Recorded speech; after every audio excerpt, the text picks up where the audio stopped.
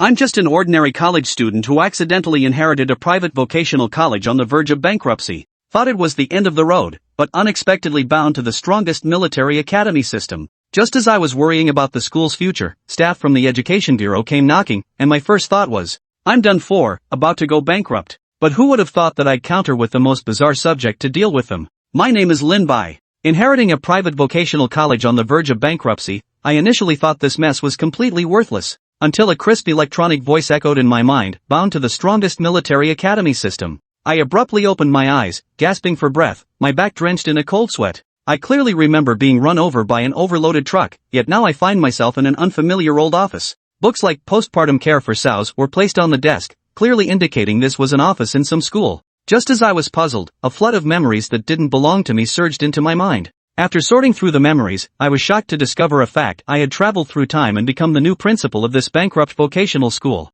In my previous life as a financial manager, even a rough calculation led me to conclude that this school was riddled with holes and had no value in continuing operations. Knock. Just as I was deep in thought, there was a knock at the door. Come in. After I responded, a man wearing gold-rimmed glasses and an administrative jacket walked in. I immediately recognized him as the staff member sent by the Education Commission to assess the school's qualifications. Mr. Lin, according to our rating system, with your current educational resources, you cannot continue operating the school. The staff member told me expressionlessly that the school must have at least one subject rated D or above to continue. However, all the subjects at this school are barely passing with an E rating, still far from reaching a D. Ding! At that moment, the electronic voice sounded in my mind again. Detection meets binding criteria, binding in progress. Binding successful. You have bound the strongest military academy system. First-time system binding reward, newcomer gift pack, can be opened at any time. System? Military academy? I was momentarily stunned. Although having a cheat ability after transmigrating isn't unusual, this strongest military academy system sounds completely different from the game systems I've played before.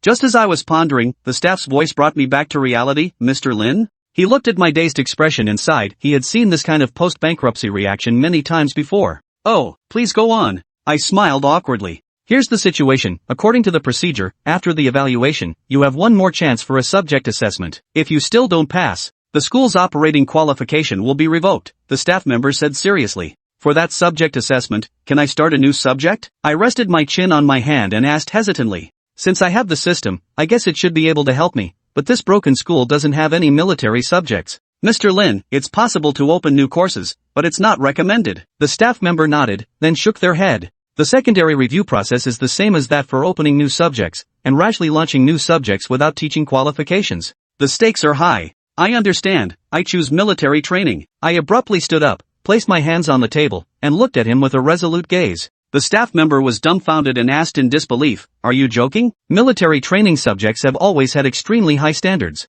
How could I be joking? I'm serious." I met his gaze. Since the system is military related, choosing military training must be the right choice. I don't want to start from scratch in this unfamiliar world. As far as I know, your school has never had military training. Choosing this subject will be very difficult to pass. He once again emphasized the difficulty. But seeing my determined expression, he finally sighed helplessly. Fine, the assessment will be in half a month, and journalists will be coming along at that time. With that, he shook his head and got up to leave. The door closed, and I could no longer contain my excitement. System, activate the beginner's gift pack, I silently chanted in my heart. A virtual panel popped up, with a white bar in the middle rapidly scrolling. As it came to a stop, the system's voice sounded. Congratulations on obtaining 100 research points and one special talent draw opportunity. I didn't hesitate to choose the draw. A virtual 3D screen appeared before my eyes, with a turntable emitting a faint golden glow at its center. I looked closely and saw various names and specialties on the wheel. There were A-level instructors, C-level logistics personnel, B-level engineers. I prayed silently, at least give me an A.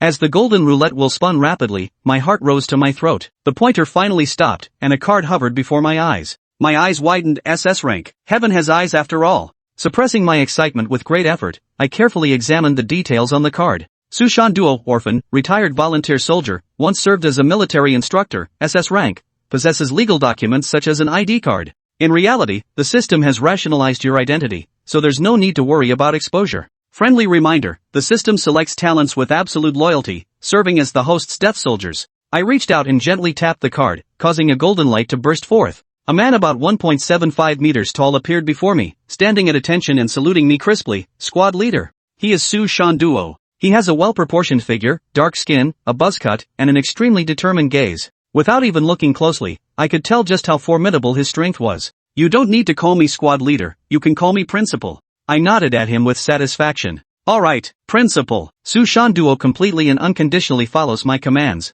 Sit down and rest first, then come with me later. I pointed to the seat beside me. Sushan Duo sat down straight, and the more I looked at him, the more satisfied I felt. Just as I was about to make a teaching plan, a commotion came from outside the window. I walked to the window and saw many students gathered downstairs, their faces filled with righteous indignation. I immediately realized that they must have gathered here after hearing about the incident at the Education Bureau. Ding! Congratulations on receiving the newbie reward, the enrollment hint slip. The system's voice sounded again. Admissions hint slip? My heart leaped with joy. The system prompt indicates this thing can let me see each student's innate potential. It's like timely help in need. Sushan Duo, come down with me. I took him to the ground floor of the teaching building. Looking around, there were about 700 to 800 students, a dense sea of heads. The principal is coming out. Someone shouted, and everyone turned to look at me. I squinted at the students while observing the white boxes floating above their heads, which displayed each person's name and potential rating. I noticed that the vast majority of students were rated D level, with C levels being extremely rare.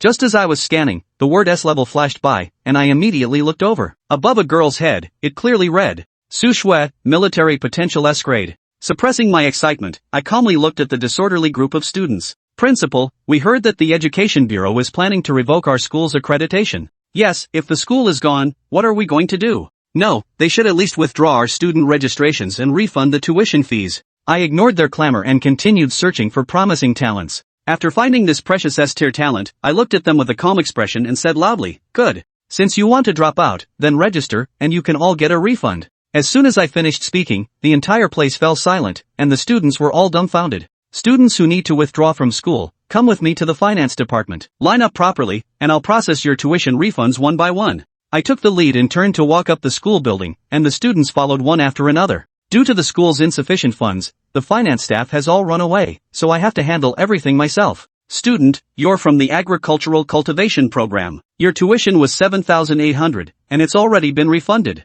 As I processed the refunds, I wiped the sweat from my forehead. The line seemed endless. Over half of the 3 million yuan in the account had already been refunded, with roughly 1 million yuan expected to remain after completing all refunds. Principal, hello, I'm from the Chinese language major. My name is Su Shui. A timid voice spoke up. I looked up and saw a girl in a white dress standing before me. She was that S-class talent. Su Shui, right? Please wait over there for a moment. I'll have something to discuss with you later, I said to her with a gentle expression. This is my capital for turning the tables against the odds. Others can leave, but she cannot. Su Shui froze, her face displaying a complicated expression mixed with panic. But looking at me, she ultimately obediently walked over to the bench in the corridor and sat down. I kept processing refunds, working for over an hour until my wrists ached. Students at the back, take a break first, we'll continue processing refunds later. Rubbing my wrist, I called out to the classmates behind me. Su Shui. I noticed she was still sitting there and waved her over. She hurried to my side. Su Shui, I asked you to wait earlier because I wanted to discuss something with you. I made myself appear more friendly and approachable. What's wrong? Is there a problem with the tuition fees? Su Shui's heart immediately jumped into her throat at the mention. No, it's not about the tuition fees. I waved my hand and continued. I want to invite you to enroll in the military science program at our Dongchuan University. Of course, as a specially admitted student, once you enroll in our school, you'll receive an additional 200,000 yuan. My words left all the students present stunned. A 200,000 scholarship? And a girl, at that, being invited to join the military program? This is too abnormal. I remember our school doesn't have this policy, right? Not even our school has it, let alone vocational colleges nationwide. Moreover, our school doesn't even have a military major. Yeah, but did you notice, that girl is quite pretty? Could it be that the principal has taken a liking to her? It's hard to say, there have been many such news reports lately. Not everyone lives up to the noble calling of teaching. Probably just wants to keep this woman as a mistress. The students whispered among themselves, and though their voices were very low, I could hear every word clearly. I didn't explain, just looked at them coldly. In such matters, the more you explain, the more likely you are to be misunderstood.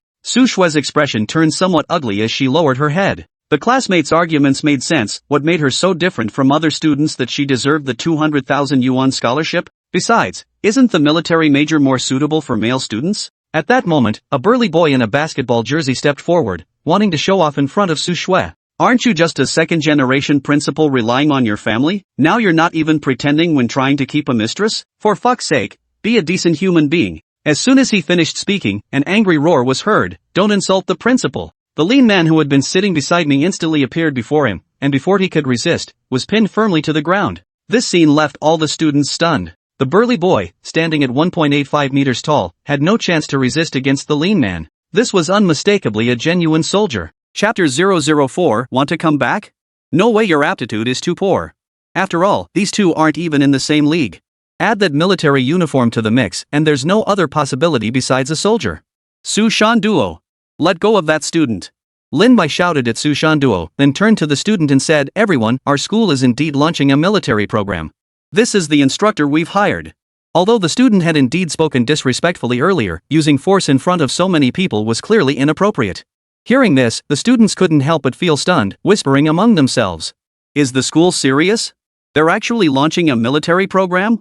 But isn't the school about to close? What's the point of adding a new major? Well, you're missing the point. The education authority will conduct another evaluation. If the program gets a D rating, the school won't close. No wonder. But this instructor looks way more impressive than those at other schools. He doesn't seem like your average drill sergeant. He certainly does. He's worlds apart from those drill instructors they hire for military training. Who would have thought they could actually recruit someone like this? It's unbelievable. Though the students hadn't served in the military, they had undergone high school military training. The instructor before them was worlds apart from any drill sergeant they'd encountered before. Sure, he only pinned down one student, but the difference in their physiques was staggering. An ordinary instructor would never be able to subdue someone who's a whole different league just like that. This clearly showed the school was serious about hiring this instructor. Oomph. You're lucky, kid. Su Shan Duo gave a cold snort and released the boy beneath him. If this were his soldier, defying a superior like that wouldn't be so easily resolved. You actually let someone hit me. I'm calling the police right now. After being released, the boy scrambled to his feet, covered in dust and dirt, glaring furiously at Lin Bai. Being taken down in front of so many people was something he couldn't swallow. Go ahead then. I don't care. But I'll sue you for defamation. Having lived 2 lifetimes, Lin Bai handled such situations with ease. The boy fell silent, unable to respond. Lin Bai couldn't be bothered to argue with a mere student. Instead, he turned his gaze to the crowd. You've all voluntarily withdrawn. The school won't provide any additional compensation. As for your academic records, I'll arrange for them to be returned to your original schools in a few days. Those eligible for tuition refunds may leave now. While losing a group of students meant reduced revenue, this was undoubtedly a positive development. Many of the students present had mediocre academic records. The military academy now sought only the elite. Let these ordinary students go. We can rebuild from scratch later. He didn't want to spend his entire life stuck at this mediocre college. The students exchanged glances. With their tuition refunds already processed, staying here served no purpose. Eventually, they dispersed one by one. Once most of the students had left, Lin Bai turned his gaze to Su Shui beside him. Su Shui, are you willing? As for the future, don't worry, I can guarantee you'll have tremendous growth. Su Shui before him was the one he'd handpicked from thousands. No matter what, she had to stay. Su Shui looked at Lin Bai, hesitated, then glanced at Su Shandao standing by the door. The words of her classmates earlier had, to some extent, affected her. After all, she too worried that Lin Bai might have ulterior motives. But after witnessing Su Shandao's actions, she began to believe Lin Bai's words a little more. After all, if he truly intended to keep her as a mistress, he wouldn't have gone out of his way to seek out an instructor. I'm willing. Su Shui gritted her teeth and nodded in agreement. She had always wanted to enlist in the military or enroll in a military academy. But the requirements for female conscripts were quite high, and she hadn't made the cut. As for military academies, that was even more out of the question. With her current academic standing, military academy was as distant as the moon. This opportunity was now right before her. Though she couldn't be sure if it was genuine, it might just be the chance to fulfill her dream. Hearing this, Lin Bai's heart finally settled. With Su Shui on board, passing the review shouldn't be too much of a problem. He turned and walked to the computer, tapping a few keys on the keyboard. Within seconds, a crisp notification sounded from Su Shui's phone. Ding! 200,000 yuan received in your payment wallet. The moment the sound rang out, the students preparing to leave all widened their eyes in astonishment. They had assumed the school wouldn't be able to come up with that much money so quickly given its current situation. But now, they'd handed it over without hesitation. This was 200,000 yuan, a substantial sum for the average family. The principal must truly be planning to launch a military program. I'm starting to regret my decision now. If they really launched that military program, who knows, it could mean a bright future. Yeah, even if we gamble away the 7,000 or 8,000 tuition fee, it wouldn't matter. If it really works out, it'd be a huge win. That's true. Going back to school would mean another year of studying and retaking exams. Might as well take a shot at turning a bicycle into a motorcycle. The students halted their departing steps and turned back to look at Lin Bai. After all, their grades weren't exactly stellar. Going back to study would just mean wasting another year. They'd likely end up at a similarly mediocre school anyway. Now Lin Bai was essentially guaranteeing Su Shue's graduation, which meant the school probably wouldn't go under. If that were the case, they would be the ones left holding the bag. Su Shue stared at the message popping up on her phone, her eyes lighting up with delight. With this substantial sum, she wouldn't have to worry about living expenses for the next few years. And she could even send a portion back home. Lin Bai stood up slowly after confirming the funds were correct, then addressed the students who hadn't yet left. Effective immediately, every student enrolling at this school will receive 200,000 yuan in cash. The announcement sent shockwaves through the crowd, igniting a frenzy of excitement. Just enroll, and you get 200,000 yuan in cash? Good heavens, that's outrageous. Even military academies couldn't offer such terms. So Dongchuan University is planning to transform into a military academy. No way. I'm not withdrawing, I regret it.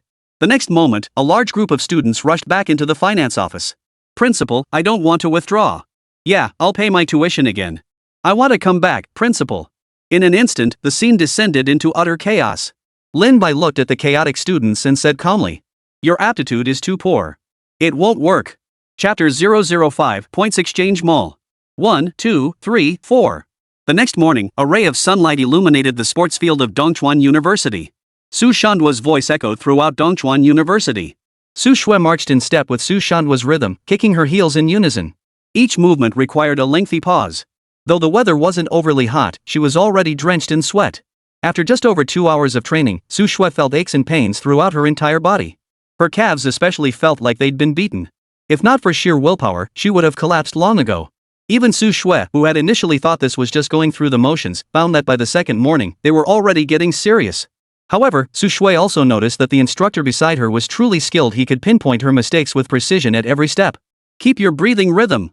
Don't lose focus, keep your instep taut. Su Shandao barked instructions at Su Shue with a stern expression.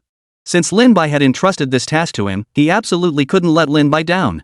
Moreover, after over 2 hours of training, Su Shandao realized Su Shue was a quick learner. Therefore, instructing her wasn't particularly taxing. Meanwhile, in the office, Lin Bai frowned deeply as Su Shue trained. This won't do, the funds were still too meager. At this rate, recruiting students was out of the question. Early this morning, Lin Bai had come to the office to tally the remaining assets. After refunding all the money to the students, only 870,000 yuan remained in the account. Moreover, this wasn't the only headache he had. The college was simply too small. 2 dormitory buildings, 2 academic buildings, and nothing else but the sports field. Even the kitchen and cafeteria were set up beneath the dormitory buildings. This was truly a fly-by-night college. With such inadequate facilities, it would be a miracle if they could attract any decent students. No, he had to find a way to raise money. He'd made a bold promise: each incoming student would pay 200,000. With his current funds, recruiting just 4 more students would max him out. Ding! Just as he was frowning in distress, the system's voice suddenly sounded. System detected host issue. Prompt: host may undertake mercenary missions. Proceed with this path? Mercenary missions? Lin Bai frowned deeply. This sounded rather unreliable.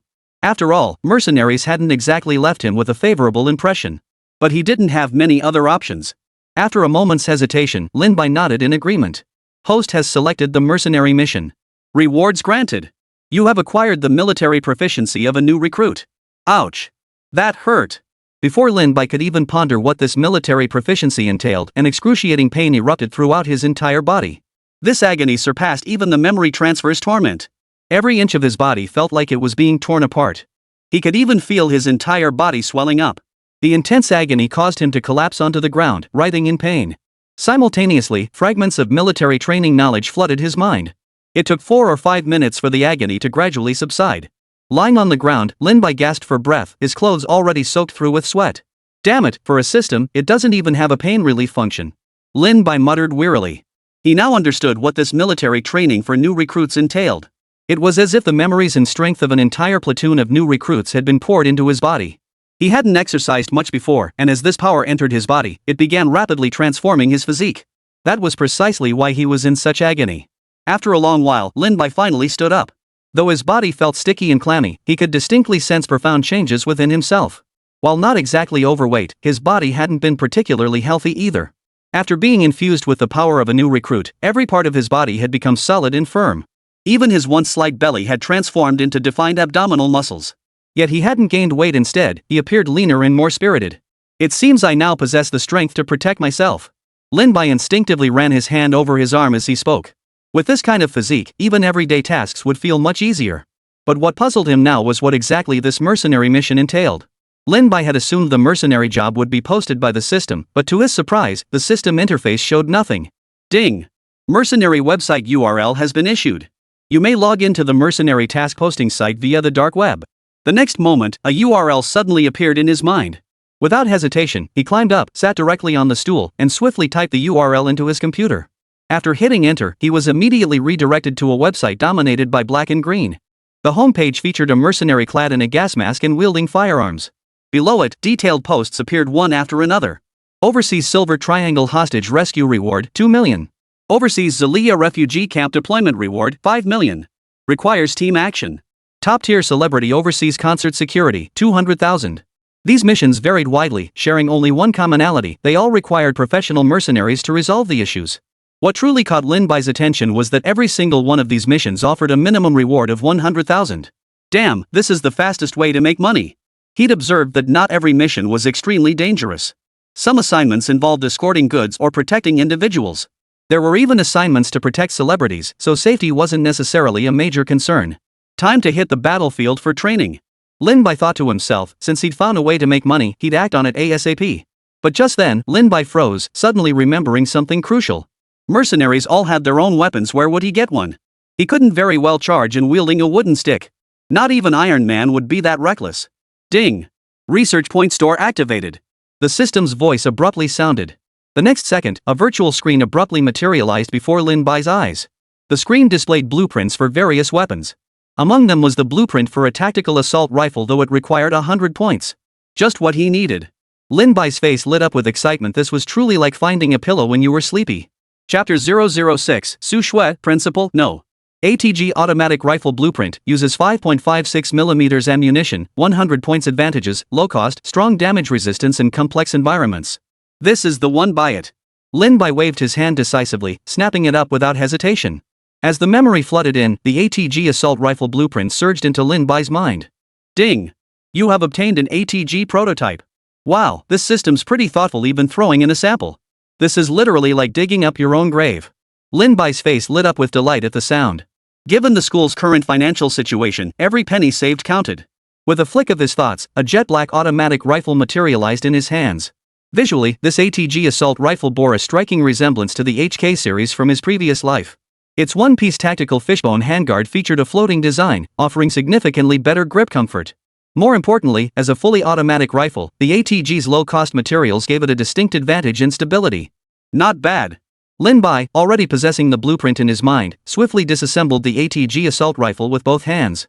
It must be said that despite the simplified materials, its reliability is absolutely unquestionable. Thump! Just as Lin Bai was examining the ATG, a knock sounded at the door. Judging by the force of the knocking, there was no need to guess it was Su Shandao outside. Come in. Lin Bai called out, and Su Shanduo pushed open the door. Reporting in. Su Shui's progress is excellent. She's currently undergoing autonomous obstacle crossing training. Su Shanduo saluted and reported Su Shui's current status as soon as he entered. Alright, first take a look at this gun. Lin Bai waved him over to the pile of firearm components. Su Shandao nodded, walked to the table, and swiftly began assembling the parts with both hands. Though he'd never seen this particular model before, most firearms share similar principles. In just over 30 seconds, the ATG materialized in Su Shandao's hands. Watching Su Shanduo assemble it with such speed, Lin Bai couldn't help but nod with an expression of admiration. It must be said, Su Shandao truly lived up to his professional background. Even with an unfamiliar firearm, he assembled it without wasting much time. So, what do you think of this gun? Lin Bai sat back down on the stool, studying Su Shandao before him with a scrutinizing gaze. Principal, although this is my first time handling this rifle, I must say its structure is remarkably stable. It's top-heavy, which allows it to perform better in combat. Su Shanda continued while racking the bolt and aiming at a distant target. During assembly, I noticed the primary system resembles KI's short-stroke piston transmission. To withstand the pressure from this new transmission system, the barrel walls are also thicker. Overall, this is a well-balanced firearm with solid performance across the board. It must be said that these issues were child's play for Su Shanduo. He could effortlessly list both strengths and weaknesses. The gun's build quality was indeed solid, and best of all, it used .556 rounds, no need to retool. Lin Bai couldn't help but nod in agreement. The Xia nation of this world was entirely different from its counterpart in the previous era. While firearms are regulated in this timeline, the restrictions are relatively lenient. Civilian gun ownership isn't banned, only the purchase quantity is limited.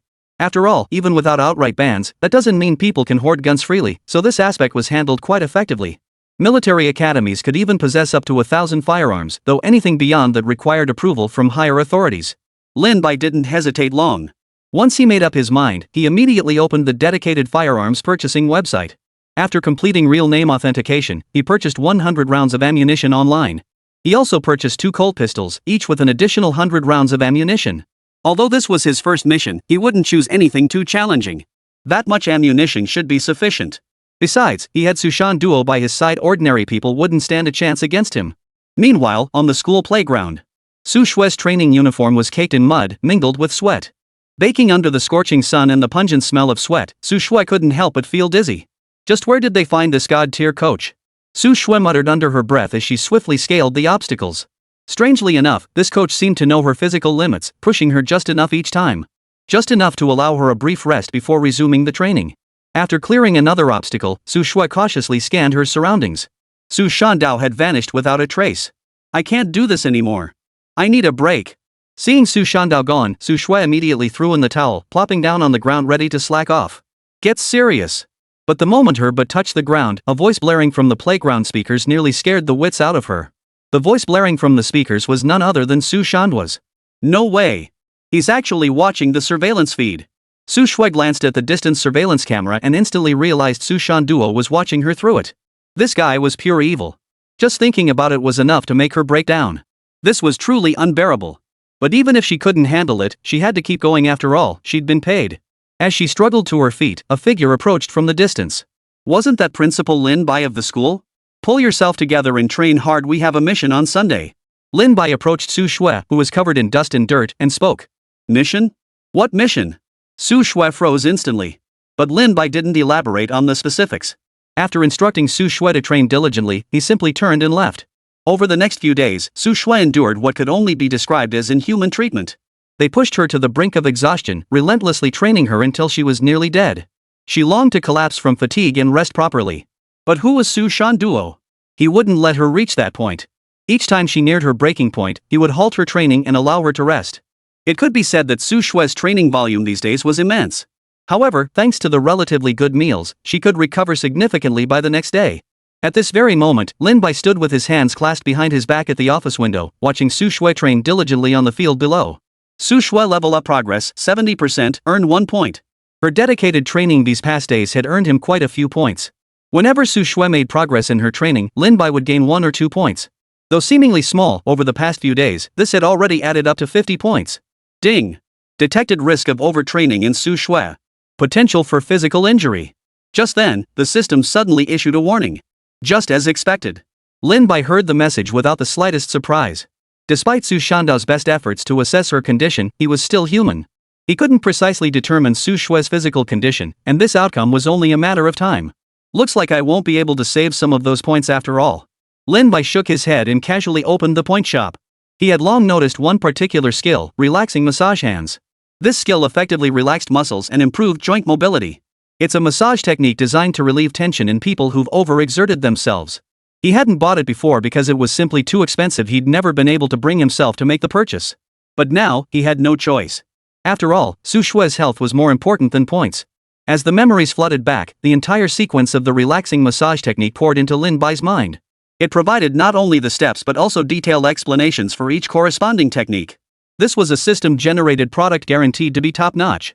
After receiving the memories, Lin Bai couldn't help but utter a sigh of admiration. With this, resolving an overtraining injury would be a piece of cake.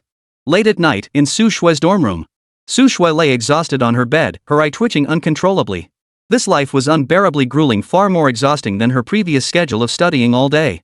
What's more, due to the physical exertion, her entire body ached with muscle soreness every day. And it only got worse day by day. If it weren't for Lin Bai promising her a monthly salary of 10,000 yuan, she would have quit immediately. This was pure torture. This was way too strict. She had no idea how much longer she could endure it. The daily training itself wasn't the problem, it was the constant ache in her muscles that made it unbearable. After all, muscle soreness wasn't a reason to rest, she still had to train. Even though she could see clear progress these past few days, the pain was unbearable. Thump. Just then, Su Shui suddenly heard knocking at the dormitory door. Su Shui, who had been lying in bed moaning softly, shot upright with a start. Her eyes darted toward the door with a look of alertness. This was a girls' dormitory, and since there were no students left, no one should be coming in. "It's me, Lin Bai." Before Su Shui could ask who it was, Lin Bai's voice came from outside. "Principal?" Su Shui froze, surprised that Lin Bai would come at this hour. Still, she cautiously opened the dormitory door. Upon seeing Su Shui inside, Lin Bai couldn't help but give her a thorough once-over. It must be said that despite her daily training, Su Shui's sun-kissed skin hadn't darkened at all, instead, it had a faint rosy glow. That definitely added to her appeal. And now, being in the dorm, she was even wearing a dress. She looked every bit the adorable little girl. But the moment he saw Su Shui's face, he abruptly remembered why he was here. "Su Shui, stay in bed." The moment Lin Bai spoke, Su Shui froze in place, her fair complexion visibly flushing crimson. What does the principal? What is he up to? Chapter 007, Why do you look so disappointed? Lin Bai glanced at Su Shui, but his heart remained largely unmoved. After all, he had lived 2 lifetimes, and with so many memories fused together, he simply couldn't fully immerse himself in this 20-year-old self just yet. In his eyes, Su Shui was nothing more than a little girl, no different from a younger sister. So when he spoke, he didn't think twice, he simply gave the order. This. Su Shui stared at Lin Bai before her face filled with hesitation. So the principal really had intended this all along. I thought I'd misunderstood, but I never imagined it would come to this. But the principal actually seemed quite decent, handsome, young, and wealthy to boot. But this is moving a bit too fast, isn't it? Shouldn't we at least get to know each other first? Doubt began to creep into Su Shui's mind. After all, Lin Bai really did seem like a great catch. What's wrong? Lin Bai watched Su Shui's hesitation and couldn't help raising his voice to ask. This was his future general. After all that training, how could he disobey orders? Nothing. Su Shui shook her head repeatedly, gritted her teeth, and turned to lie down on the bed. With Lin Bai so close, Su Shui felt her breath quicken dangerously. Just then, Lin Bai sat down on the edge of the bed, extended his hand, and slowly stroked her delicate foot. The moment his hand touched her skin, a wave of warmth radiated from his palm. This sensation made her body tremble uncontrollably. Was it finally happening? But this? Su Shui's heart was filled with a complex mix of emotions. Principal, please be gentle. This is my first time. Su Shui clenched her teeth and stammered out the words. She was now a lamb led to the slaughter. Even if she resisted, it was no use. She only hoped Lin Bai would be gentle. After all, this was her most precious thing. What the hell? Is this little girl getting her first massage? Hearing Su Shui's words, Lin Bai didn't respond. Instead, he kept his gaze fixed on Su Shui's feet. In his mind, he kept replaying the details of the relaxation massage technique. The ankle showed excessive wear and required a bit more pressure. As he thought this, Lin Bai pressed firmly into Su Shui's ankle. Without hesitation, he began loosening the tendons and promoting blood circulation. The next second, intense pain shot through Su Shui's ankle. Ah! The pain made Su Shui moan softly. This was nothing like what she'd heard from her classmates. Why was it starting with her feet? Could it be?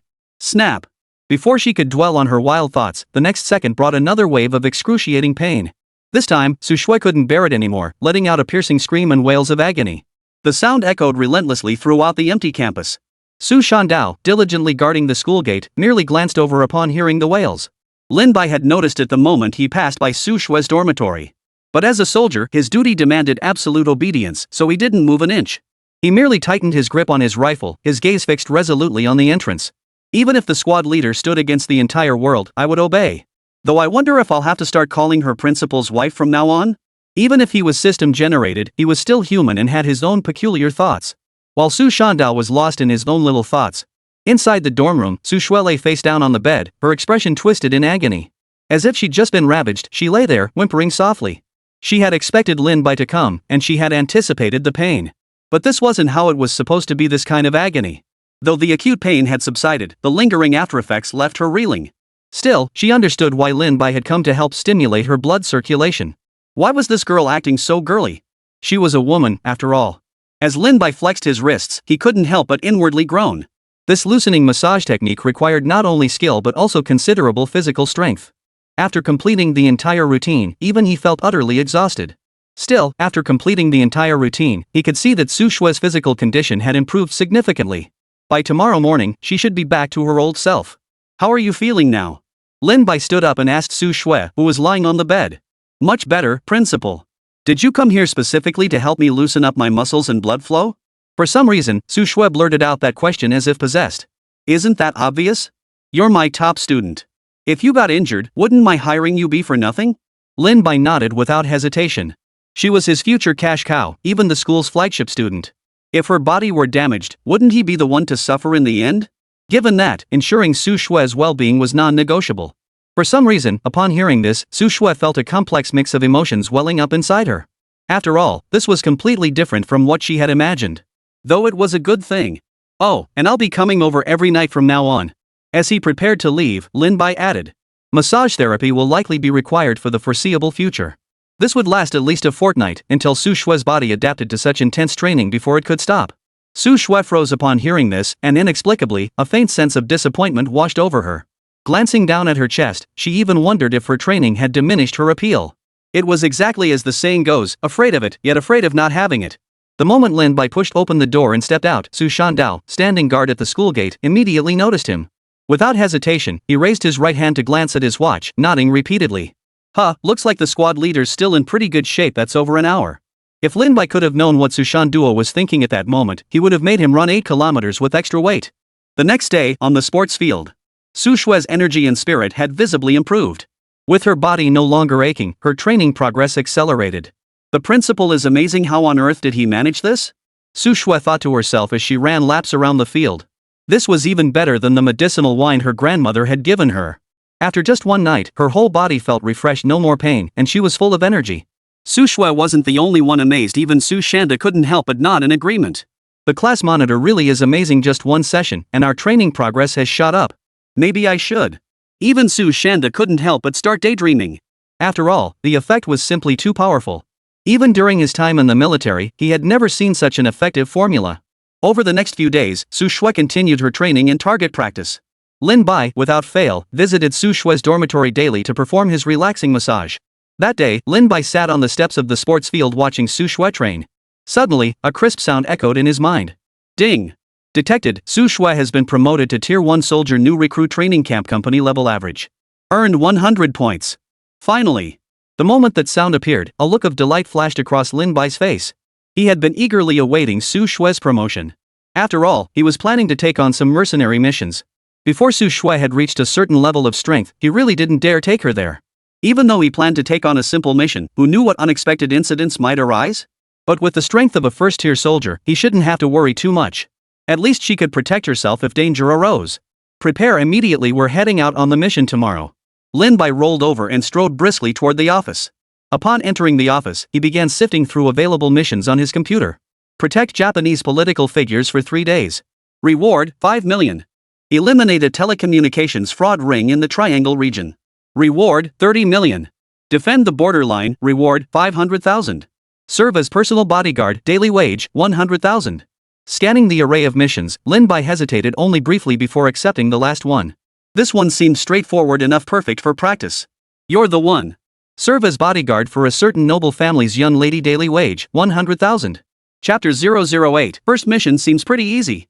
Outside the airport, Lin Bai and his 2 companions appeared at the airport entrance, fully armed. Su Shui, walking beside them, still wore a hint of nervousness on her face. She now understood what a mission entailed. Turns out it meant becoming a mercenary. Although Su Bai had thoroughly explained that the mission wasn't particularly difficult, it was impossible for her not to feel nervous.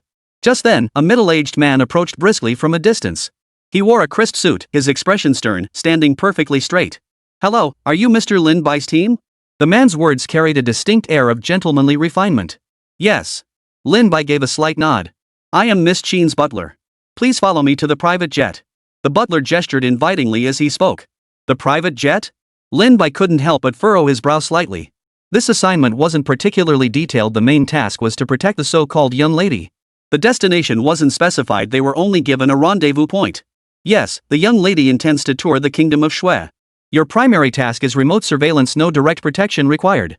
The butler observed Lin Bai and his group, his brow slightly furrowed, though he showed no sign of displeasure. He was no stranger to such matters. Aside from the lean, wiry man standing nearby, the other 2 did not appear to be seasoned professionals. Thus, he promptly assigned Lin Bai's group to handle remote protection duties. Bodyguard duties would be handled by other mercenaries. Understood. Lin Bai nodded without further comment. However, the destination of Syria caught him slightly off guard. This was no safe place, it was war-torn Syria. Though recent clashes had slightly diminished, the flames of war still raged unceasingly.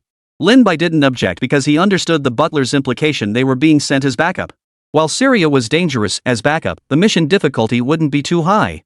In fact, the difficulty might even decrease. Besides, the pay was decent, nothing they couldn't handle. Please board the aircraft with me. After uttering these words, the steward escorted Lin Bai and his group onto the aircraft. Once aboard, Su Shui kept glancing out the window. Her face still bore a trace of worry. The current situation in Syria was no secret to anyone. They were actually heading to such a chaotic place. She looked at Lin Bai, wanting to say something, but ultimately remained silent. As the aircraft ascended, it drew ever closer to the airport of Syria. From the air, Su Shui could already see the pockmarked houses below. Occasional plumes of smoke rose from explosions. Even after disembarking, Su Shui remained in a daze for a long time. This was the real deal. Her first trip abroad had brought her to war-torn Syria. Mr. Lin, our hotel is called the Hepburn Hotel. Someone will be there to greet you upon your arrival. After saying this, the butler turned and walked away. He seemed to have other matters to attend to. Lin Bai didn't press for more details. After all, locating the mission site was hardly a challenge for their group. However, Lin Bai didn't rush off immediately. Instead, he turned his gaze toward Su Shui. You, continue your training. This environment presented the perfect opportunity for Su Shui to hone her skills. With Su Shan Duo present, there was no need to worry about any mishaps. Ha! Hearing this, Su Shui's face was filled with question marks. This was in Shuyang, after all. Su Shui, new recruit, follow me for training. But before she could speak, Su Shan Duo had already taken her away. As for Lin Bai, he headed straight for the Hepburn Hotel. After settling in briefly, he sat in the hotel's second-floor common area, standing on the slightly battle-scarred balcony to look out. Not far away, Su Shanda was still training Su Shui. The reason they hadn't immediately commenced the mission was that the payment had already been transferred. Without further instructions, there was no need to execute other tasks. Hey, look! What kind of weakling is training at a time like this? Just then, Lin Bai suddenly heard mocking hawkish whispers from behind him. Turning around, he saw a dozen burly men, bare-chested and clad in bulletproof vests, staring at him with mocking expressions. The speaker was a man with a black scorpion tattooed on his shoulder. When he arrived at the hotel earlier, the receptionist had briefly introduced them. Lin Bai recognized them instantly. These men were the personal bodyguards hired by the Qin family. According to the receptionist, these men were veterans who had participated in dozens of mercenary missions. They had even joined opposing factions in conflicts to suppress rebellions, making each one a top-tier professional. The man with the scorpion tattoo was their leader, Jarvis. Lin Bai remained silent, however.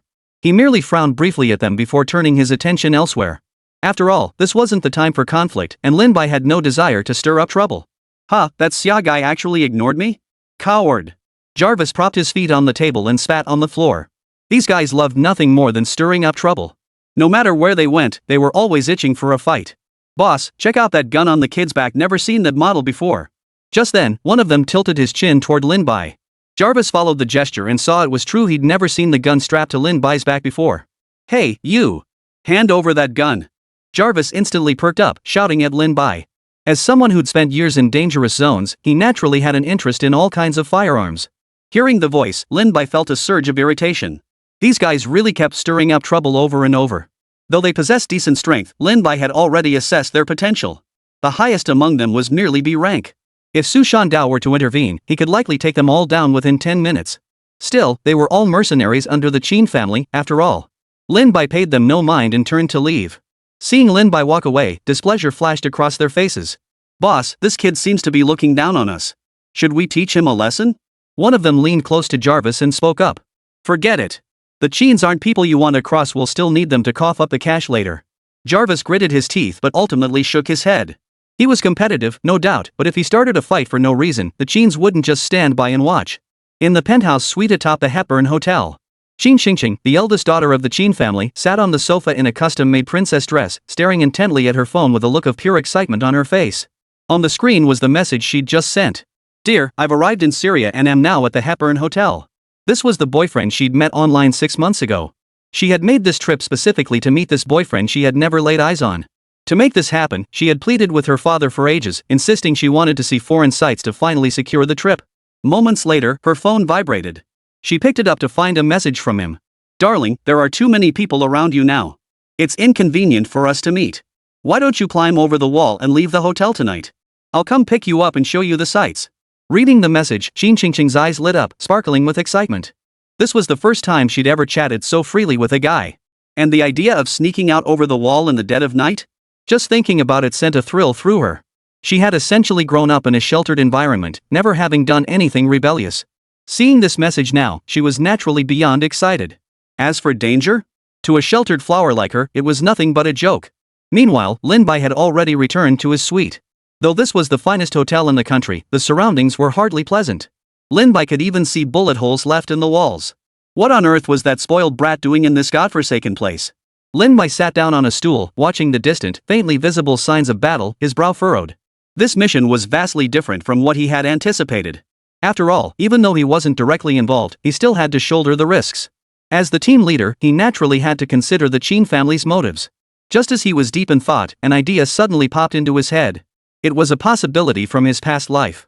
Could it be that this young miss was tricked into coming here to get her kidneys stolen? Chapter 009. This might be kidnapping for kidney harvesting, right? Creak. The suite door slowly creaked open as two figures stepped inside. This is killing me. Su Shui couldn't help but complain the moment she stepped inside. This is way more exhausting than training at school. Because this was a war-torn region, no one could guarantee that something unexpected wouldn't happen. So when training amidst the ruins, you have to maintain intense focus at all times. We even have to constantly watch out for buildings collapsing. This training session has nearly drained all of Su Shui's energy. Reporting to the principal, today's training mission is complete. I'm now heading to my guard post. Su Shandao saluted Lin Bai as he spoke. In a place like this, you absolutely cannot trust others, so someone must always be on guard duty. Wait. Lin Bai called out to Su Shandao, you come back and rest. Let Su Shui take the guard duty. At those words, Su Shui, who had been planning to take a nice shower and go to sleep, froze in surprise. She had just returned from training, and now she was being assigned guard duty. Go ahead. You're new here, and this is a good chance to get more practice. Lin Bai showed no intention of sparing her. Assigning Su Shui to guard duty served two primary purposes. First, it was to give Su Shui more training opportunities during this mission. Standing guard in a place like this was entirely different from previous assignments. It wasn't just about standing at the entrance. Instead, she must scout suitable terrain nearby and conduct covert surveillance. The Qin family had already dispatched personnel to handle overt guard duties. Though they had no real need to do so, Lin Bai preferred to err on the side of caution. That way, if anything did go wrong, they could sound the alarm early. Secondly, by not having Su Shan Duo on guard duty, he could get more rest. After all, if anything did happen, Su Shan Duo was the main force within their team. In such a dangerous place, they had to conserve their energy for the final push. Su Shui pouted, picked up her rifle with a displeased expression, and turned to walk out. After all, this was the principal's order. As a soldier, the most important thing was to follow orders. As for the guard post, Su Shan Duo had already shown her the position during today's training. The long night stretched on, passing without incident. Were it not for the occasional distant artillery fire, the silence would have been absolute. By the time Lin Bai awoke at dawn, Su Shan Duo had already left to relieve Su Shui from her post. Lin Bai sat on the balcony, quietly observing the scene below. Buzz. Suddenly, his phone vibrated. He picked it up to find 100,000 yuan had been deposited into his account. Wow, this money sure comes fast. Lin Bai felt a surge of satisfaction, nodding to himself in quiet approval. He'd been worrying about how to cover the costs, and now the money had just appeared. Staying here for just one day could cover Su Shui's salary for 10 months. This was a total win-win. But what exactly was that Qin family heiress up to? Lin Bai shifted his gaze to the ceiling. A whole day had passed, yet the young miss hadn't made a single move. Meanwhile, upstairs, Qin Qingqing kept her door tightly shut as she video chatted with someone on her phone. On the other end was a handsome man with chiseled features and bronze-toned skin.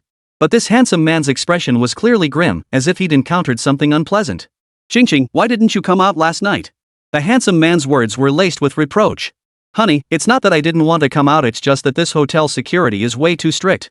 Qingqing pouted, her voice tinged with a hint of tears. She had indeed wanted to sneak out last night. But barely a moment after stepping out, she noticed all the security guards were deliberately or inadvertently watching her. 2 fully armed bodyguards even stood guard at the main entrance.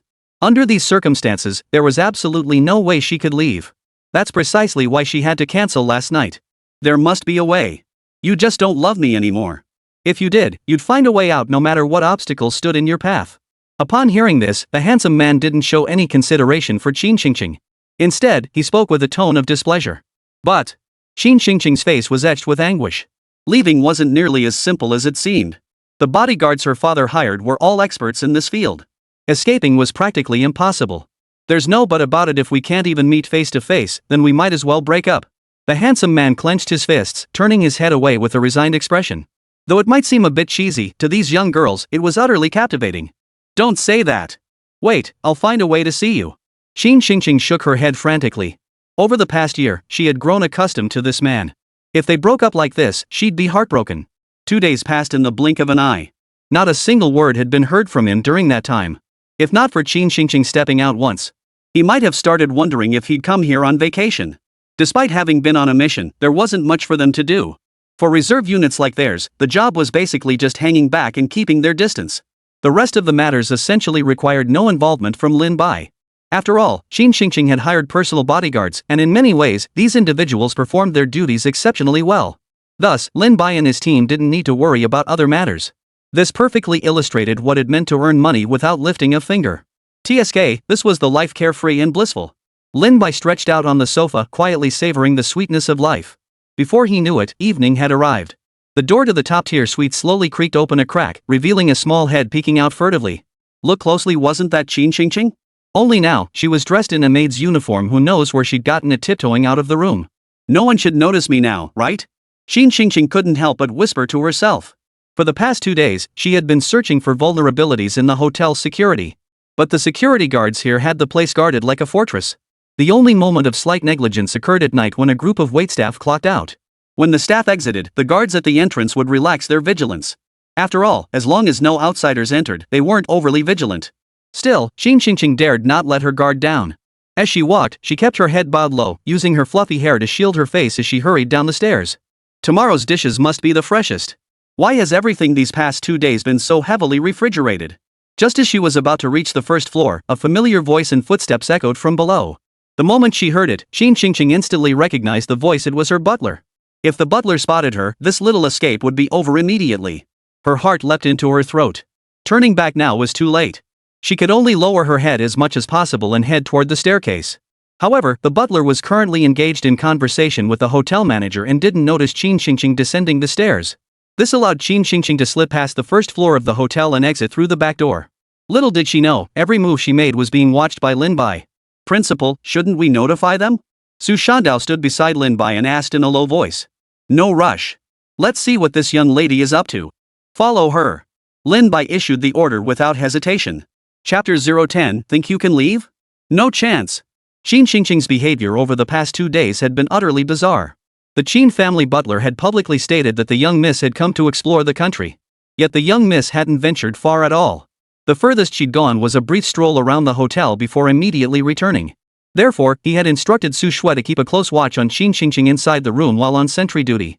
Sure enough, just moments ago, Su Shui relayed news. The young miss had actually donned a hotel attendant's uniform.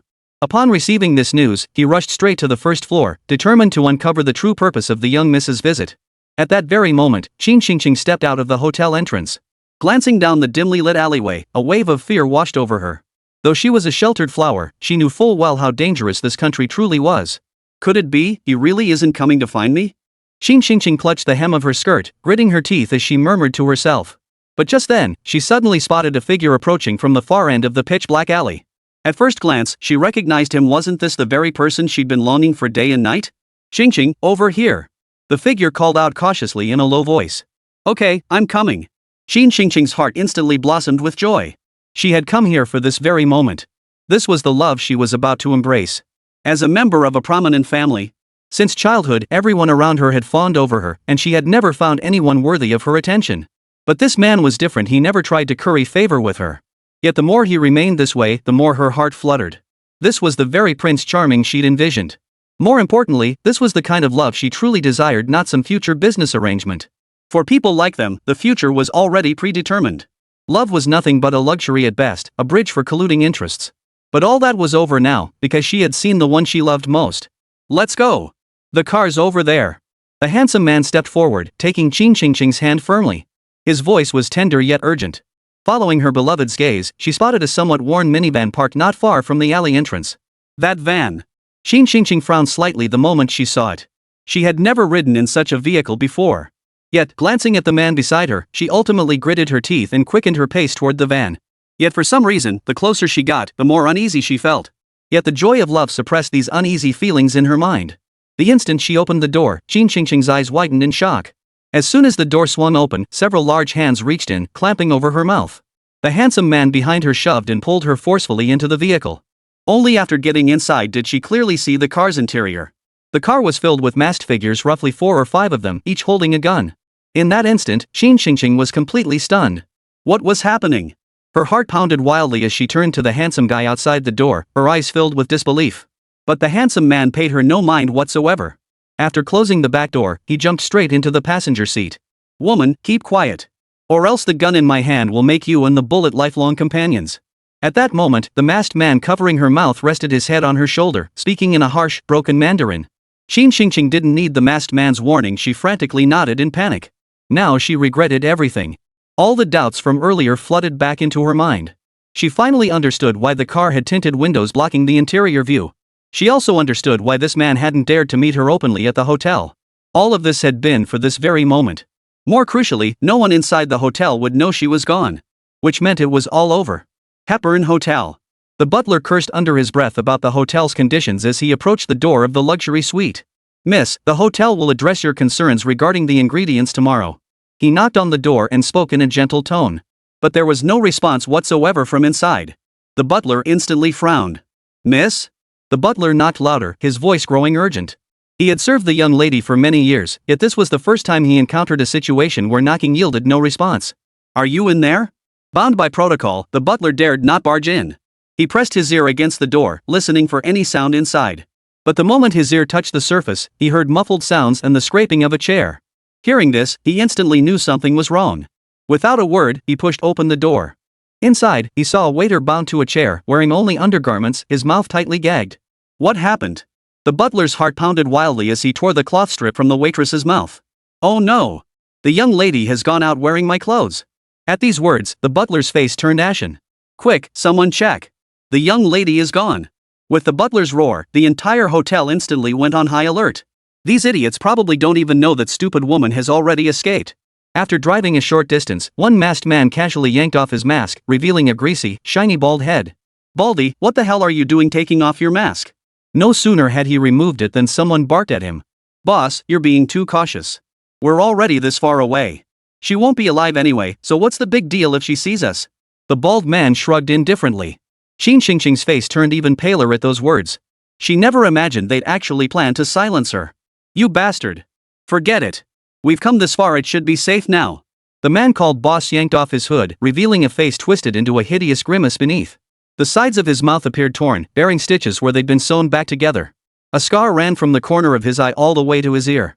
Qin Xingxing's heart pounded wildly at the sight. Boss, this job will net us at least 10 billion. The handsome guy in the passenger seat turned his head, grinning with a sinister look. He'd been disguising himself for this day for a very, very long time. This heist would net him at least 100 million. In this chaotic region, over 100 million would be enough to live like a local warlord.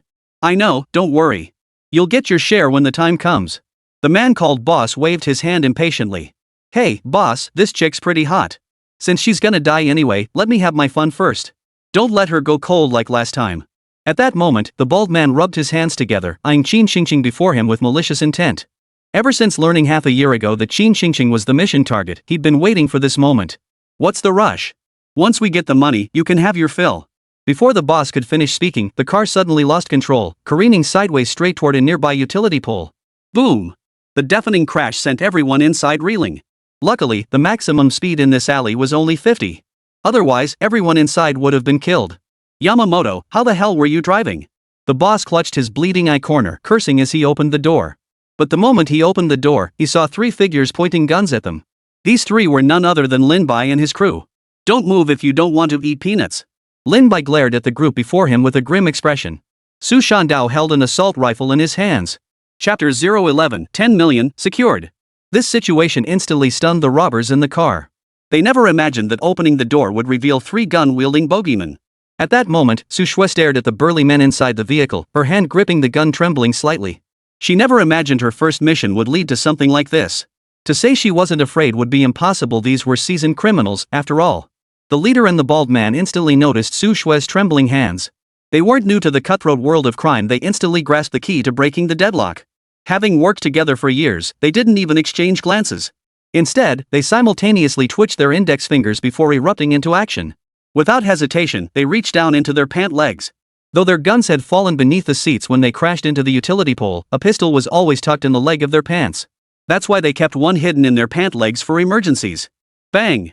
Bang! The moment their hands moved, 2 gunshots rang out, followed by agonized screams. Su Shui, frozen in place, stared in disbelief at the scene beside her. The moment the 2 robbers reached out, their legs where they'd hidden their guns exploded in 2 bloody bursts. It was clearly Su Shanda firing from the side, while Lin Bai watched the scene unfold before him with indifference. I told you, behave yourselves. Lin Bai regarded the group of robbers with a cold expression. Through the system's display, he could clearly see the strength of these robbers. Only 2 were B rank, the rest were C rank, and the pretty boy in the passenger seat was even D rank. So he wasn't the least bit worried these guys could turn the tables. Damn it! The gang leader's body tensed up, trembling uncontrollably. He dared not even touch his own wound now. If he was mistaken for something else, he'd be dead for sure. He'd faced similar situations before, and his draw speed was so fast few could react in time. But the moment he moved, he knew these people were beyond his ability to handle. Boss! The bald man gritted his teeth, his voice trembling as he looked toward the leader. He had fled to this place precisely because he'd been branded a criminal back in Xia Nation. If he were captured and sent back, the consequences would be unimaginable. But the moment he saw the expression on the boss's face, he knew it was all over. Fear had actually appeared in the eyes of the once invincible leader. In that instant, every bandit fell silent. At that moment, Qin Xingqing, who had been unconscious in the car, was jolted awake by the gunfire. Fortunately, she had been seated in the center of the hijackers. When the car slammed into the utility pole, she had only been knocked unconscious, unlike the others who were bleeding profusely from head injuries. Opening her eyes, Qin Xingqing saw the robbers staring outside the vehicle with terror etched on their faces. 2 of them had legs that were still oozing blood. Following their gaze, Qin Xingqing saw Lin Bai well built and clad in special forces gear, and her eyes lit up with excitement. Could this be the person who came to rescue me? Meanwhile, chaos erupted inside the Hepburn Hotel. What's the situation? Not a single lead? The butler grabbed the hotel security guard by the collar, spittle flying. This is Qin Xingqing, the young miss of the family head. If anything happened to her, he'd die 10,000 times over and still not make amends. We've checked the surveillance footage. The young miss left through the back door. The security guard in charge of monitoring shrunk his neck and stammered timidly. Though he was responsible for hotel security, he knew full well how formidable the family that had booked the entire hotel was. What about the backdoor surveillance? The butler was utterly frantic. He couldn't even imagine what might happen if she ran off in this situation. His only prayer now was that the young miss had merely gone out to play and that nothing untoward had happened. The backdoor cameras had been broken since the war. The security guard said with a mournful expression. In this godforsaken place, having cameras inside the hotel was already a luxury. How could they possibly install them outside? Cameras outside would be destroyed within a day. How could they possibly exist? Get lost. The butler had completely shed his gentlemanly demeanor, grabbing the security guard by the collar and shoving him aside. Butler, we have news. Just then, Jarvis hurried in, frowning as he spoke. What? How is the young lady now? Hearing the news, the butler's voice became unnaturally high-pitched. We don't know the specifics yet. Lin Bai's team just relayed that the young miss was kidnapped by 5 robbers. That's all they said. But her situation might be dire. Jarvis shook his head grimly. To his trained eye, this was essentially hopeless. Having participated in numerous mercenary missions, he recognized at a glance that this was undoubtedly a premeditated crime. The attackers numbered 5, possessing both superior manpower and ample weaponry. That squad was clearly inexperienced. They stood no chance against seasoned professionals. Moreover, with the young lady trapped inside, they were bound to hesitate, unable to act freely. Even for a group of seasoned mercenaries like them, the chances of a successful rescue were less than 20%. Discovering the enemy's whereabouts was already the best news they could hope for. The butler's heart leapt to his throat the moment he saw Jarvis's expression. Let's go, hurry over there. The butler didn't hesitate, striding quickly toward the door. Butler, why don't you just stay inside the hotel? Jarvis, who was also heading for the door, frowned and spoke up. The young miss has already met with an accident. Someone has to take the fall. If the butler gets into trouble too, who knows how the Qin family will deal with us?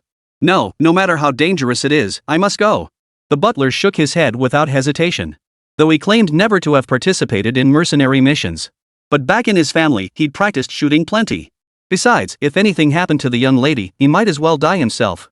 Jarvis couldn't persuade the butler otherwise, so he had no choice but to take him along. Over a dozen vehicles sped toward the location Lin Bai had provided. Upon arriving at their destination, they spotted Lin Bai and his group from afar, guns drawn at a minivan that had crashed into a utility pole. After exiting the vehicle, everyone present was stunned. Only then did they notice there were 5 robbers inside the vehicle. And the young miss they'd been desperately searching for was among them. How was this possible? Jarvis blurted out instinctively. He never imagined that the new recruit he'd been watching could take down this gang of robbers. More importantly, the young miss was unharmed. In fact, not a single member of Lin Bai's team had been injured. The young lady. The butler hurried toward the van the moment he stepped out of the car, his eyes filled with concern. Uncle Sue. The moment Qin Qingqing saw the butler, tears welled up in her eyes. At that moment, the more she thought about it, the more terrified she became. If it weren't for Lin Bai and his group, she feared. Miss, are you all right? The butler delivered a powerful kick to the head of a nearby robber before hastily pulling Qin Qingqing to safety. Lin Bai stood watching the two with a smile on his face. After a long moment, the butler finally confirmed Qin Qingqing was unharmed. He turned his gaze toward Lin Bai, who stood nearby. He had just heard the details of the incident from Qin Qingqing herself. He had to admit, the Lin Bai he had looked down upon had unexpectedly delivered such a pleasant surprise. Thank you for this. The butler approached Lin Bai, seized his hand, and said with a trembling voice. It's our duty. Lin Bai suddenly released the butler's hand. Having a grown man clutching his hand made him feel somewhat uncomfortable. Here's 10 million, it can't begin to express my gratitude. I'll repay you handsomely someday. The butler pulled a bank card from his inner pocket and thrust it directly into Lin Bai's hand. Lin Bai didn't hesitate, slipping it straight into his pocket. While the butler was still chattering away, Jarvis had his men subdue the bandits and then approached Lin Bai. My name is Jarvis. I apologize for my earlier offense. Let's be friends. With someone like this, the more connections you have, the better. After all, this team was simply beyond belief. Chapter 012, The Ministry of Education inspection has arrived. Inside the Dongchuan University dormitory. Su Shui had just returned to the dorm room, her expression still slightly dazed. The events of the previous day were still vivid in her mind. Is this what a real battlefield environment is like? Su Shui murmured to herself. She had once thought that being a soldier merely meant standing guard. But she never imagined that stepping into this environment would be so brutal. Even the gunfire came without warning. Only now did she truly grasp what it meant to be a soldier. Am I really cut out for this? Doubts began to creep into Su Shui's mind. Su Shandao had warned her before about how brutal the future could be.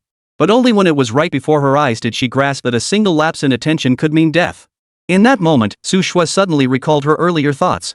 She hadn't joined Lin Bai's Dongchuan University solely for the scholarship. She also aspired to become a glorious warrior. If she backed down now, she would surely regret it in the future. No, I must persevere. Su Shui clenched her fists and looked at the military uniform hanging beside her bed. Meanwhile, Lin Bai sat in his office grinning from ear to ear. Getting an extra 10 million was already reason enough to be thrilled. But after returning to school, the system actually notified him of a 400-point bonus. Consider this, even with Su Shui training him day and night, the points he could earn were always minimal. But completing this task had netted him so many combined with the 100 points Su Shui had contributed earlier. He now had a total of 500 points. But what should he do with all these points? Lin Bai hesitated, rubbing his chin. Ding! Host's points have reached 500. Grand roulette draw activated. As a gambling addict, once he got points, he had to spin the wheel immediately. The mere thought crossed Lin Bai's mind, and a massive roulette wheel instantly materialized before him. But this wheel was markedly different from the talent lottery wheel he'd encountered before. This wheel was covered in all sorts of rewards. Zhang Hualin S-Class Scout, specializes in jungle reconnaissance. Mobile large warehouse, travels 50 kilometers per hour. Advanced catapult knife blueprint, melee weapon. In emergencies, can launch blade with 100-meter range. KUL assault boat blueprint, equipped with an 8-barrel machine gun, accommodates 6 passengers simultaneously. Even a cursory glance revealed nearly hundreds of rewards listed here. The dazzling array of rewards left Lin Bai utterly overwhelmed. No way, I need to wash my hands and splash some water on my face. Lin Bai grabbed his towel, determined to shake off his bad luck. After completing all this, he rubbed his hands together and, with a look of excitement, started the lottery. The wheel spun rapidly at first, then gradually slowed down. Lin Bai's heart was in his throat. Special Operations Suit Blueprint? No, the next one, a basic exoskeleton, would be great too. Why is it still spinning? Watching the pointer slow to a crawl, Lin Bai alternated between excitement and anxiety. The moment the pointer finally came to a halt, Lin Bai froze in place. He stared blankly at the reward displayed before him, momentarily unable to process it. Ding! Congratulations, host! You've won the blueprint for the 5th generation main battle tank, the Tianyu tank, along with its training manual. Holy! A tank blueprint? Lin Bai nearly lost his mind. This was a tank, after all, even if he didn't know what it looked like yet. But tanks? They were all deadly weapons. Other military academies weren't entirely without tanks, but those had been purchased at great expense from active duty units. And the ones they could get were decades-old models. To get new ones, they had to develop them themselves. And now he'd actually gotten his hands on a tank blueprint. If they could build this thing, it would be incredible. Who would dare say his school was no good then?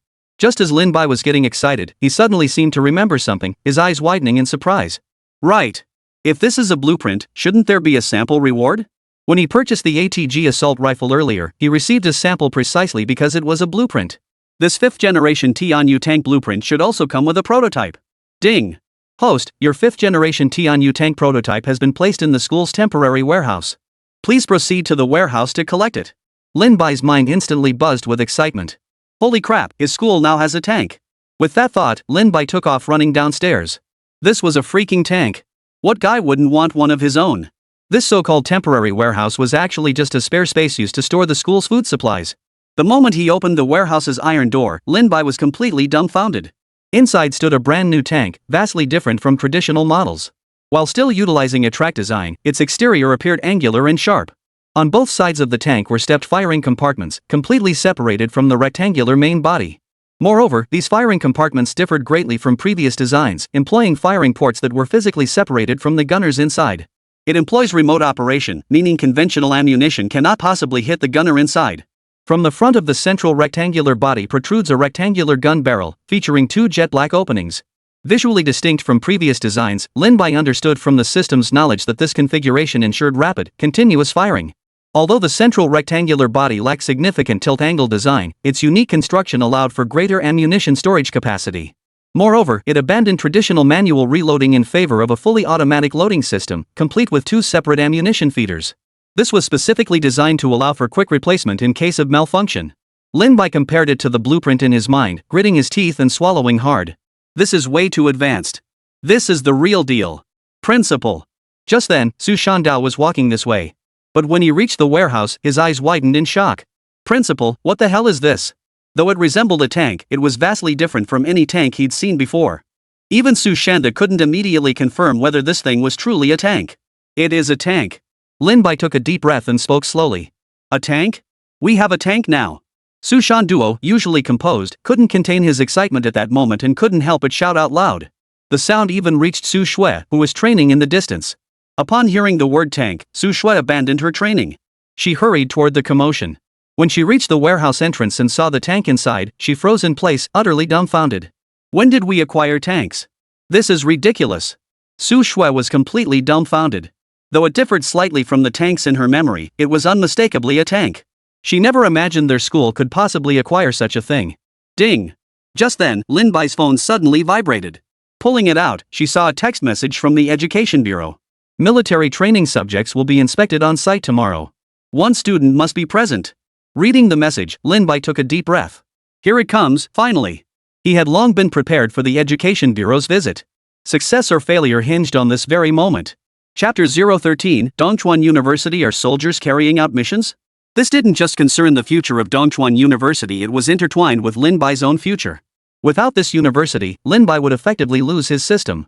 In this world, the system was the very foundation of his existence. Losing Dongchuan University would make establishing another military academy nothing short of a pipe dream. Preparations for this day had been meticulously laid out. What are you doing here? I told you to continue your training. Just then, Su Shanda suddenly remembered something. His expression grew grave as he looked at Su Shui beside him. I'm heading back now. Su Shui ducked her head and hurriedly prepared to return to training. Su Shanda wasn't someone to mess with. If he added another 5 kilometers of weighted running to her regimen, it would truly be a death sentence. Wait! Just then, Su Shanduo's voice called out from behind Su Shui. The moment she heard that voice, Su Shui's expression darkened considerably. Whenever Su Shanduo was about to increase her workload, he used this exact tone. Violating regulations by leaving the training area during drills. Tonight's training will be extended by 8 kilometers. Hearing this, Su Shui's mouth twitched. Damn it, what she feared most had come to pass. But she couldn't possibly protest after all, she had indeed broken the rules. No need. After training, I'll just rest properly. I have important matters tomorrow. At that moment, Lin Bai turned his head and spoke slowly. Tomorrow is the evaluation day. The closer we get to such moments, the more we should rest well. Long live the principal. At those words, Su Shui sprang to her feet. The next day, a crowd of people and reporters gathered outside the gates of a university. Two black sedans pulled up slowly at the entrance, and 5 people stepped out one after another. These 5 individuals were the evaluators from the Education Resources Bureau. As soon as they stepped out, reporter Zhao Bingbing, who had been waiting nearby, hurried over with a photographer. Minister Liu, hello. I'm Zhao Bingbing from the Central Department. May I ask you a few questions? Zhao Bingbing approached and immediately addressed Lu Chang, the Deputy Director of the Education Funding Bureau. Hello, reporter Zhao. Ask whatever you wish. Lu Chang asked with a stern expression and a measured tone. Why is the Education Bureau conducting live-streamed evaluations? These questions had been pre-coordinated, so Zhao Bingbing simply followed the script. The primary purpose was to clarify these individuals' identities and objectives to the public. However, this was Zhao Bingbing's first time participating in this type of program. The purpose of conducting live evaluations is to invite public oversight, crack down on substandard and poorly managed school subjects, and resolutely eliminate unaccredited schools. Lu Chengyi explained the purpose of this initiative in measured terms. Recently, unaccredited schools had proliferated excessively, and public complaints were mounting daily. The central government was specifically invited to demonstrate to the public that they are taking concrete action.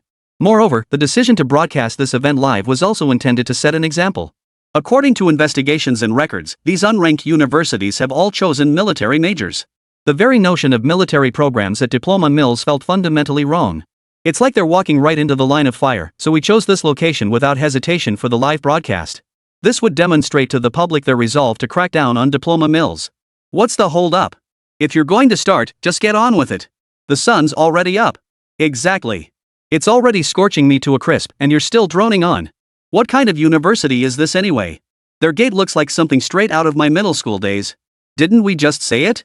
Cracking down on diploma mills, this one's probably a fake school. It looks shady already. Honestly, hardly any of the onlookers were actually there for the crackdown. They came here specifically because they heard Bingbing would be here just to see her. So now, everyone's face bore an expression of utter boredom. Lu Chang also heard the murmurs around him, yet his expression remained utterly unruffled. He had known it would be like this when he came here. After all, they'd specifically requested the TV station star Bingbing to come in order to draw a larger crowd. The goal was to boost the crowd's energy, making the filming more impactful and convincing. After exchanging a few words with Bingbing, she finally directed the cameraman to focus the lens on her. Today's live broadcast focused entirely on military training assessments. Now, let's step inside this university together. As the camera panned, Lu Chang led the other 4 men charging headlong into the campus of this diploma mill. Upon reaching the school sports field, they saw a formation of students marching in step. 1, 2, 3, 4. To the cadence, the formation marched forward in a rather scattered manner. It was all bark and no bite despite the thunderous shouts. Nearly 1/5 of the students were out of step. It was obvious at a glance they were nothing but a rabble. Seriously? What is this nonsense? You call this marching? Even someone who's done basic training wouldn't be this terrible. Look! That one in the corner is even stepping with both feet together. Seriously, is this supposed to be military training? And seriously, their uniforms aren't even properly buttoned. What's up with those few who've got their shirt tails hanging out? Man, this is a real diploma mill. It's painful to watch. If this passes, there's definitely something fishy going on. The onlookers couldn't help but start complaining. We've seen sloppy before, but never this sloppy. That instructor up front might look tall and imposing, but he's clearly just for show. He can't even do a proper goose step. Whoever recruited him? Director Liu, our students are doing okay, right? A rotund man in round gold-rimmed glasses rubbed his hands together with a fawning smile. This was the school's principal. He couldn't care less about this evaluation. He'd been through this countless times before. As long as he saved face and slipped a red envelope, it was all good. That's why he'd hired a trainer from the gym just to look tall and imposing. Passable? Lu Chang took a deep breath, gritted his teeth, and glared at the chubby principal. Are you blind? Without hesitation, Lu Chang scribbled an F on the evaluation form. Grade F, unqualified. Go to the Education Bureau and deregister the school. With that, Lu Chang turned and walked away. He'd been specifically assigned from headquarters to crack down on these fly-by-night schools. To claim such a school was acceptable would be nothing short of blatant hypocrisy. Seeing Lu Chang like this, the audience couldn't help but pause. He's actually going to crack down for real. Huh, looks like he's serious. The next school's in for a world of trouble. I thought it was just for show, but this is for the best. At least it saves so many students from being scammed. Who wouldn't agree? If evaluations like this had existed 7 or 8 years ago, I wouldn't have ended up at a diploma mill. Wonder what kind of schools are up next. Seeing this, the audience naturally cheered enthusiastically. Since this live broadcast was pre-planned, the central production team even arranged several buses to transport the audience to the next institution. By the end of the morning, they had already reviewed 5 schools. Not a single one of these 5 schools met the standards. It was clear these institutions were merely attempting to pass the evaluation through superficial efforts. As the bus came to a stop, Lu Cheng cast his gaze out the window. This was their final destination, Dongchuan University. Looks like another trash school. Lu Cheng stared at the campus gate, frowned, and shook his head. It wasn't that he wanted to jump to conclusions, but rather because very few schools could actually pass the military program accreditation. This was because it offered the opportunity to sign talent supply agreements with the Xia nation's military forces. For every recruit they sent in, they could secure substantial funding.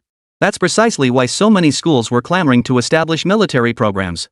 Yet these ordinary institutions simply lack the resources to properly train such large numbers of students. Thus, these institutions struggle to produce qualified candidates. They're merely misleading their students.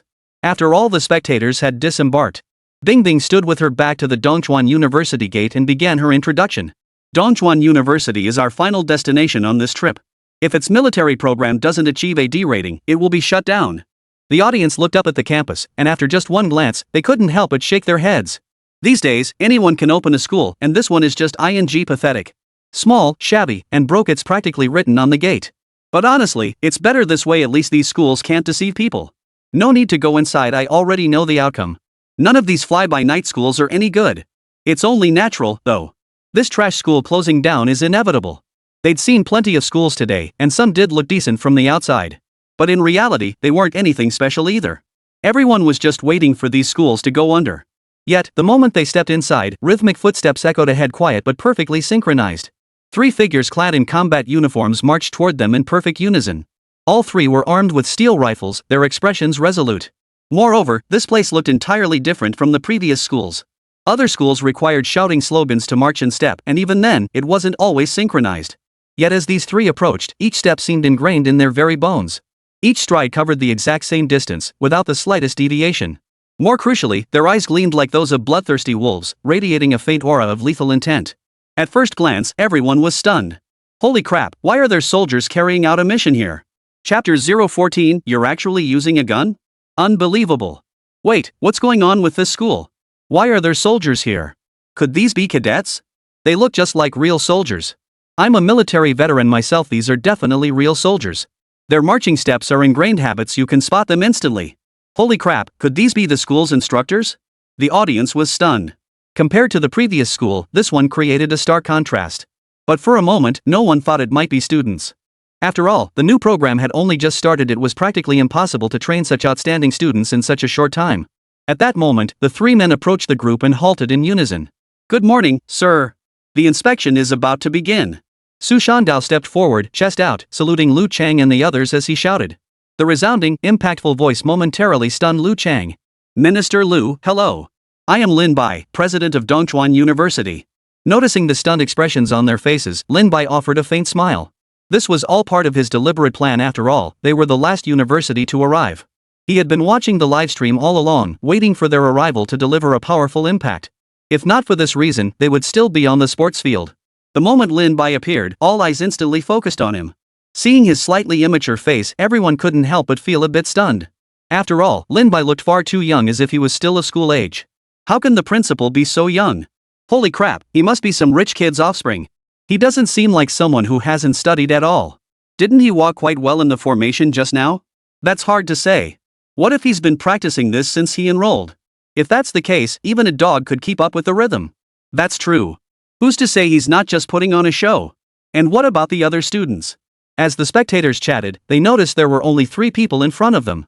The reason they were so certain was that the playground was completely empty. And the entire school was deathly quiet. Where are your students? Lu Cheng couldn't help but furrow his brow slightly upon seeing Lin Bai step forward. Lin Bai was far too young. How could such a principal possibly run a reputable program? Though he'd been momentarily stunned, this wasn't something superficial appearances could get him through. This is our student, Su Shui. Lin Bai gave a slight nod to Su Shui beside him. She immediately stepped forward and called out loudly. Reporting to the leadership, I am Su Shui, a military program student from Dongchuan University. The moment she spoke, everyone present froze in shock. What the hell? You're telling me there's only one student? What kind of school has only one student? I'm speechless. This place might as well shut down.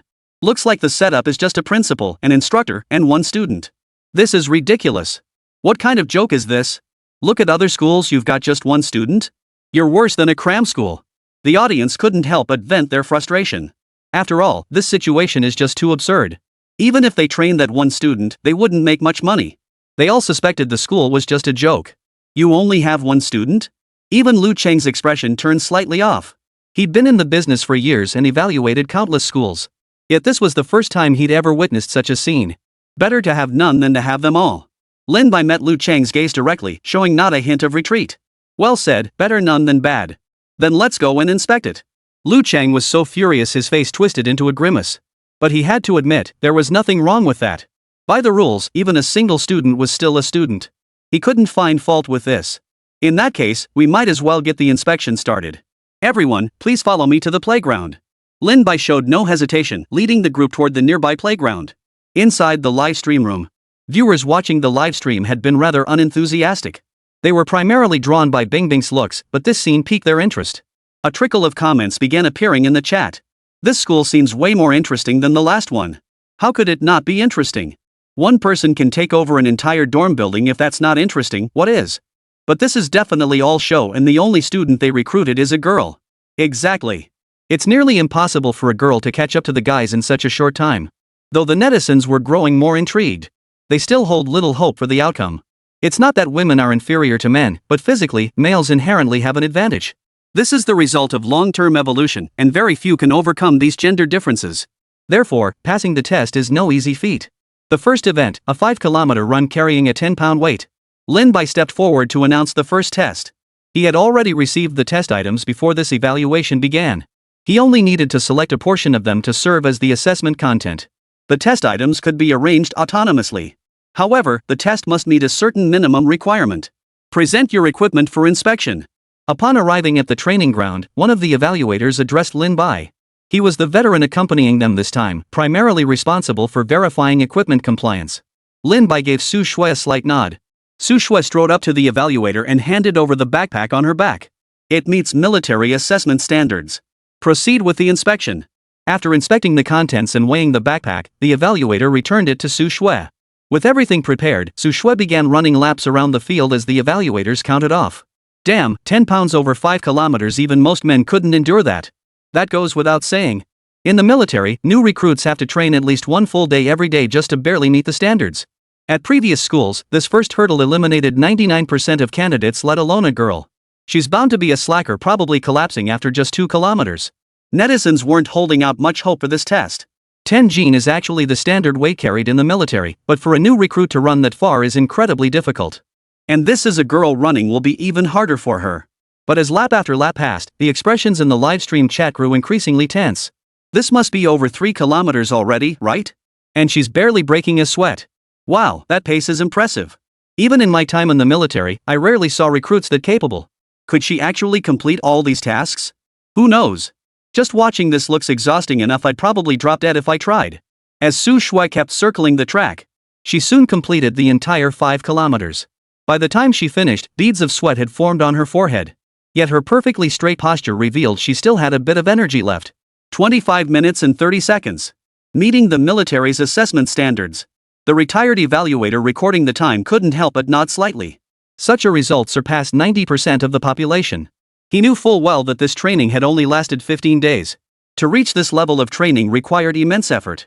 Second event, 400-meter obstacle course. Lin Bai waited about 10 minutes, ensuring he was fully rested before beginning the second test. The qualifying time for the 400-meter obstacle course was 2 minutes and 30 seconds. At the signal, Su Shui swiftly navigated through the obstacles. Every movement was executed with flawless precision and skill. The veteran recording the times nodded repeatedly as he watched. As Su Shui completed the second test, the results were in. 2 minutes and 27 seconds. Qualified. The crowd gasped in astonishment at the result. What's this third test? Yeah, that's 2 consecutive physical tests already. I'm guessing it's a military test that should be easier to pass. That's hard to say. Netizens grew intrigued, speculating wildly about the third event. At that moment, Lin Bai stepped forward and announced the third test item. The third test, live fire shooting. As soon as Lin Bai spoke these words, Su Shui immediately grabbed the rifle slung across her shoulder. This clean and decisive move left the audience stunned. Holy crap, you actually fired the gun. Chapter 015, few people, plenty of cash, ample funding, hurry over. This is clearly jumping into a fire pit. The target was 200 meters away, and hitting it 6 times was required to pass. For someone who had only trained for 15 days, this was practically impossible. The veterans in the livestream instantly recognized the challenge. Even a 15-day recruit in the military would struggle to pass. Accuracy isn't something you can just drill into someone, it requires massive amounts of ammunition to cultivate. While a few might have natural talent, it remains an incredibly difficult feat. Yeah, this is basically just looking for trouble. Why choose this event out of nowhere? He must have been way overconfident. Other events would have given him a much better shot at passing. Who knows what the principal was thinking? He's clearly too young. Insisting on this choice means he's screwed this time. I've watched military channels too. The guy above is right. Passing this is as hard as climbing to the moon. No one had high hopes for Lin Bai's chosen evaluation project. After all, this requires extensive experience, and the prior training has already consumed a significant amount of time. Finding dedicated time for target practice is nearly impossible. Even if they somehow squeezed in the time, mastering it wouldn't happen overnight. This has nothing to do with gender, so everyone's opinion is surprisingly unanimous. That Dongchuan University was going to fail. Su Shui, step forward. Lin Bai paid no heed to the murmurs around him. For anyone else, it would indeed be nearly impossible. But this was an S-class student he had personally selected. Moreover, he wouldn't have chosen this project without thorough preparation. Without hesitation, Su Shui knelt on one knee and aimed at the distant target. The moment the starting signal sounded, Su Shui's gaze locked onto the target. Bang! Amidst a flurry of gunfire, Su Shui sprang to her feet. Due to the distance from the target, the judges needed to retrieve it. Just as the judges headed toward the target to retrieve it, discussions about the outcome had already begun in the livestream chat. No way, that was way too rushed. She should have aimed longer. Yeah, she only needed 15 seconds to fire 10 rounds. She probably only took 8 or 9 seconds just now. The hit rate must be ridiculously low. We'd be lucky to get 4 hits. But what can you do? Newcomers find it hard to stay calm in this kind of setting. Even though the results weren't out yet, netizens were already shaking their heads in disbelief. Typically, after each shot, you need a buffer period. This interval allows for re-aiming, especially crucial for newcomers. This rookie fires so rapidly that he doesn't allow himself any time to aim. So naturally, their chances of passing plummeted. Pass. 7 hits. Just as everyone had given up hope, the judge's voice reached their ears as he inspected the target. What? Did I just hear that correctly? 7 hits? Holy crap, where did this genius come from? How is this even possible? You've got to be kidding me. 15 days to achieve this kind of accuracy? It took me a month and a half in the army. Is this what a genius looks like? Holy crap, this is insane. Everyone was stunned. This result far exceeded their expectations. They never imagined he could actually pass. Even the veteran serving as judge wore astonishment in his eyes. He'd inspected countless schools, but aside from those promoted from the military to officer training, he'd never seen such an outstanding cadet. Announcing the results, Su Shui, a qualified soldier. After regaining his composure, the judge announced the results without hesitation. The live stream exploded in an instant. Comments flooded the chat in rapid succession. 15 days to transform an ordinary girl into a qualified soldier? What kind of military academy is this? This is insane. Whoever called this a diploma mill, I'll have words with them. Whose diploma mill is this powerful? If it weren't for the fact that the semester just started, I'd suspect the school of cheating. How on earth did they pull this off? I recall even specialized military academies struggle to achieve this. This is just too astonishing. The physical training might be manageable since they probably had some baseline fitness. But marksmanship is a whole different story that requires specialized training and natural talent. This is insane. Lu Chang stared blankly, unable to snap out of it for a long time. What on earth is going on at this school? His mouth hung slightly open as he muttered to himself. Having evaluated so many schools, this was the first time he'd encountered one so utterly absurd. Training a qualified soldier in just 15 days. That's something most military academies couldn't achieve. Yet this school had pulled it off. He'd even considered whether they'd cheated. He specifically checked the Xinhua network, and based on the records there, cheating was completely impossible. A school like this would be more than capable of running a military academy. Zhao Bingbing was utterly astonished. She had never served in the military herself. But due to her background, she'd visited military units countless times for interviews. Therefore, she understood exactly how valuable this program was. This was simply unbelievable. Clap. At that moment, Lu Chang stood up and began clapping enthusiastically. The others soon joined in, their applause well deserved for this outcome. I must say, your school students are of excellent quality. The final evaluation is AB grade. Lu Chang announced the final grade. To be honest, even an A would have been justified, but we must consider the overall picture. The main deduction was due to the number of students. There was only one. This allows for one-on-one instruction, which naturally reduces the difficulty level.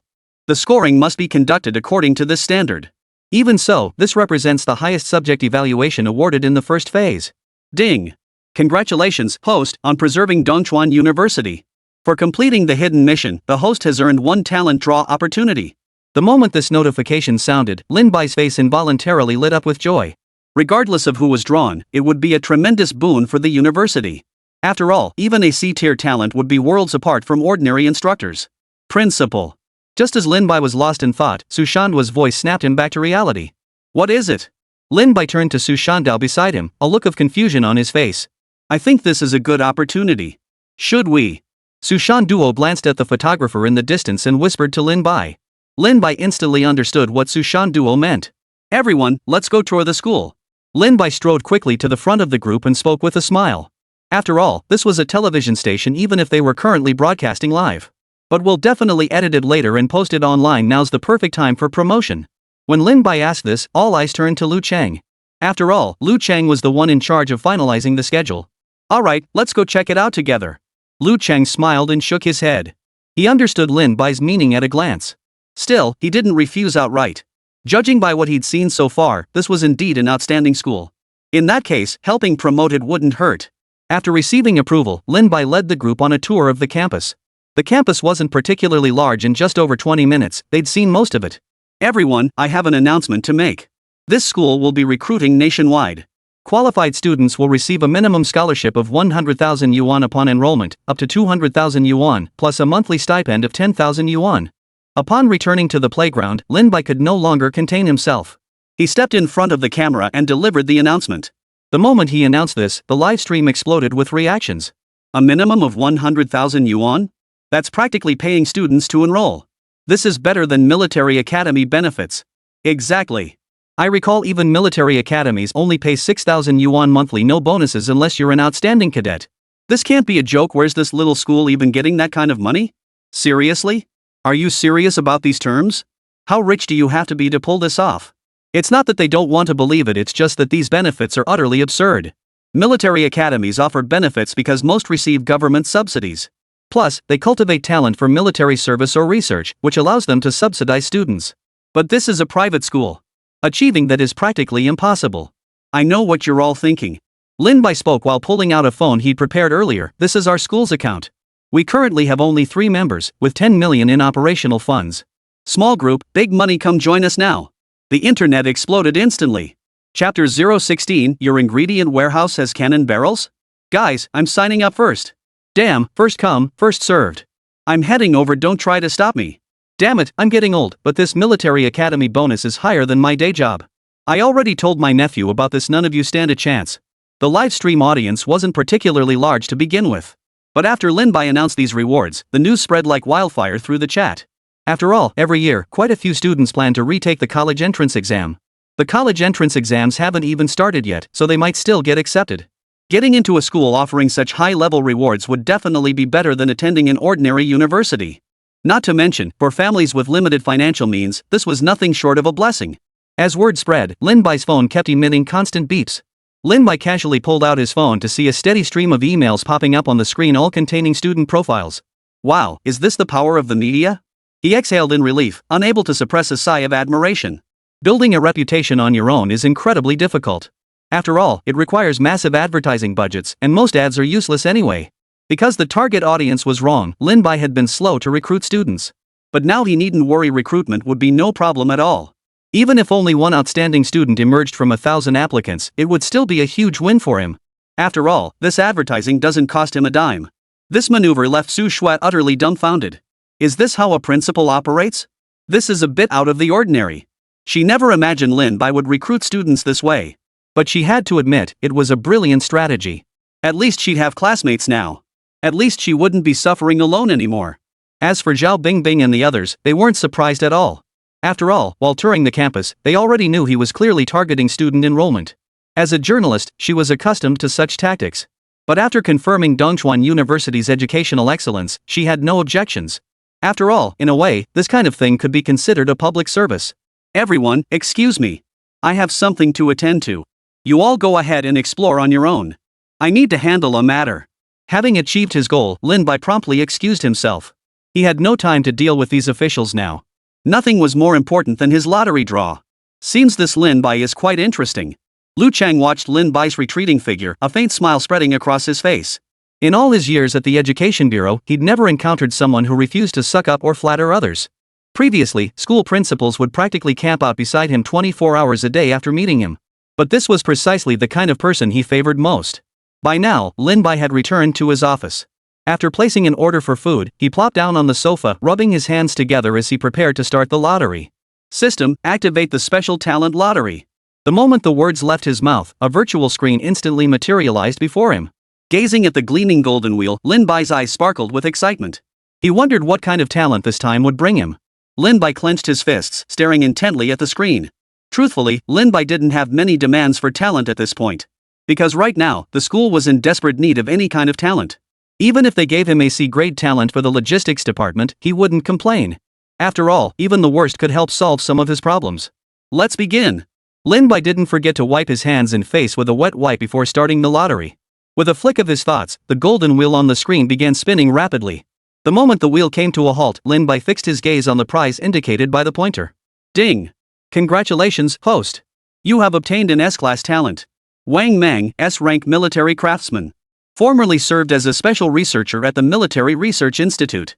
Possesses valid identification documents.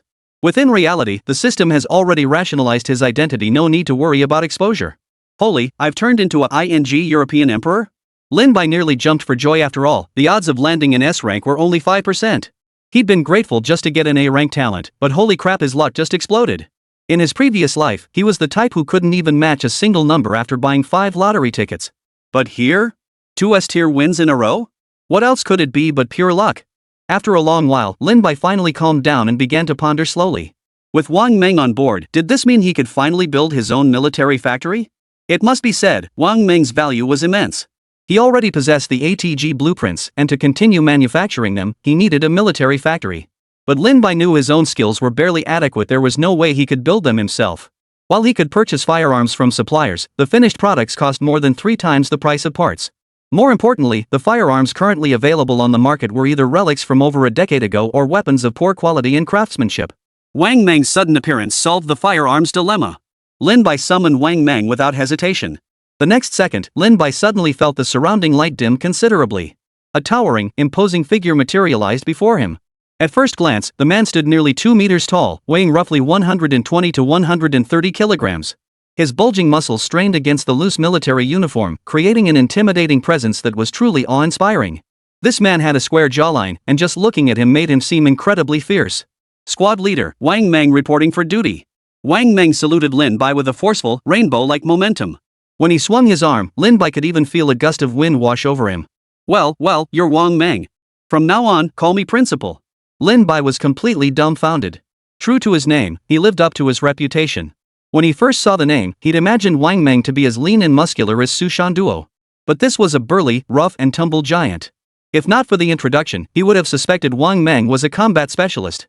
Reporting to the principal, I am Wang Meng. Your orders. Wang Meng stared straight ahead without wavering, his voice booming. I have a mission for you. I need to establish a military factory, and I require you to develop the ATA automatic rifle. Assess what resources are needed. Lin Bai handed Wang Meng the ATG blueprints as he spoke.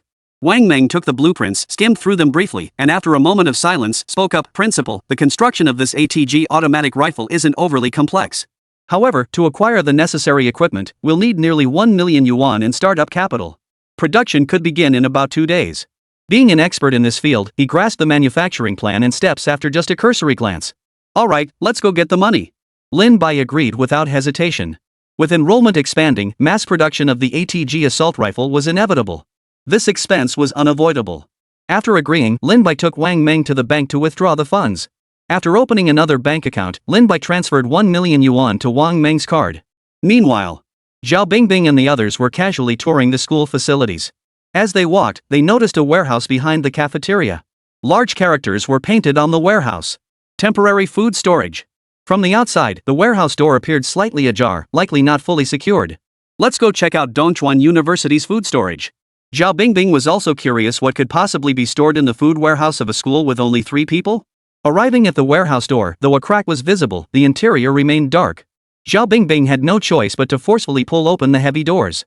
As the door swung open, A brand new cannon barrel appeared inside. Chapter 017. This is a model, just a model. What the hell is this? The usually refined Zhao Bingbing couldn't help but blurt out. Inside, something was covered by a cloth, and the twin-barreled cannon barrel protruded from beneath it. How could there be gun barrels in this warehouse? Could it be an aircraft cannon? It doesn't look like one. I served in the armored forces, and I've never seen an autocannon with such a large caliber. Yeah, the caliber of this twin-barreled machine gun is almost tank grade. What kind of weapon is this? It's covered so tightly with cloth, we can't even tell what it is. Among the spectators were plenty of military enthusiasts. After all, this world had no gun control. So the vast majority of men were military buffs with some knowledge of weaponry. When they saw this, they couldn't possibly identify the weapon based on a single barrel. After all, no current twin-barreled machine gun is that thick. What on earth is this? Zhao Bingbing looked up at the barrel and couldn't help but mutter to herself. If she remembered correctly, weapons of this design shouldn't exist in Manhwa. Could this be a tank barrel? Only tank barrels have this caliber. The photographer stared intently at the partially obscured barrel, hesitating before speaking. Even he wasn't entirely certain, but judging by the height and caliber, it should be a tank. But they'd never seen a barrel like this before. It really could be a tank. One of the onlookers suddenly slapped his thigh. After all, the caliber alone could identify most weapons. Although this particular barrel was unfamiliar, the arrangement of the parallel barrels offered some clues. No way, could this really be a tank? Could it be domestically developed? That can't be possible. This school's campus is far too small to have the resources for independent development. So what the heck is this thing? Covered in cloth like that, there's no way to tell at a glance. Should we just pull it open and see what it is? The onlookers kept urging Zhao Bingbing. They didn't have the guts or the right to look at what was underneath. Meanwhile, outside the school gates. Minister Lu, what are you doing? Lin Bai, who had just returned from withdrawing money, happened to spot Lu Cheng preparing to get into his car and leave at the school gate. I have some business to attend to. I won't be continuing the school tour. Lu Cheng placed his hand on the car roof and spoke with a smile. His task was complete. There was no need to waste any more time here. Besides, he needed to return to compile the data from this visit. Don't rush off, Director Lu. It's almost lunchtime. Why not grab a bite before heading back? Lin Bai urged, trying to keep him. After all, the lottery was over, and there was free time now. Forget it, forget it. We'll eat another day. I really have urgent business. Lu Cheng shook his head, declining Lin Bai's offer with a smile. Seeing Lu Cheng was determined to leave, Lin Bai didn't press the matter further. After watching Lu Cheng and the others leave, he resumed his stride toward the campus. Wonder how many people are watching the livestream right now. As he walked, Lin Bai pulled out his phone to check the viewership of his promotional livestream. But the moment he opened the livestream, he froze in his tracks, his expression turning grim. Oh no, I forgot to lock that door. Lin Bai's expression darkened considerably. Inside the temporary ingredient storage room, Zhao Bingbing glanced at the excited crowd, then cast a look at the concealed object, feeling a stir of curiosity within herself. It was her first time seeing such an unusual cannon barrel. To say she wasn't curious would be a lie. What if we pull it open and take a look? Just then, a remark from the cameraman beside her solidified Zhao Bingbing's resolve. Alright, let's see what kind of weapon this really is. Zhao Bingbing stepped up to the black cloth covering it, grabbed hold, and pulled with all her might.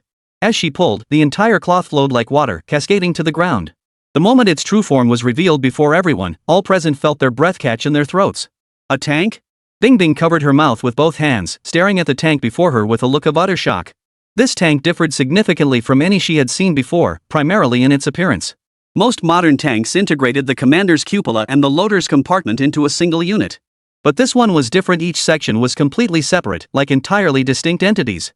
Moreover, beyond this, it featured a dual-barreled gun. This meant the tank could fire from both compartments simultaneously. Needless to say, this greatly increased its firepower and efficiency. Holy crap! What the hell is going on at this school? How the hell did they even get a tank in here? Wait, I've never seen this tank before. I've been retired for 2 years, but developments couldn't have advanced this rapidly. Who knows? Probably a recent development. But the fact that this school managed to get a tank. If I hadn't come here, who would have known this school was so impressive?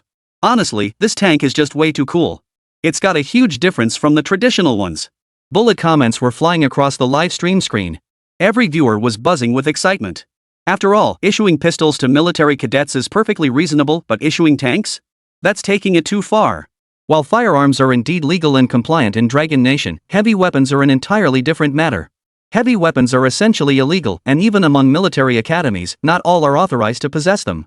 Only a select few military academies in Manhwa have access to such heavy weaponry. Wow, this principal is something else, hoarding heavy weapons like that. Come to think of it, is the president of Dongchuan University running some shady business on the side? Why else would he need this thing? You're right, that tank is a real heavy-duty killing machine. But where on earth did he even get this thing? Meanwhile, the spectators stood by murmuring among themselves. They'd seen plenty of guns before, but a tank was something else entirely. They couldn't help but comment on it. Many onlookers even pulled out their phones to snap photos. Hey, how did you guys get my tank model out here? Just then, Lin Bai appeared behind the group, slapping the back of his head as he spoke. He'd jogged over just moments ago, but who could have guessed their hands would be so quick? They just pulled it down like that, totally out of the blue. More importantly, this was heavy weaponry. If discovered, he'd be finished. Model? Zhao Bingbing held the microphone, her puzzled gaze fixed on Lin Bai by the doorway. Yeah, this is a model. Can't you all tell? Lin Bai patted his chest, not even blinking an eye. But this should be the real thing, right? Bingbing placed her hand on the tank, feeling its cool surface, and hesitantly asked. No matter how you look at it, this doesn't seem like a model, even though I've never seen this particular type before. But this tank is just too realistic. Bingbing, don't believe him. That principal is clearly pulling your leg, how could it not be real? Exactly. Just look at the exterior, who could possibly make a model like this? I refuse to believe it. I bet the principal's just saying this to cover his tracks in case something goes wrong. Exactly. Hoarding heavy weapons is no small matter. If he's not worried, who would be? The audience scoffed at Lin Bai's words. After all, they'd never seen a full-scale model before. Besides, if it's made entirely of steel, how is it any different from a tank? How could this not be a model? Just search online, you won't find this model anywhere because it's just a hobby project I built for fun. Lin Bai caught the hesitation in Bingbing's expression and seized the moment. Watching Lin Bai practically pour his heart out, some viewers in the livestream chat pulled out image recognition software. It really doesn't seem like there's a tank model like this. Yeah, this must be a model. Holy crap, this is insane. Who has time to build a model like this for fun? If I hadn't checked, I'd have sworn this model was real. After a quick search, the viewers were stunned. It really was just a model. I thought it was real, but turns out it's fake. After seeing the comments from netizens, Bingbing finally spoke with a look of surprise. Because no matter how you looked at it, it resembled a real tank. Upon hearing Bingbing's words, Lin Bai finally breathed a sigh of relief. At this stage, he couldn't let the authorities know he possessed such things. Meanwhile, in a research lab, a beautiful female researcher was watching the live stream. When the tank appeared on the screen, she was instantly stunned.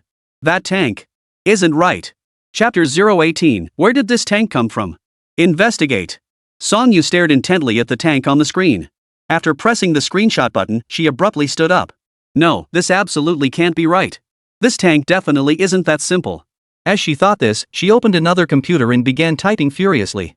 After using the 3D simulation system to render the tank in the image as a three-dimensional model, Song Yu immediately launched the experimental simulation.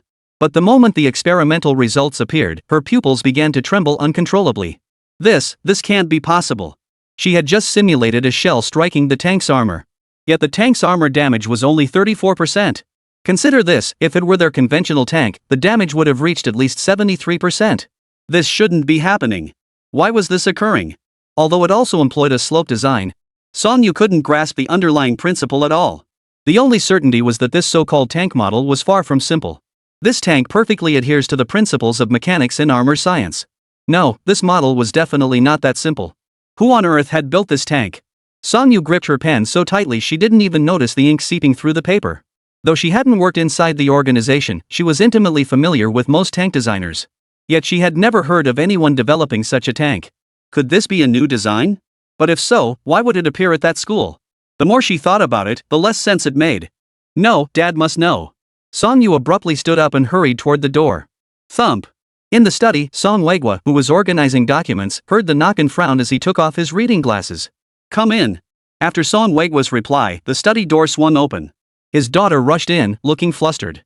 Song Yu, what is it now? Song Weigua asked in an annoyed tone. His daughter was wonderful in every way except for her impulsive nature. Whenever she encountered problems she couldn't solve, she'd come straight to him. Being eager to learn was commendable, but when he was working, he simply didn't want to answer those questions. Dad, I just saw a tank model online, and I think it's really strange. Song Yu held her phone close to Song Weigua, trying to hand it over. Stop. I'm not interested in whatever tank model that is. If you've got nothing better to do, go outside. Song Weigua pushed the phone back. It was just a lousy model, not worth explaining at all. He'd rather spend his free time continuing his research. But just as he was about to push the phone away, he caught a glimpse of the photo on Song Yu's screen. Wait. Song Weigua's eyes instantly sharpened, his expression turning grim. He snatched the phone and scrutinized it closely. The longer he looked, the darker his expression grew. Where did this picture come from? Song Weigua snapped his head up to glare at Song Yu beside him, his voice crackling with thunderous fury. I saw this tank in a live stream. They claim it's a model, but I suspect it's not that simple. Song Yu explained the entire situation to Song Weigua, simultaneously sending him the test data from earlier. This armor slope is our latest research project, highly classified. How did it leak? And according to the tests, it's more scientifically sound than ours. Song Weigua glared at the data above, his hands unconsciously clenching into fists. He had believed they were the first to research this topic, yet unexpectedly, someone had beaten them to it. Moreover, he was certain this was no coincidence.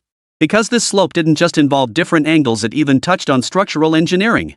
If even one component failed to align perfectly, the desired effect would be utterly unattainable. Put simply, this principle was like a triangle achieving greater stability through the distribution of objects. Song Yu instantly grasped the gravity of the situation.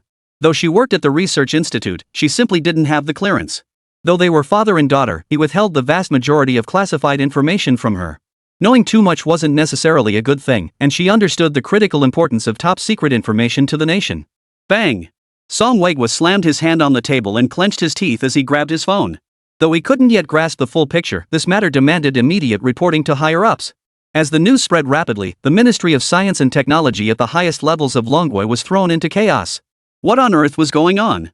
Had someone leaked classified information? A thorough investigation was imperative. This was no coincidence. Where exactly was this live stream originating? Find a way to investigate immediately. Impossible. How could a secret of this level be leaked? The reason everyone was so certain Longwei was the first to research armor slope technology is that if it were a country like Eagle, intelligence leaks would have surfaced during the early stages of development.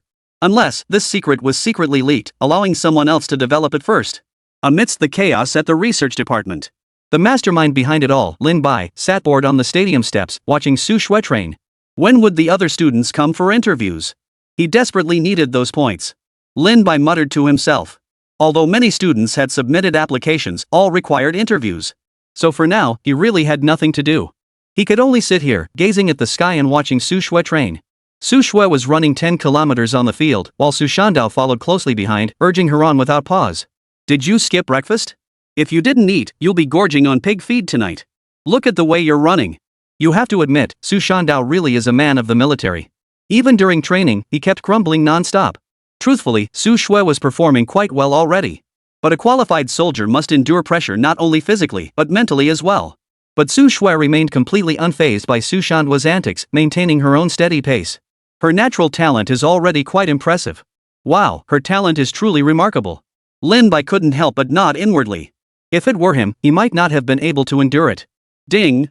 Detected insufficient dietary intake for Su Shui. At the moment that sound appeared, Lin Bai's mouth twitched slightly. This food wasn't exactly terrible, was it? Chapter 019, a piece of cake fell from the sky actually, too. Ding! At that moment, Lin Bai's phone vibrated. He opened it to find the delivery had arrived. Since there was no chef, all their meals now came directly from a banquet table ordered by Lin Bai from the restaurant. Dinner's ready. Lin Bai called out, signaling Su Shui and the others to pause their workout before heading to the cafeteria for dinner. Gurgle. Seeing the lavish spread filling the table, Su Shui's eyes lit up like a hungry wolf. The moment Lin Bai lifted his chopsticks, Su Shui dove in without hesitation. She scooped from her bowl while simultaneously grabbing from the table, all about speed and agility. Just as Lin Bai reached for a piece of pork knuckle, he realized it had vanished in the blink of an eye. Looking up, he saw Su Shui had already gobbled it down, leaving only the bones behind. Watching Su Shui devour the food like a starving ghost reincarnated, the other three instinctively slowed their own eating pace. In less than 20 minutes, Su Shui had polished off more than half the banquet spread single-handedly. Phew, that hit the spot. Su Shui patted her full belly contentedly. Ever since starting her training regimen, her appetite had grown by leaps and bounds. Yet despite this, her figure hadn't budged an inch. If anything, she looked even more proportionate than before. At that moment, the other three had just put down their chopsticks and couldn't help but exchange glances. Lin Bai could clearly sense that, aside from Su Shui, everyone else had only eaten until they were about halfway full. But there was nothing to be done about it. After all, the daily high-intensity training inevitably burned through massive amounts of energy. That's why Su Shui's appetite had been growing steadily lately. But this situation was simply unsustainable. They couldn't have the restaurant deliver meals every single day. It wasn't about the money. The real issue was that they simply wouldn't get enough to eat. Especially Wang Meng beside him, a towering figure over 2 meters tall, now rubbing his stomach with a look of utter misery. No, something had to be done. Lin Bai stroked his stubble, deep in thought. Just then, he heard footsteps approaching outside the door. He turned to see 3 thugs with dyed yellow, green, and pink hair had appeared at the cafeteria entrance. Their heads held high, eyes darting around the room, they looked utterly clueless about their surroundings. What are you doing here? Lin Bai stood up, walked up to the trio, and frowned as he spoke. Anyone watching might think he was running a hair salon. I'm here to enroll. I already applied online. The green-haired one in the middle stepped forward with a carefree grin. Enrolling? Lin Bai instantly understood. He had replied to all the emails uniformly. That meant applicants had to attend an in-person interview. So people would inevitably trickle in to sign up. But he never imagined that the ones who showed up would be 3 keefy non-mainstream types. He only needed a glance to see their talents. Dyed hair was one thing, but their talents were all C grade below average. Our school doesn't allow dyed hair. You're out of here. Lin Bai shook his head slightly and spoke calmly. What? You don't want us? We went through hell and back to get here. Exactly. Is this false advertising? Watch out, we'll report you. What's wrong with dyed hair? If you don't accept us, we guarantee your school will be turned upside down. The 3 troublemakers instantly bristled with indignation, muttering curses under their breath. They'd come here specifically because they heard that enrollment came with a 100,000 yuan reward and a steady monthly salary. Before enrollment, they wouldn't even consider leaving. As for not accepting them, they hadn't even considered that possibility. In their hometowns, everyone avoided them like the plague. Their strategy was pure persistence. Are you leaving or not? Lin Bai's voice carried a hint of impatience. We're not leaving. If you've got the guts, kill us. Exactly. We came all this way, and you dare refuse us? I refuse to believe it. If you won't admit me, we'll just stay right here. Let's see how you're going to recruit students. Lin Bai stared at the 3 punks, utterly disinterested in further discussion. People like this aren't afraid of those with reason, they're afraid of those with force. Su Shandao. Lin Bai spoke in a matter-of-fact tone. Su Shanduo, seated on the stool, instantly sprang to his feet and without hesitation pulled the bolt of the rifle hanging beside him. Click! The sharp sound sent a chill down the spines of the 3 punks. They'd seen guns before, but never someone this ruthless who'd cock a gun at the slightest provocation. Let's go! Let's go! Green hair instantly chickened out, scrambling backward. Once they were out the cafeteria doors, they scrambled away, practically crawling and rolling. Watching their terrified, fleeing backs, Lin Bai shook his head helplessly. Mass recruitment really has its pros and cons. You get all kinds of people. And no need to guess, there'd likely be plenty more of the same kind coming later. Excuse me, are you Principal Lin? Just as Lin Bai turned to head back and see if there were any leftovers, a distinctly unfamiliar voice called out from behind him. Turning around, he saw 2 girls in matching dresses appear behind him. They were clearly twins, so identical that distinguishing them at a glance proved difficult. Who are you? Lin Bai asked, his voice tinged with confusion. We're here to apply for the interview. We saw the job posting and heard that Dongchuan University is still accepting students. One of the girls, who appeared slightly more mature in demeanor, cautiously spoke up. Both sisters had actually scored quite well on their college entrance exams.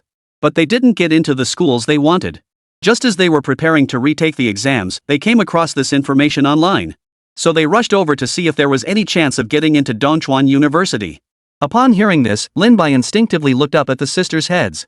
But at just one glance, Lin Bai's eyes instantly widened in shock. This? What the hell? Hanging above each twin's head were 2 enormous S symbols. Both of them were S rank. This time, he had truly struck gold. Ding! Congratulations, host, on encountering S rank trainees. System detection confirms both possess the special latent ability, Ghost Sniper. P.S. Ghost snipers excel at concealing their presence in darkness and jungles, and are highly skilled at locating and eliminating distant enemies. Holy! This is legendary. Lin Bai's face nearly split open from smiling. He'd thought it would take ages to find outstanding recruits. Now a pie has literally fallen from the sky, and not just 1, but 2. Chapter 020, the automatic rifle production line is complete. Sis, what's up with the principal? Why's he staring at us like that? Her younger sister leaned close to her ear, her voice trembling as she spoke. It was no wonder she was scared after all. Lin Bai still hadn't regained his composure. He's probably assessing whether we're suitable for the school. Her sister murmured uncertainly.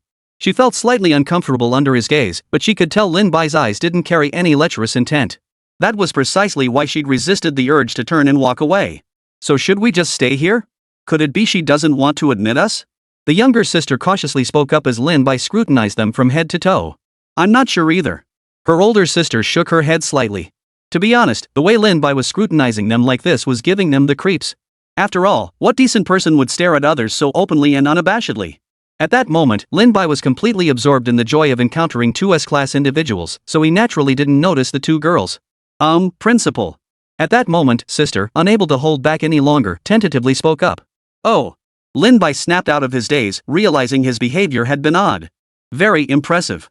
You both possess remarkable talent. If you enroll in our school, I can offer each of you a scholarship of 200,000. Lin Bai blurted out without hesitation. After all, these were individuals with special skills, he couldn't let them slip away under any circumstances. What? Really? Both sisters froze in shock. They never imagined Lin Bai would offer the highest scholarship possible. Before coming, they'd already considered that even if they didn't get the admission scholarship, it wouldn't matter as long as they got into the school, they'd receive 10,000 yuan every month. This outcome far exceeded their wildest expectations. Yes, your talents are quite exceptional, which is why our school can offer such generous scholarships. Lin Bai didn't hesitate. He pulled a checkbook from his pocket and continued, if you're willing to enroll, I can give you the scholarship right now and take you to complete the admission procedures. Lin Bai had already made up his mind there was no way he'd let these two talents walk away. Without delay, he wrote 2 checks and placed them on the table. These are official school checks. You can cash them at any bank.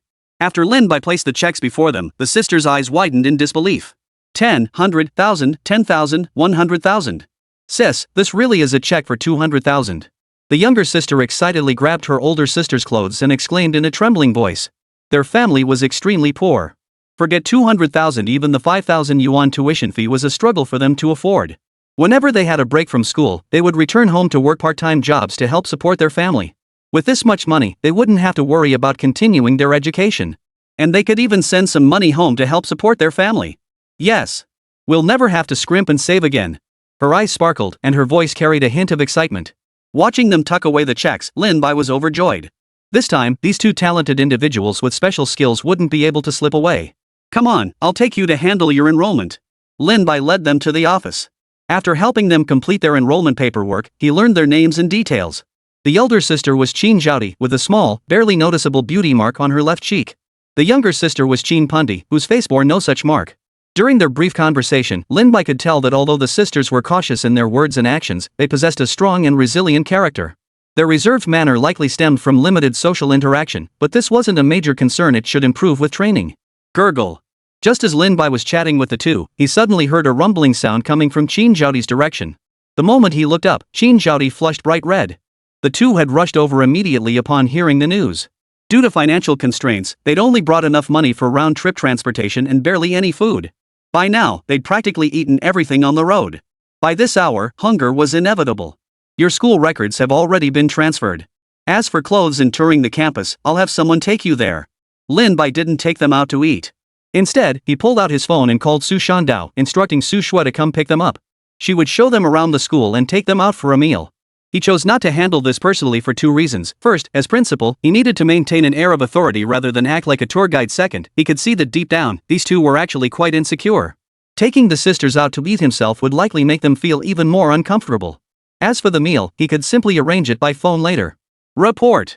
Before long, Su Shui arrived at the office. On her way over, Su Shui was already bursting with excitement. Earlier in the cafeteria, she had spotted Qin Zhaodi and Qin Pundi. After all, being one-on-one all the time isn't exactly comfortable, there's no one to chat with. Plus, staying in the dorm at night can get a bit boring. Now that these two have arrived, that problem is completely solved. Take these 2 new trainees to change clothes and get them settled in. As soon as Lin Bai finished speaking, Su Shui eagerly led the 2 sisters out. I'm Su Shui. From now on, we're classmates and roommates. I hope we can get along well. Su Shui was actually quite outgoing by nature. As soon as they stepped outside, she began introducing herself to the two. I'm Qin Zhaodi, the older sister. I'm Qin Pundi, the younger sister. The two hurriedly introduced themselves as well. Come on, I'll take you to put your luggage away. Without waiting for a response, Su Shui grabbed the sisters' luggage bags and started walking toward the dormitory building. The sisters didn't even have time to stop her and could only obediently follow behind Su Shui. Carrying both bags, Su Shui noticed how remarkably sparse their belongings were. They felt light and airy inside, but Su Shui didn't ask any questions. She could tell their family was struggling financially. After putting away the luggage, Su Shui pulled out several sets of military uniforms from the wardrobe and handed them to the sisters. These are your uniforms. Try them on first to see if the sizes fit. If not, I have more here. After making the announcement, Lin Bai handed all the female military uniforms over to Su Shui for her to manage. Thus, Su Shue's closet now held over 20 sets of military uniforms, mostly standard sizes. The moment the sisters received the uniforms, their hearts surged with emotion. They were now students of this school too, and no longer had to worry about financial concerns. They changed into the uniforms, which fit perfectly since they were standard sizes. Any minor sizing issues could be easily fixed with alterations. Come on, I'll take you guys out to eat. Su Shui had just learned that Lin Bai had reserved a banquet, so she led the two to the cafeteria. As soon as Qin Zhaodi and Qin Pundi entered the cafeteria, they spotted a table nearby laden with all kinds of delicious food. Is this our meal? After sitting down, both Qin Zhaodi and Qin Pundi wore expressions of utter disbelief. They never imagined the food here would be so lavish. Many of the dishes were even ones they'd never seen before. Yes, this is what we usually eat. Su Shui motioned for the two to dig in. At her words, a glimmer of light danced in the sisters' eyes. The next moment, they suddenly embraced each other and burst into loud sobs. At home, whenever there was anything tasty, they'd give it to their younger brother. They rarely got to eat anything special themselves, and seeing this entire table of dishes, they could no longer hold back their emotions. Seeing this scene, Su Shui was instantly at a loss. She never imagined the sisters would burst into such uncontrollable sobs. She hurried over to comfort them. Meanwhile, not far from the cafeteria, Lin Bai and Su Shan Duo were observing the commotion. Principal, these two are malnourished. It'll take at least 3 months to get their bodies back in shape. Su Shan Duo frowned as he looked at the two. At a glance, he could tell the sisters were in poor health. It was likely due to their poor family circumstances. After reviewing their records, Lin Bai had also grasped the kind of family environment they'd grown up in. Frankly, education in some areas is far too backward. Therefore, at this thought, Lin Bai couldn't help but shake his head. Report. Just then, Wang Meng's voice came from behind Lin Bai. What is it?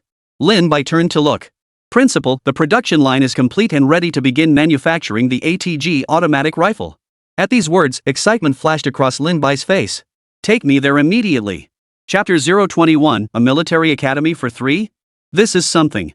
This ATG fully automatic rifle could be considered the very foundation of the school. With a large quantity of automatic rifles, the daily training needs of the students could be guaranteed. Upon hearing this news, he was naturally overjoyed. Soon, Wang Meng led the two of them to the ATG automatic rifle production line. Lin Bai surveyed the surroundings. The once abandoned warehouse had undergone a complete transformation. Partition walls had been completely demolished, and the original wiring and flooring had been replaced. Even the walls had been freshly painted, giving the entire interior a completely new look. Just a short distance to the right of the entrance lay a production line stretching over 20 meters. Each segment of the line had clearly defined tasks, with equipment like stamping machines already fully installed. Principal, allow me to walk you through the manufacturing process. Wang Meng walked over to the machinery and began explaining the ATG production process.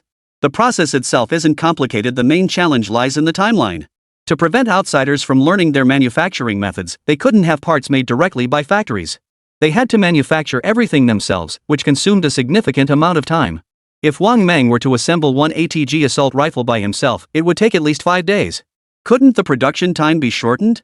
Lin Bai pressed his hand against the production line and asked in a solemn tone. With the current small workforce, the slow pace isn't a problem. But if more students join, we'll need to ramp up production. Principal, if it's just me, the pace definitely won't pick up. Many machines are difficult for one person to operate efficiently. With more people, we can significantly boost productivity. Wang Meng shook his head helplessly. $1,000,000 simply wasn't enough to build a fully automated production line. Many components still required him to assemble them step by step, and to avoid mistakes, he had to be exceptionally careful.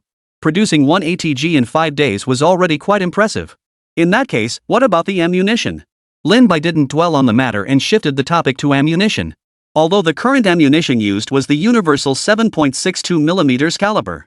But relying on them long-term would inevitably increase costs. They absolutely had to start producing their own ammunition soon. After all, this was a military academy, a major consumer of ammunition. Every soldier's precision was honed through relentless firing practice. Take Su Shui alone, her daily ammunition consumption already exceeded 100 rounds, and that number was steadily climbing. It wouldn't be long before the standard daily consumption reached 300 rounds. And that's just one person. With more trainees, consumption would naturally skyrocket. Principal, rest assured the bullet-producing machine and the powder-loading machine will arrive in 2 days. Wang Meng spoke without hesitation. Procuring these two pieces of equipment has been rather complicated. Therefore, it will take a few more days for them to be delivered. That's good. Lin Bai nodded with satisfaction. With a bullet production line, costs would be significantly reduced. Even spent casings could be refurbished and reused. Principal, I earnestly request you hire more staff. I'm truly short-handed here. Wang Meng suddenly interjected. Managing for a day or two was bearable, but over time, even he couldn't handle it alone. Lin Bai looked at Wang Meng, pondered for a moment, then slowly nodded in agreement. Alright, I'll keep this in mind. Wang Meng was right, logistics was a crucial component. If suitable students came along, he planned to have Wang Meng properly train them as logistics personnel. Oh, and take a look at these blueprints.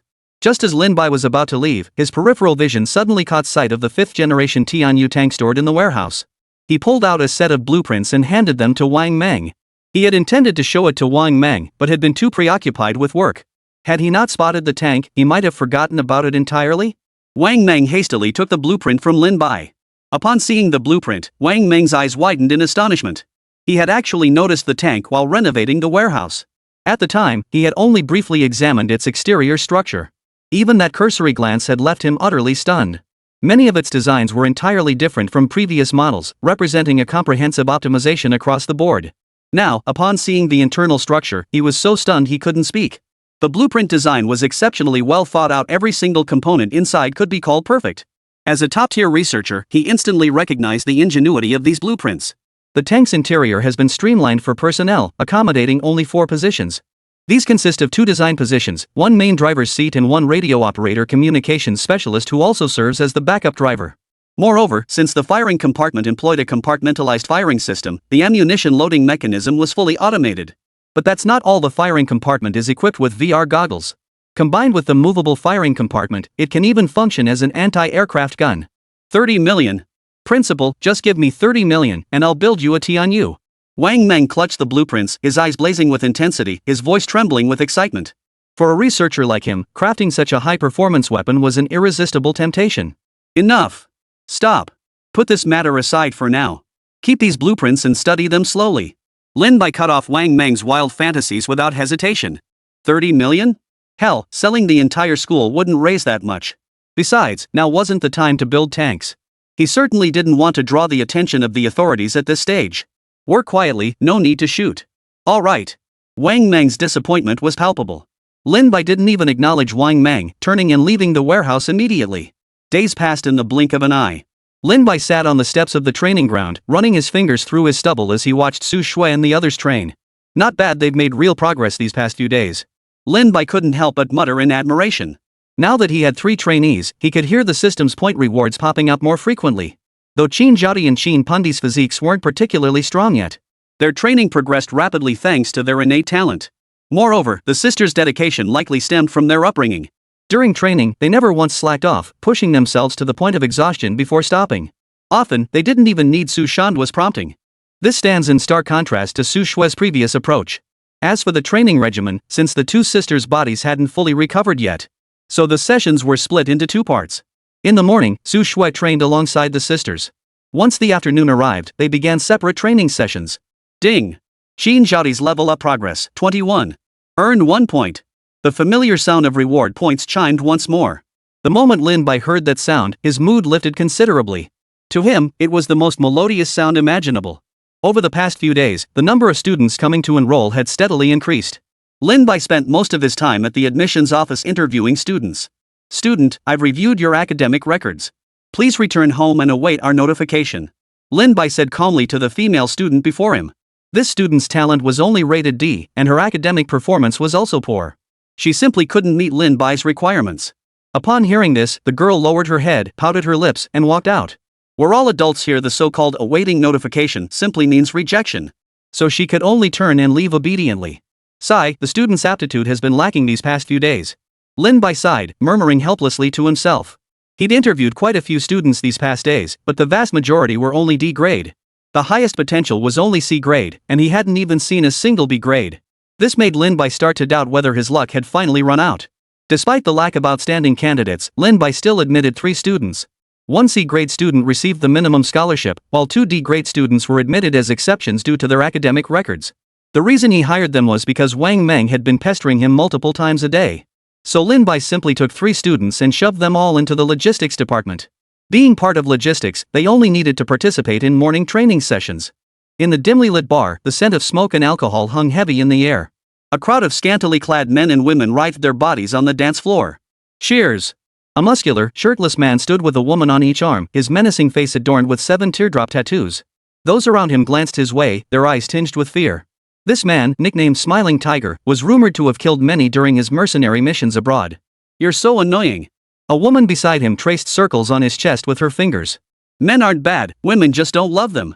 The Smiling Tiger's lips curled into a wide grin, radiating pure delight. "Boss." Just then, a subordinate cautiously approached him and spoke up.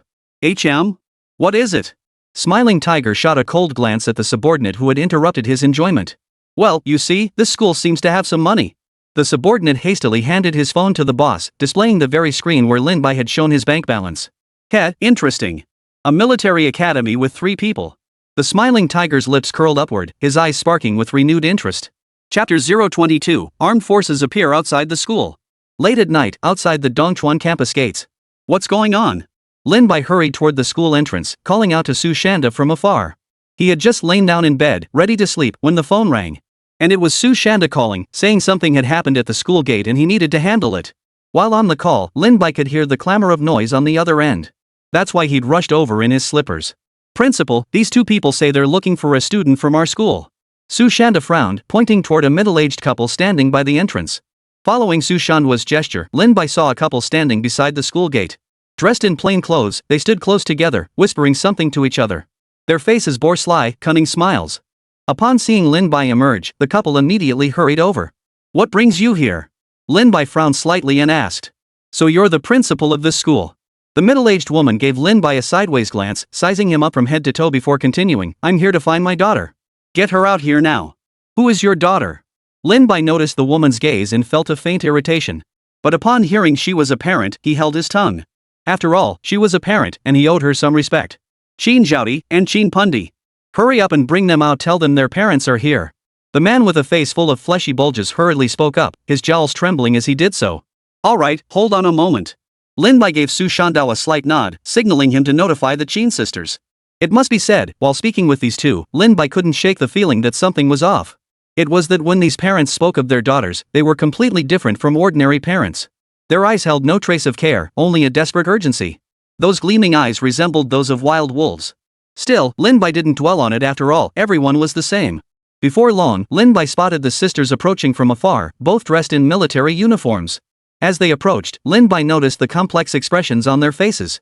It was a mix of anger, fear, dread, worry, and even a hint of unfamiliarity. It was as if the 2 figures outside weren't their parents at all, but debt collectors come to collect. "Zhaodi. Pundi. What the hell are you 2 doing here? Get back home this instant." The moment the sisters reached the middle-aged couple, the man immediately reached out, intending to grab Chin Zhaodi's clothes. But Chin Zhaodi had trained here for some time. Facing the man's lunging hand, she dodged without hesitation. "We're not going back." "That's right. We don't want to go back either." Chin Zhaodi took a few steps back, her lips pouted, and her eyes flashed with determination. Even Chin Pundi wrapped her arm around her sisters, glaring at the couple with obvious displeasure. "You dare talk back? I raised you both, and this is how you repay me, like ungrateful dogs." The middle-aged woman nearly fell to her knees in a fit of rage upon hearing this, nearly collapsing in a tantrum. "Exactly. You've eaten our food and used our resources all these years, and now you want to go off to school? Don't think just because you're wearing a uniform, I can't discipline you 2 anymore." The middle-aged man rolled up his sleeves and brandished his fists at the sisters. Lin Bai could tell that if he and Su Shanduo hadn't been standing there, the couple would have attacked immediately. "We're not going back. We'll pay you back what we owe you." Chin Zhaodi gritted her teeth and shouted at the 2 men. This was the first time Lin Bai had ever seen Chin Zhaodi display such a look. In his memory, the sisters always spoke softly and never raised their voices. But this showed just how furious Chin Zhaodi and her sister had become. "Pay us back? With what? Do you even know how much money you 2 have taken from us over the years?" As the middle-aged woman roared, her spit flew nearly half a meter as she gestured wildly. "That's right. You 2 come back with me immediately. Once you're married off, I won't give a damn about you anymore." The middle-aged man also shouted at the sisters. "We're not going back." Chin Zhaodi stamped her foot, her face flushing crimson with fury. "Exactly. How could you make us marry that village idiot?" Chin Pundi gritted her teeth beside her. "You 2 ungrateful brats. I found you a great family. Do you know how rich Dafu's family is? They have 30 pigs alone. And they promised a 30,000 yuan dowry if you marry into their family. This is a life of luxury." The middle-aged man grew frantic, striding toward the sisters as he spoke. He grabbed one by the arm and began dragging her toward the door.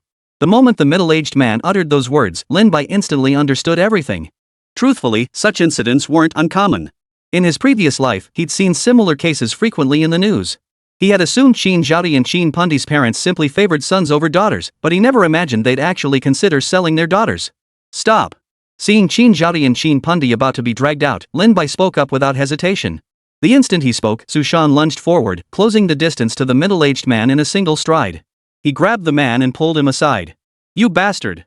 The middle-aged man staggered backward, instinctively about to unleash a torrent of curses. But when he saw the automatic rifle strapped to Su Shandao's back, his words instantly died in his throat. We won't go back with you, but as for the money, we can give it to you. Qin Zhaodi pulled the 2 checks from her pocket and handed them over without hesitation. The middle-aged man casually took them, but his eyes widened in shock when he saw the figures. Old man, what's wrong? The woman, seeing the look in her husband's eyes, hurried over. When she saw the words written on them, she froze in place. 400,000. The 2 checks together totaled 400,000 yuan. That's even more than the dowry offered by Dafu's family at the village entrance. That should be enough. Qin Zhaodi clasped Qin Pundi's hand and called out to the 2 of them. This isn't enough. The debt of raising you is greater than heaven. Hurry back with us. But to the sisters' surprise, the 2 men remained relentless, even showing signs of trying to force their way in again. This is our school. Unauthorized personnel are prohibited from entering. Lin Bai, who had been watching from the sidelines for a long time, couldn't stand it anymore. This was clearly a case of getting something for nothing and still acting like a spoiled brat. He stepped directly in front of the sisters. Oh, so you're the principal? Big deal. I'm not afraid of you. Now take our daughter back with us. The middle-aged woman crossed her arms defiantly, her expression that of a shrew. I won't stop you, but I'm warning you, our school has a contract with Qin Zhaodi and Qin Pundi. If they leave, that check comes back to us. At Lin Bai's words, the middle-aged couple's expressions instantly changed. Honey, taking her back now seems like a bad deal. Are you stupid? Just take her back. If anything happens later, we can make those 2 useless ones deal with it. Though the couple's whispered exchange was barely audible, Lin Bai caught every word. Snap! Bang! Fury nearly blazed from Lin Bai's eyes. This was outright bullying. Without hesitation, he cocked the gun and fired a shot into the air. Our private school has castle rights. And this is our student. If you cause any more trouble, don't blame me for shooting. Lin Bai's words sent shivers down the couple's spines. Their legs went weak and they dared not utter another word. Clutching the check, they hurriedly left, supporting each other. Sis. Sis. As the couple departed, the twins' earlier resolve vanished instantly. They clung to each other, sobbing uncontrollably. Their reason for leaving was to avoid being forced into marriage. Before their departure, the couple had persistently pressured them about finding husbands. They claimed there were no good schools anyway and the family had no money, forcing them to marry the village idiot. Life at the military academy was far better than at home. They had food, clothes, and no chores. The training was grueling, but they found joy in it. It was infinitely better than that dreadful home. Don't worry, as long as you stay at the academy, no one can bully you. Lin Bai approached the sisters and spoke comforting words to them. Much later, after the sisters had returned home, Lin Bai went back to his room to rest. But the moment his butt touched the bed, sirens blared outside. Su Shandao's voice echoed from outside. Reporting, Principal. We've just detected a makeshift armed force appearing 3 kilometers away. Chapter 023, Dongchuan University under siege? We're done for. A makeshift force? Lin Bai was stunned. How could a makeshift force just appear out of nowhere? Without pausing to think, Lin Bai slipped on his shoes and sprinted toward the campus gates. As he neared the gates, he saw a large crowd of over 10 people standing outside. Each of them was brandishing a pistol, their faces twisted into vicious grins. At the same time, Lin Bai heard hurried footsteps behind him. Turning around, he saw Wang Meng sprinting toward him. On Wang Meng's back, he carried an ATG automatic rifle slung over each shoulder. You two, grab these. Without a word, Wang Meng shoved the ATG assault rifles into the hands of Su Shui and the twin sisters. As for Su Shandao, he already had the ATG assault rifle from the previous sample. As for Lin Bai and the others, they only had pistols in their hands. Principal, what should we do now? Should we just take care of it? At that moment, Su Shanduo frowned and asked. He had already seen through them earlier. These outsiders meant no good. Not a single one of them was decent, and judging by their appearance, they were nothing but a motley crew. If he were to act, he could guarantee taking down 5 or 6 of them in a single exchange. Hold off for now. Let's observe first. Lin Bai shook his head. He still didn't understand their purpose. After saying this, Lin Bai turned his gaze to Wang Meng. Wang Meng, take the logistics team back first. The logistics team was only armed with pistols. They wouldn't be much help. Though Wang Meng possessed formidable combat skills, his large frame made him a prime target for bullets. It was wiser to have him retreat first. Wang Meng was utterly loyal to Lin Bai. Though deeply reluctant, he obediently retreated. Clang! Just as Lin Bai was assigning tasks, the sound of someone banging on an iron gate echoed from the distance. Whoever's in charge, step out. We're the Wild Wolves gang, here to provide security for you weaklings. In the distance, a guy sporting a mohawk hammered the iron gate with his gun, his face brimming with arrogance. After his declaration, a roar of laughter erupted from the group in the distance. At that moment, the gang's leader, Smiling Tiger, surveyed the school with a smirk. 2 days prior, upon learning the school principal was loaded, he decided without hesitation to come here and make a killing. After all, this was 10 million yuan more than he'd ever earned during his days as a mercenary. If they pulled this off, they wouldn't have to worry about expenses for the next 2 or 3 years. Boss, it's still empty inside. Why don't we just go in? Just then, the Mohican-haired man who had been knocking on the iron gate approached Smiling Tiger and spoke up. When he first arrived, he'd noticed the gate was locked tight. And because the campus was so dark, he couldn't tell if anyone was inside. No worries. They probably just don't dare come out. They'll have to grit their teeth and come out eventually. Smiling Tiger shook his head dismissively. Several rooms in the building had lights on, meaning people were definitely inside. They were probably still debating whether to come out. Besides, his main purpose this time was to collect the money. If he just barged in, even if he killed everyone, he wouldn't get the money. So the priority now was to wait for someone to come out and demand the money. Upon hearing this, Mohican could only nod and return to the doorway, peering inside once more. These people are here to rob us. Lin Bai's expression darkened instantly upon hearing this. He knew without a doubt that it was because of the advertisement they'd placed earlier someone had taken notice. He never imagined anyone would target a military academy. Damn it, they were here to pick on the weak. Principal, these people are pushing their luck way too far. A glint of murderous intent flashed in Su Shandao's eyes beside him. He wanted nothing more than to kill such people. Lin Bai watched the scene unfold, momentarily at a loss for where to begin venting his frustration. To be honest, in his previous life, he'd only encountered similar types outside elementary school gates. They'd also been demanding protection money, but he never imagined encountering such people here. And did these people have no sense of self-awareness? Daring to show up armed with a pistol to rob someone. This era of Xia Nation was just a bit too tight, wasn't it? Amidst the commotion, atop a mountain a kilometer from the school, uniformed police officers peered through binoculars at Dongchuan University. When the image passed the school entrance, his hand froze abruptly. A robbery? The officer recognized them instantly. It was the Wild Wolf Gang, the very group causing chaos all over the place lately. Cases involving them had been piling up lately, from helping developers coerce residents into signing agreements to running telecom fraud operations. They had their hands in everything. But he never imagined they'd actually stormed the gates of Dongchuan University. Damn it, these bastards actually dared to target this place. The officer's expression instantly darkened. His presence here stemmed from orders to monitor Dongchuan University, and to gather as much intelligence as possible. With this incident unfolding, he had to report it immediately. Within the Research Institute's residential compound, the phone on the table suddenly vibrated, startling Song Weigua awake from his rest. Hello? Song Weigua answered the call, yawning and frowning as he asked. Normally, no one would call him at this hour. Is this Minister Song? This is Zhang Jianhua from the ministry. The incident at Dongchuan University you asked me to monitor has occurred. The person on the other end hurriedly identified himself and explained the situation. Dongchuan University is in trouble? What happened? Song Weigua, who had been half asleep, instantly sobered up upon hearing this. Zhang Jianhua was the Minister of Public Security. Ever since examining the tank last time, he had entrusted Zhang Jianhua with monitoring Dongchuan University. After all, Dongchuan University was simply too mysterious. Intelligence investigations revealed that the university's president had single-handedly revived the institution from the brink of collapse. For this very reason, Song Weigua hadn't gone to inquire about the tanks directly. Instead, he planned to investigate Lin Bai in the university first. But unexpectedly, at this critical juncture, Dongchuan University had encountered trouble. I just received word from our people below that a group of bandit-like individuals armed with guns have surrounded Dongchuan University. Zhang Jianhua said with a grim expression. Although he and Song Weigua were both ministers, due to their different systems, Song Weigua's rank was actually considerably higher than his. If this man truly became enraged, it wouldn't be something that could be resolved easily. Then why aren't you taking action immediately? What are you waiting for? Song Weigua instantly grew impatient at the news. Good grief, Dongchuan University involves their classified information. If something went wrong, who knows if there might be a massive leak of classified information. Moreover, there's a theory circulating within the science department that a small portion of this model structure might have been independently developed by the university. Regardless of the possibility, we absolutely cannot let this university face trouble. Wait, Minister Song, we have absolutely no grounds to intervene. Carrying firearms is legal, gatherings are legal.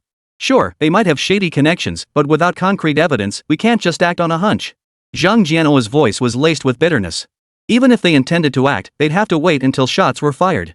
Making arrests now would be a complete violation of protocol. I don't care if you have evidence or not. I'm warning you, this university involves top-level state secrets. If anything happens to it, you'll be the one to take the fall. I don't care what methods you use, mobilize the troops immediately. Song Weiguo erupted in fury. This concerns state secrets. No matter the reason, there can be absolutely no mishap. Hearing this, Zhang Jianhua nearly jumped out of his skin. Holy crap, military secrets. This is no small matter. I've already notified the armed police. The nearest unit will take 15 minutes to arrive. Zhang Jianhua blurted out without hesitation, their location is indeed very remote. Song Weiguo was nearly driven mad with anxiety. 15 minutes? That's enough time for a school shooting. Chapter 024, Open Fire. Open fire without hesitation. Lin Bai looked at the robbers outside the campus and felt momentarily speechless. Earlier, he had carefully observed these robbers. They were armed with nothing but handguns, and judging by their talents, the highest ranked among them was merely a C-class. Moreover, these clearly weren't a professional team. If they were, they wouldn't be standing around dazed at the school gate. They should have scouted the campus interior and positions behind cover. Instead, the entire group stood brazenly at the entrance. To an outsider, they might have looked like a school trip group visiting the campus. This bunch of scumbags actually had the nerve to come rob him. I can't tell if they're bold or just plain stupid. Facing opponents like these, I didn't even know where to begin venting my frustration. Principal, what should we do? Su Shui gripped her ATG assault rifle, her expression resolute as she spoke. After surviving the mercenary mission, Su Shui was no longer timid. You. Lin Bai turned to the logistics guy holding the small pistol. Go start the live stream. Lin Bai had previously created a live streaming account for Dongchuan University. It had already amassed a significant following. At this moment, live streaming was the most appropriate course of action. After all, while the university had gained some reputation, its true capabilities as a military academy remained undiscovered by the outside world. Seizing this opportunity would showcase the school's capabilities and prevent all sorts of unscrupulous elements from attempting to associate themselves with it in the future. Live stream? The logistics cadet froze in shock. He never imagined Lin Bai would propose live streaming at this critical moment. Exactly, you go ahead and do it. Lin Bai urged them on. This opportunity couldn't be let slip away. Besides, going live would also expose the school's actions. The logistics department student said nothing more. After nodding in agreement, he launched the live stream without hesitation. As soon as the stream went live, numerous viewers flooded into the chat room. The vast majority were fans who had already followed him. What's going on? Dongchuan University's first live stream is happening at night? Yeah, if it weren't for the special notifications, I wouldn't even know they were streaming at this hour. Why is everything pitch black around them? Could they be doing some kind of outdoor live stream in the middle of the night? Could they be planning nighttime training? After all, it's a military academy, training could happen anytime. As soon as viewers entered the livestream, they started asking questions all at once. After all, no one understood why Dongchuan University would go live at this hour. Streaming at this hour attracts very little traffic. Plus, different times attract different audiences. Few would be interested in admissions at this hour. Good evening, everyone. Lin Bai stepped in front of the camera. I'm sure you're all curious why I chose to go live at this hour. Saying this, Lin Bai took his phone and pointed it toward the school gate. The reason we're streaming at this hour is because our school is under armed robbery by bandits. The moment he said this, the viewers in the livestream room were instantly buzzing with shock. What the hell? An armed robbery? That's insane. And there really are over a dozen people at the gate. Seriously, have robbers gotten this crazy nowadays? Robbing a school? Planning to steal the chairs to study? I bet they're after Principal Lin's money. Didn't he show us his account earlier? There's 10 million in there. To pull off a massive heist for 10 million? Holy crap, what kind of people are these? The viewers in the livestream were stunned. It's not that they'd never seen a robbery before, it's that they'd never seen one targeting a school. After all, schools are full of students.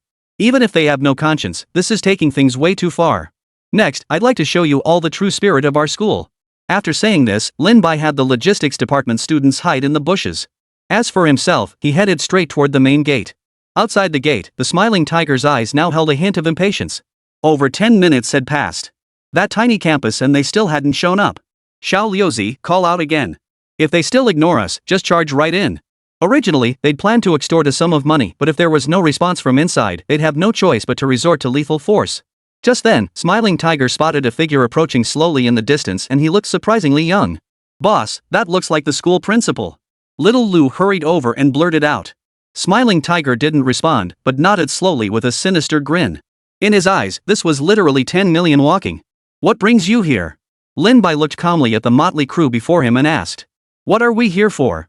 Is that even a question? Xiao Liuzi's retort sent the surrounding crowd into an uproar of laughter. Enough chatter, I'm here to make a deal with you. Just then, the smiling tiger who had been hiding in the crowd stepped up to the door, grinning maliciously through the door. What kind of cooperation? Lin Bai feigned ignorance. Looks like your school's security's pretty weak. We'll provide 6 months of security services. All you need to do is give us 10 million. As he spoke, Smiling Tiger lifted the hem of his shirt, revealing a pistol tucked at his waist. Meanwhile, in the nearby bushes, students from the logistics department recorded the entire conversation and streamed it live. The viewers in the livestream were stunned by these shameless words. Holy crap, 10 million for 6 months of security? Just come out and say you're robbing us. I've never seen such brazen audacity. They're clearly after the money. I told you earlier these guys are after Principal Lin's 10 million. I was right, wasn't I? Is this just robbery? Now they're even sugarcoating robbery? The audience didn't even know where to begin criticizing. After all, 10 million could hire some decent professional bodyguards. Why hire this bunch of misfits? They're clearly just after the money. No need for that. Our school has ample security. If you have no business here, please leave. Our students need to rest. Lin Bai shook his head, feigning innocence. The reason he'd engaged in all that talk was purely because he still lacked justification to resort to force. Outside the school gates wasn't their turf. If they opened fire now, they'd never be able to explain themselves later. You think I'm giving you face? Can't you see this is a robbery? At that moment, Xiao Liuzi beside him instantly lost his temper, drew his gun, and aimed it at Lin Bai. Hearing this, Lin Bai quickly feigned terror. Don't shoot. You can have the money, but you have to come inside the school with me to get it. After saying this, Lin Bai pressed the door opening button. As the gate slid open, he added, Don't bring your guns inside. This is a school. The robbers watching the gate slowly open didn't bother listening to Lin Bai's pleas. Instead, their eyes burned with intensity as they watched the gate open. Greed flashed across every face. The moment the gate swung open, they charged straight inside, eager to pin Lin Bai down and strip him of every last penny. But the moment they all burst through the campus gates, an unexpected turn of events occurred. Bang! A barrage of gunfire instantly took down 5 or 6 of the robbers. It was the students who fired. Before Lin Bai left, they had warned him. Once inside the school, they could invoke the Castle Act and open fire immediately. This sudden turn of events left the robbers stunned. Run! Find cover! Smiling Tiger was the first to react. He now understood why Lin Bai had let them in. This was clearly a trap they'd been waiting for. And Lin Bai, who had been standing nearby moments ago, had vanished without a trace. Su Shui and the others were now crouched behind cover. Su Shui held her assault rifle, aiming at the robbers nearby. Her finger trembled slightly on the trigger, yet her movements carried a steady rhythm. The Qin sisters, Qin Zhaodi and Qin Pundi, appeared even more composed, their eyes burning with hatred. To them, these were the enemies who sought to steal their happy life. No one would take away their present life. 30 seconds later, the thugs who charged in all went down. Chapter 025, You can actually drive that tank? No way! Amidst the pool of blood, only the moans and screams of the surviving robbers could be heard. Many others, clutching their wounds, begged for help. Yet no one moved, all eyes fixed on the stricken figures nearby.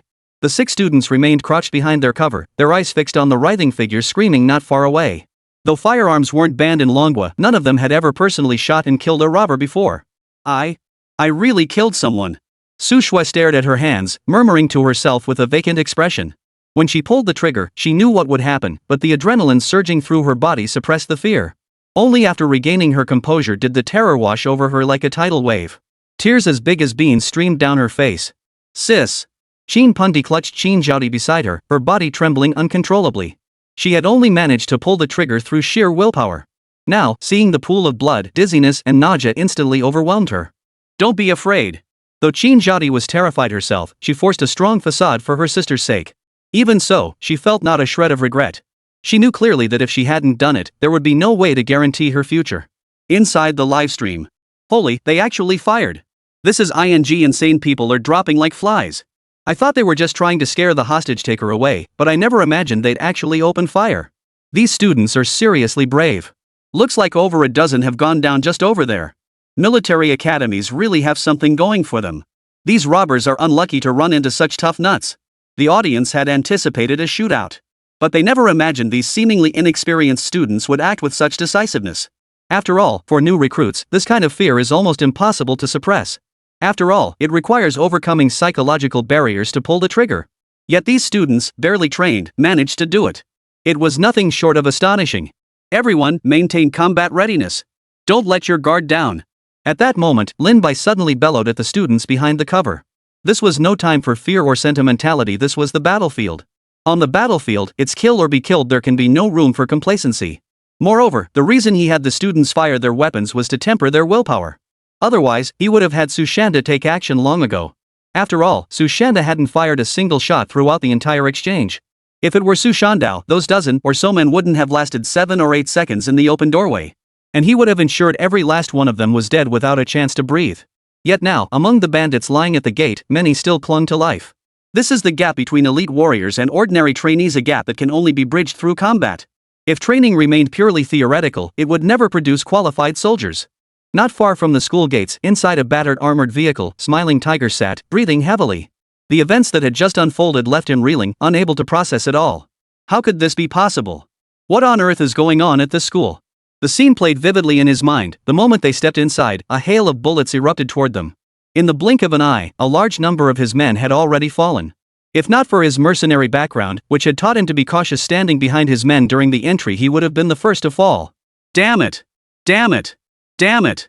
Regaining his composure, Smiling Tiger pounded the steering wheel with clenched fists. These were his men, after all. It wasn't that he cared about them. They were the very foundation of his operations. Having just returned to the Dragon Nation, he needed these men to make money. It took nearly 2 years to cultivate such loyal men. He had other underlings, but they were nothing but fence-sitters. That's precisely why everyone here was his most trusted confidant. Yet in the blink of an eye, they'd all fallen within this school. What he couldn't tolerate even more was that he had actually felt fear just now. He was a man who had seen bloody battles, and now he was afraid of some obscure school. Those inside, cease resistance and raise your hands in surrender. Lin Bai poked his head out and bellowed through the megaphone. He had noticed someone scrambling onto the armored vehicle earlier, and that was the leader of the bandits. He absolutely couldn't let this slip by so easily. But with the armored vehicle protecting him, a direct assault wasn't feasible. Surrender? My ass. You're all going down today. Smiling Tiger panted heavily, his eyes bloodshot. Having lost so many trusted men in a single night, he would never let these students off the hook. True, the people inside had automatic rifles, but he had an armored vehicle. Ordinary assault rifles couldn't even scratch the armor. If he had to leave, he'd wipe out every last person in this school first. With that, he slammed his foot down on the accelerator. The engine of his homemade armored vehicle roared incessantly. The next second, it charged straight into the campus grounds. As it plowed through the grounds, the bullets fired by Lin Bai and the others couldn't even scratch the armor. Moreover, the sheer speed made it impossible to mount an effective attack. Principle. This guy's driving a homemade armored vehicle, and it's probably using scraps of military armor. At that moment, Sushanda scrambled to Lin Bai's side and shouted. Earlier, when the armored vehicle charged in, he had clearly seen its construction. Externally, it appeared patched together, but he recognized that the armor plating was indeed military-grade components. For instance, tank hull sections, these components offered exceptional protection that was virtually impossible to penetrate. Tap. Just then, Sushanda forcefully pushed Lin Bai's raised head back down. A burst of bullets sent concrete and stones flying from the surrounding ground. Damn it, this bastard even installed a hand-operated machine gun. Sushanda saw that the armored vehicle's roof protection actually housed a machine gun. Among civilians, this was practically armed to the teeth. The viewers in the livestream were stunned. What the hell? How could there be an armored vehicle here? This is insane. That guy actually drove an armored vehicle to attack the school. We're done for. This time we're really finished. The armor's protection is too strong, these students have no chance to fight back. I wonder if the military knows about this yet. If they don't come, we'll never handle this. They knew full well this battle had devolved into an unequal fight. After all, the hijacker was safely inside the vehicle, with almost no chance of getting hurt. There was simply no way to take down these robbers. And while the students were currently behind cover, the armored vehicle's high mobility meant it was only a matter of time before they were subdued. Subduing the students is only a matter of time. Die, all of you. The grinning tiger inside the vehicle erupted in a maniacal laugh. He kept controlling the vehicle screens, firing bullets at the students. Don't underestimate that single machine gun modified to hold a 2,000-round magazine. As long as we maintain the firing rate, overheating won't be an issue. Principal, what should we do now? Sushanda frowned and asked. They had no heavy weapons at all. Well, they did have some, but... Wait. Lin Bai frowned, pulled out his phone, and sent a message to Wang Meng.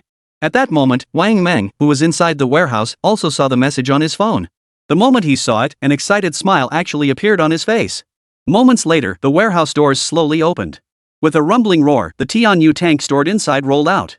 At that moment, every student present was stunned. Holy cow, isn't this tank just a model? Can it actually run?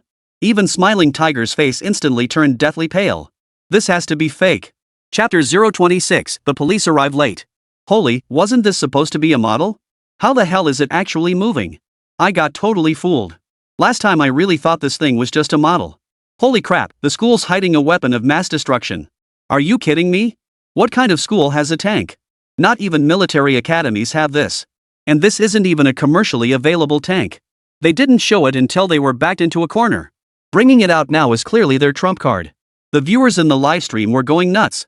They thought it was just a model, but when it actually rolled out, their minds couldn't process it. This wasn't just about privately stashing heavy weaponry. They're hoarding a self-developed tank. No one's ever seen any information about this thing. Even so, this is a tank utterly incomparable to that armored vehicle. One shot from this thing would instantly reduce that armored vehicle to scrap. After the Tianyu tank rolled out, its gun barrel began swiveling rapidly, clearly aiming at the armored vehicle. Inside the armored vehicle, Smiling Tiger's mind instantly went into a frenzy. What kind of hellhole school is this? No way. Run. With his life on the line, Smiley Tiger couldn't care less about revenge anymore. This thing was simply beyond what his makeshift armored vehicle, cobbled together from scrap metal, could handle. Frankly speaking, even if he emptied the machine gun's entire ammunition supply, it wouldn't stand a chance against this tank. Tanks had always been the army's ultimate weapon. Using this thing against his little armored vehicle was like using a sledgehammer to crack a nut. Without a second thought, he slammed the gears into reverse, flooring the accelerator until it nearly smoked. The moment he backed out of the school gate, he executed a sharp drift and spin, fleeing the scene at breakneck speed, cold sweat pouring down his back. Damn, that was fast. That guy really understood bullying the weak and fearing the strong. I thought this guy was fearless, but once he rolled out that tank, he took off faster than a rabbit. That engine was practically smoking just now. I thought he'd fight to the death.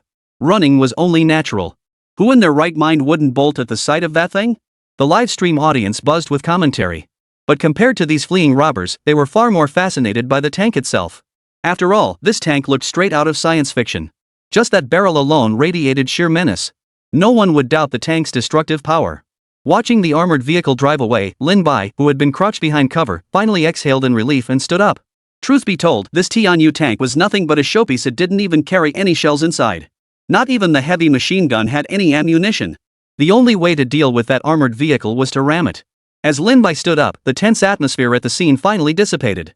The students who had been hiding behind cover collapsed to the ground as if drained of all strength. They'd never witnessed anything like this before. This was real combat, with live ammunition. When they saw the armored vehicle, they'd even thought they were done for. Finally, they had survived. Su Shui exhaled deeply, leaning against the cover as she quietly sobbed. Just moments ago, she had felt certain she wouldn't live to see tomorrow's sun. After narrowly escaping death, the feeling was beyond words. All that remained was sheer relief. Wah! Shin Pundi clung to her sister, weeping bitterly. Sis, don't worry. It's okay now. Shin Jiaoti's cold sweat poured down her face, yet her eyes radiated icy resolve. As the eldest sibling, she was the family's pillar and Shin Pundi's sole support. At this moment, she had to stand her ground. No matter how terrified she felt, she would not back down.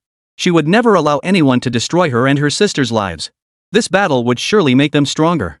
Lin Bai holstered his pistol and couldn't help but utter a sigh of admiration. After experiencing a conflict like this, these students would surely adapt faster when they actually entered a battlefield environment. Moreover, such confrontations remain just within the tolerable limits for students. Because the battlefield environment can easily inflict severe psychological trauma on soldiers. This minor skirmish is still something the students can barely endure. Exactly, this is actually a good thing for them. Su Shandao calmly surveyed all the students present. As an instructor, he needed to observe their performance in this situation. Then guide each student's performance accordingly. After all, a soldier requires not only training but also mental fortitude. Ding! At that moment, Lin Bai suddenly heard a crisp sound echo within his mind. Shin Jiaoti, through combat, has acquired the latent trait, cold-blooded. She can execute any type of order without suffering mental backlash. Her only weakness is her younger sister. Lin Bai was stunned. This was arguably the most exceptional potential imaginable. For a soldier, absolute obedience to orders is paramount. Yet many soldiers failed missions because they couldn't control their emotions. Such incidents were far from uncommon on the battlefield. In certain war-torn regions, children are armed and used to launch attacks by exploiting soldiers' compassion for the young. This proves fatal for the vast majority of soldiers.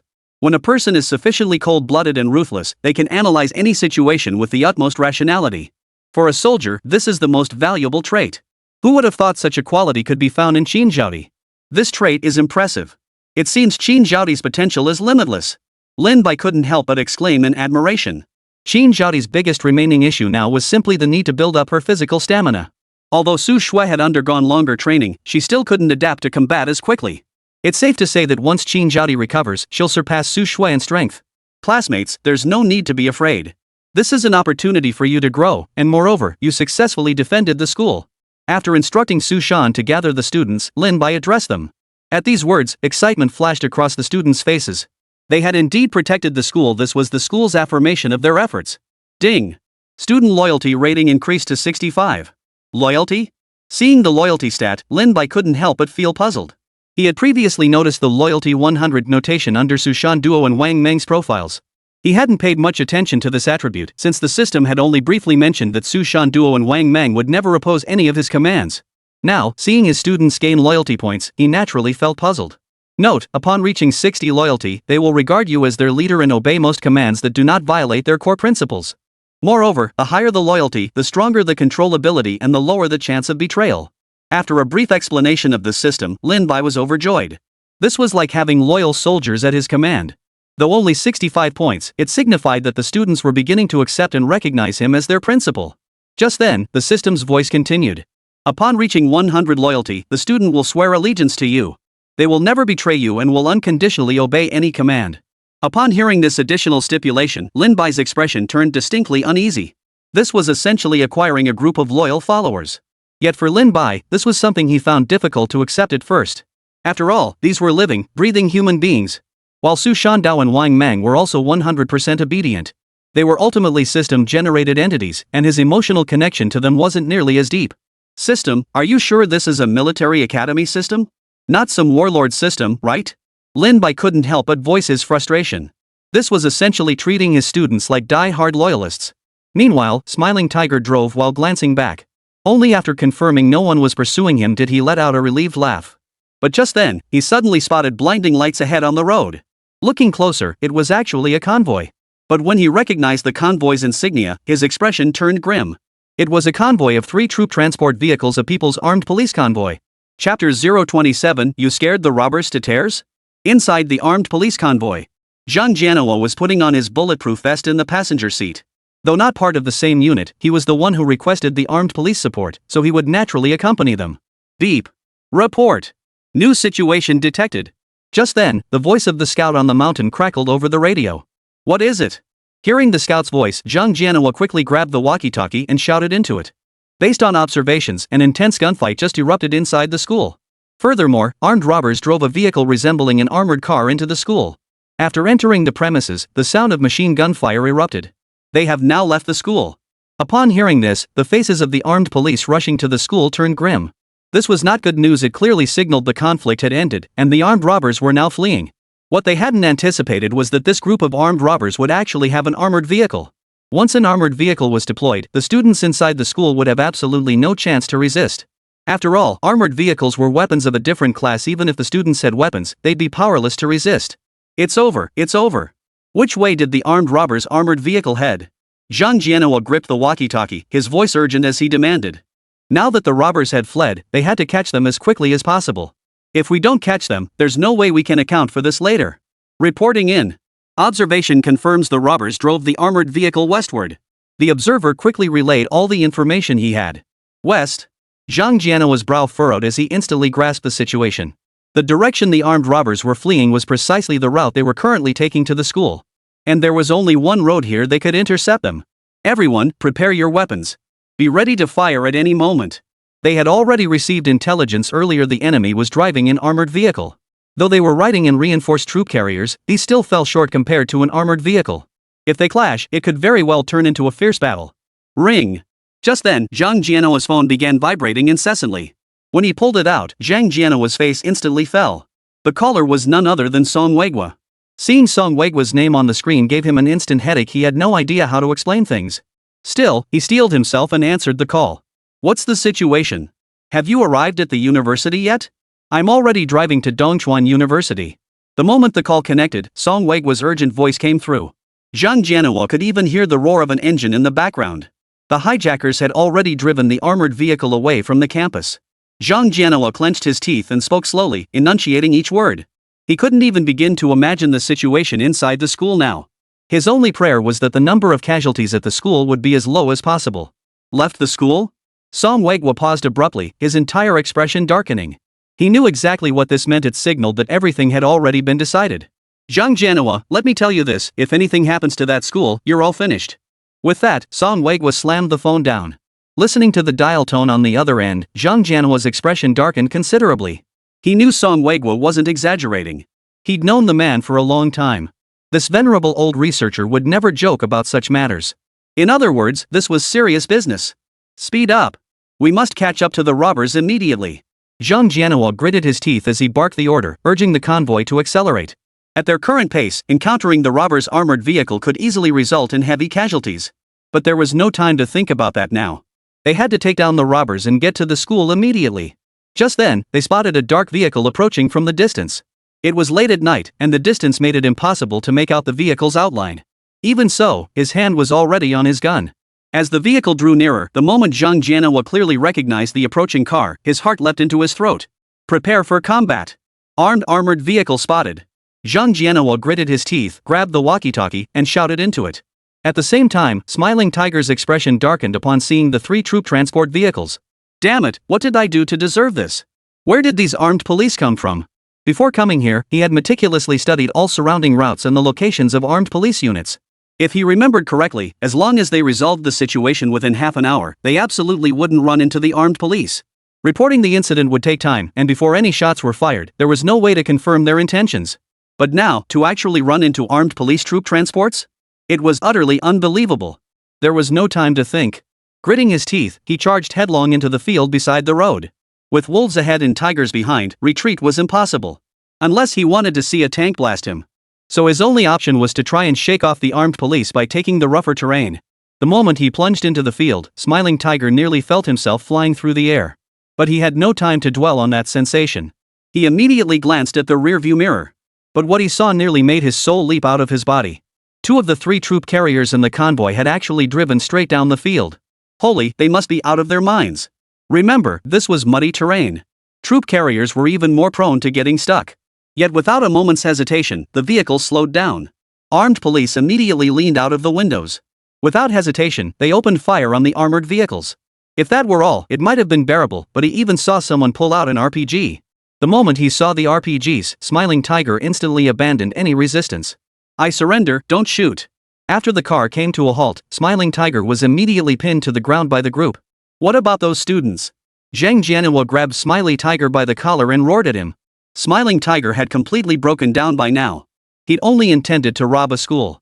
And ended up facing so many absurd situations. After a long pause, he finally managed to utter 2 trembling words, "Save me." After uttering those words, he instantly broke down and began sobbing uncontrollably. All the police officers were dumbfounded. Save you? You're the damn criminal. Take him back in custody. The rest of you follow me immediately to Dongchuan University. Seeing the wolf in sheep's clothing's expression, Zhang Jianhua had no desire to waste any more time. Soon, the police swiftly arrived at Dongchuan University. The moment they entered, they were stunned.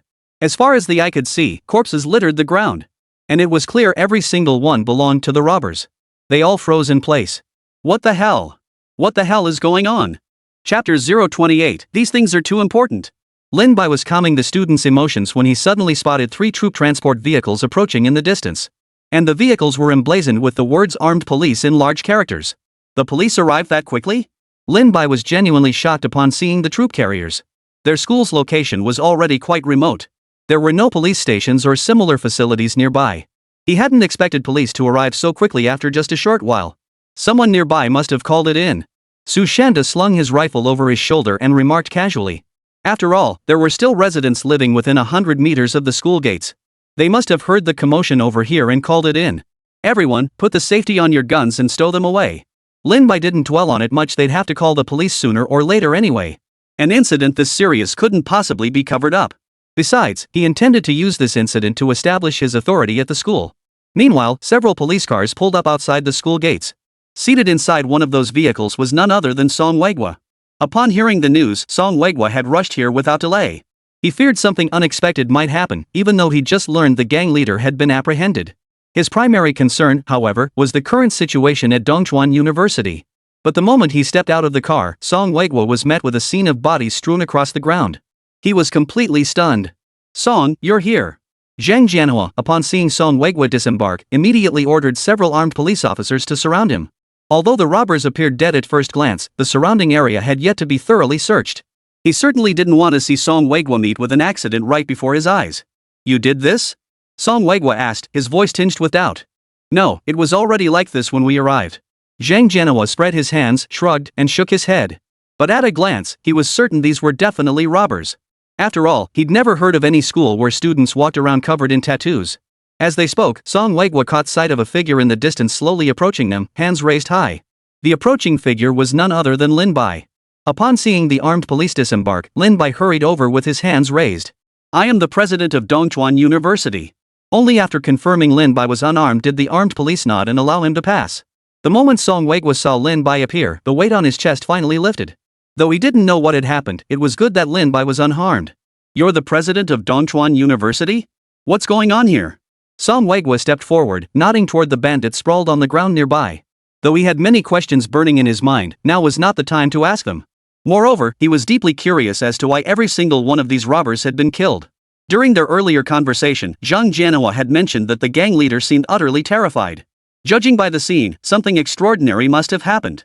"They came to rob us and tried to force their way into the school. They were terrifying. We were so scared we had no choice but to fight back." As Lin Bai spoke these words, he put on a look of genuine terror. He had specifically started a live stream for this moment. Based on this body's memories, doing so was undoubtedly legal and compliant. However, after he finished speaking, the surrounding armed police and officers all fell silent. They were all professionals on the scene. A quick glance at the crime scene gave them a clear picture of what had transpired. Fear? Self-defense? Clearly, the robbers had opened fire the moment they entered. In a single exchange, all the robbers had been taken down. They'd never seen anyone overcome by fear shoot robbers like that. Some unlucky ones were riddled with bullets like a beehive. They'd believe it was a targeted ambush. "Oh, so that's how it was," Song Weiguo said, his mouth twitching. He'd been so worried, only to realize his concerns were completely unnecessary. The ones who should be worried are those bandits. Moreover, it suddenly dawned on him now that the young man before him was the one who truly hid his depth. His excessive worry stemmed entirely from overlooking this crucial point. No need to say it if that tank was real, hiding inside it would make them completely untouchable. It was real. "We're all scared right now." Lin Bai pointed to the students standing nearby.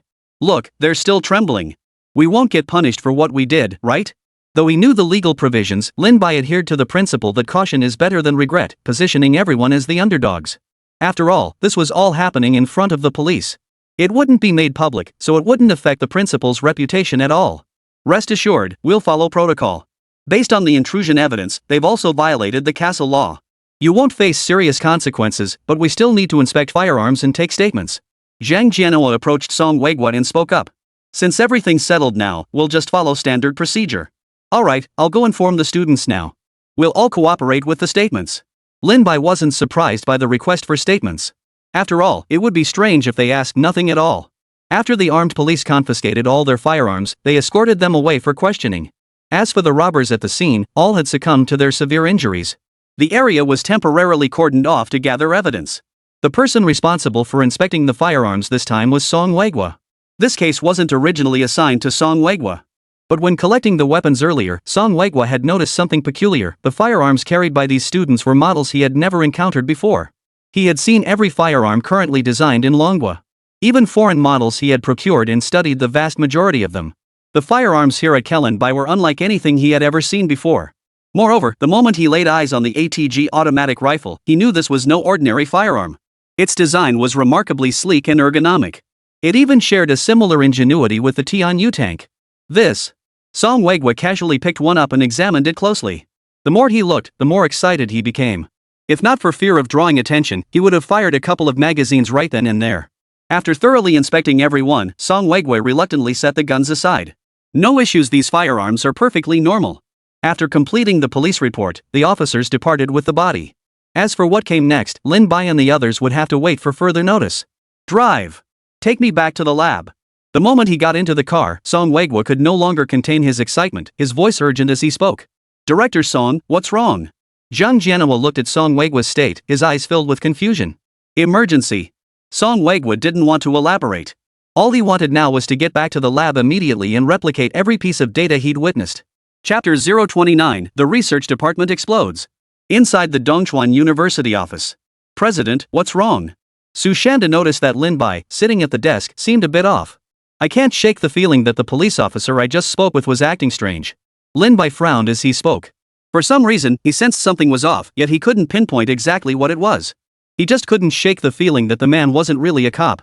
You mean that guy? The chances of him being a cop are pretty slim.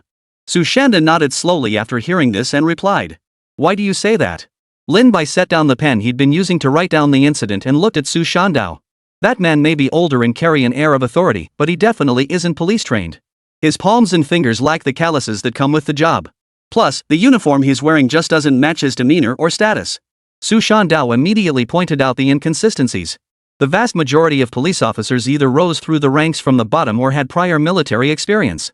For administrative roles, the absence of such marks was plausible, as desk jobs didn't require year-round physical training. But the rank insignia on that uniform was off. Earlier, when Song Weigua spoke, the officer beside him with a higher rank clearly treated him as subordinate. Even during questioning, this officer was given the lead indicating his rank was significantly higher. Hearing this, Lin Bai nodded slowly. He had sensed something was off earlier, and Su Shandao's explanation confirmed where the problem lay. Enough of this. Lin Bai shook his head, banishing the matter from his mind. After all, whoever that man was, it had little to do with him. Besides, they had solid grounds for their actions, no blame could be placed on them. Principal, I'll have the students return to their dorms to rest now. Su Shandao stated. Alright, go ahead. They can sleep in a bit later tomorrow. Lin Bai nodded. After tonight's events, no one had gotten proper rest. Might as well let the students get some proper rest tonight. Besides, he needed to stay up tonight to document the details of what happened and the flaws in their combat tactics. After dismissing the students to rest, Su Shanda returned to his post outside the school gates. The school regained its calm. However, inside the research institute, things were far from quiet. They had just received news from Song Weigua, the emergency protocol had been activated. Emergency status wasn't something to be activated lightly. Once it was in effect, senior researchers, whether sleeping, resting, or in the midst of research, had to simultaneously handle one critical matter. It could be said that such declarations were exceedingly rare. Inside the research meeting room, scientists murmured among themselves. What happened? Why did we suddenly go into emergency mode? Not sure, but Song Weigua isn't the type to declare an emergency lightly. Must be some critical project or urgent matter. Could it be that the cryogenic barrel has been developed? That can't be it. Something like that wouldn't warrant an emergency declaration. Just as the murmurs grew louder, the conference room door burst open. Song Weigua stormed in, looking frantic. Xiaoyu, play this. Without acknowledging anyone, Song Weigua immediately handed the body camera he'd brought from the police station to Song Yu. Without hesitation, Song Yu played the footage from the body camera. Everyone, this is the appearance of the unidentified firearm I obtained tonight. In my opinion, this gun holds significant potential. I hope we can all collaborate on its research and development. As soon as Song Weigua finished speaking, the senior researchers present all furrowed their brows. They never imagined that the reason for declaring an emergency would be a gun. Even so, they said little, instead turning their attention to the large screen. There, displayed on the screen, was a firearm unlike any they had ever seen before. It appeared slightly different from conventional models, though the differences were not particularly pronounced. Moreover, nothing seemed amiss in its construction. The materials used were identical to those in conventional firearms. Was there anything wrong with this gun? Nothing stood out, yet it just seemed to have a slightly different shape. Could there be something hidden inside? Wait, look closely at this shape, it seems incredibly ergonomic. The moment they saw the gun's appearance, the group began analyzing it rapidly. Present were all top-tier scientific researchers from the Dragon Nation, so they quickly noticed the ATG's differences. Yet despite the subtle exterior variations, they couldn't immediately pinpoint any more significant differences. Xiaoyu, initiate the firearm comparison simulation. Song Weigua didn't elaborate, instead directing his words to Song Yu. Song Yu nodded and activated the supercomputer simulation comparison system. As the simulation commenced, data regarding the firearm gradually appeared before them. The moment they saw the results, everyone was stunned. The screen boldly displayed, based on comprehensive data comparison, this assault rifle outperforms the latest existing rifle designs by 50%. How was this even possible? How could it surpass them by 50%? Yeah, this shouldn't be possible. How could such a massive difference arise from just the appearance alone? Surely the computer couldn't have malfunctioned. If it were around 5%, I could accept that, but what on earth is going on here? This can't be right. I've studied automatic rifles for years, how could such data appear? No wonder they're so shocked. This database comparison doesn't just match current firearms on the market. It even cross-references weapons they haven't released yet or are still developing. You see, these latest designs are the very ones they take pride in. Yet, against this rifle, they proved utterly inadequate. Now you all understand why I declared a state of emergency. The moment I handled this rifle, I noticed its construction was flawless. Song Wegwa took a deep breath and spoke through gritted teeth. It must be said, he too was deeply shocked upon seeing this result. The reason he had activated the emergency protocol without hesitation was precisely because, the moment he held it, he sensed the exceptional feel of the gun. Light in the front, middle, and rear, it felt effortless to hold, far superior to any firearm he'd handled before. Director Song, where did you see this gun? At that moment, Song Yu couldn't help but speak up. Although Song Wegwa was her father, within the work department, titles were the proper form of address. I saw this gun in the hands of that Lin Bai. The moment Song Wegwa uttered these words, the entire room erupted in shock. Wasn't that the man who developed the tank? What's the deal with this guy? Exactly. How does he have so many designs we've never even heard of? The researchers instantly recalled who this man was. Song Bu, should we request police assistance? Song Yu also realized the gravity of the situation and asked. No, I suspect the school isn't as straightforward as it seems. There might be even more advanced technology involved. Song Wegwa shook his head without hesitation. This matter ultimately required careful consideration. Meanwhile, Lin Bai remained completely unaware. Lying on his bed, he rolled over and continued his deep slumber. Chapter 030, Sniper Rifle, acquired. Early the next morning, Lin Bai had barely risen when he heard the cadence of commands echoing from the training grounds outside. After a quick wash, Lin Bai made his way to the edge of the field to observe the cadets training. Professional instructors really made a difference. The training effectiveness had greatly improved. Watching the cadets on the field, Lin Bai couldn't help but marvel inwardly. Although the logistics cadets had relatively low aptitude, under Su Shanhua's guidance, their progress far outpaced that of typical military academies. And this was only with morning training sessions. Ding! Qin Zhaodi and Qin Pundi have been promoted to first-rank soldiers. 200 points earned. Just then, the system's voice suddenly echoed in Lin Bai's mind. Hearing this voice, Lin Bai wasn't overly surprised. Having witnessed Su Shue's precedent, Lin Bai knew promotions would occur automatically once progress bars filled. Seems like it's time to spend some points again. Lin Bai checked his current point balance. He now possessed over 300 points. While insufficient for a lottery draw, it was ample to purchase some items from the store. Ever since last night's incident, Lin Bai had resolved to enhance the combat capabilities of his trainees. Qin Zhaodi, in particular, her two unique traits absolutely couldn't be wasted. If he could significantly boost Qin Zhaodi's strength, they could earn even more rewards through mercenary missions later on. With that thought, Lin Bai opened the point shop without hesitation. System, display all sniper rifles. Lin Bai had already decided what items he would seek this time. Both Qin Zhaodi and Qin Pundi specialized in sniping. Thus, a sniper rifle was the obvious first choice. Upon opening the store, various types of sniper rifles appeared before Lin Bai. APW Semi-Automatic Sniper Rifle, effective range 3100 m, high accuracy, uses 7.62mm ammo, 300 points. Kojev Automatic Sniper Rifle, effective range 1800 meters, 30-round magazine, lower accuracy, uses .243 ammunition, 200 points. Kotel Semi-Automatic Sniper Rifle, effective range 2500 m, professional police use, uses .243 ammo, 250 points. Stealthy Automatic Sniper Rifle, effective range 2600 meters, uses 7.62mm ammunition, 300 points. Lin Bai opened it and immediately noticed the Stealth Auto Sniper Rifle. This auto sniper rifle prioritizes stability, and since it's an auto sniper rifle, it can double as an assault rifle in emergencies.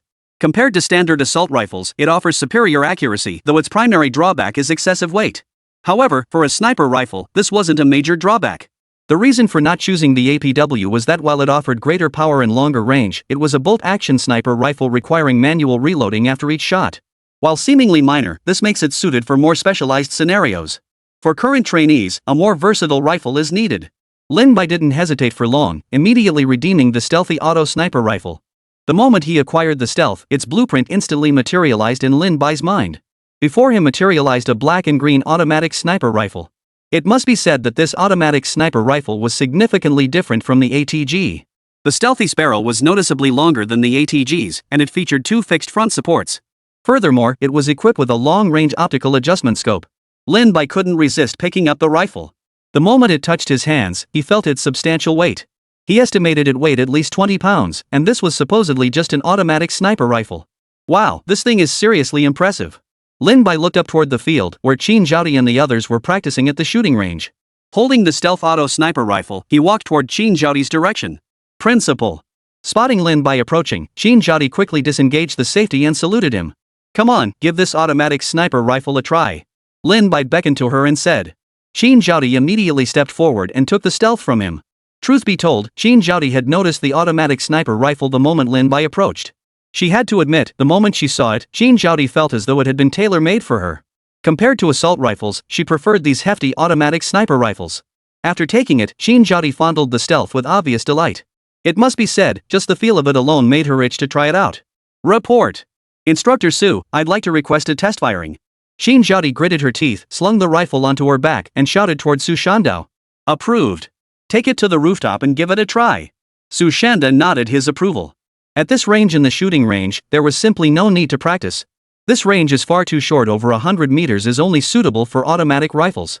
Qin Zhaodi wasted no time, sprinting toward the academic building. Upon reaching the rooftop, Qin Zhaodi looked toward the targets on the playground. The distance to the targets was now well over 500 meters. To the naked eye, they appeared as mere specks. Though Qin Zhaodi had never fired at such a long range before, her first instinct was that she could absolutely hit it. Without a moment's hesitation, she dropped to her hands and knees at the edge of the roof, aiming at the distant target on the playground. Since the distance was relatively close, there was no need to check wind speed or humidity. Qin Zhaodi pulled the trigger without a second thought. The next second, the target on the playground collapsed instantly. A wisp of smoke still curled from its center. Lin Bai's pupils contracted slightly at the sight. He had noticed earlier that when Qin Zhaodi pulled the trigger, she hadn't made a single sound. Although he'd read in the description that this stealth user possessed exceptional concealment, he hadn't expected it to be this good. There was absolutely no sound whatsoever. For a sniper, this was nothing short of a divine weapon. After all, the primary countermeasure against snipers is usually another sniper. Therefore, superior firearms are absolutely crucial for snipers. For most snipers, detecting enemies is incredibly difficult. They can only pinpoint enemy positions by the sound of gunfire and muzzle flashes. But the concealer integrates a suppressor and flash hider, perfectly solving the concealment issue. This means the only way for the enemy to pinpoint a sniper's location is through ballistic analysis. But doing so requires exposing themselves to the risk of being targeted by the enemy. For this very reason, the concealer can truly be called a god-tier weapon. What a gun! Upon witnessing this, Su Shanda couldn't help but praise aloud. As an instructor, he'd handled countless sniper rifles, yet he had to admit this was the finest he'd ever seen. Principal, I want that sniper rifle too. At that moment, the usually shy Qin Pundi couldn't help but whisper softly. The moment she laid eyes on it, she fell in love with it to her very core. Alright, you can count on me. Even if Qin Pundi hadn't mentioned it, Lin Bai would have prepared one for her anyway. After all, Qin Pundi is a natural-born sniper. How could they not be equipped with stealth gear? Principal, do I get one too? Just then, Su Shui trotted over, cradling an ATG. That sniper rifle was just too cool. The very thought of it made her heart race. No way. You're a special forces soldier, forget about it. But to Su Shui's surprise, Lin Bai flat out refused. But, before Su Shui could say anything, Lin Bai cut her off. I assign roles based on each person's personality. You're better suited for the assault position. Lin Bai declared without hesitation. Hearing this, Su Shui could only stomp her foot and fall silent. Moments later, Lin Bai arrived at the logistics department. The moment he entered, he saw Wang Meng assembling an ATG assault rifle. Principal. Wang Meng noticed Lin Bai's arrival and immediately saluted. Here, Wang Meng, take a look at this. Lin Bai handed Wang Meng the Stealthwalker blueprint without hesitation. The moment Wang Meng saw the stealth, his breath caught in his throat. This gun. He was thrilled. Chapter 031, Military Training Mission, S-Class Heavy Troop Transport. What do you think? Lin Bai asked Wang Meng as he examined the weapon. This gun has impressive performance. And I've never seen a barrel with an integrated suppressor and flash hider like this before. Judging by the attachments, this is an excellent firearm. Wang Meng pointed at the blueprint on the table as he spoke. Keep in mind, he was a researcher. Due to the system's strategic assignment of his identity, he was familiar with most weapons currently on the market. But he had never seen such an exceptional fully automatic sniper rifle. So, how much would mass production cost? That was the question Lin Bai cared about most. Hold on a moment. Wang Meng pulled out a notebook and began calculating rapidly. After about 10 minutes, Wang Meng slid the notebook toward Lin Bai. The pages were densely filled with diagrams of instruments and components. I just calculated it, we only need 5 million to set up a suitable production line. Wang Meng looked up, his eyes fixed on Lin Bai. He had already cut the budget as much as possible, knowing full well that Lin Bai's funds were limited. 5 million? Lin Bai was instantly struck speechless by the figure. 5 million? That's far too much. After all, their current expenses were flowing like water. After all the various expenses were added up, he only had a little over 8 million left in his account. If they committed such a large sum, they wouldn't have any funds left to handle unexpected emergencies later. While they could take on mercenary missions, even if they did, they wouldn't earn that much. The last time he'd earned that much was entirely because the butler had given him 10 million. Otherwise, in just those few days, he'd only have made 5 or 60,000 at most. No, he had to figure something out. Lin Bai stroked his stubble as he paced back and forth. His urgency to boost combat strength stemmed from the bandit incident serving as a wake-up call. Without a way to boost their combat strength, they'd be utterly defenseless if something like that happened again. Though this incident had been resolved, the truth was the attackers had been scared off by the Tianyu tank. If they encountered stronger enemies, this tactic would definitely fail. Wait a minute. As Lin Bai pondered, he suddenly grasped a crucial point. Wang Meng, how much funding would it take to establish a production line for Tianyu tank shells? Lin Bai clenched his jaw and turned to Wang Meng. The stealth sniper rifle's high production cost stemmed from its precision engineering. But the Tianyu tank shells should be relatively cheaper to produce. The production line for the shells would cost around 3,500,000 yuan, with each subsequent shell costing 5,000 yuan. Wang Meng hesitated only briefly before providing the precise answer. No wonder they say war is a money pit, just the shells alone are that expensive. Lin Bai couldn't help but marvel inwardly. After all, with their production line, they manufactured at cost. Even so, the price was still astronomical. Alright, Wang Meng, you get me those shells first. Gritting his teeth, Lin Bai pulled his bank card from his pocket and handed it to Wang Meng. Though it pained him, this was no time to be stingy. If they hesitated to invest, their school would never grow stronger. Given their current situation, the school's strength was still far too weak, with its main combat power relying solely on Su Shan Duo and Wang Meng. And these two were his most precious assets. Logically, the school's main combat strength should come from its students. After all, this was a military academy. To cultivate outstanding cadets, they couldn't afford to have too many students in the short term. Thus, heavy weaponry becomes absolutely crucial. Principal. I guarantee I can complete the mission. Wang Meng stamped his foot, his face flushed as he declared. You see, what he loved most was conducting research. Watching weapons come to life was his greatest joy. Even though they now had the ATG automatic rifle, it still wasn't enough. Now, at last, he had something else to focus on. After dismissing Wang Meng, Lin Bai made his way to the admissions office. Several candidates were scheduled for interviews today, and Lin Bai's sole hope was that the applicants would be exceptional.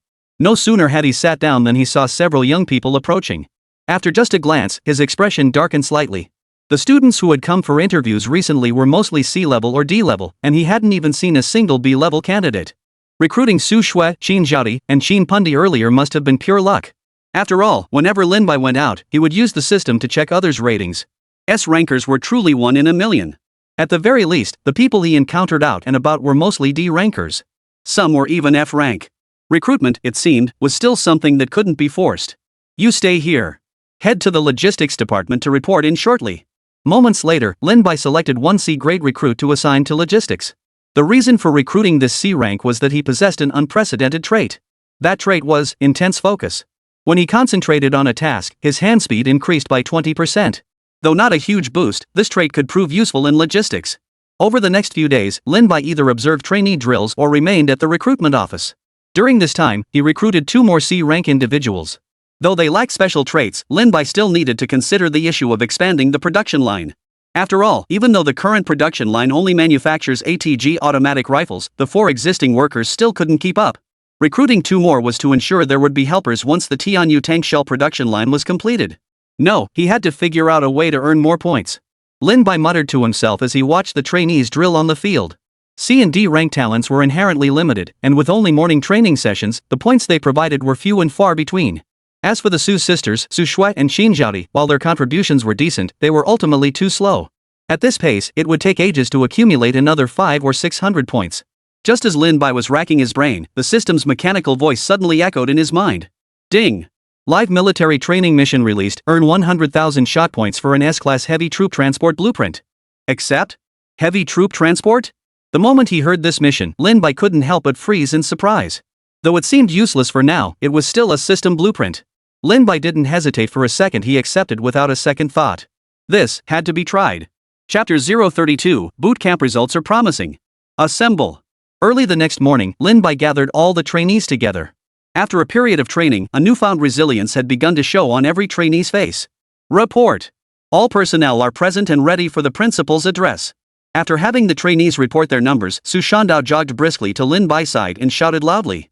Lin Bai gave a slight nod, his gaze sweeping over the assembled trainees. You've all made significant progress in training recently. However, in my view, it's still insufficient. Therefore, I'm initiating a 7-day intensive training camp, followed by a live-streamed military training session.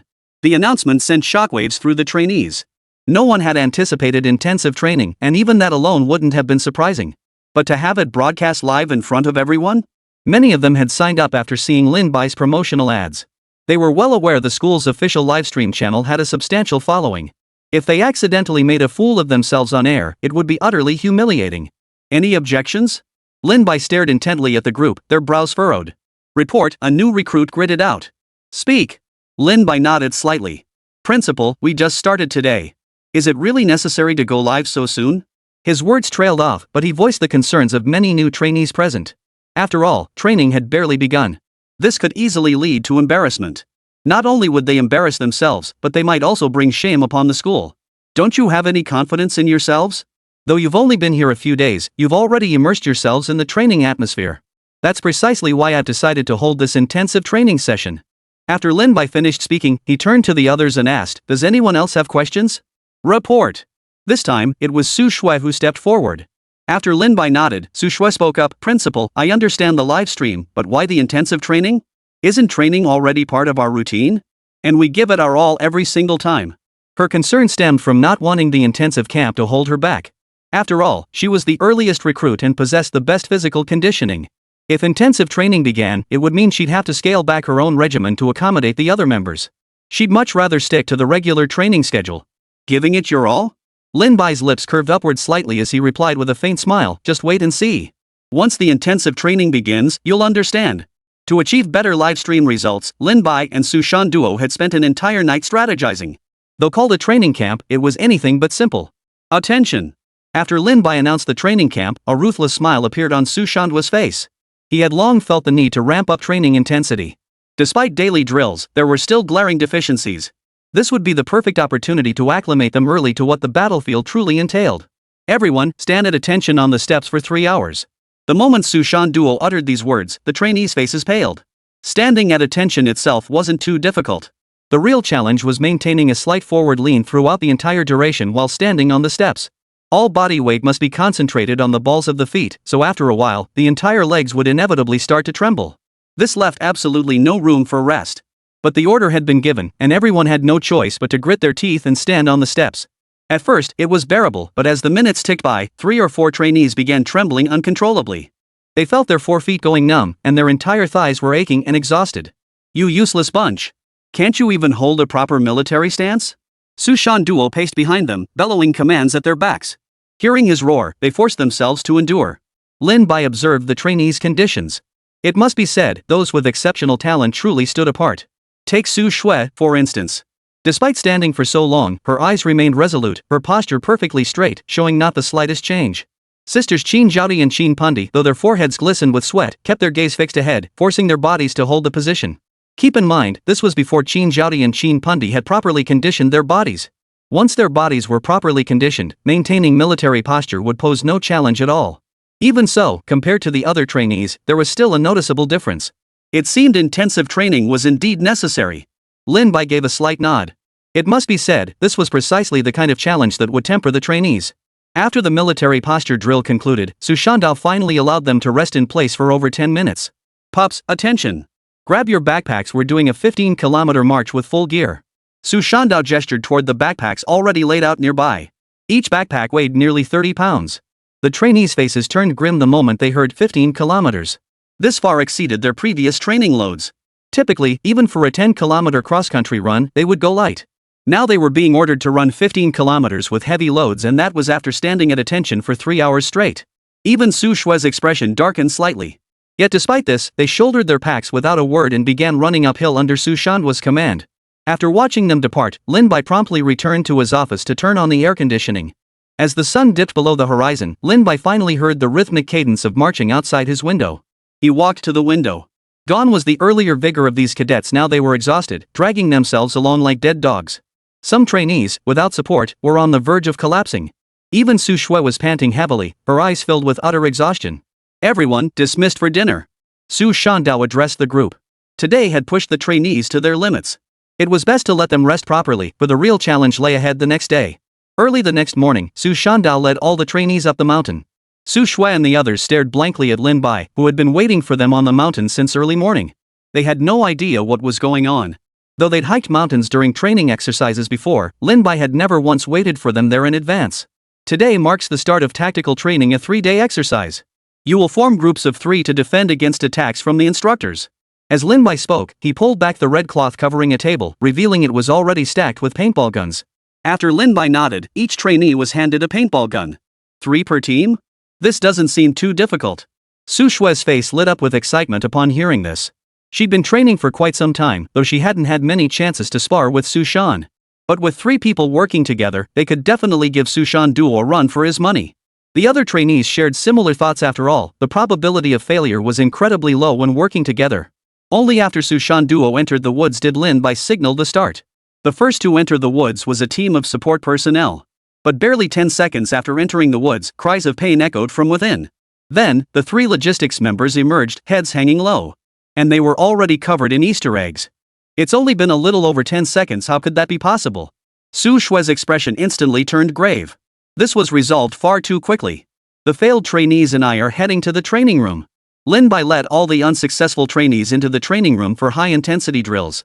Meanwhile, Su Shui and the 2 sisters entered the forest. They had already gained some training experience, having practiced together every morning. They had learned to advance in a 3-person tactical formation and were fully confident that Su Shan Duo would be taken out the moment he appeared. Just then, rustling sounds echoed from the distant thicket. Alert! Su Shui's voice echoed through the woods. Lin Bai, arms crossed, watched the forest's edge with keen interest. Ding! Su Shui's training progress, 79%. Looks like the bootcamp is paying off, time for another level up. Lin Bai couldn't help but think to himself. Chapter 033, First Military Training Livestream. Begin! In the dimly lit woods, Su Shui and her 2 companions formed a triangular formation, cautiously advancing along the cover of trees and other obstacles. Where's the instructor? There's not a single trace on the ground. Xin Zhaodi cautiously scanned the surroundings before lowering her voice. I find it strange too. When we first entered, we could barely make out some traces, but now they've completely vanished. Su Shui frowned as she spoke. She had already sensed something was off earlier. This felt like a trap. Her instincts told her Su Shan Duo must be nearby, yet she hadn't seen him anywhere. Could he have gone to find the other logistics team? Xin Pundi hesitated before speaking.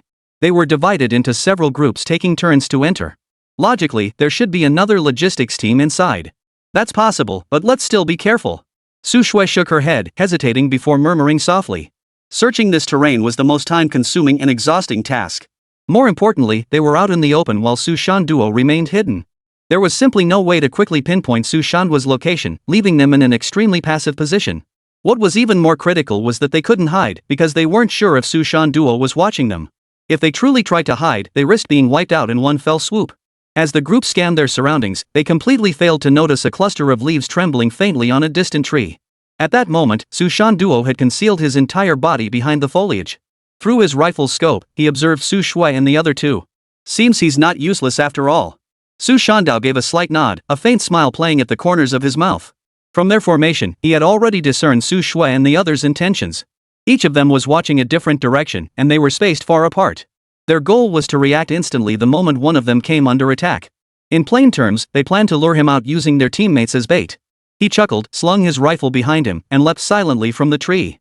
An hour had already passed. Su Shui, we can't keep this up. We should hide for now. Xin Zhaodi whispered to Su Shui beside her. This isn't sustainable. We need to turn the tables now and gamble on whether Su Shandao is nearby. If Su Shandao isn't nearby, we can lie in wait. Once he shows up, victory is ours. Alright, let's advance a bit further. If it doesn't work, we'll go into hiding. Su Shui shook her head helplessly. She did want to lure Su Shan Duo out this way. But this tactic was incredibly taxing. After a while, they were bound to let their guard down. Going into hiding to regroup was the only option left. Bang! At that moment, gunfire erupted from the west, where Su Shui and her team were positioned. That was another team. They were under attack. The moment Su Shui heard the gunfire, she quickly assessed the situation. The shots weren't too far from them. What should we do now? Xin Zhaodi glanced toward the distance, placing the decision in Su Shui's hands. There were two options. First, find the logistics team and join forces strength in numbers. Second, we immediately find cover. Sushan Duo is surely dealing with the logistics team now and isn't watching us. We hide and ambush Sushan Duo. Let's go. We're going to support them. Su Shui didn't hesitate. Joining forces would significantly boost their odds of success. When a group stayed together, they could take turns resting, and Sushan Duo wouldn't dare attack them indiscriminately. At the command, the trio swiftly darted through the woods, heading toward the source of the gunfire. It should be nearby. Su Shui estimated the distance and said to the other two. If she hadn't misheard, then it must be here. Is it over there? Shin Pundi scanned the distance and spotted a slightly raised mound of leaves on the ground not far away. It looked like someone was hiding underneath. It's possible. Let's get closer and check. But just as they were about to approach, a grenade landed beside them. Boom! A deafening explosion erupted, and colorful smoke instantly engulfed them. Cough! Su Shui and the others covered their noses and emerged. Now, their bodies were covered in all sorts of colors. This clearly meant they had been eliminated. Just then, Su Shandao leaped down from a tree. Su Shui was stunned when she saw Sushan Duo leap down. Sushan Duo had been less than 15 meters away from them just moments ago. Only now, Sushan Duo was covered in branches and leaves. His face was smeared with deep green and black, clearly leaf sap and black mud smeared on. It was precisely because of this that they hadn't been able to spot Sushan Duo at all. Instructor! Upon seeing Sushan Duo appear, they hurriedly saluted. Do you know what your mistake was? Su Shandao spoke in a calm tone. I, Su Shui, lowered my head. She knew exactly what she had done wrong. We shouldn't have rushed to provide support immediately. We had no way of knowing if it was a trap. Moreover, when we did provide support, we relied too heavily on our instincts. After all, if they hadn't provided backup, Su Shandao might not have been able to take them down so easily. Moreover, upon seeing that pile of dry leaves in the distance, they immediately jumped to the conclusion that someone was hiding beneath them. It was precisely because of this that they fell into the ambush. Had they been more cautious, they might have spotted Sushan Duo in the trees. Correct. But you overlooked the most crucial point. You shouldn't have come to your teammates' aid. Sushan Duo spoke with a solemn tone. Instructor, I don't quite understand that point. Xin Zhaodi asked with a puzzled tone. Earlier, when they were making their decision, they had considered two different options. I know exactly what you were thinking. You just wanted to band together to take me down. But do you remember what this mission is about? It's about survival, not rescue. If this were the battlefield and your mission was to relay intelligence, your reckless actions during an enemy attack would only delay vital military intelligence. Sushan Duo bluntly pointed out their mistake. A soldier's duty is to obey orders. For instance, when they discussed the mission earlier, their primary objective was survival, with dealing with Sushan Duo coming second. Yet they prioritized the second objective above all else, and that's precisely why they failed. Alright, head to the training room for drills, then resume live fire exercises. With that, Sushan Duo turned and walked away, heading to deal with the last logistics team. It must be said that under Sushan Duo's hands, the logistics team didn't even last 10 minutes. 7 days passed in the blink of an eye. Lin Bai now sat in his office sipping tea. Ding! Xin Zhaodi and Pan Di have been promoted to Tier 2 soldiers, qualified regular soldiers. 200 points obtained. Here it comes. Lin Bai couldn't help but feel a surge of joy upon hearing the notification. Su Shui had already leveled up 5 days ago, so now he had 3 second-tier soldiers. With this kind of strength, launching a live stream wouldn't be too much of a problem. With that thought, Lin Bai headed straight to the venue and launched his live stream. The moment the stream went live, the viewer count began skyrocketing. In just a few short minutes, the count had already surged past 50,000. And the numbers kept climbing. Principal Lin, are you recruiting students again with this live stream? Yeah, I got rejected last time and it really hurt. Principal, I've always dreamed of joining the military. I can endure hardship and work tirelessly, please take me in. My ancestors were military officers for 18 generations, I'm definitely a top-tier candidate. The moment the livestream went live, numerous netizens began discussing it. Most of them were just joking around, but many were genuinely curious about what this session would cover. After all, the last gunfight was utterly absurd. Just watching it left them dumbfounded. Many even saw the next day's news reports. Lin Bai turned the camera toward the distance and announced in a solemn tone. This is the first live broadcast of our military training demonstration. Tactical demonstration, commence. Chapter 034, are you crazy? You call this military training? Inside the Dragon Nation Research Institute. A group of senior researchers slumped exhausted onto their chairs.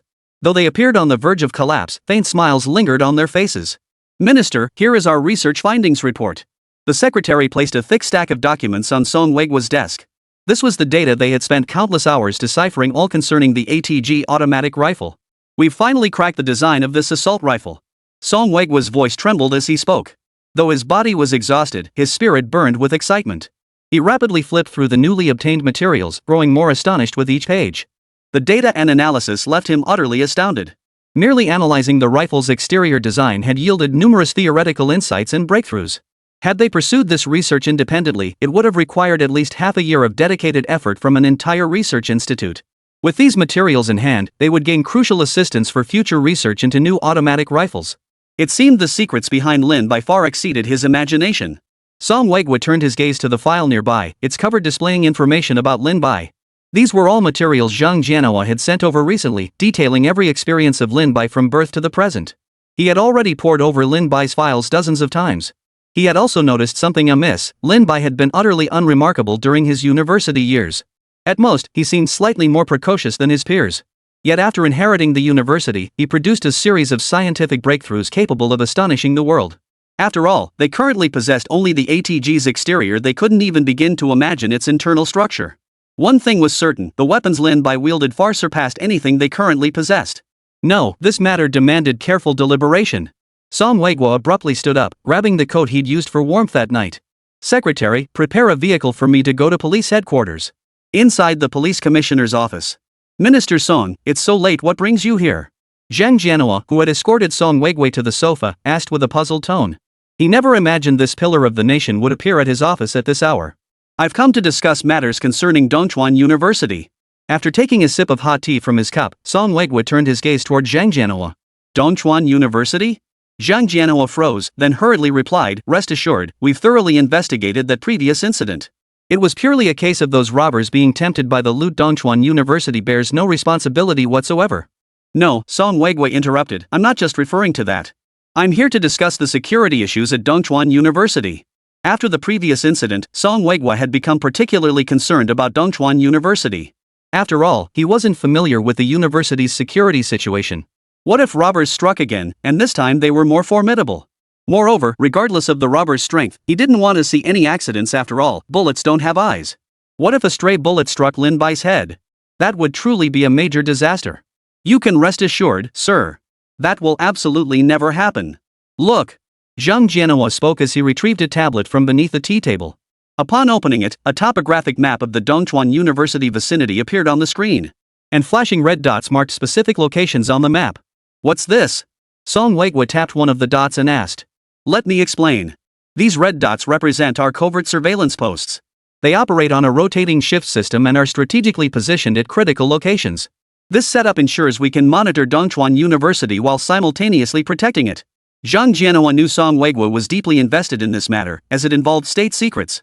So upon returning, he promptly organized a group of armed police officers to serve as hidden sentries, stationed deep within the mountains to maintain vigilance. The goal was to prevent a repeat of the previous incident. "Are there any other arrangements?" Song Weigwa clearly remained unsatisfied with these arrangements, his brow furrowed as he inquired. "I understand your concerns, so I positioned the armed police brigade closer to Dongchuan, in the county seat," Zhang Jianhua said, tapping the location on the map displayed on his tablet screen.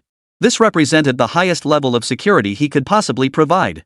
If stronger defense forces were needed, the only option would be to mobilize the military. "All right, this should suffice." Song Weigwa's heart finally eased slightly upon seeing these security arrangements. "Why don't we just summon Lin Bai directly?"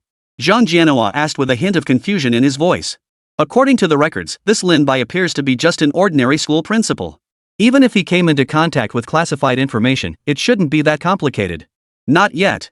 No one can know about these secrets now, and besides, we're still verifying them." Song Weigwa waved his hand, rejecting the idea without hesitation. Truthfully, he'd long wanted to proceed this way, but doing so would reveal Lin Bai's stance toward them. Therefore, they must uncover all the secrets within Dongchuan University without alerting the target. Thud. At that moment, urgent knocking sounded at the door. After Zhang Jianhua said "Come in," a police officer entered. "Director Zhang, urgent situation. Dongchuan University President Lin Bai has just started a live broadcast." The moment the officer uttered those words, Song Weigwa and Zhang Jianhua's expressions instantly turned grim. Live stream? What the hell? Why did this school suddenly start some crappy live stream? It's like what you fear most is exactly what happens. Just moments ago, I was thinking about how to hide Dongchuan University, and now they've actually turned on the live stream. This is just drawing everyone's attention, isn't it? Hurry up and take me to see it. Song Weigwa pushed back his chair and stood up abruptly. He had to see what Lin Bai was broadcasting right now. If it involved overly sensitive secrets, he'd even resort to other means to cut the stream. In his eyes, nothing was more important than the Dragon Nation. Led by the police, Zhang Jianhua and Song Weiguo quickly arrived at a video conference room. Various images filled the screens, clearly surveillance feeds from roads near Dongchuan University. The video playing at the center was the live stream initiated by Dongchuan University. What time is it now? After helping Song Weiguo sit down, Zhang Jianhua approached the surveillance operator and asked. They're conducting a tactical live stream. Tactical live stream? Both Zhang Jianhua and Song Weiguo froze in surprise. They never imagined that Lin Bai's livestream was for this purpose. But before they could figure it out, they turned their attention to the large screen. On the screen, 3 tactical teams, fully armed and alert, were moving through the forest. Every movement and step was executed with extreme precision. Zhang Jianhua had a military background. Upon witnessing these maneuvers, his pupils contracted slightly. Even in the simplest formation, every movement demonstrated seamless coordination. Such coordination would mark them as veterans even within the military. And the most skilled members of the group were actually 3 girls. This astonished him considering they'd only been training for a short while. Meanwhile, in the livestream chat, comments scrolled rapidly across the screen. Holy crap, this is so cool. It looks like they're filming a movie. This is way more professional than I ever imagined. They even have such specialized uniforms. Dongchuan University never disappoints. This is textbook perfect marching. But fair is fair, those special operations suits are seriously cool. Did Dongchuan University make these themselves? The overwhelming majority of viewers had their eyes fixed on the tactical team's special operations gear. The all-black design uses an exceptionally high-grade black fabric that makes them nearly invisible when moving in shadows. Moreover, due to the design, the first impression of the special operations suits worn by the 3 special teams is simply incredibly cool. Chapter 035. This isn't a performance, it's the art of killing. Ding. Congratulations on earning 2 shot points. Ding. Congratulations on gaining 3 shot points. Ding. Congratulations. You have gained 1 shot point. The system's notification tones echoed incessantly in Lin Bai's mind. The rapid-fire notifications hadn't even finished before the next one blared. It felt like 1,000 speakers were reverberating inside his head. System, mute the shock value alerts. Lin Bai's heart stirred, and he blocked the alerts. It must be said, this special operations suit truly drew all eyes. It could be said that the majority of the shock value here was contributed by this special operations suit. When the system's virtual screen appeared, Lin Bai saw that the current shock value had reached 10,000. Seems like he's one step closer to completing the mission. To be honest, this shock value had far exceeded Lin Bai's original estimates. He thought scoring 4 or 5,000 would be decent. Right, system, what exactly is this shock value used for? Lin Bai suddenly remembered this point. While the mission required accumulating a certain amount of shot points, but this shock value wasn't displayed within the mission interface, it appeared right next to the points. Which meant this shock value must have other uses. Shock value currently has no function, but can be accumulated for future live streaming missions. The system's response instantly silenced Lin Bai. It meant he'd have to keep streaming indefinitely. That wasn't the real concern. What worried him now was whether streaming might lead to leaks of confidential information. Although the Tianyu tank was becoming increasingly well known, to most people it was still just a moving model.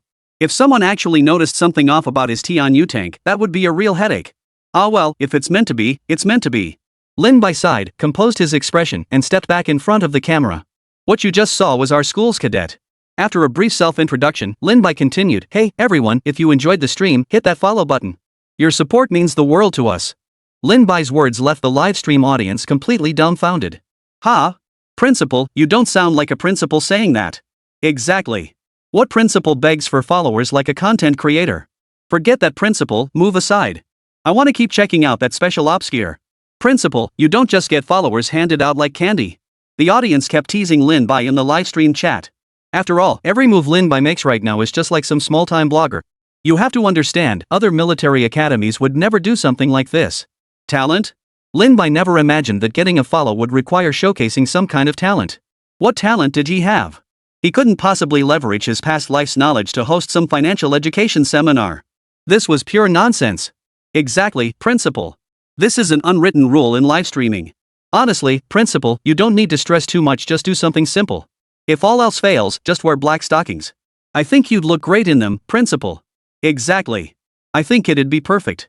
Principal, wearing them would definitely boost the school's reputation. The live stream viewers chimed in all at once. They were itching to see Lin Bai make a fool of himself. After all, teasing streamers was their favorite pastime. Sure enough, a look of hesitation flashed across Lin Bai's face. Seeing this look on his face, their expressions grew even more excited. Ahem. Lin Bai clenched his right fist and placed it over his mouth, clearing his throat twice. He wasn't stupid, this was clearly the viewers deliberately setting him up. How could he possibly perform some talent? He was the principal of a school. If he really put on black stockings, it would be a black mark on his reputation for life. I know you all want to see me perform a talent, Lin Bai addressed the camera, but black stockings are definitely out of the question. However, I do have other talents. That actually sounds pretty good. At least there's some entertainment now. Exactly. I'm in. Streamer, if you show us a talent, I'm following you for sure. Me too. One follow for a performance? That's a steal. Wait, what is this? Bang. Just as everyone was waiting for Lin Bai's performance, they saw him suddenly pull out a gun and empty an entire magazine into the sky. This utterly baffling action left the viewers in the live stream room completely dumbfounded. What the hell is he doing? Hey, everyone, my performance is over. Please hit that like button. At that moment, Lin Bai's face suddenly loomed close to the camera, grinning mischievously as he said, "You call this a performance? This is just too much. I never imagined people could be so shameless." 6. Principal, you're something else, you're just straight up lying. Exactly. This doesn't count at all. I refuse to acknowledge you showing up so late. I'm definitely not following you. Once the live stream viewers caught on, they erupted in a torrent of curses. I've seen people go through the motions, but never this half-assed. Calling this a performance is an insult. Any one of us here could pull this off. Seriously, all it takes is a pair of hands. Guys, you're going back on your word, this is completely against the rules. Lin Bai's face instantly turned stern. In his previous life, this would have counted as a performance. But in this world, where nearly every household in Dragon Nation owns a gun, it just feels utterly unimpressive. Whatever you say won't change a thing, we're not budging. Exactly. If you can't handle it, come fight me through the internet cable. If you don't put on a show for us today, we're not giving you any likes. I'd love to see what you can do to us. The audience immediately adopted a defiant attitude. They refused to follow no matter what. Fine, if you won't follow me, I won't let you watch anymore. Lin Bai took a step back, crossed his arms, and spoke up. The live stream audience was stunned. This was completely out of the blue. After a long standoff, the viewers finally caved. The account's follower count instantly jumped to 30,000. As soon as he saw the follower count rise, Lin Bai stepped aside and resumed streaming the live training session. 3 tactical squads worked together in perfect coordination, advancing and engaging targets. Their movements were highly professional. Compared to the previous session, this target practice showed clear improvement. Following the target practice, a hand-to-hand combat demonstration commenced. Su Shui engaged in hand-to-hand combat with a logistics department member. The moment she moved in, she swiftly took the opponent down, pinning a dagger against their throat. But the audience instantly lost interest upon seeing this. This was nothing like what they had imagined, it was utterly devoid of any entertainment value. Just then, a familiar ID posted a comment in the live stream chat. This isn't a demonstration, it's lethal combat. Chapter 036, reimburse the 3,000 travel expenses, regardless of admission. The moment this ID appeared, many immediately recognized who it belonged to. Isn't this Military Liang? Holy crap, he actually showed up here. Yeah, who'd have thought he'd come out to teach us? I really didn't think this would be useful at all. But this doesn't match what I saw on TV before. Aren't those shows all about precise movements and speed? This doesn't match my impression either. Did Military Liang get it wrong? And what's this killing technique nonsense? Even though they recognized Military Liang, they still trusted their own judgment. After all, Su Shui's moves were so brutally simple they made it seem like anyone could pull them off. Military Liang, truthfully, very few know the killing technique. It's something only elite troops can learn. This isn't like traditional combat, it's about killing by any means necessary. The moment those words appeared, everyone froze in shock. Killing by any means necessary? Are you kidding me? I've never heard of such a thing. Wait, I think I have a vague memory of it. My grandfather was an elite soldier, and he mentioned it once when I was very young. That's insane. So these are techniques only elites are qualified to learn? No way. I feel like I could handle it too.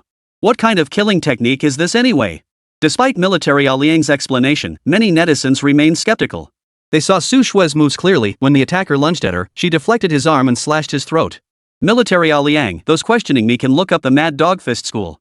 Their techniques are similar to killing arts, essentially simplified versions. They appear simple because they employ the most straightforward methods against different movements. Try it yourself if you don't believe me. Mad Dog Fist?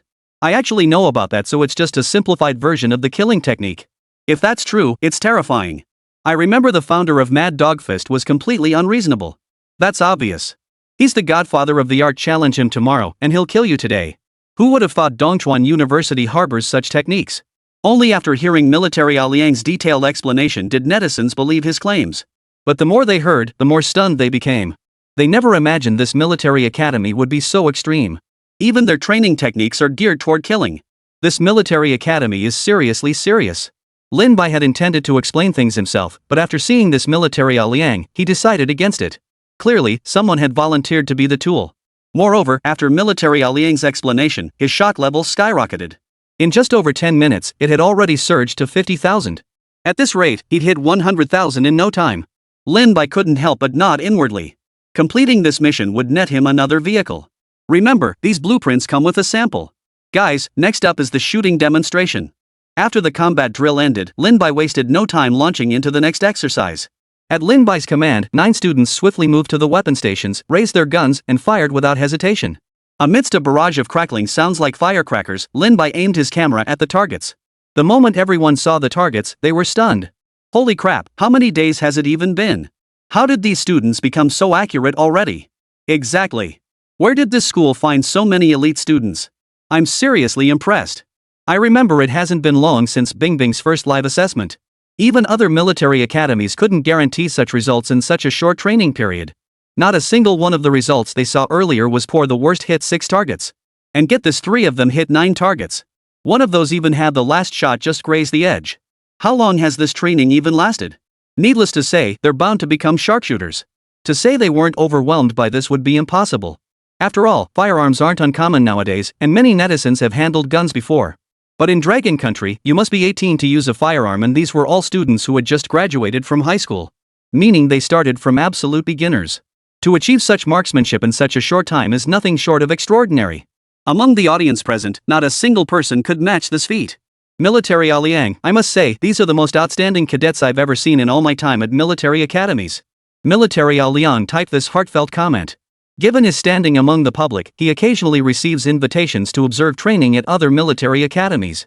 When he observed training sessions, the vast majority of cadets had trained for over 3 months, yet their scores typically only reached 6 or 7 hits. He recognized at a glance that this gap wasn't due to the cadets themselves, but rather the quality of their instructors in training. Truthfully, the fastest way to improve marksmanship is through extensive practice. But for many military academies, this was a difficult expense to bear. After all, ammunition is not cheap. A single 7.62mm bullet costs 5 yuan. Moreover, this was just the base cost. Most schools could only secure them at a wholesale price of 8 yuan per round. At this price, very few military academies could possibly afford it. It's like putting firecrackers on a cow. The cow's going to explode. I recall Military Liang rarely praises military academies. This is truly exceptional. Are they out of their minds? School just started, and they're already acting so cocky? This military academy is even more arrogant than the actual military units. I can see it now. Dongchuan University is bound to become one of the most renowned military academies in the country. Netizens were all in awe, because this kind of thing is just too terrifying. No matter how they pulled it off, achieving this is nothing short of astonishing. Meanwhile, Lin Bai was leisurely watching his points steadily climb. Just those 2 moves alone already sent the shock value soaring to 70,000. This was no big deal at all, a piece of cake. Lin Bai couldn't help but marvel inwardly. He'd been worried at first, but now there was absolutely no need for concern. Wait a minute. Just then, Lin Bai suddenly remembered something. Attention all applicants, if you're 17-20 years old and have passed the online preliminary exam, come to Dongchuan University for your interview. We'll reimburse your travel expenses between 1,000 and 3,000 yuan. The entire online audience was stunned. Holy cow, 3,000 yuan for travel expenses. That's pretty outrageous. Chapter 037, you call this a model? The moment the travel expense reimbursement came up, everyone was stunned. You have to understand, reimbursing travel expenses is an incredibly difficult thing to do. No military academy dares to do that. And this was for nationwide recruitment. Even with an initial online interview, the acceptance rate was still incredibly high. Principal Lin must be out of his mind. How dare he do something like this? Doesn't he fear the school going under? I'm truly impressed. This is what vision looks like. But can Principal Lin really pull this off? Probably. Didn't he still have over 10 million in his account last time? Unbelievable. I was too worried about travel costs to even consider the interview, but now I absolutely have to go. Truth is, some schools have tried this before, but very few have managed to stick with it. That's precisely why no school even considers it anymore. Lin Bai made this decision after careful consideration because enrollment is still too slow. Plus, we've been advertising for a while now, but the applicants haven't been very promising. So to expand enrollment, this is the only option left. As soon as Lin Bai announced this news, new media outlets quickly sensed its potential value. Some self-media accounts had already begun promoting it spontaneously. Viewer numbers in the livestream began skyrocketing. Within just over 10 minutes, the audience swelled to 50,000. Song Wegwa and the others watching the livestream were left speechless for a long time. This kid is something else. Setting aside his hidden technological capabilities, just his approach to education and recruitment alone has crushed 90% of military academies. Song Wegwa personally reviewed numerous military academies each year, selecting top research talent from their ranks. After all, researchers from military academies were more trustworthy, which was precisely why he was so well versed in this field. Zhang Jianhua was also stunned into silence. Though he had transferred from the military to the police department, he had never encountered a military academy like this. This kid is something else. It seems he truly intends to establish a top-tier military academy. After a long pause, Zhang Jianhua finally spoke with profound admiration. Having already reviewed Lin Bai's background, he knew Lin Bai had previously advertised on CCTV. Yet the number of students hadn't increased significantly. Only now did he understand Lin Bai's true purpose. Lin Bai intended to select only the most outstanding candidates from among them. He found this reasonable, though, since Lin Bai offered far better benefits than other schools. As they stood in awe, Lin Bai focused entirely on the virtual screen. In just over 10 minutes, the shock value had already reached nearly 85,000. Still not enough? Lin Bai frowned and shook his head slightly. This recruitment drive was actually a two-pronged strategy. His original plan was to gain some shock points through this announcement. But now that the shock value had reached 85,000, there was hardly any sign of further increase. Looks like the system isn't letting me exploit this glitch. After all, once this news went public, countless independent media outlets would naturally spread the word. But only viewers watching live in the stream could contribute shock value. This meant his original plan hadn't fully materialized. Principal, what's next? At that moment, Su Shandao jogged up to Lin Bai. The current military exercises were essentially concluded, but without Lin Bai's explicit order, he didn't rashly halt operations. Instead, he intended to await Lin Bai's instructions before making a decision. Hold on. Assemble the students. After deep contemplation, Lin Bai clenched his jaw and spoke. Assemble. At Su Shandao's command, the students jogged over and formed ranks before Lin Bai. Wait, is this really called an assembly? Aren't there any more projects? Probably not. After all, this program just started not too long ago. Having this many projects is already pretty impressive. That's true. Looks like we'll have to wait a long time for the next livestream. What a pity I hadn't even gotten hooked yet and it ended like that. While there were plenty of activities, they lacked practical training and long-distance cross-country runs, so it wrapped up in under 3 hours. That's probably why viewers weren't fully satisfied.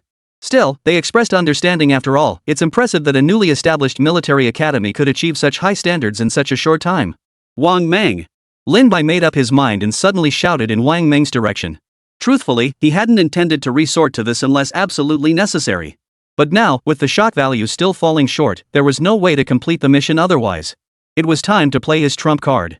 Yes. Wang Meng, standing nearby, heard Lin Bai's call and his face lit up with excitement. Lin Bai had already discussed this with him long ago, so he'd been waiting for this moment all along. Get ready. At Lin Bai's command, Wang Meng wasted no time and darted into the warehouse. Viewers in the livestream were left utterly bewildered. No one knew what Lin Bai was planning, but it seemed like there might be another project in the works. Just then, Lin Bai stepped in front of the camera. Hey, everyone. I saw in the comments that you guys weren't quite satisfied yet, so I'm adding an extra segment on the fly. Infantry tank coordination. The moment he said that, the livestream exploded. No one expected Lin Bai to actually attempt infantry tank coordination. After all, even military academies rarely have such programs. For a military academy to conduct infantry tank coordination, the only option was to apply to an active duty unit. But units willing to approve such requests were few and far between. After all, this involved heavy weaponry. If an accident were to occur, the consequences would be too grave for anyone to bear. Guys, what's going on? Did I hear that right? Did I just hear infantry tank coordination? Guys, you heard right, it's true. Principal Lin is planning an infantry tank coordination project. Wait, isn't this a military academy? Where'd these tanks come from? They're not using cheap cardboard, are they? This is just a joke. You must be new here. Principal Lin actually has real tank models and they even move. Many longtime viewers know Lin Bai actually has tanks. Even though it's just a model, its appearance alone is mind-blowing. Lin Bai watched the reactions in the livestream chat without a hint of surprise. After all, during previous streams, he'd explicitly stated it was just a model. His reluctance to showcase infantry tank coordination so far stemmed from his fear that military experts might watch his stream. After all, there was a military blogger named Military Liang in the chat right now. While the chances of him being exposed were slim, Lin Bai absolutely did not want to draw the attention of the Dragon Nation at this moment. Yet to complete the mission, however reluctant he was, he had no choice but to grit his teeth and proceed. The blueprint reward for the troop transport alone was something he couldn't refuse. Report. All preparations complete. Wang Meng had already opened the warehouse doors. With Lin Bai's nod, a colossal machine slowly emerged from within. The moment the Tianyu tank appeared, everyone was stunned. They had indeed seen this tank before, but when it started moving, the sheer sense of pressure was beyond words. Holy! What the hell is this? This military academy actually has tanks? That's practically hoarding heavy weaponry. Holy, this livestream is way too hardcore. This is insane. Even if it's a model, it can't be this realistic. I was actually there during the school's evaluation, and I gotta say, this thing is seriously impressive. But let's be real, how did they pull this off? Is this even a legitimate military academy? I'm starting to suspect it's run by warlords. Since many new viewers just joined the stream, they're all bowled over right now. They'd never seen anything this insane before. And when the tank rolled out, it plowed through the entire field, leaving nothing but crushed debris in its wake. Is this really a model? Chapter 038, the authorities are stunned you're not even trying to hide it? Inside the police department conference room. Song Weiguo was furious upon seeing it. Why the hell are they live streaming infantry tank coordination out of nowhere? If it were just the ATG, there wouldn't be much to worry about. While the ATG's appearance differs slightly, the likelihood of it drawing attention from other nations is extremely low. But this tank was different. Its appearance alone embodied a wealth of technological advancements. Simply modifying the tank's current appearance could significantly enhance its performance. Precisely for this reason, his greatest fear was Lin by broadcasting the tank. But as they say, what you fear most is what comes to pass. Even if we tried to stop it now, it's too late. Son, what should we do now? Should we cut the livestream? Zhang Jianhua spoke urgently, for this was now the only option. Yeah, Dad, call them now to cut the stream. Song Yu agreed with the idea. Even though it had already started, minimizing the damage was better than nothing. This move might arouse Lin Bai's suspicion, but it was unavoidable. After all, they couldn't just stand by and let the intelligence slip away. Forget it, it's too late now. Song Weiguo shook his head without hesitation. Calling to halt the broadcast now would only draw unwanted attention. So were we just going to stand by and watch? Zhang Jianhua understood how crucial these secrets were to Song Weiguo. If possible, he wanted to help. Hand me the computer immediately. Connect to our research institute, we need to gather as much data as possible. Song Weiguo hesitated only briefly before making his decision without hesitation. Although they had obtained some data last time, the video footage was incomplete, preventing them from gathering comprehensive information. Since interrupting the live stream was impossible, he had to mobilize the research institute immediately. Record as much data as possible, this information is critically important for the current state of Longwa. Upon hearing this, Zhang Jianhua nodded in agreement without hesitation. Just as he went to connect to the institute's internal network, Song Weiguo also called the institute, demanding urgent mobilization. Researchers who had just settled down to rest leapt up from sofas and couches, grumbling as they rushed to their computers upon hearing the news relayed by Song Weiguo. Though they grumbled, they understood the gravity of the matter. After all, it concerned the future of Dragon Nation. Gathered in the main hall, the researchers rapidly calculated and recorded the images on their screens. As they watched, they couldn't help but marvel repeatedly. Those who made it to the research department were all research fanatics. Amateurs see the spectacle, professionals see the craftsmanship. A careful observation revealed numerous designs that astonished them. This data is far more comprehensive. Where on earth did this Lin Bai guy get it from? Exactly. Did you notice the tank's track design? It's completely different from anything we've seen before. Look at that firing port design, it's absolutely ingenious. I'd bet every port houses an automatic loading system we've never seen before. Comrades, stop chatting and get recording. We need to gather the most data for analysis immediately. At the command, the researchers accelerated their keystrokes. While replays could be reviewed later, speed was paramount in scientific research. They couldn't be certain if other nations had noticed Lin Bai, so their only recourse was to accelerate their research as much as possible. Even though Song Weiguo wasn't at the institute, he could at least provide command. Director Song, I've been thinking long and hard. Shouldn't we really be blocking the news? Zhang Jianhua spoke hesitantly, though it was already somewhat too late. At the very least, they could minimize the damage from classified information leaks. Moreover, with his capabilities, he could directly order streaming platforms to delete replays and even leverage cyber police resources to erase backups from viewers. This approach is unacceptable. Are there any alternative methods? Song Weiguo replied without hesitation. That would only draw more attention. Besides, they can't guarantee everything will be deleted. The cyber police were indeed powerful, but if someone had saved the video, it could still be leaked. Local downloads can't be detected by the cyber police. Give me some time. I need to figure out what to do. Zhang Jianhua spoke with hesitation in his voice. Thinking it through is easy, but executing it is incredibly difficult. Our priority is to keep foreign powers from noticing this school, yet we must also conceal our motives from Lin Bai. We need a smooth solution to resolve this matter. Song Weiguo muttered, fingering the pale stubble on his chin. If Lin Bai knew they existed, it wouldn't be such a hassle. But he doesn't know Lin Bai's background. Based solely on the records, Lin Bai is a complete nobody. Yet this person somehow possesses technology of unknown origin. Therefore, our approach toward Lin Bai must be cautious to the extreme. Song Weiguo shared these analyses with Zhang Jianhua, and the group began brainstorming solutions together. You're right, Song. Lin Bai remains too enigmatic, no one knows where he got all those research breakthroughs. There might be even more to come. We need to think long-term and reel in the big fish. Zhang Jianhua nodded thoughtfully. Song Weiguo's point was undeniable. For them, suppressing news about this matter was a troublesome task. One misstep could alert Lin Bai to something amiss. Just as they were racking their brains, Song Yu suddenly slapped her thigh and leaped to her feet, knocking over the stool she'd been sitting on. But Song Yu paid no attention to the fallen stool, instead blurting out his idea. That's a brilliant idea. Zhang Jianhua, you should do exactly that. Upon hearing Song Yu's words, Song Weiguo's eyes lit up. This approach could minimize the impact as much as possible. Without hesitation, Zhang Jianhua pulled out his phone and dialed the number. The contact displayed on the screen was none other than the Minister of Education. Meanwhile, the Bhutan collaboration project was nearing its conclusion. The live stream audience was thoroughly engrossed. Wow, this is seriously thrilling. To actually witness tank infantry coordination in action, it's simply unbelievable. Honestly, you rarely get to see this kind of thing. After all, these tactics are strictly controlled by the Dragon Nation's military. To be honest, just watching this infantry tank coordination is impressive enough. These students are seriously skilled. You're not kidding, are you? The standards for selecting students at Dongchuan University are incredibly high. This livestream has left everyone in awe. And no one was happier than Lin Bai. Ding! Shock value has exceeded 100,000. Congratulations, host, on completing the mission. Heavy troop transport blueprints have been issued. Sample units stored in warehouse. Please check your inventory. Finally done. Lin Bai stretched lazily and let out a long sigh. Seemed like the perfect time to wrap up the livestream. Lin Bai glanced at his watch, ready to officially wrap things up. Now that he'd finally completed the task and run the ads. After completing the task, Lin Bai had no intention of continuing the stream. Besides, the prototype of the heavy troop transport vehicle had already arrived.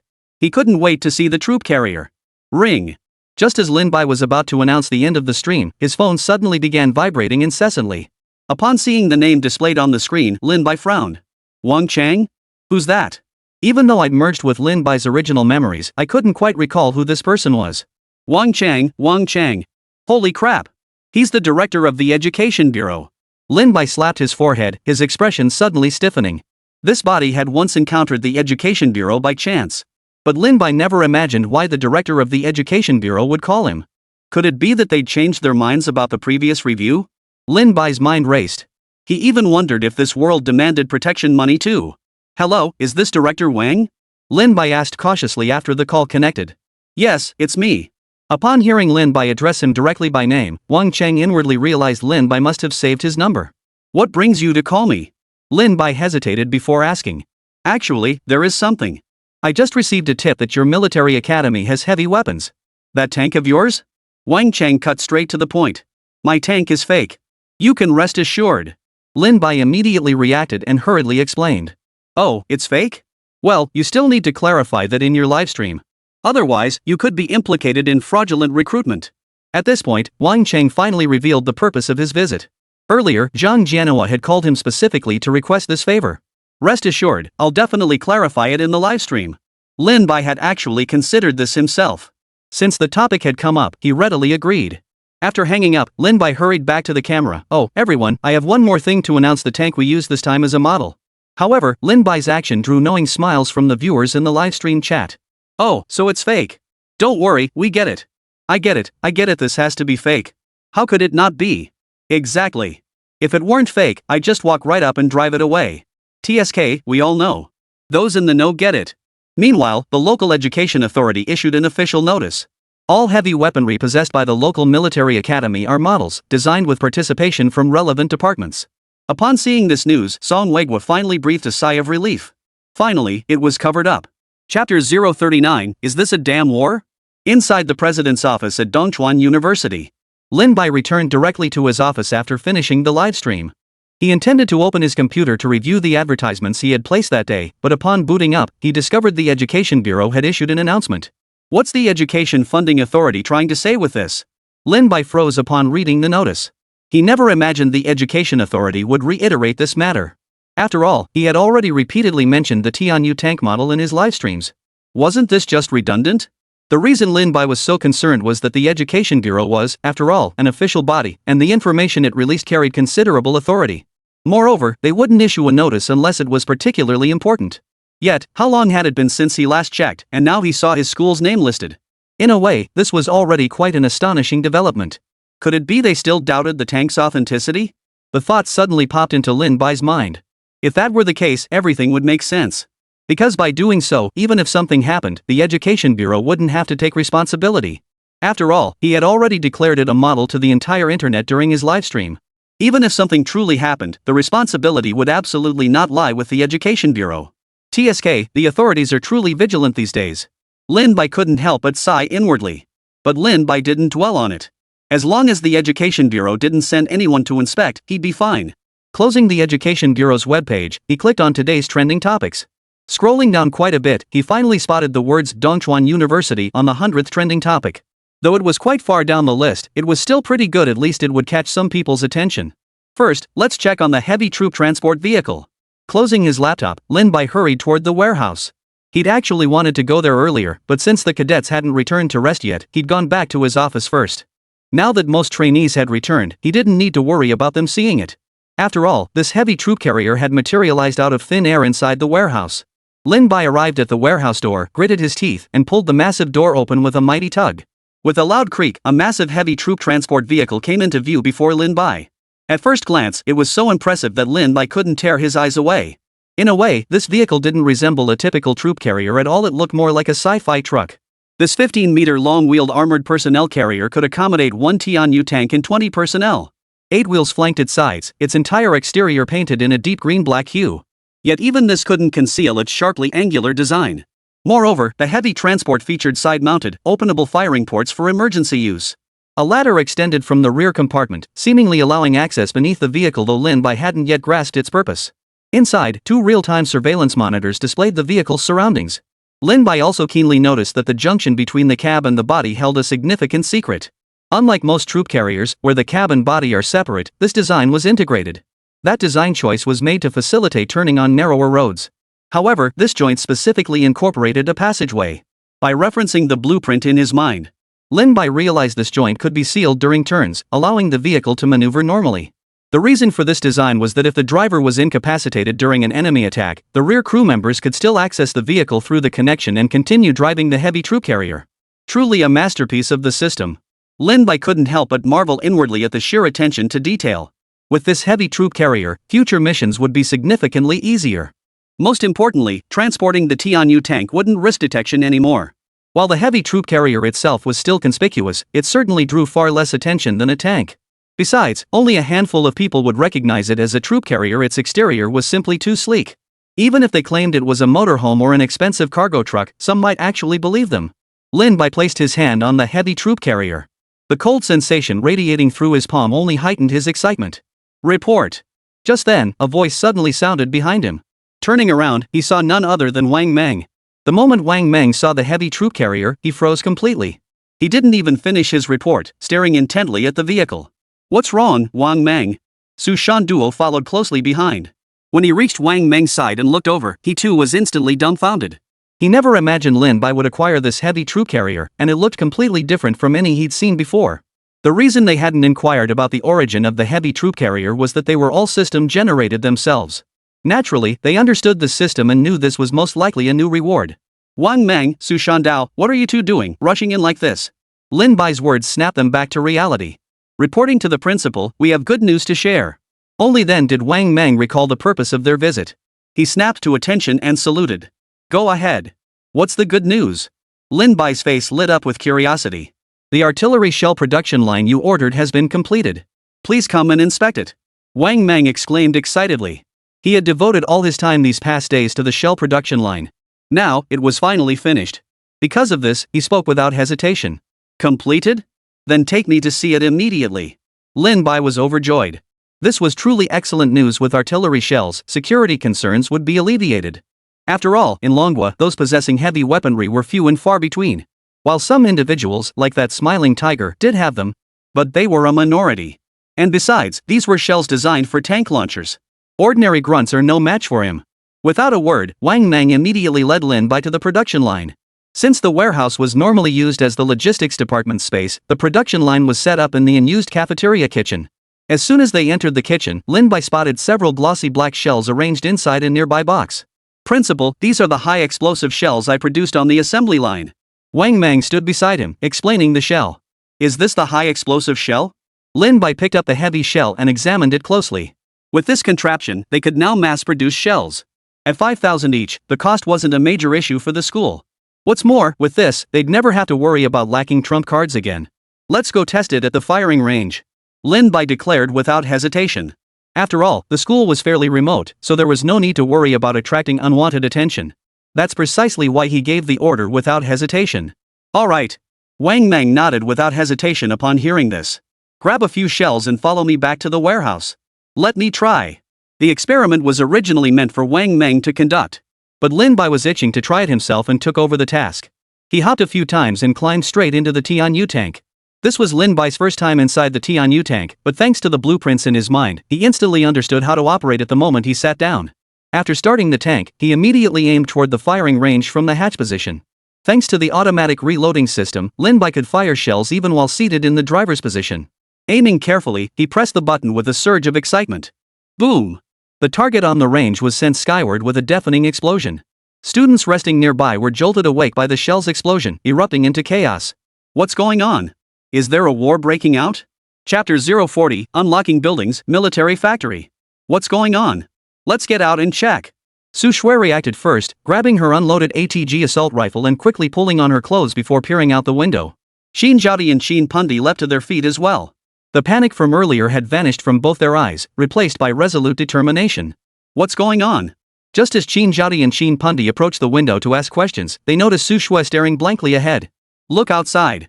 Su Shui clearly saw a jet-black barrel protruding from the warehouse. And in the distant firing range, dark smoke was curling upward. These were unmistakable signs of shelling. It was obvious without a doubt that the tank inside the warehouse had fired. Meanwhile, the students weren't the only ones witnessing this scene. Police officers stationed on a nearby hill, upon hearing the massive explosions, immediately picked up their binoculars to observe the situation at Dongchuan University. But when he saw the state of Dongchuan University, he froze in shock. He never imagined that bomb craters would appear on the campus of Dongchuan University. Could I possibly be seeing things? He was aware tanks were stationed on campus, but as a non-senior staff member, his access to information was limited. Moreover, having been informed of the Education Bureau's announcement, he hadn't given the matter a second thought. But now he was absolutely certain these were unmistakable traces of tank bombardment within Dongchuan University.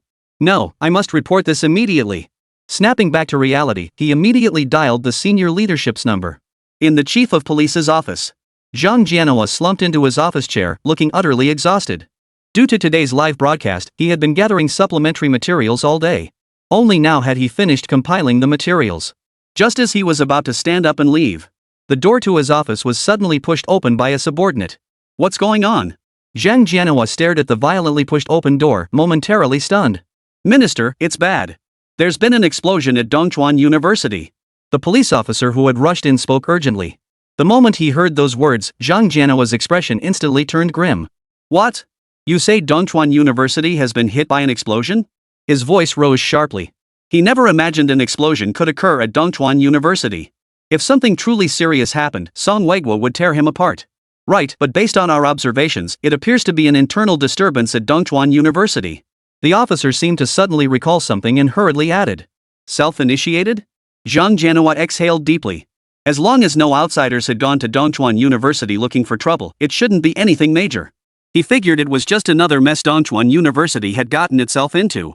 Without further hesitation, he dialed Song Weiguo's number. Inside the research institute, Song Weiguo watched the group of exhausted researchers and shook his head helplessly. These past days, the researchers hadn't gotten a single good night's sleep, essentially forcing themselves to push through. With the tank reappearing today, they were all working overtime. Even the most dedicated researchers were finding it hard to endure. Minister, here are today's data on the tank at Dongchuan University. After organizing the materials, Song Shui handed a thick stack of documents to Song Weigua. By now, Song Shui's eyes were bloodshot from exhaustion. Alright. Song Weigua took the documents and addressed the researchers below. Everyone, go home and get some proper rest now. After all, researchers aren't made of iron. With no further urgent matters at hand, it was time for them to return home and get some proper rest. At his words, weary smiles spread across the researchers' faces. Finally, they could go home and get some proper rest. They had already spent considerable time researching Dongchuan University's automatic rifle. Add in the tank project, and they were utterly exhausted, ready to fall asleep the moment their heads hit the pillow. Without further hesitation, everyone headed toward their respective stations, intending to pack up and leave. Just then, as Song Weigua was about to examine it closely, his phone began vibrating incessantly. Hello? What's up? Seeing it was Zhang Jianhua's call, Song Weigua answered without hesitation. What? An explosion at Dongchuan University? And it's suspected to be their own doing? Alright, send me all the footage immediately. I'll review it right now. Song Weigua's voice echoed throughout the entire research lab. All the researchers packing up their belongings paused mid-motion, a sudden sense of foreboding settling over them. Everyone, hold on. We need to review the Dongchuan University footage first. Without hesitation, Song Weigua called out to all the researchers present. After all, with something like this happening, all the researchers definitely needed to see together what exactly had occurred. After Zhang Jianhua sent the video over, Song Shui opened it on the large screen. It was a lengthy recording. Despite the distance, the footage was remarkably clear. As the image zoomed in, everyone saw a cannon barrel protruding from the warehouse. The next second, with a thunderous boom, a gaping crater appeared in the nearby firing range. Even the target itself was blown into the air before crashing back down. Was that a cannon shell? Song Weigua was completely stunned. The other researchers' heads were buzzing. The next second, they couldn't help but grab their hair and wail in a pleading voice. Why? We just finished researching it. How could another shell appear already? What the hell is going on at Dongchuan University? Is there a secret research department hidden inside? Why, I just wanted to get some rest. Why? I'm seriously fed up. Why not just make them the research department? They were all completely broken. After all, this research was just too frequent. Even though they could gather data, it was utterly draining. Even if it's just an artillery shell detonating, they still have to start crunching numbers. For a moment, everyone was numb. Meanwhile, Lin Bai stared at the distant target and instinctively swallowed hard. School upgraded to Tier 1. Unlocked special building, military factory. Just then, the system's voice abruptly rang out. Military factory? But didn't he already have the military factory storyline? Lin Bai was completely baffled. Requires dedicated land to construct the military factory. Building weapons within the military factory zone grants a 500% speed boost. Chapter 041, I need to buy some land for a military factory. 500%? Are you kidding me? Lin Bai's head buzzed upon hearing this system reward. This reward was arguably the most promising one he'd ever received. Consider this, a 500% speed boost meant others could only make 1 gun per day, while they could crank out 3.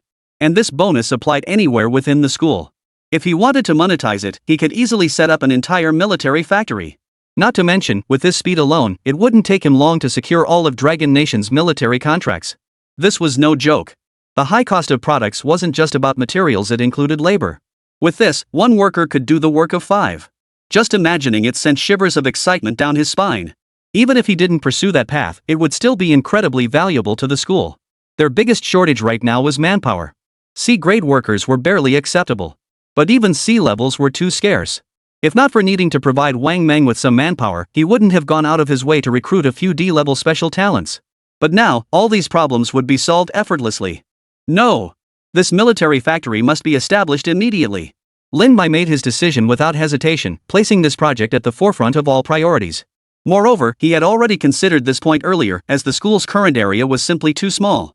Even the production lines had to be installed in different locations, making expansion inevitable sooner or later.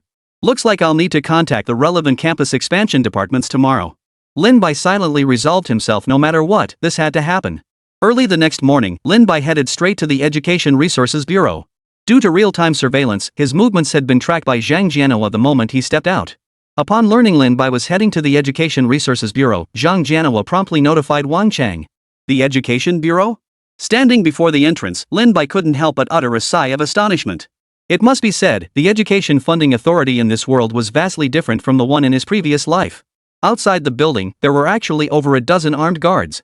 Only after filling out a visitor form did the guards allow Lin Bai inside. Hello, I'm the president of Dongchuan University. I'd like to inquire about the application process for campus expansion.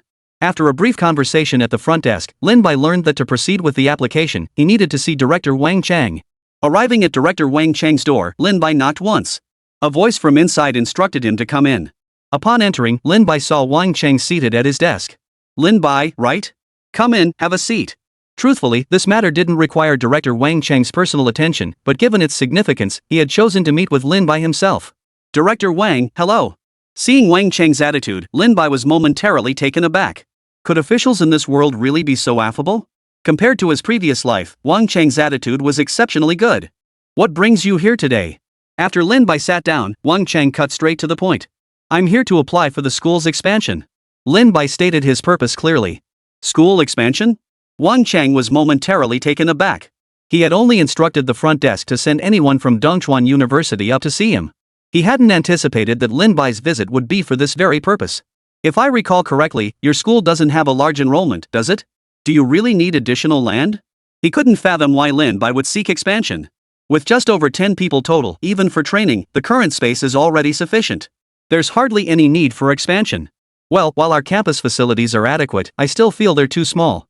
After all, it's a military academy. Having more space means we won't have to worry about disturbing the neighbors or anything like that.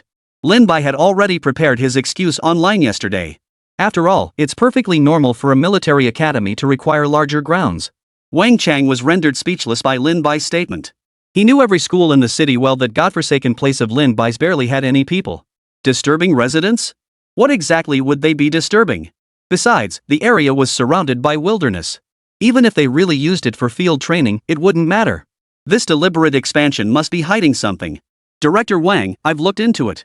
There's a lot of wasteland over there. Actually, leasing it would be a good thing for our city. It's resource utilization, after all. Lin Bai spoke while pulling out a handbook.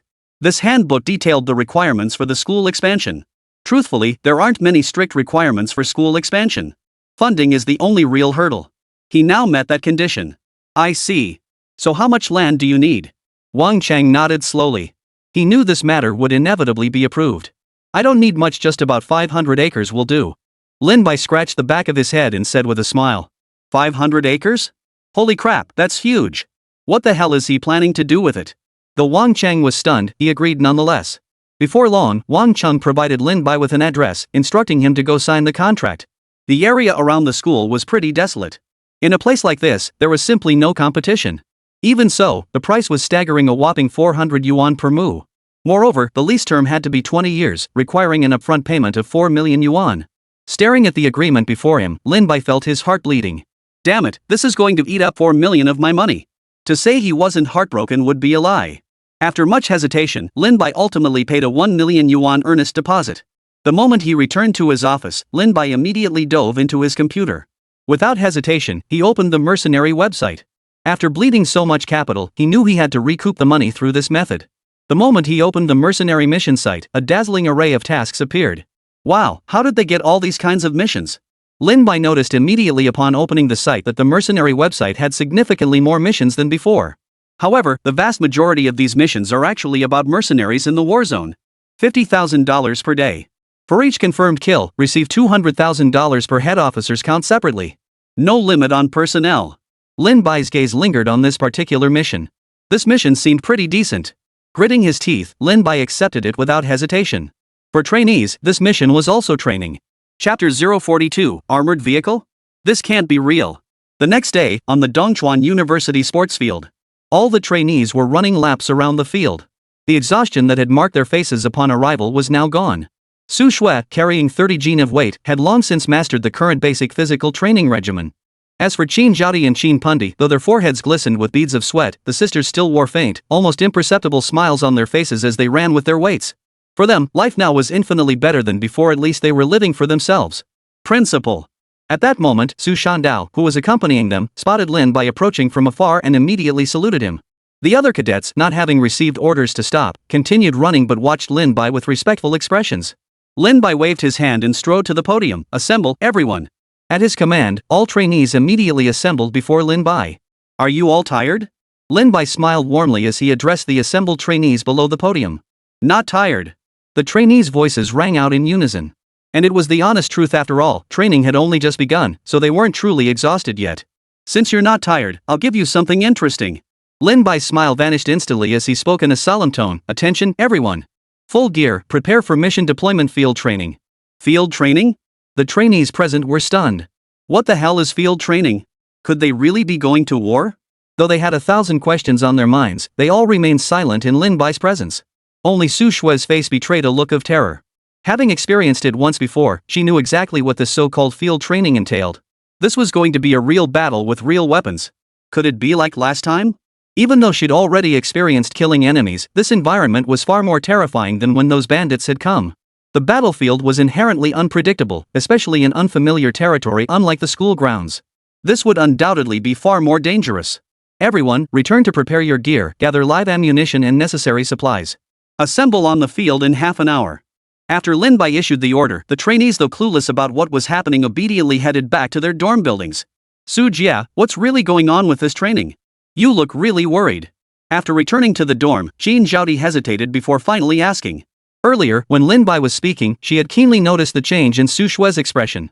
In all the time she'd been here, she'd rarely seen Su Shue look so troubled. A look of hesitation flashed across Su Shue's face. After a long pause, she finally shook her head. Nothing. Just follow the principal's arrangements. After all, she couldn't be certain whether Lin Bai truly intended to venture into those dangerous environments. For that very reason, she kept her own thoughts to herself. Jin Zhaodi, observing Su Shue's state, refrained from pressing further and swiftly began packing her belongings. On the playground. Principal, are you planning to go on a mission next? After the trainees had departed, Su Shandao approached Lin Bai and asked. After all, practical training could only mean one thing, a mission. Moreover, he was well aware that the school's funds had dwindled considerably lately. Going on a mission was inevitable sooner or later. Yes, this deployment serves two purposes. First, to temper the trainees through fire and blood for their growth. Second, to secure more funding. Lin Bai nodded without hesitation. Funds were already severely depleted. And his Dongchuan University needed outstanding elites. This step was indispensable. So what's my assignment? Su Shanda pressed. Your primary task this time is to stay close to the trainees and prevent any accidents from happening to them. Lin Bai stated without hesitation. Many of them are C and D rank.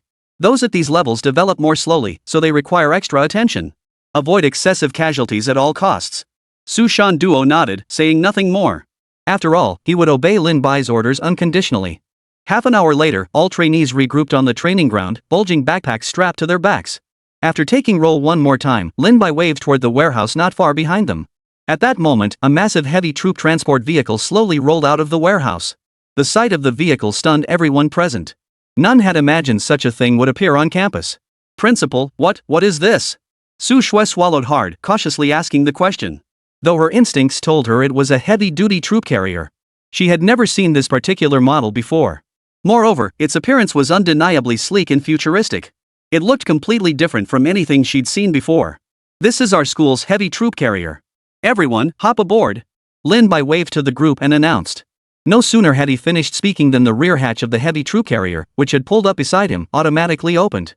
As the hatch slowly opened, what appeared before everyone was none other than their school's very own tank. And that wasn't all. The interior was incredibly spacious, filled with machinery they'd never seen before. Just seeing it left them all stunned. A heavy troop carrier capable of transporting a tank? This was utterly unbelievable.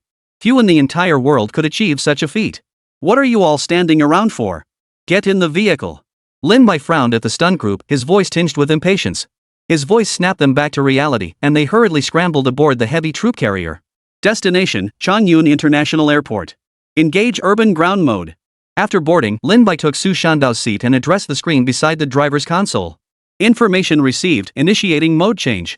Immediately, the tracks that had been on the wheels began to detach, automatically retracting into the panels above the wheels. As if possessed of its own mind, the heavy troop carrier began moving toward the airport. Despite the mode switch, Lin Bai avoided major roads, opting instead for back alleys. After all, this thing would definitely get pulled over by traffic cops on the main road. Meanwhile, atop a distant hill, the police officer assigned to tail the vehicle stared in disbelief, rubbing his eyes in disbelief. What the hell is this? This has to be fake, right? Chapter 043, 200 kilometers H, and you call this an armored vehicle? Meanwhile, in the vast research department, dozens of senior researchers hunched over their computers, their weary eyes fixed on the screens as they tapped away at keyboards. What's the status now? Zhang Jianhua approached Song Weiguo and asked, surveying the weary researchers. Sai, the technological complexity of this tank is overwhelming. We're working around the clock to decipher it, but there's still so much left to research. Song Weigwa shook his head helplessly. The deeper they delved into the research, the more astonished they became. Every minute detail held the key to their research. Though these days had been exhausting, the technology they were uncovering was something they would normally spend years acquiring. It seems this Lin Bai holds many secrets unknown to the world. Zhang Jianhua stroked his chin thoughtfully, murmuring to himself. This was his first visit to the Dragon Nation's research facility, and it was also the first time he had seen so many senior researchers collaborating on a single project. According to records, the last time such a large-scale mobilization occurred was during the development of nuclear weapons. Bang! At that moment, the laboratory door was violently pushed open. The researchers, who had been intensely focused on their work, were all startled by the loud noise. A researcher in a white lab coat burst into the room. Professor Song. The police instructed me to report that a large vehicle has been spotted leaving Dongchuan University. Preliminary observations indicate this is not a commercially available vehicle. Everyone froze in shock at that moment. Especially the researchers, their eyes widened in disbelief.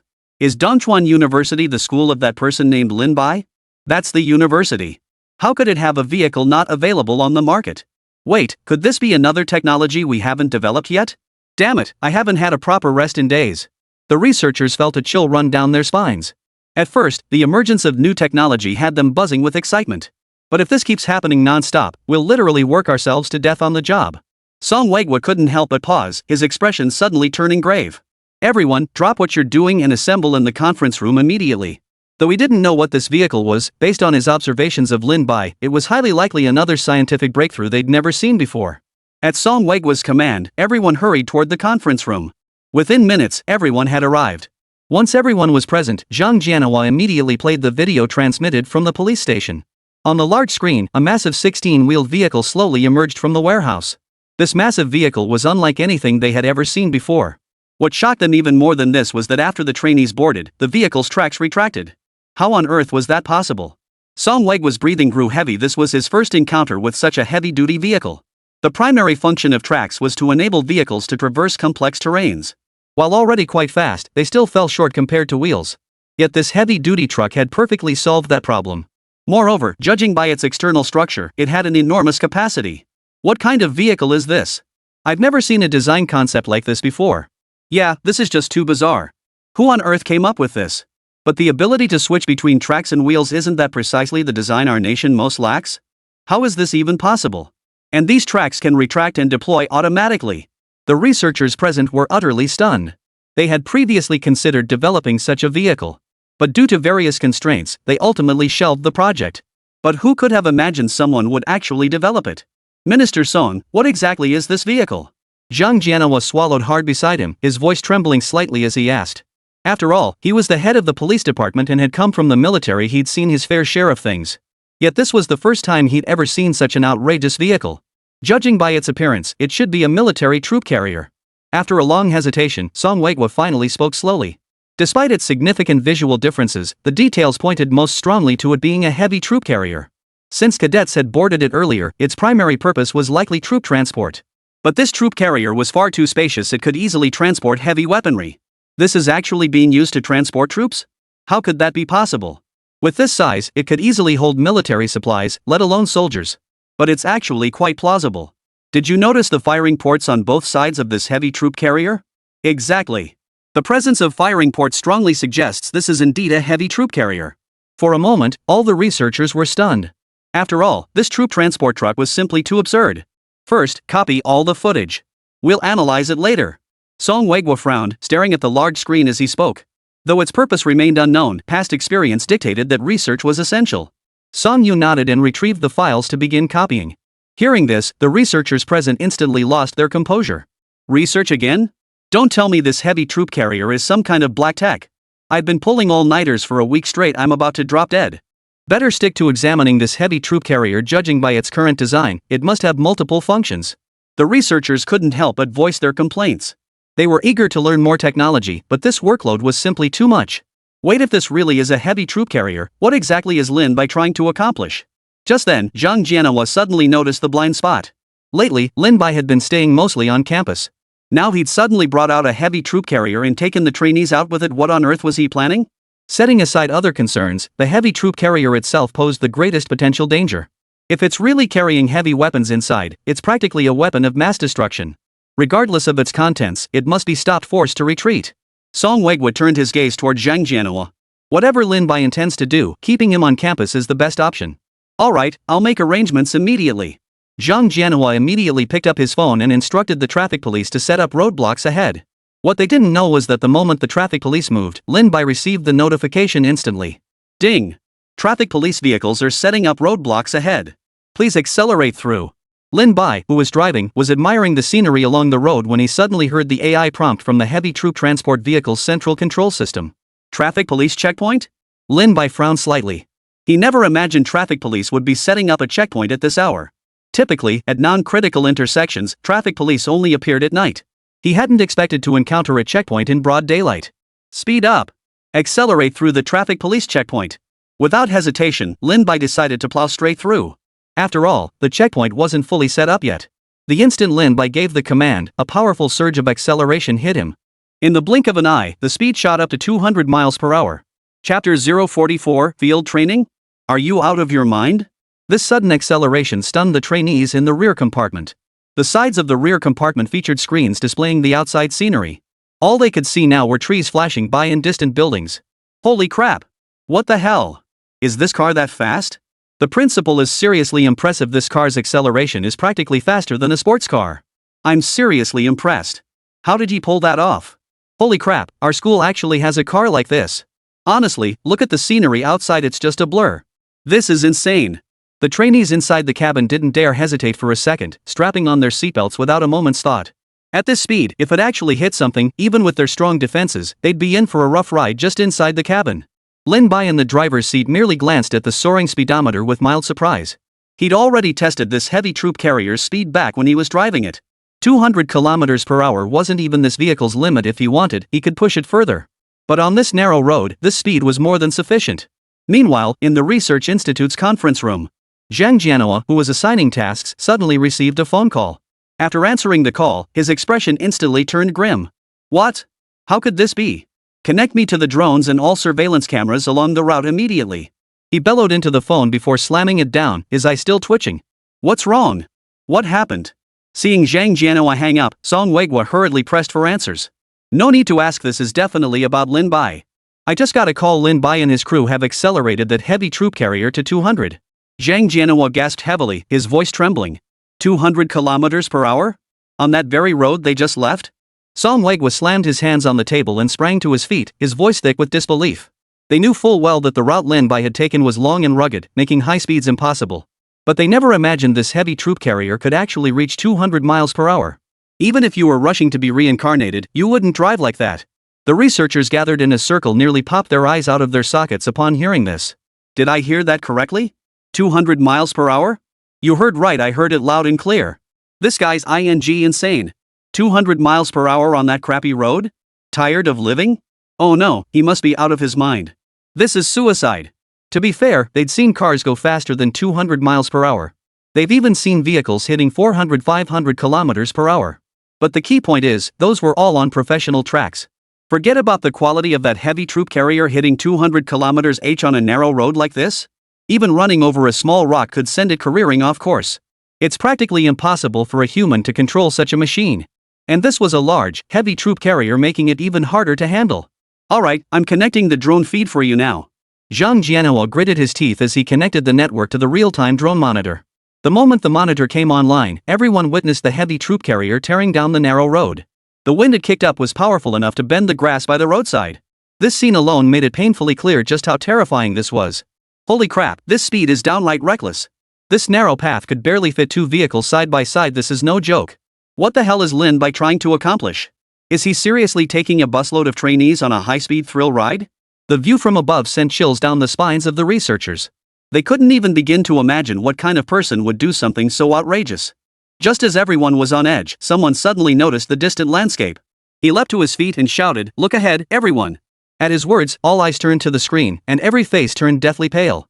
Meanwhile, inside the heavy troop carrier, Zhang Meng sat behind Lin Bai, his hands braced against the back of Lin Bai's seat as his eyes scanned the dashboard ahead. Holy crap, is this what full autopilot looks like? This is way too advanced. For Zhang Meng, this unprecedented high-tech marvel was so captivating he couldn't tear his eyes away. He'd also noticed that the traditional manual transmission had been replaced with an automatic one. This meant the heavy troop carrier had reached a high level of manufacturing sophistication. More importantly, the vehicle's center console was covered in all kinds of buttons. Just as he was engrossed in his fascination, his peripheral vision suddenly caught a small black dot appearing on the road ahead. And it was rapidly growing larger. That tiny black dot was actually a red sedan. The moment Wang Meng saw the red sedan, he froze in place. "Oh no, there's a car ahead." After he shouted this, everyone else noticed the terrifying scene. Keep in mind, they were traveling at 200 kilometers per hour. At that speed, forget about this small car. Even a solid wall could be smashed through. And this heavy troop carrier wasn't some flimsy contraption, it could crush anything in its path. "Principal, hit the brakes. It's over, this is a disaster. Mom, you won't have to cook for me this new year. We're dead. We're dead. We're dead." The cadets instantly erupted into blood-curdling screams, even though they were inside the heavy troop carrier. But few vehicles could withstand such a high-speed collision. Even airplanes, when flying swiftly at high altitudes, still fear the sudden appearance of small birds. For this very reason, a single collision could spell total annihilation. As the red sedan drew nearer, some trainees couldn't help but close their eyes. Whatever the outcome, it was something they dreaded seeing. But just then, everyone suddenly felt the entire vehicle shift off course. The next second, an unbelievable scene unfolded. Their heavy troop carrier had somehow swung around and landed alongside the drainage ditch. Inside the research department conference room, all the researchers were stunned. How? How was this possible? This shouldn't be possible. At that speed, executing such a sharp turn was incredibly difficult. No way. How could anyone possess such razor-sharp control? Every single step was anything but simple. This must be luck, but this luck is just too good to be true. Witnessing this scene, the researchers felt their worldviews were shattered. It's no wonder they reacted this way under such high-speed conditions. Executing that level of precision is next to impossible. Yet it was accomplished. This was simply beyond human capability. Minister Song. At that moment, Zhang Jianhua turned to Song Weiguo with a look of deep concern. More critical than this, however, was the fact that the interception net they had deployed had already failed. At this speed, they hadn't even prepared before the others had already broken through. "I understand. Let them pass. Don't pursue them. I'm curious to see where they're headed." Song Weiguo finally gritted his teeth and spoke with resignation. "Since we can't catch them anyway, let's see what Lin Bai is really up to." Through continuous surveillance tracking, they soon discovered that Lin Bai and his group had actually headed to the international airport. Thanks to prior arrangements, the moment Lin Bai and his group entered the airport, they were immediately notified. They boarded a flight bound for Syria, a chartered plane belonging to a mercenary organization. When the airport police report reached their ears, everyone froze in shock. Syria? That's a war zone, for crying out loud. Unbelievable. Why the hell would we go there out of the blue? Just then, a bold idea flashed through Song Weiguo's mind. Could it be? After boarding the plane, Lin Bai stood before all the trainees and cleared his throat twice. "Get ready. We have a major mission coming up." What kind of mission? They had noticed earlier that their entire busload had been shoved straight into the transport plane. "Looks like we're chartering the whole thing. Our next mission is to head to the battlefield for field training." In an instant, everyone was stunned. Chapter 045, Our mission has been taken over. Battlefield? Internship? How the hell did those words get linked together? Who in their right mind would go to a battlefield for an internship? This isn't an internship, it's a dimensional crossover. The principal can't be joking, right? A cadet from the logistics department twitched his lips as he spoke. This is nothing like the previous hostage rescue drills. Going to the battlefield now is practically the same as committing suicide. Everyone, relax. Lin Bai heard the student's words and lowered his hand slightly. "I'm not joking." The room erupted in chaos. "We're actually going to the battlefield. We're done for. This time we're really screwed. But it shouldn't be too bad, right? We've been through combat before. But this is on a whole different level. On the battlefield, you could be done for in the blink of an eye. No way, I'm getting a little freaked out here." All 6 members of the logistics department couldn't help but feel a surge of dread. After all, this was sending them straight into the jaws of death. To say they weren't afraid would be a lie. Shin Jiadi clasped Shin Pundi's hand tightly, gritted her teeth slightly, and forced a smile. "Don't worry, everything will be fine."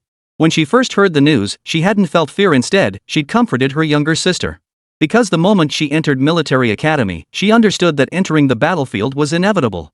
It just came much sooner than she'd anticipated. Even so, she showed no sign of retreat. As long as her sister was safe, she wouldn't fear even facing hell itself. Observing the movements of her classmates around her, Su Shue's gaze grew increasingly resolute. Having completed missions solo before, she quickly adjusted her mindset upon receiving this news. Long live Dongchuan University. At that moment, Su Shui raised her right hand high and shouted to the crowd. Her words ignited the passion smoldering within the others. They all shouted in unison. Long live Dongchuan University! Just as everyone was brimming with passion, Wang Meng suddenly walked in. You three, come with me. Wang Meng casually selected 3 members from the logistics department and led them out. Bro Wang, what's up? One of the trainees followed him out, asking with a puzzled tone. Just follow me. Wang Meng said little else, leading the 3 directly to the tank. This is our school's Tianyu tank. Wang Meng patted the cold surface of the Tianyu tank, his voice brimming with excitement. The 3 logistics trainees nodded in unison. They had spotted the tank while boarding the troop transport vehicle. You'll need to undergo emergency training immediately to familiarize yourselves with the Tianyu tank's operation. Though we may not need it, it's better to be prepared. At Wang Meng's words, excitement flashed across the faces of the 3 logistics cadets. Bro Wang, you mean if we get deployed, we'll actually get to drive this tank? Holy crap, what's there to fear? This is a killer weapon. With this tank, we'll be unstoppable. I knew the principal wouldn't gamble with our lives. This is absolutely incredible. Damn, it's a tank. Never imagined I'd get to drive this thing. Their excitement stemmed from their full awareness of the Tianyu tank's formidable power. During their training in the warehouse, they'd noticed the Tianyu tank more than once.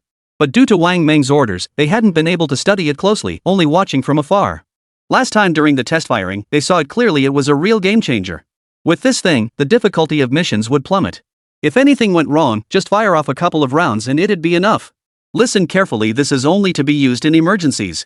You just need to learn how to operate it beforehand. Seeing the trainees' excited expressions, Wang Meng continued without hesitation. Lin Bai had already warned him, don't use the tank unless absolutely necessary.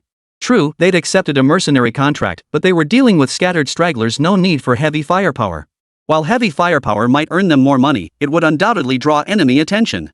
After all, if a few mercenaries joined the fray, it might worsen their situation slightly, but it wouldn't be a major problem. But the moment heavy firepower appeared, the enemy would inevitably respond with their own heavy firepower. Then the fighting would become deadly serious. Even targeted missile strikes to destroy tanks wouldn't be impossible. For this very reason, Lin Bai repeatedly stressed, tanks should only be deployed as a last resort. This was merely their final trump card. Upon hearing this news, the cadets paid it no mind whatsoever. Instead, they eagerly picked up the manuals and began reading. Having finalized all arrangements, Lin Bai turned his gaze to the window and murmured softly, hope it goes smoothly. Spanning over 300 acres, the Beilu Manor was densely planted with diverse vegetation and housed a variety of animals. Scanning the grounds, one could see nearly 80 security personnel stationed throughout. Inside the estate's villa, Qin Qingqing stood in a princess dress, hands on her hips, glaring indignantly at the butler before her. Uncle Li, who exactly saved me last time? Ever since meeting Lin Bai and his companions, Qin Qingqing couldn't stop thinking about them. They were so much better than that effeminate guy she'd met online. Moreover, just thinking about Lin Bai's resolute face made her cheeks flush slightly. Miss, I truly have no idea who they are. The butler couldn't help but twitch his lips at this. Ever since Qin Qingqing returned, she'd been pestering him with this question every other day. There was no way he could let the Qin family's young miss interact with those rough and tumble mercenaries. So he'd unhesitatingly used unknown identities as his excuse. But he hadn't expected that after barely 2 days of quiet, the young miss would start pressing him about it again. You're lying. I asked others when assigning missions, we can see the other party's identity. Qin Qingqing clenched her fists, stamped her foot, and glared at the butler, her cheeks puffed out in anger. She had almost believed him earlier. After all, she had no experience with these matters, but she had still sensed something was off. After confirming with others, she was certain Uncle Li knew the other party's identity. Young miss, please don't put me in such a difficult position. It's true I knew, but that would have been against the rules, the butler pleaded earnestly. Uncle Li, you're lying. Don't think I don't know we're the masters here. I wouldn't break the rules. Qin Qingqing wasn't stupid. After consulting her friends, she had clarified all the relevant questions. As the protected party, she had the right to know the other person's name and background. This wasn't considered private information. Some mercenaries even wanted their names known. After all, it benefits the mercenaries too. Ah, this is all for your own good. There's no need for you to know so much. The butler was utterly exasperated. He never, ever should have agreed to accompany the young lady to that cursed country of Shui. After returning from Syria, the entire household was thrown into chaos. Thank goodness the master and mistress weren't home lately, otherwise, they'd have scolded him to death. They saved my life. Is it too much to ask for their names? Qin Qingqing's face flushed crimson with anger. Gritting her teeth, she declared, if you won't tell me, I won't eat for days. I'll starve myself to death. The steward heard this and shook his head with a bitter smile. This was the young miss's usual tactic. She'd claimed to be fasting, but she'd always stash food in her room. Even if she stayed locked up for 10 days or half a month, she might not actually starve. Still, it was undeniably troublesome. Just as the butler was pondering how to extricate himself from the situation, a knock suddenly sounded at the door. "Come in," the butler exclaimed, his face flushed with excitement.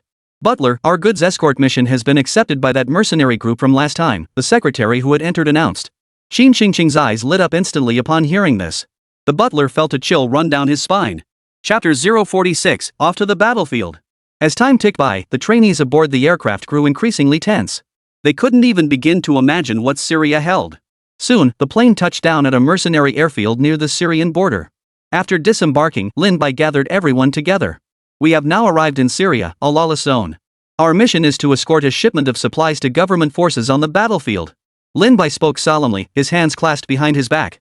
At his words, every face in the group grew exceptionally serious. Even if it was their first time here, they had seen plenty of news reports about this region. If it were merely a mercenary mission to guard a specific location, the danger level wouldn't be particularly high. But delivering supplies to the government forces? That was an entirely different matter. The rebels would never want the government forces to receive supplies. Once they learned the mission involved escorting supplies, they would undoubtedly try every means to attack them. Not only would this prevent the government forces from receiving supplies, but the rebels could also seize a portion for themselves. For this very reason, the danger level of this mission is extremely high. It's safe to say they could be ambushed at any moment. There's a crucial point to this mission: if we encounter rebels, we can strike first.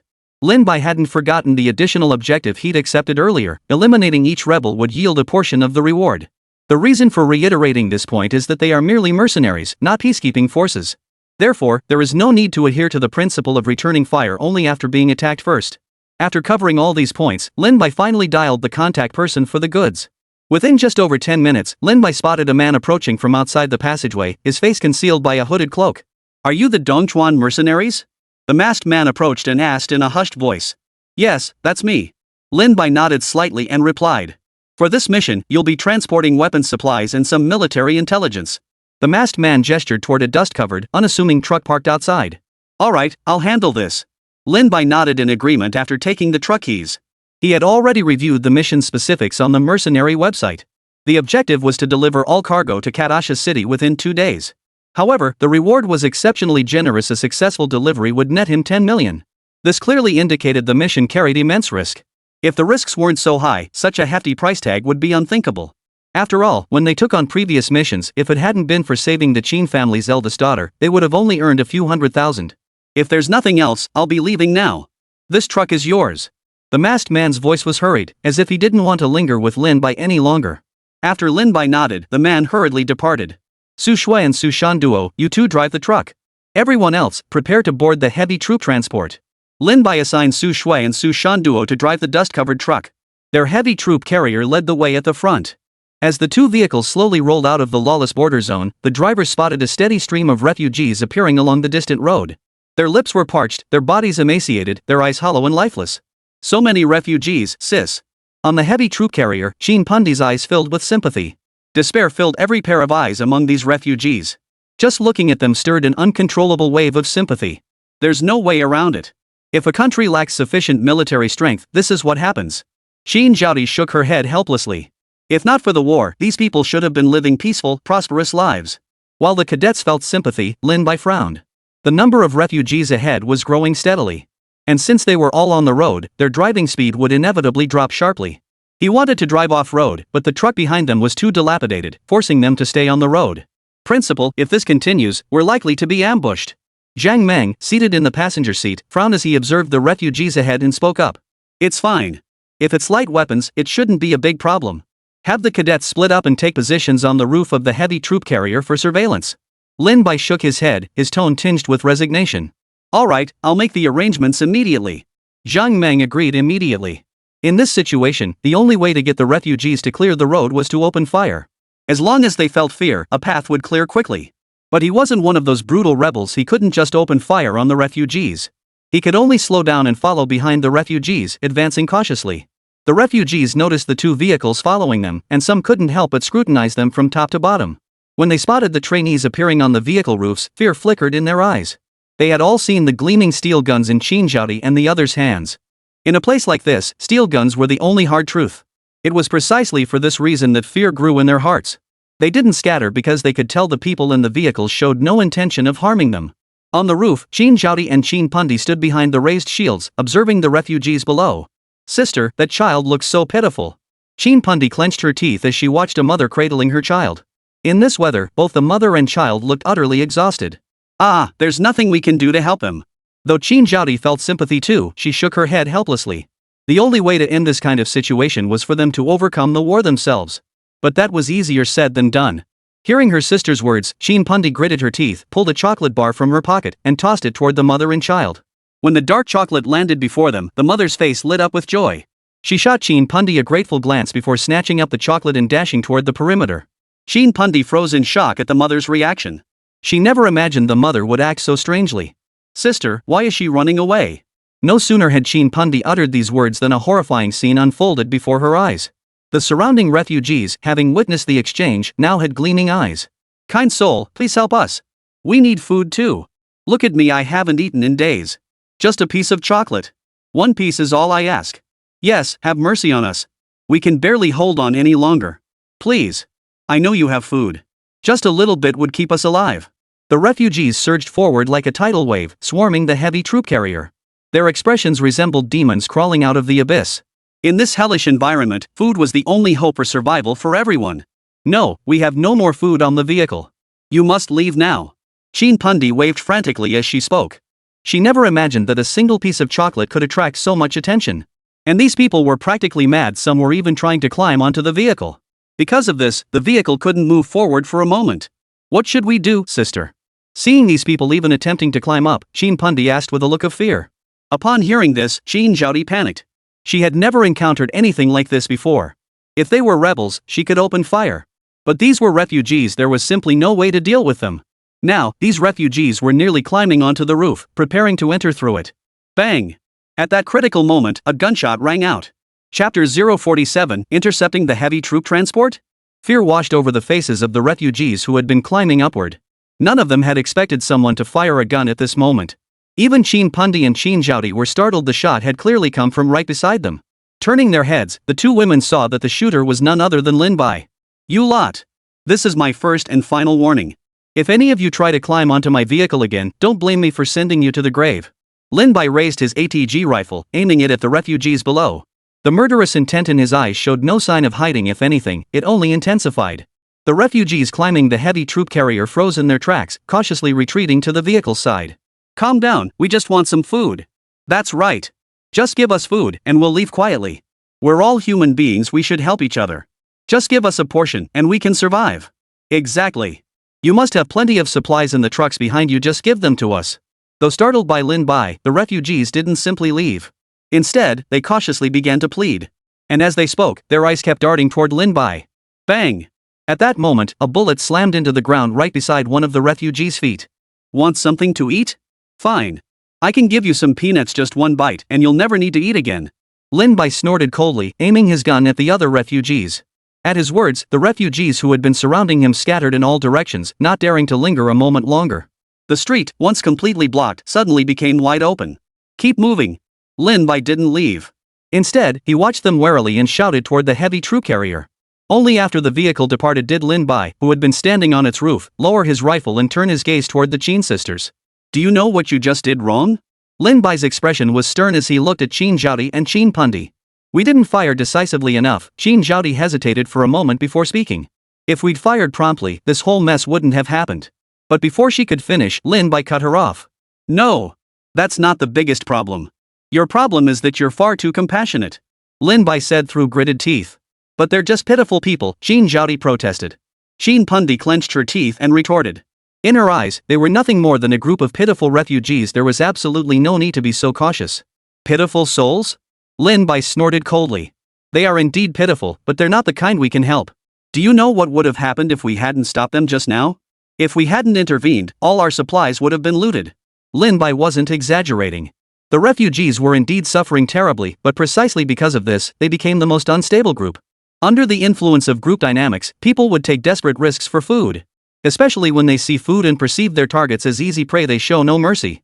In such turbulent places, having food stolen was merely the best-case scenario. One misstep, and even Chin Zhaodi and the others could be abducted. Throughout ancient history, similar incidents had occurred repeatedly. It was precisely for this reason that Lin Bai remains so cautious. Had they not driven those refugees away earlier, a brutal battle would likely have erupted. This wasn't a physical battle, but a mental one. Since the refugees were unarmed, the trainees would have to shoot them down, betraying their own consciences to deal with these momentarily deranged individuals. He intended to train his cadets, but not to turn them into madmen. I know I was wrong, Shin Pundi said with reddened eyes upon hearing this. She understood that what Lin Bai had said was entirely possible. After reprimanding the sisters, Lin Bai returned to the driver's seat and continued driving toward Kadasha. However, due to the earlier incident, he maintained a steady speed of around 50 km per hour for the rest of the journey. After nearly half a day, Lin Bai, who had been watching news from Sioux Nation in the cab, suddenly heard the audio alert from the heavy troop carrier. Warning! Warning! Warning! Gunfire detected 10 kilometers ahead. Preliminary identification indicates a small to medium-scale combat zone. Hearing the alert, Lin Bai's expression instantly grew grave. He had already checked the map. There was only one route to Kadasha City. If fighting broke out ahead, they'd have no way to detour around it. Principal, what should we do now? Wang Meng grabbed his ATG assault rifle and clenched his teeth as he spoke. Press on. Lin Bai hesitated only briefly before issuing the order without hesitation. Even though it was a small to medium-sized combat zone, the duration of the fighting was impossible to predict. Moreover, they needed to deliver the supplies within 2 days. If they missed that deadline, the mission would be considered a failure. They couldn't afford to linger here any longer. Everyone, chamber your rounds, prepare to fire at any moment. Upon receiving the order, Wang Meng immediately moved to the rear of the vehicle and issued commands to the trainees. Even the 3 who had been on the roof returned inside the vehicle. In the combat zone, the roof was far too dangerous. Safety could only be guaranteed inside the cabin. 10 kilometers ahead, the combat zone was now a scene of devastation. Vehicles billowed black smoke on the ground, surrounded by corpses and shell craters. Are we really going through here? A one-eyed man with a full beard and dressed in black asked his subordinate beside him. No mistake. We've already been notified ahead. Our scouts confirmed that the truck definitely has what we need. The subordinate slung his rifle behind him and nodded without hesitation. What about their personnel ratio? The one-eyed man pressed. They had already found out earlier that the Qin family had sold intelligence and supplies to a group of mercenaries for transport. We heard they paid a hefty sum, so we must ascertain the mercenaries' strength. They have a truck we haven't seen before, likely a troop transport. But from our quick reconnaissance, there should only be about 10 men inside. The subordinate relayed all the intelligence he possessed. In that case, clean up the battlefield immediately. Don't let them notice anything amiss. One Eye exhaled in relief, waving his hand to signal his men to swiftly begin covering up the traces on the ground. This location was originally under government forces' control. To secure the cargo in the truck, they had simply eliminated the government troops. Their goal was to seize the supplies and the intelligence inside. Their certainty that the cargo was in the truck stemmed from having infiltrated spies among the refugees after receiving the intelligence. His initial concern had been the mercenaries' formidable strength, but it seemed they weren't particularly troublesome after all. After all, there were only 10 of them. With an ambush, they could probably take them down in a single engagement. Meanwhile, Lin Bai and his crew were driving the heavily modified truck closer and closer to their target. According to the original map, this should be a small government military outpost. Yet from a distance, the outpost appeared completely still. Everything around it was eerily quiet. Were it not for the warning from the heavy troop carrier, Lin Bai wouldn't have even suspected a battle had ever erupted here. Principal, this looks fishy. Wang Meng frowned, scanning the surroundings. Not necessarily. They could be waiting for another target. After a moment's hesitation, Lin Bai replied in a grave tone. After all, if they weren't targeting them, there'd be no need to clean up the battlefield so thoroughly. However, there was another possibility: these people were targeting someone else. Just then, Lin Bai suddenly noticed an unarmed man charging out from ahead. He stood right in the middle of the road, waving at them. Chapter 048, Battle. Not far from the man blocking the road, over 20 gun barrels poked out from various windows in the nearby buildings. Their motive was clear: to force Lin Bai to stop the vehicle, allowing them to take him down in one fell swoop. Even if not everyone got out, they could still delay a portion of the group. All hands were ready. The moment anyone stepped out, they would launch their assault. One Eye peered through the window crack, his gaze filled with murderous intent. But the next second, he froze in place. For the truck they'd never seen before actually made a sound. You up front, move out of the way now. Lin Bai shouted through the in-vehicle intercom. This heavy troop carrier was equipped with a horn to begin with. There was absolutely no need to step outside. This heavy-duty troop carrier had been designed with this very scenario in mind. So even without getting out, direct communication with the outside was possible. The man standing not far in front of the vehicle froze upon hearing this. After a long pause, he finally spoke. This is a government military camp. We have someone who needs your help. He lifted his shirt to prove he wasn't carrying any weapons. After all, they were already prepared. If a fight broke out, he'd simply flee, no weapons were needed. Since you've been given a chance and refused it, you'll die. But the next instant, an unexpected turn of events unfolded. A black barrel suddenly emerged from beneath the vehicle, and to his horror, it was aimed directly at his forehead. Before the man could utter another word, the barrel embedded beneath the vehicle fired. A single shot sent the man crashing to the ground. What the hell is going on? Have we been exposed? One Eye was stunned by the scene. He never imagined these mercenaries would fire without warning. What baffled him even more was the gun barrel protruding from the front of the vehicle, and it clearly wasn't manually operated. Not just One Eye, even the trainees inside the vehicle couldn't fathom why Lin Bai had chosen to open fire so abruptly. At this moment, only Wang Mang and Su Shanda had seen through everything. Earlier, when Lin Bai saw that man charging out, he had already sensed something was off. Though there were no visible signs of combat here, the intelligence about the heavy troop transport vehicle was absolutely accurate. If the government forces had one, they wouldn't have rushed out like this, especially if they needed their help due to battle losses. After combat, they'd be vulnerable to ambushes. The proper move would be to let them pass. Yet not only did they fail to do so, they repeatedly demanded they disembark and assist. Their intentions were crystal clear. Keep driving. After opening fire, Lin Bai had no intention of lingering here. He ordered the heavy troop carrier to press forward. Damn it! Damn it! Everyone, open fire immediately. Though One Eye couldn't pinpoint exactly where they'd been exposed, this situation absolutely couldn't drag on. So now the only choice was to open fire no matter what. They had to leave the supplies and intelligence behind. Bang! The next second, the area erupted like fireworks, a torrent of bullets pouring down upon the heavy troop carrier. They targeted the heavy troop carrier because the main force was inside, and the trucks behind it could be useful. That's why they didn't target the trucks after all. No one could be certain what was inside them. If they contained missiles or similar weapons, firing at this range would be a suicide mission, killing 1,000 enemies while losing 800 of their own. But what One Eye never expected was that the hail of bullets pelting the heavy troop carrier's hull didn't leave a single scratch. If anything, there were only minor scratches near the doors. The rest of the vehicle remained completely intact. How could this be? What the hell was going on with this thing? Gritting his teeth, One Eye stood up, his face etched with anxiety. What was happening now had completely surpassed his wildest imagination. He'd assumed the heavy troop carrier wouldn't last long, but it was practically bulletproof. Boss! What do we do? His subordinates beside him were panicking. The higher-ups in their rebel faction weren't exactly saints. Dying in battle would be one thing, but returning empty-handed like this? That would be worse than death. Hold on, there are landmines ahead. One Eye gritted his teeth as he spoke. Though the mines were small, they'd be more than enough to take out the vehicle. Once detonated, the vehicle's tires wouldn't stand a chance. But just then, he witnessed a scene that left him utterly dumbfounded. The heavy troop carrier, which had only wheels moments before, suddenly equipped itself with tracks. Not only that, but he recognized those tracks as the kind only tanks would use. With their low-yield mines, blowing up this troop carrier was nothing short of a pipe dream. Sure enough, after the heavy troop carrier rolled over the mine, a dull explosion echoed, yet the vehicle emerged completely unscathed. Damn it! Everyone charge forward. By any means necessary, stop that vehicle. If that fails, at least hold back the truck behind it. One Eye roared, snatched his rifle, and sprinted straight downstairs. Meanwhile, inside the vehicle, Lin Bai frowned as he looked toward the building.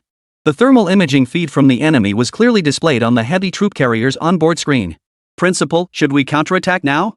Qin Zhaodi, clutching her stealth sniper rifle, rushed into the driver's cabin and demanded urgently. Hold your fire. This location isn't suitable for combat. Wait until we've moved away from this stronghold before acting on my orders. Lin Bai pondered for a moment, then shook his head. Now was definitely not the optimal time to strike, and doing so would carry significant risks.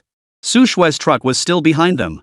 He feared that even if the enemy couldn't get the supplies from above, they'd still go down fighting. If not for Su Shue's truck, they could simply accelerate and escape this place immediately. Therefore, this location was not suitable for action. They must choose another spot. Moreover, there was another factor: the chances of a successful kill were too slim if they struck now. Qin Zhaodi nodded without hesitation and returned to the rear compartment to wait. As the vehicle moved forward, Lin Bai and his group departed from the base. After leaving the base, Lin Bai immediately instructed Su Shue and the others to drive the truck ahead. As for them, they positioned their vehicle across the middle of the road, preparing to block the enemy's pursuit. Sure enough, the enemy soon emerged in pursuit, driving a variety of vehicles. Boss, they've blocked the road. The driver's subordinate shouted angrily from the driver's seat. Under these circumstances, there was simply no way forward. I see it. The one-eyed man's expression darkened considerably. If the enemy blocked the road and fired back, they'd be sitting ducks. Even if they could take them out, they'd suffer heavy casualties. Remember, they're in a troop transport truck. It's entirely possible they're loaded with heavy machine guns. Wait, they haven't disembarked. We can drive right up and plant high-yield explosives. But just then, the one-eyed man observing suddenly realized after the enemy had positioned the truck sideways, no one had gotten out. This was a once-in-a-lifetime opportunity. As long as they didn't get out, he could absolutely handle them. With that thought, he issued the order without hesitation. The lead vehicles roared forward at full throttle toward the heavy troop transport. For them now, time was victory. As long as the enemy didn't disembark, they were completely helpless. As the vehicles drew nearer, they could clearly see the heavy troop carrier's appearance. None was more excited than One Eye. He'd thought their efforts would come to naught, yet the enemy had actually stayed behind to block their path. After all, the supply trucks only traveled at 50 kilometers per hour. Once they dealt with it, they could still catch up. But when they were still 100 meters from the heavy troop carrier, One Eye suddenly witnessed a terrifying sight. Chapter 049, All we can do is watch their show. Facing them, a row of black holes had suddenly appeared. Just one glance, and the Cyclops instantly recognized it. This is a damn firing port. Quick, drive to the sides. At the last moment, One Eye grabbed the radio and bellowed at everyone. If they were merely using the heavy troop carriers as cover, that wouldn't be so bad. And with enough distance, they might even stand a chance. But at a mere 100 meters, this row of firing ports was like the Grim Reaper's scythe. They couldn't even mount a counterattack, they were just sitting ducks. Yet in that split second, he noticed something. The enemy vehicle had only small firing ports, no observation slits. Likely, the only spotter was the passenger in the front seat. Therefore, their only chance of survival now was to swerve to either side. If they could evade the first volley of fire, there might still be a glimmer of hope. They might even evade the firing ports and exploit the enemy's limited field of vision to counterattack the heavy troop carriers. The next second, a hail of bullets erupted. In the blink of an eye, the 4 lead cars were instantly blown apart. The remaining 3 cars, having dodged in time, plunged straight into the wasteland. Though their speed instantly slowed, One Eye breathed a sigh of relief. Fortunately, he was in the last vehicle and had reacted quickly enough to avoid being wiped out in a single exchange. Even so, he lost 16 men. Everyone, rest assured. The enemy can no longer target us. Execute the flanking maneuver immediately. One Eye issued the order without hesitation. This moment presented their best opportunity to strike. Although the enemy vehicle also had gun ports at the front, their field of fire was limited. As long as they maintained the correct angle, even if the observer on the vehicle called out their position, the people behind the gun ports would find it difficult to hit them. But just then, a gunshot rang out, and a spurt of blood suddenly erupted from the driver's seat of the front vehicle. How could this be? Witnessing this, One Eye's eyes instantly widened in shock. He never imagined the driver of the vehicle ahead could be taken out with a single shot. Everyone, don't panic. This is just luck, charge forward now. The one-eyed man bellowed without hesitation. At worst, it was just bad luck. He refused to believe anyone could launch an attack on them without clear sight. But the next second, several gunshots rang out, instantly taking down the henchmen in that car. Because of the close proximity, he could see that each of these men had been shot in the forehead or chest. How is this possible? Meanwhile, Lin Bai had already reached the rear compartment. The once plain and unadorned rear compartment had undergone a transformation. Numerous VR headsets were now attached to both sides of the compartment. Trainees wearing the VR goggles could see everything outside with crystal clarity. Now, they could eliminate external threats without exposing themselves to any danger. Although this was their first time using the equipment, it must be said that aside from the added weight, it felt no different from their usual training.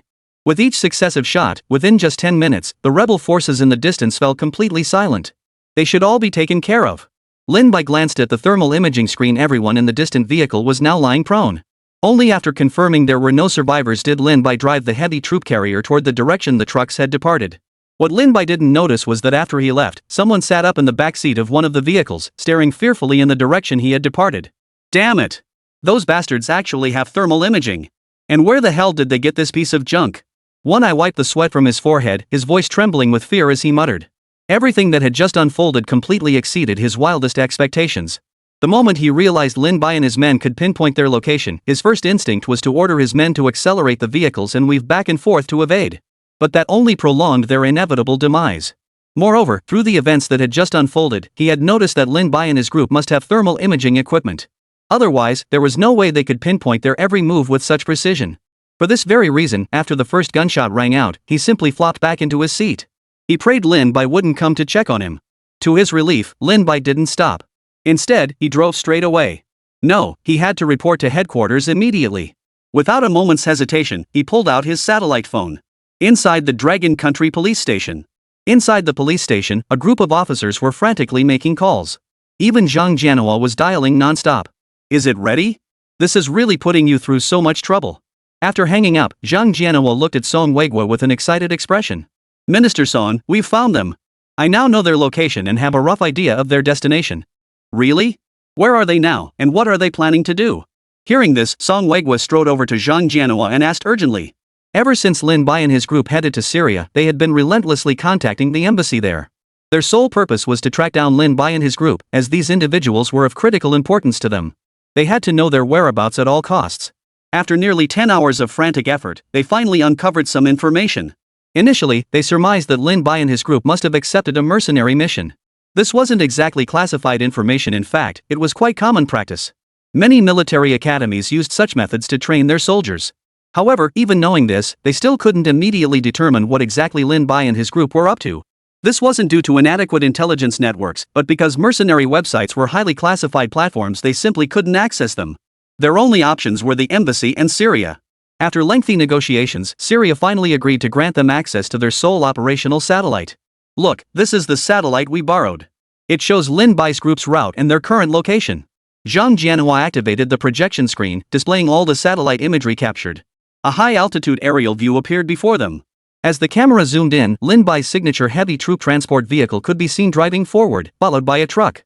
What exactly is Lin Bai up to? Song Weiguo frowned and asked. He may be the pillar of the nation, but that doesn't mean he knows everything.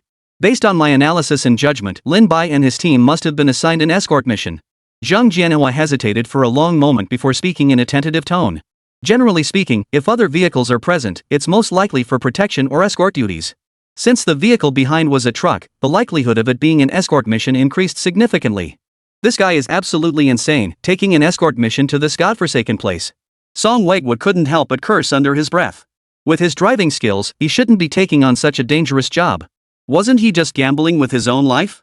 Any sane person knew how dangerous Syria was right now. Going to Syria now is practically a death wish. What could be done? Was there any way to bring Lin Bai and the others back? Song Weiguo gritted his teeth and asked. No matter what, Lin Bai's safety was the absolute priority now. So whatever means are necessary must be employed. Minister Song, it's true that our dragon nation is powerful, but that Syria we simply can't do anything there. Zhang Jianhua spread his hands, his face grim. This was simply beyond their capabilities. All they could do now was watch silently to see what would happen to Lin Bai. Damn it! Song Weiguo couldn't help but curse under his breath. From here on out, their only recourse was to monitor Lin Bai's situation via satellite. Chapter 050, 10 vehicles? That's ridiculous. In a bullet-riddled, dilapidated room in Syria, a dozen rebel leaders gathered to discuss matters. Given the current situation, the government forces shouldn't last much longer. Their condition is dire. A man with a bushy beard, sitting among them, tapped the sand table in front of him with an excited tone. Although the government forces were stronger earlier, most of their strength relied on assistance from other nations. Since they had already reached agreements on certain matters earlier, the Eagle Nation would provide them with some assistance. With the Eagle Nation exerting pressure from behind the scenes, several countries have already withdrawn from Syria, leaving the government forces increasingly weakened. It's true we're growing stronger, but even though we hold the upper hand now, we still need to be cautious. Those nations may not have sent troops, but they're still secretly funding them to buy weapons. At that moment, another person at the conference table spoke up. That's not a major issue. They can only obtain weapons via truck transport. Most of their airports are already destroyed. Controlling road transport is sufficient. The man with the bushy beard laughed coldly, slapping the table as he spoke. He had anticipated this problem long ago and prepared countermeasures accordingly. By deploying some forces to control roads and other key routes, even if they couldn't intercept all supplies, stopping the majority would be sufficient. By dragging out the conflict, victory would ultimately be theirs. After the bearded man finished speaking, he couldn't help but laugh, and the dozen or so others around him burst into hearty laughter as well. Just then, a messenger entered from outside and leaned close to the bearded man's ear to relay intelligence. But the moment the bearded man heard the messenger's words, his expression turned grim. Bang! The bearded man slammed his fist on the table, his face flushed crimson as he roared, "That good-for-nothing One-Eye! What the hell is he doing?" He never imagined that One-Eye, whom he had held in such high regard, would be defeated by a mere band of mercenaries. Though One-Eye had led a small force, they were his elite troops. The moment the bearded man erupted in fury, every face in the room turned grim. Everyone knew the bearded man was their leader, and such intense anger could only mean something terrible had happened. Just moments ago, Beard had relayed the news he'd received. According to reliable intelligence, that truck is loaded with a massive amount of ammunition. Moreover, it contains the original recordings of our conversations with Eagle Nation. We must find a way to destroy them. Beard turned his gaze to one of his men standing nearby. Take 4 armored vehicles and 300 men. Proceed immediately to intercept them. By any means necessary, you must stop them. He'd also heard from One Eye that this mercenary squad's heavy troop carriers were quite formidable, featuring firing ports on the sides. Given that, deploying armored vehicles would suffice. After all, the armored vehicles were fast enough to reach the scene in time. At this moment, Lin Bai and his group had no idea they were already being targeted. As night fell, Lin Bai did not continue driving. Instead, he found a sparsely populated town and stopped to rest and repair. The reason for halting wasn't solely about earning money, it was also to train the recruits. Staying confined to the vehicles wouldn't provide them with meaningful training opportunities. For this very reason, upon reaching the town, Lin Bai ordered a rest and resupply. Sister Sue, today was absolutely insane. Those rebels charged at us like they were possessed. Yeah, I took out 2 rebels with my own hands today. Wow, I never imagined our school's heavy troop carrier would be so formidable, those bullets couldn't even penetrate its defenses. I saw it too, those rebels were stunned when they realized we were bulletproof. The cadets entered an abandoned villa, lit a campfire, and excitedly recounted the day's events. They couldn't bring themselves to harm civilians, but it was a completely different story with those brutal, bloodthirsty rebels. Not a single one of these rebels was decent, every last one had civilian blood on their hands. That's precisely why they were so fired up. Chatting aside, let's eat first. Just as their conversation was in full swing, Wang Mang walked in carrying a large box. Upon opening it, they found it filled with various types of individual combat rations. Having gone without much food all day, everyone swarmed around the rations as soon as they appeared, grabbing their share. But the moment they opened them and took their first bite, their expressions changed. This stuff is like thick paste. This is nothing like what we ate at school. Well, duh. What we ate at school was hotel-grade banquet food. But this stuff is disgusting. I can barely swallow a single bite. The trainees had barely taken a few bites before they started complaining. This stuff is just way too out there. It's not that they hadn't tasted bad food before, it's just that this stuff tasted really weird. But there was nothing to be done about it after all. Individual combat rations have never prioritized taste, only nutritional value. These rations were carefully selected and purchased online by Lin Bai. Despite this, only Qin Pundi and Qin Zhaodi showed no change in expression, eating without batting an eye. After all, both had grown up in difficult circumstances and had tasted far worse, so their palates remained utterly unperturbed. Lin Bai, seated nearby, also took a portion. He casually opened his portion and began eating. But the moment it touched his tongue, Lin Bai frowned. It really was quite awful. Lin Bai sighed inwardly. Back in school, he'd considered hiring a chef. First, it would save more money, after all, ordering banquet meals every meal was quite expensive. Second, it would allow for tailored nutritional supplements based on each student's physical needs. Third, in an environment like this, it would be nice to have something warm to eat. But while Lin Bai wanted to hire a chef, it wasn't nearly that simple. His requirements were exceptionally high. Not only did the chef need exceptional culinary skills, they also had to be a nutritionist, otherwise there was no way to provide the students with adequate nutrition. If that were all, it might be manageable. But Lin Bai also needed this chef to be able to accompany the troops, meaning they had to be a chef soldier. With all these requirements piled up, finding a suitable candidate was next to impossible. After all, chefs with such skills had surely been recruited by the Dragon Nation. That's precisely why Lin Bai hadn't found a suitable candidate yet. He'd have to rely on luck. Lin Bai swallowed a mouthful of cold paste and shook his head helplessly. Su Shan Duo might be a decent instructor, but he's no chef. After dinner, Lin Bai briefly assigned the night watch schedule.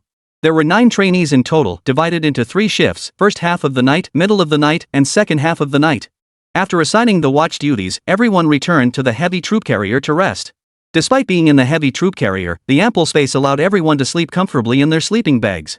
The night passed without incident. After waking up, the group quickly washed up, ate breakfast, and then drove the heavy troop carrier toward Kadasha City. They estimated they should arrive by 6 in the morning. Lin Bai sat in the driver's seat, legs crossed, calculating the remaining distance and time. This was more than ample time for them, considering the original schedule called for arrival at 6 p.m. the following day. After the previous day's events, the trainees' faces now bore a relaxed expression. Ding! 10 vehicles detected ahead, heading west. Just then, Lin Bai suddenly heard the warning signal from the heavy troop carrier. 10 vehicles? Lin Bai froze upon hearing the number. It hardly sounded like a major threat. But the next second, he quickly realized this was Syria. The odds of 10 vehicles moving together were exceedingly slim. Everyone, prepare for combat. Chapter 051, is that thing a cannon barrel? Inside the police headquarters meeting room. Look! What's that on the road ahead? The group watching the satellite footage suddenly noticed 10 vehicles appearing ahead on Lin Bai's route.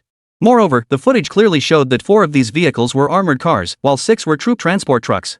Are these rebels or government forces? Song Weigwa asked urgently, his voice trembling with excitement upon witnessing the scene. They hadn't been idle all night either, continuously negotiating with the Syrian government forces. Through these talks, they had also obtained intelligence. Kadasha's city had recently purchased a batch of ammunition.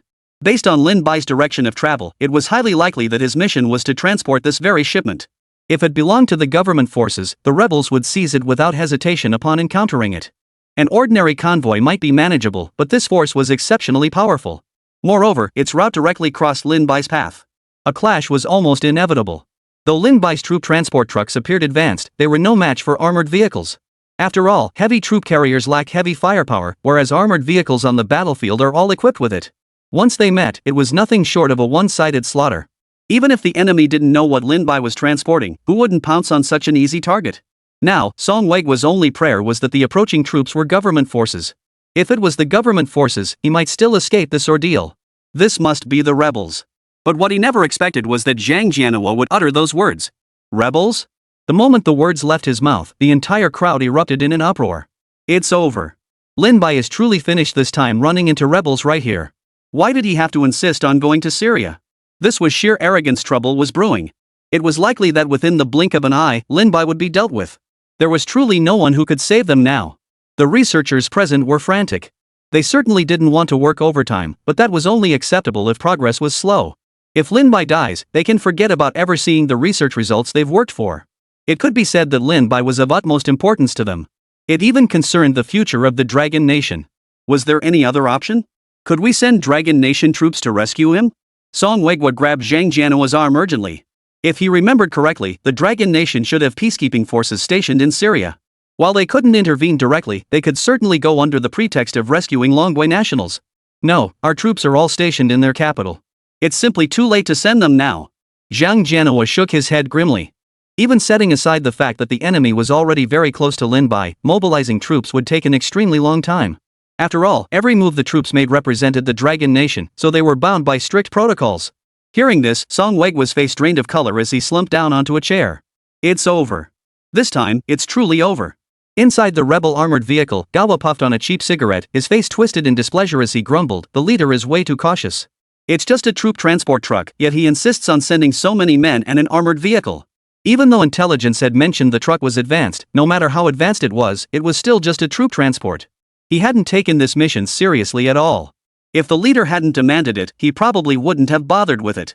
"Hey, how far away are they now?" Gawa casually crushed the cigarette butt underfoot, his voice laced with laziness. "Reporting, Captain. Intelligence indicates they're approaching. Should we set up an ambush?" The messenger turned to Gawa and began his report. Normally, for a mission like this, even with an armored vehicle, they would stop to set up a trap. No need. A beat-up troop carrier? How strong could it possibly be? Take them out directly. Let's head back for some meat. Gawa waved his hand dismissively, his tone blunt. It's just a small troop transport. There's absolutely no need to waste so much time on it. His presence here was already overkill. Forget 4 armored vehicles, he had 300 soldiers following him. With that many men, taking down a single heavy troop carrier was practically nothing. The orderly didn't argue, relaying the command directly to every vehicle. Shortly after the order was relayed, they spotted the heavy troop carrier approaching from ahead. Principal, based on observations, the enemy has 4 armored vehicles and 6 troop transports. Wang Mang lowered his binoculars and spoke with a grave tone. 4 armored vehicles? Lin Bai couldn't help but freeze in surprise. Wow, that's quite a force for this part of Syria. 4 armored vehicles already constituted a medium-sized force. He never expected to encounter them here. And his gut told him this was definitely coming for them. Everyone, prepare for combat.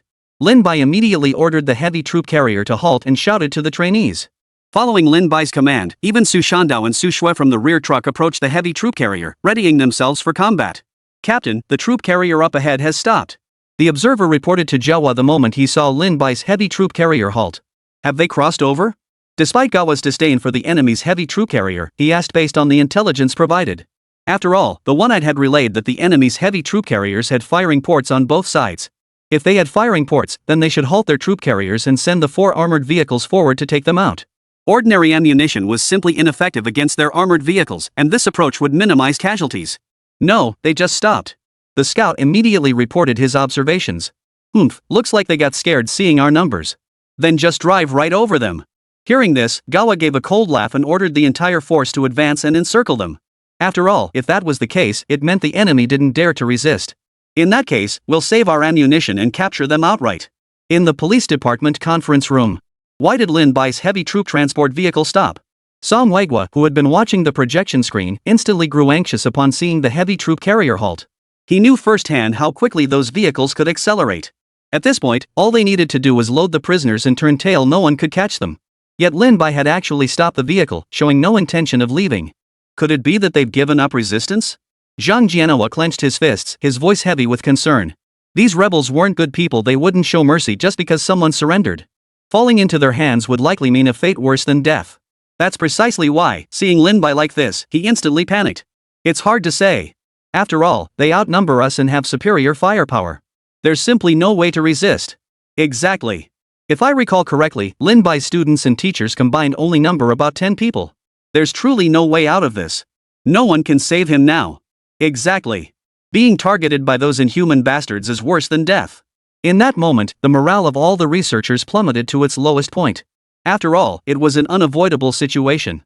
Under these circumstances, no one could possibly save him. Everyone was utterly despondent. Look! What's that? Just as everyone had given up hope, one sharp-eyed researcher suddenly noticed something and pointed at the large screen.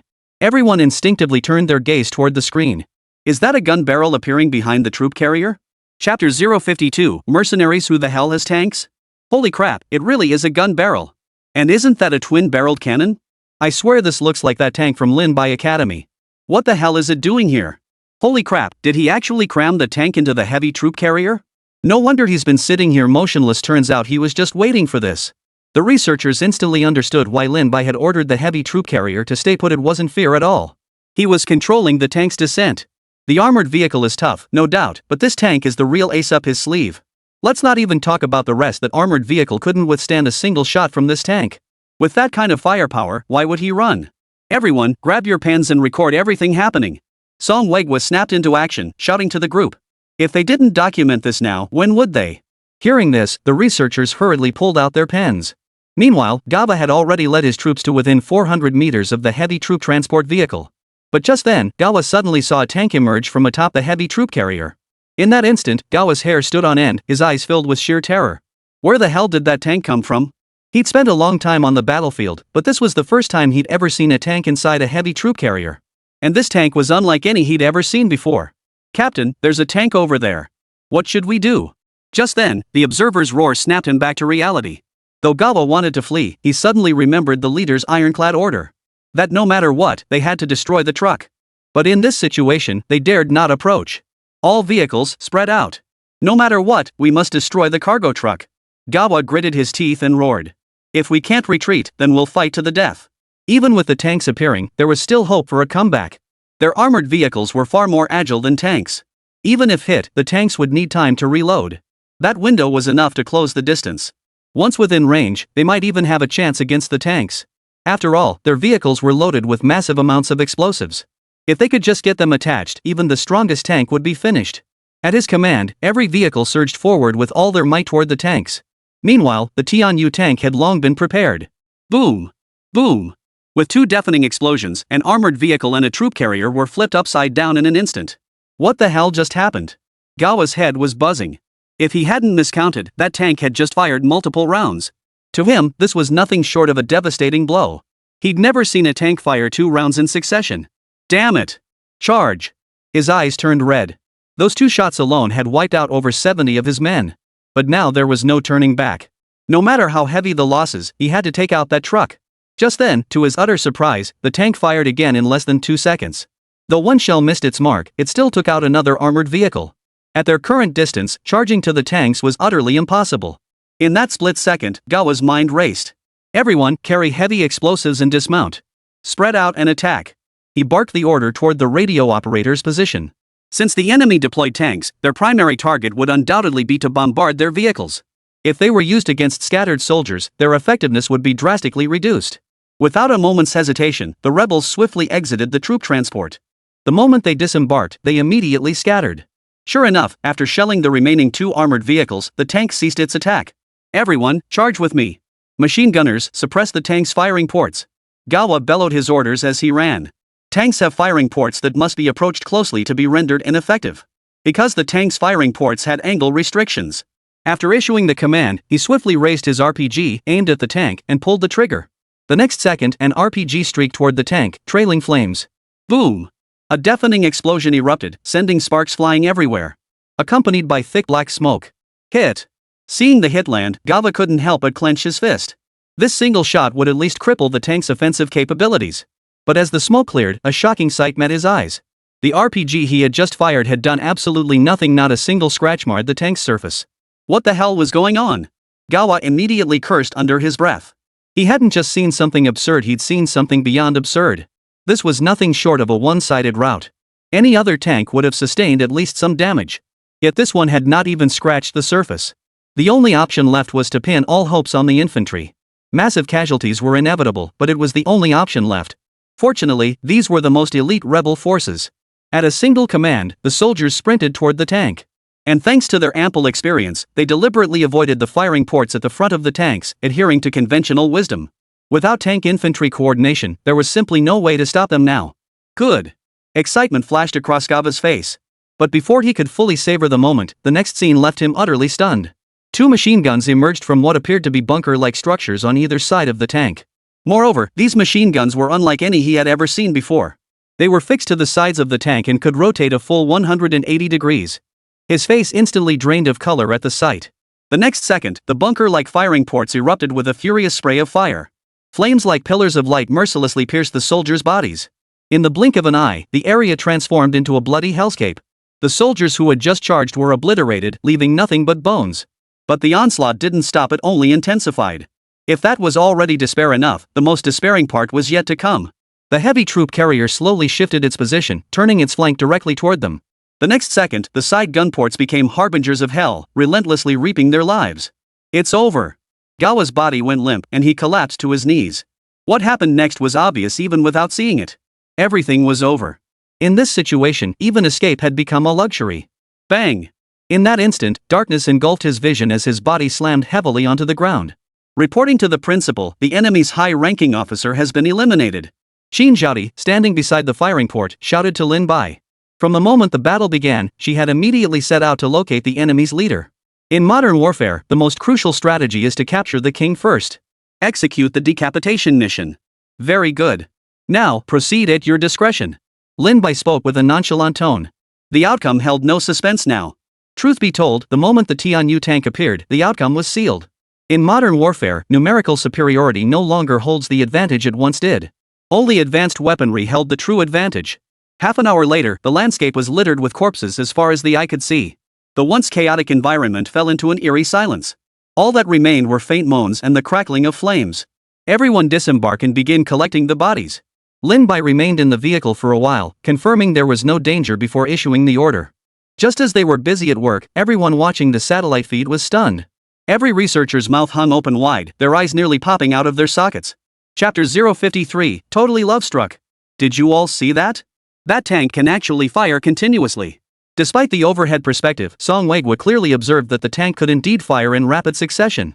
Not only could it fire 2 shells in a single shot, but more importantly, its reloading time was terrifyingly short. I saw it too. How is that even possible? It's completely unscientific. Could they have installed an automatic reloading system inside the tank? But that reloading speed is just too fast. Loading so many rounds without a hitch means this technology is already highly refined. No wonder Lin Bai was so confident with this equipment. Why would he be afraid? Longwa previously researched automatic tank reloading systems but made no progress whatsoever. Tank automatic loading mechanisms must withstand immense weight, which is precisely why they suffer such high failure rates. Especially when subjected to impact, the vast majority of automatic loading mechanisms would simply cease to function. After investing substantial funds in development, they ultimately abandoned the project. While some automatic loading mechanisms exist today, however, their reloading efficiency is extremely slow, making it impossible to complete reloading in just a few seconds. This is precisely why researchers were so stunned upon seeing this tank. It completely overturned their understanding. Did you notice?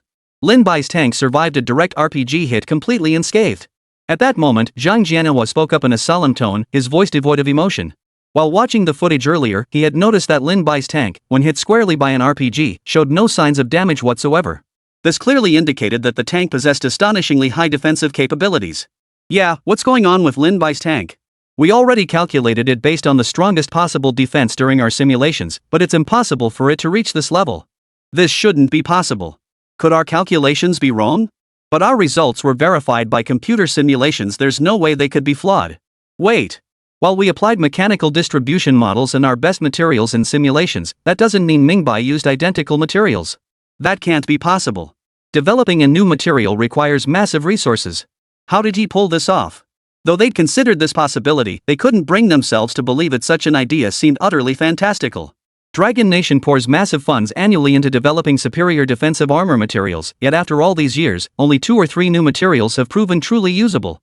I believe this is real. Amidst the heated debate, Song Weigwa spoke up in a low, measured tone. If this had happened before, he would never have believed it under any circumstances. But he had witnessed enough miracles to change his perspective.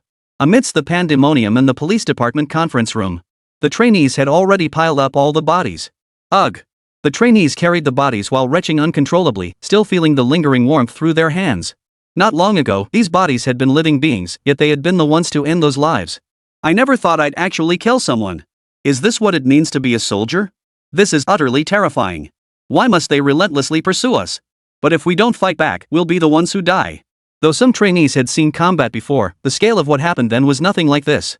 Especially under the tank shell bombardment, many corpses were unrecognizable, some reduced to nothing but scattered fragments. This was an immense test of both the trainees' mental and physical endurance. Lin Bai sat atop the tank, surveying the surroundings. When his gaze swept over the trainees, his eyes held a hint of resignation. Principal, do you think this trial is too cruel for them? At that moment, Wang Meng approached the journey's side and inquired in a low, subdued tone. After all, they haven't been in training for very long. This is indeed a bit cruel for them. Lin Bai sighed deeply before speaking. Though he knew this was an inevitable path, witnessing the scene still stirred a complex mix of emotions within him. Rest assured, these trials will eventually pass. Moreover, after enduring this ordeal, they will undoubtedly be tempered by the experience. Such hardships are unavoidable. Though Wang Meng was a system creation, he retained fragments of his past memories. He had once walked the battlefield himself and knew exactly what this experience entailed. Moreover, the horrors he had faced before were far more brutal than anything they were experiencing now. He had even witnessed his own comrades torn to pieces right beside him. For this very reason, he believed it was only a matter of time before his students faced similar trials. Despite Lin Bai's formidable weapons, such experiences would ultimately serve them well. Report, calculations confirmed the elimination of 312 enemy personnel. Just as Ming was about to speak, Su Shui appeared before Lin Bai, her teeth clenched. With a trembling voice, she delivered her report. During the counterattack in the vehicle, the adrenaline rush had completely numbed her fear. But only after disembarking and collecting the bodies did Su Shui realize they had annihilated over 300 people. On paper, it was just a number. But when those bodies were laid out before her, it felt like a living hell. Blood flowed from the bodies onto the floor, staining the ground a vivid crimson that made Su Shui's face turn pale. If she hadn't forced herself to hold back, she would have vomited all over the place. Over 300? Lin Bai pondered for a moment before speaking in a solemn tone. Gather all these bodies together and take photographs. After photographing them, pile them together for unified cremation. As for the weapons they carried, if they're intact, take them all. Lin Bai issued the order without hesitation. These 300+ rebels were pure, unadulterated cash. Not claiming the bounty for them would be a waste. After roughly 2 hours of cleanup, a raging inferno burned relentlessly across the wilderness, filling the air with the scent of roasting flesh. Let's go! Lin Bai cast a lingering glance at the blaze, shook his head, and climbed back into the vehicle. This was the first battle the trainees had participated in, but it certainly wouldn't be their last. Such situations would undoubtedly arise frequently in the future, and indecisiveness like this was absolutely unacceptable. As a leader, Lin Bai's responsibility extended beyond providing quality weapons and training. More crucially, he had to demonstrate unwavering resolve before his trainees. Only then could he earn their trust and unwavering loyalty. After boarding the heavy troop carrier, the vehicle sped toward Katasha City. Meanwhile, in an open field in Katasha City, an armed helicopter hovered nearby. A striking figure leaped from the chopper to the ground, still talking on the phone. Uncle Lee, I told you, you don't need to worry too much about me. How could anything happen to me here? It's pretty safe here, isn't it? What? Fly back now? No way. There are no return flights left, and my signal's cutting out. I'll hang up now. If you're really worried, just come here yourself. Xing Xingqing tucked her phone into her pocket after hanging up, then skipped along with her bodyguards into the pre-booked hotel. Damn it! Where did the young lady run off to? If the master finds out, he'll have me killed. The butler, whose call had been abruptly ended, looked utterly helpless. Ever since the young miss heard that Lin Bai's mercenary group had accepted a mission, she'd insisted on going to Katasha. But a place like that was no place for a young lady like Qin Qingqing. He'd assumed that with Katasha's airport destroyed, she wouldn't be able to go. But he never imagined she'd fly to the border and then use her family's connections to charter an armed helicopter that delivered her straight to Katasha. No, the young miss absolutely cannot be left there alone. The butler gritted his teeth and barked at the secretary beside him, "Prepare a plane immediately." Chapter 054, I came here specifically for you. Inside the rebel faction's base. What? They were wiped out? Are these guys just eating for free or something? The man with the bushy beard slammed his fist on the table and leaped to his feet, his eyes fixed intently on the intelligence officer before him. He had dispatched over 300 elite troops and 4 armored vehicles, more than enough for a medium-scale operation. Yet all those men vanished without a trace in that wasteland? Utterly unbelievable. Chief, we've already investigated the site. Those 300 plus were indeed our brothers. The evidence indicates fierce combat occurred there, and there are even traces of tank shell strikes. The intelligence officer clenched his teeth as he spoke each word deliberately. Truthfully, when he first heard the news, his face had been frozen in disbelief. After all government tanks were currently under their surveillance. There was no way any could have appeared there. Yet the situation was bizarre. Tanks had materialized inexplicably. If it had been just one tank, it wouldn't have ended like this. That meant at least 2 or 3 tanks had appeared in that location to wipe out their entire force. Damn it! Damn it! The bearded man stomped his feet in fury, pacing back and forth in the makeshift meeting room. This incident had far exceeded his wildest imaginings. Not only had intelligence been leaked, but an unknown force had also emerged. Moreover, the enemy had clearly set this trap long ago, specifically to lure him into deploying his forces. Go investigate. Find out whose tanks those were, no matter what. The bearded man slammed his fist on the table and roared at the intelligence officer. Pursuing blame now was pointless. The only recourse was to make amends by uncovering the truth behind this incident. As time passed, around 2 o'clock the following afternoon, Lin Bai and his companions finally arrived at Katasha. Upon arriving outside the city, personnel from the Sioux government forces immediately approached them. After confirming that Lin Bai and his group were delivering supplies, they promptly took custody of the truck and transferred the payment to Lin Bai's account. Hold on a moment. We still have one more task to hand over. Just as the government army commander was about to leave, Lin Bai hurriedly called him back. These are the rebels we eliminated along the way. Here are the photos we took. If you need further evidence, we can provide the locations for your investigation. Lin Bai spoke while pulling out his phone and handing the photos to the government forces representative. The reason for handing them over to the government forces commander was that the mission to eliminate the rebels had been issued by the government forces, so they were also the ones responsible for distributing the bounty. Let me see. The commander took the phone and looked at the photos. The moment he saw them, his previously calm expression suddenly became intensely agitated. Isn't this Gawa leading his men? Could this be his unit? The commander nearly lost his voice. Gawa's men were elite among the elite. They had clashed with Gawa's forces countless times in battle, yet never once gained the upper hand. In fact, they had been utterly crushed. Gawa's stubbornness stemmed from his arrogance, but he was exceptionally powerful and meticulous in his actions. Because of this, they had no way to deal with him. Yet he never imagined that the unbeatable Gawa would be eliminated by this pair of unassuming mercenaries standing before him. Moreover, he recognized several armored vehicles in the photos. This meant that even with their full force deployed, they hadn't managed to take down Lin Bai's mercenaries. Instead, they'd lost their own men. I don't know which one is Gawa, nor if it's his unit, but this is a photo of their leader. We've already taken him out. After Lin Bai had the government forces commander hand him the phone, he swiped through several photos before presenting the image to the commander. Yes, that's him. The government army commander, upon recognizing the man in the photo, waved his arms excitedly and exclaimed with a look of exhilaration. He had previously led troops in engagements against Gawa's forces, only to be routed and scattered. Because of this, he knew Gawa intimately. He could recognize him even if he were reduced to ashes. Wasn't that Gawa in the photo? Blood was still trickling from the brow in the image. This confirmed beyond doubt that Gawa had fallen at the hands of this young man before him. Upon hearing the news, he couldn't help but throw his arms around Lin Bai. About that bounty you posted on the website earlier. Lin Bai calmly pushed the person in charge aside before getting down to business. After all, they had eliminated numerous enemies on this mission. Securing such substantial funds would eliminate any future worries about the weapon production line. Rest assured, I'll go tally it up immediately. Once the count is complete, the funds will be transferred to your account without delay. The government forces representative hurriedly agreed. Once Lin Bai sent him the photos, the man hurriedly departed, clearly heading back to report the news. As time ticked by, Lin Bai suddenly felt his phone vibrate. Glancing down, he saw the notification of funds entering his account. The sender's details confirmed it was indeed the government forces account. 9,500,000. The moment Lin Bai saw the amount, his face lit up with excitement. Combined with the previous funds, this mission alone netted him a solid 20 million to take back. From now on, he wouldn't have to worry about money at all. War truly was the biggest money pit. Lin Bai couldn't help but mutter under his breath. With just one mission, he could secure such a massive sum. Back home, he could recruit even more students. With such substantial funds, he wouldn't have to worry about weaponry anymore. Moreover, he needed to expand the academy upon his return, and this amount would suffice for the time being. Hey! Just as Lin Bai was pondering how to allocate the funds, a clear, cheerful voice suddenly called out. He turned to see a woman in a princess dress running excitedly toward him from a short distance away.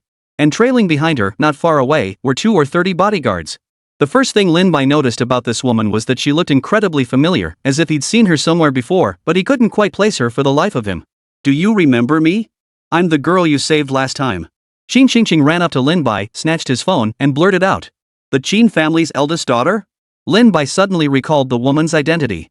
It had been quite some time since then, and Lin Bai hadn't given the incident a second thought. If Qin Xingqing hadn't reminded him, he never would have remembered. Yes, it's me. Don't call me miss anymore, just call me Qin Xingqing. Qin Xingqing exclaimed excitedly. She had thought it would be a long time before she could see Lin Bai again, but unexpectedly, she had encountered him now. Miss Qin Xingqing, what brings you here? Shouldn't you be in Longbo right now? Lin Bai furrowed his brow, his voice tinged with confusion. After the last incident, the butler had insisted on taking Qin Xingqing back and absolutely forbidding her from coming here. Yet Lin Bai never imagined he'd encounter her right here. I came specifically to find you. You saved me last time, and I haven't even treated you to a meal yet. So I snuck away from Uncle Li and came here. Qin Xingqing said casually, not taking the matter seriously at all. Despite the near accident last time, Qin Xingqing had brought a large contingent of bodyguards this time, along with some armed personnel. She felt no concern about any mishaps occurring here. However, the moment she finished speaking, Lin Bai's expression turned grim. Chapter 055, it's over. The memories imprinted in this body made it crystal clear. What exactly did the Qin family do? Put simply, the Qin family was a massive military-industrial conglomerate. Specializing in military equipment production, they had operations spread across numerous regions. If he remembered correctly, this mission had been commissioned by the Qin family. Lin Bai wouldn't have minded encountering Qin Xingqing elsewhere, but this happened to be in Syria. And this was right in the thick of the most intense conflict. If anything happened to Qin Xingqing, the Qin family would absolutely not let them off the hook. Despite Lin Bai's current strength being fairly decent, he wouldn't even have the right to challenge the Qin family. Thus, Qin Xingqing's appearance wasn't a good thing, it was practically a hot potato. He'd picked up on it earlier. Qin Xingqing had come specifically for him. The more obvious it was, the more troublesome it became. She was here for him alone. If anything happened, the blame would land squarely on his shoulders. Miss Qin, Lin Bai declared solemnly, his expression stern, we rescued you earlier solely because of our contractual obligation. There was no gratitude involved, nor were we acting as your saviors. Lin Bai declared sternly, his expression grave. While it was flattering that the Qin family's eldest daughter regarded him as her savior, that depended entirely on the circumstances. If she were the head of the Qin family, then taking on this hot potato wouldn't be such a problem. But unfortunately, Qin Xingqing held no such authority. That's why Lin Bai immediately passed the buck. No matter what, he couldn't let Qin Xingqing become entangled with him. Otherwise, if something truly went wrong, it would be impossible to explain, even if he jumped into the Yellow River. Even though our relationship was once contractual, you remain my savior. Please allow me to treat you all to a meal.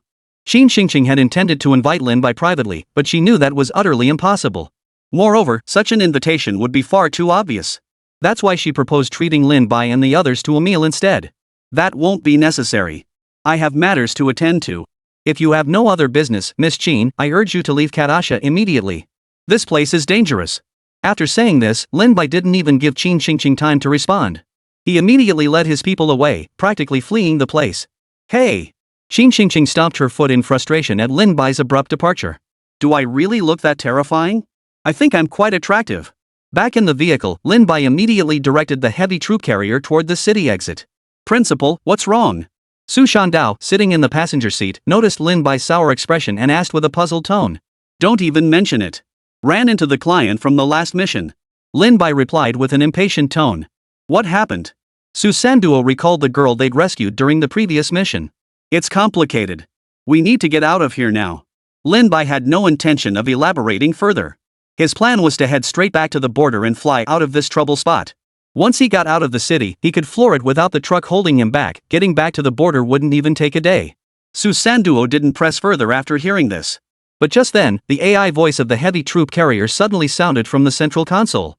Warning, a large convoy detected 5 kilometers ahead. Analysis indicates high probability of combat-ready military vehicles. Based on current assessments, enemy strength is estimated at approximately 1,300 personnel. Lin Bai's expression instantly darkened upon hearing this. Stop. Stop the vehicle immediately. Without a second thought, Lin Bai ordered the vehicle to halt. He leapt out and grabbed a patrolling government soldier by the arm. I'm a mercenary who just arrived to submit a mission. On our way here, we spotted a large convoy of armed vehicles behind us. I need to confirm, are those vehicles part of your forces? Lin Bai deliberately omitted the fact that the heavy troop carriers possessed AI. His sole purpose was to confirm whether the approaching forces were indeed government troops. If they were government forces, he could leave with peace of mind. If not, the consequences would be unimaginable. The moment Lin Bai finished speaking, the expression of the patrolling government soldier changed drastically. Without waiting for clarification, he grabbed his radio and bellowed into it, Report. Report. We've received intelligence unidentified armed forces are advancing toward us. No sooner had he shouted this than a response came over the walkie-talkie. According to the investigation, it was not our forces. All soldiers are to assemble immediately at the defensive positions and prepare for combat. Upon hearing this, the soldier wasted no time, leading his squad members toward the outskirts of Kadasha. Lin Bai witnessed this scene and instantly realized these weren't allies at all, they were clearly the enemy. Under these circumstances, they couldn't possibly leave now. They had to stay inside Kadasha, relying on the terrain's advantages to fight the enemy. The reason they couldn't leave was that they had just dealt with 300 rebels. Moreover, he'd heard from the person in charge that the rebel leader was a well-known captain. He couldn't be certain if they were targeting him specifically, but either way, staying inside the city was their only option now. Moreover, there was another reason. Qin Xingqing, the eldest daughter of the Qin family, was still here. Even if he could escape, leaving Qin Xingqing behind risked her safety. Any mishap would inevitably draw retaliation from the Qin family. His military academy, still struggling to gain a foothold, would be utterly defenseless. Therefore, no matter what, he must stay to protect Qin Xingqing. Everyone, prepare for battle. Lin Bai leaped into the driver's seat and bellowed toward the rear compartment as he steered the heavy troop carrier toward Katasha's finest hotel. Uncle Lee, rest assured I'll be back soon. I just met with Lin Bai. He doesn't seem like a bad guy. You can decide when you get there. I'll stay at the hotel anyway, and I brought plenty of bodyguards. What happened last time won't happen again. Alright, that's settled. I'm not leaving yet. Qin Xingqing slammed the phone down. Ever since she arrived, Uncle Lee had been calling incessantly, urging her to leave. Miss, perhaps we should leave now. This place really isn't safe. After Qin Xingqing hung up, the bodyguard captain beside her spoke with a grave tone. Having been a mercenary himself, he understood the extreme danger of their current position. No one could predict when enemy forces might attack. Those rebels weren't decent folk. They wouldn't hesitate to target even the Qin family's young miss capable of anything. Had the young miss not called them halfway here, he would never have allowed her to come. What's there to fear? You're all here to protect her. Qin Xingqing looked unconcerned. She still planned to wait half a day before seeking out Lin Bai, otherwise, she'd have traveled all that distance for nothing. Whoosh! Just as the bodyguard captain was about to speak, his expression suddenly turned grim. Without a word, he tackled Qin Xingqing to the ground. The next instant, the outer wall of the room exploded outward. Are you okay? Qin Xingqing felt dizzy and disoriented. Looking closely, she saw the bodyguard captain shielding her with his body. Miss, get out of here immediately. After uttering these words, the bodyguard captain staggered twice before collapsing heavily to the side. Qin Xingqing's mind instantly went into a whirl upon witnessing this scene. Tap. At that moment, the sound of rapid gunfire from outside snapped her back to reality. Qin Xingqing cautiously peered outside, only to see a large group of rebel soldiers storming in. They fired without hesitation at anyone they saw.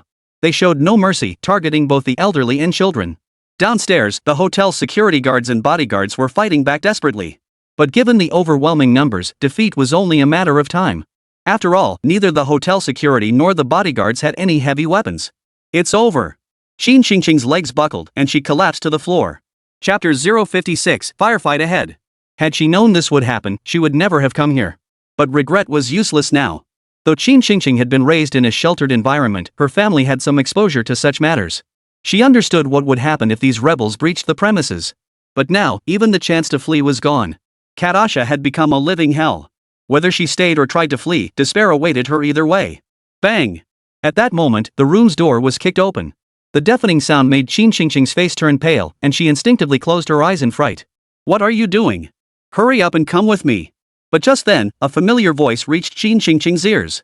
Hearing it, she whirled around to find none other than Lin Bai standing behind her. How did you get here? Qin Xingqing was overjoyed, her eyes brimming with tears as she threw her arms around Lin Bai. She never imagined that at this moment it would be Lin Bai appearing before her. Stop wasting time. Do you want to die? Hurry up and come with me. Lin Bai pushed Qin Xingqing away impatiently. In a situation like this, she actually threw herself at him for hugs and kisses? Was she out of her mind? Qin Xingqing snapped out of it and quickly let go of Lin Bai. Right, can you take my people with us? As they prepared to leave, Qin Xingqing hadn't forgotten the bodyguards she'd brought along. Originally, these bodyguards were only meant to operate in the lawless mercenary territory. If she hadn't insisted on coming, they wouldn't have ended up in this predicament. Take them with us? Lin Bai's eyes flickered with impatience. Honestly, if it weren't for Qin Xingqing's status, he wouldn't have given a damn. But seeing Qin Xingqing like this, Lin Bai finally gritted his teeth and nodded. Logistics team. Load all the Qin family casualties onto our heavy troop transports. Prepare to depart immediately. The moment Lin Bai barked the order, several logistics trainees burst through the door, hoisting the fallen bodyguard captain onto their shoulders and sprinting away. Lin Bai, meanwhile, escorted Qin Xingqing to the hotel parking lot. Thanks to the bodyguard captain's walkie-talkie, within just 2 minutes, all of the Qin family's men had gathered in the parking lot. Lin Bai scanned the scene. Of the original 30-plus bodyguards, only a dozen or so remained, each bearing injuries. Get in the car, all of you. Lin Bai flung open the rear trunk and barked at them. With Qin Xingqing present, the bodyguards didn't hesitate, immediately jumping into the vehicle. 50 kilometers away from Katasha, an armed helicopter was racing toward her location. Brotherly, Katasha is currently under fire. We can't get through. The pilot of the armed helicopter turned and shouted to the butler. What? Firefight? What's going on? The butler panicked upon hearing this. He never imagined Katasha would be caught in a firefight. After all, the Qin family's eldest daughter was still inside. If anything happened to her, even sacrificing his life as atonement wouldn't suffice. We just received intelligence that the rebels plan to attack Katasha, so they're assaulting the city now. The pilot spoke with a grave expression. We have to get there now, no matter what. The butler couldn't spare a thought for anything else, his voice urgent. He couldn't concern himself with Katasha's current situation. For Qin Xingqing's sake, they had to get there no matter what. Impossible. We can't even get close. Because our armed helicopters lack markings. But the pilot flatly rejected the butler's order. Both sides were already locked in a bloody fight. Who could tell which side they belonged to? It was indeed an armed helicopter, but in a battle like this, it would be the biggest target imaginable. Forget entering the city to find her, we couldn't even get within 10 kilometers. But the young miss is still inside. Find a way. The butler grabbed the pilot by the collar, spittle flying onto his face. No, we cannot comply. The pilot flatly refused the butler. True, they were employed by the Qin family, but that didn't mean they'd throw their lives away for nothing. This was clearly a dead end, there was no point in going forward. Seeing the grim expressions on the bodyguards' faces, the butler knew further words were futile. Suddenly dizzy, he collapsed into his chair. Young miss, master, I'm so sorry. The butler murmured, his voice laced with anguish. Shoo. Just then, the driver's radio suddenly emitted a signal tone. Whose signal is this? After hearing the static, the driver shouted in an excited tone. The Qin family always used a fixed channel, an encrypted channel. Therefore, only their own people could connect to it. Can you hear me? This is Team S. We're heading toward Katasha. Despite the pilot's roaring, the distant transmission could only be heard faintly through the walkie-talkie. This is the Qin family guard. We're already heading south. All surviving members, break out toward the south. Repeating, the young miss and our team are following the Dongchuan mercenaries to break out southward. Though the transmission was muffled, the voices in front were clear. Did they just say the young miss is breaking through? The butler, who had lost all hope, immediately lunged beside the driver upon hearing this. Yes. That's right. From what they're saying now, they must have broken through with a mercenary team. The driver exclaimed, his voice trembling with excitement. It's true we can't get close to the combat zone right now, but as long as the young miss breaks out, we can launch the rescue. The Dongchuan mercenaries?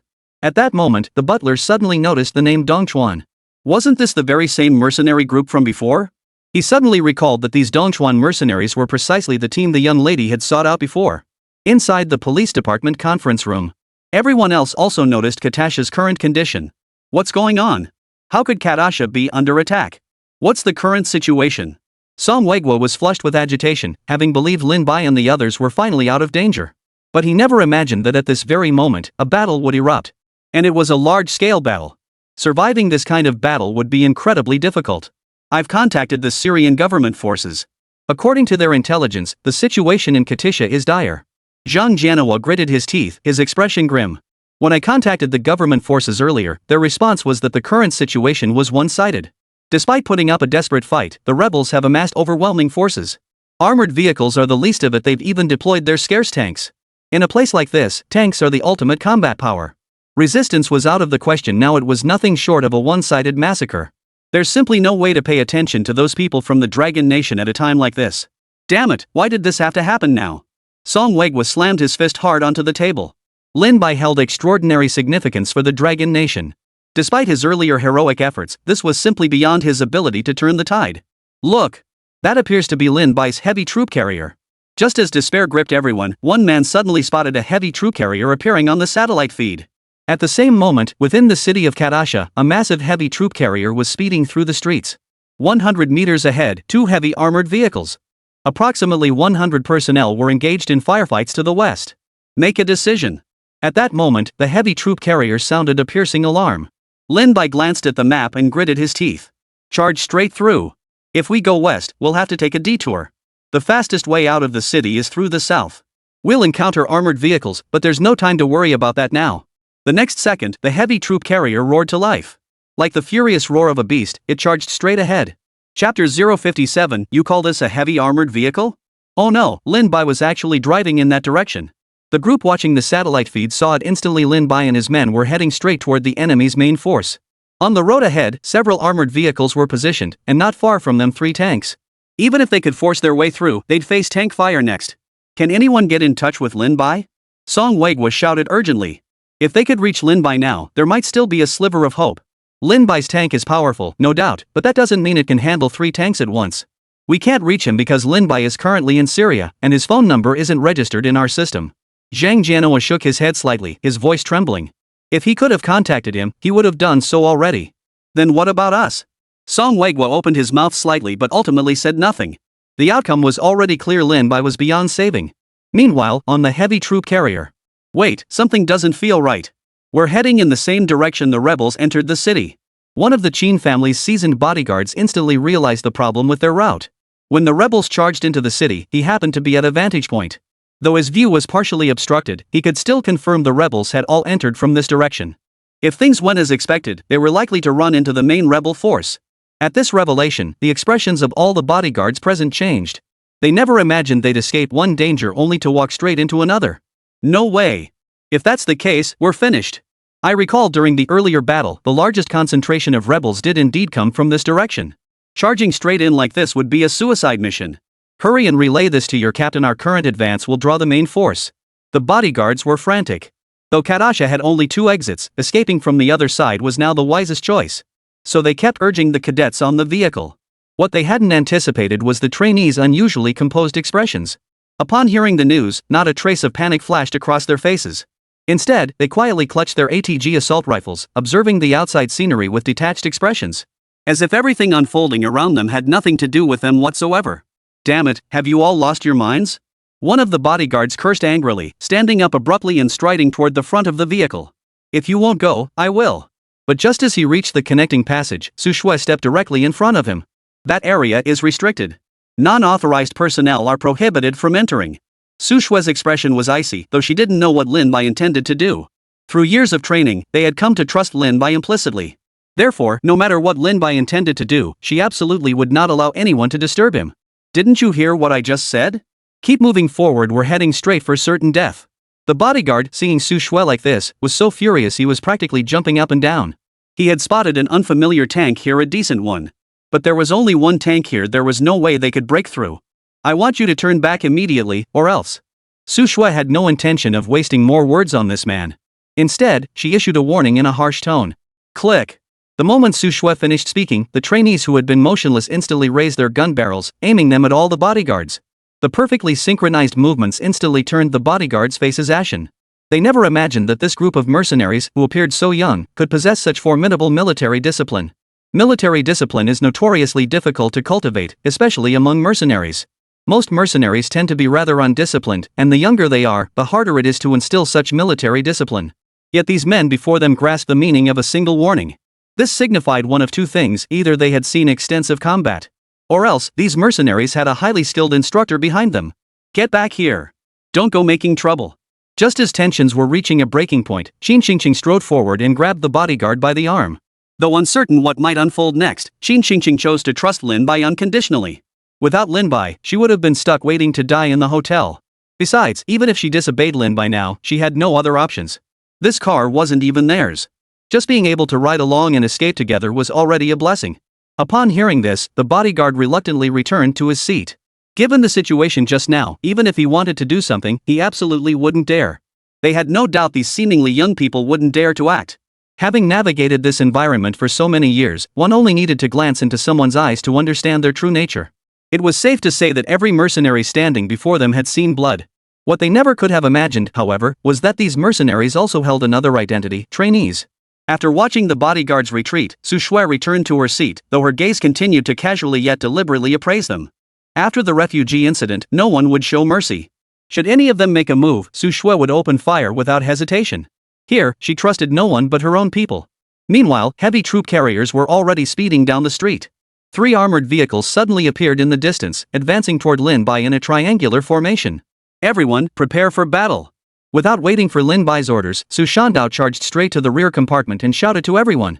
The moment he finished speaking, the trainees donned their VR goggles, raised their assault rifles, and aimed them outside. Heavy troop carrier, deploy the bulldozer blade. As the enemy drew nearer, Lin Bai could even see bullets spewing from their armored vehicles. Yet these bullets could only leave minor scratches on the heavy troop carrier. Just then, the heavy troop carrier jolted violently. The next second, a 3-pronged device resembling a shovel materialized at its front. This triangular device was extremely sharp and streamlined. As the speed increased further, the heavy troop carrier slammed directly into the center armored vehicle. Upon impact, the armored vehicle was violently flipped over. The heavy troop carrier showed no sign of slowing down, accelerating even faster as it charged forward. The other 2 armored vehicles, which had been preparing to intercept the heavy troop carrier, were stunned by the sight. For a moment, they lacked the courage to pursue. Only after a brief interval did urgent communications suddenly crackle to the rear units. At that moment, the rebel faction leader was directing his forces in the assault. Damn it, this progress is far too slow. If it weren't for that useless Gawa, I'd have already taken Kadasha by now. The bearded man couldn't help but curse under his breath. Gawa's unit had been designated as the assault force for this operation. But since they were wiped out, another unit had to step in. Though their pace wasn't exactly slow, it still fell far short of Gawa's unit. Report. Just then, the intelligence officer nearby abruptly stood up. What is it? The man with the bushy beard frowned and asked. We just received intelligence that a troop transport truck has broken through the armored vehicle blockade directly ahead and is now heading straight for us. After the intelligence officer finished speaking, the man with the bushy beard abruptly stood up. Are you certain it's a heavy troop carrier? Upon hearing the words heavy troop carrier, the bearded man suddenly recalled Gawa's mission objective. Wasn't the target back then a heavy troop carrier? And judging by their original advance direction, their destination was Kadasha. Chapter 058, What the hell is an East River mercenary? Assemble the team immediately. You must take out that heavy troop carrier. After saying this, the bearded man paused before continuing. Now, bring the 3 tanks nearby over here. Destroy it. Although their frontal forces were sufficient, 2 subordinates had already been overturned by the heavy troop carrier. Caution was still needed to avoid a surprise defeat. Simultaneously, the heavy troop carrier was already racing toward their position at breakneck speed. Deputy Captain, what should we do? The bodyguard fixed his gaze on the deputy squad leader. The captain had already passed out, leaving only the deputy to take charge. Prepare your weapons. Even if it means dying, we must take one down. The deputy captain gritted his teeth and spoke. Though they didn't know what these mercenaries were up to, through the bulletproof glass ahead, they could clearly see tanks appearing in the distance. Hearing this, the bodyguards gritted their teeth and gripped their guns tightly. They had come to terms with it. Staying in the hotel meant certain death anyway. Better to take out a few more. Just then, the rear compartment door slowly opened, and the tank beside them suddenly started up. These are complete lunatics, the deputy captain couldn't help but curse under his breath. Driving out in a tank now was utterly useless at best, it would just get them killed. Moreover, driving the tank now would make them an immediate focal point for concentrated fire. After all, tanks were the primary targets. The moment one appeared, they'd be hit with full firepower. Sure enough, the moment the Tianyu tank rolled out of the compartment, 3 enemy tanks appeared nearby. These 2 tanks were clearly lying in wait. The moment Tianyu's tank appeared, their gun barrels were already locked onto it. Can the Qin family guards hear this? Just then, the deputy captain suddenly heard a call coming through his walkie-talkie. Can you hear me? Who's this? The deputy captain yanked the radio from his chest and bellowed into it. This is the Qin family's armed helicopter. We are currently 20 kilometers from Kadasha. Have you escaped? After establishing contact, the pilot's face was still flushed with excitement. As long as they got outside the city, even if some pursuers remained, they could risk a rescue attempt. We can't escape, the deputy captain thought, his heart filled with mixed emotions. The armed helicopter alone wouldn't make much of a difference. Moreover, given the current situation, survival had become nothing short of a pipe dream. Is the young lady with you? The butler's voice cracked with urgency as he lunged toward the walkie-talkie and bellowed. The young lady is with us, but there's no way to rescue her now. We've been intercepted by 3 tanks. No sooner had the words left his mouth than the butler collapsed onto the floor. His heart sank into despair. He knew all too well that with 3 tanks blocking their path, escape was utterly impossible. Inside the police headquarters, the expressions of everyone present darkened as they witnessed the 3 tanks closing in on the Tianyu tank in a pincer movement. The rebels actually brought 3 tanks over. Lin Bai should never have driven the tank out. This was nothing but drawing fire. Had the tank stayed hidden, there might still have been a chance to fight back. This move was utterly foolish. It was like walking straight into a trap. Typically, the primary targets on the battlefield are heavy firepower assets. If it were troop transport trucks, they might encounter ambushes, but since they were fleeing, they wouldn't draw excessive fire. Better not to pursue desperate foes. But when tanks rolled out, the situation changed entirely. No one wanted to see tanks appear. They knew the Tianyu tanks were formidable and technologically advanced. But even they knew these tanks had their limits. The 3 tanks were spread out across different positions. They believed the Tianyu tanks could take out 1 or 2 enemy tanks, but a single hit would spell their doom. Though their concern reached its peak, they were powerless to help. They could only watch helplessly as the tragedy unfolded. But just then, everyone's eyes widened in shock. The Tianyu tank that had just rolled out fired a shot the instant it dismounted. The shot struck the barrel of the tank on the right with pinpoint accuracy. With a deafening boom, that tank was instantly destroyed. Meanwhile, at the camp, the bearded man watched the unfolding scene through his binoculars. The moment he spotted the Tianyu tank, his expression turned grim. He finally understood why both his subordinates had returned defeated. With this firepower, it wasn't just his men. Even if he had led the same forces, he would likely have met the same fate. Aim and fire at that tank now, the bearded man roared, gripping his walkie-talkie tightly. He clearly saw the Tianyu tank's gun barrel shifting toward another direction. Boom! The moment he issued the command, his own tank finally fired. The next second, dust erupted from the Tianyu tank's armor as the shell struck. When he saw the shell strike the Tianyu tank squarely, his face lit up with excitement. Hit! It worked! A direct hit would surely disable the enemy tank. Once the tank was taken out, the heavy troop carrier would pose no threat at all. Meanwhile, the faces of everyone watching the satellite feed were clouded with anguish. Was it over already? Why? If only we'd had a little more time, we could have identified him. It seems it has come to this after all. There's nothing we can do. Perhaps it was all meant to be. The researchers' voices were hoarse and low. This concerns the future of the Dragon Nation. The Lin Bai stance remains unknown. One thing is certain, even by appearance alone, they could uncover significant insights. Moreover, given more time to uncover Lin Bai's true identity, they might even sway him to their side. With such formidable technological prowess, the Dragon Nation would surely leap to become the strongest nation. Yet all of this vanished with that shell's explosion. This is all my fault. If only I had revealed my hand sooner, perhaps. Song Weiguo was filled with bitter regret. His reason for never meeting Lin Bai was precisely because he hadn't clarified Lin Bai's identity or the forces behind him. But no matter what, it would have been better than this outcome. Look! Lin Bai's tank seems undamaged. Just as everyone was feeling disheartened, Zhang Jianhua suddenly pointed at the large screen and shouted. Everyone followed Zhang Jianhua's pointing finger and were stunned. As the smoke cleared, the side of the Tianyu tank revealed only a small dent. In that instant, the Tianyu tank swiftly swiveled its turret and fired directly at the tank that had just launched the shell. With a single shot, the rebel tank erupted in a blinding flash of fire. This sudden turn of events left even the bearded man dumbfounded. What the hell just happened? Didn't we hit it? In over a decade of combat, he had never witnessed such an absurd spectacle. Typically, regardless of the enemy tank's type, a direct hit would guarantee its destruction. But what was happening now completely defied his imagination. That shot had merely left a dent. This was nothing short of a fairy tale. He was so enraged he was trembling all over, his eyes bloodshot. If anyone remained composed, it was Lin Bai and Wang Meng. Both Lin Bai and Wang Meng had studied the blueprints and were well aware of Tianyu's defensive capabilities. The Tianyu's greatest strength lay in its novel external armor. The reason Tianyu tank production required massive funding wasn't the assembly line itself. Rather, it was the armor plating covering Tianyu's exterior, which required specialized equipment to manufacture. Such equipment simply isn't available on the market. It must be entirely handcrafted. Given Tianyu's current protective capabilities, it could withstand 8 or 9 tank shell impacts without issue. To counter the Tianyu tank, one would need to deploy large-scale Stinger missiles. But these things are prohibitively expensive, far beyond the reach of Syria's rebel forces. Chapter 059, Translation. What exactly is a game-changing weapon? At that moment, an even more terrifying sight appeared before the bearded man.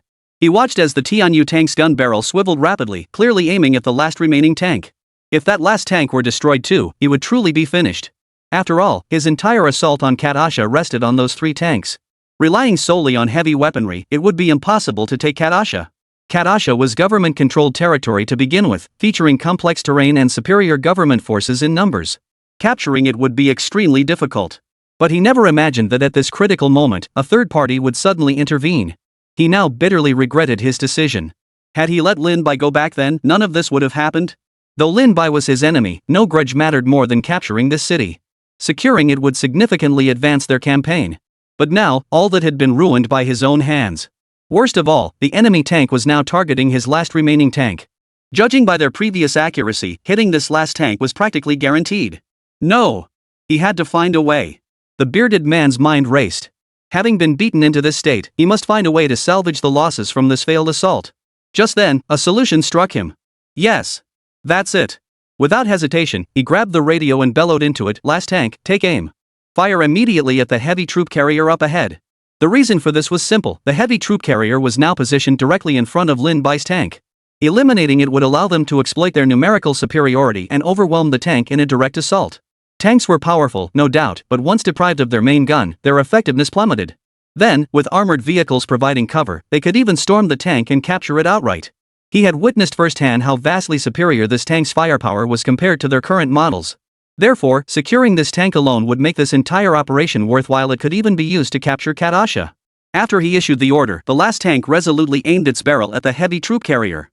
The moment it fired, it was struck by the Tianyu tank. But the shell had already left the barrel. Boom! The deafening explosion revealed the heavy troop carrier struck squarely by the shell. Why?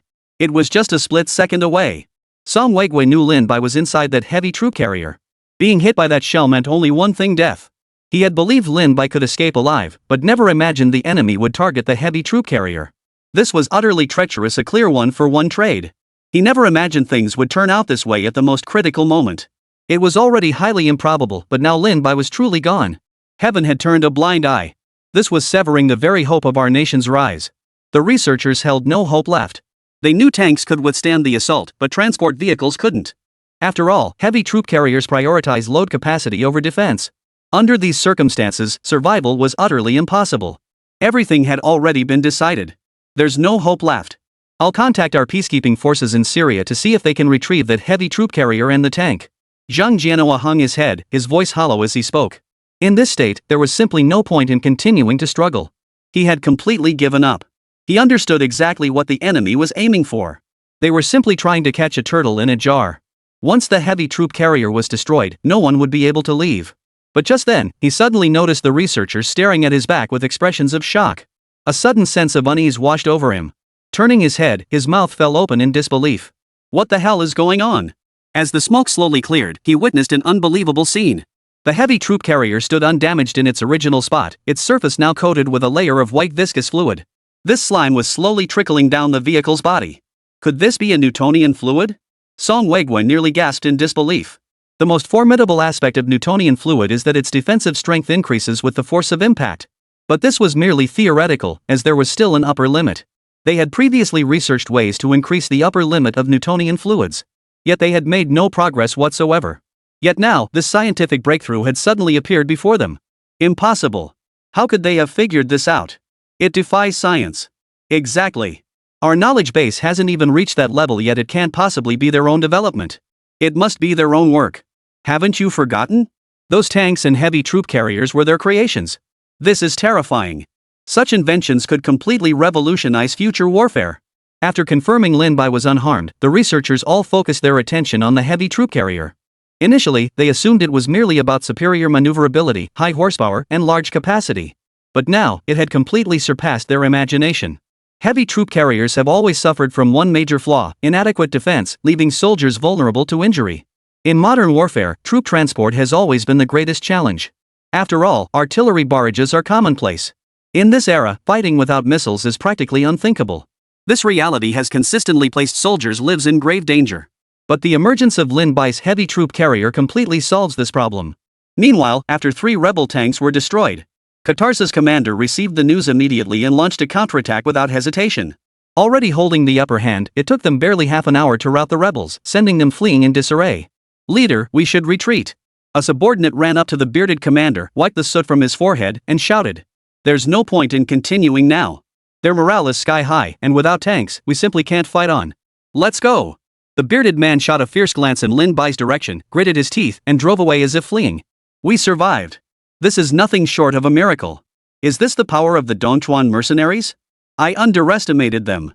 No wonder they charged straight into the most dangerous zone. It was defense as offense. This was no easy feat, thank goodness for them. Without them, the consequences would have been unimaginable. The Qin family's bodyguards couldn't help but embrace each other. Surviving against all odds at a moment like this was something they could brag about for the rest of their lives. Moreover, they had witnessed every single detail of what just unfolded.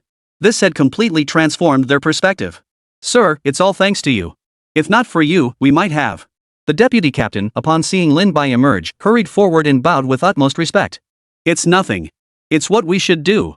Lin Bai stared at the bodyguards before him with a peculiar expression. He hadn't intended to get involved in this mess from the start. Getting physical in such a crowded, gossip-filled place would be like flaunting his trump card for all to see. That was precisely why his first instinct had been to leave. But unexpectedly, the other side seemed to have a grudge against him, even deploying tanks to confront him. A cornered rabbit will bite back. He had no choice but to retaliate.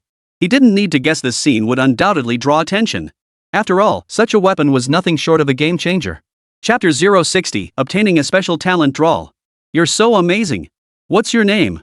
Xin Xingqing covered her mouth, trotting over to Lin Bai and speaking in astonished tones. Everything unfolding now completely surpassed her wildest imagination. She had thought there was only one way out: death. Yet, against all odds, she had managed to rebirth from the brink of despair. "Lin Bai." Lin Bai spoke calmly. Though the person before him was a young lady, he felt nothing but indifference toward her. If not for this young lady, he'd likely have wandered off to who knows where by now. Rescuing this young lady had only landed him in a whole lot of trouble. His extreme caution stemmed from his complete ignorance of how the Dragon Nation would treat him. Based on the books he'd read in his previous life, nations that discovered such talents would either imprison them or perform brain dissections. Neither outcome was favorable. But if word of this incident got out, it would completely confirm the purpose of his tanks and heavy troop carriers. Previously, he'd managed to conceal it because he'd never publicly deployed heavy firepower. But now, this weapon had been displayed before everyone. Miss! Just as Qin Xingqing was about to press further, a wretched wail suddenly pierced the air nearby. Turning her head, she saw the butler scrambling toward them, rolling and crawling even before the armed helicopter had come to a complete stop. Tears streamed down the wrinkles on his face, slowly falling to the ground. Upon receiving word that the rebels had fled, he immediately contacted the government forces. That was precisely why they'd been able to arrive so swiftly. "Uncle Li, don't worry so much. Look, I'm perfectly fine now." Xin Xingqing spun around in place as she spoke, her voice filled with laughter. "Please don't do this again. It was so dangerous this time. If it weren't for..." Just as the butler spoke, he suddenly remembered something and turned to look at Lin Bai. "We owe it all to you this time. If not for you, the young miss would have truly..." The butler firmly grasped Lin Bai's hand. Although the young miss had come looking for Lin Bai, Xin Xingqing was unharmed after all. Besides, this was entirely her own doing. No matter how you looked at it, he had to properly repay Lin Bai. "It was nothing, not worth mentioning," Lin Bai said, his lips twitching slightly. "Rest assured, the Qin family will repay you," the butler said, reaching into the inner pocket of his coat to retrieve his bank card. But as soon as his hand touched the lining, his eyebrow twitched twice. To his astonishment, he realized he'd left in such a rush that he hadn't brought his wallet. "I was in such a rush leaving today," the butler said, scratching the back of his head in flustered confusion. In all his years as a butler, he'd never encountered such an embarrassing situation. "Never mind. We can discuss repayment later." Lin Bai could tell the butler wasn't lying. Besides, he had enough money for the time being, so he didn't press the issue. "Rest assured, I'll never forget your kindness," the butler kept chattering. Only after a considerable time had passed did Lin Bai finally bid farewell to the butler. As for Qin Xingqing, though she wanted to say more to Lin Bai, she was dragged and pulled by the butler onto the armed helicopter. He couldn't bear to linger in this godforsaken place a moment longer. "Mr. Lin." Having just seen off the Qin family, Lin Bai was about to leave when he spotted a familiar face approaching from afar. He squinted and recognized the man, none other than the commander of the Katasha local government forces. Only now, the commander no longer carried the composure he had upon their first meeting. His right arm was gone, the wound hastily bandaged. What impressed Lin Bai, though, was how the commander maintained a forced composure despite his injuries, though his jaw occasionally clenched. As the commander drew nearer, Lin Bai finally spoke up. It's nothing serious, just accidentally caught in machine gun fire. The commander extended his left hand and clasped Lin Bai's firmly. This time, it's all thanks to you. If not for you, our Kadasha outpost would never have survived. Despite his injuries, he had come specifically to find Lin Bai. He had just received the report from his men, had Lin Bai not taken out the tank, they would never have survived. That's why he made a special trip here to thank Lin Bai for saving his life. Those rebels weren't decent people to begin with, this was the least I could do. Lin Bai looked at the person in charge before him with righteous indignation, not even blinking an eye as he lied. The moment he saw this commander approaching, he knew something good was bound to come his way. You truly are a man of principle. We won't forget your help. Here's a token of our gratitude. Should you ever need anything in return, we'll be more than happy to assist. After the supervisor finished speaking, the subordinate supporting him on the side promptly pulled 2 cards from his pocket. One was a bank card, of course, but the other was a type Lin Bai had never seen before. This is our internal personnel ID card, the man explained. Only the highest-ranking insiders receive one. Since you've assisted us, whenever you're within our government forces territory, simply present this card and we'll do everything possible to aid you. He dared to present this card because he had already reported the matter to higher-ups. This card was indeed meant for Lin Bai. Then I won't hesitate to accept it. Lin Bai had never intended to refuse. After taking such a huge risk, it would be unreasonable not to accept the benefit. Then I shan't keep you any longer. I must now. The manager looked at his severed arm with a bitter smile and spoke. Lin Bai immediately nodded in agreement. After saying all this, he turned and left without delay. No sooner had he gotten into the car than Lin Bai eagerly pulled out the bank card. Upon opening it, he discovered a staggering 15 million yuan inside. That price of 15 million was already a huge sum for a stronghold. It could be said that this time, the government forces had paid a heavy price. Let's go home. Lin Bai waved his hand at the group, his voice brimming with excitement. Meanwhile, inside the police headquarters, the researchers had all returned, leaving only Song Weigua and Zhang Jianhua in the conference room. What's your take on this? Song Weigua turned to Zhang Jianhua and spoke slowly. In my opinion, we should avoid engaging with Lin Bai too soon. He's already made a substantial profit from this mission and likely won't be going out anytime soon. Just moments ago, Zhang Jianhua had learned the approximate earnings from Lin Bai's latest mission through contacts within the Syrian government forces. The minimum earnings were at least 30 million. With that much money, he probably wouldn't be going out. This assessment stemmed from his recollection of Lin Bai's recent land acquisition request. Putting the two together, it became immediately clear what Lin Bai was planning. He clearly intended to make money and then expand the campus. That made sense enough, but what about those weapons he possessed? Song Weigua agreed with Zhang Jianhua's assessment, though the most pressing issue now was the weapons in Lin Bai's possession. This battle had fully revealed Lin Bai's potential, which was precisely why he was considering whether to attempt contact with him. There must be other ways. Let's wait a bit longer. If he truly intends to align with our dragon nation, he'll come to us sooner or later. Zhang Jianhua pondered for a long time before speaking. Alright, let's proceed this way. Song Weigua finally nodded in agreement. Time passed in the blink of an eye. Lin Bai and the others had already returned to the academy. Due to their extreme exhaustion, the trainees were granted a full night's rest. Lin Bai, however, headed straight back to his office. The moment he stepped inside, the system's crisp voice echoed in his mind. Ding! Congratulations, host, for leading your soldiers to complete the mercenary mission. Reward selection in progress. Congratulations! You have earned one special talent draw. Chapter 061, Talent Acquisition Cook. Upon seeing this reward, Lin Bai's previously excited expression instantly turned ashen. Are you kidding me? I went through all that trouble on this mission, and this is what you give me? Lin Bai gritted his teeth, panting as he cursed under his breath. He'd expected blueprints or something useful, but instead, this? This is just a joke, right? Previous missions yielded far more than this. Ding! This mission was relatively straightforward. Any additional incidents the host encountered were not part of the mission objectives. The moment the system announced this, Lin Bai instantly deflated. He realized it was actually himself who had caused all the unnecessary trouble in these missions. Take the cargo transport mission, for instance. Subsequent tasks could have been completed without incident. For instance, at the outset, simply transferring the cargo from the truck to the heavy troop carrier would have allowed them to reach their destination in the shortest time possible. The real reason Lin Bai brought the truck was to let the trainees experience the battlefield environment. Otherwise, for a simple transport mission, Lin Bai wouldn't have needed to bring the trainees along at all. Alright, let's draw lots. Lin Bai shook his head and gritted his teeth as he spoke. After all, the system wasn't entirely wrong. The moment Lin Bai finished speaking, the golden wheel appeared before him. The golden wheel began spinning rapidly. Lin Bai stared intently at the pointer. Give me something good. As Lin Bai's prayer echoed, the wheel gradually slowed down. When it finally came to a halt, the pointer landed on an unexpected position. Ding! Pang Dui, S rank, cook. Skilled in all culinary traditions, capable of preparing meals in any terrain, and possesses solid nutritional knowledge. The system has already rationalized your identity within reality, no need to worry about exposure. Friendly reminder, talents drawn by the system are absolutely loyal, willing to die for the host. It must be said, this outcome completely caught Lin Bai off guard. He couldn't help but glance at his own hands. Was this what it felt like to be a European emperor? Another S rank, and a cook at that. Cooks were precisely what Lin Bai needed most right now, as recent food supply issues had been causing him headaches. But now, at last, the problem was solved. As Lin Bai activated the card in his hand, a man standing about 1.75 meters tall, with a slightly stocky build, materialized before him. Reporting for duty, Sergeant. I'm Pang Dui. Pang Dui bellowed in a voice as loud as an ox, full of vigor. All right. From now on, you're our cook. You'll be in charge of all our meals. Lin Bai declared without hesitation. They just happened to have a vacant mess hall available. Yes, Sergeant. The next day, Lin Bai introduced Pang Dui to the rest of the trainees first thing. We actually have someone dedicated to cooking now. Banquet food is tasty, but there's just too much junk. This is great even on missions, we won't have to eat those cold, tinny can meals anymore. Dongchuan University truly lives up to its reputation. I'm so glad I chose to come here. The trainees' faces were lit up with excitement. It's no wonder they're so thrilled, though they'd been eating banquet food daily before. But the lack of nutrition meant they'd get hungry after just a short time of training.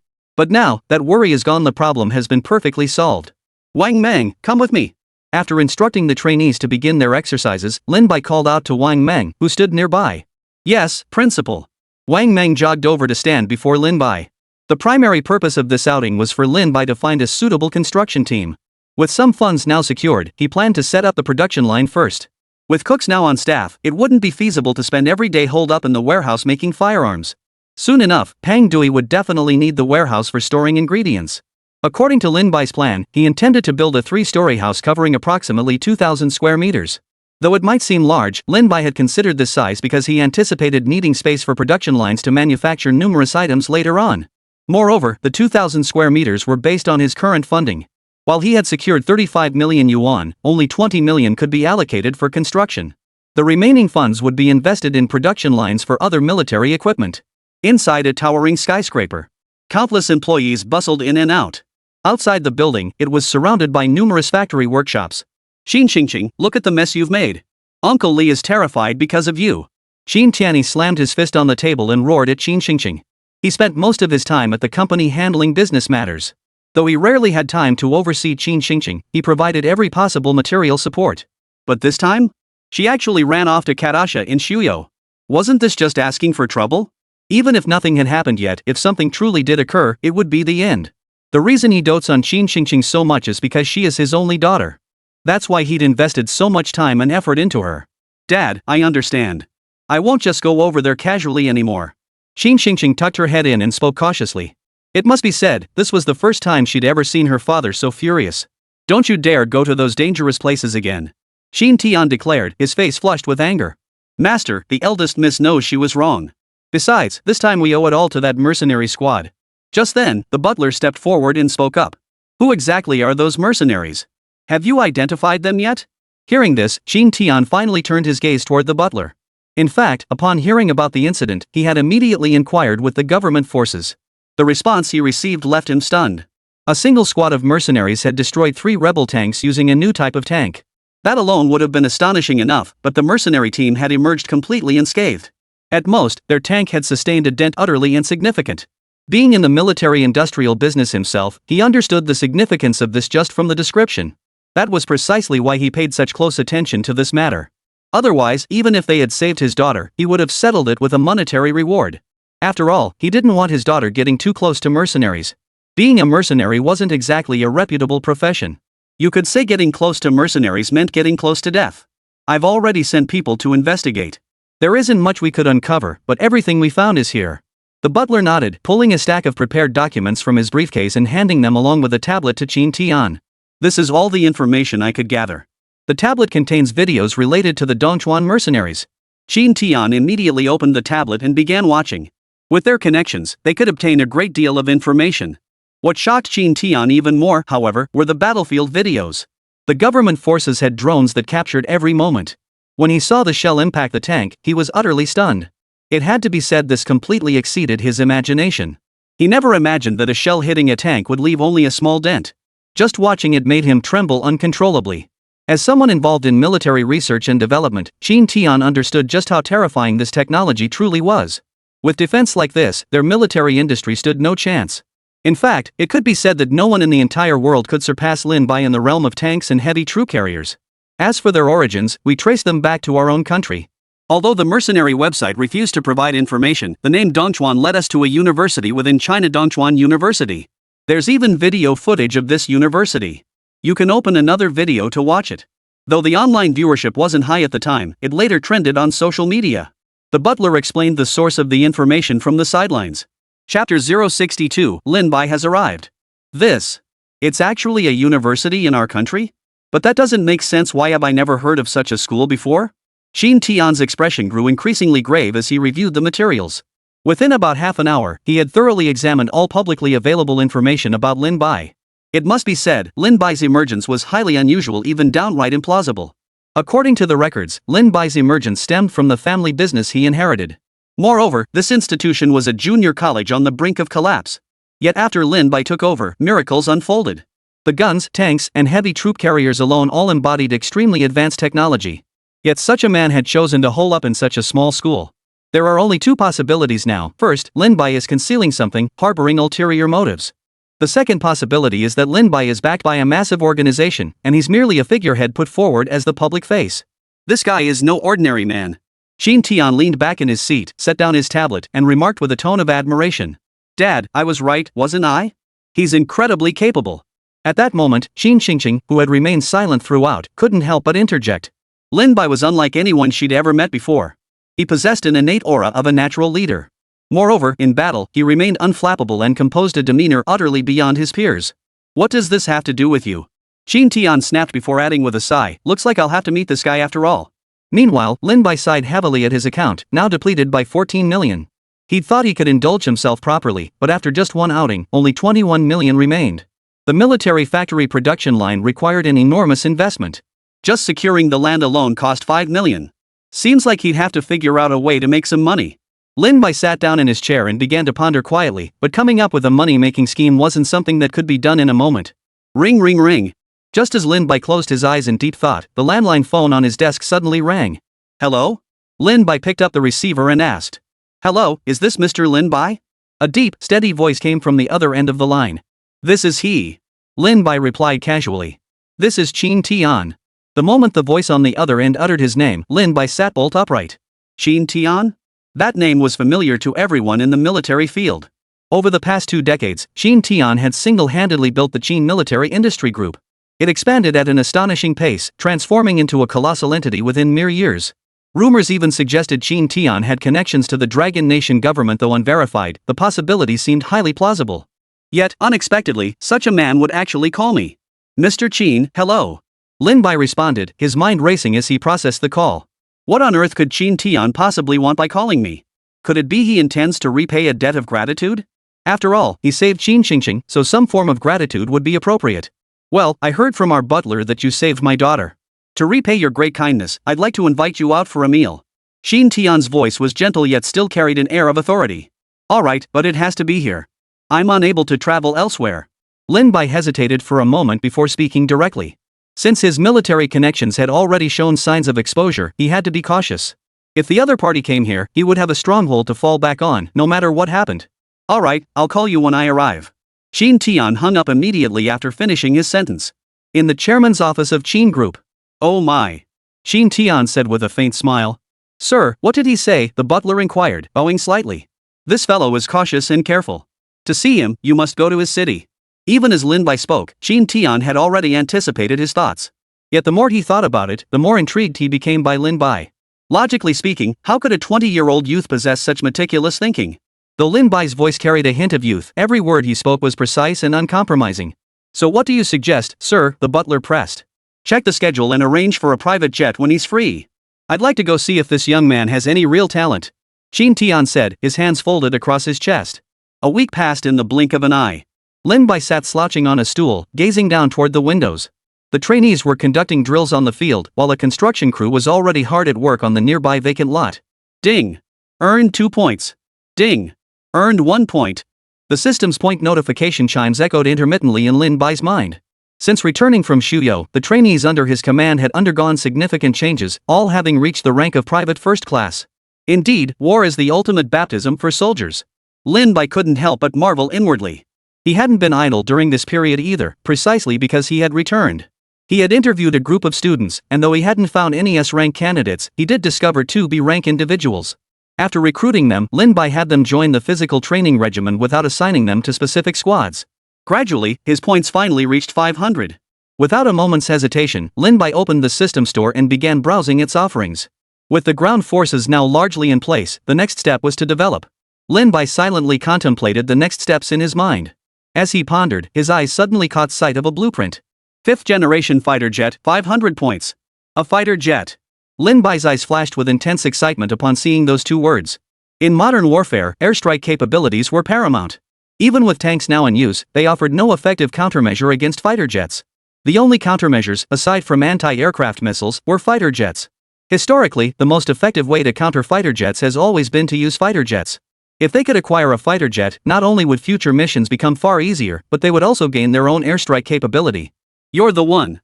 Lin Bai selected the 5th generation fighter without hesitation.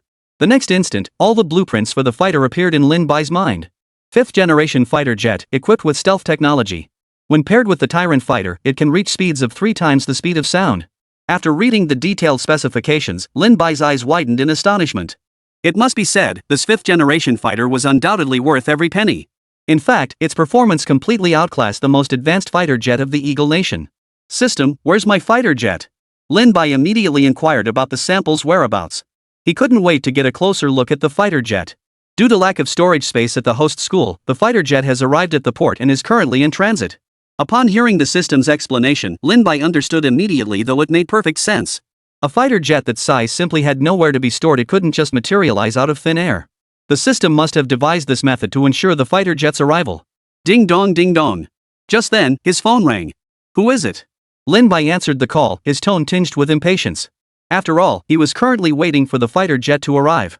Mr. Lin, it's me, Qin Tian. At that moment, Qin Tian's voice came through the phone. Mr. Qin. Lin Bai's mouth twitched slightly upon hearing Qin Tian's name. He hadn't expected Qin Tian to actually call him. Well, Mr. Lin, you asked me to come over last time. I'm here now. When would be a good time for you to meet? Qin Tian said in a matter-of-fact tone. You're already here? Where are you? The house hotel, Mr. Lin. When would be convenient for you? As Qin Tian's voice reached him, Lin Bai's mouth twitched again. He hadn't expected this guy to actually show up. Chapter 063, the request is simple. Inside the presidential suite at the house hotel. Lin Bai sat with his legs crossed, flanked on either side by Su Shandao and Wang Biao. This guy didn't look like a military contractor at all, he looked more like a schoolteacher. Observing the refined Qin Tian before him, Lin Bai couldn't help but think privately that this man was nothing like he'd imagined. He wore a pair of gold-rimmed glasses and dressed plainly. Yet, Lin Bai also noticed the hidden, aggressive edge in Qin Tian's gaze. Lin Bai studied Qin Tian across from him, while Qin Tian likewise scrutinized this intriguing young man. He had to admit, the moment Qin Tian saw Lin Bai, he was secretly stunned. Lin Bai was incredibly young, which wouldn't be unusual in itself, but he carried an unnatural maturity beyond his years. Though silent now, every gesture radiated calm composure. It might seem like nothing special, but this was something many seasoned veterans couldn't manage. After all, he was the owner of a military factory. Few could maintain their composure in his presence. That Lin Bai could achieve this was nothing short of astonishing. Mr. Lin, I never imagined someone so young could establish such an institution. Qin Tian stood and extended his right hand. Now was not the time to speak first. In business warfare, there's one cardinal rule: never reveal your true intentions too soon. Moreover, Lin Bai was still unfamiliar with him. The wisest course now was to cultivate rapport first. You're too kind. Lin Bai extended his right hand with a detached expression, their palms meeting briefly before parting. After Qin Tian sat down, he glanced at the butler beside him. The butler promptly handed a bank card to Lin Bai. Mr. Lin, here is 20 million. It is our small token of appreciation. Lin Bai showed no intention of refusing and accepted it directly. Mr. Qin, if there's nothing else, I'll take my leave. The moment Lin Bai accepted the money, he stood up, clearly intending to leave. This move left Qin Tian momentarily dumbfounded. This was completely off script. Logically, shouldn't the next step be to have a heart-to-heart chat? But now he was actually leaving? Mr. Lin, why the rush? We haven't even eaten yet. Qin Tian hurriedly stood up to try and keep him. He still had important matters to discuss. If Lin Bai left now, wouldn't his entire visit have been for nothing? Let's skip the meal. We need to head back to the academy to check on the trainees' progress. Lin Bai shook his head and replied without hesitation. Truthfully, he had already begun to grasp Qin Tian's intentions. Truth be told, he did want to collaborate with Qin Tian, but he absolutely couldn't be the one to initiate the conversation. If the other party made the first move, they'd gain the upper hand in negotiations. That's why he took the money and left immediately. If Qin Tian truly wanted to collaborate, he would definitely try to stop him. For now, forcing him to address the matter at hand was sufficient. Mr. Lin, please wait. Actually, I have several projects I'd like to collaborate on with you. At that very moment, Qin Tian finally spoke up. He had already analyzed the situation. Sooner or later, someone would notice the weapon in Lin Bai's hands. If he could secure the weapons patent now, he would undoubtedly gain the upper hand. Moreover, he now had another objective though. Project? What project? Tell me about it. After Qin Tian finished speaking, Lin Bai returned directly to his seat, wearing a smug smile. Seeing Lin Bai like this, Qin Tian was boiling with anger, but unsure of Lin Bai's current thoughts, he could only continue. Well, Mr. Lin, when I was reviewing the government footage earlier, I saw your tank and troop transport vehicle. Coming from a military industry background myself, I'm interested in purchasing the patents for your tank and troop transport vehicle. Qin Tian gritted his teeth as he spoke. Patent? Impossible. Lin Bai rejected Qin Tian's proposal without hesitation. We do not sell patents for our weapons. If that's what this is about, then there's no need to discuss it further. Lin Bai's immediate refusal stemmed from his conviction that this technology absolutely could not be entrusted to a private company. Once a private company obtained these patents, they would inevitably begin mass production and sell them to various nations. At that point, he would truly become a villain for the ages. He loved money, no doubt, but he would never earn it this way. But Mr. Lin Bai, the price we can offer is substantial. For your tank patent alone, we can guarantee at least 10 billion in licensing fees. At that moment, Qin Tian interjected with further persuasion. For an institution like this, securing 10 billion yuan would undoubtedly elevate it above other military academies. Moreover, before coming here, he had already conducted a preliminary assessment of these weapons. His conclusion was clear: this deal would never result in a loss. Sorry, but if you're only interested in buying the patent, then forget it. There's no need to pursue this matter further. Lin Bai frowned and prepared to leave immediately. 10 billion yuan was indeed staggering, but every penny of that 10 billion had been paid for with blood. Under these circumstances, he had no intention of selling them at all. Mr. Lin Bai, what is your bottom line? Seeing Lin Bai hadn't left yet, Qin Tian gritted his teeth and spoke up. He believed Lin Bai was a cunning old fox. If he truly had no interest, he would have left already. Staying meant there was still room for negotiation. I can supply you with the weapons, but these weapons must be produced solely by us. Furthermore, you must provide half the payment up front. Not only that, but you may only use them for legitimate purposes. You are strictly prohibited from selling them to private armed groups. Lin Bai stood up and began speaking at length, laying out his conditions. In essence, he stated, use them? Fine. Use them for other nations? Also acceptable. But the nations using them must be allies of the Dragon Nation. For instance, selling to the Eagle Nation was absolutely out of the question. Regardless of the field, weapons could never be sold to hostile nations. Secondly, Lin Bai absolutely refused to front the material costs. He desperately needed cash flow right now and couldn't possibly pay for raw materials out of his own pocket. Upon hearing these demands, Qin Tian's face betrayed a look of astonishment. His shock stemmed from the unexpected simplicity of Lin Bai's demands. Chapter 064, Led by the Nose. What about the price? Qin Tian tentatively inquired. After all, these conditions were no big deal to him, and he had no intention of selling these weapons to countries like Eagle Nation. He knew full well that countries like Eagle Nation were no good. Selling to them would be utterly unconscionable. Therefore, the most critical issue now was the pricing. 80 million for a tank, while the troop carriers would cost 50 million. As for the specialized tank ammunition, each shell was priced at 30,000. Lin Bai stated without hesitation. He had anticipated this possibility before arriving. He had prepared the pricing for the Tianyu tanks and troop carriers long ago. Alright, in that case, I'll place an order for 5 tanks and 5 troop carriers. Qin Tian nodded without hesitation. In truth, this price was already remarkably low. Tank manufacturing costs were nowhere near as low as one might imagine. The materials required for each tank were extremely expensive. Even the more affordable models carried a cost exceeding 20 million yuan. And that didn't even include labor costs. Lin Bai and Qin Tian reached an agreement instantly. After signing the contract, they left immediately, with Qin Tian handing over half the funds as a deposit. Principal, is this really wise? Doesn't this conflict with your previous plan? After leaving the hotel, Su Shandao, seated in the driver's seat, frowned and spoke up. Lin Bai had previously told them he hadn't considered selling tanks or troop carriers, yet now he'd decided to sell them. I avoided selling before to avoid drawing attention. But now we have no choice, our actions in Syria have caused too much commotion. It's only a matter of time before others find out. So before others find out, we need to sell what we have to the Qin family. If we sell to them, the spotlight will shift from us to the Qins. Lin Bai began explaining his reasoning.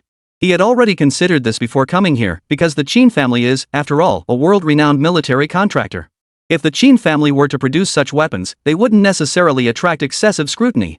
Even if they did draw attention, people would assume the weapons were sold to them by the Qin family. After all, he had saved the Qin family's eldest daughter an act witnessed by many, creating a connection. At least in the short term, it wouldn't draw excessive scrutiny, all eyes would be fixed on the Qin family. During the signing of the agreement earlier, Lin Bai had specifically stipulated this point in the contract. The Qin family was forbidden from revealing their supply channels and must claim the weapons were developed entirely by the Qin family. Thus, this arrangement served him well in two ways. First, it drew attention to his products. Second, it allowed him to secure a portion of the funding. Only then did Su Shanda nod thoughtfully. What neither of them noticed, however, was that in a nearby building, a large group of people armed with cameras and listening devices had their equipment trained on Lin Bai and his companions. What? Lin Bai actually intends to sell weapons? Has he lost his mind? Song Weigwa slammed his fist on the table, gritting his teeth in fury. He never imagined Lin Bai would contact an arms dealer. If this arms dealer sold these weapons to other countries, the consequences would be unimaginable. It could even deal a massive blow to Dragon Nation's current standing. Truthfully, I never expected Qin Tian to specifically seek out Lin Bai either.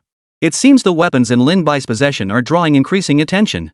Zhang Jianhua stood solemnly beside Song Weigwa. He had informed Song immediately upon receiving this news.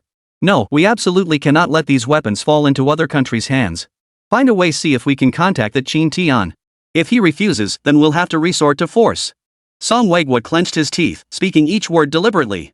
The reason he hadn't moved against Lin Bai directly was uncertainty about how many weapons Lin Bai still possessed. But Qin Tian was a different matter entirely. As the buyer, he could easily acquire Lin Bai's weapons through such channels. Understood. I'll investigate immediately. Zhang Jianhua nodded without hesitation, fully aware of the gravity of the situation. While the Qin family contributed substantially to tax revenues, this matter was beyond his control. These weapons absolutely must not fall into other hands. On the plane. I didn't expect this young man to have any sense at all. To actually hold such a firm stance, that's no small feat. Qin Tian sat back in his luxury seat, arms crossed, a faint smile playing on his lips. He had to admit, meeting Lin Bai today had genuinely surprised him. Many people couldn't control themselves when faced with money, yet Lin Bai had managed it. But are these pieces of equipment really worth that much, sir? Just then, the butler beside him spoke up with a puzzled expression. It's absolutely worth every penny. Just the tank's defense alone justifies the massive investment. Even if we wanted to develop armor like that ourselves, it would cost at least 500 or 600 million. Qin Tian nodded without hesitation. After reviewing the video and documentation, he too had assessed the tank. The tank's standout features were its defensive capabilities and its ability to fire multiple rounds in rapid succession. The reason he only knew these 2 points was that, no matter how skilled their company's researchers were, they simply couldn't compare to the scientists of the Dragon Nation. Still, something felt off about this guy's demeanor. During our earlier discussion, I couldn't shake the feeling we were being led by the nose. Just then, the butler hesitated before speaking up. During their earlier conversation, he too had sensed something amiss, as if the rhythm of the discussion wasn't in their control at all, but firmly in Lin Bai's hands. This kid is far from as simple as he appears. Though only in his 20s, he's not far behind those elite-educated scions from distinguished families. Among his peers, he's already considered a top-tier talent. Qin Tian understood well that some people received elite training from childhood, especially in negotiation. And the reason he'd been led by the nose was simply because he'd been careless.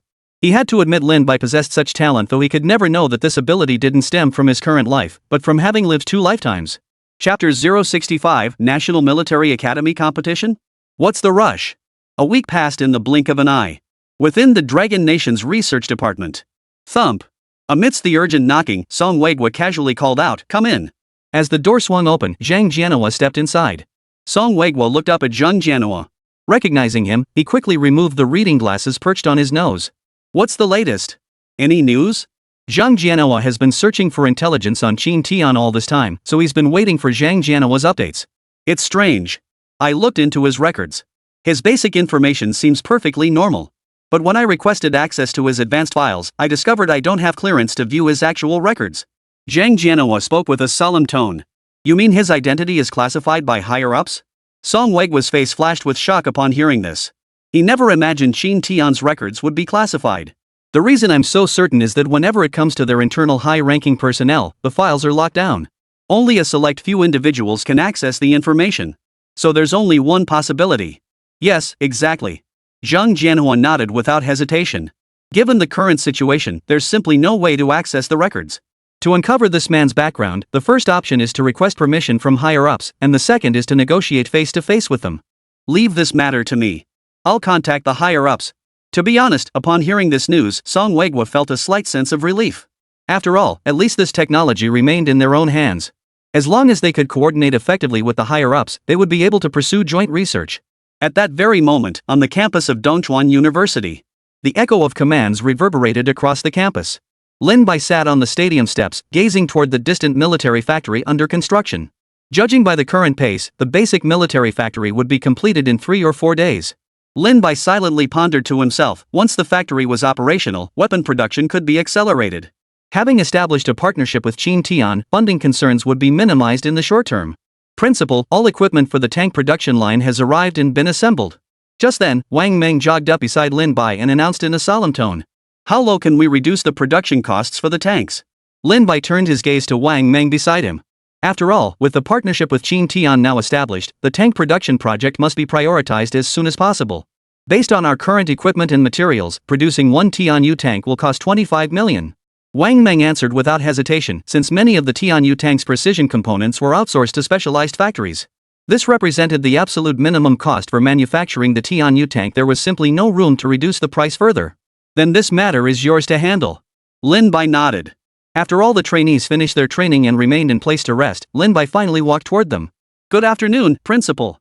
The cadets shouted in unison as Lin Bai appeared before them. "Everyone, take a seat and rest properly.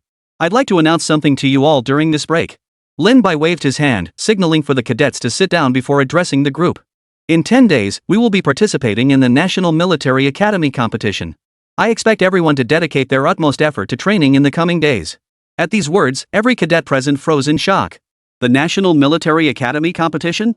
Doesn't that mean many prestigious military academies will be competing? Good heavens, just hearing that sounds incredibly daunting. The principal isn't joking with us again, is he? We've only been training for such a short time. If I recall correctly, most participants in the National Military Academy competition have trained for over a year. Who knows what other academies are up to now, but one thing's certain, there must be plenty of elite competitors among them. The cadets exchanged glances, murmuring among themselves. They were familiar with this National Military Academy competition. Held every 2 years, it featured only the most prestigious academies. Though the competition offered no prizes, the prestige of the audience and the opportunity to boost their school's reputation meant that renowned military academies would all participate. They never imagined they'd be competing in such high-stakes events after only a short period of training. "Don't worry, everyone. I believe that after all your training, you won't be any worse than the others." Lin Bai swept his resolute gaze across the assembled cadets. He announced this news because last night, the system had issued a new mission. Upon completion, it would grant a random reward. The mission itself was to lead the Academy's cadets to participate in the National Military Academy competition. Achieving a certain ranking would secure rewards. Even if the school only managed to squeeze into the top 10, they could still obtain a random blueprint. This was precisely why Lin Bai chose to enter without hesitation. Truthfully, even without the system's task, he would have participated regardless. Now that the recruitment season had passed, the difficulty of recruiting new cadets had skyrocketed. Compounding the issue, Lin Bai only sought out exceptional students, which meant his academy hadn't gained a single new recruit in recent times. To attract more students, he had no choice but to build his school's reputation. Although he had previously run advertisements, the buzz had since faded, resulting in fewer and fewer applicants submitting resumes. Only through such methods could he attract more students. He had already discussed this matter with Su Shandao. Su Shanda agreed it was necessary. After all, training in isolation for too long was like reinventing the wheel. It would be better to learn from others and see if other military academies' experiences were applicable. Actually, I don't think we need to worry so much. We've been through real combat. Compared to military academy cadets, we still have certain advantages. Just then, Su Shui spoke up with a calm expression. The moment Su Shui uttered those words, the surrounding cadets couldn't help but nod in agreement with her viewpoint. After all, theirs was the only military academy that conducted live combat training. This was their greatest advantage. Chapter 066, A Fly-by-Night School? Well then, everyone, train diligently. Seeing the cadets' relieved expressions, Lin Bai smiled and continued, to ensure excellent results, we'll intensify training over the next few days. The moment the words left his mouth, the cadets present let out a collective groan. Though they'd grown accustomed to daily drills, intensified training was an entirely different matter. Sushanda truly pushed them to their limits. Inside Gwangyun Military Academy. 1, 2, 3, 4. 1, 2, 3, 4. Over 4,000 cadets drilled across the vast parade ground as Gwangyun Military Academy's Commandant Li Guangjuan observed from the platform. Principal, I've brought the roster of applicants for this school. Please review it. A burly instructor jogged over to Li Guangjuan's side and placed a document on the table before him. Li Guangjuan gave a slight nod and opened the document. Sure enough, this roster matched the one from the last competition. Those guys had all enrolled in the academy. Upon seeing the names of the military academies listed, Li Guangjuan spoke with a hint of amusement. These names were all his old rivals. Every year, these dozen or so prestigious military academies engaged in a fierce competition to recruit students. It had become an unspoken rule that after each competition's rankings were released, they would go to other military academies to recruit their students. Even the students themselves had the right to choose freely. Therefore, the only way to enhance their reputation was to win the competition. Li Guangjuan was highly confident about this year's event, as he had recruited a special forces instructor from the military to teach at their academy the previous year. Special forces instructors from the military are top-tier experts, and the trainees they taught were indeed significantly better than the previous year's cohort. Barring any surprises, first place this time would undoubtedly belong to their academy. Why is there a school I've never seen before? Just then, Li Guangjuan suddenly spotted a school name on the list he'd never seen before. It felt vaguely familiar, but he couldn't place it immediately. You must have heard of this school before. Dongchuan University made quite a splash recently, even conducting large-scale online recruitment. The instructor spoke without hesitation. So it's that school. Who would have thought such a trashy institution would dare sign up for the military academy competition? After hearing the instructor's explanation, Li Guangjuan suddenly remembered Dongchuan University. He had seen its name in the news before and knew about Dongchuan University's large-scale recruitment drive, which even offered hefty bonuses. Since their own military academy had already completed its recruitment, they hadn't paid much attention to this news. After all, the top-tier cadets were all snapped up by military academies like theirs, leaving only the subpar ones behind. He had even made several sarcastic remarks when he saw the news. He never imagined this obscure school would dare to enter the military academy competition. Wasn't that just courting disaster? Probably trying to build their reputation through this. The instructor stood by and spoke without hesitation. Ignore these nobodies. They won't make any waves anyway. After saying this, Li Guangjuan turned his attention to other documents. Meanwhile, the research department had also received word that Dongchuan University intended to participate in the military academy competition. It seemed Lin Bai intended to expand their recruitment pool through this method, while also trying to lure top-tier cadets from other military academies. Song Weiguo frowned as he examined the stack of documents in his hands. Should we take action? Zhang Jianhua, standing nearby, spoke up without hesitation. According to their current core strategy, they aimed to minimize Dongchuan University's visibility. After all, excessive fame for Dongchuan University was hardly beneficial to their interests. Participating in a military academy competition shouldn't cause much of a stir. After all, the other cadets have been training for so long, while ours have only been training for half a year. It's probably just going through the motions. After pondering for a long while, Song Weiguo shook his head. After all, it was just a competition. No one would pay attention to Dongchuan University, and if they didn't place well, participating would amount to nothing more than a token appearance. Zhang Jianhua nodded in agreement. While canceling the competition was an option, it would inevitably impact military recruitment. Numerous military leaders would attend to assess which academy produced stronger cadets, a critical factor for recruiting fresh blood into the Dragon Nation's forces. 9 days passed in the blink of an eye. During this period, Lin Bai remained mostly at the military factory, handling issues related to its construction. As for cadet training, Su Shanduo was fully in charge. That morning, Lin Bai assembled all cadets on the parade ground. They boarded troop transport trucks in orderly formation and headed toward the city hosting the military academy competition. After all, this was a national competition held outside their home city, necessitating an early departure for Lin Bai and his cadets. Immediately after their departure, Zhang Jianhua and the others received word. However, having been forewarned, Zhang Jianhua and his team didn't take it too seriously. Instead, they dispatched members to follow and make arrangements. After 13 hours of travel, the group finally arrived at the military academy in the host city. Having registered in advance, they were already assigned accommodations at a hotel. As they approached the hotel entrance, its exterior was already crowded with cadets from various military academies, each wearing uniforms of distinct colors. The moment the futuristic troop transport truck pulled up to the hotel entrance, all the cadets from every school turned their attention to it. Holy crap, which academy's troop transport is this? It looks way too cool. Seriously, is this thing even a troop transport? I'd swear it's a luxury motorhome. Which academy does this troop carrier belong to? I've never seen this emblem before. Wait, I think I recognize it. Isn't that Dongchuan University? Just then, one cadet slapped his forehead and blurted out, Dongchuan University. The moment those words left his mouth, every cadet present froze in surprise, their expressions quickly shifting to mocking grins. They knew full well that Dongchuan University was just a junior college converted into a military academy. To them, it was nothing short of a joke. In their eyes, it was no different from a diploma mill. Chapter 067, Where did these elite troops come from? So it's that diploma mill. Who knows where they got those supply trucks? Probably just some nouveau riche upstart. Sure, they offer hefty bonuses, but their teaching facilities are subpar. Who'd have thought this fly-by-night school would dare enter the National Military Academy competition? They're practically here to embarrass themselves. Nowadays, any Tom, Dick, and Harry dares to sign up for the Military Academy competition. But what can you do? They'd been recruiting heavily recently, though it didn't look like they had many people. Upon learning that the school before them was Dongchuan University, the cadets from the prestigious military academy wore looks of disdain. While Dongchuan University offered significantly higher scholarships and bonuses than their own institution, their school was widely recognized for its superior teaching quality.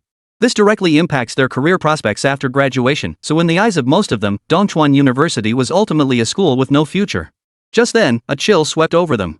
Following the source of that chill, they saw the Dongchuan University cadets staring at them with icy eyes. Though not a word was spoken, the silence itself sent a chill down their spines, as if they were being hunted by a predator. For a moment, the students from other schools were speechless, unable even to meet the gaze of Dongchuan University's students. What was wrong with this school? They all looked like cold, lifeless machines. I find it strange too. When they look at us, it's as if they're staring at meat on a cutting board, utterly devoid of emotion. What was going on with these people? Why did they seem so strange? But then again, it made sense. What kind of students could a trash school possibly produce? Probably nothing but freaks. The students couldn't help but whisper among themselves, for the gaze of Dongchuan University students sent a chill down their spines. What they didn't know was that this feeling stemmed from the fact that every single Dongchuan University cadet had experienced battlefield conditions. After training in such extreme danger, every soldier undergoes a transformation. Especially after experiencing a siege battle, the cadets no longer fear death. Thus, they had unknowingly become imbued with a killing intent. A mere glance from them could instill genuine fear in others. Ahem.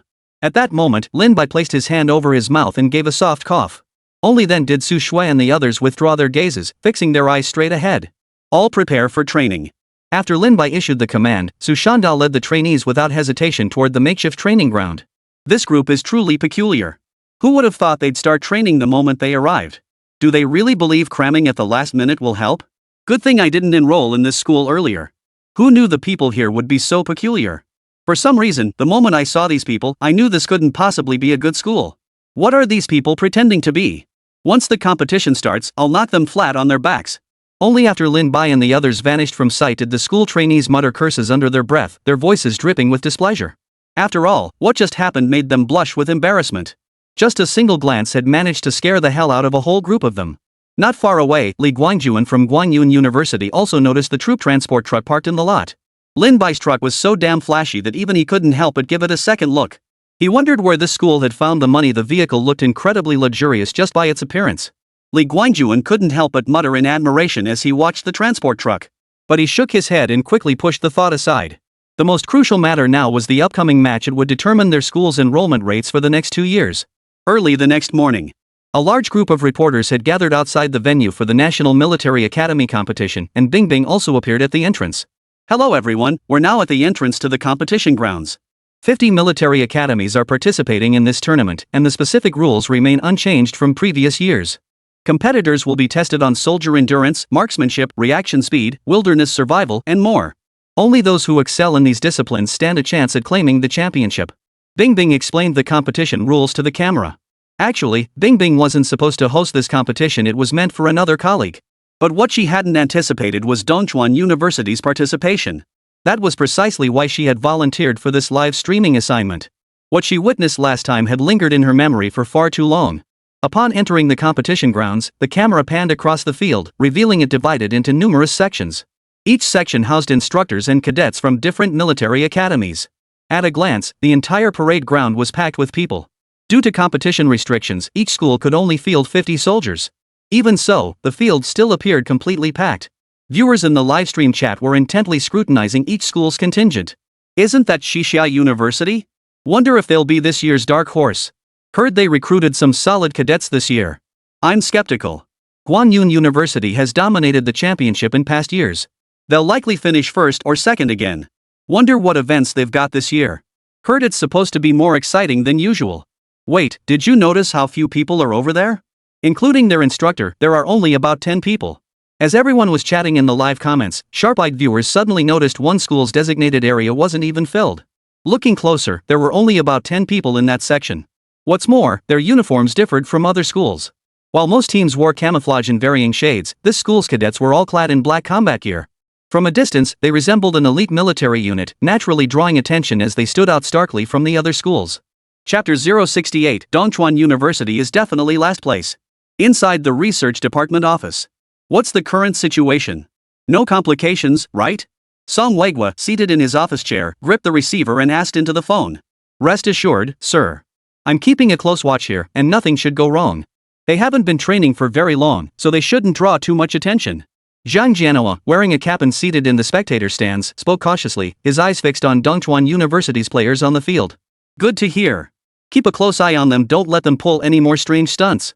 Song Weigwa breathed a sigh of relief upon hearing this, as Lin Bai's every outing left them on edge. But this time, there shouldn't be any major issues.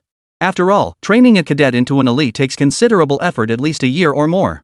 After hanging up, Song Weigwa set down the receiver, leaned back in his chair, and exhaled deeply. Minister Song, your vehicle is ready. When would you like to depart? Just then, Song Weigwa's secretary hurried in and asked. Right now. Song Weigwa picked up a stack of documents and followed his secretary to the car. His purpose for leaving was to meet with the Manhwa Military Industry Department. He had already approached his superior, who had arranged an introduction to the Manhwa Military Industry Department, the very department authorized to access Qin Tian's files. His intention was to report this information directly to them. Although he belonged to the Research and Development Department, the Military Industry Department ultimately fell under a different administrative division. Though both engaged in research, their designated areas differed significantly. In just over an hour, the car pulled up slowly beneath the Chinese Ministry of Military Industry building. The Ministry of Military Industry differed significantly from their research department. Its location was far more concealed and its premises considerably larger. As soon as he opened the car door, he saw a middle-aged man striding toward him. Song Weigwa recognized him immediately. This man was none other than Ruan Wenjie, the Minister of Military Industry. Hello, Minister Song. We are already aware of this information and will collaborate with you on the investigation. Ruan Wenjie had received instructions and notifications from higher-ups yesterday, learning the details of the incident. What thrilled him most was that he never imagined anyone could develop such remarkable scientific achievements. For this very reason, upon learning of Song Weigwa's impending arrival, he had been waiting downstairs well in advance. Let's go upstairs and discuss this first. We'll also need your assistance in accessing certain permissions to retrieve an individual's records. Song Weigwa cut straight to the chase without further ado. Upon entering the office, he immediately handed the documents he had brought with him to Ruan Wenjie. Ruan Wenjie took the documents and began flipping through them with a look of excitement. The more he read, the more astonished he became. The sheer volume of cutting-edge technology contained within was staggering. We were equally stunned when we first saw these materials. We never imagined anyone could achieve such scientific breakthroughs. That's precisely why we're taking this matter so seriously. This is all the information we've compiled so far, but it's merely the tip of the iceberg. Song Weigwa sat beside him, his expression grave as he spoke. This is truly incredible. That someone could achieve such scientific breakthroughs. I hope we can pursue deeper collaboration moving forward. Ruan Wenjie extended his right hand without hesitation, clasping Song Weigwa's firmly. Logically, the Ministry of Defense should have full authority over subsequent matters. However, since Song Weigwa was the discoverer, joint research became necessary. Oh, and there's one more matter I need your assistance with. Due to certain special circumstances, this individual named Lin Bai has partnered with someone called Qin Tian. Our preliminary investigation indicates Qin Tian is an arms dealer, but we've been unable to uncover his background information. That's why we require your access privileges. Song Weigwa hadn't forgotten this matter and promptly brought it up. His primary objective now was to access Qin Tian's background information. Qin Tian? To Song Weigwa's surprise, however, Ruan Wenjie's expression shifted to one of distinct astonishment upon hearing the name. Qin Tian is one of our people. Meanwhile, the National Military Academy competition had commenced. Good evening, everyone. The first event of our National Military Academy competition is the 30-kilometer load-carrying march. The host stood on stage, announcing the imminent start of the competition to the audience below. The moment this event was announced, astonishment spread across every face in attendance. A 30-kilometer forced march with equipment wasn't particularly challenging for cadets from any school. However, the intense competition forced them to prioritize speed, turning it into a forced march. This factor alone would make the competition significantly more challenging. Principal, it looks like we've got this one in the bag. The instructor beside Li Guangjuan exclaimed with excitement. Even a 30-kilometer cross-country march with full gear was no big deal for their school's cadets, as they routinely conducted such training. This had gradually acclimated them to extended cross-country endurance, giving them a significant edge over other participants due to their extensive training in this discipline. Naturally.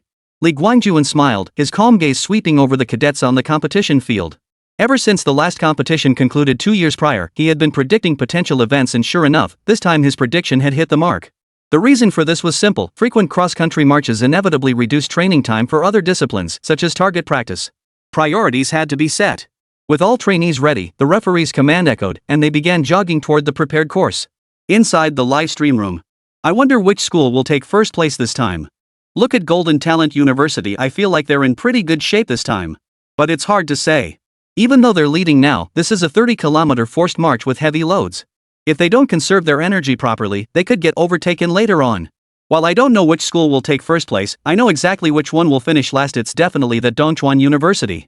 At this moment, everyone noticed Dongchuan University had fallen nearly 500 meters behind the second-to-last place team. Worse still, they were casually stretching their limbs. Chapter 069, Dongchuan University. What's going on? What on earth are those Dongchuan University people doing? The race has already started, and they're still warming up. Do they really think sharpening the axe won't delay the woodcutting? This is just a joke. How could they possibly place with that attitude? I told you before, this school is useless. All it has going for it is its reputation. If you actually go there, you'll graduate with no idea what to do next. Some people are just so short-sighted, chasing after that little bit of money to go to the school. Look at what kind of nonsense they're producing. The live stream viewers watched with disdainful tones. Granted, this isn't a 100-meter dash where every second counts, but the gap has already widened so much that catching up later will be a real hassle. Li Guangjuan, seated in the audience, watched Dongchuan University with a hint of mockery. Who'd have thought these guys were so stupid? They actually dared to enter the competition like this. Isn't that just coming here to make fools of themselves? He'd assumed Dongchuan University had some capability after all. They'd invested heavily in recruiting students, so they couldn't be too bad. But this was beyond his expectations. Just as everyone wore expressions of mockery, Zhang Jianhua, seated on the platform, felt a strange sensation wash over him. He had served in the military himself, excelling so remarkably during his service that he had even undergone special forces training.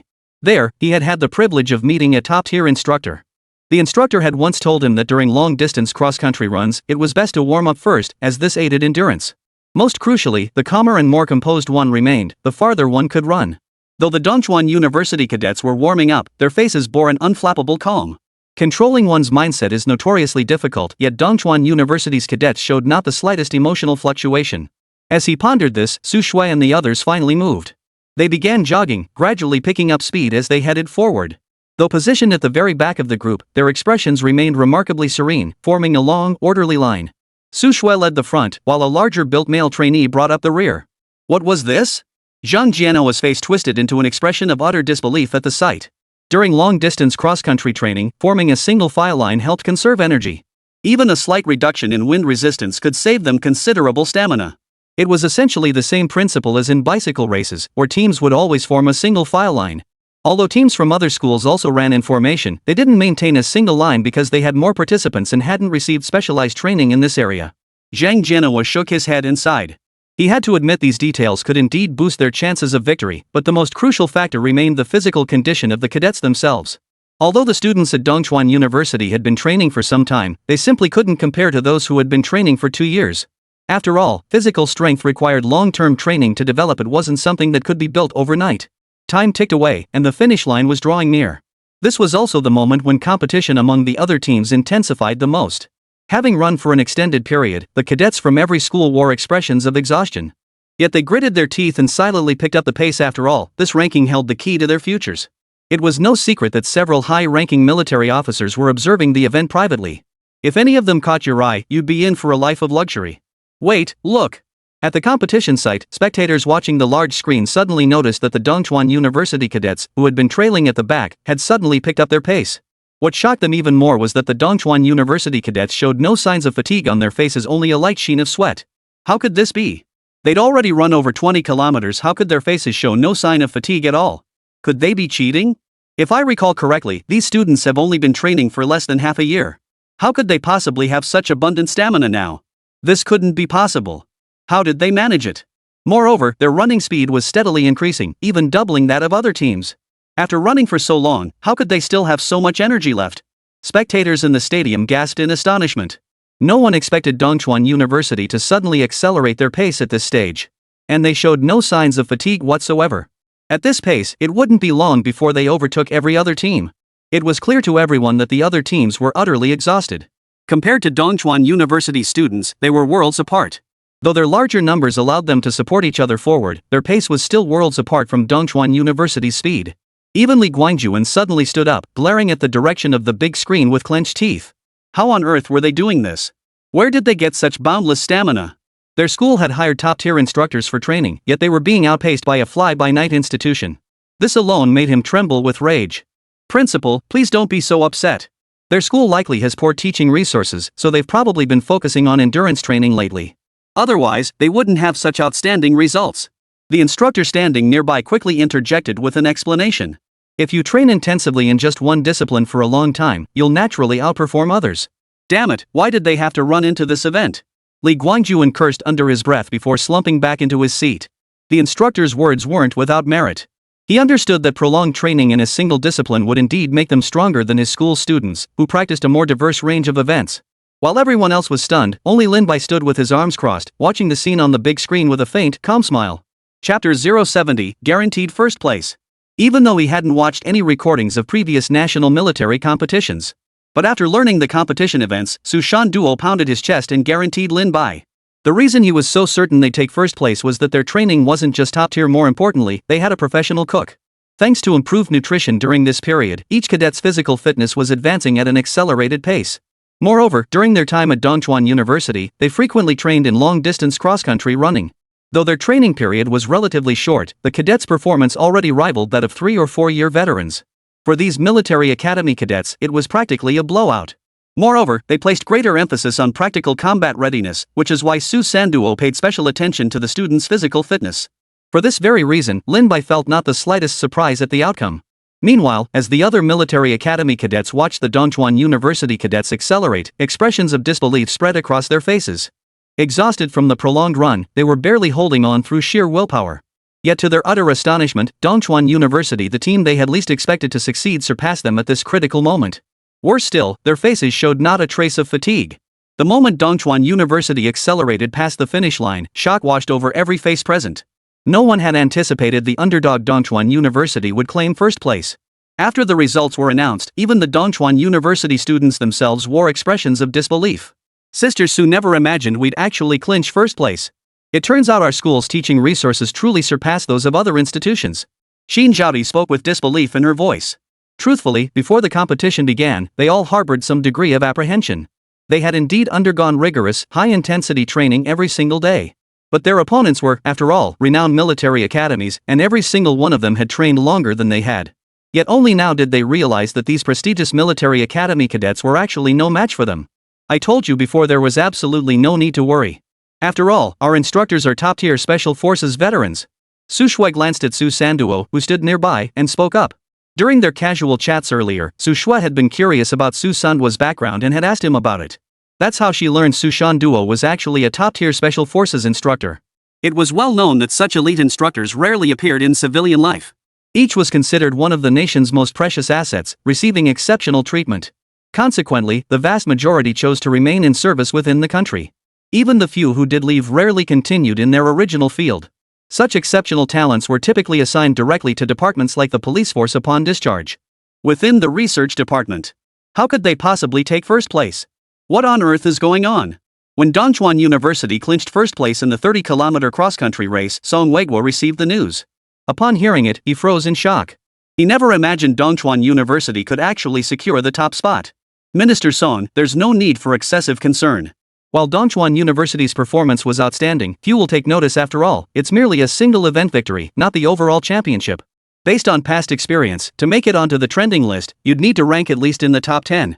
Many military academies participated this time, and different schools focus on different events, so ultimately, it all comes down to the overall rankings. Zhang Jianhua gritted his teeth as he tried to reassure Song Weiguo. Keep a close eye on that front. Even if they achieve a higher placement, it's not a big deal. The key is to avoid drawing too much unwanted attention. Song Weiguo gritted his teeth. This outcome was barely acceptable, as their greatest fear was the weapons from Dongchuan University being publicly displayed. Precisely for this reason, they now paid extra attention to everything Dongchuan University did. Their apprehension about achieving a high ranking stemmed from the fact that if Dongchuan University continued expanding its enrollment and influence, it would inevitably attract more attention. After all, its rise had been remarkably swift. Domestic competition alone wouldn't be the issue. Their greatest fear was drawing the attention of other nations. Should foreign nations intervene, the entire situation would become exceedingly complicated. Particularly a nation like Eagle Country, known for its ruthless methods. This was precisely why he felt such deep apprehension. After the competition, everyone returned to the hotel to rest, and Lin Bai also went back to his room. The moment he entered his room, Lin Bai dialed the number of Wang, who remained at the school. Principal. The moment the call connected, Wang Meng's gravelly voice came through. What's the current progress on the Tianyu tank? Lin Bai cut straight to the point. The factory was completed 4 days ago, so we've already started manufacturing the Tianyu tanks and troop transport vehicles. The Tianyu tank is currently 60% complete, while the troop transport truck is only 5% done. However, both should be finished within a week. Wang Meng glanced at the equipment on the assembly line before speaking with unwavering certainty. Excellent work.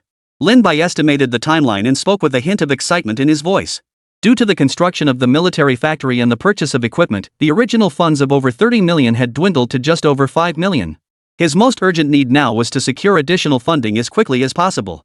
Although he could earn money by joining mercenary groups, he had recently participated in one such mission. For the time being, Lin Bai had no intention of making himself visible. After all, he didn't want others to set their sights on them. Moreover, once these weapons were completed and delivered to Qin Tian would draw the bulk of the attention. Recently, he had purchased intelligence from mercenary websites, indicating that numerous mercenaries had already taken notice of their Tianyu tanks and troop transport trucks. After all, the scenes they had displayed were impossible to resist. Only after confirming the production timeline did Lin Bai finally relax. Chapter 071, External Members of the Military Industry Department. Inside the Dragon Nation's Military Industry Department. A luxury sedan pulled swiftly to a halt before the Ministry of Military Industry building. A man in a crisp suit stepped out, none other than Qin Tian. He held a briefcase in his hand, his face radiating excitement. "Sir, who might you be?" As soon as he stepped out, the guard standing beside the main gate approached. Although the vehicle was registered with them, they had never seen this man before. "I'm a field agent from the Military Industry Department. Here's my credential. I have urgent business with the minister." Qin Tian spoke as he pulled an ID card from an inner pocket of his suit. Upon seeing the credentials, the two guards promptly stepped aside, allowing Qin Tian to enter. Qin Tian's urgency stemmed entirely from a call he'd just received from his superior. As he pushed open the office door, he saw Ruan Wenjie and Song Weiguo seated in their chairs. "You're finally here." Ruan Wenjie leapt to his feet the moment Qin Tian entered. "Sir, I'm here. Was everything you said on the phone true? Is the weapon that person named Lin Bai possesses really that important?" Qin Tian spoke urgently. After learning over the phone that Lin Bai possessed tanks, troop transport trucks, and other cutting-edge technology, he felt completely overwhelmed. He never imagined Lin Bai's weapons would be so terrifying. Originally, he had only thought this research achievement might have some minor utility, so he hadn't offered a particularly high price. But he never imagined these weapons contained such advanced technology. Even though he'd only learned part of it over the phone, he understood its critical importance. "Come, sit down first." Ruan Wenjie pulled Qin Tian to the sofa and introduced Song Weiguo. "This is Director Song from the research department." It was Director Song who approached me and made me realize how crucial this research achievement truly is. Song Weiguo smiled, extending his hand for a brief handshake with Qin Tian. After arriving here, he had also learned Qin Tian's true identity. Qin Tian was a money-making tool dispatched by their Dragon Nation. Weapons that had been phased out or were in surplus were sold through companies under Qin Tian's name. It could be said that Qin Tian's rapid rise to prominence was entirely due to Lungwa's backing. With Lungwa's power supporting him, it didn't take long for Qin Tian to dominate the vast majority of Lungwa's military equipment market. The reason Qin Tian was specifically detached to handle these affairs was that while the Dragon Nation did have a military industrial department for external sales, it couldn't freely trade various types of weapons. However, a private organization faced fewer restrictions and offered greater flexibility. It also facilitated gathering more intelligence. For this reason, Qin Tian appeared to the outside world as the chairman of a private military contractor. It must be said that with Qin Tian in place, the Dragon Nation could secure greater financial revenue. After Song Weiguo arrived and learned of this arrangement, his lingering apprehensions dissolved completely. Partnering with Qin Tian meant securing a long-term supply of weapons from Lin Bai. With these weapons in hand, they could conduct research and even attempt replication, an invaluable opportunity for Dragon Nation. Minister Song, please give me a brief account of the situation. Shin Tian looked at Song Weiguo with evident excitement. Since he hadn't yet obtained Lin Bai's Tianyu tanks or heavy troop carriers, Shin Tian wasn't fully aware of the exceptional capabilities of the weapons in Lin Bai's possession. I'll briefly outline the technology we currently understand, Song Weiguo began, explaining to Shin Tian. After hearing Song Weiguo's explanation, Shin Tian's face was filled with astonishment. He never imagined that Lin Bai's tanks and heavy troop carriers could be so terrifying. Although they had already obtained videos provided by the Syrian government forces, they hadn't conducted in-depth analysis.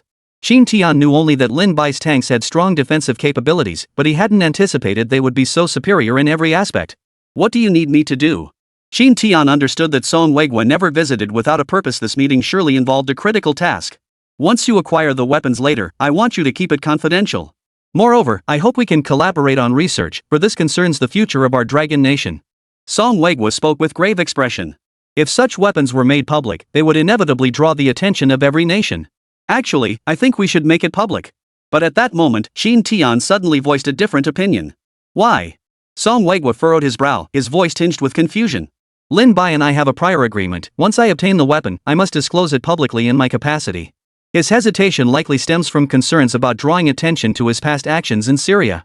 In that case, my presence becomes essential.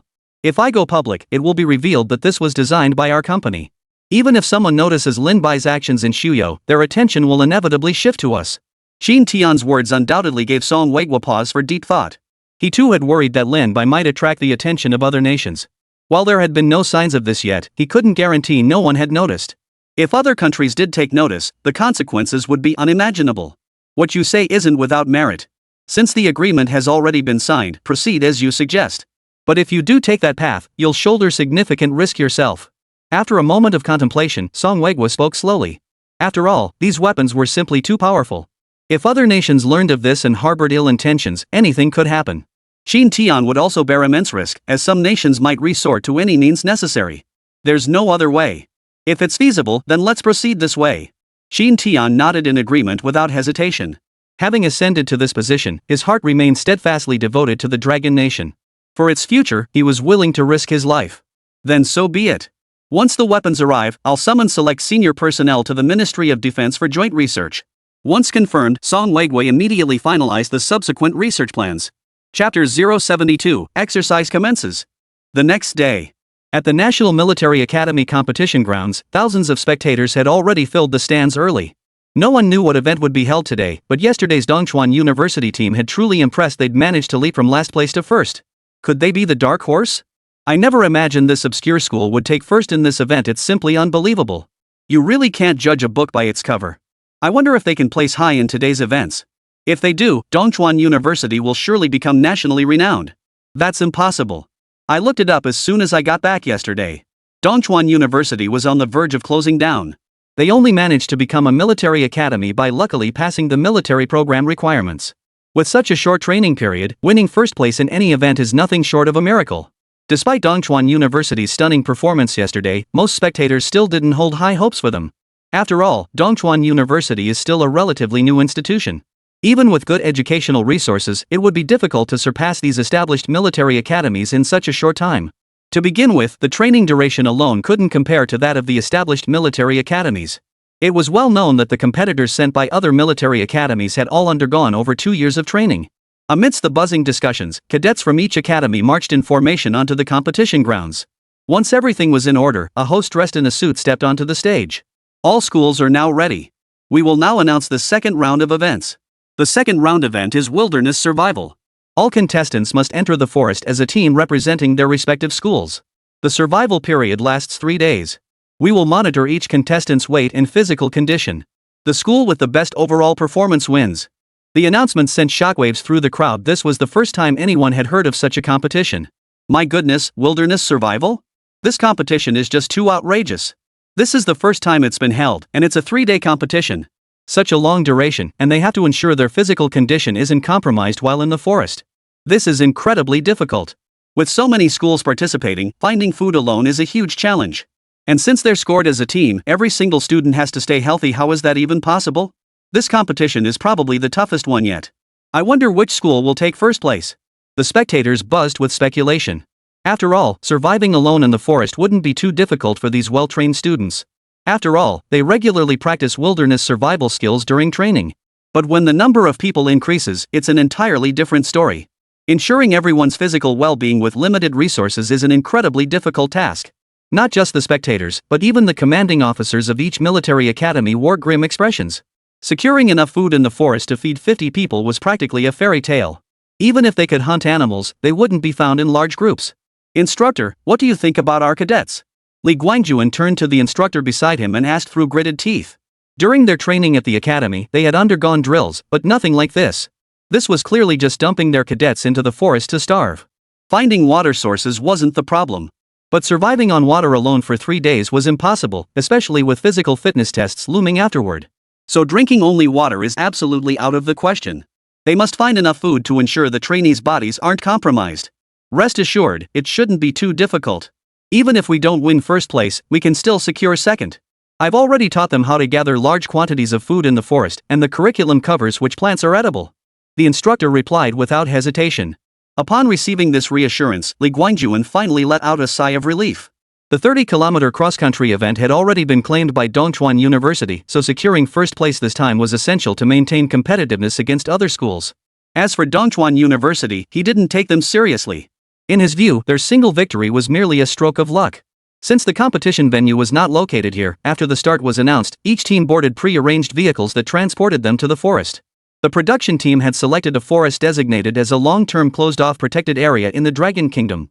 This forest had seen no human entry for 30 years, and its vast expanse made it the ideal venue for the competition. To ensure the safety of the participants and monitor the competition, each contestant was equipped with a GPS tracking device and a solar-powered live streaming camera. After boarding the vehicles, Su Shui and the others arrived at the foot of a deep mountain range. After disembarking, Su Shui and the others exchanged a glance. Without a word, they plunged straight into the dense, ancient forest. Meanwhile, trainees from other schools immediately began scouting suitable campsites upon entering the dense forest.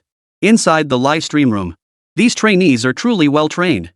They immediately began setting up camp upon entering the forest. Well, duh. Their elite trained setting up camp on the spot drastically reduces physical heat loss. As long as they ensure their water supply, that's more than enough. But that alone isn't enough. After all, drinking water alone won't prevent weight loss over days, nor guarantee their bodies won't suffer issues. It all comes down to which academy excels in wilderness training. Personally, I'm rooting for Guangyun Military Academy. That makes sense. Look, Guangyun Military Academy has already started planning locating water sources and relying on fishing to sustain their food needs.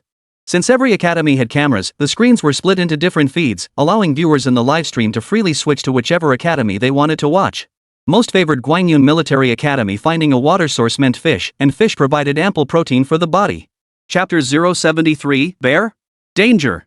Upon witnessing this, Guangyun Military Academy Principal Li Guangjuan wore a satisfied expression. Setting up camp locally was indeed a sound choice, allowing more time to explore the surroundings. But that was based on not needing large quantities of food. If they intended to gather enough provisions, staying near the river was the best option. The riverbank offered more than just fish. It also presented the chance to encounter animals coming to drink. They might even be able to hunt animals to supplement their fat intake. As time passed, the Guangyun Military Academy cadets finally found a small stream. Though not very deep, it guaranteed a sufficient water supply. Wait, look! All the other schools have set up camp. What on earth are those Dongchuan University cadets doing? At that moment, one of the viewers in the livestream noticed the Dongchuan University cadets. Dongchuan University had no intention of setting up camp at all. Instead, they were steadily pushing deeper into the forest. Could it be they were already starting to search for food? How could they possibly find food so easily at this stage? They were engaged in military training, yes, but they weren't hunters. Looks like Dongchuan University won't make it this time. They clearly had the biggest advantage. Who knows what that team leader is thinking? Not setting up camp now will only make things worse after dark. Viewers in the livestream chat couldn't help but vent their frustrations. Due to their larger team size, Dongchuan University held the clear advantage. They only needed enough food for 10 people. Yet here they are, choosing to venture deep into the wilderness. Setting aside other factors, this will undoubtedly drain most of their body heat. This decision is exceptionally poor. Even the instructors from other schools in the audience couldn't help but nod in agreement. If they were leading the team, they would never choose to plunge headlong into the deep mountains and forests. The current trainees had absolutely no tools. Even if they encountered prey, retaining it would be difficult. Given that, it would be far wiser to establish a camp and proceed steadily. But just then, Su Shui on the screen suddenly stopped in her tracks. She crouched down, scrutinizing the ground for traces. After a long moment, she nodded solemnly. Seeing her nod, the other trainees immediately fanned out in all directions. Within moments, they returned with large quantities of wood, stones, vines, and other materials. With sufficient supplies gathered, the trainees quickly huddled together and began hastily setting up camp. Witnessing Su Shui and the others' actions, everyone froze in shock. What on earth were they doing? Why go out of their way to set up camp deep in these remote mountains? Wouldn't the edges or near a stream be better? It was hard to fathom why Lin Bai would deliberately come here to find a clearing to set up camp. Wasn't that just wasting energy? It was practically throwing away the heat in their bodies. These people clearly have zero experience. They probably think being farther out means more game, but they haven't considered their own situation at all. I actually had high hopes for them at first. Guess their crappy school only taught them how to run. After all, a significant portion of the spectators here possess some military knowledge. To them, this behavior looks like nothing more than a joke. But what happened next stunned them all. After gathering materials, Su Shui and her team swiftly began crafting spears and bows. Some even fashioned tools like axes from sharper stones, which caught everyone completely off guard. Initially, it seemed they were gathering materials to set up camp, but no one could have imagined they were actually preparing weapons. What exactly were they up to? What good would preparing weapons do now? Could they possibly be planning to hunt? Don't be ridiculous, how could they possibly catch any game? Just because it's an untouched forest doesn't mean the beasts inside are brainless. What an utterly foolish decision. Even if they intended to make weapons, they should have waited until after setting up camp. They couldn't possibly find game right now. What kind of training does Dongchuan University give its students to make them this clueless? Most people know hunting isn't that simple. If it were truly easy to reach game, entire villages would hunt instead of farming. The reason not everyone hunts is precisely because reaching game is so difficult. It's no exaggeration to say hunting depends entirely on luck. And these trainees? They have zero hunting experience.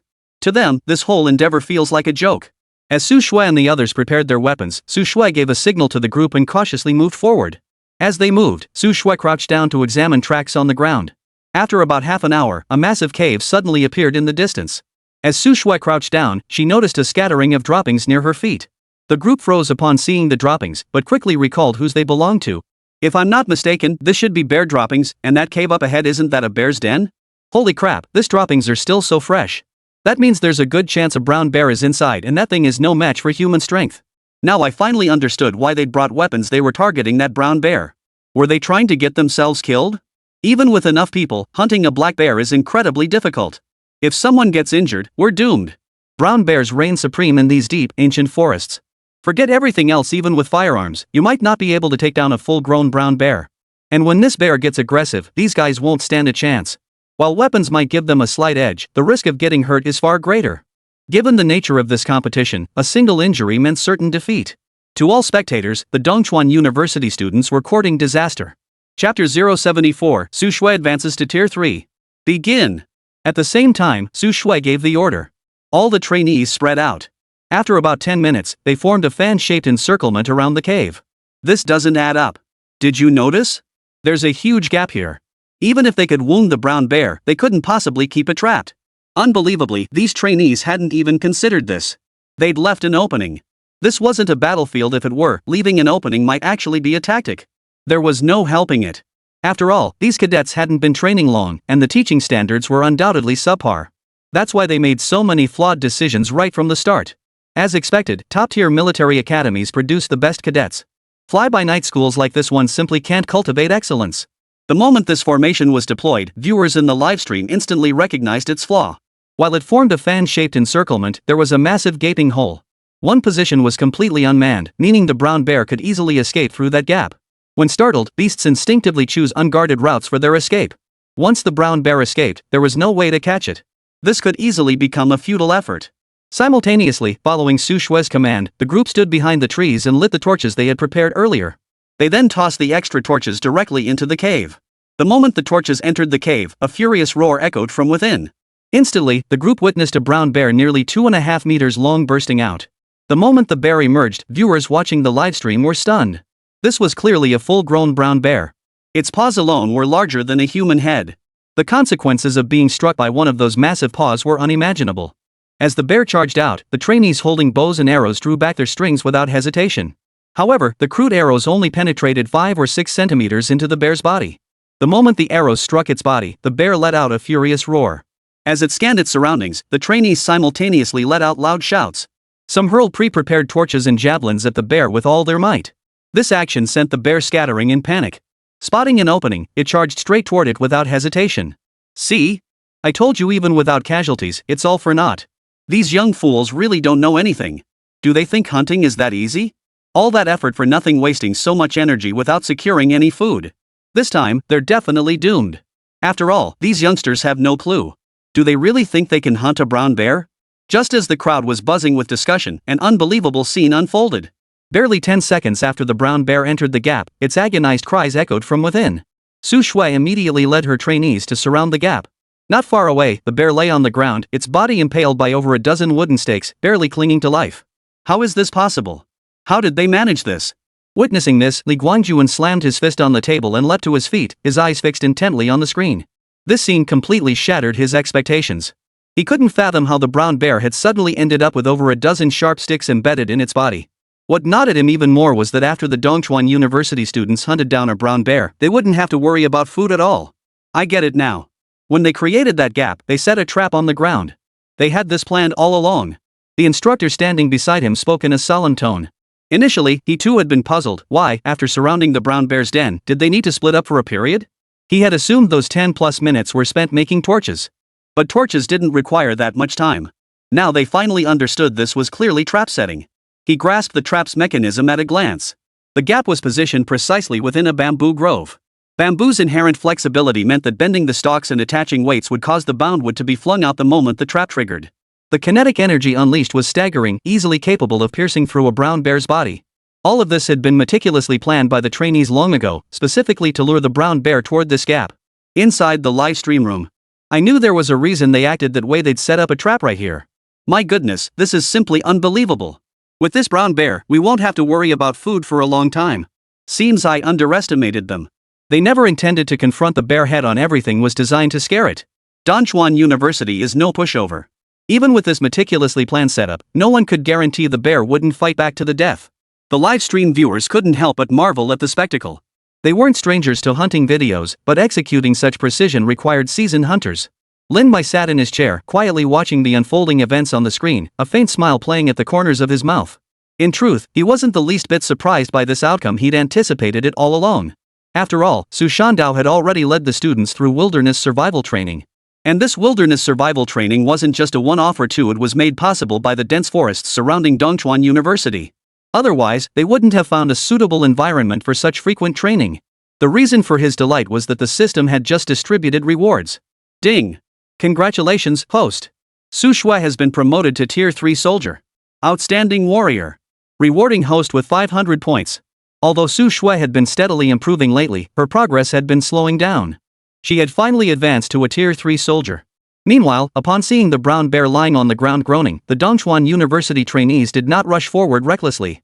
Instead, they drew their bows and arrows, firing one after another into the bear's body. Only after confirming the bear was dead did they approach, using crude stone axes to carve away its flesh.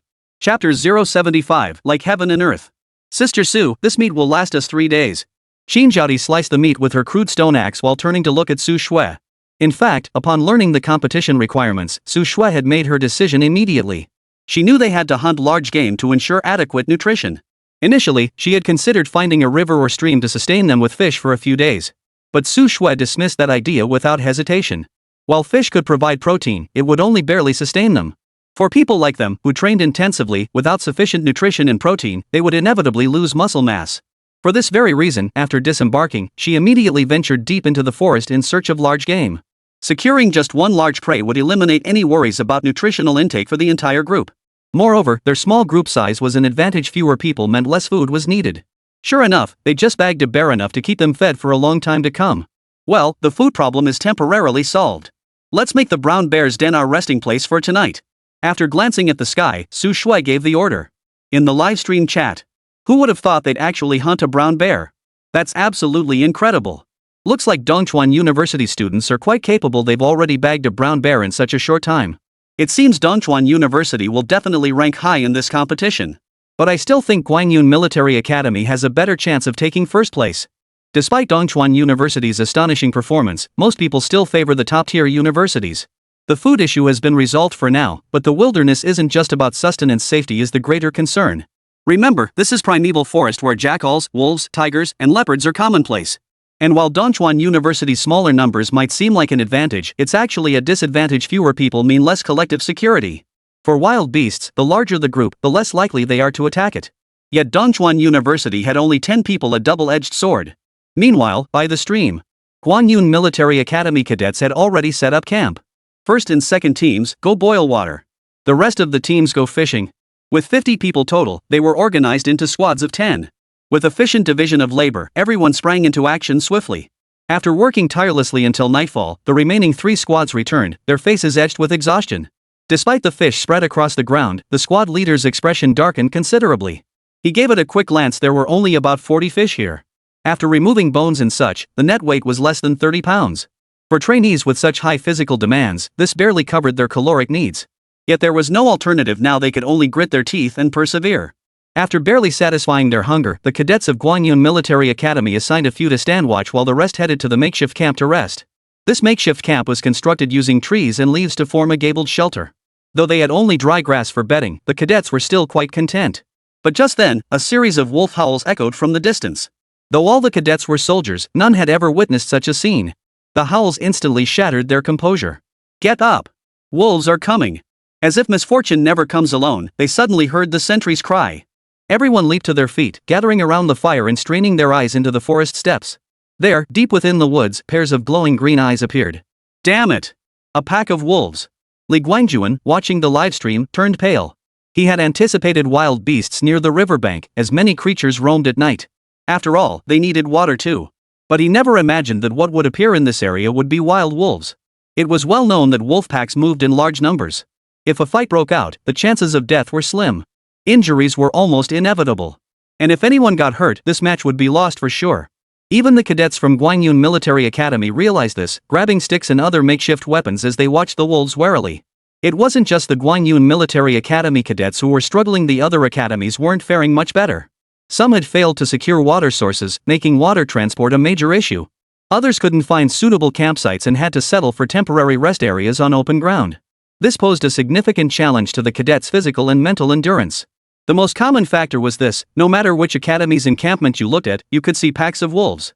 Good heavens, how could there be so many wolves in this forest? Exactly. I've seen the vast majority of military academy camps targeted by wolf packs. Just looking at them sends chills down my spine. There are way too many wolves. Probably because the forest has abundant food, or because this is a wolf habitat, there are just way too many wolves.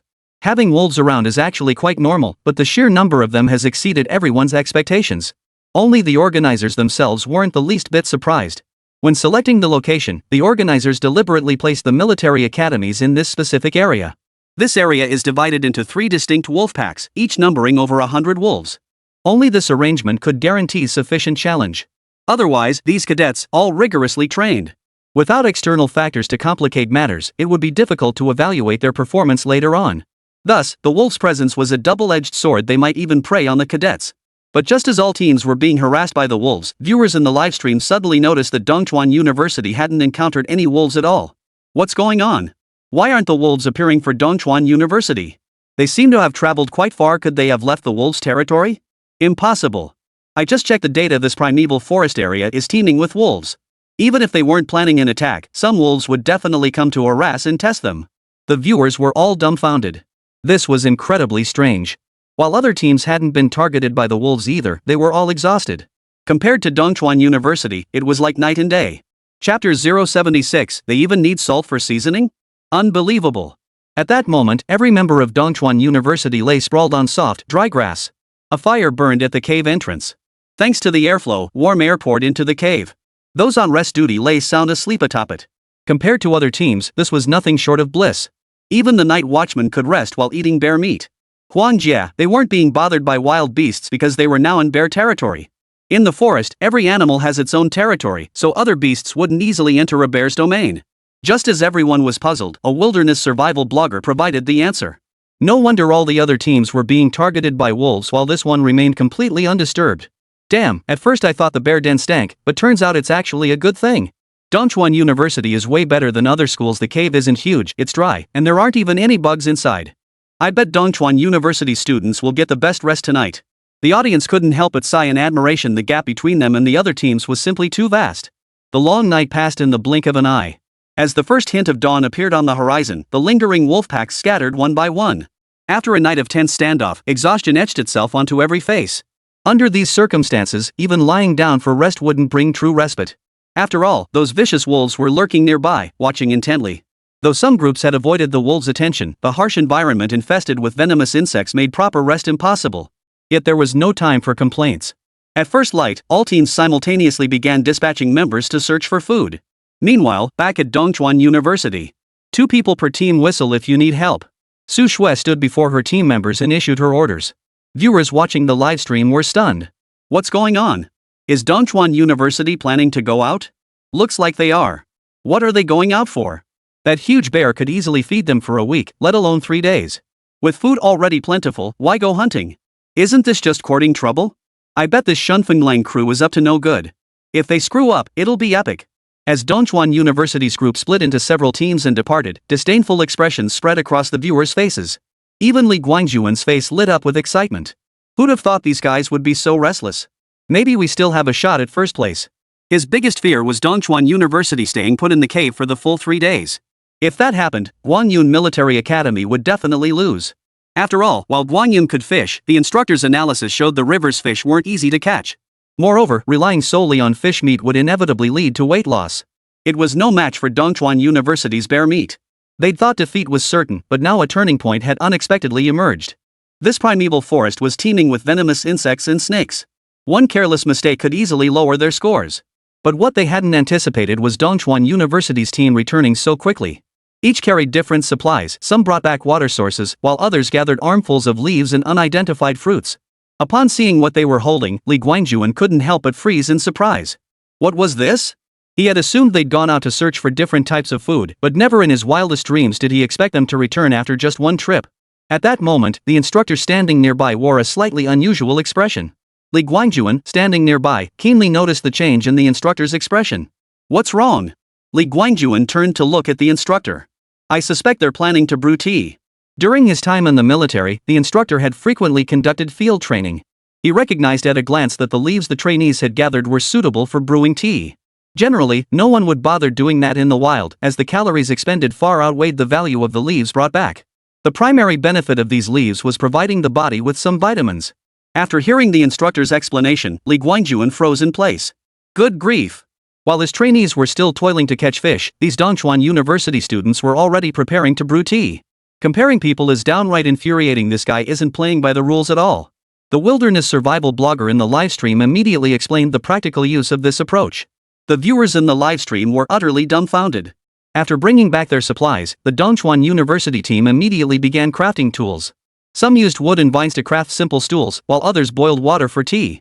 2 others were squatting nearby, grinding something. As the camera panned closer, the crowd realized the 2 were actually crafting a chess set from wood. I thought they were out early to do something important, but it turns out they were just making entertainment. I'm truly impressed. Other teams can't even get enough to eat, but these guys? They're playing chess. This is just a one-sided blowout. What's the point of even playing? But then again, it makes sense. They've got all that bear meat to eat whenever they want. Didn't you see how much jerky they've already made? As the spectators buzzed with discussion, Su Shui walked over to the fire and sat cross-legged beside it. She casually picked up a piece of bear jerky that had been roasting all night, popped it into her mouth, and began chewing expressionlessly. No way, gotta get some salt. Just then, Su Shui abruptly stood up. This exclamation left the viewers watching the livestream utterly dumbfounded. In the middle of nowhere, where on earth would she find salt? That can't be possible. If she really could get salt, that would be too absurd. As far as I recall, obtaining salt requires either extracting it from seawater, using animal blood, or tracking herbivores like goats to find salt-rich rocks, none of which seem remotely feasible here. Forget obtaining it under these conditions, even wanting salt for seasoning is utterly absurd. This is just plain pointless. Why not just stay put? The audience couldn't help but vent their frustration. This was clearly someone looking for trouble out of sheer boredom. But then, a single comment caught everyone's attention. This comment was actually posted by Huang Jie. Chapter 077, so nervous, and you're playing cards here? Huang Jie, Dongchuan University's approach is spot on. Even with only 3 days and relatively ample food supplies, humans require a certain amount of salt. Without sufficient salt intake, combat effectiveness plummets dramatically. The livestream viewers couldn't help but nod in agreement upon seeing it was Huang Jie. After all, Huang Jia was a renowned wilderness survival streamer in Manhwa. His words carried weight. But what puzzled them was where one could find salt under these conditions. Just as they pondered this, Su Shui moved. She gathered the wood ash burned the previous night, ground it into powder. She dissolved it in water, filtered the ash solution through a small piece of cloth, and then brought it to a boil. As the water evaporated, a layer of white powder formed inside the makeshift stone pot. But this didn't look like salt at all, it just looked like powder. Exactly. Could this stuff really contain salt? Could this be residue left behind by the wood ash? I'd bet 9 times out of 10 it's just burnt out wood ash. Can this stuff even be used as salt? That can't be possible, I've never heard of this method. Viewers in the livestream watched the tiny bit of powder left behind and spoke with puzzled expressions. It looked nothing like the salt they used in their daily lives, it might as well have been a completely different substance. Inside a camping tent, a bearded man watched the scene unfold, his eyes widening in surprise. I never imagined this method could be used. This man was none other than the famous streamer Huang Jia. Upon witnessing this, he instantly recalled the method. His fingers flew across the phone screen. Huang Jia, this method can indeed produce a substance containing salt. While it's not suitable for long-term consumption, it can be used for short-term salt supplementation. Since plant ash naturally contains salt, this method is uncommon. I'd almost forgotten about it myself. Who would have thought Dongchuan University would come up with this approach? After posting this explanation in the chat, the audience erupted in astonishment. No wonder they were so shocked. Everyone knew how crucial salt was. It directly impacts stamina expenditure later on. Even if it's only for short-term consumption, they'd only need to survive in the primeval forest for 3 days. These 3 days could be fully managed by replenishing salt this way. In contrast, the students from other schools, exhausted from heavy exertion, now wore visibly weary expressions. Though it was only the 2nd day, this was already a grueling challenge for them. If they were alone, they could find enough food to replenish salt while eating. But now, they could barely fill their stomachs. To avoid losing weight, they had to spend long hours fishing or searching for food. Compared to Dongchuan University's situation, it was like night and day. Dongchuan University was seriously impressive. They had a clear plan right from the start of the competition. I don't think we can call Dongchuan University a fly-by-night school anymore. After all, none of the other military academies can match them. TSK. You have to admit, that initial formation call determined everything that followed. Even if other teams tried to change tactics now, it's too late. Did you notice? When other teams dared not touch wild berries, only Dongchuan University dared to eat them. The more the audience watched, the more astonished they became. After securing ample meat, Dongchuan University didn't stop there. They even gathered wild vegetables, berries, and mushrooms. And these were varieties never seen in the market. No one knew if these berries were poisonous, but after all this time, the Dongchuan University team showed no signs of illness. This meant the wild fruits and vegetables were non-toxic, demonstrating Dongchuan University's profound knowledge of the wilderness. Otherwise, they wouldn't have brought these things back so recklessly. Now it seemed like the Dongchuan University team wasn't here to compete at all, they looked more like they were on vacation. Just then, Su Shui, having finished her tasks, returned to the group. Sister Su, you must be tired. Have some tea. As soon as Su Shui sat down, Shin Pundi handed her a wooden cup. Tired? Not at all. This is much more comfortable than being at school.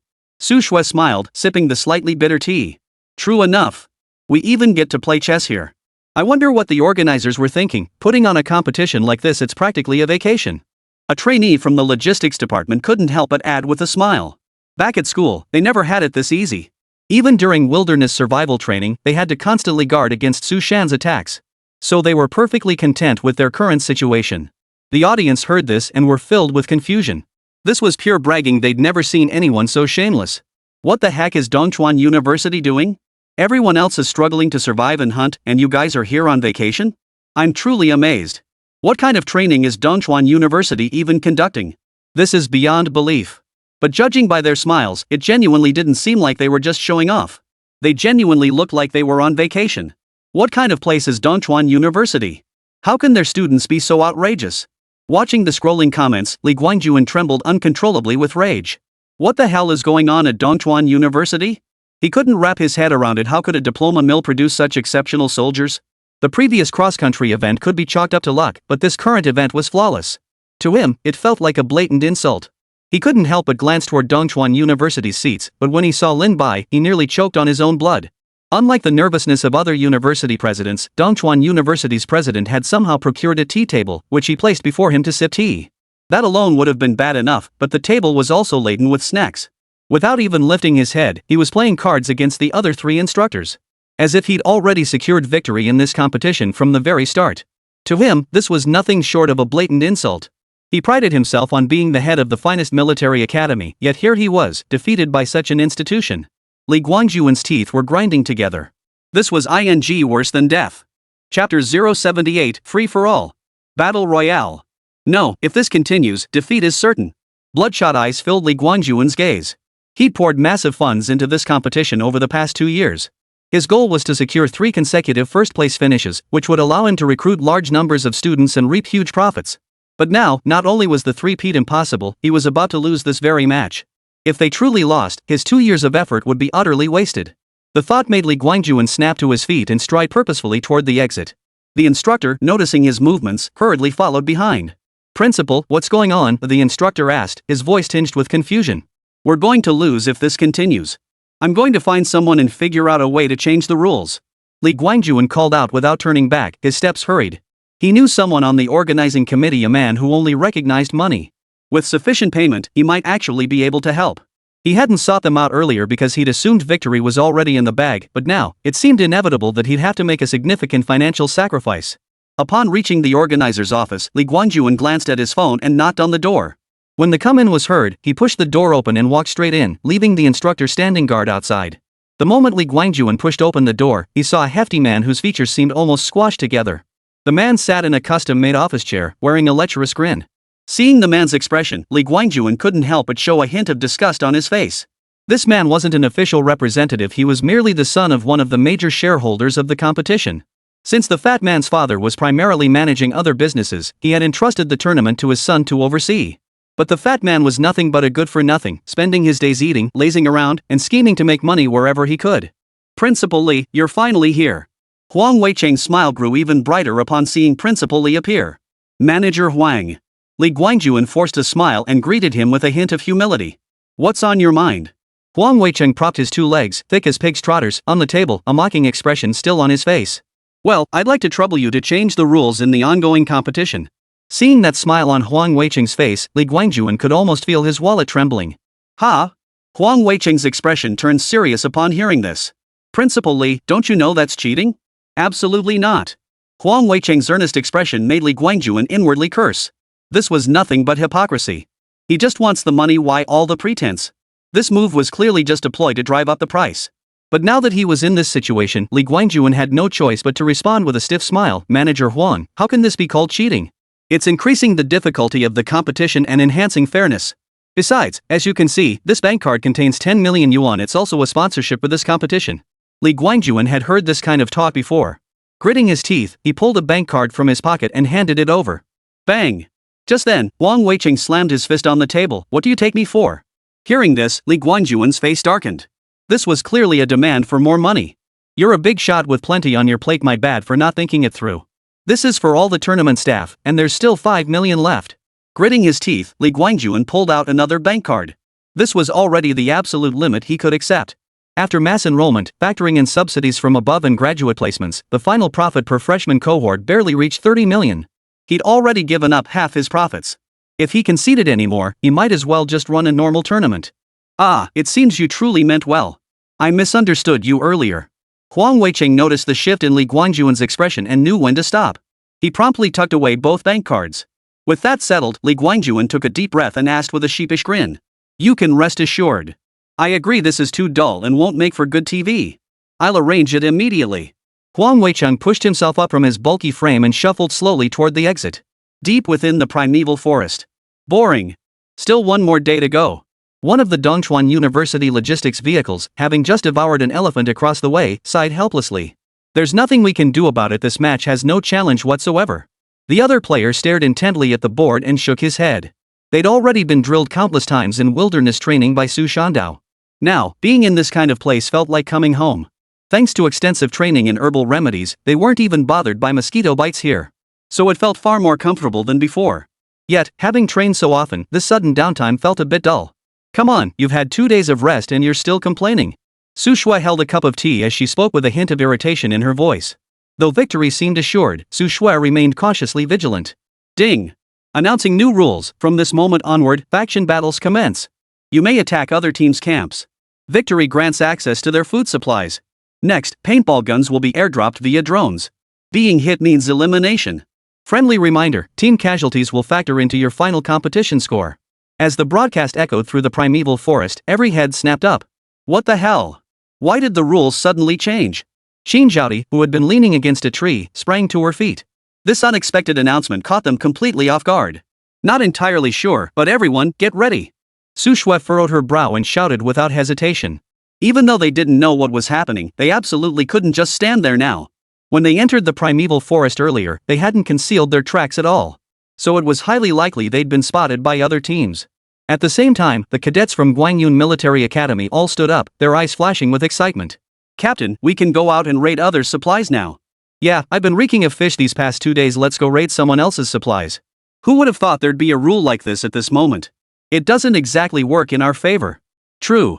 We probably have the most food right now, but if it comes to a fight, we're not afraid. The cadets of Gwangyun Military Academy wore a variety of expressions. Chapter 079, The Battle Begins. Everyone, get ready, we're going into hiding. But what they never expected was that their squad leader would utter these words. Captain, why are we hiding? We're not afraid of them. Exactly. I bet the other squads aren't eating the same thing. Let's hurry over. Right. Once the paintball guns arrive, we'll head out immediately, no time to fall behind. I noticed signs of other teams along the way. The cadets from Gwangyun Military Academy chattered excitedly, none willing to give up this opportunity so easily. After all, they'd nearly gone mad just catching fish these past 2 days. I can't wait to go out and have some fun right now. Anyone who disobeys orders will be kicked out of our team once we return. But the captain's words stunned them all.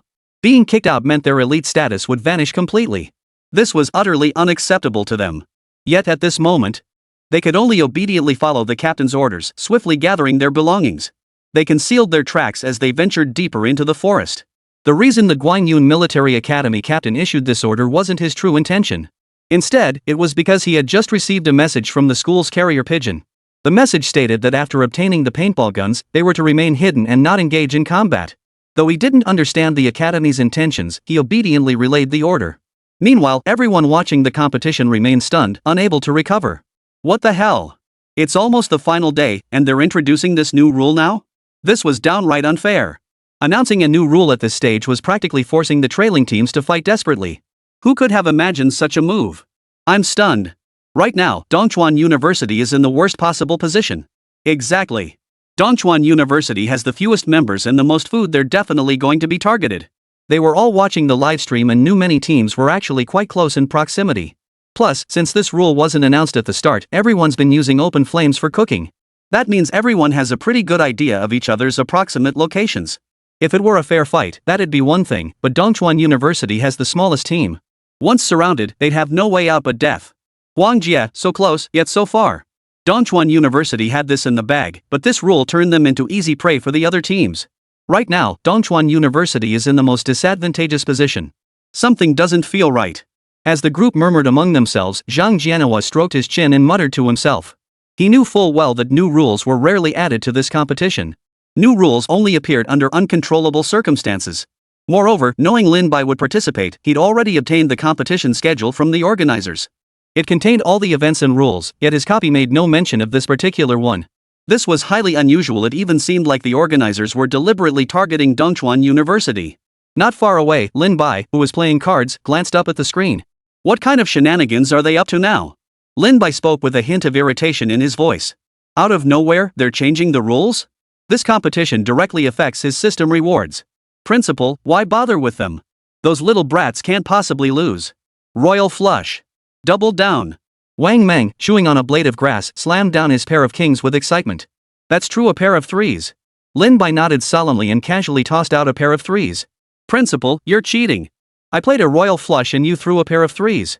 Wang Meng instantly caught on, nearly jumping out of his skin. What do you know? This is just like beast chess, a mouse can eat an elephant. Why can't my pair of threes eat your pair of kings? Lin Bai calmly defended his move. While Lin Bai and his friends were playing cards, a team had already begun creeping toward Dongchuan University. Are you sure those guys have bear meat? Liang Ko, captain of the Manhwa Military Academy team, gripped his newly acquired paintball gun and asked with a look of doubt. Earlier that day, his team had mentioned seeing Dongchuan University's people eating bear meat. But just hearing that seemed unbelievable.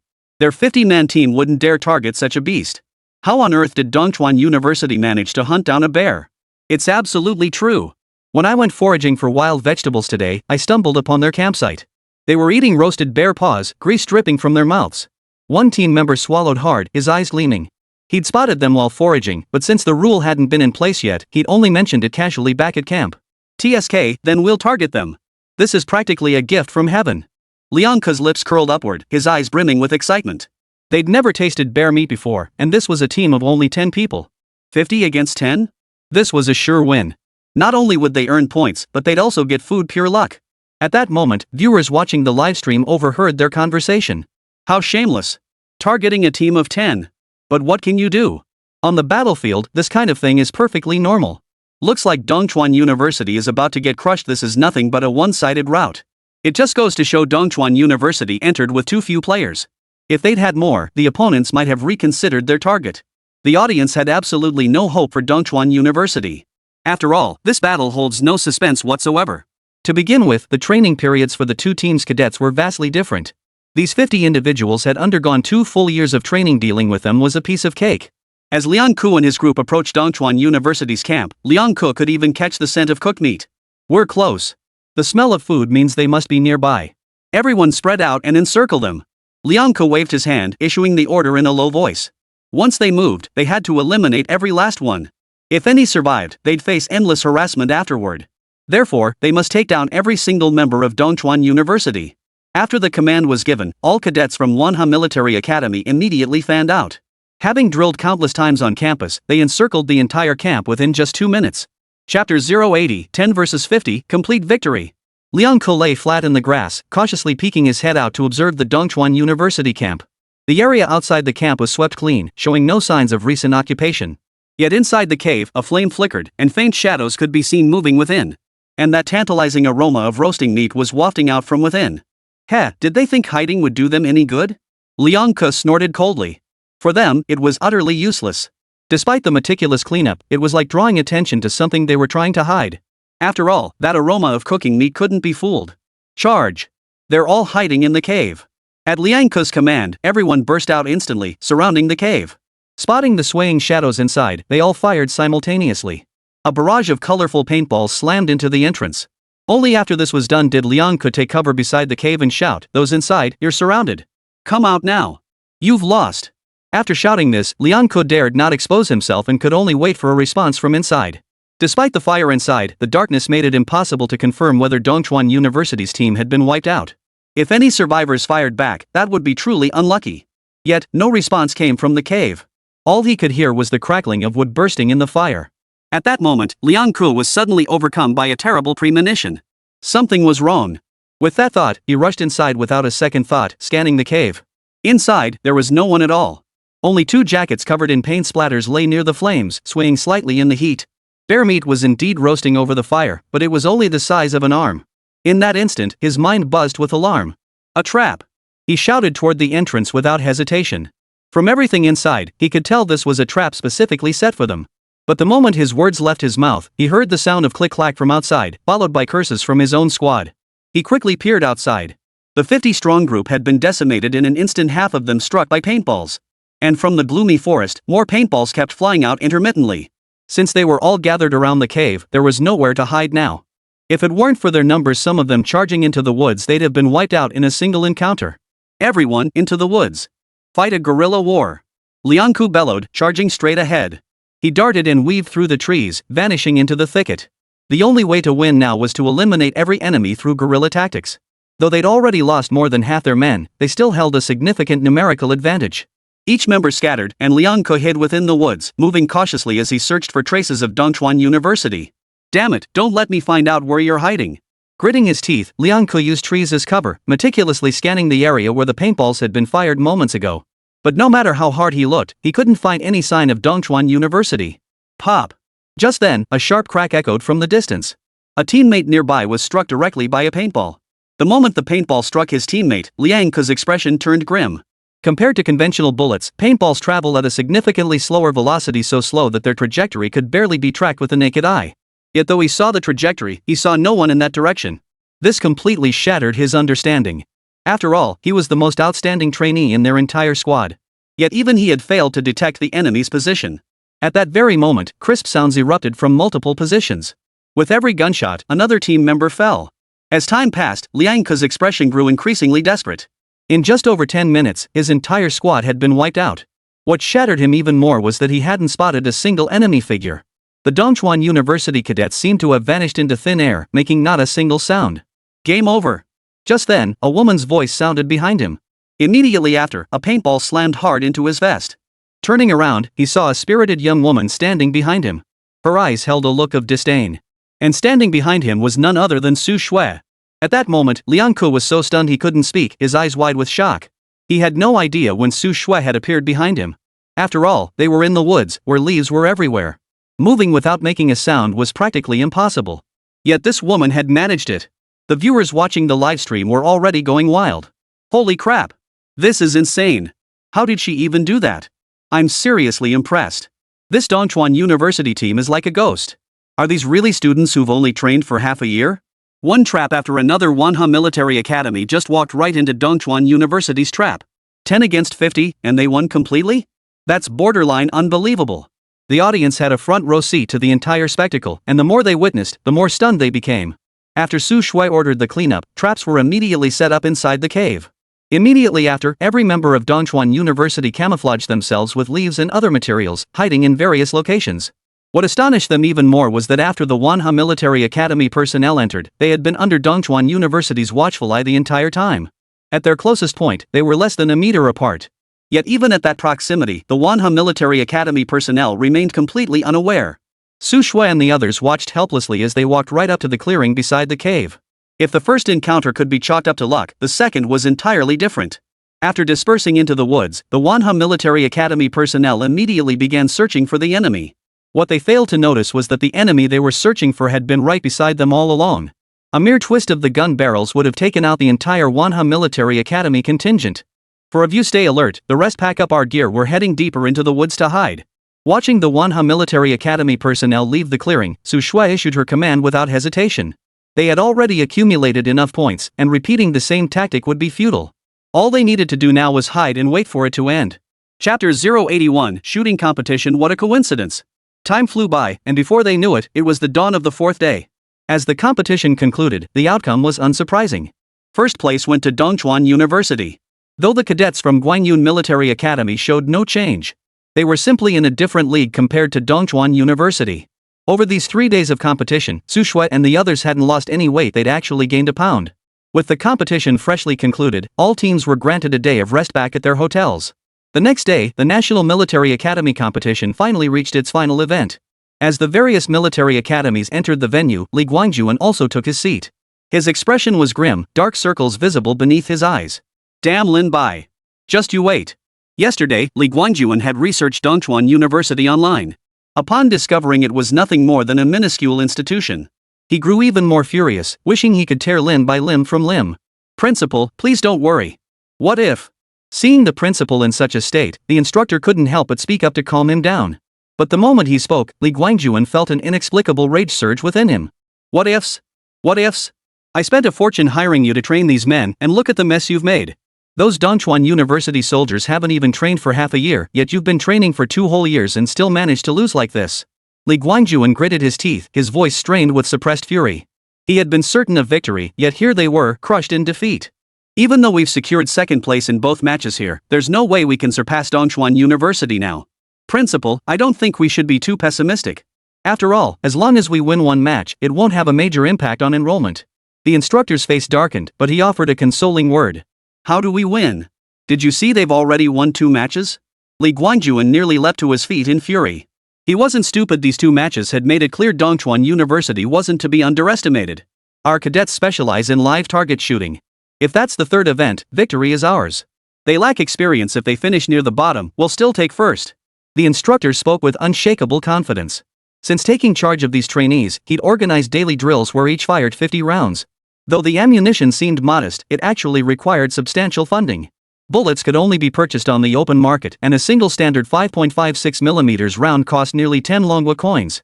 That meant each day, these 50 trainees consumed 25,000 Dragon Nation currency. Over the course of 2 full years, this had already cost nearly 1,800,000. It might not sound like much, but this was just for 50 soldiers. The other cadets at the academy also required funding. As far as he knew, no other military academy would invest such substantial funds like theirs. Getting to fire 20 rounds in a week was already considered a luxury. But unexpectedly, Li Guangjuan grew even angrier upon hearing this. Easy for you to say. Do you think I'm the one running this competition? What do you want to compete in? He'd already approached the organizers once. They'd done everything possible to help him. Adjusting the rules was fine, but changing the events themselves was absolutely impossible. These events were officially set by the authorities, so it was simply impossible. Just as Li Guangjuan was about to erupt in a tirade, the host stepped onto the stage to announce the third event. The third round was a shooting competition. Participants had to hit a target 300 meters away. The moment the words left his mouth, Li Guangjuan shot to his feet, staring at the instructor beside him in utter disbelief. This is like a dream come true. If we're talking about target practice, this is a sure win. As for losing? He hadn't even considered it. Other military academies wouldn't dream of investing that much money in training their cadets to shoot. And this fly-by-night school certainly wouldn't shell out that kind of cash for target practice. Just you wait, once I win, you'll all see.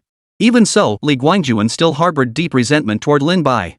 Inside the livestream. I wonder if Dongchuan University can take first place this time.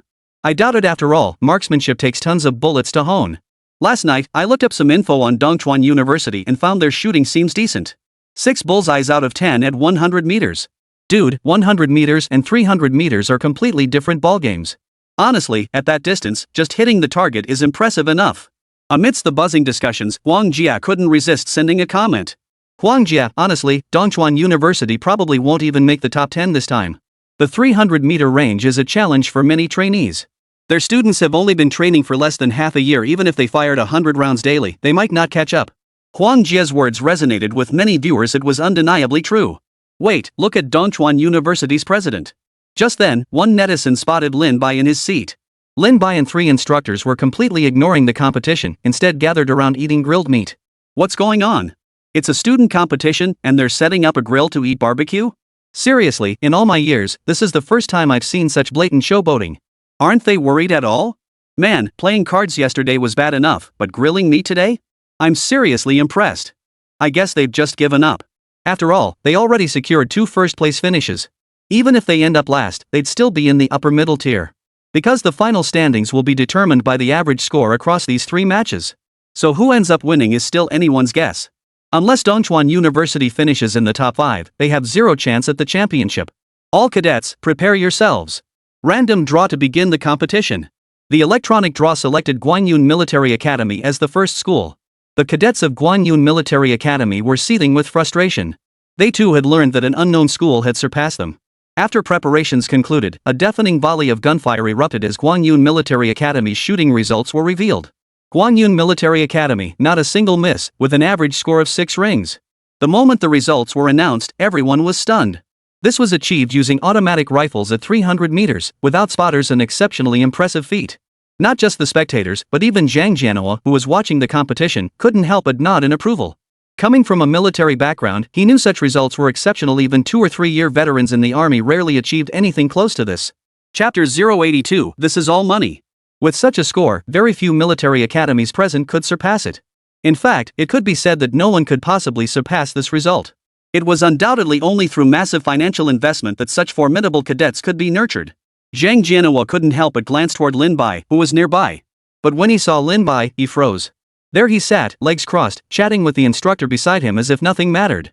He paid no attention whatsoever to Dongchuan University's performance on the field. As one military academy after another took the stage, their scores were consistently poor. Even the second best, just behind Guanyun Military Academy, only managed an average of 4 rings. Finally, it was Dongchuan University's turn to take the stage. The moment Dongchuan University took the stage, everyone clearly saw the expressions on their cadets' faces. Each one wore a carefree, nonchalant look, as if they couldn't care less about the competition. Could it be that Dongchuan University had decided to tank? After all, surpassing Guanyun Military Academy was practically impossible. But what could they do? Guanyun Military Academy was a top-tier institution. Who knew how much funding had been poured into cultivating these elite cadets? Do you think Dongchuan University could ever surpass Guanyun Military Academy? Absolutely not. I'll admit Dongchuan University has decent education, but it's still a new military academy. Where would they get the funds to nurture their cadets? It must be said that after the first 2 matches, many spectators have revised their opinions of Dongchuan University. Especially when 10 of them took on 50 opponents, it was clear Dongchuan University is no pushover. Even so, they still don't hold much hope for Dongchuan University in this competition. After all, Dongchuan University was only recently established. Even if they fired 100 rounds of ammunition every day, they could never surpass Guanyun Military Academy. They knew full well that Guanyun Military Academy had poured massive resources into training this batch of cadets. After taking the field, Su Shuai and the others swiftly moved to their firing positions. Ready! Fire! The moment the starter's voice echoed, gunfire erupted like firecrackers, rapid and relentless. Within mere seconds, Su Shuai and the others had lowered their rifles and stood up. The recorder swiftly moved to check the results. Upon seeing the targets, his eyes widened in astonishment. Dongchuan University's average score, 8 rings, not a single miss. The moment this result was announced, the entire venue erupted in an uproar. Holy crap, what's going on? Did I hear that right? Did I just hear 8 rings? This can't be real. I've barely been in the military academy for half a year and I've already achieved this? My whole world feels turned upside down. What the hell is going on? Is this even a humanly achievable score? This is insane. 8 rings? That's better than most veterans in the army. No one expected Dongchuan University to achieve this. We thought getting 3 or 4 rings would be lucky, but they just nailed 8 rings. Li Guangjuan, who was watching the competition, suddenly leaped to his feet. His entire body was trembling uncontrollably. How did they do that? He had been most confident in his own university's marksmanship scores, yet they now seemed utterly insignificant compared to Dongchuan University's performance. Truthfully, Lin Bai hadn't worried about this final event at all. When it came to gun training, he simply wouldn't lose. To cultivate elite marksmanship, he even required logistics cadets to fire 500 rounds daily. And it was only thanks to that simple production line that he could actually afford it. When he built the automatic rifles, he'd also set up a bullet production line. The cost of a single bullet was less than 80 cents. With such low expenditure, he didn't give it a second thought. But what concerned him more than that was the system's rewards. As the competition results were announced, Dongchuan University unsurprisingly took first place. On the ride back, Lin Bai finally received the system's reward. Ding! Congratulations, host, on completing the mission. Scoring in progress? Congratulations, host, on obtaining the K-18 heavy machine gun with auto-aim. Sample has been delivered to the warehouse. A heavy machine gun? And it's auto-aiming? Lin Bai was completely stunned. This was an absolute game-changer. Although self-aiming artillery had already been developed, the technology was still far from mature. From the blueprints in his mind, he just learned that this auto-aiming K-18 heavy machine gun boasted an accuracy rate exceeding 98%. And its auto-aiming range reached a staggering 400 meters. Meaning if mounted on a troop transport truck, it would literally mow down anyone in its path. He remembered clearly that the heavy troop carrier had a designated mount for a heavy machine gun. Having never acquired such a weapon before, Lin Bai hadn't given this matter much thought. Unexpectedly, the system had delivered such a surprise. Meanwhile, in the principal's office of Guanyun Military Academy, the instructor stood before Li Guangjuan with his head bowed low, his eyes brimming with remorse. He was brought in from overseas at a high price by Li Guangjuan to train the cadets. Before the training began, he guaranteed victory in the competition. But now they've only managed second place. Do you know any reliable mercenaries? Li Guangjuan's bloodshot eyes fixed on the instructor. I do know some. You can contact them. At that moment, the instructor froze abruptly, his eyes widening in shock. He understood Li Guangjuan's plan. This was clearly an attempt to hire mercenaries to deal with Dongchuan University. Since you know them, bring them here. Li Guangjuan gritted his teeth, his expression fierce as he spoke. Cutting off someone's livelihood is like killing their parents. Though this loss was barely tolerable. But as long as Dongchuan University remained, he could forget about ever winning first place in this competition again. Principal, this isn't appropriate. We're in Manhwa. The instructor gritted his teeth, trying to dissuade him. If trouble erupted on Manhwa's home turf, this incident would blow up big time. Yes, bandits and mercenaries roamed everywhere now, but no one dared to cross the line. If they got targeted, they'd all be dead. I know my limits. Li Guangjuan shot the instructor a cold stare. Meanwhile, Lin Bai led the cadets back to Dongchuan University. The moment Lin Bai stepped off the vehicle, he hurried toward the warehouse. He already knew Wang Meng had completed the Tianyu tank. The moment he pulled open the warehouse doors, 5 Tianyu tanks stood side by side before him. Beside them stood 5 heavy troop carriers. Lin Bai's eyes lit up the moment he saw them. This was money. Chapter 083, I'm willing to go undercover. Inside the Dragon Nation's military industry department, a group of researchers sat gathered around, exclaiming in astonishment as they studied the documents before them. This is beyond belief? This tank actually has an automatic loading system. Good heavens, how did they pull this off? By our calculations, the armor should withstand over 10 shells. Did you notice? The design of this heavy troop carrier is nothing short of perfect. I wonder when we'll see the actual prototypes. If we get our hands on the Tianyu tank and heavy APC, our combat capabilities will skyrocket. Over the past few days, researchers from the Military Industry Department and the Research and Development Department have gathered to study these designs. But the more they studied, the more astonished they became. Whether it was the firearms, tanks, or heavy troop carriers, the technology inside was unprecedented. Frankly, if they had to develop this technology from scratch, it would take at least a decade or more. Qin Tian, Lin Bai mentioned the delivery date should be within the next few days, right? Song Weiguo turned his gaze toward Qin Tian beside him. The mere thought of finally holding the actual items in his hands made Song Weiguo tremble with excitement. These past few days had felt like an eternity. According to the contract, the latest delivery date is 1 week from now. Qin Tian spoke with a solemn expression, now fully grasping Lin Bai's importance to the Dragon Nation. Buzz. Just then, Qin Tian felt his phone vibrating incessantly. When he pulled it out, he instinctively murmured, "It's Lin Bai calling." At those words, Song Weiguo's heart tightened involuntarily. His greatest fear now was that Lin Bai might change his mind. Answer it quickly. Song Weiguo couldn't help but urge him. "Hello, Mr. Lin." After connecting the call, Qin Tian took a deep breath and spoke. "Mr. Qin, the goods you requested are ready. Should I deliver them to you, or?" Lin Bai's voice came through the phone. "All of it?" Qin Tian froze in shock. Since arriving here, he had reviewed Lin Tian's files. Based on the information they currently possessed, Lin Tian could only deliver at most 1 unit of each item in such a short time frame.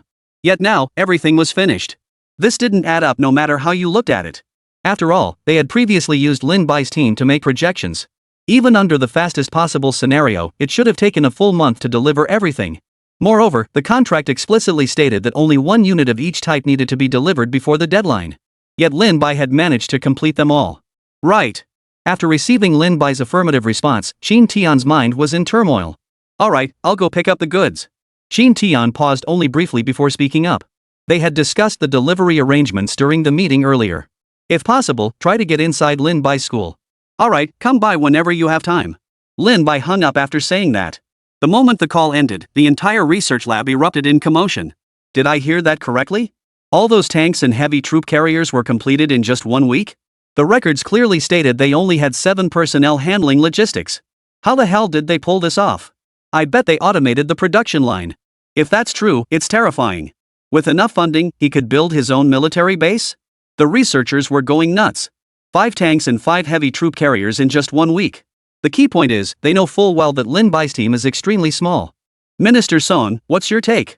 Qin Tian couldn't help but frown. Having worked in the military industry himself, he understood just how astonishing such efficiency was. It remains unclear. It seems Lin Bai still has many undisclosed secrets. Song Weiguo took a deep breath and shook his head. The more he learned about Lin Bai, the more astonished he became. It could be said that Lin Bai had delivered too many miracles. I don't think continuing like this is sustainable. We're simply too reactive. Qin Tian clenched his teeth as he spoke. Despite having Dongchuan University under round-the-clock surveillance, they remained completely in the dark about the specifics. We've considered planting suitable operatives inside, but our elite agents carry too much military aura. I fear they'd be detected. And even if we found qualified candidates, without sufficient scientific knowledge, they wouldn't be of much use once inside. They had actually discussed infiltrating agents earlier. But they feared alerting the enemy. Well-trained operatives would be spotted instantly. Then select someone from our research team? Qin Tian glanced at the scientists below. "No," Song Weiguo replied firmly. "Our senior researchers are all too old. The youngest among them is already in their late 20s. Song Weiguo sighed, his expression resigned. These researchers are too old. They might not even get past the gates of Dongchuan University. Moreover, even if they could get in, researchers who spend years conducting research are physically too frail. Running an 800-meter race would probably kill them."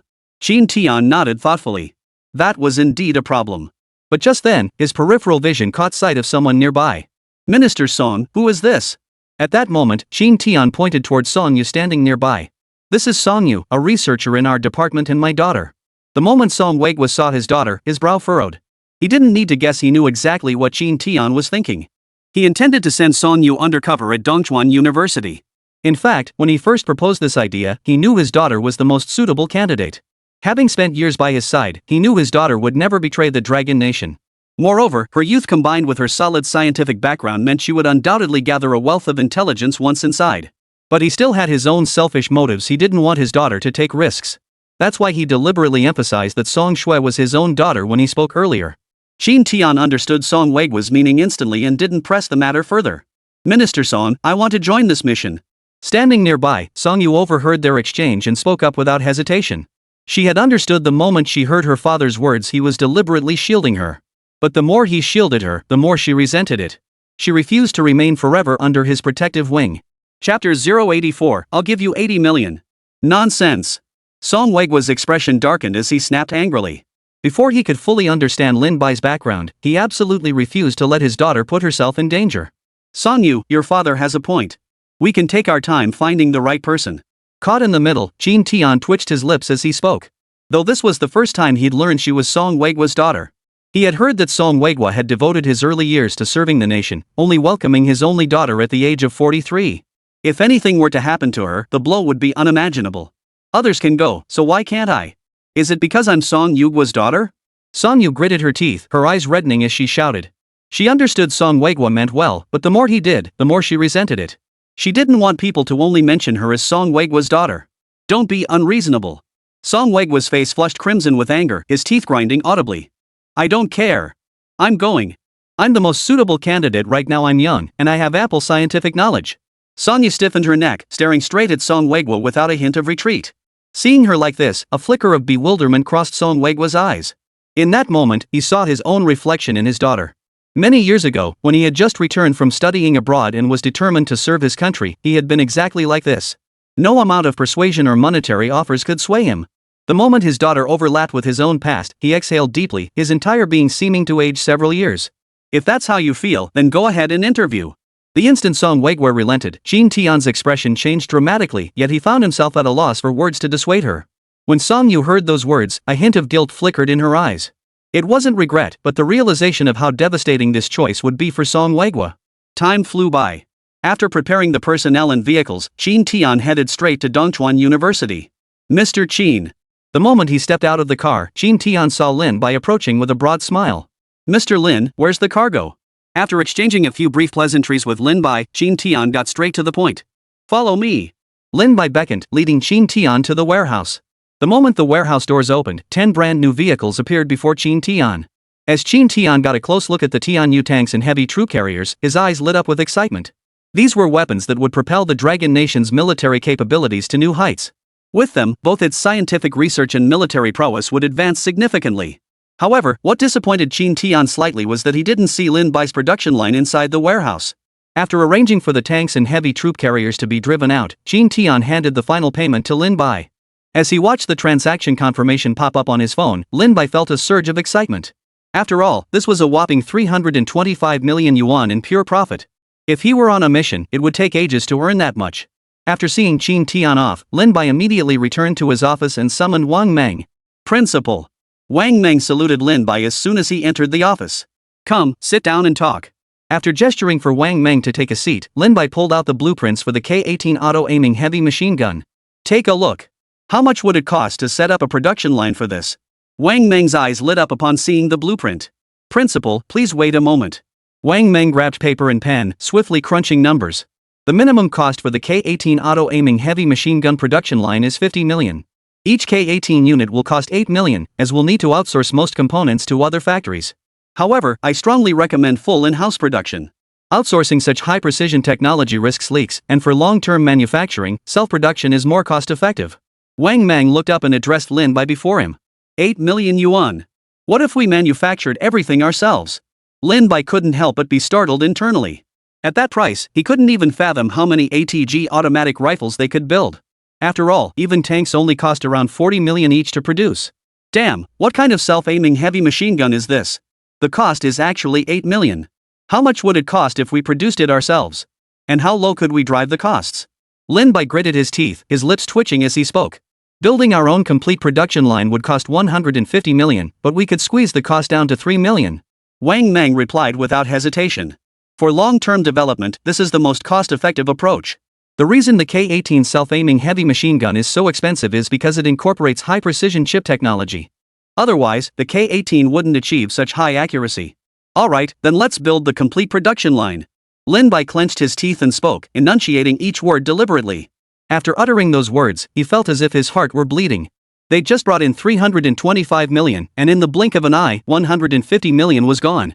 Consider that they'd already leased a large plot of land, and subsequent construction would include facilities like a cafeteria and a training ground. That was another huge expense, meaning nearly all the newly acquired funds would be reinvested. But there was no other way. Wang Meng had made it perfectly clear. If they outsourced production on a large scale, those with ulterior motives could potentially acquire some of the technology. He understood exactly what these technologies represented. Drawing attention before becoming truly powerful would leave them as fish on a chopping block. After transferring the funds, Lin Bai slumped into his chair, utterly drained. Inside Guangyun Military Academy, a bald man with tattoos covering his head entered the principal's office. "Principal, this is Scorpion, the leader of the Venom Stinger mercenary group." The instructor stood beside Li Guangjuan, his tone laced with caution. This was the strongest mercenary group he knew of. Mercenary groups were rated from SSS class at the highest to F class at the lowest. And Venom had even reached a rank in the mercenary ratings. Their ranks alone numbered 2,000 men. "Principal Li, I've reviewed your requirements and the opposing party's information. As for the payment?" Scorpion's lips curled upward into a savage grin as he asked. "If you can handle it, I'll give you 80 million. Li Guangjuan clenched his teeth, his expression twisted with fury as he spoke. Chapter 085, Logistics Department? What does that mean? 80 million? Scorpion scoffed coldly before continuing. Are you trying to send me packing? Do you think I haven't researched Dongchuan University? After receiving this assignment, Scorpion had researched Dongchuan University. This Dongchuan University wasn't just an academic institution, it was also a mercenary group. It was said that during the Syrian conflict, they had even driven out a large number of rebel forces. They even possessed a tank and a heavy troop carrier. With that kind of firepower, most mercenary groups wouldn't stand a chance against them. So how much do you want? Li Guangjuan clenched his teeth, his expression grim as he spoke. 80 million yuan represented nearly 3 years' worth of the university's profits. But you can't catch a wolf without sacrificing the bait. He had to eliminate Dongchuan University at any cost. At least 100 million, or else find someone else for this job. Scorpion stated bluntly. His confidence in taking this job stemmed from a recent windfall. He'd acquired 5 tanks from the rebels, bringing his total to 7 tanks under his command. And that didn't even include other vehicles. That's why he dared to take this job. 100 million? Fine. Li Guangjuan took a deep breath and gritted his teeth as he agreed. After researching Dongchuan University, he knew it was a tough nut to crack. At the very least, within Manhwa, few military academies dared to send cadets on mercenary missions. And they even had such formidable heavy firepower at their disposal. If the Stinger Mercenary Corps didn't take this job, it was unlikely anyone else would dare to. Then we'll have a pleasant cooperation. We'll make our move the next time they take on a mission. After collecting the deposit, Scorpion turned and left Guanyun Military Academy with a satisfied smile. A week passed in the blink of an eye. Lin Bai lay back in his chair, hands propped behind his head, watching the cadets train as he savored the peaceful tranquility. His mood was nothing short of excellent. Not long after returning to training, Qin Zhaodi and Qin Pundi had both reached the second tier. His points alone had already reached 1600. Just as Lin Bai was savoring the moment, he spotted a vibrant young woman standing at the school gate, looking around restlessly. That in itself wouldn't have been unusual, but a bright, shining S had appeared above her head. The moment he saw the S rank notification, Lin Bai's eyes lit up. Where the hell did this genius come from? Ever since taking in the Qin sisters, he hadn't encountered an S rank. It had been so long, and now he finally saw one. More importantly, this girl even possessed a special talent skill. S rank, Research Development Expertise, receives a 300% bonus when researching scientific breakthroughs in manufacturing research products. If he placed this girl in the logistics department, combined with the existing military factory bonuses, it would be terrifying. Under no circumstances could he let such talent slip through his fingers. "Miss, what might your name be?" Lin Bai stood up immediately and strode over to the girl, speaking in a warm and approachable tone. "My name is Song Yu. I heard interviews are being held here." Song Yu spoke in a gentle tone. "I'm the principal. Welcome to our school." Lin Bai responded immediately upon hearing her words. "Ha?" At that moment, Song Yu froze in shock. She never imagined Lin Bai would agree to her joining the school so readily. She had assumed gaining admission to Dongchuan University would be a complicated process. After all, they had previously investigated and learned that Lin Bai was extremely selective in his recruitment. Many had come for interviews before, yet few had passed. Now, she was admitted to Dongchuan University without lifting a finger. When she met Lin Bai's intense gaze, a thought suddenly surfaced in her mind. Could it be, he's lusting after my body? The thought sent a shiver down Song Yu's spine. She knew full well that Lin Bai had recruited 3 young, beautiful female trainees. And he kept going into the female students' rooms though she didn't know what happened inside. But this definitely wasn't a good thing. Still, Song Yu gritted her teeth, forced a smile, and thanked him repeatedly. If Lin Bai knew what Song Yu was thinking, he'd surely protest his innocence. The reason he visited their dorm every night was to give them massages. After all, these three were the school's mainstays. Su Shui, this is our new student. Please show her around the campus and help her get familiar with the environment. After completing the enrollment procedures, Lin Bai called Su Shui over. This is Su Shui, our school's top student. You'll be in the logistics department, but we'll still train together. If you need anything in your daily life, just ask her. Lin Bai addressed Song Yu. Since each dorm housed 4 people, Song Yu would naturally be paired with Su Shui. Hello, Sister Su. Upon seeing Su Shui, Song Yu extended her hand with a bright smile. Hello. Let me show you around campus. Su Shui's face also brightened with a smile upon seeing Song Yu join them. She now considered herself part of Dongchuan University. Senior Su, I hear our school is pretty impressive. On the way to the dorms, Song Yu casually asked, feigning nonchalance. The best way to learn about the inside scoop was to build rapport with those around her first. Our school is definitely the best. You have no idea how strong we are. Su Shui lifted her chin, her voice brimming with pride. After all, following the National Military Academy competition, it shot straight to the top of the trending charts. Even her former high school classmates were envious that she'd gotten into Dongchuan University. Do we just stay here training all the time? Song Yu deliberately steered the conversation elsewhere. What she really wanted to know was the research results in Lin Bai's hands. Not exactly, but you probably won't encounter it anytime soon. Hearing Song Yu's words, Su Shui's mind instantly conjured images of the blood-soaked mountains of corpses in Shui. She didn't want to bring up that brutal environment at all. She didn't want to scare this freshman away. Let's not talk about that. I'll take you to the dorm to drop off your luggage, then we'll head to the logistics department. Su Shui shook her head, her voice tinged with a smile. Despite only exchanging a few words, Su Shui already felt a favorable impression toward the girl before her. The logistics department? Song Yu hesitated before asking, you mean the one that handles supplies, right? If it was about supplies, who knew when she'd ever get her hands on Lin Bai's production line? Chapter 086, so it's about tech after all. Unbelievable. Don't worry, our logistics department is a bit different. We mainly study weapon manufacturing and management. Su Shui didn't dwell on the remark. After all, everyone was curious about what their department actually did. Hearing this, Song Yu couldn't help but let a smile slip. She never imagined Lin Bai would be so open. She'd barely set foot on campus and already had access to classified information. The thought made her quicken her pace. After stowing her luggage and changing clothes, Su Shui finally led Song Yu to the gates of the military factory. Song Yu looked up at the military factory before her, her eyes burning with intensity. According to the intelligence they'd gathered, Dongchuan University's most vital assets were housed within these factory walls. Just imagining it made her heart race. Click. As Su Shui opened the factory gates, everything inside came into Song Yu's view. What met her eyes was an enormous factory hall. Its sheer size made it appear somewhat empty at first glance. Not far from the workshop stood an entire steel machinery production line. Each line was managed by just one person moving back and forth, yet the production itself was fully automated. She could even see the manufactured parts being transported to the next station, where they underwent fully automated assembly. In other words, this military factory had already implemented fully automated production. Achieving this level of automation was exceptionally challenging, as vehicles like tanks contained an immense number of internal components. This made errors or mistakes during assembly highly likely. Within the military industry sector of the Dragon Nation, such high-precision tanks were primarily assembled through a collaborative process of human and machine cooperation. Even employees with extensive training couldn't guarantee absolute error-free assembly. Yet everything before her eyes had completely overturned her understanding. This must be Song Yu, right?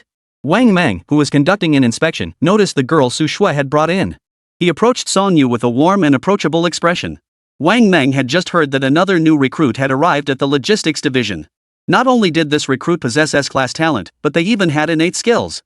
As the military factory expanded step by step, it still couldn't keep up despite being fully automated. Adding one more person now would significantly ease the pressure on logistics. Yet even so, seeing a man as tall and sturdy as a mountain, Song Yu couldn't help but feel her heart race wildly. This is Instructor Wang Mang, in charge of logistics. He will be your superior from now on. Su Shui introduced Wang Mang's role from the side. Upon hearing this, Song Yu forced a stiff smile and nodded. Come on, I'll show you our training facilities. Wang Mang waved his hand and led Song Yu toward the production line. At those words, the tension vanished from Song Yu's face. After seeing these fully automated production lines earlier, she had become intensely curious about them. The processing speed of this machine was simply too fast. She couldn't fathom how such rapid speed could guarantee no errors. This is our automatic rifle production line. Wang Mang arrived beside the ATG automatic rifle assembly line, patting the massive machinery as he spoke. Beside Wang Meng, one component after another was being manufactured autonomously before being distributed to different sections. Upon reaching their respective zones, machines would automatically assemble them. How does this production line operate at such incredible speed? Song Yu hesitated before asking. This production line was completely different from anything she had seen before. Most importantly, at this pace, producing thousands of automatic rifles in a single day would be no problem. It incorporates our self-developed chip, which dramatically boosts production line efficiency. But that's a long story, we'll explain it in detail later. Wang Meng didn't directly answer the question, instead reaching out to shut down the production line. The reason for the rapid production speed was that after the assembly line was set up, a system-issued chip was integrated into it. The primary function of this chip is to accelerate production speed, but its use is strictly limited to this military factory. Even he wasn't entirely clear on the exact principles behind it, but it was considered a secret within Dongchuan University. Beyond Lin Bai and a handful of instructors, no one else knew about this secret. Upon hearing this, Song Yu immediately understood what Wang Meng was concealing. However, having just entered the military factory, she refrained from asking further questions. Moreover, despite her recent arrival, she had already gained access to the very secrets they sought to uncover. Just as she was about to press further, an urgent bell suddenly rang throughout the campus. At the sound, everyone stopped what they were doing and hurried toward the assembly point on the field. Watching the crowd dash out, Song Yu stood frozen in place for a moment. At that moment, Su Shui, who had been waiting for Song Yu, grabbed her hand and pulled her toward the assembly point on the playground. The one who had sounded the assembly bell was none other than Lin Bai. Time rewound 10 minutes earlier. Lin Bai sat on the office sofa, deep in thought about the construction plan for Dongchuan University. Suddenly, the system's voice echoed in Lin Bai's mind. Ding! Random mission now available. Please accept the mercenary mission. Upon completion, you will receive a random reward. The moment the system's voice sounded, Lin Bai shot upright. Another mission? Uncontrollable excitement flashed across Lin Bai's face. Even though he now possessed 1,600 points, this penny pincher couldn't bring himself to spend a single one. The system's rewards were far more appealing than spending his points. Lin Bai hurried back to his office, immediately opening the mercenary website to browse the available missions. Things really were escalating lately. After a quick glance at the missions, Lin Bai couldn't help but mutter to himself. The vast majority of these missions were related to Syria. Combined with recent news reports, he knew the fighting in Syria had become increasingly frequent. After a moment's hesitation, Lin Bai finally accepted one mission. Travel to Satako City to assist in its defense for 3 days. Upon completion, each participant will receive 1 million. Lin Bai knew full well that this million wouldn't come easily. Satako City, situated at a Syrian port, was crucial to maritime supply lines. Rebel forces had long coveted this strategic position. Over the past month alone, multiple battles had erupted within its walls. However, due to its strong defensive position, the rebels had yet to succeed. After confirming the mission, Lin Bai pressed the assembly bell and headed to the training grounds. Chapter 087, Tomorrow they will go to Syria. At that moment, all the cadets had assembled before Lin Bai. Lin Bai scanned the soldiers below the platform, a satisfied smile spreading across his face. Everyone has been training exceptionally well lately, but this alone is not enough. Therefore, I intend to lead you all on a mission. This mission involves traveling to the city of Satak in Syria to undertake a city defense operation. Defend the city? At the mention of this, everyone froze in surprise. Though they'd already experienced battlefield conditions, the sight of corpses strewn across the land was still vivid in everyone's minds. Song Yu was the most bewildered of all. She never imagined that on her very first day at the academy, she'd be sent on some ridiculous city defense mission. She followed international news and knew all about Syria's Satako City. This place was extremely dangerous, with government forces suffering casualties as high as 60% every time they defended the city. Going there was nothing short of a suicide mission. Report! Just as Song Yu's mind was in turmoil, Su Shui suddenly shouted from the side. Speak! Lin Bai nodded. Reporting to the principal, should our new trainee Song Yu participate in the mission? That was Su Shui's real concern. The others heading to the mission were fine, they'd been trained. But Song Yu had only just entered the academy. Taking her along would be far too dangerous. Upon hearing this, gratitude flashed in Song Yu's eyes. To say she wasn't afraid would be an outright lie. Song Yu will be joining this mission. This time, going along would also show her just how dangerous war truly was. Lin Bai spoke without hesitation. Though Song Yu was new, this was a rare opportunity. It would allow Song Yu to witness the true nature of the battlefield up close. This mission would also help her mature mentally. Song Yu was completely stunned. This was entirely different from her original plan. Originally, she was to go in alone, and the infiltration wouldn't take long. Once the objective was achieved, she could find a way to leave. But she never imagined that on her very first day, they'd already be preparing to take her out on a mission. Just then, Lin Bai changed his tone and continued, considering Song Yu was new, she only needed to observe from inside the heavy troop transport vehicle. Lin Bai understood perfectly well that sending a rookie into battle without proper training was tantamount to suicide. Therefore, this arrangement was the most reasonable. As long as she remained inside the heavy troop carrier, the only way she could be in danger was if it were hit head-on by a Stinger anti-tank missile. Otherwise, she'd be perfectly safe. After all, this was a system-produced vehicle guaranteed quality. That's how it is. We'll depart at 7 tomorrow morning. No need for further training today. Everyone, go pack your things and get some rest. After giving the order, Lin Bai dismissed the entire group. Sister Sue, nothing unexpected will happen, right? Song Yu asked in a trembling voice on the way back to the dormitory. Don't worry. You won't need to carry a gun this time. As long as you stay inside the heavy troop carrier, you'll be perfectly safe. Su Shui smiled encouragingly at Song Yu beside her. During her first deployment to Syria, she'd been just as terrified as Song Yu now. But after witnessing the instructors and their school's heavy weaponry, she never worried about safety again. Despite the reassurance, Song Yu remained deeply anxious. After all, no one could guarantee absolute safety. Whenever this thought crossed her mind, her heart couldn't help but tremble. But now the arrow is on the string and must be released. Even if I were to back out now, it would be too late. I want to go out for a walk. After returning to the dorm for a while, Song Yu suddenly spoke up. What's up? Su Shui asked from her bed, her voice tinged with confusion.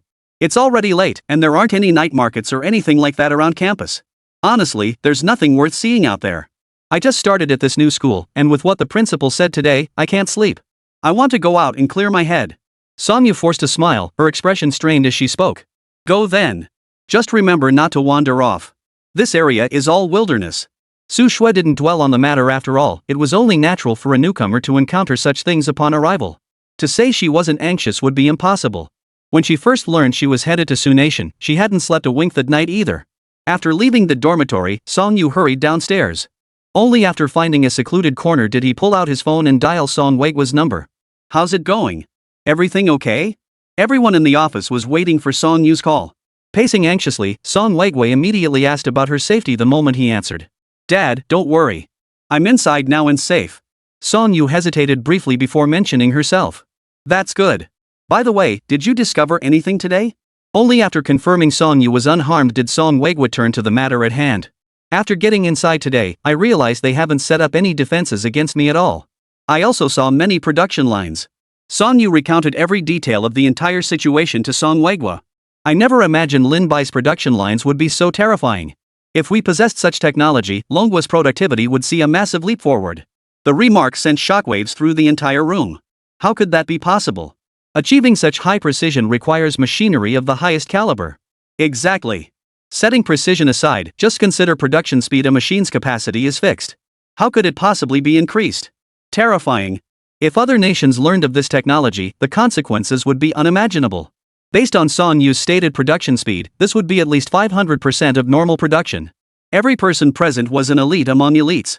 They knew exactly what this meant. Song Weigua couldn't help but marvel. This was the first time he'd heard of using chip technology to boost production line speeds.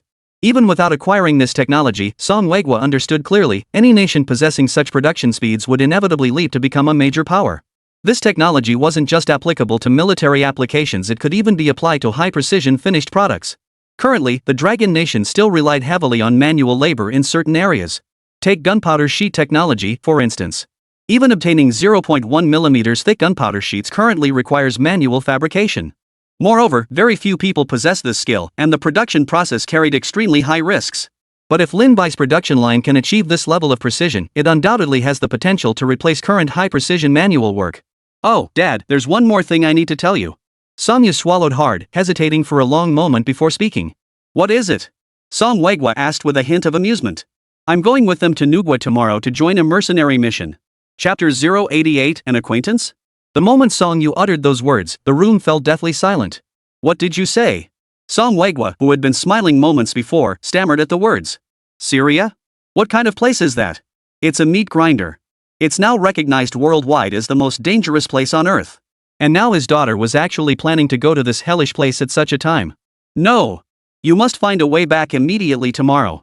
Regaining his composure, Song Weigua blurted out frantically. He couldn't even imagine what might happen to his daughter if she stayed there.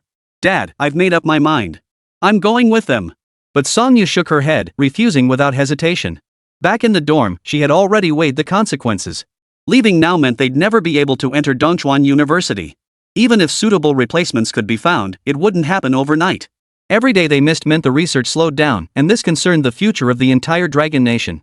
Yet Song Weigwa knew deep down that Song Yu's decision was the right one. Still, he simply couldn't bring himself to act. I know it's dangerous, but it's also an opportunity. One can observe Lin Bai's every move up close. Besides, as a new recruit, I can stay inside the heavy troop transport vehicle the entire time. I'm confident nothing will go wrong inside that vehicle. Song Yu spoke without hesitation. Then, you must be careful. After a long sigh, Song Weigwa slowly hung up the phone. What Song Yu didn't know was that tears welled up in Song Weigwa's eyes. The next day, everyone boarded the heavy troop transport truck bound for the airport except Wang Meng, who remained behind at the school. Wang Meng stayed behind because construction was still underway at the school, and the production line required constant supervision. Only one person could be left behind. As the heavy troop transport trucks rolled out of the school gates, Song Weigwa and others at the Ministry of Military Industry received the news immediately. Minister Song, they've departed. Zhang Jianhua turned to face Song Weigwa, whose expression had darkened. Got it. How's the contact with our troops? Song Weigwa nodded slowly before asking. Ever since learning of Song Yu's impending departure for Syria, Song Weigwa had contacted the station troops there overnight. Fortunately, the Long Kingdom's garrison forces were stationed not far from Satak City. This was largely thanks to the assistance of the Ministry of Military Industry. Without their support, it might not have been possible to deploy the Dragon Nation's garrison troops near Satako City. They had now positioned themselves 40 kilometers from Satako City for covert deployment. Should any disadvantage arise, we can guarantee arrival within 40 minutes.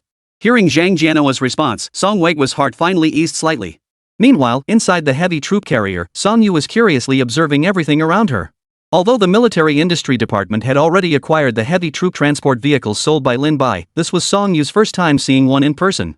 The more she examined it, the more secretly alarmed she became.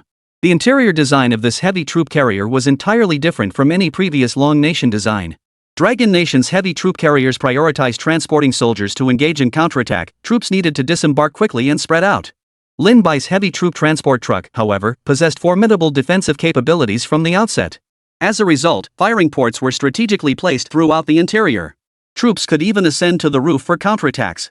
Rather than a heavy troop transport, it was more accurately described as a large, mobile fortress. As time passed, the group finally arrived in Sioux Nation aboard their chartered transport aircraft. Since the airport was not located within Satak City, they still had to drive to Satak City after disembarking. The distance wasn't too great, just 300 kilometers. By 6 in the evening, they finally reached Satako City. Upon arrival, they discovered Satak City had been reduced to a ruin. The outer buildings had largely collapsed, and even the structures that still stood were riddled with bullet holes. Despite the devastation, civilians could still be seen heading to the port to fish, likely due to the city's strategic location. Lin Bai finally stopped the vehicle at a security checkpoint. The moment he stepped out, 2 government soldiers carrying rifles approached him briskly. "You must be Mr. Lin Bai," one of the soldiers exclaimed with visible excitement. "How did you know?" Lin Bai was taken aback. He never imagined the checkpoint soldiers would recognize him immediately. The soldier saluted with visible excitement before explaining, "I was in Kat Asha City at the time. You drove this very vehicle to repel the rebels." Lin Bai finally understood. But upon reflection, it made sense after all. That incident must have caused quite a stir. "Then please have your supervisor come over to discuss matters with us." Now that they recognized him, things would be much easier. No need for him to seek out the local commander himself. "Certainly, please wait a moment." After acknowledging the order, the government soldier immediately picked up his walkie-talkie and made a call. About 10 minutes later, Lin Bai spotted an open-top off-road vehicle approaching from within Satako City. And standing on the open-top SUV was a very familiar figure. Wasn't that the head of Katasha City? "Mr. Lin, I never imagined you would accept this mission." Smith, the head of operations, extended his hand, his voice brimming with excitement. "What are you doing here?" Lin Bai asked, staring at Smith, who was missing one arm. Given Smith's current injuries, he should have been transferred to a safer location for recuperation. No choice. The previous commander of Satak City was hit by artillery fire. Since the other commanders were either too far away or tied up elsewhere, I ended up having to take this hot potato. Smith shook his head with a bitter smile. He had indeed been recuperating, but the death rate here was so high that no one else wanted to come. "Well then, since we're familiar with each other, could you arrange our defensive positions?" Lin Bai asked. Smith nodded, had his aide bring a map, and drew a circle on the southwest side of Satak City. "You and your team will take up position here."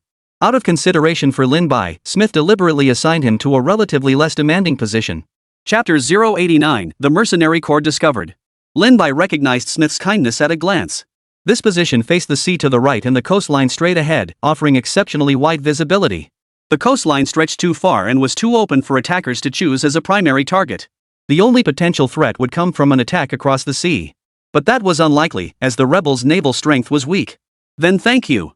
Lin Bai accepted without hesitation, his smile unchanged.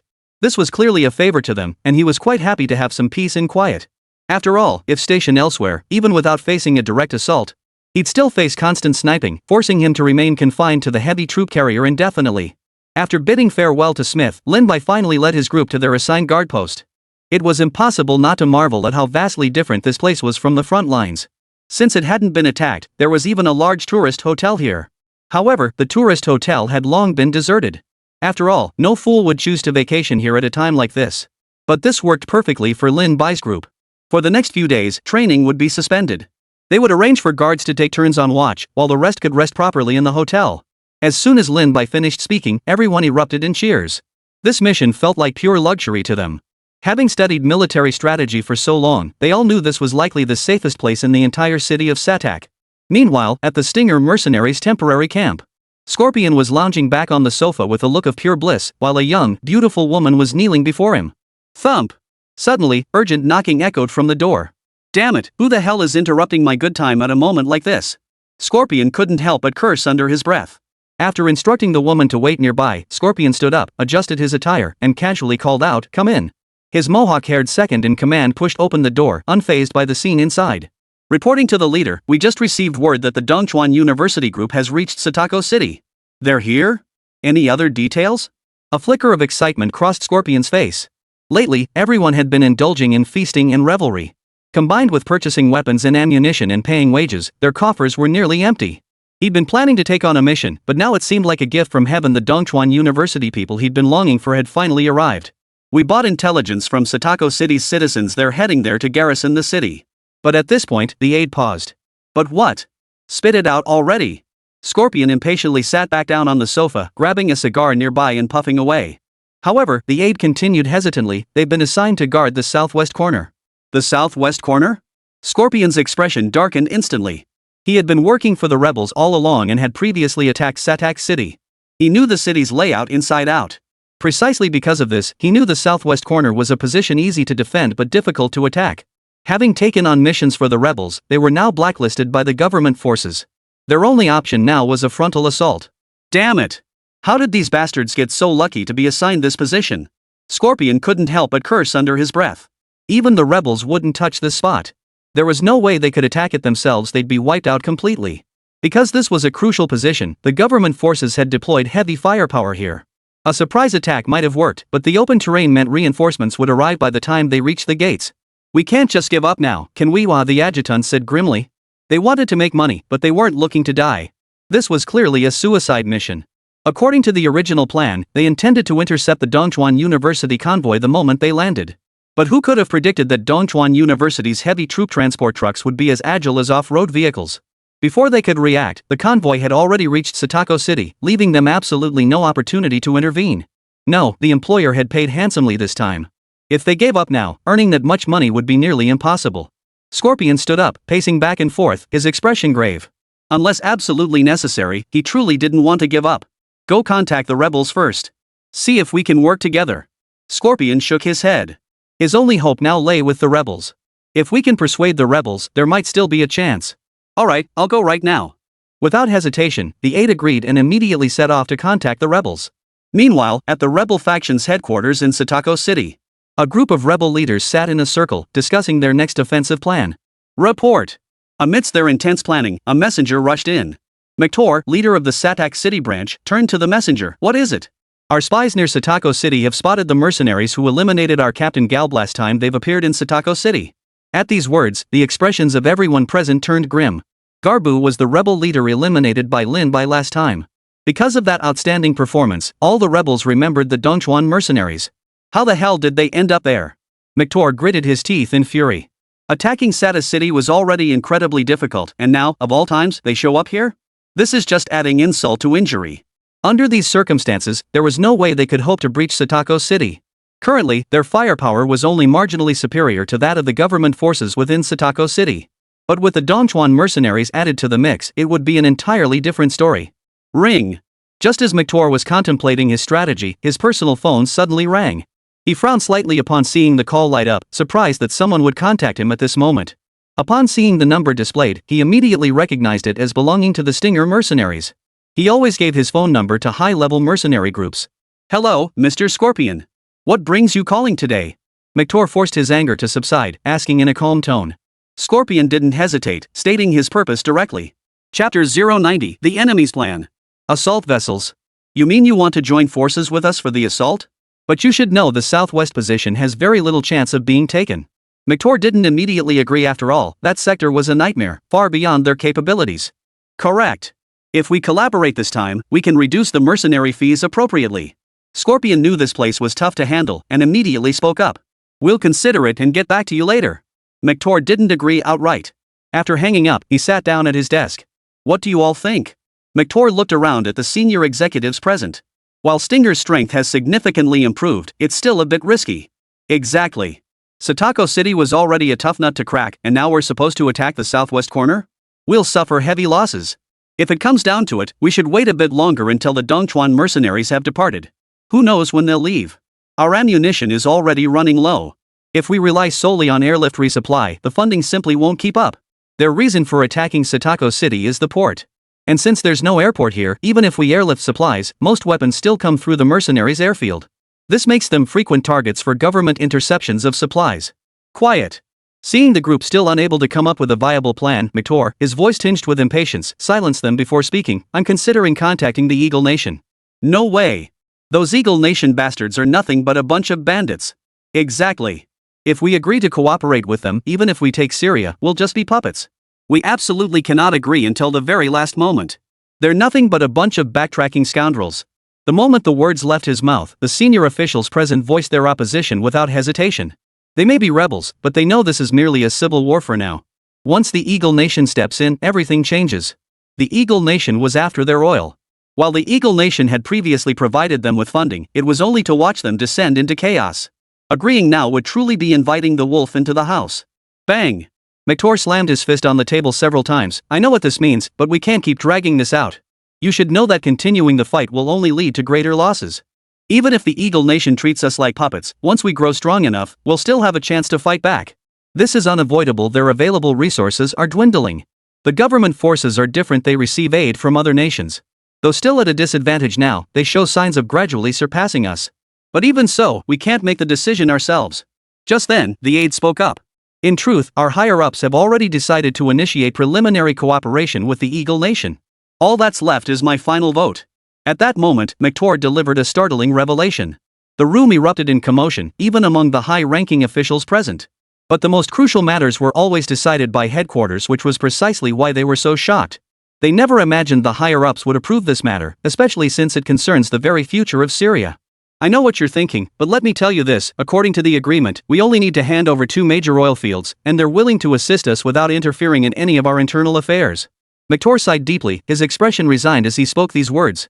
Truthfully, he hadn't yet decided whether to vote today, but the Dongchuan mercenaries had become the final straw that broke his resolve. He could no longer afford to delay. He refused to watch the situation deteriorate further. What assistance will they provide? The aide asked, head bowed, exhaling deeply before speaking. On our side, they'll initially supply us with 30 assault ships. We can simply go over and take command of them. Mektor relayed the preliminary terms of cooperation. The reason for starting with 30 assault ships was to allow them to breach Satako City directly through its weakest point. Meanwhile, Lin Bai, staying at the hotel, remained unaware of the storm brewing. The next morning, after Su Shui and the others awoke, those not on guard duty remained inside the hotel, passing the time playing cards. It wasn't that they didn't want to admire the ocean view nearby, but the sea carried a stench of fish and decay. Occasionally, corpses would wash ashore. Under such circumstances, there was simply no mood for enjoying the sea view. For this very reason, they all chose to stay inside the hotel. Principal, should I take them out for some training? Su Shanda approached Lin Bai, who was playing cards and blending in with the trainees. The moment Su Shan Duo spoke, every face in the room turned pale. Principal, please. We've been training non-stop for so long, just let us rest for 2 days. I've been training every single day without slacking off, just let us relax a bit. Exactly. This place is a dangerous battlefield, after all it's not suitable for training outside. Even donkeys wouldn't be trained like this. The cadets pleaded desperately with Lin Bai, who was playing cards with them. It wasn't that they wanted to slack off, they had genuinely been training non-stop for ages. You could say they haven't had a single day off since entering the academy. Now that they'd arrived in Syria, continuing training would be downright cruel. Alright. Stop playing the victim. I'll let you rest properly. Lin Bai shook his head with a smile. He relented because they were indeed in the most dangerous place. Who knew if a missile might come crashing down on their heads? Besides, everyone had gone without proper rest for far too long. They genuinely needed to unwind. Especially in such an extremely dangerous place, keeping their nerves too tightly wound wasn't good. At his words, everyone present couldn't help but cheer and jump for joy.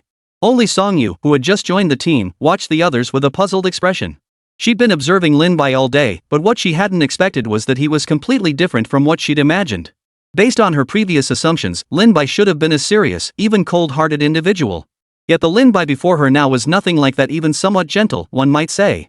Chapter 091, just hope they can take out the tank. The entire day had been spent inside the hotel. As dusk fell, everyone except the three on duty had long since retired for the night. Tonight's watch was held by Su Shui, Qin Zhaodi, and Songyu. Since it was their first night on duty last night and they weren't sure of the situation, they hadn't dared to put Songyu, the newcomer, on watch. But now that they'd confirmed there was no danger, it was time for Songyu to experience what it felt like to be on duty. Su, why don't you seem scared at all? Hiding behind the protective wall, Songyu couldn't help but speak up to Su Shui beside her.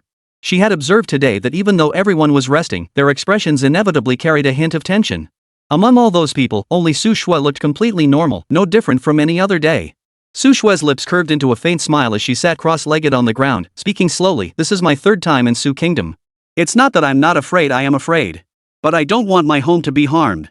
Home? Songyu was puzzled. Yes. For me, Dongchuan University is my second home. Even though the president is strict, he treats us very well. As Su Shui mentioned Lin Bai's name, his image flashed through her mind. Without realizing it, Lin Bai had become her idol. At Dongchuan University, everyone was friendly, almost like brothers. This was likely the camaraderie forged through shared battles. And because of this, she had made up her mind no matter what, she would protect this home. Songyu didn't understand Su Shui's thoughts, but she silently nodded. Can I go take a look around? Just then, Songyu spoke up. Go ahead. I'll keep watch here. You might as well check the sea while you're at it. Su Shui agreed without hesitation. After all, they needed to check on the sea periodically. Though they knew the sea posed no danger, Su Shandao had once taught them. Even in seemingly safe places, they must remain vigilant. That was the fundamental principle of survival. Songyu nodded in agreement and walked along the defensive structures to the shore. The nighttime seashore differed greatly from its daytime counterpart. Though visibility was poor, it added a certain beauty. The faint moonlight cast its glow upon the sea, where ripples shimmered on the surface. Just then, Songyu suddenly noticed something amiss on the distant sea. In the distance, something seemed to glint on the surface of the sea. Driven by curiosity, she picked up the binoculars hanging around her neck. The moment she saw what lay upon the sea, her pupils instantly dilated. Songyu scrambled over to Su Shui. Enemy! Enemy attack! Whoosh! Hearing the cry, Su Shui swiftly grabbed the military whistle and blew it with all her might. The piercing whistle jolted every sleeping guest in the hotel awake. Enemy attack! As someone bellowed the warning, everyone rushed downstairs. The moment they reached the ground floor, they saw it. 30 assault ships appeared on the distant sea. Though the assault ships lacked cannons, each carried at least 30 men. Look over there! At that moment, Su Shui shouted toward the coastline. As their gazes converged, they saw a dense swarm of armored vehicles and tanks appearing in the distance. Moreover, numerous soldiers were accompanying these tanks. Have these fools lost their minds? Lin Bai's expression turned grave. Su Shui, deploy the Tianyu tanks immediately. Got it. Without hesitation, Su Shui immediately drove out the Tianyu tank. Qin Zhaodi, Qin Pundi, flank them and take out the snipers. As for the logistics team, get the boxes I brought. One goes on the heavy troop carrier's machine gun turret, the other at the defensive position. Upon receiving the orders, the rest sprang into action. When they brought out the boxes, Songyu saw a heavy machine gun she'd never encountered before. This machine gun was entirely different from any she'd seen before. Rather than a conventional machine gun, it resembled an elliptical sphere, though she could clearly make out the protruding barrel. While she stood there in a daze, the trainees expertly mounted the K-18 self-aiming heavy machine gun facing the coastline and on the roof of the heavy troop carrier. Only after completing these tasks did the group board the heavy troop carrier. That machine gun? Songyu asked urgently the moment she boarded. That's our school's secret weapon, the K-18 self-aiming heavy machine gun. We don't need to worry about the ships on the sea. Our primary target is the enemy head-on. A self-aiming heavy machine gun? Songyu's mind buzzed with disbelief. She had thought she knew all of Lin Bai's cards, but never in her wildest dreams did she expect him to pull out a self-aiming heavy machine gun at this moment. Meanwhile, at the Dragon Nation's military industry department, Zhang Jianhua burst into the lounge with an urgent look on his face. Bad news. We just saw it on satellite feed. Rebel forces are charging from the sea in assault ships. And 30 armored vehicles and 20 tanks have appeared along the coastline. The moment Zhang Jianhua uttered these words, everyone who had been resting on the beds jolted awake, staring at him with horrified expressions. Song Weigua, who had been resting in bed, didn't even bother putting on his shoes before rushing barefoot into the conference room. The moment he entered, he saw the satellite feed filled with a dense swarm of vehicles. Notify our troops immediately. Song Weigua was frantic. We thought Song Yu and the others were assigned to a secure location, but we never imagined the enemy would attack this position. I've already notified them. Our troops are assembling immediately. Estimated arrival time, 40 minutes. And their numbers are overwhelming. Our forces can't guarantee they'll break through. Zhang Jianhua said urgently. In past offensives, the rebels deployed no more than 10 tanks. But this time they've deployed 20 tanks outright, plus a whole fleet of armored vehicles. This is insane. They've never used this many tanks in any previous assault. The Dragon Nation's forces weren't without tanks, but they only had 5. Entering the battlefield now offered no guarantee of breaking through. Previously, they could guarantee success because they counted on the government forces stationed in Satak City. What the hell do we do now? Song Weigua's eyes burned red. He'd thought having troops stationed there meant victory was assured. But he never imagined things would turn out like this. They were utterly at a loss for what to do next. All they could do now was pray that Lin Bai and his team could take out as many tanks as possible. Zhang Jianhua took a deep breath, his voice trembling as he spoke. Chapter 092, Activate Advanced Protection. Meanwhile, the Stinger mercenaries were charging forward. Commander, I never imagined our luck would be this good. The rebels actually acquired 30 assault ships. The second in command looked at Scorpion beside him with an excited expression. He never imagined the rebels would have these things. With a two-pronged attack, the Dongchuan mercenaries won't stand a chance. Ha! This time we don't even need a feint, we've hit the jackpot. Scorpion roared with laughter. He himself hadn't anticipated the rebels launching a full-scale assault outright. Whether they broke through or not was irrelevant to him. All he cared about was that Lin Bai and his men were doomed. Meanwhile, the assault ships had already reached the coastline, each man wearing a savage grin. This time, they would finally storm into Satako City. Once inside, everything within sight would be theirs. The mere thought of it sent shivers of excitement down their spines. More importantly, they knew the coastal defenses were extremely weak. Even if there was resistance, it would be minimal. Captain, there's absolutely no one up there. Just then, the scout shouted excitedly after glancing through his binoculars. No one? The captain froze in surprise. According to the original intel, a mercenary squad should be stationed here. But he shook his head, banishing all distracting thoughts from his mind. This absence of people was actually a blessing for them. Since there's no one here, charge faster. The captain shouted as he leaped off the boat. The rest followed suit, each mouth filled with excited shouts. The next second, the smiles vanished from their faces. Rat-a-tat-tat. A hail of gunfire erupted, and the rebels at the front collapsed to the ground in the blink of an eye. What terrified them even more was that every fallen rebel had been shot in the forehead. Moreover, the gunfire was incredibly rapid. When they looked up, they saw a mysterious steel sphere inside a makeshift defensive structure at the very front. A barrel protruded from this sphere, rhythmically spitting flames. With each crack of the gunfire, another figure collapsed onto the ground. This was unlike any battle they had ever experienced. There were no cries of pain or wails of anguish, only terrified screams and shouts of panic. What on earth was this? Terror filled the rebels' eyes. All thoughts of pillaging and slaughter vanished from their minds. All that remained was reverence and dread for death. Bang! Watching the soldiers retreat, the squad leader drew his gun and shot several deserters dead. Stop running. Build cover. Destroy that firing position. He knew clearly that they had nowhere left to retreat. Their only chance of survival now was to break through the fire point before them. Whether man or machine lay within, blowing it to smithereens would clear the path. Back when they'd come this way, the higher-ups had made it clear, whoever broke through first would reap glory and riches. The first one in could even choose from the women and supplies inside. Besides, even if they tried to flee now, escape was impossible. To charge in with one decisive push, they'd already driven the boat onto the beach. There was simply no time to turn the ship around now. For this very reason, charging in was their only option. After forcibly killing several deserters, the remaining soldiers wore expressions of utter despair. They had expected an easy charge, never imagining that so many would be cut down in a single exchange. Worse still, their cover was minimal, limited to what they'd brought from the ship. This meant that the moment they exposed themselves, they'd be shot in the head. What are you afraid of? Haven't you noticed? There's only one firing position. Bring me the RPGs. The squad leader bellowed, forcing everyone to channel their rage. He wasn't worried about breaching the defenses. His only fear was the soldiers breaking ranks. If morale collapsed, it would truly be hopeless. They had nearly 1,000 men here, enough to storm the place even if they had to pile themselves up to do it. After he spoke, the others snapped to attention and immediately retrieved their RPGs. Once the RPGs were in hand, at the command, everyone opened fire on the K-18 self-aiming heavy machine gun, covering the RPGs, but what they never expected was that the moment a dozen men armed with RPGs stood up, bullets struck the weapons they were carrying with pinpoint accuracy. In an instant, they all detonated. As the deafening explosions echoed one after another, the captain's eyes widened in disbelief. What unfolded before him utterly defied his comprehension. And it didn't stop there. The moment any of them dared to expose a limb, they were met with intense fire. Every single bullet found its mark, striking them squarely in the head. Damn it, damn it. What the hell is this? How could a mercenary group possess such weapons? The captain felt like crying, his face twisted in agony. He never imagined things would turn out like this. They had thought victory was assured, yet now they were forced to stay safely behind cover. Though some tried to charge toward the assault ship, they collapsed after just a few steps, motionless. Meanwhile, Lin Bai and his team had already boarded the heavy troop transport. Smith, we're under heavy enemy attack. Request immediate backup. The moment he climbed aboard, Lin Bai grabbed the radio and bellowed into it. This situation was beyond what just a few of them could handle. Just look at the dense crowd ahead. A single glance revealed there were easily tens of thousands of them. This had escalated into a full-scale battle. Relying solely on their own strength, they'd likely collapse from exhaustion. Enemy attack?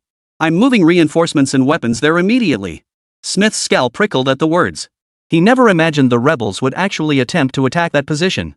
After all, there was absolutely nothing there. He couldn't fathom what had possessed these rebels.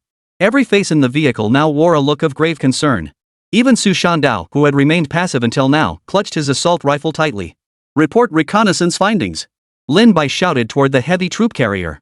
Reconnaissance indicates the enemy is currently approximately 1 kilometer away. The AI of the heavy troop carrier responded without hesitation. Activate advanced defense. Lin Bai gritted his teeth as he shouted at the heavy troop carrier. Chapter 093, that firing rate, is this thing a tank? In truth, this heavy troop carrier had always possessed an advanced protection function. However, this function was a one-time use. Once activated, it could not be reclaimed. But if they didn't activate it now, it would definitely be too late. Compared to the last battle, this was like night and day.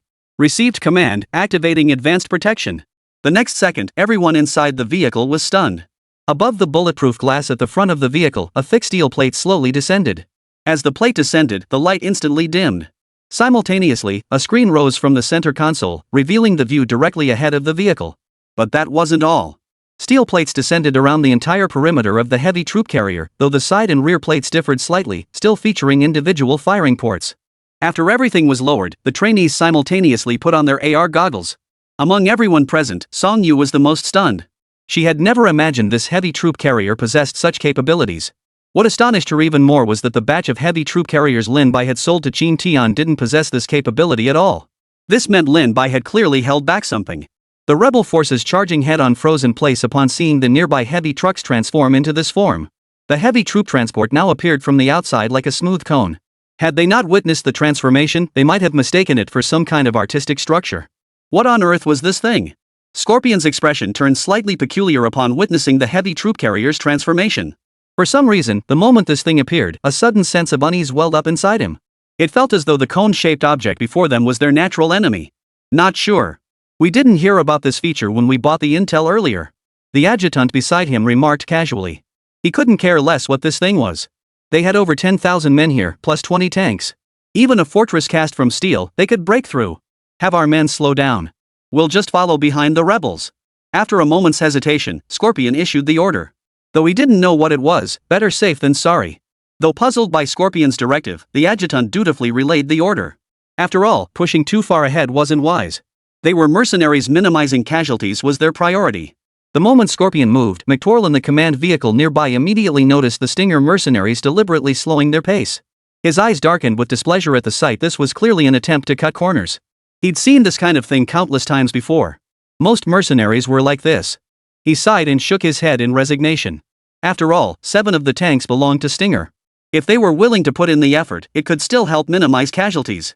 Moreover, he noted that the unit was steadily closing in on Lin Bai and his group. As the distance closed to 800 meters, his gaze grew intense. He had already studied the entire topographical map of Satak City. The government forces had deployed the bulk of their manpower and heavy weaponry elsewhere.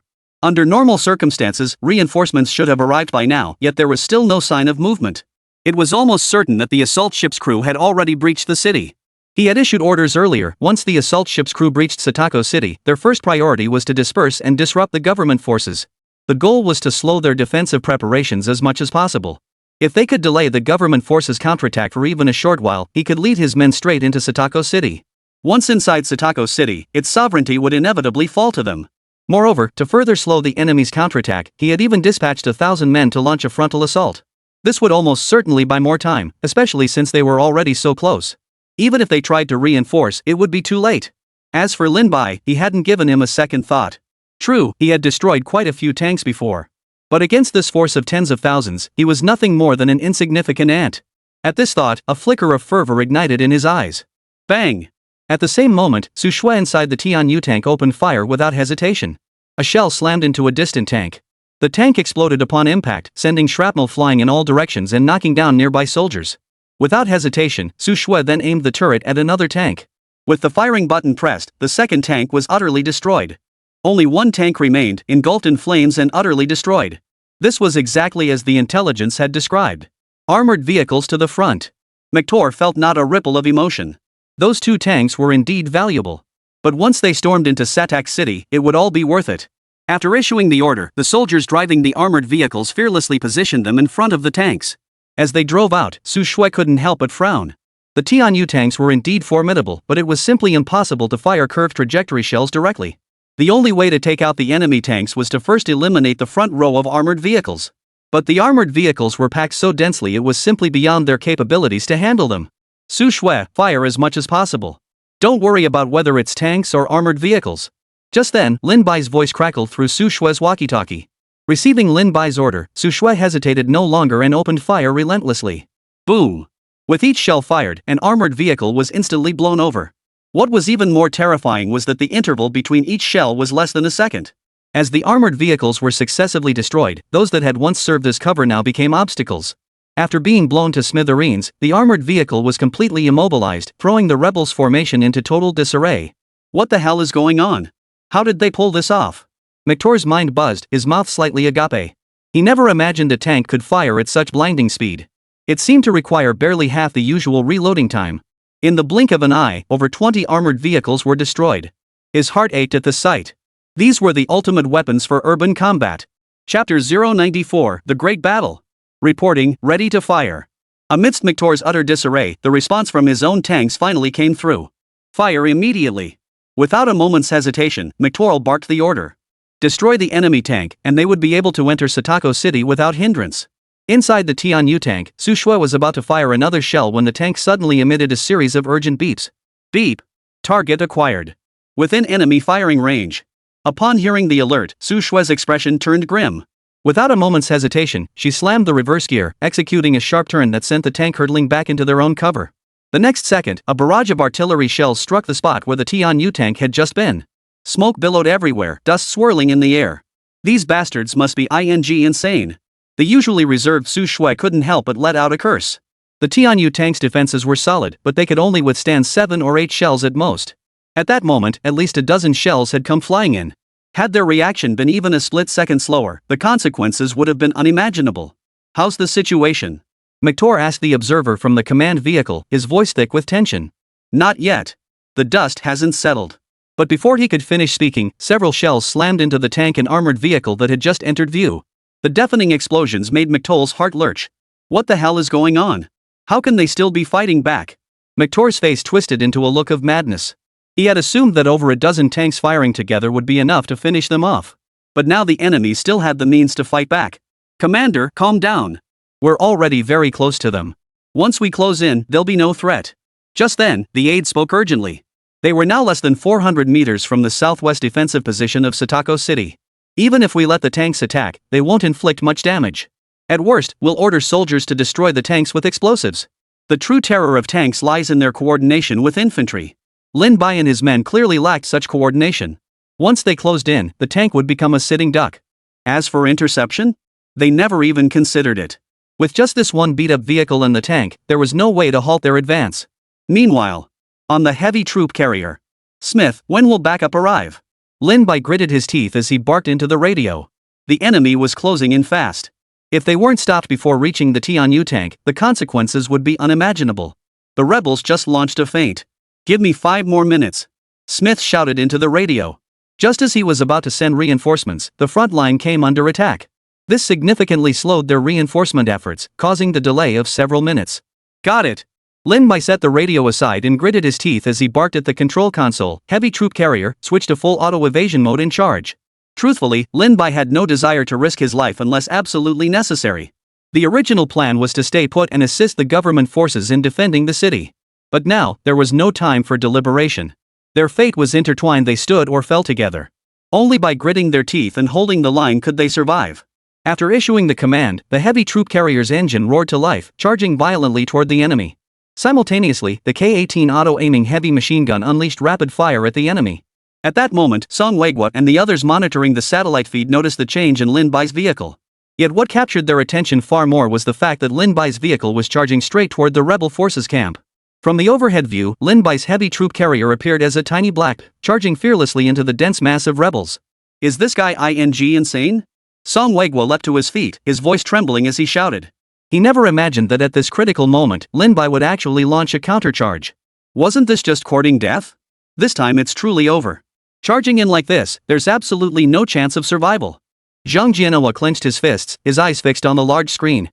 Charging in now meant only one thing, death. Meanwhile, the advancing rebel forces also noticed Lin Bai's actions. Looks like this Dongchuan mercenary has lost his mind. A cold smile flashed across McToll's face, but it froze the next second. Above the conical heavy troop carrier, a heavy machine gun was unleashing a furious barrage of fire. That alone would have been bad enough, but he was stunned to see the machine gun's astonishing accuracy. Every single bullet struck the soldiers squarely between the eyes. What the hell is this? McTour's mind buzzed with disbelief. In the blink of an eye, over 100 of his infantrymen had been cut down. Though insignificant casualties for such a massive force. But consider this, it was just one heavy machine gun. Armored vehicles, intercept immediately. Even if we have to pile them up, crush them. McTour had no time for hesitation.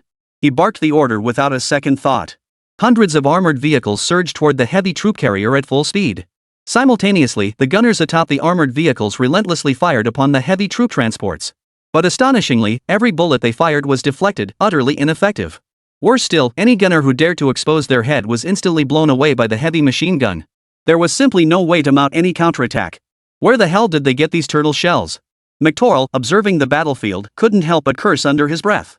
The bullets bounced off the thing like they were hitting a rubber ball. What was even more deadly was that the heavy troop carrier completely ignored their armored vehicle. It relentlessly attacked his infantry. If it were only the heavy machine guns on top, that would be one thing. Bullets kept pouring out of the firing ports in that cone-shaped structure, and his infantry were being decimated. There was no way to mount a proper counterattack. They could only run for their lives. Tanks, take out that heavy personnel carrier first. He gritted his teeth and barked the order at the tanks. Commander, we can't. If we don't suppress the Dongchuan mercenaries' tank with firepower, ours will be destroyed. The adjutant immediately grew frantic upon hearing this. You see, all their tanks were currently focused on the Tianyu tanks. Their sole purpose was to prevent the Tianyu tank from emerging. If they shifted firepower to the heavy troop carriers, the Tianyu tank would surely break out. Chapter 095, Decapitation. There was no time to think about that now. McTour sat in the passenger seat like a man possessed, his eyes fixed intently on the troop carrier. He knew their objective was to enter Satako City. Once inside Satak City, these tanks would be less useful than armored vehicles. He didn't care whether the tank's destruction would draw blame from higher-ups. As long as they stormed into Satako City, the battle would be a success. It was precisely for this reason that he issued the order. Warning! Tank lock undetected. Evasive maneuvers initiated. At that moment, the heavy troop carrier that had been harassing the rebels nearby emitted a sharp, urgent sound. The next second, those inside felt as if they were about to be thrown out. The heavy troop carrier shifted position at breakneck speed. Then, in rapid succession, shells began to rain down. Despite the APC's AI possessing a robust auto-evasion system, it couldn't avoid taking 2 direct hits under such intense fire. At the same time, McToll, peering through his binoculars, saw 2 massive dents appear on the conical exterior of the heavy troop carrier. Given this destructive force, just 2 more hits would tear through the outer layer of steel armor. Boom! Just as his excitement peaked, 2 tanks nearby suddenly exploded. His gaze followed the explosion clearly. The Tianyu tanks had re-emerged after confirming their targets were no longer focused on them.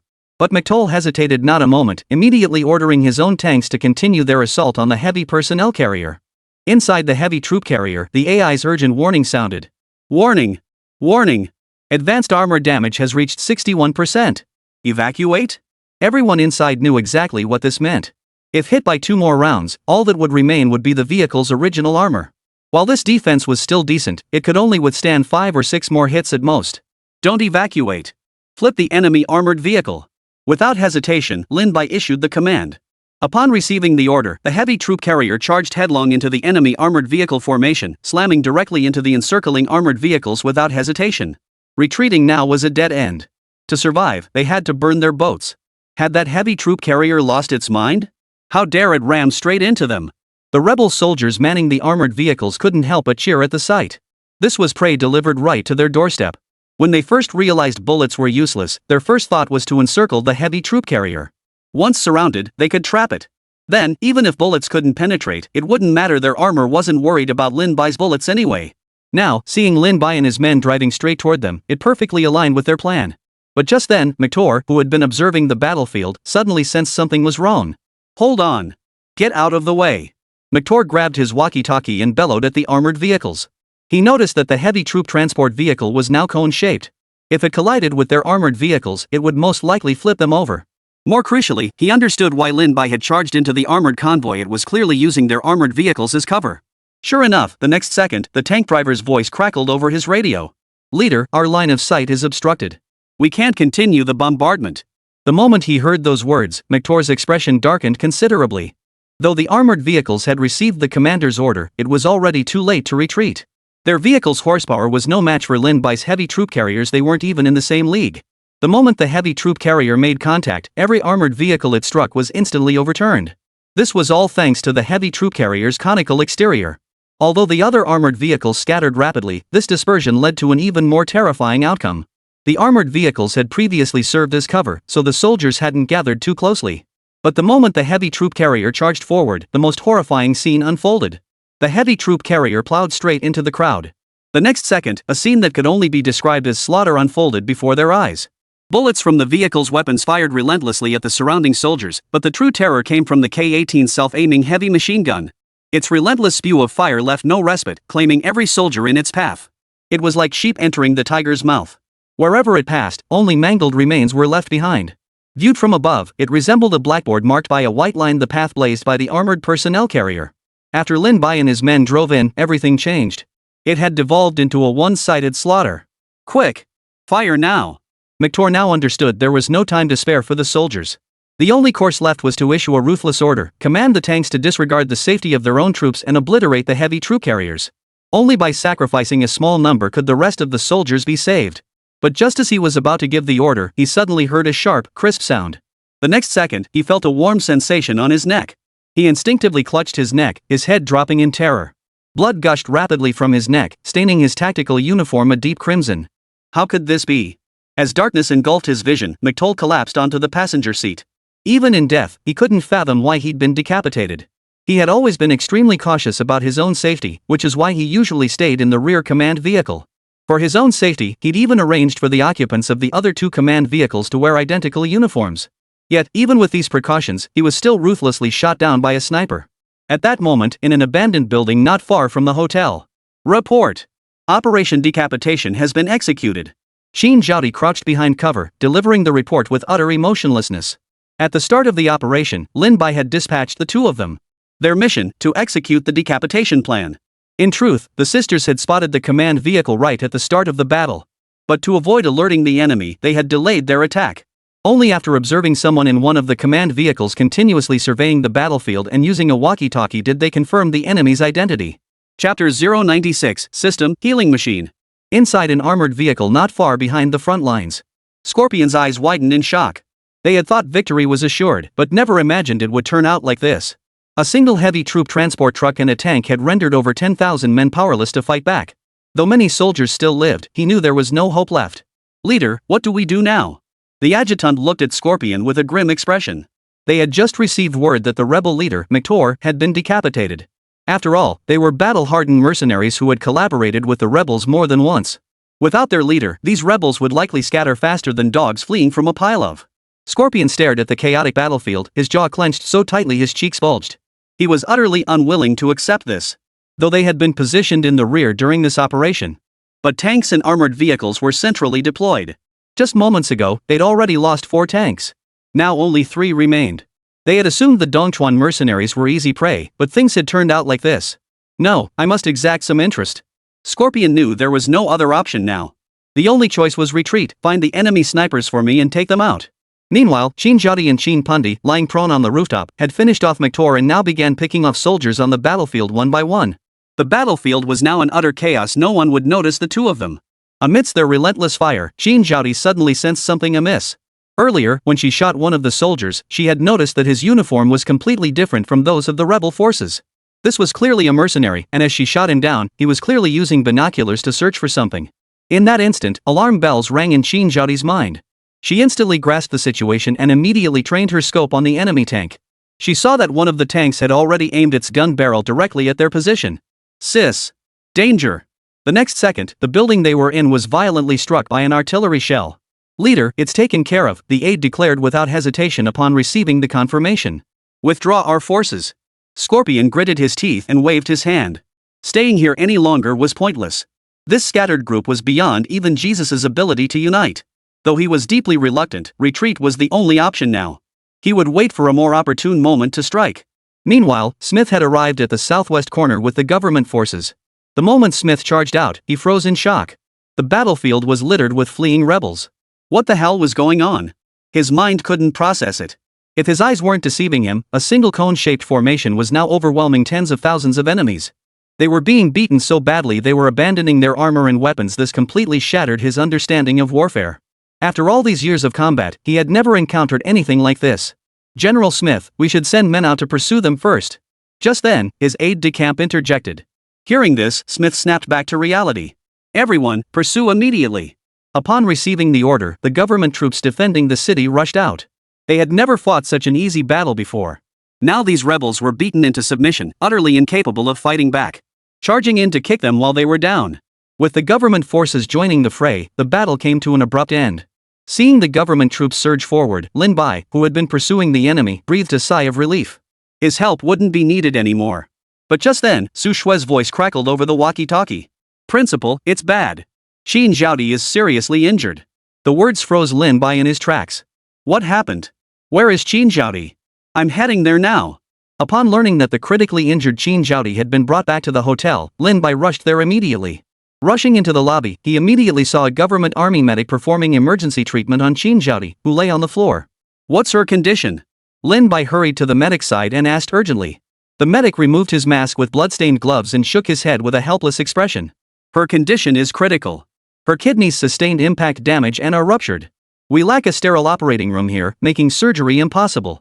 Even if we could operate, her survival rate is extremely low. Qin Pundi, her forehead bandaged, burst into tears upon hearing this.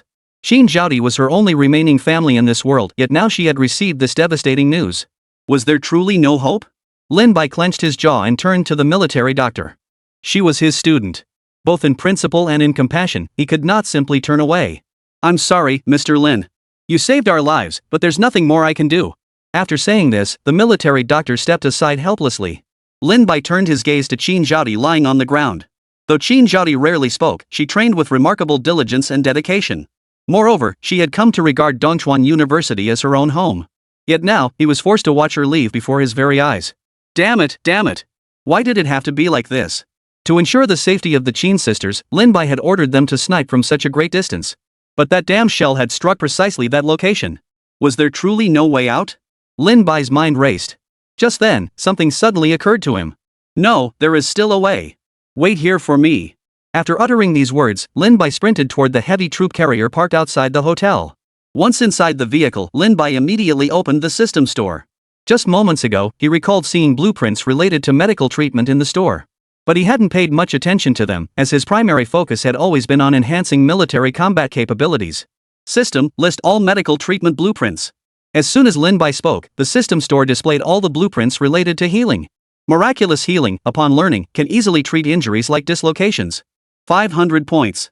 White Mountain Gold Wound Medicine provides emergency hemostasis and repairs damaged tissue. 700 points. Wound suturing device, fully automated wound closure machine. 800 points. Solid pills, restores damaged organs and significantly boosts metabolism. 1000 points. This is it. Lin Bai's eyes lit up instantly upon seeing the solid pills. Chapter 097, System Produced, Guaranteed Excellence. Despite the steep 1000 point cost, Lin Bai exchanged for the solid pill blueprint without hesitation. The next second, a small jade bottle suddenly appeared before him. This momentarily startled Lin Bai. Despite exchanging blueprints countless times before, this was the first time a sample materialized before his eyes. Congratulations, host, on redeeming the solid pill. The sample has been placed before you. The system's voice echoed in Lin Bai's mind at that very moment. With the sample in hand, Lin Bai wasted no time, sprinting straight toward the hotel lobby. The moment he burst into the lobby, all eyes instantly focused on him. It was clear everyone had pinned their last hope on him. Without a moment's hesitation, Lin Bai approached Qin Zhaodi, who lay on the floor, and opened the small jade bottle. Inside the small jade bottle lay a brown pill, no larger than a sesame seed. Lin Bai carefully brought the bottle's opening close to Qin Zhaodi's lips. The next second, the tiny pill slid straight down the bottle's neck and into her mouth. "Mr. Lin, what are you doing?" The military doctor watching his every move couldn't help but ask. By normal medical protocol, he, as a doctor, should not allow others to administer medication to a patient without his supervision. But he understood clearly that they had no other options left. At this point, they could only try desperate measures. Moreover, Lin Bai was their benefactor.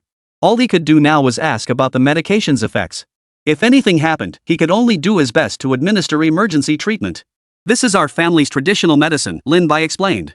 "It accelerates the body's repair of damaged internal organs." Lin Bai didn't intend to conceal anything. Over 5,000 years of long nation's history, countless medical techniques had emerged. Compared to weapons, this probably wasn't that important. An ancestral pill? The military doctor looked at Lin Bai with a bitter expression. This claim was utterly unimaginable to them. While he had heard of many traditional Chinese medicine practitioners in the past, to him, it simply couldn't compare to Western medicine. After all, Western medicine emphasized science, while this so-called Chinese medicine seemed utterly mysterious to him. To the military doctor, traditional Chinese medicine was nothing more than mixing all sorts of random herbs together. Though he wanted to stop it, he could only obediently keep his eyes fixed on Qin Zhaodi before him. In truth, upon hearing these words, the hopes of everyone present instantly plummeted. It wasn't that they didn't believe in traditional Chinese medicine, but in this situation, the idea that a small pill could pull someone back from the brink of death seemed utterly impossible. If it truly worked, why hadn't traditional Chinese medicine spread worldwide by now? Yet among this group, only one person's eyes held profound gravity: Song Yu, standing not far away. Song Yu had been studying the research findings Lin Bai had presented, and the more she studied, the more she understood the extraordinary nature of Lin Bai's work. The moment she heard Lin Bai speak, she believed his words without reservation. After all, she was a high-ranking official in the Dragon Nation's research department, with broad knowledge across many fields. Though not deeply versed in pharmacology, she had heard that Dragon Nation once possessed many miraculous medicines long ago. Yet with the passage of time, these medicines had vanished into the annals of history. If Lin Bai truly had a formidable research team backing him, he might just be able to recreate the miracles of traditional Chinese medicine. Cough. Just then, Qin Zhaodi, lying on the ground, suddenly coughed twice, spitting out a large mouthful of black blood. The moment the blood spurted forth, everyone's heart suddenly leapt into their throats. Qin Pundi froze in place, tears streaming down her face. "Examine him immediately." The military doctor, witnessing this scene, grew frantic. Coughing up blood was never a good sign the patient might be nearing the end. But just as he called for a nurse to prepare for examination, Lin Bai, standing nearby, suddenly stopped him. "Don't move her. This is a sign of Qin Zhaodi's body recovering." Thanks to the blueprint he possessed, Lin Bai understood the function of this solid pill. During the body's repair process, it expels accumulated stagnant blood. The black blood Qin Zhaodi just coughed up signaled the solid pill was working. Barring any complications, Qin Zhaodi's condition should now be improving. Even so, moving Qin Zhaodi's body carelessly was still out of the question. The military doctor was about to say something in urgency, but upon seeing Lin Bai's solemn gaze, he held his tongue. As time ticked by, a faint flush began to appear on Qin Zhaodi's previously deathly pale face. Then, her eyelashes fluttered slightly. The moment she opened her eyes, everyone was stunned. No one had expected her to open her eyes at this stage. After all, according to the original prognosis, it would have been a miracle if her condition hadn't deteriorated by now, let alone regained consciousness. "Where am I?" Qin Zhaodi's parched lips trembled twice as she asked in a hoarse voice. "Sister, do you remember? You protected me?" Upon hearing these words, Qin Pundi immediately rushed to Qin Zhaodi's side, tears streaming down her face as she spoke. "This. Mr. Lin, could you please explain what's happening now? How is this even possible?" The military doctor standing nearby spoke up, his expression filled with disbelief. Over the years on the battlefield, he had treated many soldiers with similar injuries. But he had never witnessed anything like this. Even without the traditional diagnostic methods of observation, auscultation, inquiry, and palpation, he could clearly see that Qin Zhaoti's complexion had improved significantly. It was merely a pill. Lin Bai did not elaborate on its mechanism. "Qin Zhaoti, how are you feeling now?" Lin Bai approached her and asked. "I'm okay now, but my stomach still feels a bit uncomfortable," Qin Zhaoti replied without hesitation. All she could feel now was a warm current surging through her abdomen. Whether it was an illusion or not, within minutes, she felt her body improving by leaps and bounds. "Do you remember what happened before you passed out?" Lin Bai never doubted the efficacy of the solid pill. System made, guaranteed quality. But his foremost concern now was why the artillery shell had targeted the sister's position.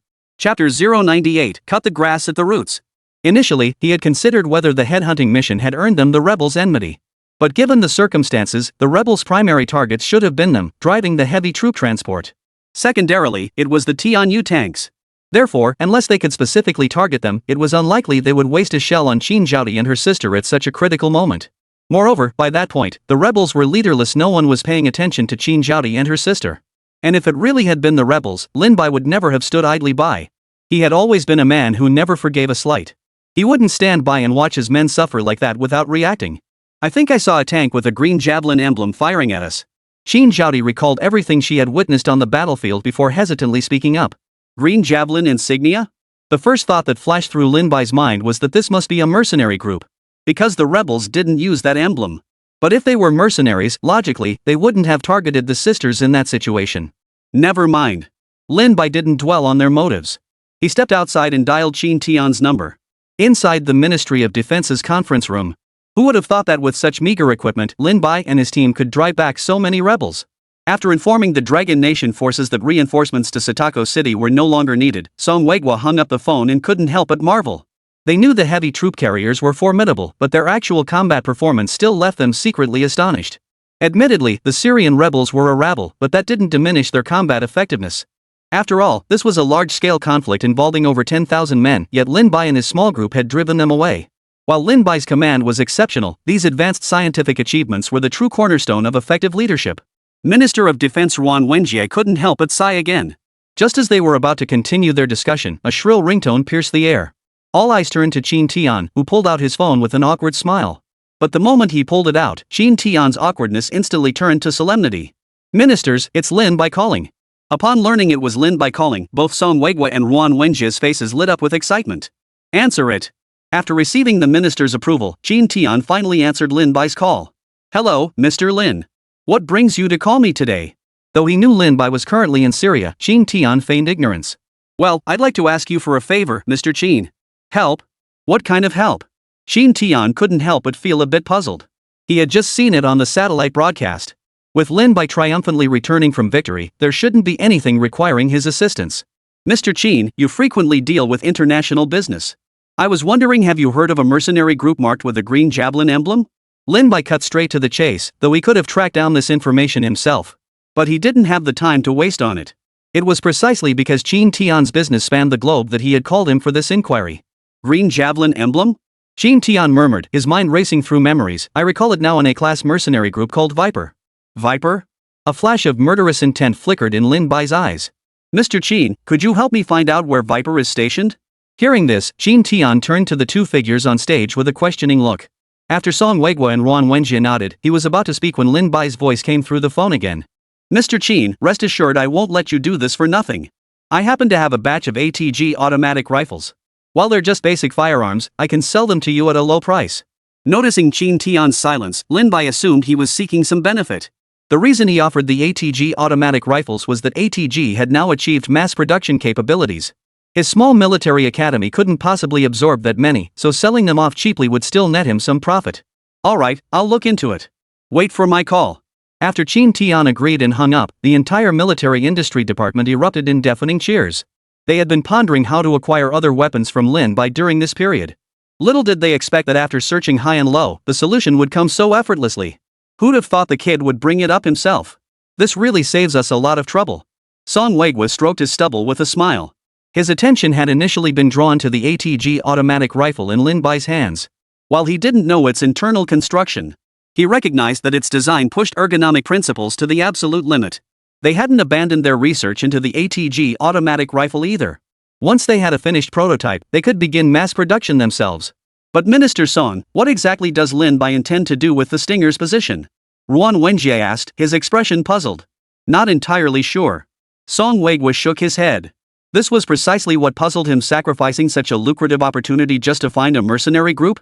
I might know. At that moment, an idea flashed through Zhang Jianhua's mind. Look, when we investigated the rebel forces in Satako City, Syria, they simply didn't have that many tanks. They must have brought in reinforcements. Those reinforcements were likely the Stinger mercenaries. Lin Bai is seeking revenge against them. Truthfully, he'd been puzzled from the start when the rebels attacked Satako City. How had they suddenly acquired 7 or 8 extra tanks? Now, connecting this incident with Lin Bai's pursuit of the Stinger mercenaries makes perfect sense. Hard to say. They might have been supplied by Eagle Nation. Ruan Wenjie shook his head. The Dragon Nation's intelligence network is exceptionally powerful, and they are aware that the Eagle Nation is currently in contact with the rebel forces. Therefore, it's entirely possible that the weapons behind this operation were supplied by the Eagle Nation. Impossible. I just inspected them. These tanks are mostly discontinued models, and there are no Eagle Nation tanks among them. Zhang Jianhua flatly dismissed this possibility. It seems Lin Bai is determined to eliminate the threat at its roots. It must be said, Zhang Jianhua's analysis made perfect sense. Upon hearing this, Song Weiguo couldn't help but mutter to himself. Chapter 099, Ordering Bomb Installations. Who knew Lin Bai was so ruthless? He really holds grudges. After saying this, Ruan Wenjie paused before continuing, but I like that kind of personality. So should I give Lin Bai the location of the Stinger mercenary group? Qin Tian asked next. Give it to him. Just for siding with the rebels, these guys deserve to be dealt with. Song Weiguo nodded in agreement. These rebels have been pillaging and burning across Syria for their own selfish gains. He'd long despised them, especially with that damned mercenary group fighting for them just for money. Now that Lin Bai was willing to eliminate this menace, he certainly wouldn't refuse. Half an hour later, Lin Bai, who was in the hotel lobby, received the camp location of the Venom mercenaries. Everyone, pack your things. Follow me to collect some interest from the Stinger mercenaries. Lin Bai stood up and waved his hand. The other trainees, their faces flushed with excitement, rushed to the heavy troop transport vehicles. Medical officer, I'm counting on you to take good care of Qin Zhaodi. Before departing, Lin Bai didn't forget to instruct the medic to take good care of Qin Zhaodi. Although Qin Zhaodi's internal injuries had mostly healed, she still had numerous external wounds. Therefore, she needed to stay here and rest properly. Meanwhile, Scorpion had already led everyone back to their camp. Damn it all to hell. Where the hell did these bastards get weapons like that? In this battle, they had lost nearly 500 men and 5 tanks. The extra loss was because 1 tank was destroyed by government forces just as they were preparing to leave. This was a total loss, a complete disaster. Now he even regretted not demanding more money from Li Guangjuan. For a deal like this, even asking for 300 million wouldn't be unreasonable. Commander, what's our next move? The adjutant asked from the side. After suffering such heavy losses, they couldn't just swallow their pride and let it go. That's not their style. Hold your horses. I'll give Li Guangjuan a call. We'll get him to compensate us for at least some of this trip's losses. As Scorpion spoke, the fleshy folds on his face twitched uncontrollably. At that moment, Li Guangjuan was swirling a glass of red wine in his office.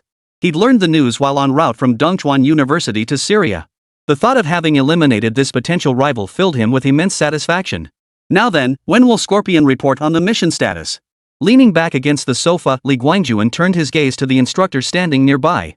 Should be within the next couple of days, the instructor replied casually. Though the Scorpion Mercenary Corps was notorious for demanding exorbitant fees, one had to admit they handled these matters with remarkable reliability. Ring. Just then, the instructor's phone began vibrating incessantly. Principal, it's Scorpion calling. After glancing at the caller ID, the instructor exclaimed with evident excitement. I didn't expect it to be settled so quickly. Li Guangjuan promptly set down his wine glass and reached out to take the call. Hello? Li Guangjuan answered with a smile, but the next second, his expression froze. Damn you, Li Guangjuan. You actually brought this tough nut to my A-class mercenary team? Do you have any idea how much I lost on this job? Though the phone wasn't on speaker, the roar from the other end was loud enough for even the instructor to hear clearly. What's wrong? Though Li Guangjuan didn't know the specifics, he was certain the mission had failed. What the hell? We lost 5 out of 7 tanks on this mission. Why didn't you tell us they had weapons that powerful? Do you have any idea how many men that self-aiming heavy machine gun alone cost me?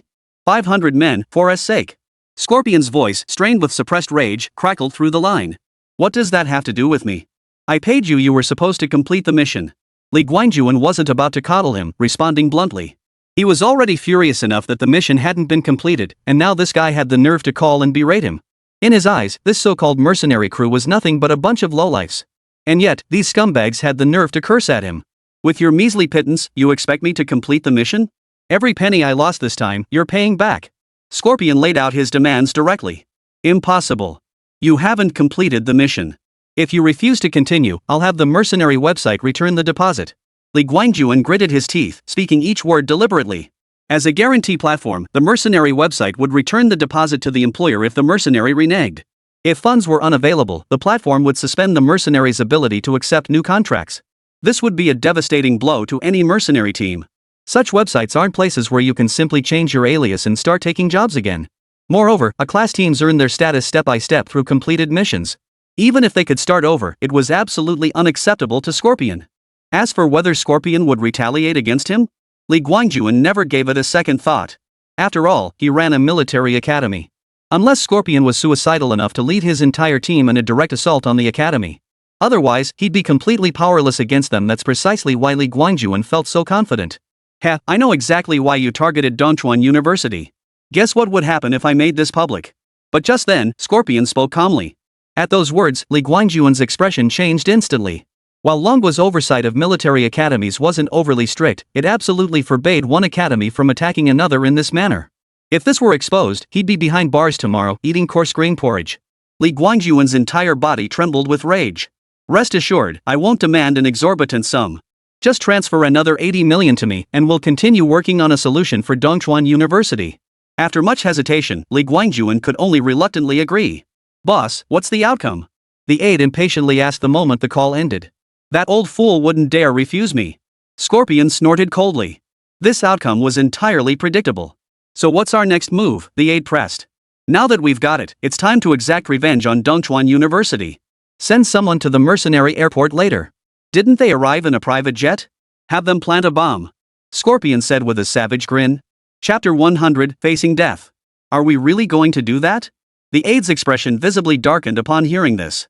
That mercenary airport was crucial for all mercenaries' travel. Moreover, numerous large mercenary teams are stationed nearby. To act there would undoubtedly mean making enemies with everyone. That was precisely why they hadn't acted directly at the mercenary airport earlier. No time to think about it now. No one will know who did it anyway. Once it's done, make sure to cover your tracks.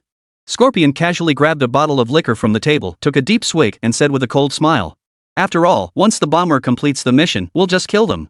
That way, there truly would be no witnesses left. No one would ever find evidence against them. Alright, I'll make the arrangements now. The aide gritted his teeth and nodded in agreement. At that moment, he couldn't help but let out a long sigh. This way of handling things truly chilled him to the bone. His men had become nothing more than tools for Scorpion to amass wealth. Stepping outside, he immediately called his men stationed at the mercenary airport. The moment he hung up, the entire camp erupted with sirens blaring and the crackle of gunfire. What the hell? Hearing the commotion, Scorpion leapt to his feet and sprinted outside. Boss, it's bad. The Dongchuan mercenaries are attacking. The messenger reported frantically. Just moments ago, their sentry had spotted Dongchuan University's heavy troop transport vehicle.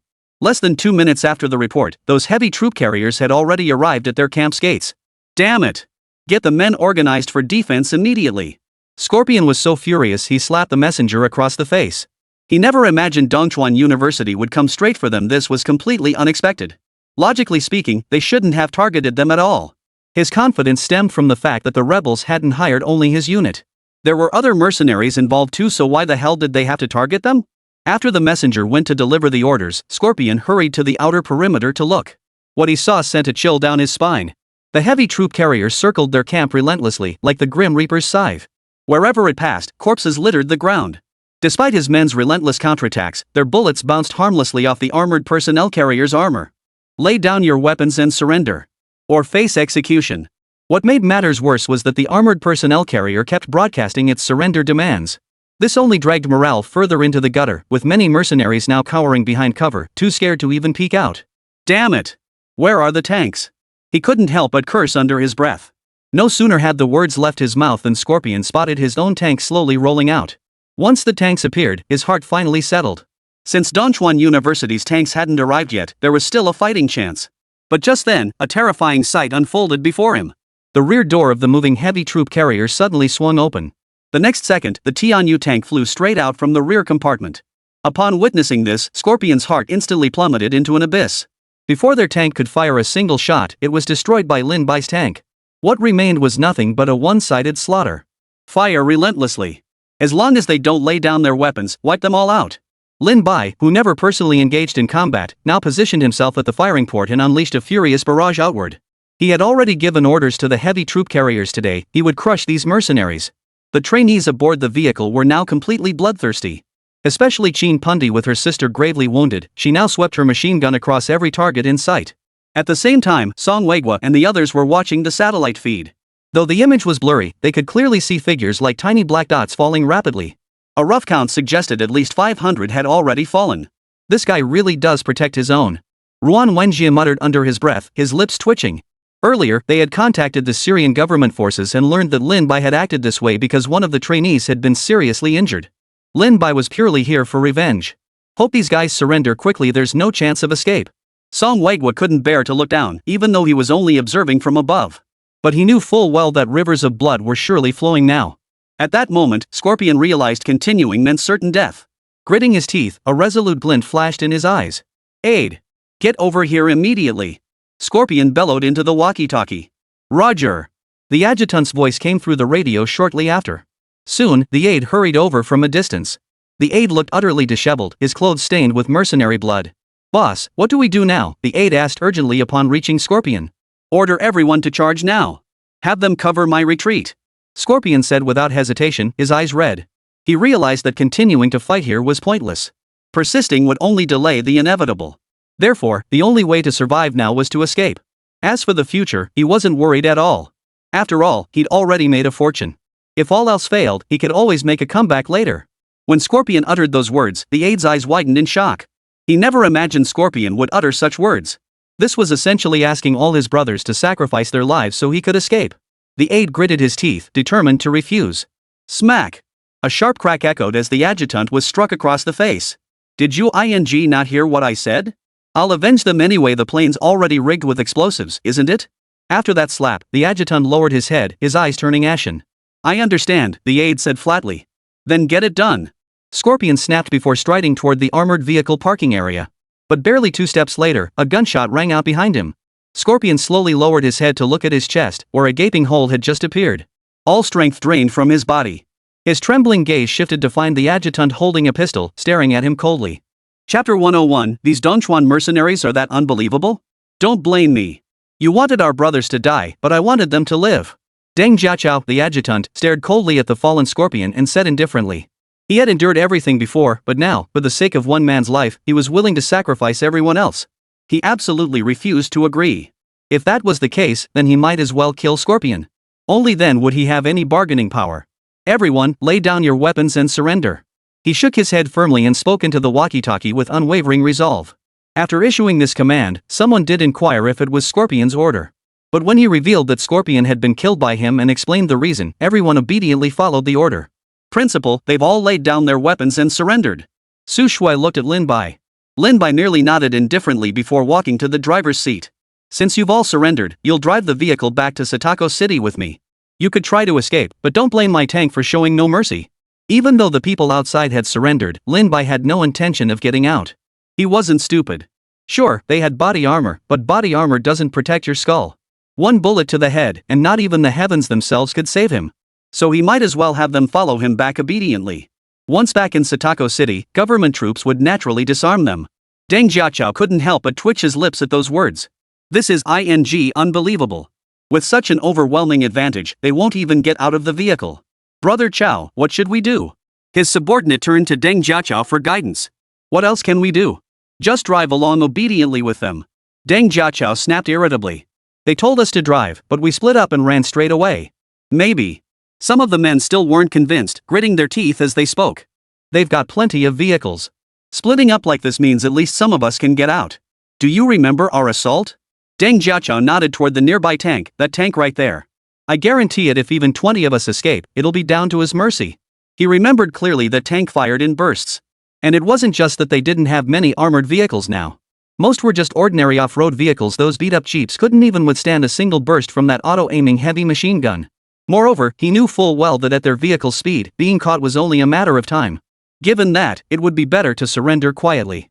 But he couldn't do that. These guys would just feed them all bullets. If they actually did that, the international condemnation alone would be enough to crush them. Under Deng Jiachao's orders, everyone quickly boarded the vehicles and obediently followed the heavy troop transports towards Satako City. This scene left everyone in the Ministry of Defense gawking in astonishment. Damn, a dozen men captured nearly 1,000 prisoners? That's absurd. This dense cluster of vehicles, this mercenary group must be loaded. Only the power of technology could achieve such a feat. Who knew what Lin Bai would do with them later? Though no one overheard their communications, the perfectly aligned convoy left no doubt Lin Bai had captured them all. Looks like we need to accelerate our research on heavy troop carriers and tanks. Ruan Wenjie couldn't help but sigh. Song Weigui nodded in agreement. After retrieving the heavy troop carriers and tanks, they had only documented and studied their interiors and exteriors. They hadn't even begun field testing, so the internal components remained intact. Just as Song Weigui and the others were discussing this, Lin Bai was preparing to arrive at Satako City with his prisoners. At that moment, the government troops stationed at the outskirts of Satako City saw the dense convoy approaching, and their expressions instantly turned grim. Report! Report! Large armed forces have appeared ahead, and Mr. Lin Bai's vehicle has been spotted. Awaiting instructions. He had no idea what was happening. How could Lin Bai have suddenly returned with so many vehicles after leaving?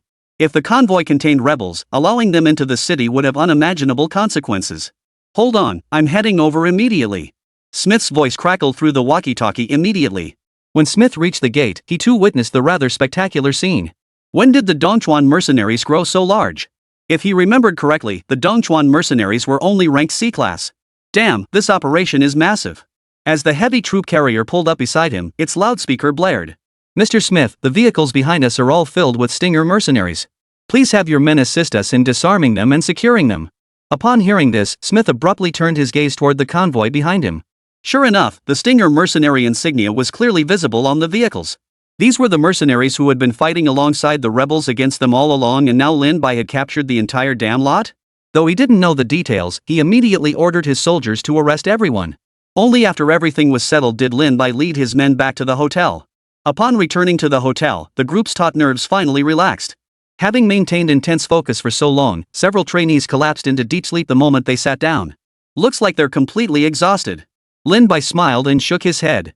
After this training session, Lin Bai could clearly sense the profound transformation that had taken place in the trainees. The battlefield was the ultimate crucible for forging soldiers. Today alone, her trainees had advanced to the next tier. His points had also climbed back up to 2,500. Just as Lin Bai was calculating his points, a knock sounded at his door. Come in. Lin Bai showed no surprise at the knock. Smith entered, leading a disheveled man. Mr. Lin, this is the temporary leader of the Stinger mercenary group. He says he needs to see you. Smith said with a friendly smile. If it weren't for Mr. Lin this time, they would never have been able to fend off the attack. After nodding his thanks, Lin Bai turned his attention to the man. Truthfully, he had some questions he wanted to ask the Stinger mercenary group. There were far too many inconsistencies surrounding Qin Zhaodi's death by artillery fire.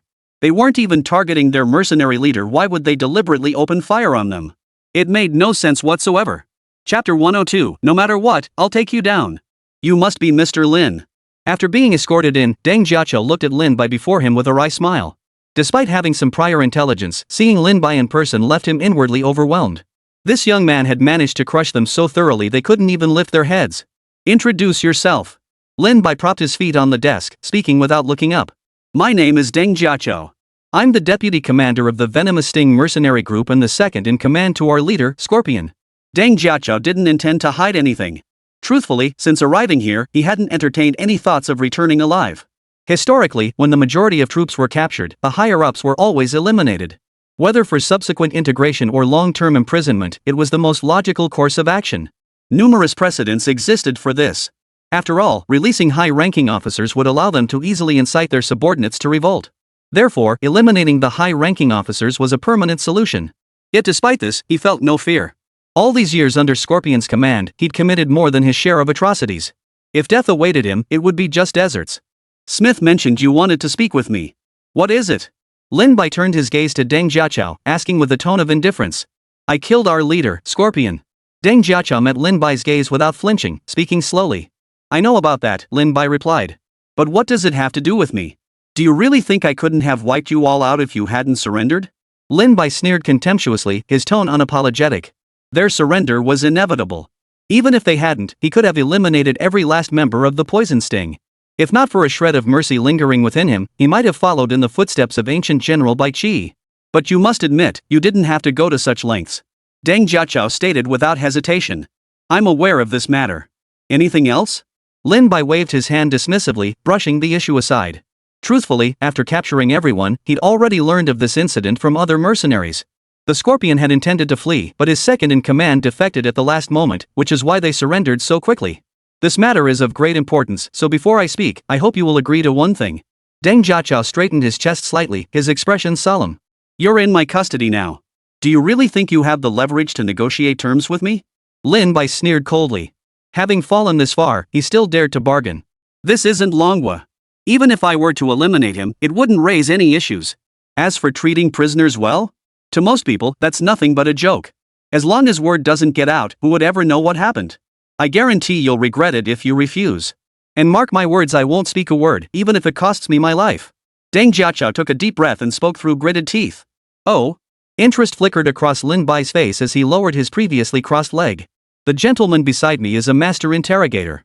If I choose, there's no information he can't extract. I'm curious to see whether your resolve is stronger than my torture devices. At these words, Deng Jiachao's face drained of color in an instant, his legs trembling uncontrollably. He knew well of this interrogation expert falling into such hands would be worse than death. Then have him do it. I absolutely won't talk. Despite his fear, Deng Jiachao gritted his teeth and spoke. Fine. I don't have time to waste. Lay out your terms. Lin Bai shook his head casually as he spoke. This was actually a bluff aimed at Deng Jiachao. Although Su Shandao was an S-class instructor, interrogation wasn't his forte. His earlier words were merely a bluff to test this fellow. I hope you will release the brothers under my command. Stop. I can't possibly agree to that. Lin Bai retorted without hesitation upon hearing this. Are you kidding me? Let these guys out to cause trouble for us? But Deng Jiachao was still trying to say something. I ask you this, you're a deputy battalion commander, after all. If you face this situation, would you let them walk free? Lin Bai leaned forward slightly, his tone unapologetically firm. Anyone with half a brain would never agree to such terms. Deng Jiachao's mouth opened slightly, then fell silent. Deep down, he knew this was an impossible demand. If he were in their shoes, he wouldn't let these people go either. Then how do you intend to handle our group? Deng Jiachao asked with a bitter smile. Either sell you to the government forces as cannon fodder, or sell you off as laborers. Lin Bai paused, then shifted his tone. Of course, if you reveal the secret you mentioned, I might consider an alternative approach. Deng Jiachao stared at Lin Bai, his face clearly showing hesitation. He didn't know how Lin Bai would ultimately handle them. If it really came down to those two options, then the brothers under him would surely all die. Lin Bai showed no urgency, instead pouring himself a cup of tea and sipping it slowly. Several minutes passed in an instant. Deng Jiachao seemed to have made up his mind. Gritting his teeth, he looked at Lin Bai. Our commander, Scorpion, had someone plant a bomb on your plane. As soon as you take off, it will blow you all to pieces. As the words left his mouth, Lin Bai's pupils contracted sharply. He never imagined Scorpion would resort to such a method. Had Deng Jiachao not revealed this, they would have been doomed the moment the plane took off. They had never imagined anyone would attempt to target them in this manner. After all, this was a mercenary airport. Yet this development had completely caught him off guard. This information holds some value. Despite a wave of lingering fear, Lin Bai maintained an expression of calm composure. Setting down his teacup, he pressed on. So you've been tracking us all along. Who sent you? It was obvious. Since they knew he'd arrived by plane and even knew which one, it meant they were well aware of his movements. That was likely the main reason Qin Zhaodi was targeted by the artillery fire. We were hired by Principal Li Guangjuan of Guangyun Military Academy. He ordered us to eliminate you at all costs. With the most crucial details already revealed, Deng Jiachao held nothing back. Chapter 103, Join My Crew. Guangyun Military Academy? Lin Bai froze for a moment, but quickly recalled that Guangyun Military Academy was one of the top military academies in the country. He never imagined that merely defeating them in the national military competition would warrant such a deadly pursuit. That's right. He put down a 50 million yuan deposit and promised another 80 million in follow-up funding to us, demanding we eliminate you at all costs. Deng Jiachao nodded slowly, his voice unwavering. All right, I understand. Lin Bai nodded slowly, silently pondering the matter. Mr. Lin, what about my men? Seeing Lin Bai had no further questions, Deng Jiachao couldn't help but ask. This concerns the lives of over 1,000 brothers. He's as good as dead, but he doesn't want the brothers below him, who've been kept in the dark, to die with him. Here's what we'll do. I happen to need some reinforcements. I'll incorporate them into my ranks when the time comes. Lin Bai tapped his index finger lightly on the tabletop as he spoke indifferently. His decision stemmed from prior deliberations on how to handle this large contingent of mercenaries. It must be said, manpower was precisely what he lacked most right now, and these mercenaries were ready-made soldiers. Incorporating them would solve a significant portion of his problems. Moreover, each of these mercenaries was battle-hardened, already trained soldiers. Selling them to the government forces as laborers or cannon fodder would be a terrible waste. Thank you, Mr. Lin. Deng Jiachao nodded with a bitter smile. This was the best possible outcome. Though it was merely a change of masters, at least they wouldn't suffer the torment they faced under the government forces. Their subordinates had previously eliminated numerous government troops. If those troops were to enslave them, they would undoubtedly be pushed to the brink of death. Lin Bai's decision to keep them meant he wouldn't let them die needlessly. Oh, right, where's the money for the stinger? Lin Bai suddenly remembered this detail. After all, this was a large mercenary group, they should have a considerable amount of money. If they could get their hands on it, funding wouldn't be a problem for the foreseeable future. Moreover, it might even allow them to complete the construction of Dongchuan University's other facilities. At those words, Deng Jiachao's face froze. Where? Lin Bai couldn't help but press further. Seeing Deng Jiachao's expression, he suddenly had a bad feeling. All that money was in Scorpion's hands. With him dead, no one could access it. That Scorpion was cunning as hell, he controlled every last penny. So after Scorpion's death, no one could get a single penny. Damn it! Lin Bai couldn't help but curse under his breath. Before I die, could you get me a cigarette? Deng Jiachao said calmly. Since there's no changing it now, one last cigarette then. Alright. Lin Bai gave Su Shandao a knowing look. Su Shandao pulled a cigarette from his shirt pocket and lit it for Deng Jiachao. Deng Jiachao took a deep drag, a hint of pleasure flickering across his face. When the cigarette burned down to the filter, Deng Jiachao flicked the butt onto the ground. Alright, send me on my way. Deng Jiachao tossed his head back and said with a smile. What road? Lin Bai chuckled. Aren't you going to kill me? Deng Jiachao asked, his tone laced with disbelief. He never imagined Lin Bai wouldn't lay a finger on him. This was completely beyond his expectations. What good would killing you do me? I still need you to help manage that group. Lin Bai shook his head, replying casually. He couldn't possibly bring this entire group back to his own school. These were all mercenaries who usually loafed around. Bringing them back would surely cause trouble. But he couldn't possibly leave them here to manage themselves. With so many people and no sufficient control, he'd be sidelined sooner or later. He had already planned to select one of them to take control of this mercenary group. Aren't you worried I might take them with me? Deng Jiachao asked, his tone laced with disbelief. Not really. If they resist, I'll just wipe them out again. Lin Bai waved his hand dismissively, looking utterly unconcerned.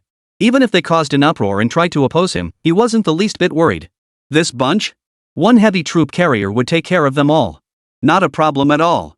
Hearing this, Deng Jiachao's mouth twitched. He had to admit, it was true. This bunch really couldn't stir up much trouble. I'm placing these men under your command. But I have a new requirement, from now on, they'll be fighting under my banner. I don't want to see a bunch of slackers, I want to see a disciplined, well-organized force. Lin Bai poured tea into his own cup, his expression grave as he spoke. If these men continued behaving this way, there would be no point in taking them in. He had chosen to take them under his wing precisely as an investment. If these men truly obeyed orders without question, he'd make a killing. He'd gain over 1,000 disciplined soldiers. Then, when mercenary contracts came in, his trainees wouldn't be so overworked. Moreover, Dongchuan trained only elites. As their numbers grew, they'd inevitably be deployed elsewhere. A general can't possibly be without troops. These men would be the finest soldiers. Roger that, Colonel. Deng Jiachao saluted with a look of excitement. This was nothing short of a second chance at life. Go gather them immediately. After I approve the briefing, you'll be free to leave. After pausing briefly, Lin Bai added, film a video about Li Guangjuan. Even though he knew who was behind the scheme, without evidence, it was still difficult to take action. Got it. Deng Jiachao nodded repeatedly. About an hour later, Lin Bai led the trainees to the prisoner of war camp. Inside, over 1,000 mercenaries stood in formation. Though their uniforms varied, they were all lined up in rows below the platform. Lin Bai watched the scene unfold and couldn't help but nod with satisfaction. This simple matter alone showed that Deng Jiachao still held some authority in the eyes of the mercenaries. Otherwise, some would surely refuse to line up. Commander! As soon as he saw Lin Bai walk onto the stage, Deng Jiachao hurriedly shouted out. Behind him came scattered shouts. Hearing these uncoordinated voices, Lin Bai wasn't overly surprised. After all, these men hadn't undergone formal training. Achieving uniformity would undoubtedly take considerable time. Chapter 104, Resistance? Useless. The only reason you're leaving here alive is because your adjutant, your deputy battalion commander, sacrificed his life to protect you. Otherwise, you bunch of misfits wouldn't even be fit to serve under me. Lin Bai spoke these words specifically to steady Deng Jiachao's resolve. After all, Deng Jiachao had, in name at least, killed his own superior. Such a man was seen as nothing but scum in everyone's eyes. The only reason Lin Bai accepted him was that the man still possessed a shred of humanity. Under similar circumstances, anyone else would have relayed Scorpion's orders and then fled. As for why he didn't claim it was an act of kindness, it was because these men had already been beaten into this state by him. To say he didn't hate them would be impossible. Changing these people could only happen gradually, by slowly shifting their mindset. As for whether change was possible, Lin Bai wasn't the least bit concerned. After all, the mighty dragon nation excelled at one thing above all else: brainwashing. Therefore, it wasn't even within the scope of his considerations. Yet after Lin Bai spoke these words, visible anger flashed across many faces in the audience. You're just using those high-tech weapons against us, that's not fair. After all, they were mercenaries with some reputation. This statement struck at their core pride. In their eyes, Lin Bai and his team were nothing but cowards. If they had access to such weapons, they could easily handle Lin Bai. Ha! Lin Bai sneered coldly. After saying that, you're not even worth mentioning, you're nothing but brainless trash. The next second, the mercenaries on the field visibly stirred with agitation. After all, they possessed some measure of fighting spirit, otherwise, they'd never have survived in this line of work. What? Still not convinced? Lin Bai swept them with a look of contempt. You complain about fairness when facing opponents less skilled with weapons than yourselves? This is the battlefield. Is there such a thing as fairness here? After Lin Bai spoke, many mercenaries present lowered their heads. He was absolutely right. Modern warfare had no room for notions of fairness. Think you're so tough? Fine. I'll give you a chance. If any of you can beat one of my men, I'll let you go. No questions asked. No pursuit. Lin Bai's words left the crowd staring at each other in silence. They were all under Lin Bai's command now. If they could leave, that would be ideal. With so many of them, they could easily strike out on their own and never have to live under someone else's roof again. Was this offer genuine? A particularly burly mercenary stepped forward. A promise is a promise. Lin Bai nodded. Hearing this, the mercenary slowly stripped off his somewhat tattered clothes, revealing a body of lean, muscular sinew. Iron Head! Iron Head! Iron Head! As he stepped forward, the mercenaries behind him chanted his name in unison. Ironhead was the toughest fighter among their mercenaries, and everyone had complete faith in him. As for Lin Bai, they weren't worried at all. They'd already sized him up. There wasn't a single imposing figure among his men. Su Shandao, go teach him a lesson. Lin Bai smiled and waved his hand. Su Shanduo calmly leapt down from the stage. At that moment, the surrounding crowd instinctively cleared a space. After Su Shanduo stepped forward, a look of contempt flashed in Tai Tu's eyes. To say nothing else, he towered over Su Shanduo by a full head, and their physiques were completely mismatched. Despite this, he charged at Su Shanduo without hesitation. In front of so many brothers, he couldn't afford to lose face. As Tai Tu closed in on Su Shandao, he unleashed a powerful hook without hesitation. Facing the fierce attack, Su Shanduo calmly tilted his head back, dodging the swing. Missing his first strike didn't faze Ironhead. His right leg whipped out like a whip, lashing viciously at Su Shanduo. Su Shanduo retreated again, continuously evading Ironhead's onslaught. The more Ironhead struck, the angrier he grew. No matter what moves he threw, Su Shanduo seemed to anticipate them, effortlessly twisting his body to evade each one. Damn it, stop dodging. Ironhead couldn't help but curse under his breath. This fight was driving him absolutely mad. Moreover, he shouted precisely because he wanted Su Shandao to make a move. If Su Shanduo attacked, he could close the distance. Once close enough, he'd have a chance to land a hit. Sure enough, after his shout, Su Shandao slowly raised his hand. Even his gaze shifted in that instant. At that moment, Ironhead felt like he was being locked onto by a predator. The sensation sent a chill down his spine. But anger quickly followed. How could he be afraid of such a frail-looking man? Ironhead roared, launching a straight punch straight at Su Shanduo's face. The next second, Ironhead's pupils contracted sharply. Su Shanduo closed the distance, landing a vicious uppercut squarely in Tai Tu's midsection. Unbearable agony instantly radiated from his gut. How could this be? Where did this body get such immense power? Ironhead staggered back 2 steps, staring at Su Shanduo in utter disbelief. Su Shandao, however, stood relaxed, bouncing lightly in place. Then he moved. In the blink of an eye, Su Shandao was right in front of him, each punch and kick landing like a sledgehammer on his body.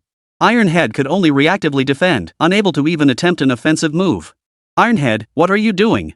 Get on him. Yeah, what's he dodging for? He's skinny as a monkey. Finish him off, quick. You're our strongest fighter. The mercenaries' faces were etched with anxiety. They too sensed something was terribly wrong. Hearing the shouts behind him, Ironhead gritted his teeth and unleashed a vicious straight punch. But just then, Su Shanduo instantly grabbed his arm. The instant his arm was seized, a thought flashed through Ironhead's mind. Flying cross armbar. Snap. Ah. Ironhead's arm was actually snapped clean off by Su Shandao. At that moment, the entire crowd fell silent. Only Ironhead remained, clutching his arm and wailing in pain. Ha, what a bunch of trash. Lin Bai snorted coldly before turning and walking away with the others. He had brought it up deliberately to establish some authority. For mercenaries, strength reigned supreme and the current effect was undeniably positive. Chapter 105, Reporter? What do you want? Upon returning to the hotel, Smith had been waiting there for some time. As soon as Lin Bai entered, Smith hurried over to greet him. Mr. Lin, here is your payment for completing the mission. The extra amount is our token of appreciation for your assistance this time. Lin Bai had truly been a tremendous help this time, as the rebels suffered heavy losses. Of the nearly 10,000 rebels, at least 4,000 had perished. In their haste to flee, they'd left behind a significant amount of weapons and equipment. Therefore, for at least the next 3 months, he wouldn't have to worry about another rebel attack. I'll take it then. Lin Bai smiled as he accepted the bank card. He wasn't surprised that the other party had paid the commission a day early. After all, they had collaborated numerous times before. After spending the following day, Lin Bai instructed Smith to escort the Venom mercenaries out. Though the group was now known as the Dongchuan mercenaries. After finalizing all arrangements, Lin Bai led his team back to the Dragon Nation. As for the bomb planted on the aircraft, Deng Jiashou had already called to have it removed. However, before boarding the plane, Lin Bai had Su Shanda conduct one more inspection. Congratulations, host, on completing the mission. Random rewards will now be drawn. You have obtained level 3 soldier military proficiency. Lin Bai's previously excited expression twisted into sheer agony. A searing pain radiated from his very bones, causing his entire body to convulse uncontrollably. His entire body felt as though it were being scorched by fire, the agony forcing him to collapse to his knees. The agony was so intense he couldn't even scream. He could only gape with his mouth wide open, clenching his teeth to endure it. The agony came swiftly and receded just as fast. Moments later, Lin Bai lay on the ground, gasping for breath. Damn, that hurt like hell. He never imagined the reward he'd drawn would be an enhancement to his military skills. His clothes were now completely soaked through with sweat. He'd been hoping for some other kind of technology, but this was what he got. After a quick shower, Lin Bai ran his hands over his transformed physique. Compared to before, he felt his stamina had surged, and his muscles were now sculpted like stone. He couldn't help striking a few poses in front of the mirror. Damn, this physique, just imagine how many girls it would drive wild. Just as Lin Bai was admiring his physique, he suddenly heard a knock at the door. Principal, Mr. Qin Tian is here. Alright, show him to my office. Lin Bai responded before speaking up. After quickly changing into a different outfit, Lin Bai made his way to the office. Upon seeing Lin Bai, Qin Tian immediately stood up and shook his hand. Mr. Lin, it's been a few days, but you look completely transformed. This wasn't flattery from Qin Tian. The moment he saw Lin Bai, he sensed something different about him. You flatter me. Come, take a seat. After inviting Qin Tian to sit, Lin Bai picked up the teapot and poured him a cup. Mr. Lin, we've worked together so many times. I won't beat around the bush. You mentioned that ATG automatic rifle? Qin Tian couldn't even bring himself to drink the tea. Rubbing his hands together, he asked with a sheepish grin. The old-timers at the Ministry of Defense are getting impatient. They're constantly harping on that ATG automatic rifle. He's practically grown calluses on his ears from all the nagging. Take a look at this ATG assault rifle first. Lin Bai gave a slight nod. Su Shanduo, standing nearby, immediately unstrapped the ATG assault rifle from his back. After removing the magazine, he handed it to Qin Tian. Qin Tian casually took the ATG automatic rifle. The moment it touched his hands, his expression grew slightly solemn. He didn't say much, but he'd handled most automatic rifles on the market. This one felt completely different the moment it touched his hands. Though it carried some weight, it felt oddly comfortable in his hands. Click.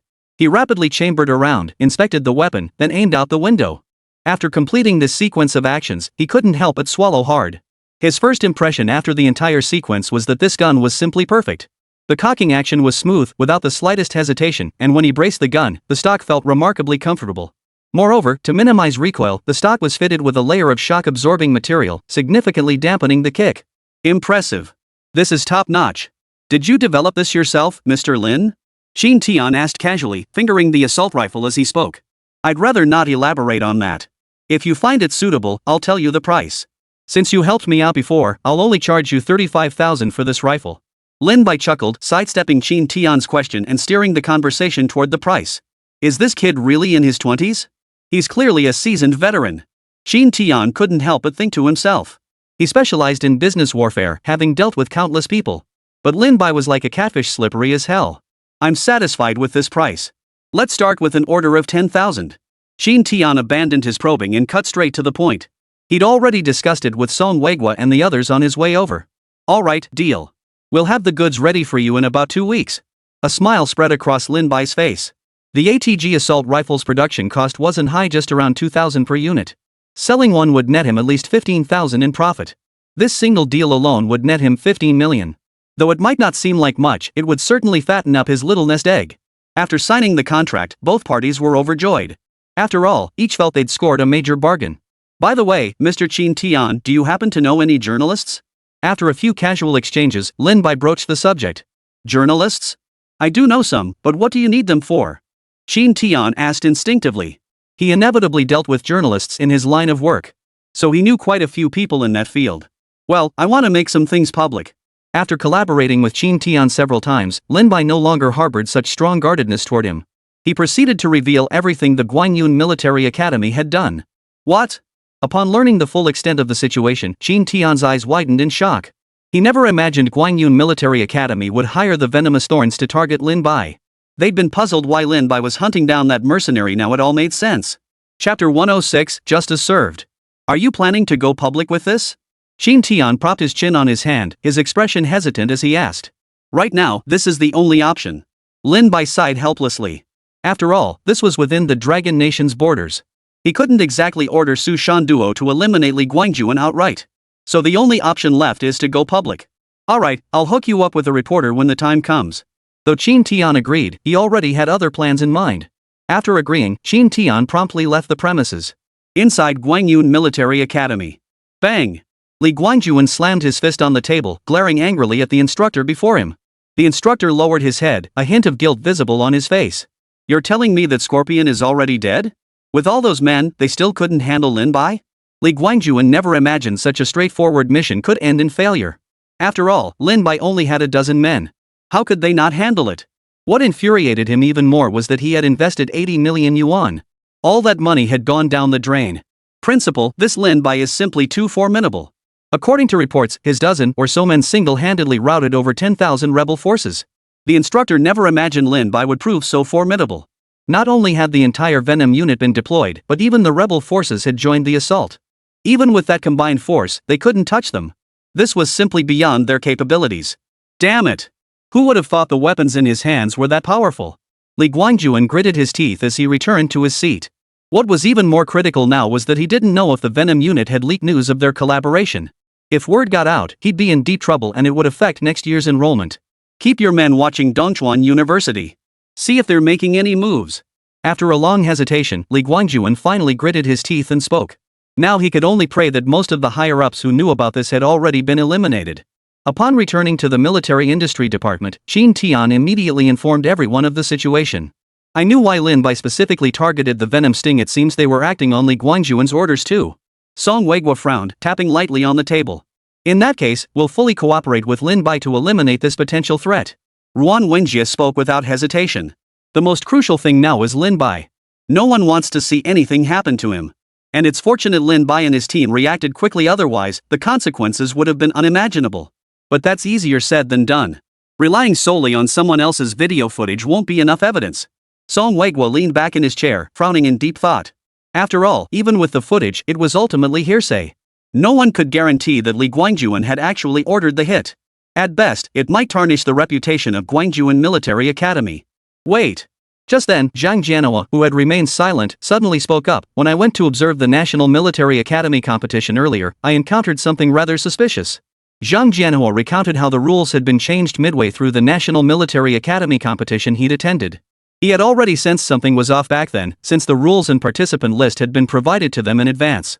Moreover, if he remembered correctly, the cadets from Guangyun Military Academy seemed to have known about the change beforehand and had already taken measures to hide their preparations. It was precisely because of this that Guangyun Military Academy ultimately secured second place. Now, upon reflection, the rule change most benefited Guangyun Military Academy. So it was highly likely that Guangyun Military Academy had been pulling strings behind the scenes. If that's the case, then your reasoning isn't without merit. Ruan Wenjie nodded slowly. After a moment's hesitation, he spoke up, have someone investigate this. If there really is a problem, it'll be the perfect opportunity to make reforms for the National Military Academy competition. This National Military Academy competition concerns the selection of talent for our Dragon Nation. If such issues truly exist, we might as well address them while we're at it. Understood. I'll take a team there immediately. Zhang Jianhua agreed immediately. In a villa in Shanghai City, a group of scantily clad women were chasing each other around the villa. The villa's owner, Huang Weicheng, sat on the sofa surrounded by women on both sides, laughing so hard his wrinkles crinkled together. Young Master Huang, have you struck it rich lately? A man in a sharp suit raised his wineglass, swirling it as he asked with a hint of doubt. He knew full well that although Huang Weicheng had powerful connections, he never had much cash on hand. He was usually tight with his money, yet now he'd gone out of his way to invite him over and even hired a bunch of third-rate actresses. He must have made a killing, otherwise how could he afford such extravagance? The reason he'd been playing along all this time was because he valued the connections behind Huang Weicheng. Otherwise, he wouldn't have come here specifically. Sue, you're joking. I only make a little money. Huang Weicheng waved his hand dismissively. Though Huang Weicheng was a portly man, he knew better than to spread rumors about the National Military Academy competition. Upon hearing this, the man didn't press further. Young Master Huang. Just as their conversation flowed smoothly, the villa's security chief hurried over to Huang Weicheng's side. What is it? Huang Weicheng asked the approaching security chief with an impatient tone. A large contingent of police officers has arrived outside, demanding to see you. Huang Weicheng was startled upon hearing this. His first thought was the bribery incident, but he quickly regained his composure. After all, his parents held positions of great power and influence. Even if he had accepted a little money, so what? He didn't believe these cops would dare lay a finger on him. So what should I do now? The security chief hesitated to ask. Just tell them I'm not home and have them come back another day. Huang Weicheng waved dismissively. Got it. The security chief responded before striding out the door. Young Master Huang, what happened? Su Xiao, who had been sitting beside Huang Weicheng, asked with a puzzled tone. Being nearby, he'd overheard something about the police looking for Huang Weicheng. Nothing to worry about. Just a bunch of nosy cops. Huang Weicheng leaned his bulky frame back against the chair. Bang! Just then, the villa's front door was violently pushed open, and a large group of police officers suddenly stormed inside. This sudden turn of events startled everyone present. The DJ, who had been spinning records, stopped his movements. Zhang Jianhua, leading the team, scanned the crowd and immediately spotted the fat man sitting nearby. Chapter 107, Kicking Someone When They're Down. Huang Weicheng, you are under arrest for corruption and bribery. You are hereby taken into custody for investigation.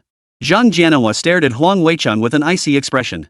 Huang Weicheng's eyes darted nervously upon hearing this, but the thought of his parents made him straighten his back. Without evidence, you'd better not make baseless accusations. Otherwise, I'll sue you for defamation. After all, his parents were major entrepreneurs in Haishan City, paying substantial taxes every year. Numerous departments owed his parents favors, otherwise, how could he have maintained his position as a shareholder in the National Military Academy competition? After all, this National Military Academy competition was a lucrative venture, with many eyes on the shareholder positions. This is an arrest warrant. Zhang Jianhua pulled the warrant directly from his coat pocket, then turned and ordered, guards, take this guy back with us. Wait. If you really do that, my parents won't let you off the hook. Huang Weicheng, his hands now bound, panicked. This was how things had always been handled in previous years. Why were they suddenly cracking down on him out of the blue today? But Zhang Jianhua paid no heed to his protests, having him taken away immediately. Only the bewildered Ying, Yan Yan, and Su Xiao were left behind. Su Xiao was stunned. The party had been going smoothly, and now Huang Weicheng had been taken away. Oh no, this couldn't be serious trouble, could it? Cold sweat broke out on Su Xiao's brow. If it were just a simple bribery case, they wouldn't have taken him away so forcefully. At the very least, they would have to give Huang Weicheng's parents some face. But if they resorted to this kind of force, it meant the matter was unlikely to end well. Without a moment's hesitation, he immediately called Huang Weicheng's parents to inform them of the situation. Inside the police station, Huang Weicheng was handcuffed in the interrogation room. The harsh orange light glared on his plump face, making it hard for him to keep his eyes open. Talk. The interrogation room door swung open as Zhang Jianhua strode in, taking a seat directly across from Huang Weicheng. I didn't do it. This is impossible. Someone must be framing me. Huang Weicheng wasn't stupid. He knew he absolutely couldn't confess now. He'd wait until his parents got the news and bailed him out before explaining anything. Bang! Zhang Jianhua slammed his fist on the table, his eyes narrowed in fury. Do you think I arrested you without evidence? You'd better spill everything. The thunderous clap made the fat on Huang Weicheng's face tremble violently, yet he gritted his teeth and declared, I didn't embezzle or accept bribes. I never did such things. You won't talk, huh? Let me tell you this, truth leads to leniency, resistance to severity. Once I present the evidence, regret won't save you. Don't say I didn't warn you. This time, you're implicated in interfering with military personnel selection. That's not just embezzlement and bribery. In severe cases, you could face 15 years. Zhang Jianhua snorted coldly, his tone laced with mockery. Under normal circumstances, investigating this matter thoroughly would be extremely difficult, even encountering significant resistance. But with Huan Wenjie from the Military Industry Department and Song Weiguo from the Research Department both backing him, every department was cooperating fully. Therefore, obtaining this evidence wasn't particularly difficult. If not for wanting to give face to Huang Weicheng's father, Huang Wanshi, he wouldn't have waited for him to speak up. He could have simply presented the evidence and proceeded directly to the scene for identification. Huang Weicheng had never encountered such a scene. He had always been pampered and spoiled, and the police would never treat him with such an attitude. Moreover, he truly had something to hide. Seeing Zhang Jianhua's demeanor, he felt genuinely uneasy. After all, when he took the money, he never imagined anyone would come knocking. Just as Huang Weicheng was about to speak, a knock sounded at the door. A police officer pushed open the door, his expression grim. "Chief, Huang Wanshi is here." Hearing this, Zhang Jianhua nearly exploded with rage. How could they have let this guy in? Even if he didn't bring his son along, his presence alone would surely cause chaos. Huang Weicheng was involved in international raw materials trading, and it could be said he enjoyed a certain reputation across various industries. Because of this, many people gave him face. Zhang Jianhua glanced at Huang Weicheng and knew his guard had been breached once more. He stood up and said, "All right, I'll go take a look." As soon as he stepped outside, he saw a middle-aged man wearing a jade knuckle ring, leaning on a cane, his eyes blazing with anger. This man was Huang Weicheng's father, Huang Wanshi. "Mr. Huang, what brings you here?" Zhang Jianhua approached Huang Wanshi with a calm expression. "Why am I here? How dare you ask me why I'm here? You brought my son here." Huang Wanshi slammed his cane down hard, his eyes blazing with fury. His son was indeed beyond redemption, but he was still his only child. And now they were saying they were arresting his son for corruption. Your son was detained because he's suspected of corruption. He must be brought back for investigation. Facing Huang Wanshi's furious confrontation, Zhang Jianhua spoke in a calm tone. This concerns the future of the Dragon Nation. Not even someone like Huang Wanshi can interfere. No one can. Embezzlement? Impossible. Do you have any idea how wealthy I am? Huang Wanshi shouted angrily. Truthfully, he now regretted his decision. His son had proven unambitious, so he'd sent him here to toughen up. As for the embezzlement, he was aware of it to some extent, though he never imagined it would escalate to this level. I don't care how rich you are. Your son's embezzlement has been proven beyond doubt. A flash of anger flickered in Zhang Jianhua's eyes. It's precisely because some people abuse their power that so much injustice occurs. The evidence is irrefutable, yet he still dares to deny it. Here's what we'll do, tell me how much he took and I'll reimburse that amount. Plus, I'll give your police department 100 million yuan for daily operational expenses. Zhang Jianhua's tone was too forceful, leaving Huang Wanshi no choice but to back down. After all, his son was still locked up inside. A complete breakdown in relations would benefit neither side. He'd already offered a way out. If Zhang Jianhua agreed, the matter could be settled. Ha! Do you really think I'd bow to money? Get out! No one here can change my mind. Zhang Jianhua gritted his teeth, his voice cold with scorn. Now they're even trying to bribe him personally. You! Huang Wanshi pointed at Zhang Jianhua with trembling hands. What do you want? Get him out of here. Zhang Jianhua waved his hand dismissively, signaling his men to escort Huang Wanshi out. Chapter 108, The Guanyun Military Academy Scandal. Huang Wanshi, thrown out, wore a face dark as storm clouds. He couldn't fathom why Zhang Jianhua would treat him this way. After hesitating repeatedly, he finally pulled out his phone and dialed an unlabeled contact. He had gone to great lengths to secure this favor, and now it was time to call upon it.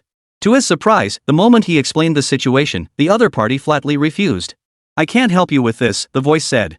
And you'd be wise to stay out of it or you might not be able to save yourself. With just those few words, the other party hung up. Huang Wanshi was completely stunned. He never imagined the situation would escalate so severely. Even this person refused to give him any face. The next day, Bing Bing arrived at the gates of Dongchuan University with a photographer. To her surprise, the scene had changed dramatically since her last visit. Bing Bing gazed at the campus and couldn't help but exclaim in astonishment. The campus, which had never been particularly large, had undergone a complete transformation. The outer perimeter fence had been completely rebuilt, no longer the old iron bars. Instead, a 5-meter-high wall stood tall, topped with electric fencing, truly an impenetrable barrier. Bing Bing! Just as she was taking it all in, Lin Bai approached briskly, dressed in military uniform. Principal Lin. A smile touched Bing Bing's face. After inviting Bing Bing into his office, Lin Bai immediately pulled out the video. After watching its contents, Bing Bing's expression stiffened. At first, she had wondered why higher-ups had specifically requested her to conduct this interview. After all, it was CCTV, they wouldn't be promoting a military academy for no reason. But she never imagined it would involve the principal of Gwangyun Military Academy hiring someone to commit murder. This changed everything. Is this video real? Bing Bing swallowed hard, hesitating before asking. If this news were to break, it would undoubtedly send shockwaves across the nation. No one could fathom a top-tier military academy committing such an act. It's absolutely genuine. Lin Bai nodded slowly. After receiving the confirmation, Bing Bing spoke with unwavering resolve. Rest assured, I will deliver this news exactly as it is. The next day, Li Guangjuan was processing documents in his office. Bang! Suddenly, urgent knocking sounded from outside. Already in a foul mood, Li Guangjuan frowned and said, "Come in." The instructor strode in. "Principal, it's bad news." "What is it?" Li Guangjuan, who had been organizing documents, frowned and set them aside upon hearing the words. He knew this instructor never overreacted. Seeing him like this meant something serious had happened. "Look at the CCTV news," the instructor said, clenching his jaw, unsure how to broach the subject. Li Guangjuan didn't ask for details, he immediately turned on CCTV. But the moment it came on, his expression froze. What the hell is going on? How did this get out? His composure shattered. This could ruin their school's reputation. After all, any sane person hearing this news would never send their child to this school. The instructor stood before him, head bowed, not daring to utter a word. He had sworn up and down that nothing would go wrong, but now the stinger had actually revealed the employer. Go get the PR department here immediately. Call a press conference. Li Guangjuan tapped his index finger on the desk, forcing himself to calm down and strategize. The current situation demanded damage control, making a press conference inevitable. Moreover, he had keenly spotted a critical flaw: they only had witness testimony, no physical evidence. Since all funds were transferred through mercenary websites into the other party's accounts, there would be absolutely no traceable evidence. He only needed to claim it was a case of one person's word against another's. Without evidence, the other side couldn't touch him. All right, I'll go now. The instructor nodded repeatedly, then turned and opened the office door. But the moment he opened the door, his body froze. What's wrong? Hurry up, Li Guangjuan urged, frowning.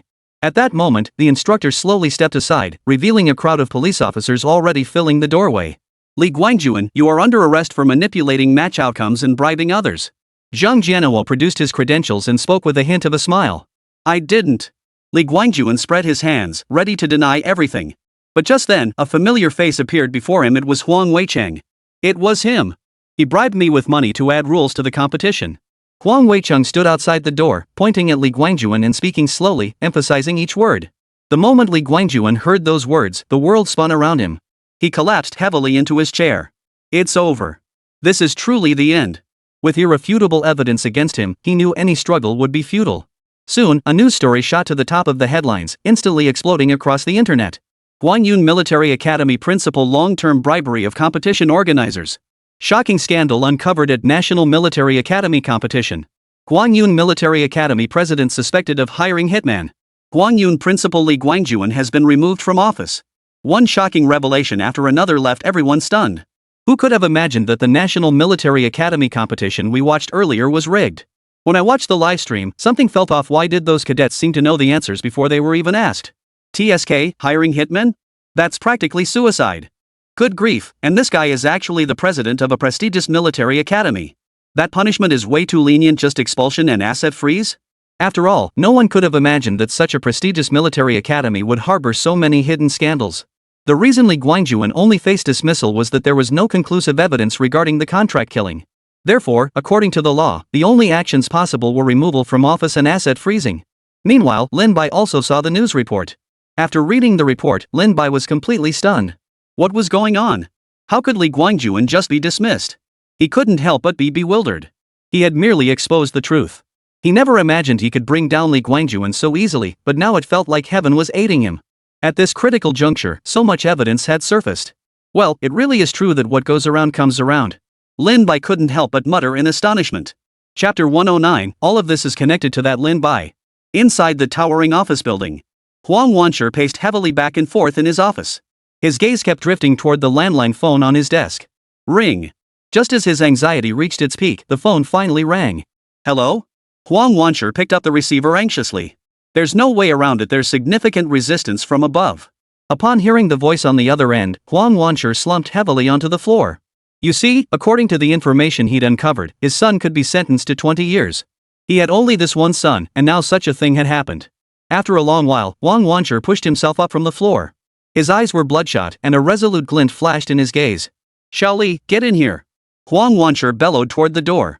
A secretary dressed in a suit and tie, wearing gold-rimmed glasses, immediately pushed open the door and entered. Find that man named Li Guangjuan for me. I need to know who has the audacity to do this. Huang Wanshi had already uncovered some information, but the pieces simply wouldn't connect. According to the data he had obtained, the top prize in the military competition had been won by an obscure school. Logically, they shouldn't have that kind of clout. Yet, to take down Li Guangjuan, they didn't even care about saving face. This meant the person behind it must have significant connections, and it was highly likely Li Guangjuan had offended them. That's why this person would resort to such methods for revenge. His son had merely been caught in the crossfire, pure bad luck. In other words, this man named Li Guangjuan likely knew the entire truth. After nodding in agreement, the secretary turned and walked out. Outside the police station, Li Guangjuan had just been released. Why? Why had it come to this? He dragged his feet, moving forward step by step. He couldn't fathom why Huang Weicheng had suddenly stepped forward to accuse him. After all, Huang Weicheng had powerful connections behind him. By all logic, he shouldn't have been arrested. What was even more devastating now was that his bank accounts and assets had all been frozen and confiscated. Even his wife was filing for divorce. He had lost everything. Just as Li Guangjuan was sinking into utter despair, a sudden thought struck him. His eyes widened sharply as the thought struck him. Just then, with a screech of brakes, a Mercedes-Benz van pulled up in front of him. "Are you Li Guangjuan?" asked a man wearing gold-rimmed glasses, leaning out from the passenger seat. Li Guangjuan stared at the luxury vehicle before him, momentarily stunned. Though he'd earned considerable money, he'd never been willing to splurge on such a purchase. After the bespectacled man impatiently repeated his question, Li Guangjuan nodded reflexively. "Get in. Our boss needs to see you." The bespectacled man gestured toward the rear as the side door slowly opened. Li Guangjuan stared intently at the bespectacled man, hesitation creeping across his face. He had no idea who this man was, nor could he recall ever meeting someone like him. Yet, he couldn't tell if this was his turning point. After a moment's hesitation, he finally stepped into the vehicle. As the vehicle moved forward, a complex mix of emotions swirled within Li Guangjuan. He chose to get in because this could very well be the chance to change his life.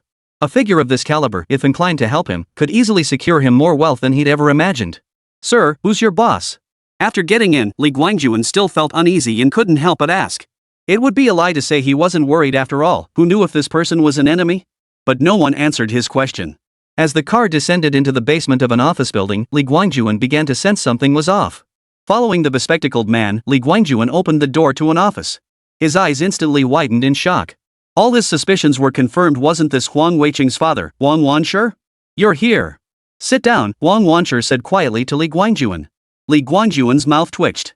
His body trembled slightly as he sat down timidly across from Huang Wanshi. He couldn't make sense of the situation himself. Huang Wanshi's son was currently locked up. And before being locked up, he hadn't forgotten to spill the beans about the shady deals Li had been involved in. If Huang Wanshi blamed him for this, he'd be finished. "Mr. Huang, what brings you here?" Li Guangjuan forced a smile, enunciating each word deliberately. "Don't you know why I'm here? I came to find out exactly who you've offended."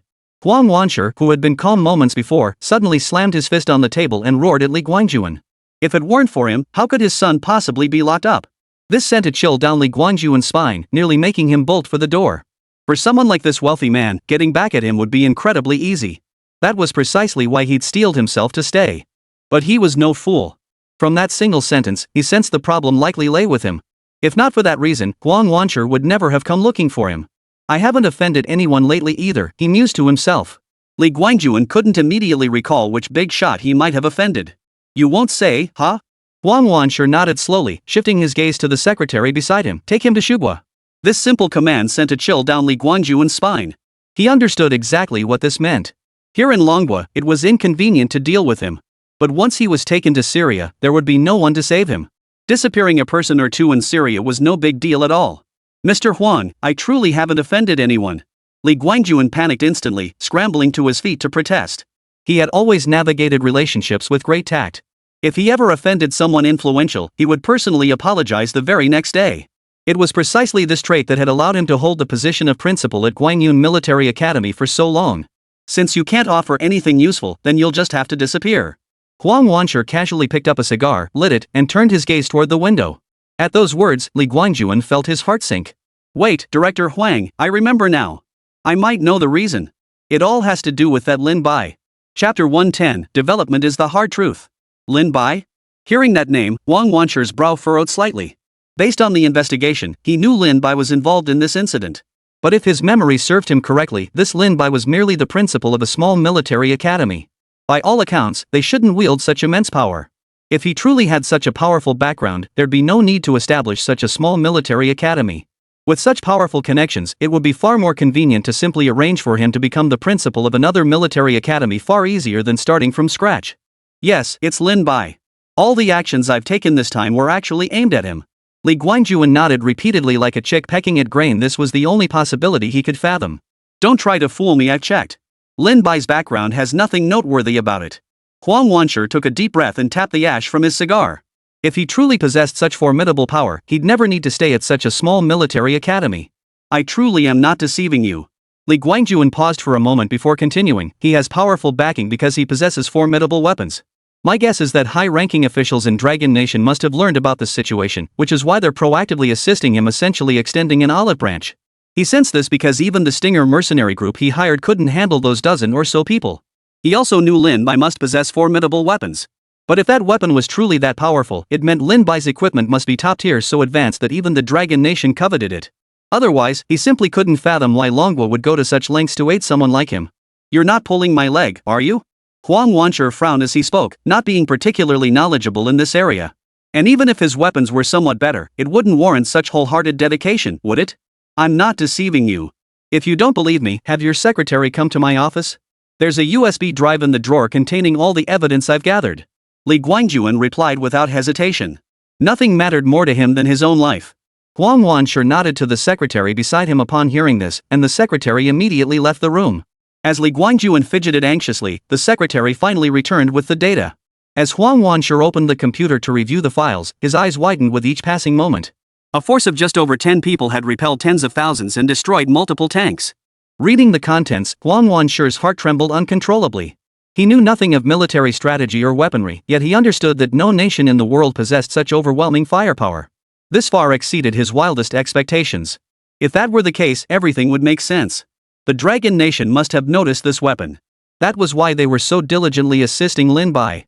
As for Li Guangjuan, he was simply unlucky. How dare he hire mercenaries to deal with Lin Bai? Lin Bai was so crucial to the Dragon Nation that they would never allow someone like Li Guangjuan to hold a high position. Their current actions were solely to protect Lin Bai. So it was you. You just wait. Huang Wanshi glared at Lin Bai's photo on the screen, his teeth clenched. Meanwhile, Lin Bai was overseeing construction on campus. With the infusion of funds, the new sports field was now complete. Standing on the field, Lin Bai could even smell the fresh asphalt. Su Shandao, how's the progress on the comprehensive building? Lin Bai asked Su Shandao, who stood beside him. Upon his return, he had immediately invested 100 million yuan into the construction of the comprehensive building. The existence of the complex building was essential.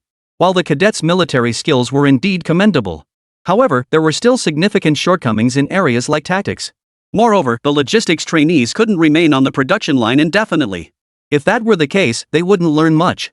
It's not that there are no classrooms, but the previous teaching building was simply too outdated. This also poses a major problem for the school's image. If it weren't for the current lack of funds, he would have invested in constructing a dormitory building. Construction on the new complex has already commenced, with all necessary equipment on site. According to the original plan, it should be completed within about 6 months. Su Shandao spoke without hesitation. 6 months might seem like a long time, but this is the fastest possible pace. Typically, constructing a complex of this scale would take at least a year or two. To accelerate progress, Lin Bai invested substantial funds and leased a large amount of equipment.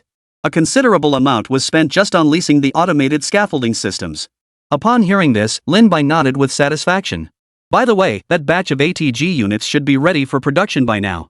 You'll handle contacting Lai Qingtian when the time comes. Lin Bai now wanted to be a hands-off boss, leaving matters like goods handover entirely to Su Shanduo. After dispatching the tasks, Lin Bai strolled back to his office. The moment he entered, he sat down at his desk and checked his account balance. The school's funds were indeed growing steadily, but they were also being spent like water. Just looking at the endless stream of expenditures made his heart ache. The account now held just over 100 million yuan. While sufficient for routine expenses, it fell short for expansion plans. To put it simply, constructing a single comprehensive building required an investment of over 100 million. While they could keep producing and selling weapons, Qin Tian had assured full acceptance of all inventory. But Lin Bai still felt uneasy. Producing too many could easily attract unwanted attention. No, he had to find other ways to make money. Lin Bai gritted his teeth, racking his brain. Just then, something he'd overlooked suddenly came to mind. Solid pills. These were truly remarkable items. Remember, Jean Zhaodi had only consumed one pill, yet it had fully repaired her damaged internal organs. Moreover, the healing process was remarkably swift.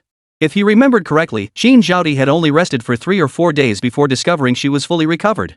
Such speed was beyond what most people could imagine. The reason he had overlooked this matter all along was that the solid pill held little relevance to their military academy. After all, his focus had always been on weaponry.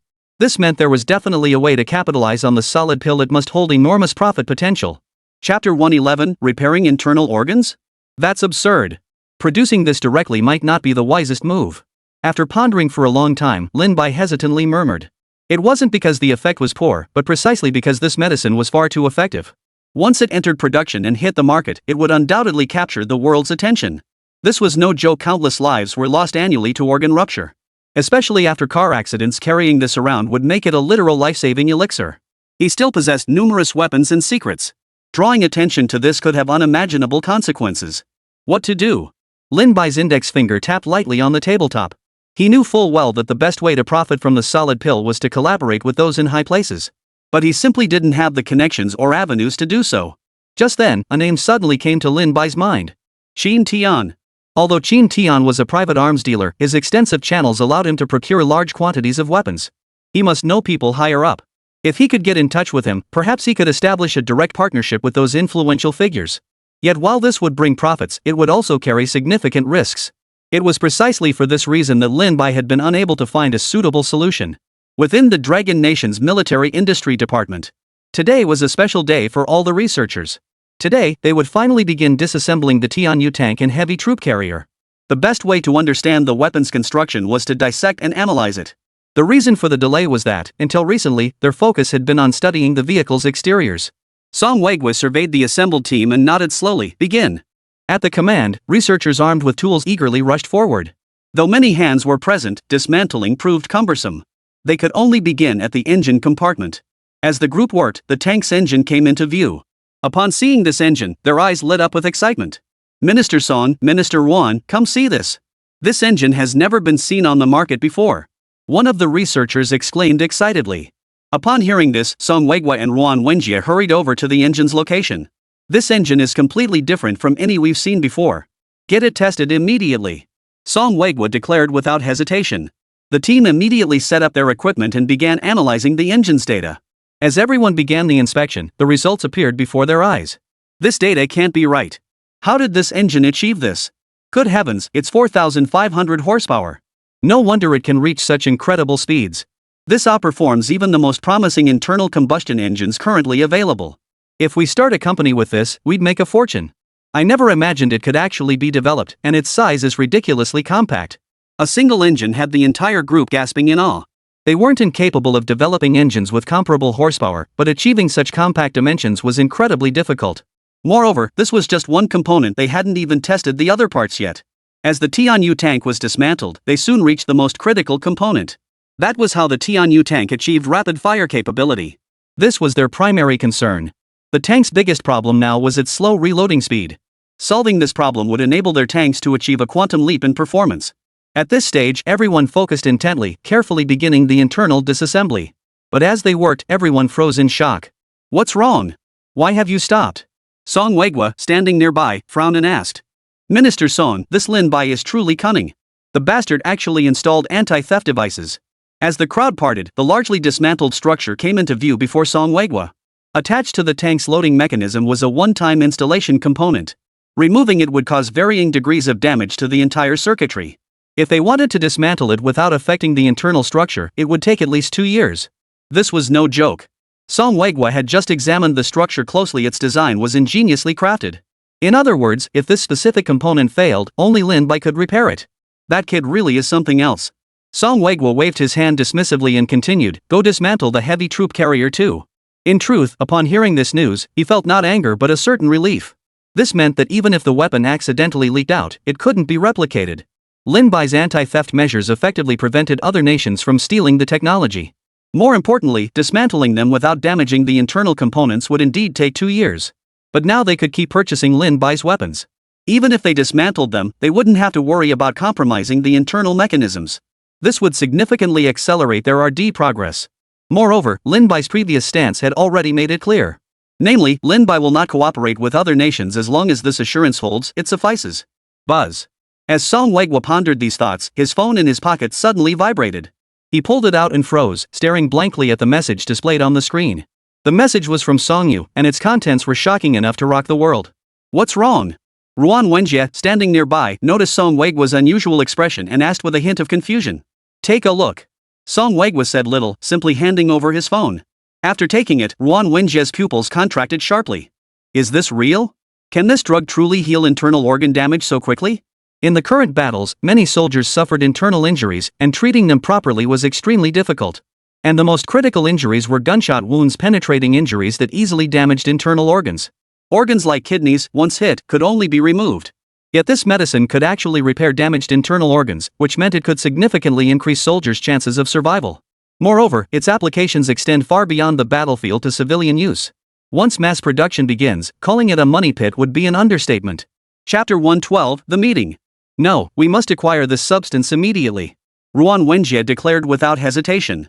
Once other nations learn of this, they'll likely go mad. This is no joke. If it were tanks or the like, we could still use missiles to deal with them. But this drug can drastically increase soldier survival rates. Many missions actually require soldiers to engage directly on the front lines. Moreover, this represents immense profit potential. Once mass production begins, countless buyers will pay premium prices. It seems we have no choice but to approach Lin Bai. Song Weigwa recognized this as well. Truthfully, he didn't want to approach Lin Bai too quickly. There were still too many secrets surrounding him.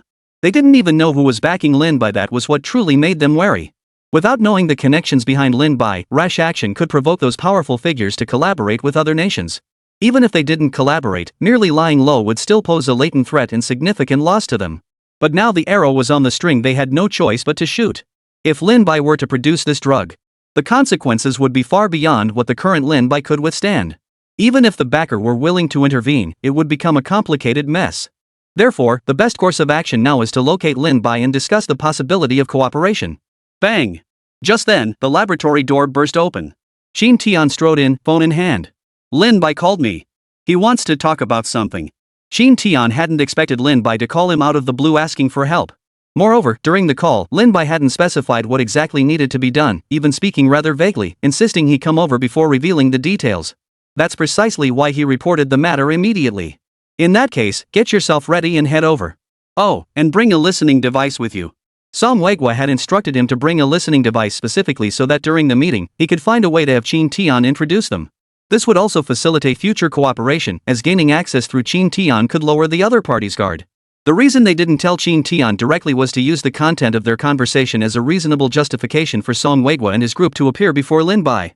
Qin Tian didn't think much of it and agreed casually. In a private room at the Grand Court Hotel. Principal Lin, why did you suddenly call me today? Qin Tian entered the private room with a teasing expression. Lin Bai rarely sought him out, even though they had established a cooperative relationship. Most of the time, Su Shan handled the business negotiations. I'm here today because I have a business venture I'd like to collaborate on with you. And it's a significant one. Lin Bai's lips curved slightly as he spoke slowly. A big deal? What is it? Surely not something like missiles? Qin Tian knew nothing about this drug. His first thought was whether Lin Bai had concocted something extraordinary again. He'd already been shocked enough these past few days. If he really did create something with such devastating power, he wouldn't be able to stay calm. Forget that. Do you know anyone in high places? Lin Bai suddenly blurted out. The word sent a cold sweat running down Qin Tian's back. Could it be he's discovered my true identity? That was the first thought that flashed through his mind, because he truly was someone from the higher-ups. Otherwise, why would he suddenly bring this up? For a moment, Qin Tian didn't know how to respond. Qin Tian, calm down. Just then, Song Weigwa's voice came through the earpiece. Upon hearing that voice, Qin Tian finally calmed down. He hadn't felt this way in years. The reason for his anxiety was that Lin Bai's case was of critical importance. Qin Tian forced himself to suppress his panic, picked up his teacup, and took a sip. Of course I know him. After all, I have to cooperate with people from above. This was indeed the truth. Moreover, the gamble now was that Lin Bai didn't know he was from Manhwa. I see. Could you bring them over? I want to discuss a project, one that's too big for just the two of us to handle. Lin Bai wasn't surprised by Qin Tian's response. It would have been strange if they didn't know each other. To build General Fire into such a powerhouse in Manhwa, he'd need connections beyond belief, otherwise, it'd be a miracle beyond miracles. Could you first tell me what the project is? Shin Tian didn't hesitate long before asking directly. It involves a medication. This medication is crucial, so we absolutely need someone with official connections to handle it. Lin Bai replied without hesitation. He'd already decided Shin Tian was the best intermediary. While there was some risk involved, fortune favors the bold. Besides, he knew these secrets couldn't be hidden forever. Therefore, establishing contact with the authorities now was a necessary step. Agree with him, and tell him we can come over right now. At that moment, Song Weiguo from the Ministry of Military Industry spoke up impatiently. This was an absolutely golden opportunity. He could tell that Lin Bai didn't dare to handle the medicine himself. For them, this was like a pillow delivered right when they were nodding off. Moreover, Lin Bai's words conveyed a message: he wasn't opposed to Longhua. Otherwise, he would never have suggested such an idea. Alright, shall I contact them to come over now? Shin Tian spoke up, following Song Weiguo's lead. You can contact them right now? Lin Bai was taken aback. He hadn't expected Shin Tian to be able to contact them immediately. Yes, I've worked with them frequently before. Shin Tian quickly recovered, realizing his response had been too abrupt. Still, he quickly came up with an explanation to cover his tracks. Alright, then have them come over. Lin Bai didn't think much of it and agreed right away. After confirming the arrangement, Shin Tian pretended to step outside to make a phone call. About an hour later, Song Weiguo arrived here alone. As he pushed open the door, Shin Tian immediately stood up. Principal Lin, allow me to introduce you to Song Weiguo, the head of the research department. Director Song, this is Principal Lin Bai, my business partner. Shin Tian hurriedly made the introductions. He emphasized Song Weiguo's title as head of the research department because Song had appeared on television numerous times. If the other party was inclined, they could easily verify it. There was simply no need to fabricate his identity. Chapter 113, Bigger Picture. Hello, Director Song. Lin Bai's face betrayed genuine surprise upon seeing Minister Song. He never imagined Shin Tian would know someone of such high standing. Though not from the medical field, such connections only required sufficient status.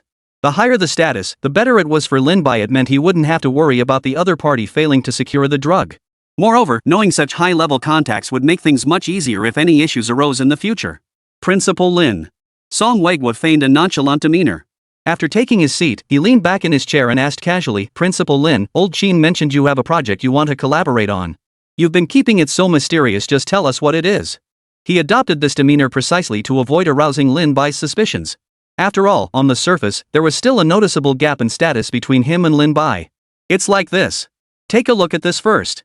Lin Bai was quite happy to come clean and handed over the tablet. Even though Song Weiguo had already heard the news, he couldn't help but feel a pang of alarm upon seeing the detailed introduction. Is everything written here true? Such powerful effects with no side effects?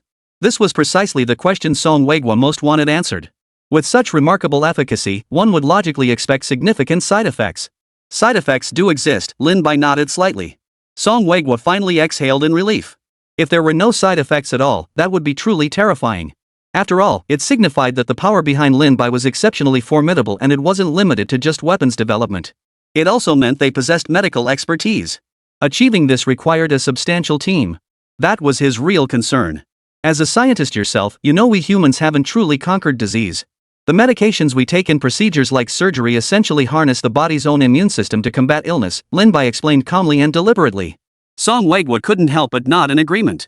This was true. Modern cold medicines essentially stimulate the body's immune cells, though different drugs target different effects. None of these drugs directly kill the disease, they rely on the body to eliminate it. That's precisely why we say humanity hasn't truly conquered any disease. My medicine operates on the same principle. When internal organs sustain damage, it mobilizes the body's energy to accelerate metabolism, enabling rapid repair. The side effect? It consumes a certain amount of fat energy. To put it plainly, you'll lose a few pounds. The moment Lin Bai uttered these words, Song Weiguo froze in place. You call that a side effect? That's insane. If that counts as a side effect, then it's beyond ridiculous. Moreover, he understood this simple explanation: the drug repairs damage by accelerating metabolism. It sounded simple enough, but actually developing it was incredibly difficult. Why would you? Song Weiguo blurted out. With such an amazing drug, why would you? If Lin Bai truly wanted to make money, he could easily sell it to other countries. This single opportunity could have netted him a massive fortune. Based on its effectiveness alone, securing 200 billion wouldn't have been a problem. His question served another purpose: to gauge Lin Bai's stance. I don't care much for those guys, and I prefer steady, long-term gains. Lin Bai spread his hands, speaking with utter nonchalance. Though he was a transmigrator, both his lives had been spent in the Dragon Nation. He held a deeper affection for the Dragon Nation. Other countries might indeed offer more money. But Lin Bai believed one thing: those who aren't of our kind have different hearts. If he truly gave it to another country, it could very well end up harming himself. Even setting aside sentiment, he was currently establishing a military academy in Dragon Nation. Dealing with the military was inevitable anyway, so he couldn't just abandon the academy. Moreover, his words were meant to demonstrate his loyalty. After all, he couldn't be certain whether Longhua would eventually uncover his secrets. By voicing this now, he was also telling them he would remain wholly devoted to the Dragon Nation. Good. Song Weiguo couldn't help but shout, his face brimming with excitement. On this point, his thoughts perfectly aligned with Lin Bai's. All along, other nations had been eyeing Longhua with covetous intent. Without sufficient strength, they wouldn't dare make a move now. Moreover, Lin Bai's words signaled that those behind him shared this conviction.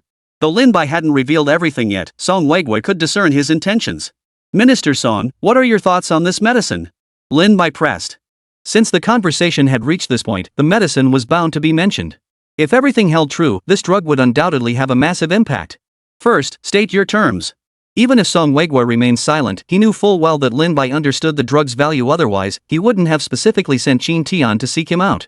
The goal was to use the authority of the Dragon Nation to deter those with ill intentions. If this medicine were produced privately, it would face considerable backlash. To begin with, pharmaceutical companies within the Dragon Nation alone would oppose the emergence of this solid pill. Many existing drugs target internal injuries, and promoting this solid pill would directly threaten their profits. Therefore, production could only proceed through the Dragon Nation. But even so, the terms must be negotiated first. I can provide the formula directly to the Dragon Nation, but I demand 20% of the profits. As for Mr. Qin, he should receive 5%. Lin Bai voiced his thoughts without hesitation. While it might seem small, that 20% was already substantial. As for Qin Tian, as the intermediary, it was only fair he received some benefit. 5% was more than sufficient. 20%? Even Song Weiguo couldn't help but show a hint of shock at this split. The effects of this medicine are truly remarkable. It wouldn't be an exaggeration to say it's worth 50%, let alone 20%. Yet Lin Bai showed no greed whatsoever, instead generously relinquishing it. Song Weiguo couldn't help but press further. Is that the only condition? Yes, but I only provide the formula. Everything else is entirely up to you. Lin Bai nodded slightly.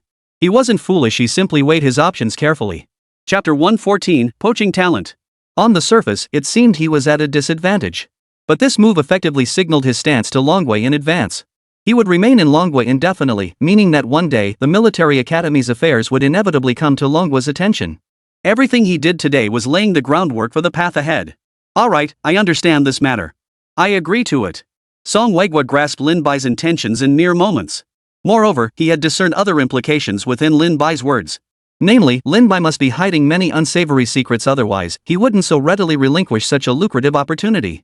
Moreover, this overture genuinely eased his lingering concerns. Their primary worry from the start had been Lin Bai's stance. Given the current situation, this matter no longer required excessive worry.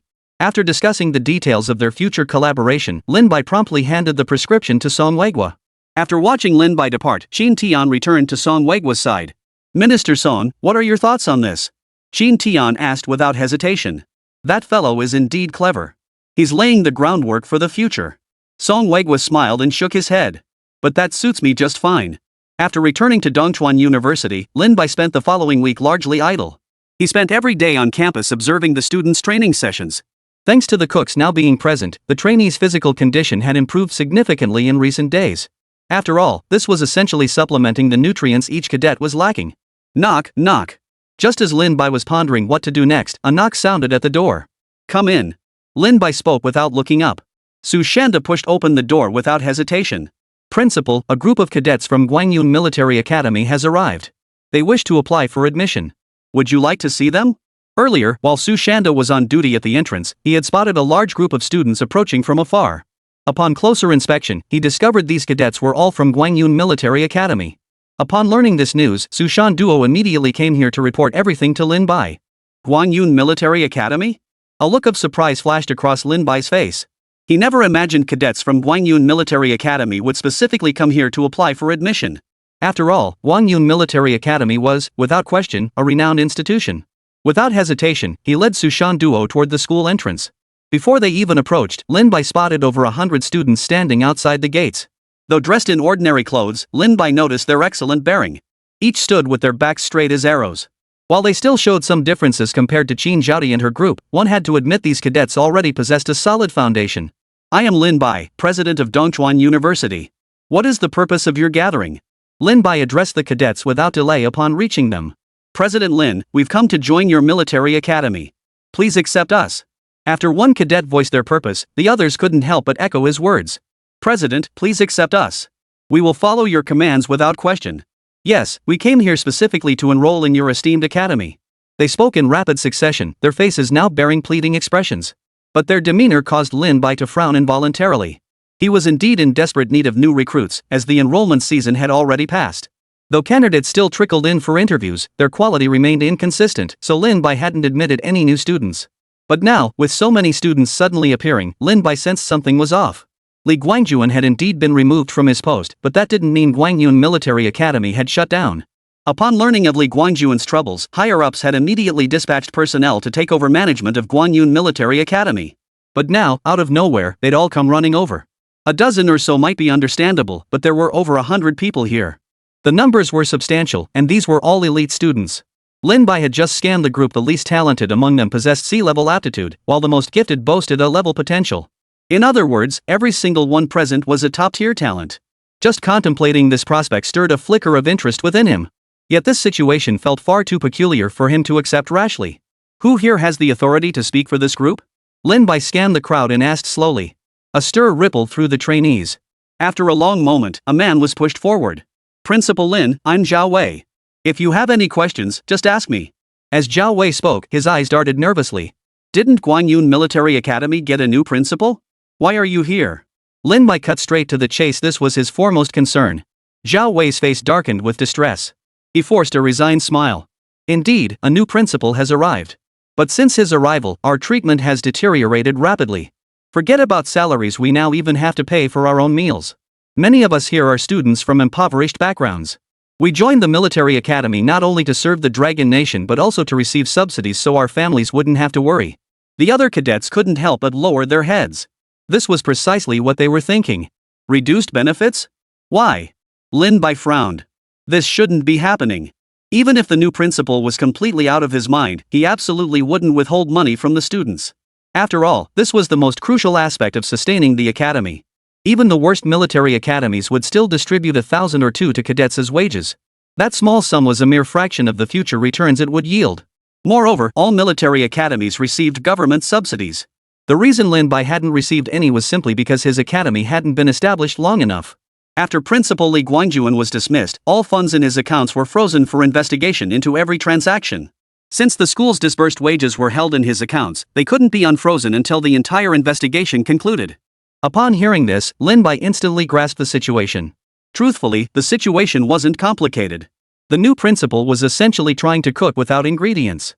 The school's account currently held no funds whatsoever, and waiting for the subsidy from above would take a considerable amount of time. As far as he knew, these subsidies were disbursed only once every 6 months. The last subsidy had been disbursed just last month, meaning they'd have to endure at least 5 more months before receiving any funds. Chapter 115, Planting Spies? How naive. Don't be fooled by the 5-month wait. Once the funds arrive, if they're disbursed all at once, the account will be empty again. To see any improvement, they'd have to endure until the investigation concluded and unproblematic funds were redeposited into the school account. The new principal could afford to wait that long, but the students couldn't. Lin Bai now understood why these students had specifically sought him out at this moment. Yet this alone wasn't enough. If that were the only reason, they'd have persisted. There had to be more to it. There must be other reasons besides this matter. Lin Bai stared silently at Zhao Wei before him. Delayed salary payments could be endured after all. The Guangyun Military Academy's reputation remained formidable. It wouldn't be worth leaving the school just for a few months' wages. Zhao Wei's expression darkened with conflict. Gritting his teeth, he turned to face the students behind him. After glancing at their resigned expressions, he shook his head and explained the situation. We were originally part of the academy's elite class. Because of our superior abilities, we received better treatment and benefits, a significant difference from other cadets. But after the new principal took office, he scattered us into different classes. Our benefits were also reduced. But because our previous treatment was so favorable, the other students now mock and snub us, even excluding us. So, with just this brief explanation, Lin Bai grasped the gist of what had transpired. Put plainly, this was the new principal's little scheme. The purpose of dispersing us was undoubtedly to have these outstanding students lead the average ones to progress. This approach wasn't uncommon. Long ago, Wangpu Military Academy's philosophy was to train elite students who would then instruct lower-ranking soldiers. But this approach depended on everyone being treated equally. The elite trainees had always enjoyed the best benefits, receiving several times more than the ordinary trainees. This had led to deep-seated resentment. Lin Bai was vaguely aware of this situation. Back then, Li Guangjuan, in an effort to save funds and maintain appearances, had reduced the benefits for ordinary cadets and redirected those savings to subsidize the elite ones. People inherently desire equality. Witnessing the decline in the elite cadets' benefits naturally provoked sarcastic remarks, a classic example of human nature. I understand the situation now. Since you're here, I won't refuse you. Come register together later. Having grasped the full context, Lin Bai was naturally pleased to welcome these high-caliber students into the fold. These are all well-trained recruits, he doesn't need to waste any effort on them. Once they join, they'll quickly become outstanding combat assets. To let them pass would be completely out of character for Lin Bai. After Lin Bai spoke these words, the cadets all showed signs of excitement. Truthfully, they had considered other military academies before, but the benefits offered by those institutions paled in comparison to those at Dongchuan University. During the competition, they had witnessed Dongchuan University's achievements firsthand. Naturally, they chose the superior Dongchuan University. After finalizing their decision, Lin Bai entrusted Su Shandao with handling the student registration and academic transfer procedures.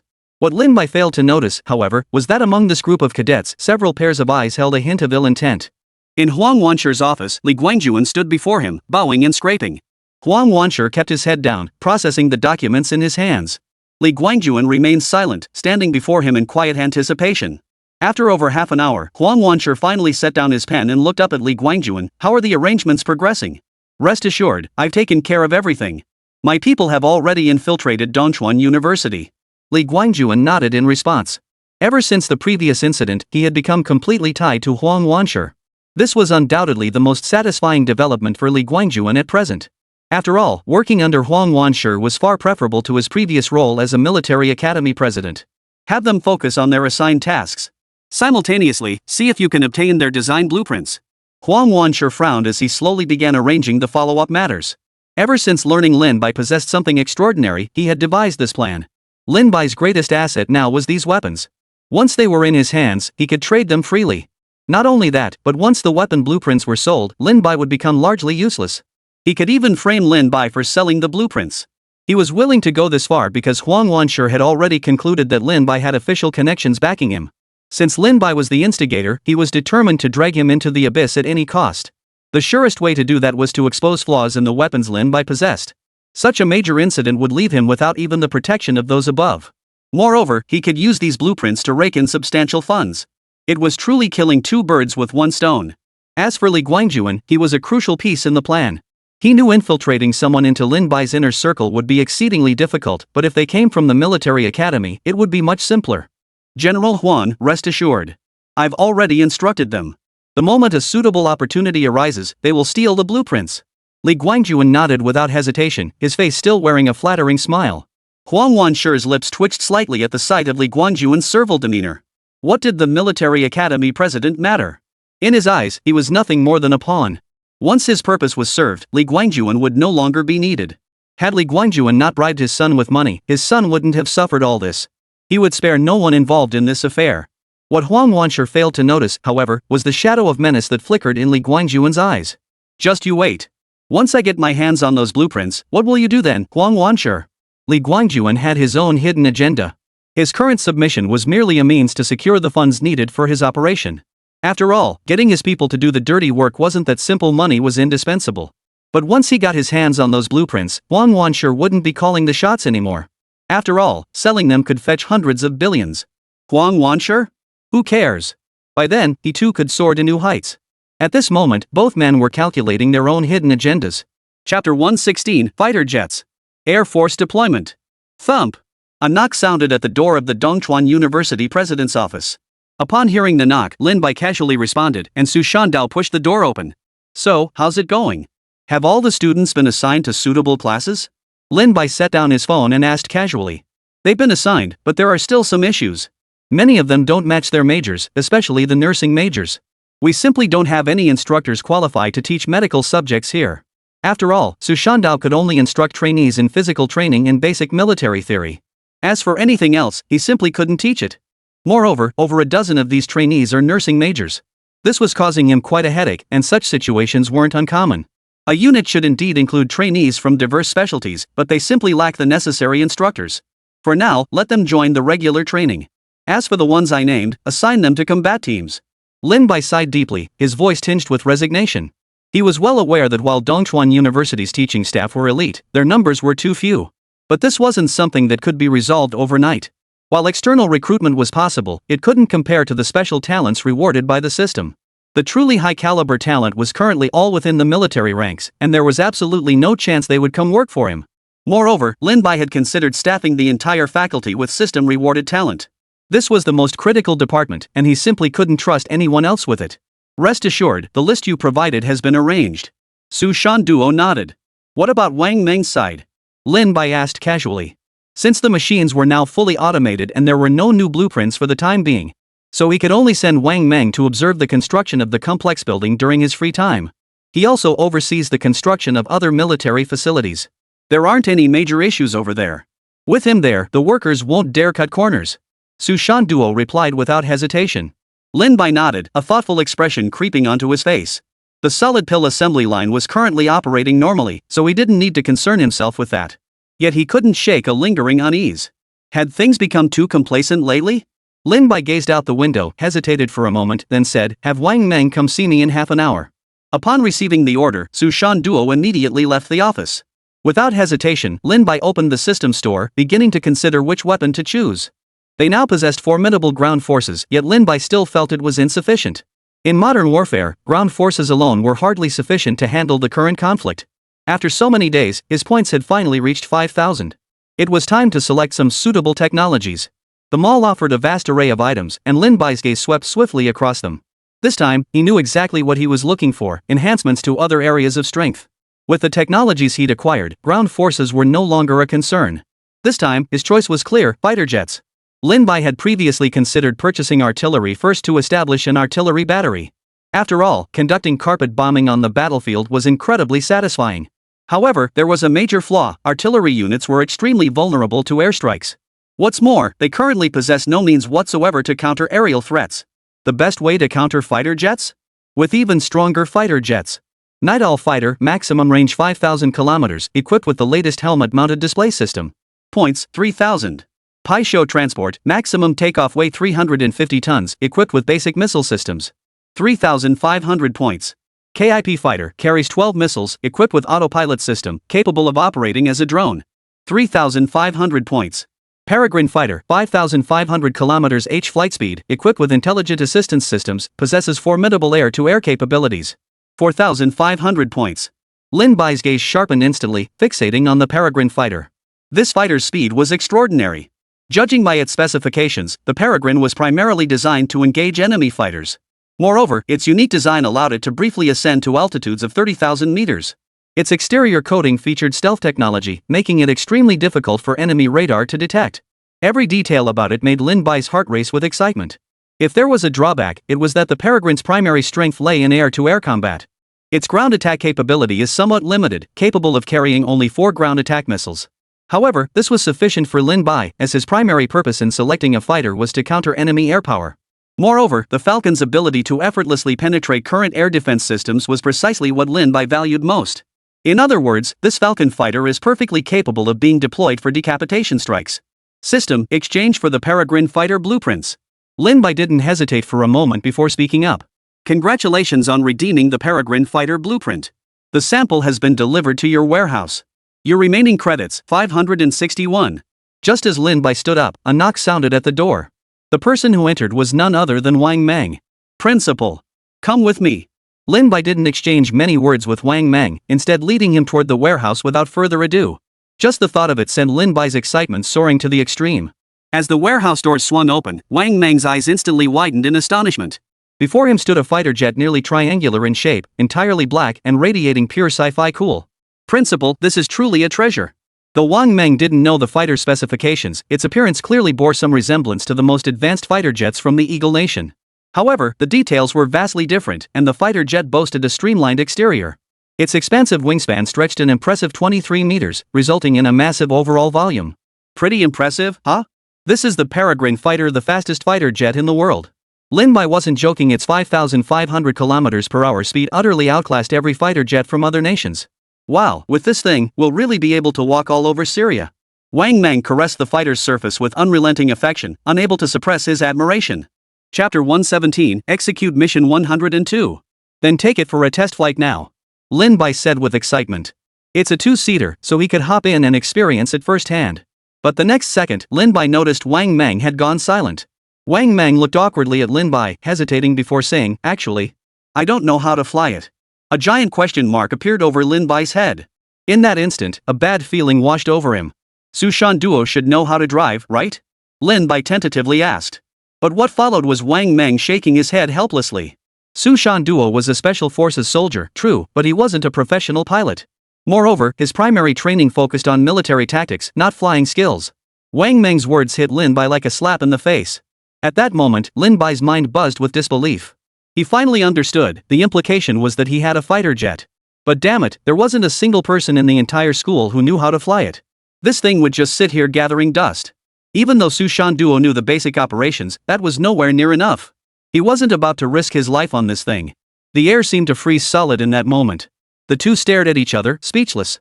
Both men were stunned, neither had anticipated this outcome. It was like bringing back a fighter jet just to take up space. Damn it, system, you're messing with me. Lin Bai couldn't help but curse inwardly. What good is a fighter jet if you can't use it? It's just a useless ornament. Ding. System detects host requirement. Issuing mission. Host, please accept mercenary mission number 102. Upon completion, you will be rewarded with a fighter jet flight instructor. Upon hearing this news, Lin Bai raced straight to the office. After booting up his computer, Lin Bai's brow furrowed deeply. The difficulty of mercenary mission 102 had skyrocketed. Intercept Eagle Nation's supply convoy. Bounty, 200 million. Recently, Lin Bai had also learned that the situation in Syria had grown increasingly complex. With rebel forces now collaborating with the Eagle Nation, recent battles had become overwhelmingly one-sided. Upon hearing this news, Lin Bai's expression darkened considerably. This wasn't just about dealing with rebels, this was the Eagle Nation. If they were escorting supplies, they'd undoubtedly have formidable protective forces. Accepting this mission was no simple task. Even if they managed to successfully intercept the supplies, the Eagle Nation was notoriously unforgiving. If they were discovered to be responsible, they would face relentless retaliation. Yet Lin Bai couldn't help but glance toward the warehouse once more. But if he declined this mission, he had no idea when he'd ever get another chance to draw a special talent in aviation. Until then, the fighter jets he'd purchased would just sit gathering dust in the warehouse. After much deliberation, Lin Bai finally clicked to accept the mission. Inside the Dongchuan mercenary corps of Su Nation. 1, 2, 3, 4. Deng Jiachao stood before the mercenaries, directing their training drills. Being mercenaries, even with limited time, they quickly began to look the part. Watching the scene unfold before him, Deng Jiachao couldn't help but nod with satisfaction. He had to admit that with organization and discipline, their combat effectiveness would increase dramatically. Truth be told, these men had initially refused to obey his commands. Only after he dealt with a few squad leaders did the mercenaries finally fall into line. "Deputy Commander, the commander is calling you." Just then, a mercenary came running up to Deng Jiachao and reported. Without a word, Deng Jiachao strode into the makeshift command post and answered the call. "Commander," Deng Jiachao said solemnly. "How are things on your end lately?" Lin Bai asked casually. "The training manual you provided has been very useful. Our mercenaries now have a certain level of discipline." Deng Jiachao's ability to conduct standardized training stemmed entirely from the manual Lin Bai had provided. This training manual contained the most advanced instruction, so within a short period, the mercenaries had undergone significant transformation. "Good to hear. By the way, we're planning to take on a mission soon." Lin Bai cut straight to the point after a brief exchange. "A mission? Commander, your orders." Deng Jiachao's voice carried a hint of excitement. Though they'd been well fed lately, they were mercenaries at heart. Such prolonged idleness felt unbearably restless. The men under him occasionally voiced complaints, but he had quashed them all. "We plan to execute mission 102, Lin Bai stated calmly. The moment those words left Lin Bai's mouth, Deng Jiachao's expression darkened noticeably. As a mercenary, he monitored available contracts daily. Mission 102 was currently the most talked about assignment. Other mercenaries dubbed it a suicide mission. Going to provoke the Eagle Nation? That's practically no different from seeking death. Are you serious? Deng Jiachao's voice trembled slightly. He never imagined this big shot would actually take on this mission. Why would I lie to you? I'll have a shipment of weapons sent over in the next couple of days. You'll be fully equipped then. And in the meantime, do your best to gather intel on the Eagle Nation's transport routes. These mercenaries excelled at gathering intelligence in chaotic environments. That's precisely why Lin Bai assigned this mission to them. This would also significantly reduce the time needed for Lin Bai and his team. Alright. Deng Jiachao gritted his teeth and agreed. He was doomed either way. Refusing was pointless. Besides, refusing again would be tantamount to betrayal. Other mercenary groups would never accept them once word spread of their betrayal. Moreover, the fact that he had killed Scorpion was common knowledge. Their reputation was already in tatters. To keep resisting, the only solution is to leave this battlefield and go back to work honestly. But very few people could actually do that. After hanging up the phone, Deng Jiachao approached the mercenaries in training with heavy footsteps. At ease. At his command, the mercenaries snapped to attention, standing tall and proud. After this period of training, for some reason, they felt more like a cohesive unit. Even those who usually couldn't stand each other had softened considerably. I'm here today to announce something. We're preparing to execute a mission. The moment the words left his mouth, the mercenaries erupted in thunderous cheers. But just then, Deng Jiachao continued, the mission we're undertaking is Operation 102. Instantly, the entire area fell silent. Every pair of eyes focused on Deng Jiachao. Chapter 118, Getting the Good Life Right Away? Mission 102? That's practically declaring war on Eagle Nation. We're done for. This mission is suicide. It's practically a suicide mission. If the Eagle Nation investigates later, we'll all be dead. Those guys are madmen. I'm seriously speechless. How could someone like this exist? How could anyone accept this mission? The mercenaries were all freaking out. If it were just fighting Syrian government forces or rebels, that wouldn't be a big deal. They're fighting each other. Even if someone dies, they won't hold it against us. But if we lay a finger on the Eagle Nation? That'd be all-out war. What are you shouting about? At that moment, Deng Jiachao gritted his teeth and roared at the men below, this is our chance. Do you intend to remain the rebels' lackeys forever? We've been here so long. You've seen the rebels' methods. They're not human. They even attack children. This is our chance. I won't force anyone to join. If you wish to withdraw, do so now. Wash your hands of this business and never cross paths again. Deng Jiachao spoke these words with a hint of resignation in his voice. Working for the rebels does pay better, but those bastards have no regard for humanity. Truthfully, many had already voiced opposition long ago, but with Scorpion around, no one dared bring it up. But now, after just one mission, so many are backing out.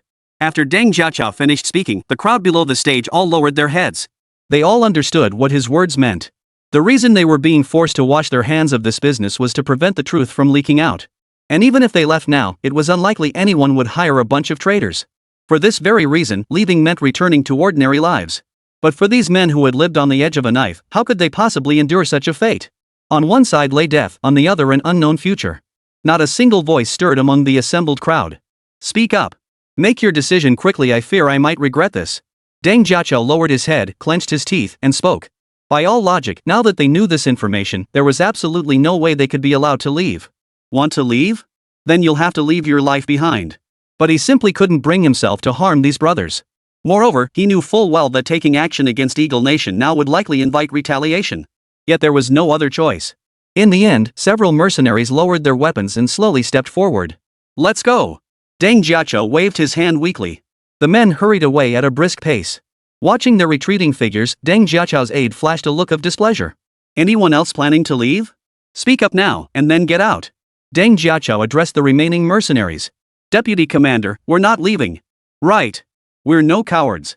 What's there to fear from a mere Eagle Nation? Exactly. These guys are all in cahoots. I've had it with them for ages. Even if we die, we'll leave behind a good name. The others' spirits were lifted. Seeing their resolve, Deng Jiachao finally let a smile touch his lips.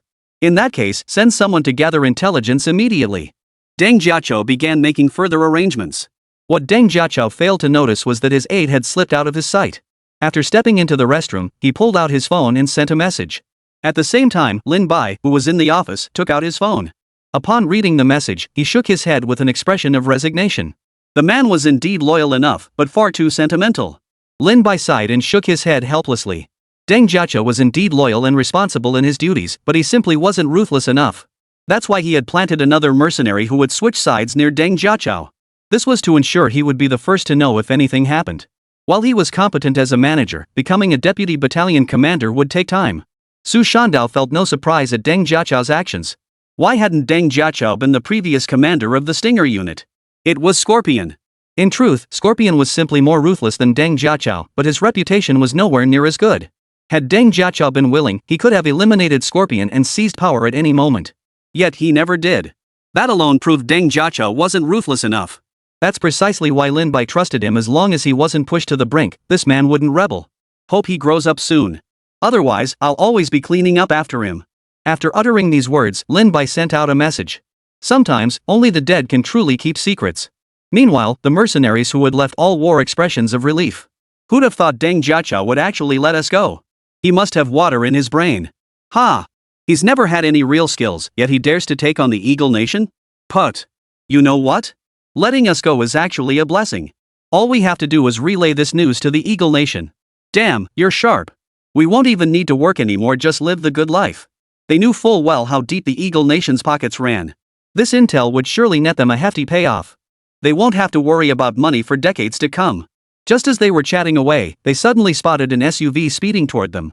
The moment they spotted it, their expressions changed. It was unmistakably one of their mercenary group's SUVs. They could even make out the emblem on it clearly. Their eyes widened in shock. Fear spread like ivy through their hearts. Run! Seeing the vehicle chasing them down here was definitely not a good sign. It meant either being taken back or being silenced. Having been mercenaries for so many years, they knew this all too well. If that was the case, they were finished. But even if they split up and ran, it wouldn't make a difference. Two legs could never outrun four wheels. Bang! With several gunshots, the wasteland fell silent once more. The adjutant slowly stepped out of the vehicle and lit a cigarette. A bunch of reckless fools. Chapter 119, Another Mission? Stirring trouble. After receiving the adjutant's mission completion report, Lin Bai couldn't help but let out a long sigh. Sometimes, one simply has no choice in the matter. He absolutely could not let the Eagle Nation know this news. Not even the slightest risk could be tolerated. Su Shandao. Assemble the trainees. After issuing the order, Lin Bai immediately headed toward the training ground. By the time he arrived, the trainees had already assembled. Though most had only recently arrived at Dongchuan University, their prior training allowed them to progress rapidly. Today, I'm here to announce something. We're heading out on a mission the day after tomorrow. At these words, the new recruits' faces clouded over with confusion. They couldn't fathom what kind of mission Lin Bai intended to send them on. Such an occurrence had never happened before at Guanyun Military Academy. However, they did notice that the veteran cadets wore expressions of accustomed familiarity. Lin Bai, however, did not reveal the full details. After a brief briefing, he departed. Inside the Huan's multinational trading company building. What's the status? Li Guangjuan demanded into his phone.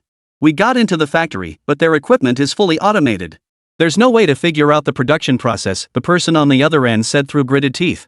For days, he'd been studying the factory machinery, yet no matter how he examined it, he couldn't see the internal process of part production.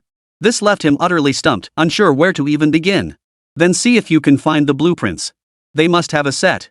Li Guangjuan paused for a moment before speaking. Typically, there's always a blueprint, otherwise, production wouldn't be possible. If we can get our hands on the blueprints, this task will be successfully completed.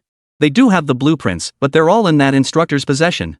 I'll see if I can seize an opportunity. The undercover operative shuddered involuntarily as he spoke these words. Their logistics instructor, Wang Meng, was as burly as a bear. He couldn't even imagine what would happen if he were discovered. Anything else happening lately? Li Guangjuan pressed. Yes, but I don't know what it is. I only heard Lin Bai say he's taking us on a mission, but he didn't give us any specifics. The man frowned as he spoke. He tried probing the senior trainees, but they were tight-lipped, and he couldn't pry any useful information out of them. Upon hearing this, Li Guangjuan's brow furrowed slightly. The moment he heard the word mission, the first thought that sprang to his mind was a mercenary assignment. He was well aware that Lin Bai did indeed take trainees out for field training. Still, he didn't dwell on it. After all, even if a mission were assigned now, it wouldn't pose much of an obstacle to Lin Bai. Even the rebels would think twice before taking on Lin Bai, weighing whether they could handle such a tough nut to crack. Don't worry about it for now. Just report back to me after completing the mission, Li Guangjuan said casually. Truthfully, he couldn't care less. If not for Huang Wanshi's involvement, he wouldn't have bothered asking at all. After agreeing, the other party hurriedly hung up. Seems getting those blueprints anytime soon is going to be tough, Li Guangjuan murmured, leaning back into the comfortable chair. He never expected to obtain these blueprints easily in the first place. In the blink of an eye, 2 days had passed. All trainees gathered on the parade ground. Everyone, today is the day we embark on our mission. Since this assignment is rather special, I ask that you all hand over your cell phones for safekeeping beforehand. Lin Bai stood with legs apart, hands clasped behind his back, speaking slowly. With many new recruits present, he had to take precautions to avoid being betrayed. The reason for this was that these newly arrived trainees had 0 loyalty points. Most of the veteran trainees had already reached 80 loyalty points. He wasn't worried about them betraying him. Even Songyu, who joined later, already had 50 loyalty points. After Lin Bai spoke, a hint of displeasure flashed across the new recruits' faces. But the restlessness lasted only a moment. None of them spoke. After all, many military academies had similar rules. Some even restricted phone use to just 1 hour during holidays. Seeing all phones collected, Lin Bai nodded in satisfaction. Wang Mang. Lin Bai barked coldly. The warehouse doors slowly opened, revealing 3 heavy troop transport vehicles rolling out. These 3 heavy troop carriers had been manufactured later. With the growing number of personnel, a single vehicle was no longer sufficient. With so many people now, at least 3 vehicles were needed to meet the demand. If Lin Bai had the spare funds, he would have equipped Deng Jiachao's mercenary group entirely with these vehicles. The moment these 3 heavy troop carriers appeared, the new recruits couldn't help but stare in awe. They had seen heavy troop carriers before, but never imagined they would actually be deployed today. Everyone, fall in. Board the vehicles. At Lin Bai's command, the trainees formed ranks and marched toward the vehicles. Just as they boarded, they suddenly saw that inside these heavy troop transport trucks were tanks. Their initial excitement instantly froze. Heavy troop carriers alone wouldn't have been anything special. After all, the Dragon Nation permitted their deployment and use. But tanks were an entirely different matter. A sudden sense of foreboding gripped them. What on earth were they heading to that required deploying tanks? After briefing Wang Meng on some matters, Lin Bai swiftly led the group toward the airport. Report. The voice of a messenger echoed outside the Ministry of Defense's entrance. Come in. What is it? Song Weigua, engrossed in studying tank blueprints, asked without looking up. Our scouts report that Dongchuan University is mobilizing and heading toward the airport. What? Song Weigua, who had been studying the blueprints, abruptly looked up, his face frozen in shock as he stared at the messenger. He never imagined Lin Bai would mobilize again. What kind of trouble is that guy stirring up now? Ruan Wenjie beside him also grew anxious. It was safe to say that every time Lin Bai went to Syria, something major would happen. Now, hearing he was heading to the airport, they couldn't help but feel a chill run down their spines. Chapter 120, New Mission.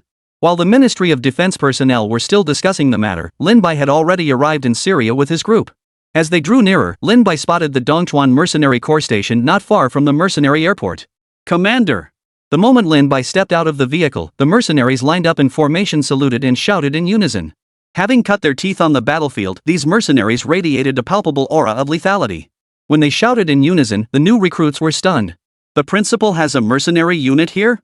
Holy crap, you can't judge a book by its cover, nor measure the depth of the sea. The principal is seriously impressive. I never imagined the principal could assemble so many mercenaries. Just one glance from these men sends shivers down my spine. These new trainees truly train diligently every day. But that doesn't mean they've seen combat. When it comes to military theory and physical fitness, these mercenaries certainly can't hold a candle to them. But when it comes to actual combat effectiveness, the mercenaries leave them far behind. Even their mere gaze could instill fear in others. Only veterans like Su Shui remained completely unfazed. They'd seen so much combat that this was nothing to them. Moreover, these were all defeated foes they had already overcome. There was no reason to fear them. Lin Bai cast a faint glance at the new recruits, unable to suppress a sigh within. Indeed, every soldier must undergo combat to become a qualified warrior. Despite 2 years of training, these new recruits were still nothing more than flowers grown in a greenhouse. Deng Jiaqiao, get someone to come and help with the transport. This time, I've brought you new weapons. Deng Jiaqiao nodded repeatedly with delight upon hearing this. He knew full well that Lin Bai's weapons were no ordinary equipment. Hearing this news now, he was naturally overjoyed. Soon, one after another, large wooden crates were lifted off the heavy troop transport vehicle. When the crates were opened, the mercenaries couldn't help but stare in awe. These are ATG automatic rifles, chambered for 7.62mm rounds. You'll all be issued one to test out. Lin Bai casually grabbed one and began explaining. The reason he had brought weapons specifically wasn't because the mercenaries lacked them. It was because their equipment was too haphazard. AKs, M4S, Lucinsons, they look like a ragtag band of misfits. From now on, they would be operating under the Dongchuan banner, so they couldn't keep using these weapons. When the ATGs were distributed among the mercenaries, astonishment spread across every face. Having used all sorts of makeshift weapons before, they instantly recognized the superior comfort and handling of these new guns. This thing felt way better than anything they'd used before. Holy crap, this ATG even comes with a night vision scope? Awesome! Long live the commander! This thing handles like a dream. What was I even using before? The overall weight is just right, perfect for me. And this stock even has recoil dampening. Whoever designed this gun must be a genius. Even the Eagle Nation doesn't have weapons this good. For those who've been hanging around places like this, firearms are their lifeline. Getting such a top-tier weapon naturally gets you hyped. Go give it a try yourselves. Lin Bai waved his hand with a smile. His words were met with an immediate chorus of cheers. Normally, they were too stingy to splurge on target practice. Some even used their own hard-earned money to buy ammunition for practice. Hearing this now, they were understandably thrilled. Principal, what should we do now? Su Shandao approached Lin Bai and asked. For now, take the trainees to set up camp and rest. Deng Jiaqiao and I need to discuss something. Lin Bai waved him off. After entering the temporary command center with Deng Jiaqiao, Lin Bai sat directly in the seat of honor. How's your recent reconnaissance going? Lin Bai got straight to the point. Look here. Deng Jiaqiao unfolded the map on the table, revealing several red lines marked across it. These red lines mark all the routes Eagle Nation uses to transport weapons to the rebels. I've already identified the specific supplies being transported along each route. Following Deng Jiaqiao's annotations, Lin Bai grasped the types of cargo transported along these routes. Actually, these Eagle Nation shipments follow a pattern. For instance, if weapons were delivered 3 days ago, the next shipment will likely be food supplies. How did you manage to gather all this information so quickly? Lin Bai asked, a hint of surprise in his voice. It's only been 2 days, and you've already gathered so much information?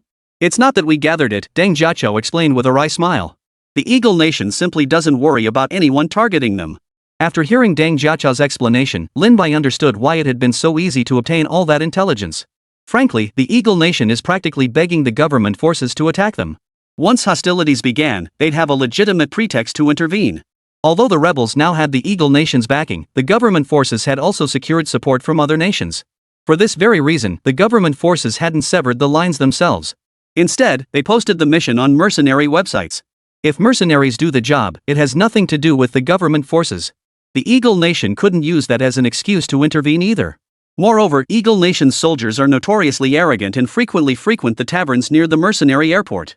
Approaching just a few of them could yield a wealth of intelligence. Well done. You handled this exceptionally well.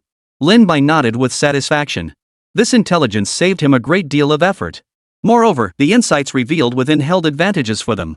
Namely, the Eagle Nation showed little vigilance or preparedness, making their operation much easier. Oh, what's this line? Just then, Lin Bai noticed a black line.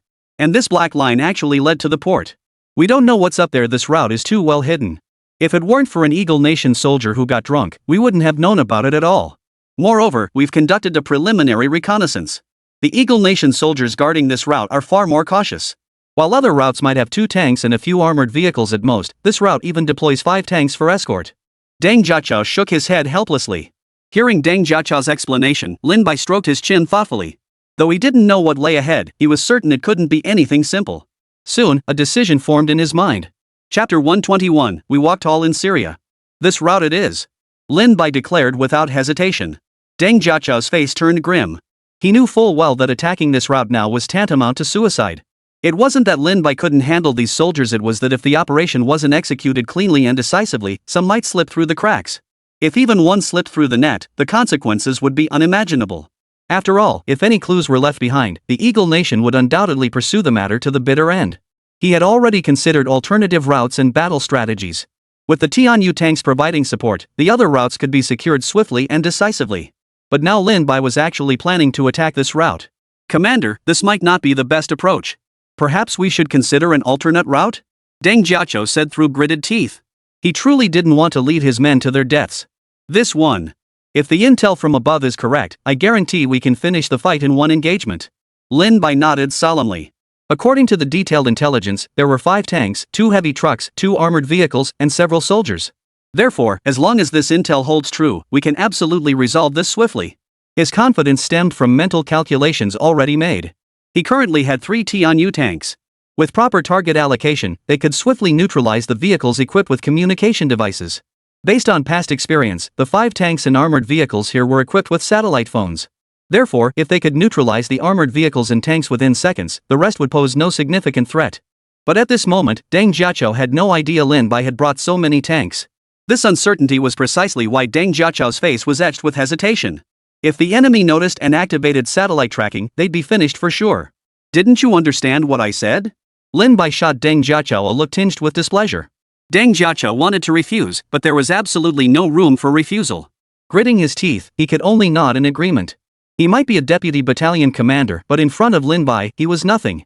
Meanwhile, at the temporary base in Eagle Nation, Seems these useless fools have some use after all. Admiral Max spoke with a faint smile, lightly tapping the tabletop. They had come here to help the rebels secure victory.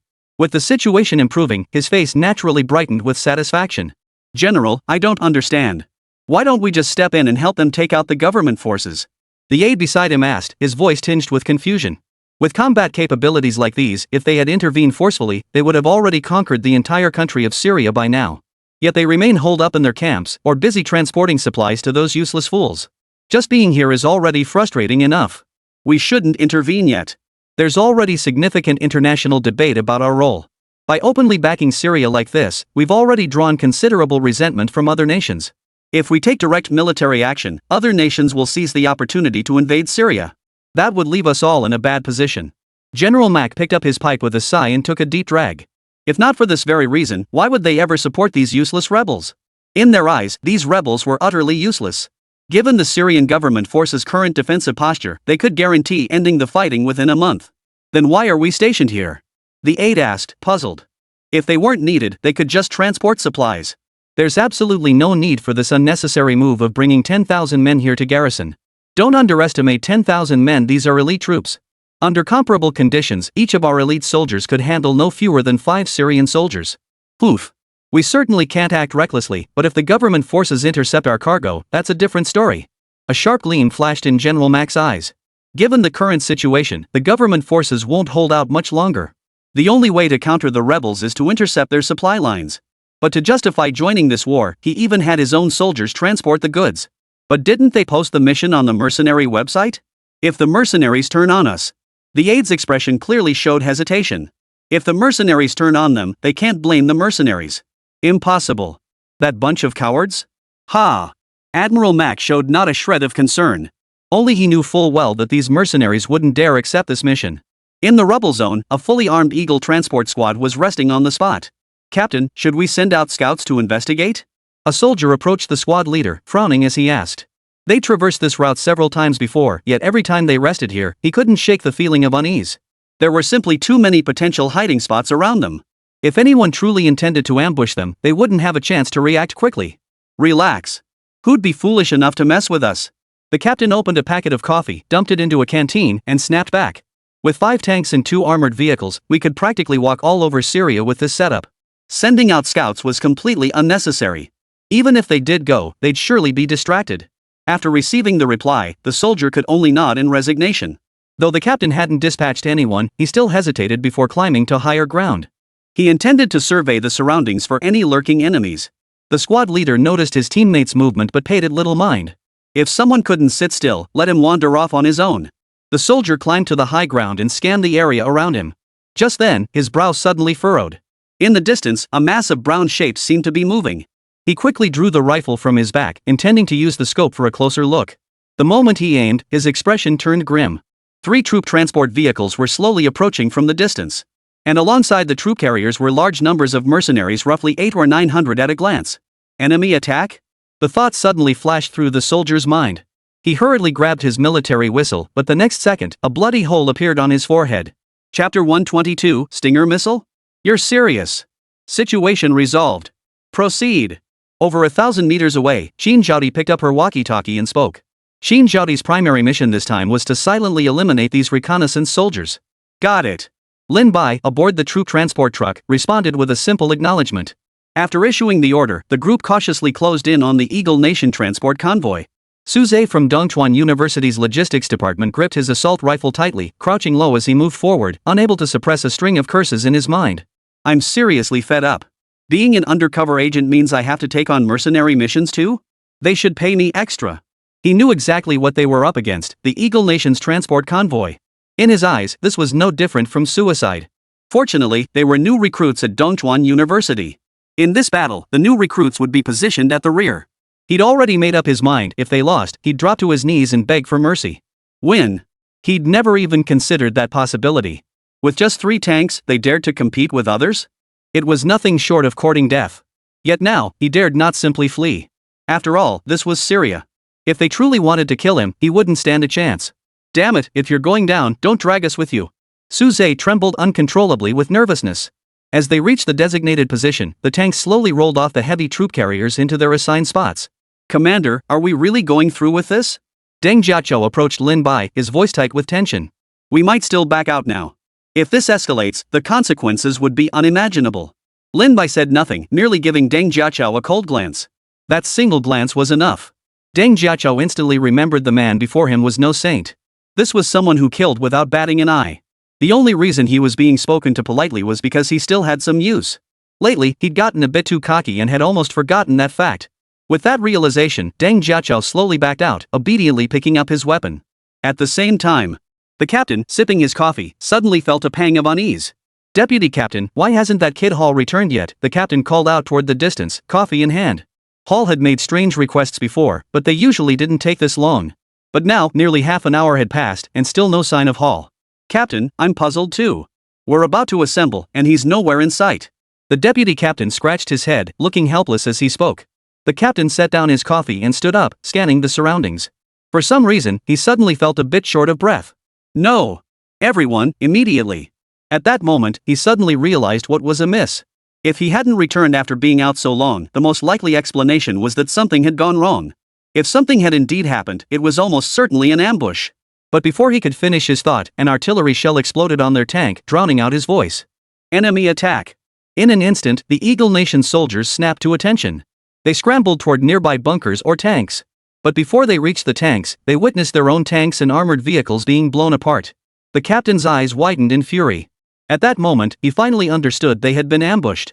This was a professional, targeted strike to prevent them from relaying intelligence. All communication capabilities were destroyed first. Now they were completely cut off and helpless. Not only were the Eagle Nation soldiers stunned, even the mercenaries were stunned. They had expected the attack to be swift. But in less than 10 seconds, they'd all been taken out. What are you standing around for? Get moving! At that moment, Deng Jiachou's shout snapped them back to reality. The mercenaries unleashed relentless fire upon the Eagle Nation soldiers below. The elevated position gave them a clear view of the battlefield below. In less than 10 minutes, they had eliminated every last one, leaving no survivors. After the battle concluded, the trainees and mercenaries were dispatched by Lin Bai to clear the battlefield. Su Zhe watched the scene unfolding before him, his heart trembling uncontrollably. When Li Guangjuan had ordered him to steal weapons earlier, he hadn't taken it too seriously. After all, even if they had heavy weapons, they couldn't be that strong. But what unfolded before him utterly surpassed his wildest expectations. He had watched those 3 tanks unleash relentless fire even if they were attacking from above. It shouldn't have been resolved so swiftly. Principal, would you like to take a look at their cargo? Just as Lin Bai sat in the driver's seat waiting for them to clear the battlefield, Su Shanda approached with a grave expression. What good stuff could be inside? Seeing Su Shanduo's expression, Lin Bai had a vague idea. Su Shanduo said little, instead leading Lin Bai to the transport truck. When Su Shanduo opened the rear cargo door, Lin Bai, who had been unconvinced, stared wide-eyed, his breathing becoming ragged. Placed inside were none other than the infamous Stinger missiles, and there were 6 of them. Counting the other truck, that meant 12 Stinger missiles in total. This quantity of missiles was clearly intended to help the rebels seize the port. Had Lin Bai not intercepted them in time, the consequences would have been unimaginable. With the weapons and defenses the government currently possessed, they simply couldn't withstand such a massive assault. It seems the rebels are hell-bent on taking Satak City. Lin Bai gritted his teeth as he spoke. If it were merely a siege, the anger wouldn't be so intense. But resorting to such a massive strike, the citizens within Satako City would be caught in the crossfire. In other words, these beasts hadn't given the populace a second thought. Their only concern now is what comes after capturing Satako City. Principal, there's no need for excessive worry just yet. They've transported the Stinger missiles, but they don't have the launchers yet. Su Shandao paused for a moment before speaking slowly. Stinger missiles require fighter jets or dedicated launchers to deploy. As far as he knew, the rebels absolutely did not possess such equipment. If they had them, they would have deployed them long ago. Moreover, this should be the first time they've transported Stingers. These Stinger missiles aren't cheap. Even the Eagle Nation would feel the pinch if they deployed them.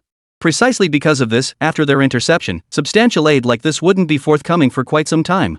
Thank goodness we got here early. Lin Bai exhaled deeply. Had he not chosen this location, news of the rebels seizing Satak City would likely have arrived within 2 days. Chapter 123, Funding Approved Upon Meeting? After clearing the battlefield, Lin Bai loaded the truck and headed towards Satako City. Shortly before arriving, Lin Bai contacted Smith in advance, instructing him to bring his trusted men and wait 5 kilometers outside Satako City. After all, these Eagle Nation trucks were far too conspicuous, and their presence within the city might attract unwanted attention. As soon as Lin Bai arrived with his men, he spotted Smith already waiting at the predetermined location. Well, Mr. Lin, you really went through with it. Smith rushed over the moment he saw Lin Bai step out of the truck.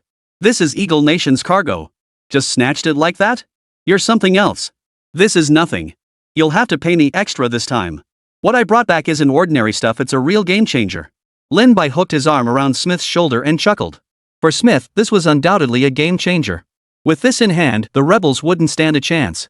What kind of game changer? Smith's face lit up with interest. Because when the government forces assigned the mercenary mission, they never imagined they'd bring back anything. Just cutting the supply lines would have been enough to make them grin from ear to ear. And now they'd actually brought something back. See? Lin Bai nodded to Su Shanduo standing behind the truck. Su Shanda yanked open the cargo door.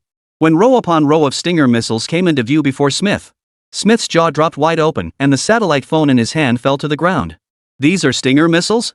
Smith couldn't help but exclaim in shock. These things couldn't be bought even with money. Yet Lin Bai had intercepted them. This was far beyond his wildest imagination. These were destined for your rebel military zone. I just happened to intercept them. Lin Bai offered a casual explanation. Upon hearing this, Smith was both shocked and terrified.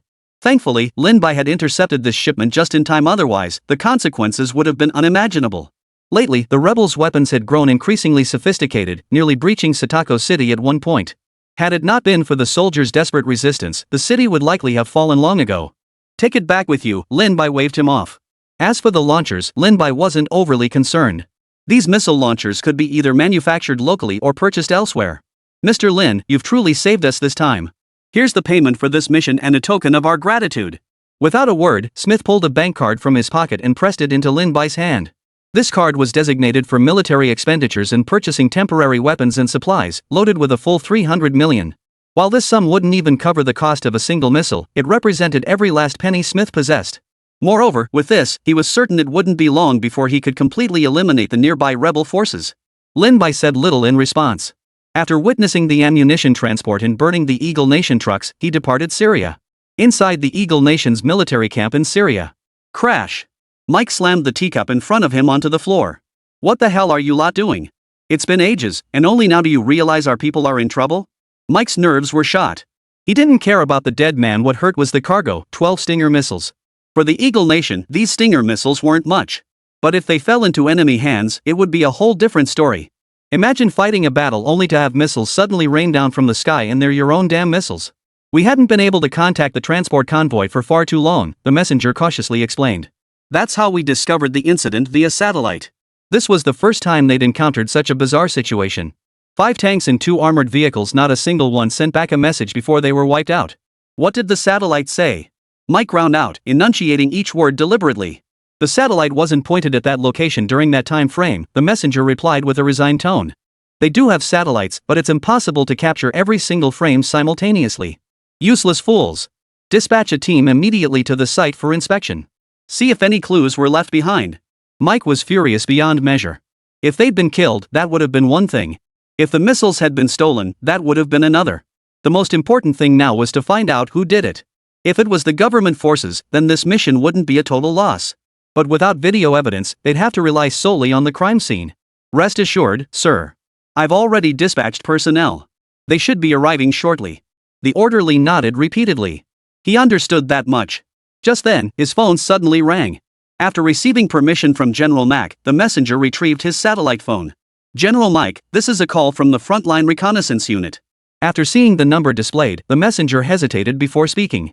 Give it to me. Mack reached out and snatched the phone. This is Mack. What's the status of the convoy? He demanded without pause. Reporting, General. Our inspection confirms all personnel are deceased with no survivors. All photographic equipment at the scene has been destroyed on site. Aside from the truck, no weapons are missing. Upon hearing the news from the other end of the line, Mack's hand clenched tightly. He understood now they had absolutely no leads.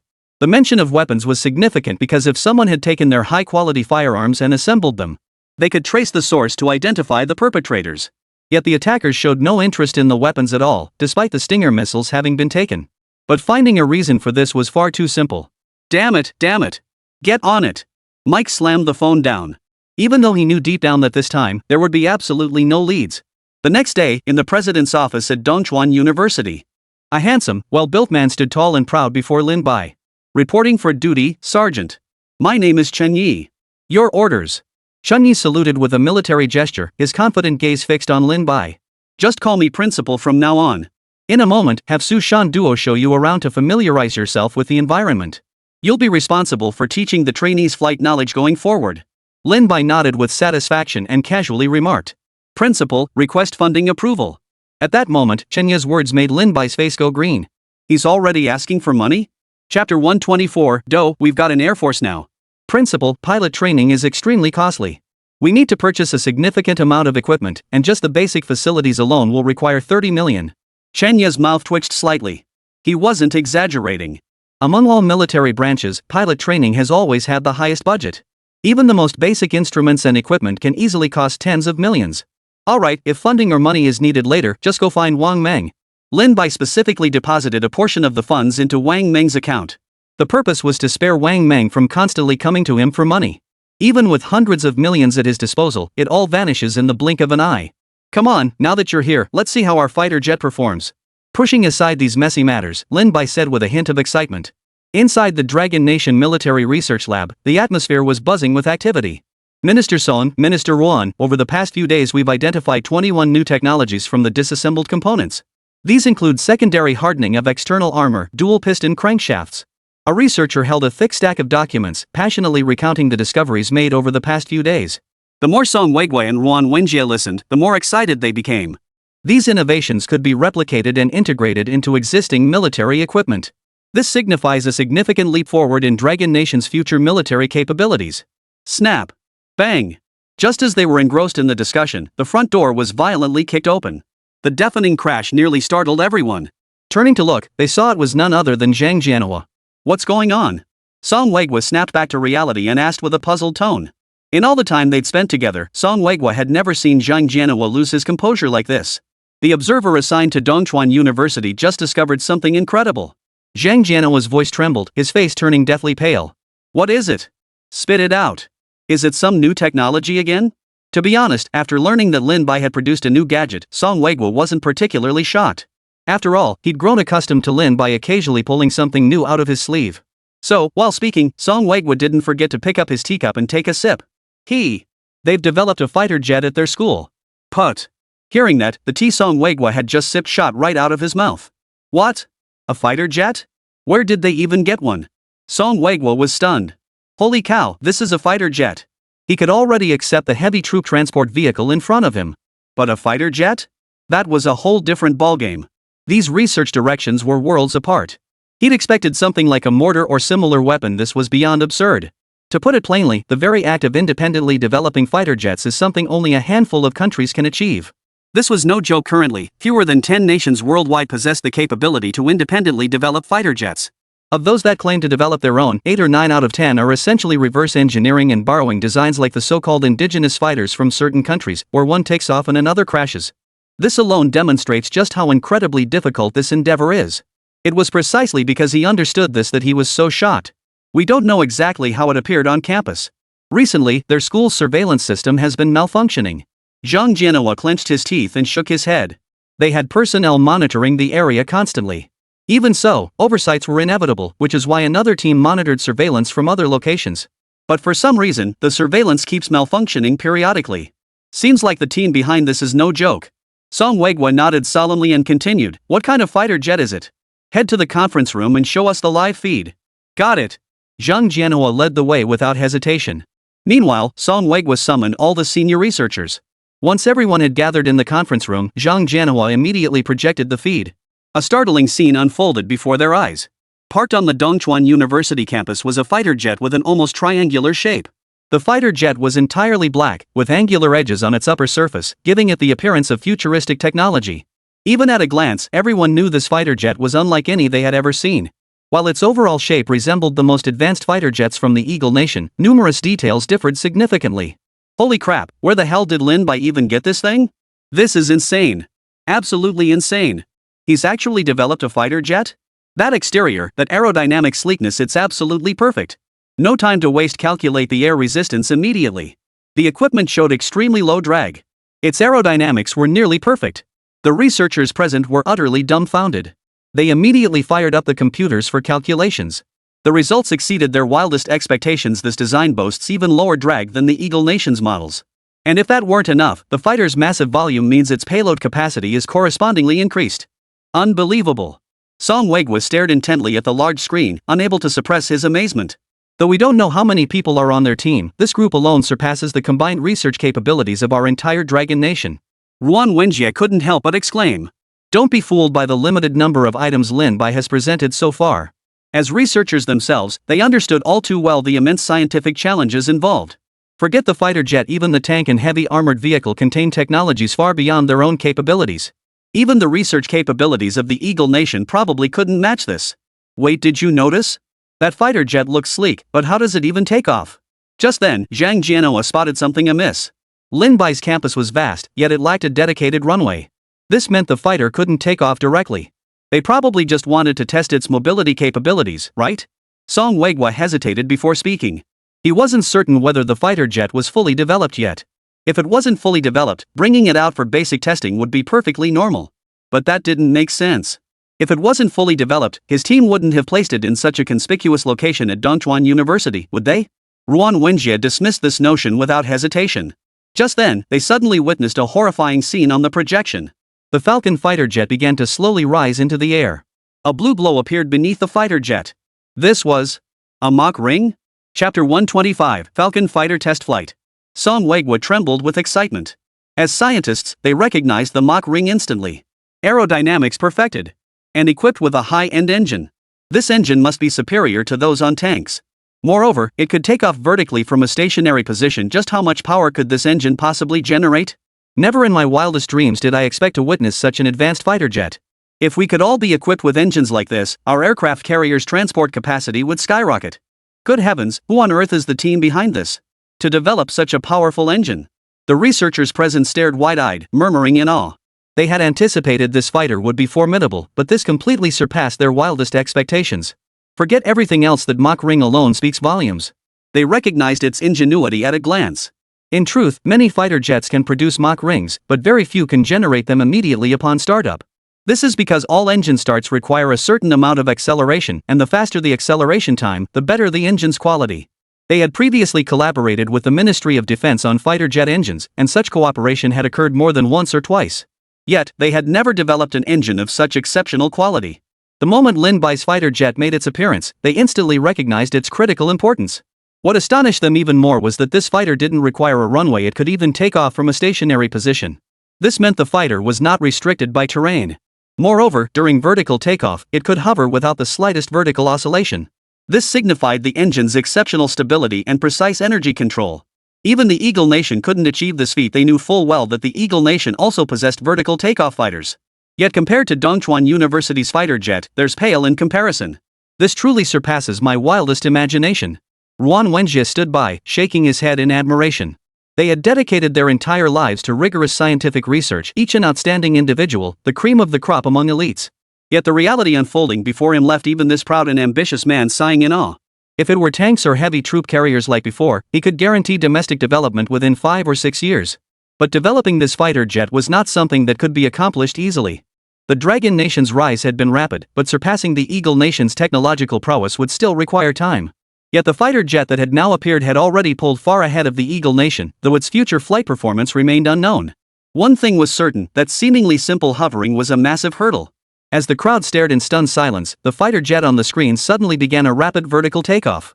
In just over 10 seconds, it soared thousands of meters into the sky, leaving the group of scientists wide-eyed. This was utterly terrifying. With this vertical ascent speed alone, it could execute countless high-difficulty maneuvers. Zhang Jianhua instantly recognized the fighter's terrifying potential in aerial combat. In aerial combat, missiles were typically the primary means of delivering devastating strikes. Thanks to advanced technology, once locked onto an enemy fighter, evading the missile was extremely unlikely. While countermeasures like chaff and flares exist, they are far from foolproof. Success largely depends on the fighter's performance and the pilot's skill. Otherwise, there wouldn't be such a wide array of tactical flight maneuvers. The fighter jet from Dongchuan University instantly made him realize that vertical flight capability unlocks a whole new range of maneuverability. This signaled the potential to develop more tactical maneuvers, which would undoubtedly bring a qualitative change to the current Air Force. Just as everyone was engrossed in the spectacle, Song Weigwa suddenly remembered something. The moment the thought struck him, his expression changed dramatically. Wait, Lin Bai is about to conduct a test flight. What about our air defense systems? The moment he spoke, every face in the room turned pale.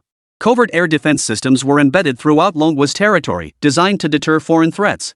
Should an unidentified fighter jet appear, they would likely open fire immediately.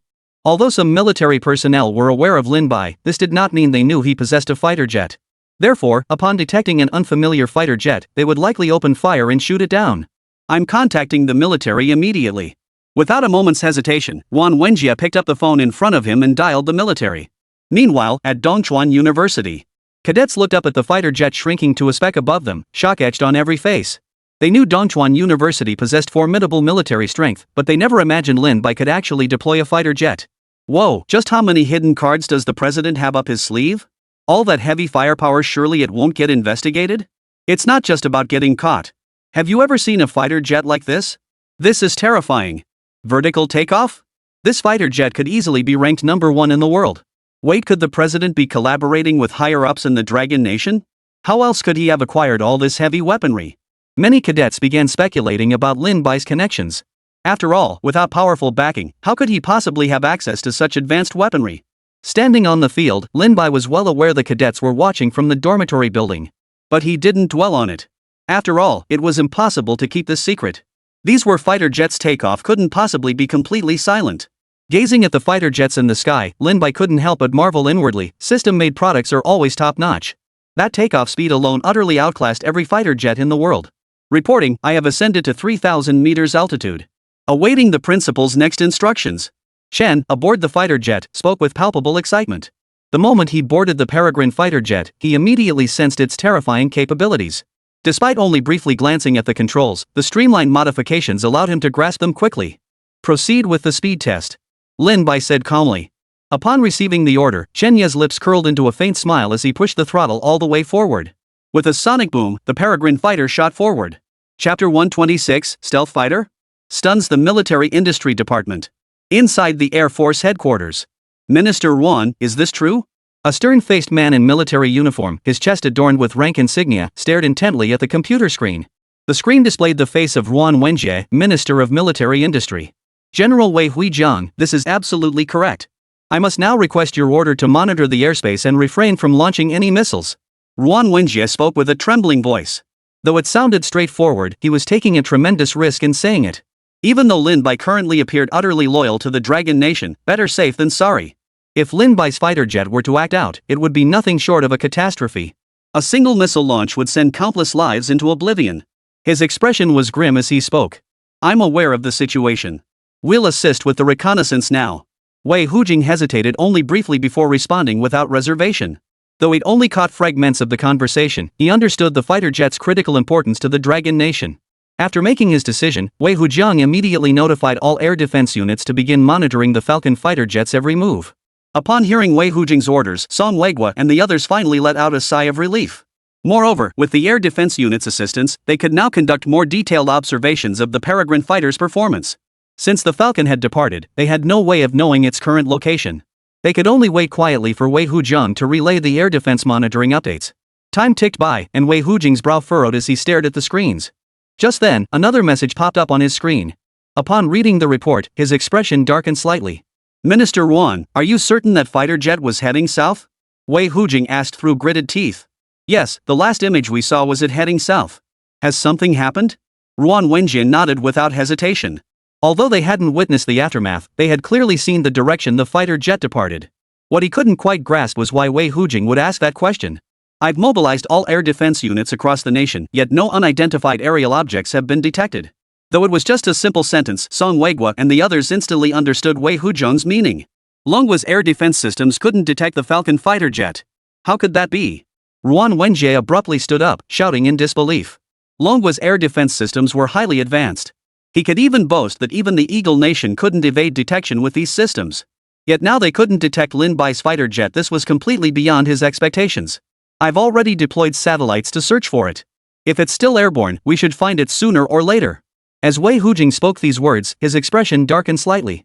He had spent his entire life defending his homeland, yet this sense of helplessness was entirely new to him. He knew Wan Wenjie would never deceive him. Now, there was a fighter jet that could completely bypass their air defense system. Fortunately, this fighter jet wasn't from Eagle Nation, otherwise, the consequences would have been unimaginable. Just as he was lost in worry, a pop-up message caught his attention. "We've located it. I'm now mirroring the screen and conducting targeted reconnaissance with air defense systems," Wei Hujing declared without hesitation. Just moments ago, the satellite had finally located the fighter jet streaking across the sky. With the approximate location now known, their air defense systems could conduct targeted reconnaissance. As the satellite feed switched to the air defense display, everyone in the military industry department witnessed an astonishing sight. The fighter jet they had been relentlessly searching for suddenly appeared at an altitude of tens of thousands of meters. That in itself wasn't unusual, but the air defense monitoring this sector couldn't identify the fighter jet. It was unheard of. Air defense systems were now capable of detecting fighter jets. What on earth was going on? Could it be that the air defense systems in this area had malfunctioned? Impossible. With the massive funds invested annually in maintenance, it shouldn't be failing. But this doesn't make sense. Why can they see it but not lock onto it? This situation has never been encountered before. What on earth is going on with this fighter jet? Researchers racked their brains, utterly baffled by what had transpired. After all, this situation was utterly bizarre. At that moment, Song Weigwa furrowed his brow. Something was forming in his mind, but it was elusive. It was practically as if it were invisible. Just then, Ruan Wenjie's exclamation beside him suddenly made everything click for Song Weigwa. "I get it. This fighter jet must be coated with stealth paint," Song Weigwa exclaimed aloud. The moment he uttered those words, every body stiffened involuntarily. Stealth coating. This was a research topic that had been pursued for quite some time.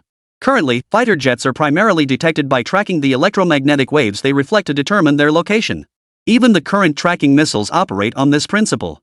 Therefore, the first step in air defense is pinpointing the fighter's exact location. The primary function of stealth coating is to counteract electromagnetic waves using electromagnetic properties.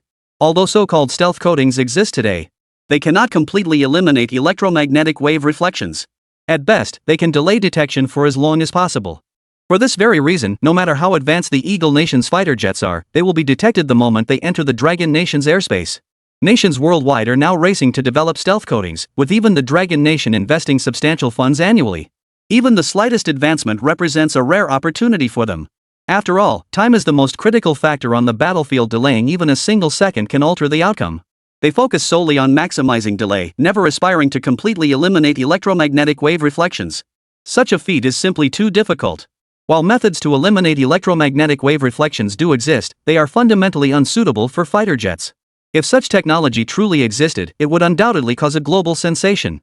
And yet, this unimaginable spectacle was unfolding right before their eyes. Chapter 127, We have a research team. On the projection screen in the Ministry of Defense conference room, the fighter jet darted swiftly through the sky. Without real-time satellite tracking, air defenses wouldn't be able to locate them in time. However, the Falcon fighters did not linger in the sky for long. After just over half an hour of flight, they returned directly to Dongchuan University. It seems Lin Bai's capabilities have far surpassed our expectations. Ruan Wenjie took a deep breath before speaking slowly. From the moment I first learned of this incident, I knew this man was no ordinary individual. But the immediate priority is how to acquire this fighter jet, Song Weigwa declared without hesitation. For tanks or similar equipment, they could afford to wait, even taking time to study them thoroughly. But a fighter jet with such superior performance? They absolutely cannot afford to wait. If they got their hands on this fighter jet, it would undoubtedly elevate the Dragon Nation's air force to the world's top. So we're going to confront him head-on? Ruan Wenjie frowned as he looked at Song Weigwa. After all, following their last transaction, they'd reached a conclusion. Lin Bai, or rather, the team behind Lin Bai, didn't harbor animosity toward the Dragon Nation. If they truly disliked the Dragon Nation, they wouldn't have uttered that phrase. Those who are not of our kind must have different hearts.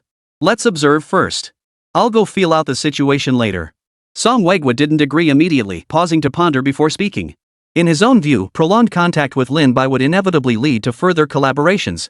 His certainty stemmed from the fact that while Lin Bai possessed advanced technology, he appeared desperately short of funds. Solid pills were a highly profitable venture, but scaling up production wouldn't happen overnight.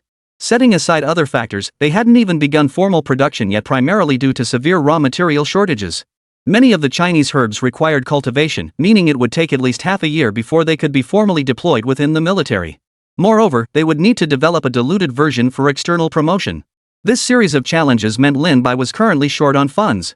Though he couldn't fathom why the backing team hadn't provided funds, this moment undeniably presented an opportunity. Ruan Wenjie pondered for a long time before finally nodding slowly. For now, they could only proceed as Song Weigwa suggested. On the Dongchuan University sports field. As the J-10 fighter jet descended vertically onto the field, all the cadets couldn't help but erupt in excited cheers. This is so awesome. I've never seen a fighter jet like this before. Where on earth did the president get this thing? This fighter jet is absolutely killer. My goodness, if aircraft carriers use this, they'd be unstoppable. Just now, whoosh, the fighter vanished instantly. And now our school has its own fighter jet. It was no wonder they were so excited, especially the new recruits. Last time Lin Bai took them to the Syrian battlefield, facing scenes of dismembered limbs everywhere, it would be impossible not to feel fear. More importantly, they knew their adversary was the Eagle Nation, meaning future missions would be even more perilous. But with the school providing fighter jets, everything changed. At least their lives would now have some degree of protection. Assemble! At that moment, Lin Bai slowly turned his head and shouted to the cadets in the dormitory building. At the command assemble, the trainees hurriedly donned their combat uniforms and rushed onto the parade ground.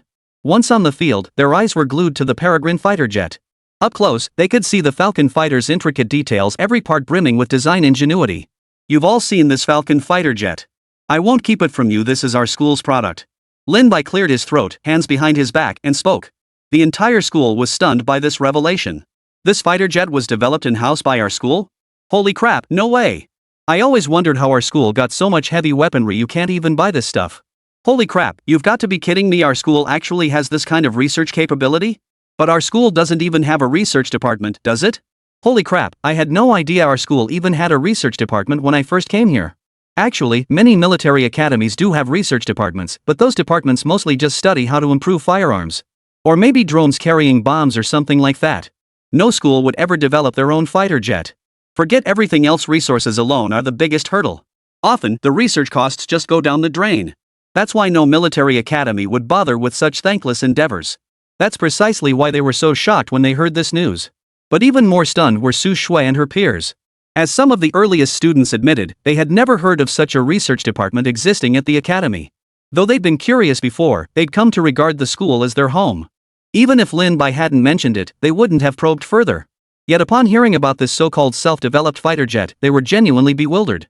Initially, they assumed tanks and similar equipment were purchased from somewhere. Even though the military factory had started producing these items later, their first thought was that the blueprints or patents had been purchased. Upon learning the truth, they were genuinely stunned into silence. You're probably wondering, where on earth would our school have a research department? Lin Bai swept a smile around the room before continuing. Actually, I have a research team based elsewhere. These achievements were developed by that team, and we then proceeded with the manufacturing. Lin Bai had deliberated long and hard before announcing this news. As the school's enrollment and scale grew, secrecy inevitably became harder to maintain. Exposure was inevitable. So he devised the most plausible lie, telling everyone he had a team of researchers backing him. That way, even if the Dragon Nation found out the truth, there would still be room to backtrack. Upon hearing Lin Bai's words, Songyu couldn't help but clench her fists, thinking to herself, I knew there had to be a research team behind this. I never imagined he'd actually admit it himself. She had already been stunned when she saw the fighter jet earlier. After all, she'd never heard of this fighter jet before. Even without professional instruments, she could tell it was exceptionally powerful. This gathering is to inform everyone of this matter. Moving forward, I'll consider assigning a research instructor to train you all. Lin Bai spoke with a faint smile. Chapter 128. Sure enough, they've got their eyes on me. No way. They're actually bringing in specialized research personnel to train us? This is incredible. If I could learn such advanced technology, my career would take off for sure. I thought I'd be stuck in the logistics department forever, but it looks like I'll be back to research soon. Those who develop tanks and fighter jets must be the absolute top-tier instructors. Among the trainees arriving, over a dozen are from military research departments. I never thought I'd get back into research, but Lin Bai just dropped this huge surprise. You see, their former Gwangyun Military Academy did have a research department, but none of the instructors there could answer questions about heavy weaponry. Lin Bai waved his hand, quieting the group before speaking slowly. Everyone, please calm down. This will happen step by step. I'm just letting you know in advance. What Lin Bai and the others didn't notice was that, while they spoke, someone had secretly pulled out a phone to take a photo. Inside the Huang Group Tower, Li Guangjuan stood before Huang Wanshi with a grave expression. Is all this true? Huang Wanshi took a deep breath, forcing himself to steady his emotions. The news he'd just received was utterly staggering, and he still hadn't fully processed it. Yes. As for the fighter jet, Su Zhe even managed to snap a photo of it. Upon receiving Su Zhe's message, Li Guangjuan had rushed over to report the news immediately. He never imagined that the recent international uproar over the attack on the Eagle Nation's transport convoy was actually orchestrated by Lin Bai and his team. What was even more terrifying was that Lin Bai's heavy weaponry had been developed by a research team behind the scenes. It wasn't just tanks, they even had fighter jets. When air superiority was involved, the implications were entirely different. Initially, they had even considered whether Lin Bai's access to such extensive weaponry stemmed from collaboration with the military. But everything that had unfolded now completely overturned their original assumptions. If that were the case, these events demanded serious reflection. Who would have thought Lin Bai would deliver such a massive surprise? Huang Wanshi spoke slowly. He now suddenly felt that his son's capture might not be such a bad thing after all. Given the current situation, it seemed the Dragon Nation had some form of cooperation with Lin Bai. That's why his son was captured. But it wasn't a big deal, he was still young, only in his 40s. If need be, they could always have another child. But if we don't seize this opportunity to make money, it will truly be lost forever. So what should we do? Li Guangjuan hesitated before asking. Proceed with the original plan. Once we get the blueprints, find someone to take care of Suze. Huang Wanshi answered without hesitation. After a few seconds pause, he continued, tell him to move fast. The moment we get the blueprints, we leave immediately. If they could truly get their hands on these blueprints, it would guarantee a life of comfort and security for the rest of their days. This wasn't a joke, these blueprints could buy dozens of companies like his. Why bother making money then? After selling the blueprints, they could just enjoy the good life. Alright, I'll tell him to move fast. Li Guangjuan slowly lowered his head and replied. Nighttime, Dongchuan University dormitory. Suze, what are you doing heading out so late at night? His roommate and dorm leader called out as Suze prepared to leave. Ever since Suze arrived, he'd noticed Suze sneaking out occasionally. He hadn't paid it much mind until now, when they'd become closer, prompting this casual inquiry. Ah, I have a girlfriend. You know how it is, if a girl doesn't call every now and then, it could mean we're breaking up. I'm just going out to make a call. Suze pulled his phone from his pocket as he spoke. Even though this was a military academy, cell phones weren't banned here. It's not like it's anything to be ashamed of. Is it really necessary to sneak out every single time? The dorm leader said with a laugh. Having boyfriends or girlfriends in the dorm was perfectly normal. Honestly, there was no need to hide it at all. You still want to hear me say sweet nothings? Gotta go, gotta make this call. Suze's face was full of smiles as he finished speaking and promptly left the dorm. However, the moment he stepped outside the dormitory door, his expression turned incredibly solemn. Just moments ago, he'd received a message from Li Guangjuan urging him to act quickly. This forced him to go out and scout the location ahead of schedule. To steal the blueprints, he had to catch Wang Mang when he wasn't around. After observing for some time, he had already identified a vantage point where he could monitor the activity in Wang Mang's office in the logistics department. He made his way straight to a thicket on the back mountain, carefully raising his binoculars to peer into Wang Mang's office. Despite the curtains drawn, he could still see the light inside. All he needed was to pinpoint the exact time Wang Mang left. After waiting over half an hour, he finally saw Wang Mang stroll out slowly, heading toward the dormitory. Little did he know, every move he made was being watched. Inside the temporary office of the Dragon Nation's military industry department, Zhang Jianhua sat in his office, processing documents with a weary expression. He was indeed the head of the police department, but since Lin Bai's appearance, in order to ensure timely transmission and processing of information, unless there was an urgent matter requiring his immediate attention, he had scarcely left the premises. Just as he finished processing the documents and was about to shut down his computer, a message arrived, accompanied by a video attachment. Upon reading the message, Zhang Jianhua's expression instantly turned grim. Damn it, someone's definitely got their eye on us. This message came directly from an investigator stationed near Dongchuan University. The video showed Suze repeatedly sneaking into the back mountains to secretly observe Wang Mang from the logistics department. Without a moment's hesitation, he copied the footage onto a USB drive and headed straight for Songweigwa. Looks like we're not the only ones keeping tabs on Lin Bai, Songweigwa couldn't help but sigh after reviewing the footage and intelligence. I already checked, the Suze guy used to be at Guanyun Military Academy. Lately, he's been in constant contact with Li Guangjuan, who's now with the Huang Group. Zhang Jianhua shared all the information he knew. Though others might consider it well hidden, to Longwa, it was no secret at all. Looks like these two have joined forces, Songweigwa said through gritted teeth. Should we send men to arrest them immediately? Zhang Jianhua asked. Chapter 129, Spies. It must be said that arresting them all immediately would be the most appropriate course of action. Acting now would catch them off guard. Songweigwa fell deep in thought. After a long silence, he finally shook his head. Forget it. This approach isn't right. While we could certainly round them all up now, arresting them outright would make it difficult to secure convictions. If this were our own research institute, we could certainly prosecute them for stealing state secrets. But the victim of the theft is Lin Bai. Though Songweigwa didn't finish his thought, Zhang Jianhua understood his meaning. They could certainly move to arrest him now, but doing so would inevitably alert Lin Bai that they had been monitoring him all along. Setting aside other considerations, anyone being constantly watched would feel uneasy, and it would force a confrontation. They weren't ready for direct confrontation yet, they were playing the long game. Such a move would disrupt their plans. But are we just going to stand by and watch them steal our secrets? Zhang Jianhua asked, his voice gritted with frustration. No, Song Weigui replied without hesitation. We have another option. The next day, Lin Bai was in his office planning the next round of capital investment. The sports field was complete, but the comprehensive building would take more time. Next on the agenda were the new dormitory and other military production lines. Lin Bai silently calculated the next steps in his mind. He summarized their strengths. Their greatest advantage was that the equipment in the military factory could operate at 500% capacity. Therefore, the next priority was to focus on expanding the military factory.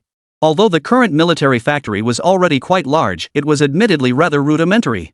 This was due to insufficient funds at the time and the need for rushed construction. Setting aside other issues, having so many production lines crammed together without even partitions was simply unreasonable. Back then, lack of funds left no alternative, but now that capital was available, proper planning was essential. Knock. Just as Lin Bai was deep in thought, a knock suddenly sounded at the door. Come in. Lin Bai casually closed the blueprint in his hands and turned toward the office door. As the door swung open, Wang Meng entered with a solemn expression, leading Song Yu behind him. Seeing Wang Meng's expression, Lin Bai instinctively straightened his back against the chair. Though Wang Meng was tall and sturdy, he usually wore a smile on his face.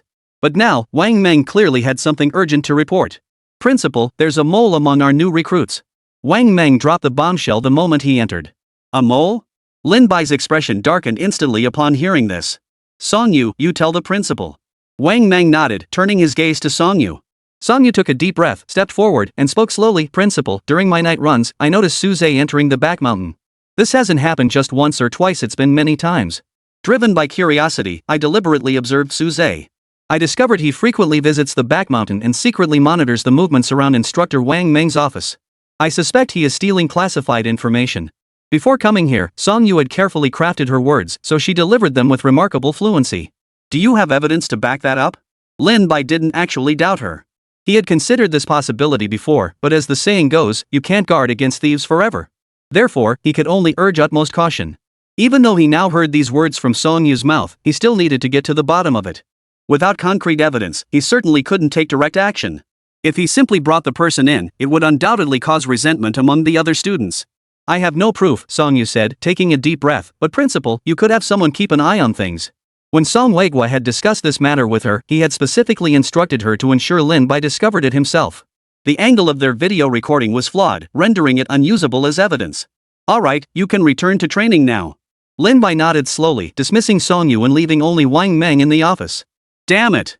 I knew this kid's loyalty wouldn't budge an inch. Lin Bai couldn't help but curse under his breath after Song Yu left. He could see the loyalty levels of all trainees. After the last mission, their loyalty had shifted to varying degrees. Even the weakest had at least 20 loyalty points. But Su Zhe's loyalty hadn't budged an inch. Since there were no negative values, Lin Bai couldn't fathom what Su Zhe was thinking. Only now did he realize Su Zhe was a mole, and worse, he'd been trying to steal his blueprints. His certainty stemmed from the fact that most of the blueprints were now in Wang Meng's possession. Observing Wang Meng couldn't possibly be because he fancied him. This was the only plausible explanation. Wang Meng, come here. Lin Bai summoned Wang Meng and began arranging the next steps. Inside the logistics department, Wang Meng gathered all the logistics department trainees. I'll be traveling to Yinshan City the next 2 days to procure necessary materials. Tomorrow, you'll conduct your own studies and training. If you have any questions, seek guidance from instructor Su Shandao. Wang Meng spoke calmly, hands behind his back. After delivering his instructions, he returned directly to his office. Only after confirming the door was locked did he turn and leave. In truth, everyone was accustomed to his occasional absences. Upon hearing this news, most showed little reaction. Only Su Zhe's eyes flashed with a sharp gleam. The reason he hadn't made his move yet was that he simply wasn't willing to take such a huge risk to steal the blueprints. After all, no one could be certain if Wang Meng might return to his office late at night. If caught, it would be the end of him. Earlier, Song Weigui had also mentioned going out, telling them to review on their own. But they usually only went out for an afternoon, making it impossible to act under such watchful eyes. But this presented him with a golden opportunity. Late at night, Su Zhe tiptoed into the logistics department. He carefully pulled 2 pieces of wire from his pocket. The door to Wang Meng's office was an old-fashioned model. All it took was a pair of wires to open it. Click! With a sharp click, Su Zhe's heart leapt into his throat. 50 million, here I come. Li Guangjuan had promised him, steal the blueprints, and he'd get 50 million immediately. That would be enough to live in luxury for the rest of his life. The moment he pushed open the door, his eyes widened in shock. Chapter 130, Caught Red-Handed. Come with us. In the dimly lit office, a figure sat in Wang Meng's usual spot. Staring intently, wasn't that Wang Meng himself? In an instant, Su Zhe knew he'd been exposed. Otherwise, Wang Meng would never have been waiting here specifically for him. Damn it! Without a second thought, Su Zhe turned and sprinted toward the exit. If caught, the consequences would be unimaginable. But without warning, Su Shandao stood behind him, his expression cold and impassive. Wait, you guys. Before Su Zhe could even protest, Su Shanduo slammed him hard onto the floor. Inside Lin Bai's office. Su Zhe stood before Lin Bai, his hands cuffed behind his back. Speak. Who sent you to steal the blueprints? Lin Bai sat in his chair, idly fiddling with an ornament on the desk. It was just a spur-of-the-moment decision. Li Guangjuan's face flashed through Su Zhe's mind. Even so, Su Zhe had no intention of turning Li Guangjuan in. He knew full well that behind Li Guangjuan stood Huang Wanshi. Huang Wanshi was the boss of a multinational corporation. If Su Zhe ratted him out, Huang Wanshi would never let him off the hook. But if he kept quiet, he might even get some money for his family. A spur-of-the-moment decision. Lin Bai scoffed coldly. That was utterly impossible. It sounded plausible that he could steal and sell it, but without a certain level of status and influence, he'd never even connect with a suitable buyer. Su Shandao, if all else fails, take him to Shugui for a trip. Let him experience firsthand one of the lessons soldiers must learn: interrogation. The moment Lin Bai uttered those words, Su Zhe froze in place. He knew how terrifying Lin Bai had been in Syria, but this was Dragon Nation. He couldn't believe Lin Bai would actually lay a hand on him here. But in Syria? That was a different story entirely. It was a place where the rule of law didn't exist. No. That's illegal. Su Zhe shook his head frantically, his eyes darting around in panic. Though he hadn't studied interrogation techniques, he understood all too well the terrifying consequences of resorting to any means necessary. Take that infamous hammer torture case recently. Just thinking about it made his skin crawl. Illegal. Lin Bai said little else, merely waving his hand to signal Su Shanduo to take Su Zhe away. Su Shanduo showed no courtesy whatsoever, grabbing Su Zhe's shoulders and preparing to drag him out. No, I'll talk. I'll tell you everything. Witnessing this, Su Zhe completely broke down. He knew he couldn't endure such punishment. Better to spill the beans on the mastermind behind it all before the real suffering began. Only after Lin Bai turned on the camera did Su Zhe spill everything he knew. Li Guangjuan, Huang Wanshi? Lin Bai understood Li Guangjuan. He played a part in ruining Guangyun Military Academy's reputation. But this Huang Wanshi who'd suddenly appeared out of nowhere was completely baffling to him. He'd heard of Huang Wanshi, a renowned entrepreneur in Manhwa.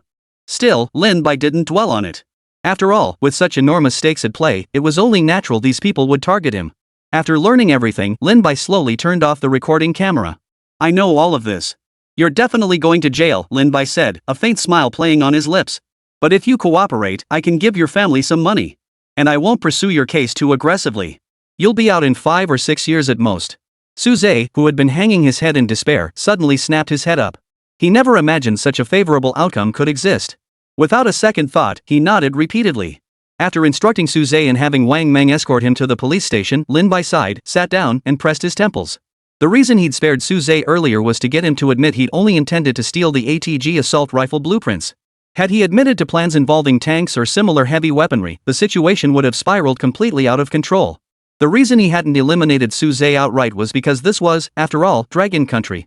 Moreover, he simply had no viable means to take action against Huang Wanshi.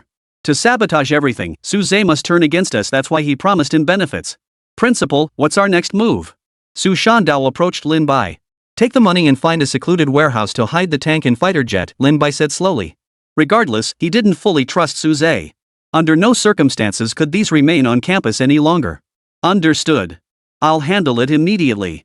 Su Shandao nodded without hesitation and turned to leave. Early the next morning, Huang Wanshi summoned Li Guangjuan to his office. What's the status? When will he make his move? Huang Wanshi pressed impatiently the moment Li Guangjuan entered. He hasn't found the right moment yet, Li Guangjuan replied apologetically, rubbing the back of his head. Huang Wanshi's face immediately fell. You useless piece of trash. Your people are useless trash too. It takes you this long for such a simple task? Mr. Huang, it's my fault. Give me a little more time, and I guarantee I'll complete the task. Seeing Huang Wanshi's expression, Li Guangjuan quickly bowed and scraped an apology, then hesitantly added, the reason he hasn't made his move is that he hasn't received part of the payment yet. So? How much does he want? Huang Wanshi demanded impatiently. He wants 5 million as a down payment. Li Guangjuan blurted out. Fine, I'll transfer it to you. Hand it over to him right away. If there's nothing else, get out of my sight. Watching Li Guangjuan's fawning expression, Huang Wanshi waved him off impatiently. Upon receiving the order, Li Guangjuan hurriedly backed out. But the moment he stepped outside the gate, Li Guangjuan's expression darkened into a grim frown. Yesterday, Su Zhe had already informed Li Guangjuan during the operation. He'd made arrangements long ago, stationing men near the school to keep watch. Yesterday, he'd received word that Wang Meng had taken Su Zhe to the police headquarters. It was obvious without thinking that the operation had been exposed. That meant his only option now was to flee. The reason he had waited until today was for this sum of money. Only with it could he leave. He cast a lingering glance back at the corridor office behind him before turning and leaving Huang's building. Less than an hour later, the door to Huang Wancher's office was flung open, and over a dozen police officers poured in. Leading the charge was none other than Zhang Jianhua. Huang Wancher, you sent people to steal confidential information. You're coming with us now. Chapter 131, Song Weiguo apologizes. I didn't. That's absolutely impossible. Huang Wancher protested in a trembling voice. He never imagined this affair would be exposed so quickly. After all, Li Guangjuan had just told him no one had been sent to act yet. The realization hit him like a bolt of lightning, his eyes widening in shock. In that instant, everything clicked into place. Regardless of whether the goods were stolen or not, Li Guangjuan had definitely arranged for someone to make their move. In other words, Li Guangjuan hadn't told him a thing. Huang Wancher, we already have eyewitnesses. You'd better come clean. Zhang Jianhua personally produced the handcuffs and cuffed Huang Wancher. I didn't do this. I'm definitely being framed. Even though he had guessed what had happened, Huang Wancher still planned to grit his teeth and deny it. Save your breath. Your accomplice Li Guangjuan has already fled overseas. Zhang Jianhua snorted coldly, dragging Huang Wancher toward the exit. Li Guangjuan escaped? The news echoed relentlessly in Huang Wancher's mind. He finally understood why Li Guangjuan had specifically come to him for money. All of Li's funds had been frozen. More crucially, Li Guangjuan had known this would happen but hadn't shared a word with him. In a daze, Huang Wancher was escorted out by a group of police officers. The next day, Lin Bai sat at his computer, frowning as he stared at the headline on the screen. The headline reported Huang Wancher's arrest and Li Guangjuan's escape. What bothered him wasn't that the two hadn't been arrested together, but rather how swiftly the police department had acted. It wasn't that the police were inefficient, but rather that he had only just reported the crime. To have the police make an arrest, they would inevitably need to follow procedures. For instance, evidence had to be reviewed, and arrest warrants had to be applied for. All these steps would normally take time to complete, yet it had been done in just one day. This was somewhat beyond the realm of possibility. Thinking this, Lin Bai shared his suspicions with Su Shandao standing beside him. Principal, in my opinion, someone must have been pulling strings behind the scenes. Otherwise, it wouldn't have happened so quickly. Huang Wancher is, after all, the CEO of a major international corporation. Even if he were taking the fall, it would normally take at least a week. Su Shandao voiced his thoughts. During the trial proceedings, it was impossible to completely disregard the defendant's status. Even with joint law enforcement, the speed wouldn't be that fast. Could it be that the Dragon Nation had already noticed him? Lin Bai wondered silently. If that were the case, he'd have to gauge the higher-ups' intentions. If they saw someone below them developing so many dangerous weapons, how could they not come looking for him immediately? But since they hadn't come for him, there must be another reason. As Lin Bai pondered this, Su Shandao spoke again. Principal, there might be other factors at play here.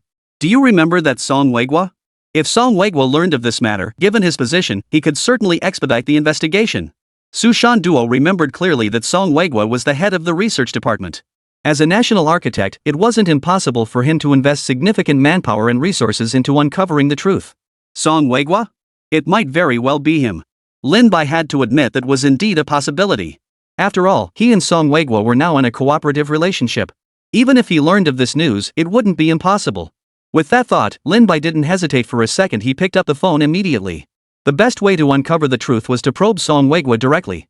Hello, Director Song. Lin Bai forced his voice to sound as calm as possible. Principal Lin, I never expected to receive a call from you. Song Weiguo's voice carried a hint of amusement over the line.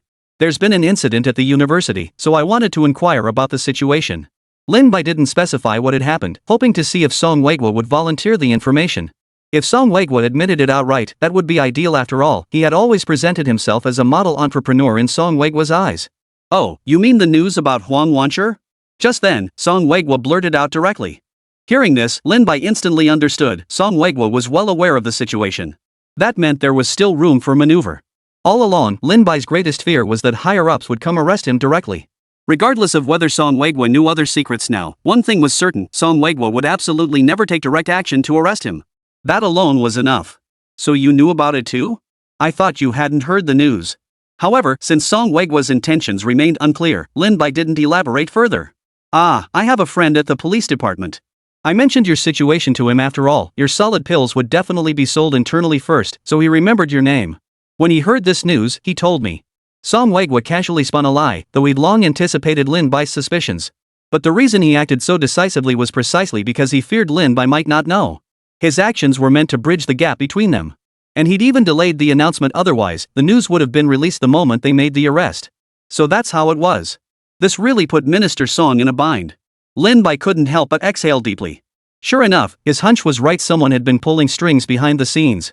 Trouble? Not really. Drop by for tea sometime. I've heard Chin Tian rave about you. More collaboration would be great. Song Wegwa didn't state it outright, but his words carried hidden meaning. He trusted Lin Bai would grasp the implications, but he knew when to stop. Of course. I'll definitely seek your partnership for any promising business opportunities in the future. After exchanging a few more words with Song Wegwa, Lin Bai hung up the phone. Damn it, how much does that old bastard know? Chin Tian didn't tell him everything, did he? The moment Lin Bai hung up, he couldn't help but curse under his breath.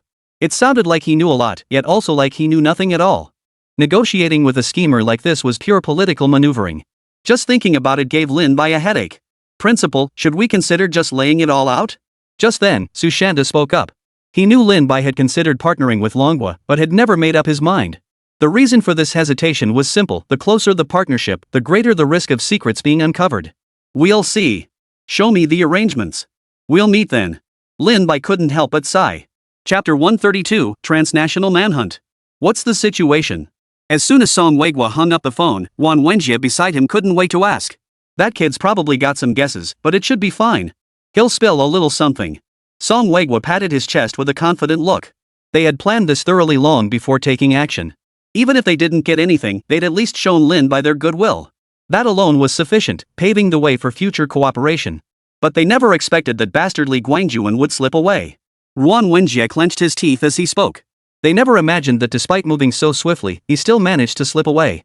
As long as he remained free, Lin Bai's secret remained vulnerable to exposure. There was nothing they could do, the guy was too cautious. The slightest hint of trouble, and he was gone. Zhang Jianhua said with a tone of helplessness. They had mobilized immediately upon learning that Lin Bai was bringing the person over. But he still got away. The main reason was that Li Guangjuan knew far too much. They didn't believe Li Guangjuan would quietly keep his secrets. Investigate where Li Guangjuan fled to. If necessary, request an international joint arrest. Whatever paperwork is needed, I'll have my people assist you. Song Wegwa's expression grew grave as he issued the order. Under no circumstances could this information be leaked. Otherwise, countless eyes would soon be fixed on Lin Bai. Under no circumstances could anything happen to Lin Bai. Though Lin Bai's military strength appears formidable now, his arsenal and manpower remain insufficient. If he truly became a target, there would be no way to protect him. Alright, I'll handle it immediately. Zhang Jianhua agreed without hesitation. A week later, in a humble dwelling in Mian, a man with unkempt beard, disheveled hair, and slightly tattered clothes crouched in a corner warming himself by the fire. The flickering flames danced in his eyes. Anyone familiar with him would instantly recognize Li Guangjuan. Damn it, this is insane. Li Guangjuan stirred the embers with a stick, then flung it aside in the next instant, cursing furiously. These past days had been worse than a dog's life. He'd barely arrived in another country when news of the joint investigation hit. Upon learning the news, he dared not linger a moment, fleeing to another country overnight. But Zhang Jianhua was closing in relentlessly, leaving him no breathing room. Though he'd swindled Huang Wanshur out of 5 million, the costs of his escape had drained his funds. Of the 5 million, less than half a million remained. Compounding his troubles, he was in Japan, where one must never flaunt wealth. He could only hide and rest in this abandoned shack. He had never endured such hardship in his entire life. Every time he thought about it, he gritted his teeth in frustration. This couldn't go on. He'd be caught sooner or later. Li Guangjuan knew full well that no matter how fast he ran, he couldn't outpace Zhang Jianhua's pursuit. Once his money ran out, even the heavens themselves wouldn't save his life. But now, with no other options left, he felt a headache coming on. Could he really be forced to do that? Just then, an idea suddenly popped into Li Guangjuan's mind. If he went through with it, he might not only survive but even turn the tables. After wrestling with the decision for a long time, Li Guangjuan finally pushed himself up against the wall and stood, then walked toward the exit. Inside the Eagle Nation's military base in Syria. General Mac paced restlessly inside his tent. These useless good-for-nothings. So much time had passed, yet they still hadn't found a single clue. His men had been scouring the area for days, yet not a single useful lead had surfaced. If it were merely a matter of not finding anything, he wouldn't be so irritated. But the higher-ups had also learned of this failure. He had become the laughingstock of the entire Eagle Nation. Worse still, many were seizing this opportunity to undermine him, pushing for his recall to Eagle Nation. After all, anyone who could secure a posting in Syria would rapidly accumulate achievements. For most, this was an irresistible temptation. Little did they realize that many eyes were fixed on his current position. This very fact alone is enough to give him a headache. Report. At that moment, a messenger entered from outside. What is it? Have the rebels caused trouble again? Max shot the messenger a dark look. Ever since Smith acquired the Stinger missiles, he'd been unleashing relentless attacks on the rebels. These rebels might be marginally effective against forces of equal combat strength. But the Stinger missiles were like a dimension-lowering strike against these rebels. In just a few short days, nearly 7,000 or 8,000 rebels preparing to seize the port had been killed. It wasn't entirely their fault. The Stinger missiles precisely destroyed rebel tanks and other equipment, leaving them utterly defenseless. Moreover, the government forces had learned their lesson. They first bombarded the rebels with Stinger missiles, then advanced with coordinated infantry and tank support. The rebels' morale was shattered after the bombardment. Consequently, they'd been driven into disarray these past days, with even the rebel headquarters constantly pleading for reinforcements. Just thinking about it gave him a headache. Reporting to the general. We have leads on the enemy attacking the transport convoy. The orderly's words left Mac momentarily stunned, followed by an indescribable surge of joy. He had practically given up hope, having searched for so long without a single lead. But at this critical juncture, the tide had turned. Solving the transport convoy attack would at least halt the decline of his reputation. Who did it? Mac demanded, his voice thick with excitement. I don't have specifics yet. The tip came from a Dragon Nation citizen named Li Guangjuan, who said he'd inform you after speaking with you first. The messenger's mouth twitched slightly as he spoke. Li Guangjuan? From Dragon Nation? Mike frowned. For ages, Dragon Nation and Eagle Nation had been like oil and water. But now a Dragon Nation citizen knows the true culprit behind this attack? It feels odd no matter how you look at it. He even suspected it might be a ploy by the enemy. Still, Mike nodded in the end, put him through. At this point, it was worth a shot. He was curious to see what this Dragon Nation man wanted to discuss. As the desk phone connected, Mike casually pressed the answer button. When he heard the message coming through, his eyes widened abruptly. Chapter 133, You're After My Money? After hanging up, a smirk touched the corners of Mike's mouth. Go fetch that man named Li Guangjuan. Mike looked at the orderly, paused for a moment, then added, and while you're at it, run a background check on him.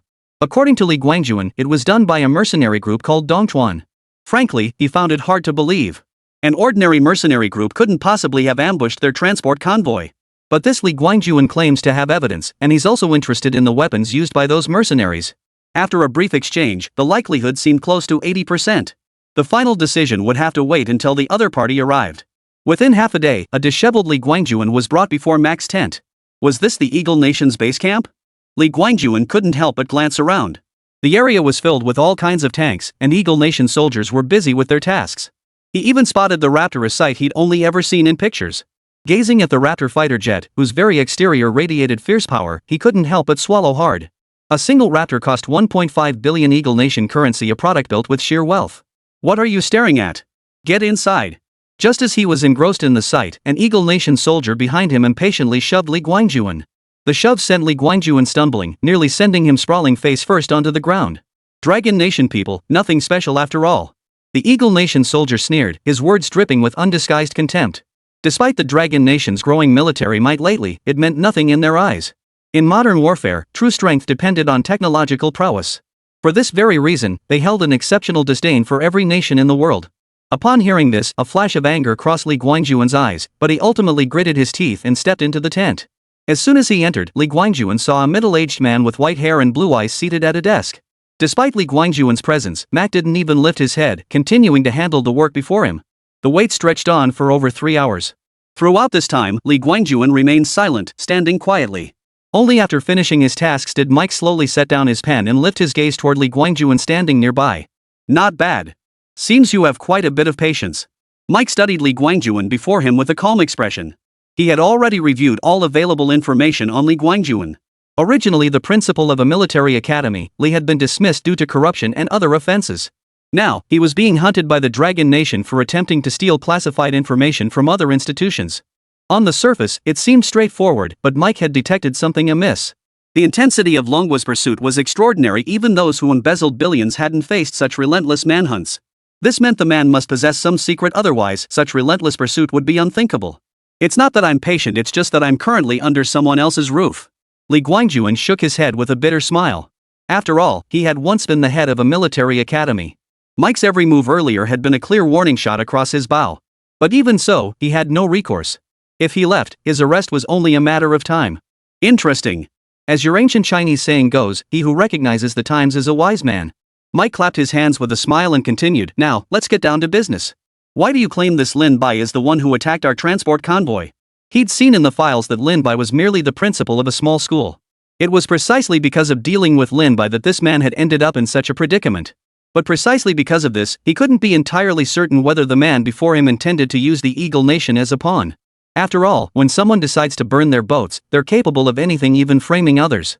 The reason I know he did it is because I had an informant planted in his ranks. Li Guangjuan made no attempt to conceal anything about the incident. He spread his hands and recounted the general course of events, though he deliberately omitted details about the weapons. This was his gesture of sincerity. Only by demonstrating sufficient good faith would he be taken seriously. The more Li Guangjuan spoke, the deeper the frown etched across Mike's brow. On the surface, everything sounded perfectly plausible. Moreover, the details were meticulously accurate. One could even say Li Guangjuan's account was entirely truthful. After all, while they had released information to the public, they hadn't disclosed what the actual scene looked like. Yet Li Guangjuan before him knew every detail with crystal clarity. Thud. As soon as Li Guangjuan finished speaking, Mike slammed his fist down on the table. He never imagined that the man who wiped out his entire transport squad was the principal of a small school. What infuriated him even more was that such a small group had managed to wipe out his entire convoy. You're telling the truth, but how did they manage it? Mike glared at Li Guangjuan, his teeth clenched. The eyewitness accounts all matched, but after careful consideration, he still found the feat hard to believe. He could even say that even if he personally commanded an ambush on his own convoy, he couldn't guarantee that no information would leak out. The moment Mike uttered those words, a sharp gleam flashed in Li Guangjuan's eyes. Here it comes.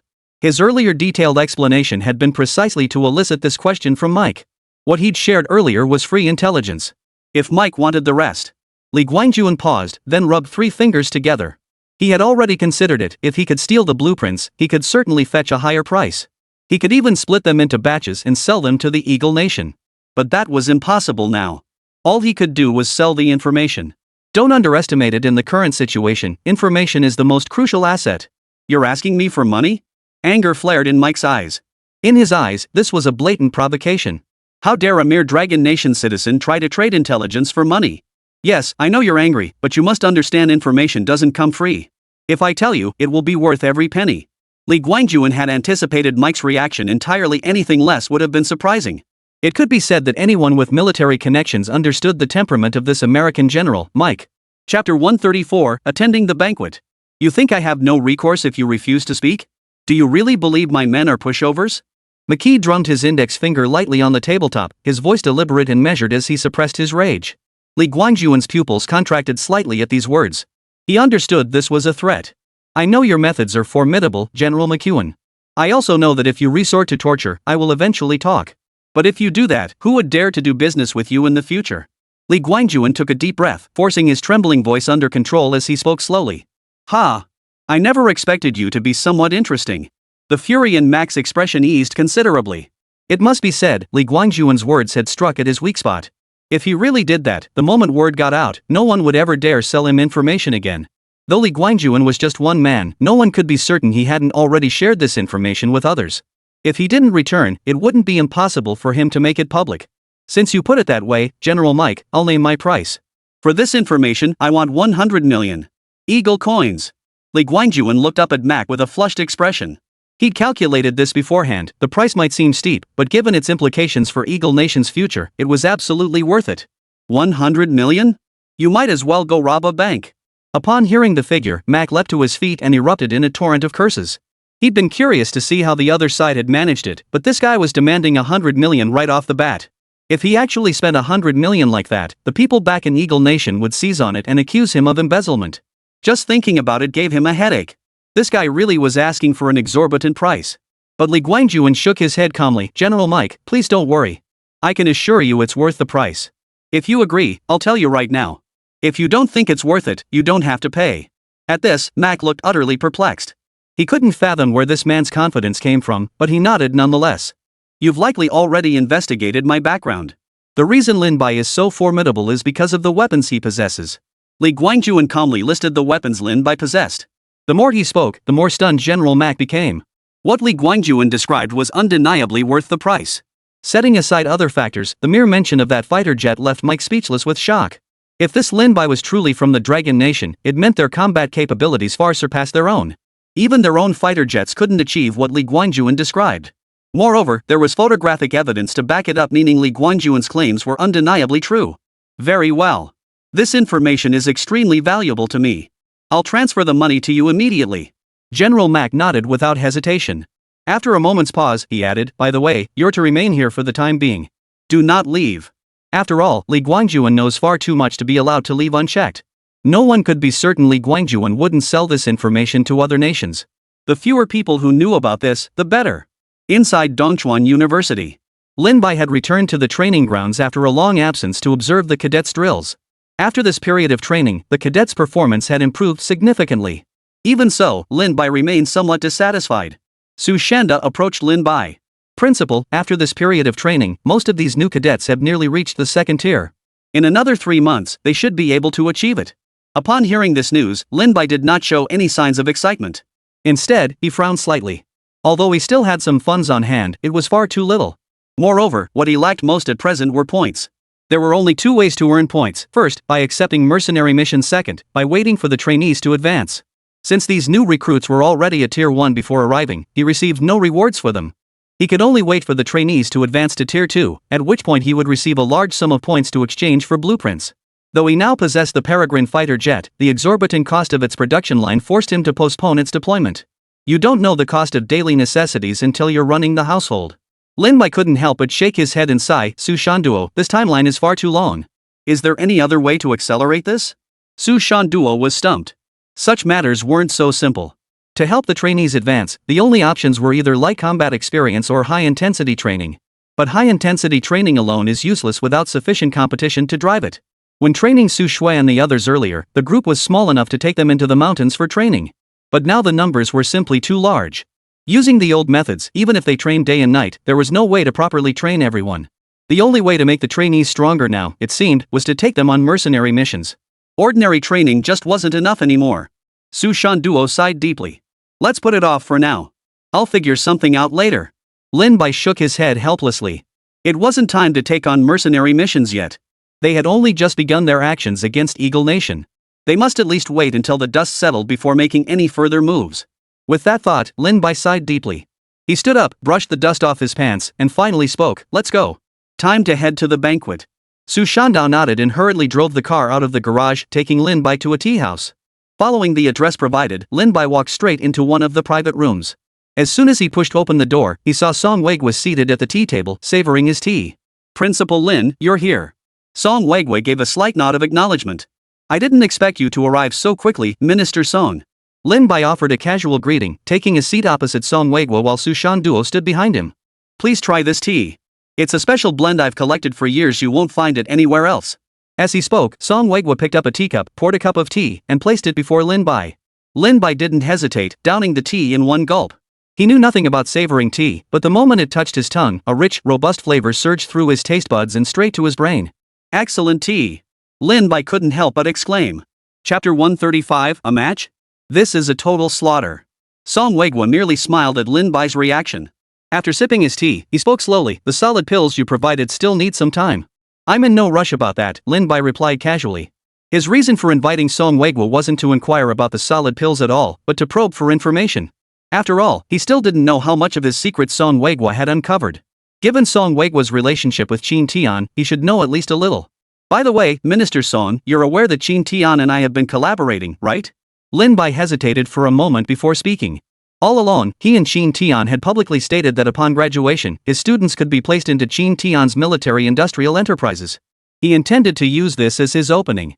Even if Song Weiguo had uncovered something, he wouldn't need to worry. At least for now, Song Weiguo showed no ill will toward him. I know a little about it, but he hasn't told me.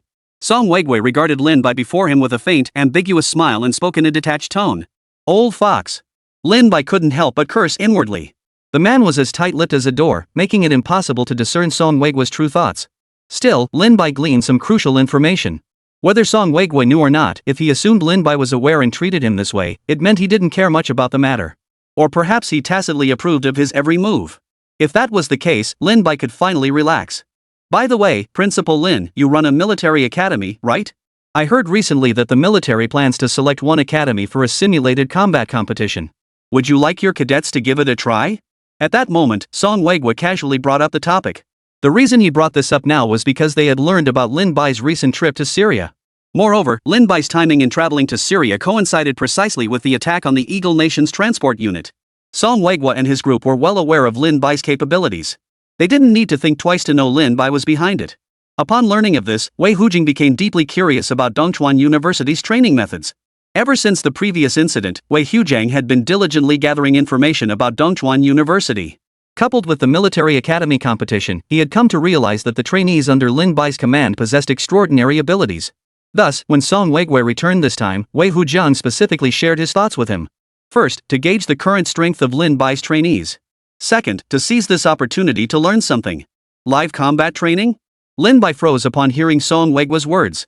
This was the first time he'd heard of a military unit arranging a live fire competition with a military academy. Yes, this was an idea recently proposed by General Wei Hujing. Frankly, the cadets at the academy represented the fresh blood of the military's future and the reserve force of the Dragon Nation. Therefore, General Wei Hujing intended to use this method to enhance the training of both sides and identify their respective shortcomings. Song Weigwa had carefully crafted this rationale beforehand, delivering it with a nonchalant air. It must be said, this matter was right up Lin Bai's alley. He had been pondering how to strengthen his cadets, yet something felt off about this opportunity landing squarely on his shoulders. Although they had secured first place in the military academy competition, other established academies were certainly not inferior. Why should such a favorable opportunity fall specifically to him? Think it over. This competition will be broadcast nationwide. And if you hadn't offered to collaborate with us using your solid pills, I wouldn't have given you this chance. The other academies are practically tearing each other apart for it. Song Weigwa noticed Lin Bai's hesitation and immediately delivered a hard-hitting blow. Based on Lin Bai's past choices, he knew the man couldn't resist any advertising opportunity. As long as it meant getting on TV, he'd agree without hesitation. Alright. Then I'll trouble Minister Song. Sure enough, Lin Bai nodded in agreement the moment he heard the offer. For him, it was a blatant temptation he simply couldn't resist. I'll arrange it and send you a message when it's set. Minister Song smiled faintly, his tone laced with nonchalance. For the rest of the time, Lin Bai found himself in a back and forth with Song Weigwa. Only when the time was right did Lin Bai bid farewell and leave. Upon returning to the academy, Lin Bai immediately gathered everyone together. Surveying the 100-plus trainees below the stage, a hint of satisfaction flickered in Lin Bai's eyes. In just half a year, the school had grown from a single person to 108. Moreover, these individuals were elite among the elites at any military academy. Cadets, I've gathered you all to share some good news. Lin Bai paused before continuing. I've established a partnership with the military. They will soon host a competition where you will engage in live combat drills against their personnel. No way. We get to spar with actual military personnel? These are actual military personnel. Can we really hold our own against them? The principle is amazing. This is the first time I've heard of a competition against the military. But won't we just make fools of ourselves? I remember their training is elite level. The military forces of Dragon Nation in this world differ from those in Lin Bai's previous world. When training soldiers, the Dragon Nation employs top-tier methods. They rotate soldiers to different regions for real combat experience. If military academy cadets are like flowers in a greenhouse, then military soldiers are like trees growing through storms. The two are fundamentally different concepts. Military academies emphasize education, while the military focuses on combat readiness. When it comes to enforcing strict prohibitions, the field units are particularly rigorous. It is precisely for this reason that the ranks of the military are filled almost exclusively with elite personnel. Even a randomly selected squad from the field could crush a military academy unit in combat effectiveness. For this very reason, military academies and field units have never competed against each other. To put it bluntly, it would be an unfair contest. Military academies do train their cadets, but their focus is on mastering individual skills. Many haven't even handled heavy weapons. Hearing this, the cadets couldn't help but feel a bit uneasy. Every flicker of their unease was captured by Lin Bai's keen gaze. Watching their reactions, Lin Bai couldn't help but shake his head slightly. This was nothing short of defeat before the battle had even begun. Chapter 136, Money, Money, Money. Only the veteran cadets like Su Shui and the Qin sisters remained unflappable.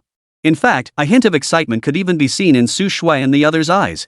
Sister Su, we actually get to spar with military personnel. Qin Pundi exclaimed with palpable excitement. After everything she'd been through, her competitive drive had only grown stronger. Moreover, these mercenary missions had transformed her significantly. She was itching to take on even tougher missions, and now that a competition was on the table, it would undoubtedly push her to new heights. Principal must have put a lot of effort into organizing this competition. We absolutely cannot let him down. Su Shui turned her gaze to Lin Bai on the stage, murmuring with unwavering resolve. You see, this opportunity is reserved solely for them by all accounts, it's only available to those established military academies. So she understood how hard-won this chance was. Just as they were buzzing with discussion, Lin Bai, standing on the platform, furrowed his brow. The new recruit's performance left him slightly disappointed. Still, he could understand. After all, these were tender blossoms. Though they had participated in the mercenary mission last time. But the vast majority of these new recruits had only assisted in support roles. Virtually none had actually charged to the front lines. This very reason meant they hadn't gained much growth at all. The mere thought of it made him feel frustrated, as if he were watching a piece of iron that just wouldn't temper into steel. With 5 days left until the competition, Instructor Su Shan Duo would be responsible for intensifying the practical training regimen. Lin Bai spoke without hesitation. Before fully gauging their opponent's strength, even if they lost, they couldn't afford to lose too badly. After he spoke, the new recruits below the stage couldn't help but let out a chorus of groans. Since entering Dongchuan University, they had come to realize just how terrifying Instructor Su Shan Dao, who appeared harmless enough, truly was. If they really trained with all their might, he would literally break them. Some had tried feigning exhaustion, but Su Shan Duo could instantly spot the fakes. Because of this, every drill session felt like a living hell. All stand at attention. Right turn. Destination, Guabang Mountain. Upon receiving the order, Su Shanda wasted no time leading the cadets deep into the mountains for training. Watching their retreating figures, a faint smile touched Lin Bai's lips. Regardless of success or failure, the trainees would grow from this experience. More importantly, it would further elevate the academy's reputation. That was the paramount goal. Though they now numbered over 100, compared to other schools boasting tens of thousands of students, the road ahead remained long and arduous. After watching the trainees depart, Lin Bai summoned Wang Meng to his office. Wang Meng, how is your research progressing on the missiles needed for the Peregrine fighter jets? Although the Peregrine comes equipped with 4 missiles, it's still insufficient. Due to limited resources, Wang Meng had to conduct the research independently. I've developed a preliminary homing missile, but it still tends to veer off course when jammed. Wang Meng shook his head helplessly. Missiles weren't something you could just casually develop. Each type demands substantial time investment to develop. Moreover, modern missiles almost universally incorporate automatic identification and guidance systems. This meant the difficulty level skyrocketed, making rapid development extremely challenging. No worries, we'll keep working on it. In the meantime, get in touch with the construction crew and start building the new dormitory and cafeteria. Lin Bai now had a bit of spare cash in his pocket. Since that was the case, he might as well expedite other matters. After all, enrollment numbers are bound to surge by next year's academic season. The current dormitory buildings could only accommodate too few people, and the cafeteria was already outdated. These improvements needed to be made. Principal, how much funding do you anticipate for this construction project? Wang Meng readily agreed this wouldn't take much time for him. As the client, he only needed to show up for the final inspection. Allocate 150 million for the dormitory building. As for the cafeteria, start with 50 million. Lin Bai spoke while pulling a pre-prepared bank card from his drawer and handing it to Wang Meng. After agreeing, Wang Meng turned and left immediately. Seems like he'd have to find a way to make some extra cash later. Lin Bai took a deep breath and shook his head. Now he had to consider not only the school but also the mercenaries from Su Nation. These mercenaries were numerous. Last time, after receiving the funds, he'd immediately disbursed over 70 million. These mercenaries weren't like students, they required far greater financial investment. The next morning, Lin Bai arrived at Guabang Mountain early. Due to the increased training intensity, Lin Bai was still half asleep when Su Shandao led the trainees up the mountain. At that moment, the entire Mount Guabang was eerily quiet. As far as the eye could see, there was no sign of the trainees. Just as Lin Bai was wondering about this, the nearby bushes suddenly rustled. Su Shan Duo emerged from within. Principal. Su Shan Duo raised his hand and saluted Lin Bai. Where are the trainees? Lin Bai scanned the surroundings, his voice tinged with confusion. Principal, with limited time remaining, today's training focuses on combat-ready skills, specifically stealth tactics. Would you like to observe? Lin Bai slowly nodded in agreement. After all, with the system's enhancement, he was far superior to these ordinary trainees. With his current strength, he was on par with Su Shui. He also wanted to see the training results of these cadets. Lin Bai didn't pinpoint a specific direction but casually followed Su Shan Duo into the woods. Meanwhile, the trainees gradually noticed Lin Bai appearing beside Su Shan Duo. Not far from Lin Bai, a logistics department trainee watched him from afar with a faint smile. He'd overheard earlier that the principal himself would be coming to find them next. Since arriving at Dongchuan University, he had never once witnessed Lin Bai training. Needless to say, this time he was definitely in the clear. After all, he'd spent considerable time keeping a low profile here. To blend in even more deeply, he'd even had his classmates help him with further camouflage. From a distance, he now blended in as nothing more than a pile of unremarkable dry leaves. "You there, under the leaves, come out." Just as he was basking in his triumph, Lin Bai's voice froze his smile. "How is this possible? Chapter 137, is that all? Give me more training. How could this be?" If Instructor Su Shandao had spotted him, he would have accepted it without question. But how on earth did the principal spot him? Most military academy principals today are well versed in theoretical knowledge and even more skilled at managing the school. They lack practical experience, which is why they hire instructors from all over. Could he be testing me? The thoughts suddenly popped into his mind. After all, the ground was covered in leaves, probably a test to see how he'd react. With that thought, he didn't move at all, still clenching his teeth and lying flat on the ground. But at that very moment, Lin Bai walked straight toward him. As Lin Bai drew nearer, his expression grew increasingly peculiar. Just then, Lin Bai stopped right in front of him and gave his leg a light kick. "Your concealment is pathetic. You haven't blended into the environment at all. Come out." At this point, the logistics cadet had no choice but to obediently stand up. "Principal, how did you spot me?" The cadet gritted his teeth, his voice tinged with resentment. If he hadn't been watching the entire time, he would have suspected Su Shan Duo had tipped him off. From a superficial perspective, your concealment was indeed passable. But you failed to account for the surrounding environment. True, this forest is covered in fallen leaves, but the wind causes them to shift, creating patches where some leaves are thicker than others. That area clearly had more leaves blown in, while yours had a conspicuous pile. Didn't that strike you as odd? Lin Bai casually pointed out these details, emphasizing that the most crucial aspect was whether one blended harmoniously with the surroundings. It's not as simple as just finding any spot to lie down and calling it blending in. Hearing this, the trainee was thoroughly convinced. He'd never imagined one could uncover so much through such subtle details. After a brief explanation, Lin Bai immediately went to find the other trainees. "You're too conspicuous perched up there on that tree. Come down. What were you thinking, choosing to hide under that big rock?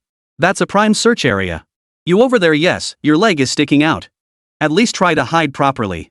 Forget the river. Have you ever seen reeds standing upright in fast-flowing water?"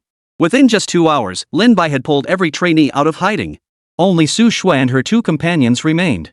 This was largely thanks to the knowledge imparted by the system. Locating these trainees was hardly a challenge. True, Su Shui and her group were hiding reasonably well. After searching for another hour, Lin Bai finally gave up. Su Shui was already at the 3rd tier, so hiding her presence made her extremely difficult to locate. As for Qin Pundi and Qin Zhaodi, their natural talents played a role. Their innate abilities made them even harder to detect when concealed. Test results: Su Shui, Qin Zhaodi, and Qin Pundi pass. The rest will continue training. You 3 may step out to rest. After confirming the predetermined time had been reached, Su Shandao shouted into the woods. The next second, an inconspicuous rock suddenly shifted. Then, to everyone's surprise, the rock stood up, revealing none other than Su Shui. Qin Zhaodi and Qin Pundi emerged directly from the thickets. "You disappoint me. With results like these, how do you expect to compete? Extra training." Lin Bai delivered his criticism to the trainees before turning and walking away. Meanwhile, at the Eagle Nation base in Syria. "General, here is all the intelligence I've gathered." Li Guangjuan placed all the files concerning Lin Bai on Mac's desk. But Mac's desk wasn't just piled with Li Guangjuan's findings, it also held intelligence gathered by his own network. Staring at the dense array of information about Lin Bai, Mike pressed his temples in frustration. It wasn't just because Lin Bai's achievements were astonishing, more importantly, he discovered that Lin Bai's file was surprisingly unremarkable. It wasn't merely that Lin Bai's exploits were astonishing, more crucially, he found Lin Bai's official records to be suspiciously unremarkable. How could an ordinary person achieve such feats? Only 2 possibilities remained. First, Lin Bai's true background had been concealed by the Dragon Nation's high command. The other possibility was that the current Lin Bai wasn't the real person at all, he might have been replaced. Whichever scenario held true, the truth remained elusive to Mike. Li Guangjuan stood silently by. A man like Mike, proud and headstrong, would never welcome hints from others. Besides, his mission was already complete. Once this matter was resolved, he could leave with a clear conscience. Therefore, he preferred to mind his own business and simply watch the situation unfold. Li Guangjuan, Lin Bai hasn't brought anyone to Shugor recently. What angle do you think I should pursue now? What Li Guangjuan hadn't anticipated was that Mike would ask him at this moment. After gathering his thoughts, Li Guangjuan replied slowly, "For you, the most crucial thing right now isn't eliminating Lin Bai, but acquiring the weapons or blueprints in his possession, correct?" Mike nodded slowly. Securing the technology in Lin Bai's possession was indeed the priority now. The perpetrator had been identified, and this motive alone wouldn't justify them directly confronting the government forces. Therefore, the focus had to shift entirely to this objective. As far as I know, Lin Bai is very close to a man named Shin Tian. Shin Tian is an arms dealer. I think we should approach it from that angle. Li Guangjuan ran his fingers over his stubble and spoke slowly.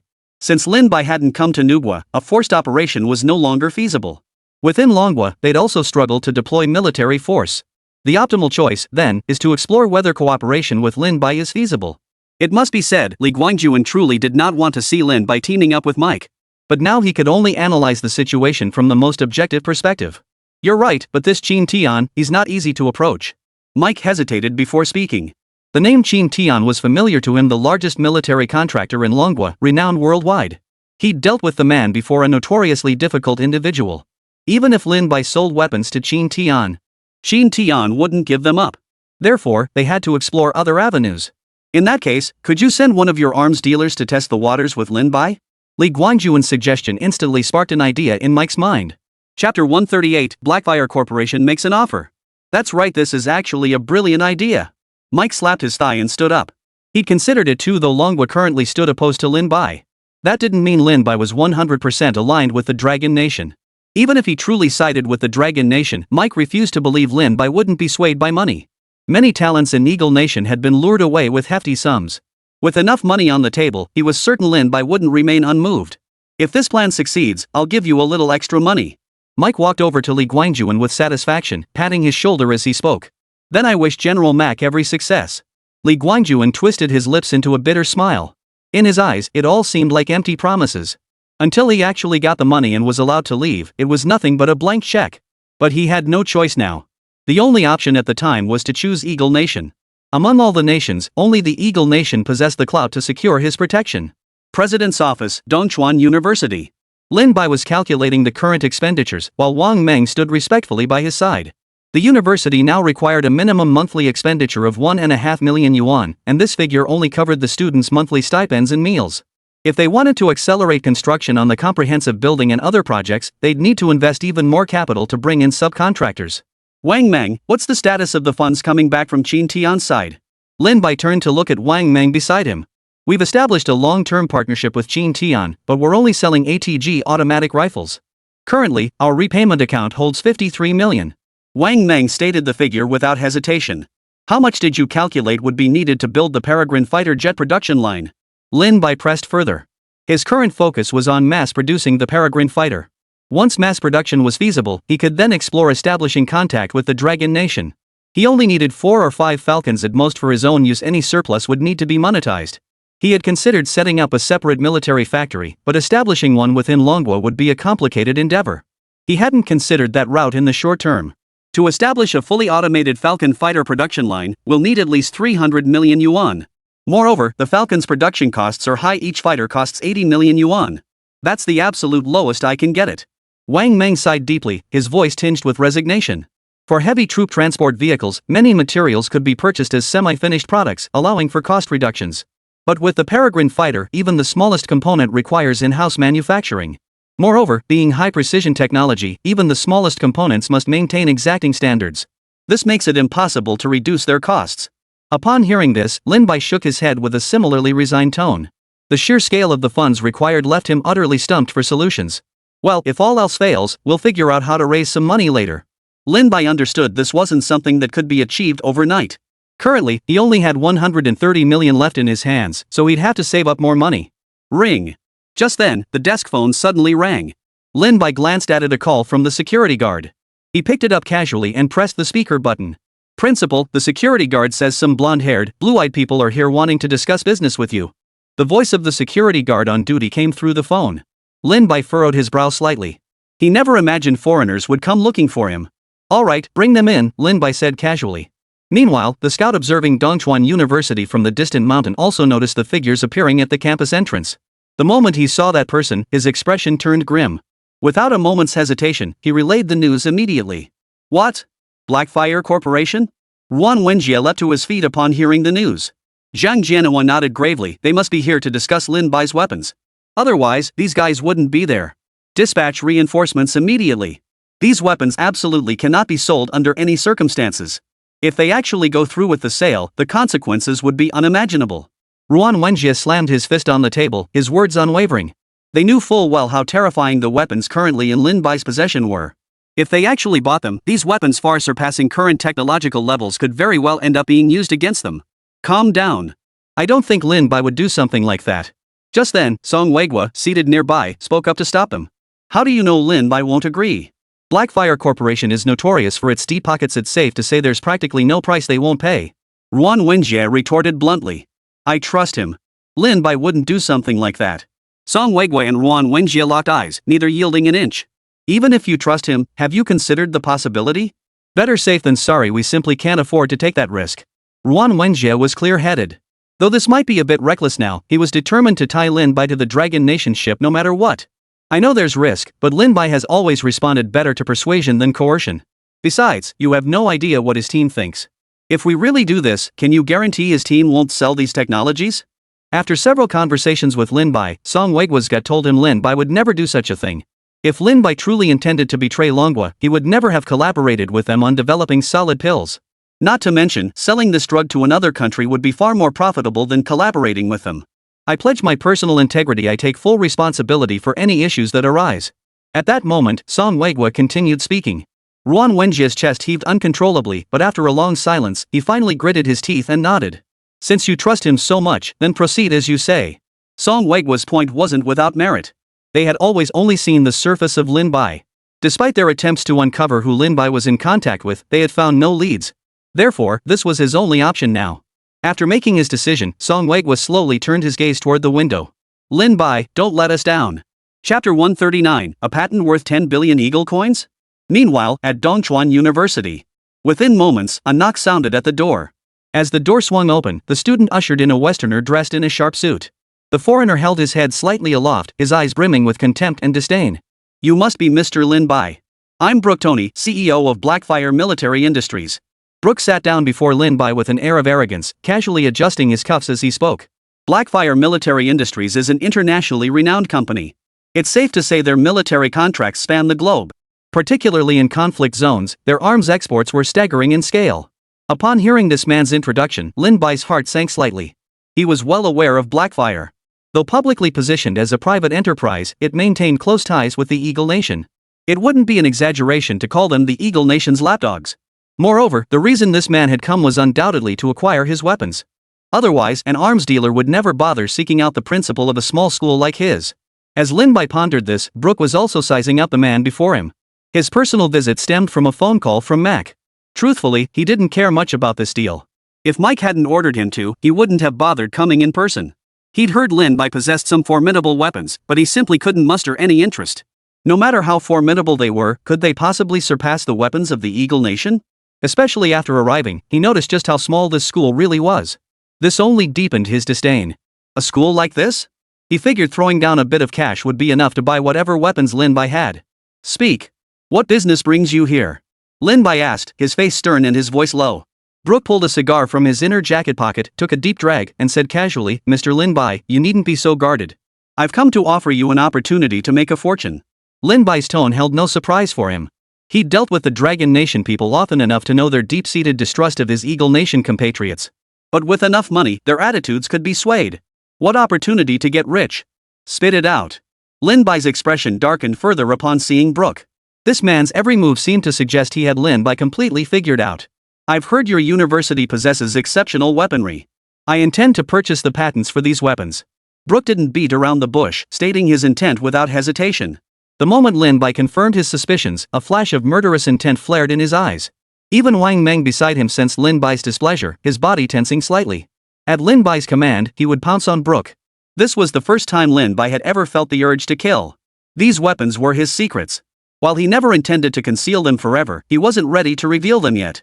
But this thought lasted only an instant before he regained his composure. Brooke's audacity clearly stemmed from his confidence that he was the only one aware of this matter. Besides, in a company of that size, even with a president, acquisitions still required collective shareholder approval. With that realization, Lin Bai gritted his teeth and began strategizing how to handle the situation. Brooke, observing Lin Bai's demeanor, showed no urgency. Instead, he leisurely produced a lighter, intending to light his cigar. But at that very moment, Lin Bai's voice interrupted his motion. No smoking here. Lin Bai showed him no courtesy whatsoever. After uttering those words, he continued, and I won't sell. Heh, there's an old saying in your dragon country, money moves mountains. You haven't even heard my offer yet. If you're willing to sell, I'll give you 10 billion eagle coins for a single patent. Only after uttering these words did he leisurely prepare to open his lighter and light his cigar. But just then, Lin Bai said indifferently, not selling. If there's nothing else, you can leave. It must be said that price truly made Lin Bai's heart race. With that much money, he wouldn't spend it all in this lifetime, let alone the next. Yet his conscience instantly extinguished that thought. Weapons like these in any nation besides the Dragon Nation would only spell disaster. What's more, this guy was likely backed by the Eagle Nation. By any measure of reason or principle, he absolutely couldn't sell them. What? Are you out of your mind? If you think the money is too little? This time, even Brooke couldn't stay calm. The amount was absurdly high. The reason he'd offered such a high price was because Mike had told him the mission had to be completed. Otherwise, he'd never have shelled out that much to acquire them. You're not leaving? Since you're not leaving, Wang Meng, throw this clown out. Lin Bai swiveled his office chair toward the window, speaking without turning his head. Finally. Wang Meng had been waiting for this moment for a long time. In his eyes, this guy had been putting on airs since he walked in. He'd have loved to take him down right then and there. Watching Wang Meng's towering frame advance toward him, Brooke could no longer maintain his composure. He scrambled toward the door, crawling and stumbling, but not before spitting out a few parting threats. Mark my words, you'll regret this. Do you really think you can keep what you've got? Do you think I'm just some Blackfire corporation? I've the Eagle Nation behind me. After Brooke scrambled away, Lin Bai's brow furrowed like a twisted rope. This matter confirmed his suspicions Brooke truly had the backing of the Eagle Nation. If that was the case, things would get very complicated. Once the Eagle Nation learned he possessed such weapons, they would undoubtedly seek ways to deal with him. Fortunately, he was still within Dragon Nation's borders. Even if the Eagle Nation truly intended to act against him, they couldn't do so openly. More pressing than that, however, was the headache of securing mercenary contracts. Most mercenary jobs were concentrated in Syria, and the Eagle Nation was right there in Syria. If they knew he was heading there, they'd chase him like rabid dogs. Principal, do you need it? At that moment, Wang Meng walked up beside Lin Bai and made a throat-slitting gesture. Forget it. Even if we took him out, it wouldn't accomplish much. Let him return. Better to avoid them becoming desperate and lashing out.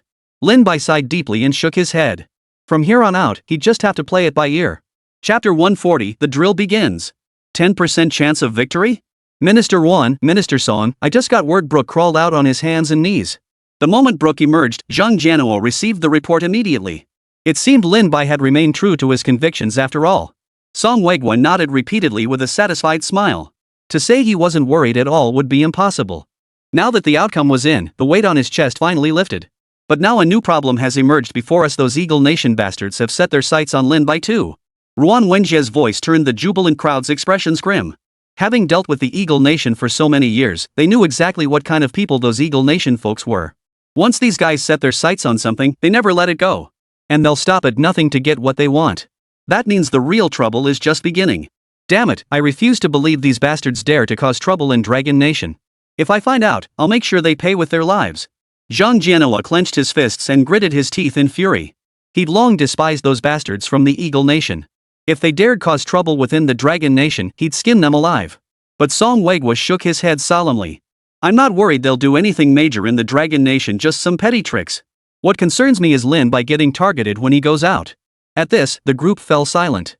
They knew Lin Bai occasionally took his trainees to Syria for mercenary missions. When Eagle Nation wasn't around, it wasn't a problem. But now Eagle Nation had set its sights on Syria. If Lin Bai went there, he would inevitably be targeted. At that point, they would truly be powerless to intervene. After a long silence, Song Weiguo finally spoke up. Zhang Jianhuo, go talk to General Wei Hujing. See if we can get immediate access to Syrian troops.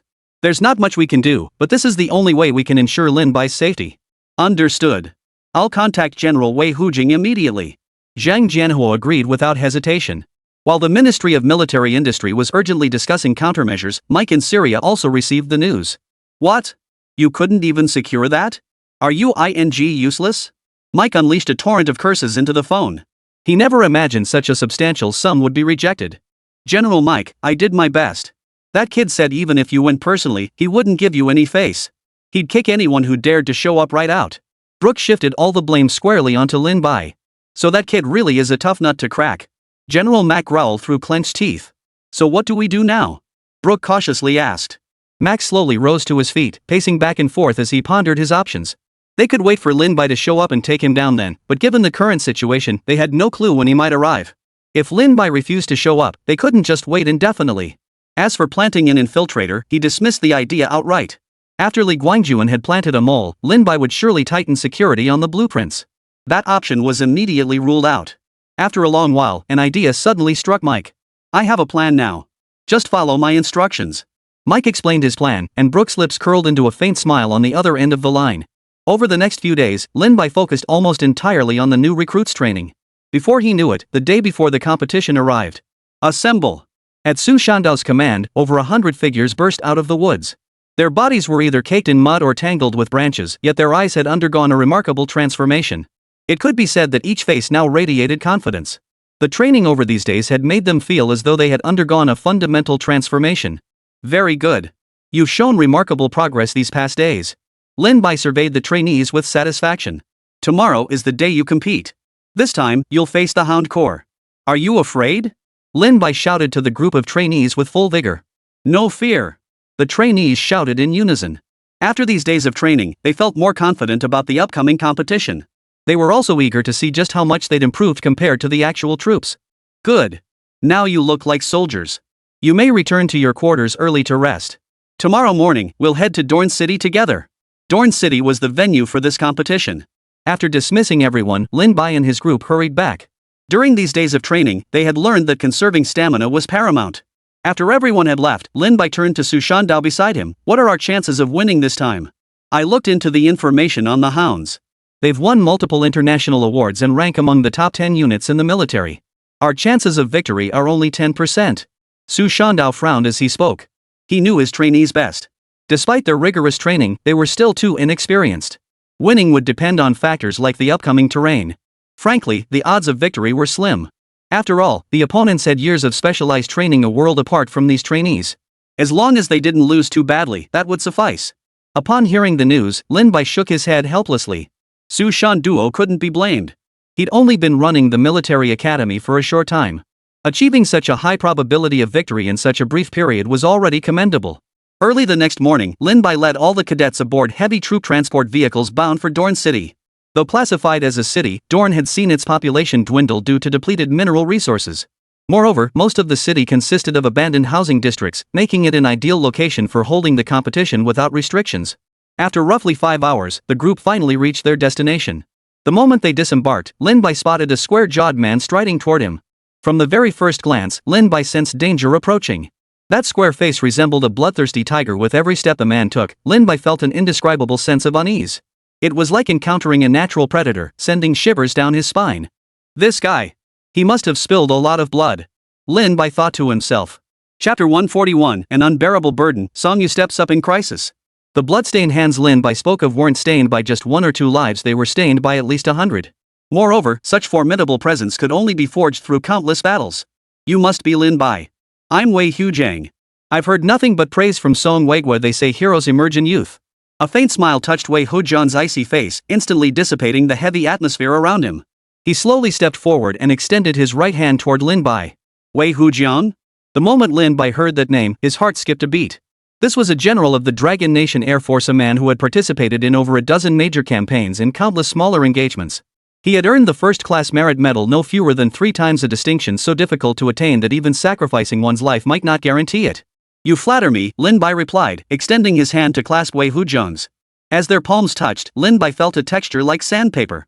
Moreover, Wei Hujiang's arms were covered in scars from bullet fragments of all sizes, which couldn't help but inspire Lin Bai's profound respect. Come, take your seat. Once everything is ready, we'll begin the match immediately. Wei Hujiang led Lin Bai to the large screen where they would observe the battle. The large screen, already set up, displayed over 1,000 camera angles. Any of them could be quickly switched to view the battlefield. At a glance, Lin Bai noticed this was a mixed terrain match, featuring not only forests but also abandoned houses and buildings. It was clear the military had made extensive preparations for this event. Shortly after taking his seat, Lin Bai spotted Song Weigua approaching him. He sat down beside Lin Bai with practiced ease. Don't embarrass yourselves too badly. This affects your future reputation. No sooner had he sat down than Song Weigua spoke up with a teasing tone. Don't worry, my trainees aren't half bad either. Lin Bai and Song Weigua began bantering. Meanwhile, Bing Bing and the cameraman had just opened the live stream. The moment the stream went live, the viewer count began skyrocketing. Within mere minutes, the online count hit 50,000. It's finally started. Who would have thought we'd get to see the military unit go head-to-head with the military academy? Honestly, I never expected the military team to choose Dongchuan University. Don't you remember? Dongchuan University took first place last time. Who else would they pick? But still, Dongchuan University is a newly established school. Those cadets haven't had much training. They might get knocked out cold in one round. I doubt it. While Dongchuan University might not win outright, holding their ground for a while isn't impossible. The viewers tuning into the livestream weren't exactly optimistic about Dongchuan University. After all, this is the Hound Corps. Most viewers here are military enthusiasts who know exactly how terrifying the Hound Corps is. During their previous competition in the A Triangle region, they wiped out the entire A Triangle force in less than a day. More importantly, the Hounds paid only a few lives as the cost. Though India may not appear particularly formidable, it has in fact surpassed 90% of the world's nations. Once everything was ready, Wei Huijiang, seated beside Lin Bai, stood up holding the microphone. Good day, everyone. I will now announce the rules for this competition. The competition arena is a mixed urban forest terrain spanning 12 square kilometers. The victory condition is decapitation. The first team to eliminate the opposing company commander wins. To test the soldiers' comprehensive skills, we will divide both sides' platoons into companies and scatter them across various positions to increase the difficulty. Furthermore, neither side will have access to a map of the terrain. Each battalion will be equipped with only one walkie-talkie and blank ammunition paired with laser emitters. Vehicles will be randomly deployed across the field for capture. As Wei Huijiang finished speaking, everyone present was stunned. This meant combat could erupt almost immediately upon entering the field. With a total of 216 participants divided into 6 battalions. With random deployment, it was impossible for anyone to start out grouped together. This scenario tested not only the company commander's deployment strategies but also the combat prowess of each battalion. Damn, this competition is brutal. Combat begins the moment you enter the arena. While the area is vast, being scattered apart changes everything. This truly tests combat effectiveness. The conditions are truly harsh. Each battalion gets only one walkie-talkie. That's just brutal. And did you notice? They'll randomly assign vehicles too. That means every single vehicle will become a hotly contested prize. In a competition like this, vehicles are paramount. Securing one is like adding a weight to your own scales. Conflict is inevitable once vehicles are spotted. Any team aiming to win will clash over them. The rules have been announced. Teams, board your vehicles and enter the arena. After the announcement, Wei Huijiang returned to his seat. After collecting their gear, both teams boarded their 6 vehicles. Su Jia, how should we divide our team? At that moment, the Dongchuan University cadets quickly gathered around. The most critical task now is to designate leaders for each battalion. I'll lead one battalion. I'm the platoon leader. As for Qin Pundi and Qin Zhaodi, you two will each lead a battalion. Su Shui made the arrangements swiftly, without a moment's hesitation. The reason Qin Pundi and Qin Zhaodi were paired together was because they had excellent teamwork. If a direct confrontation did occur, they would have stronger combat capabilities. What about the 3rd battalion? Qin Zhaodi asked with a hint of confusion in her voice. The 3rd battalion will be led by Song Yu. Su Shui fixed her gaze on Song Yu. This decision stunned everyone present. No one had anticipated Song Yu being assigned to lead the 3rd battalion. Though Song Yu was a veteran member, her physical fitness and other aspects were even inferior to the new recruits. Sister Su, Song Yu immediately tried to decline. She genuinely didn't want to shoulder such a heavy burden. Song Yu has the strongest theoretical knowledge among us. Having her lead the team gives me greater peace of mind. This decision is final. No further discussion. Everyone board the vehicles now. Upon arrival at the training ground, assemble immediately. Su Shui waved her hand, cutting Song Yu off without hesitation. Having worked with Song Yu for some time, she knew exactly who suited which role. The role of company commander required more than just combat prowess. It demanded sharp intellect above all. That's why Song Yu is the perfect choice. Chapter 142, cut off from reinforcements, fighting with their backs to the wall? After boarding the vehicle, Song Yu still couldn't help but feel a twinge of unease. She understood clearly that the fate of every battalion determined the outcome of the competition. It was precisely for this reason that she had been reluctant to take such a huge risk. Captain Song, you're not scared, are you? Just then, a cadet from the logistics department chimed in with a teasing tone. Who's scared? I'm just figuring out how to deal with them. Exposed, Song Yu clenched her small fist and waved it dismissively, her voice tinged with irritation. Good. I was worried the mighty Song Yu might actually be scared. Captain Song, if you're truly afraid, let us handle it. Are you out of your mind? Song Yu would never be afraid. Captain Song, don't worry. We haven't been training these past days for nothing. The cadets in the vehicle teased Song Yu one after another. They all knew that becoming a battalion commander now would bring immense pressure. So they could only ease his nerves this way. Song Yu understood their intentions. Though still slightly nervous, his tension eased considerably. In just over half an hour, everyone was in position. Song Yu and his team were dropped directly into the forest. The moment they exited the vehicle, everyone immediately went on high alert. Captain Song, what should we do next? A trainee asked in a hushed voice. Although they currently lacked a map, their location made it clear they were on the edge of the residential district. First, send 4 people to scout in different directions. If they encounter the enemy, return to report. Avoid conflict whenever possible. Song Yu gave the order without hesitation. Without maps, they must first thoroughly reconnoiter the surrounding terrain and enemy positions. Acting rashly now would be unwise. Upon receiving the order, 4 individuals immediately split off to scout in different directions. Meanwhile, Su Shui had already been positioned within the urban district. Let's go take over those 2 buildings. The moment Su Shui stepped out of the vehicle, she spotted the 2 tallest structures nearby. These 2 abandoned residential towers appeared to be around 23 stories tall. They offered the most advantageous positions in the vicinity. Securing these high-ground vantage points would greatly simplify intelligence gathering. As for Qin Jiaodi and Qin Pundi, though also within the urban area, the surrounding neighborhood was an old district with no tall buildings at all. They could only take cover in a randomly chosen self-built house and begin observing the current situation. The Hound unit's actions mirrored those of Dongchuan University's forces. However, they operated with near-silent coordination, as if they'd long since read each other's minds. It was clear at a glance that there was a significant gap between the 2 sides. At the observation deck, Wei Hujing's lips curved upward slightly as he remarked with a hint of teasing, "Lin Bai, what do you think of my hound unit?" These hounds were his own handiwork. Though they still fell short compared to others, achieving this level with limited resources was something to be proud of. Moreover, judging by their recent tactical deployment, he could see that the Dongchuan University cadets still had obvious shortcomings in real combat situations. Still, he understood that such military proficiency was already outstanding among military academies. Very good. Their objectives were clear from the start. Lin Bai remarked, his expression unreadable. He had to admit there was a substantial gap between the 2 sides in this regard. Victory now hinged entirely on the arrangements Su Shui and her team would make. Meanwhile, the Hunter Dog 1st Battalion closest to Song Yu immediately began reconnaissance upon entering the jungle. Reporting, Battalion Commander. I've spotted a scout 700 meters out. Should we take him out? The scout approached the battalion commander and made a throat-slitting gesture. Did you note the direction he approached from? The battalion commander dismissed the suggestion outright, instead demanding specific details. Judging by his approach, he's likely coming from the south, the scout replied without hesitation. South? The battalion commander turned his gaze toward the south. Everyone, follow me northeast and leave some traces along the way. Viewers watching the livestream felt a slight chill upon hearing this. They're going to use their old tactics. They hadn't expected to be discovered so quickly. If they were flanked from the northeast, it would completely cut off their route to the city center. The Hound unit's strategy this time was to pit soldier against soldier, commander against commander, to prevent Song Yu's battalion from reaching the city center.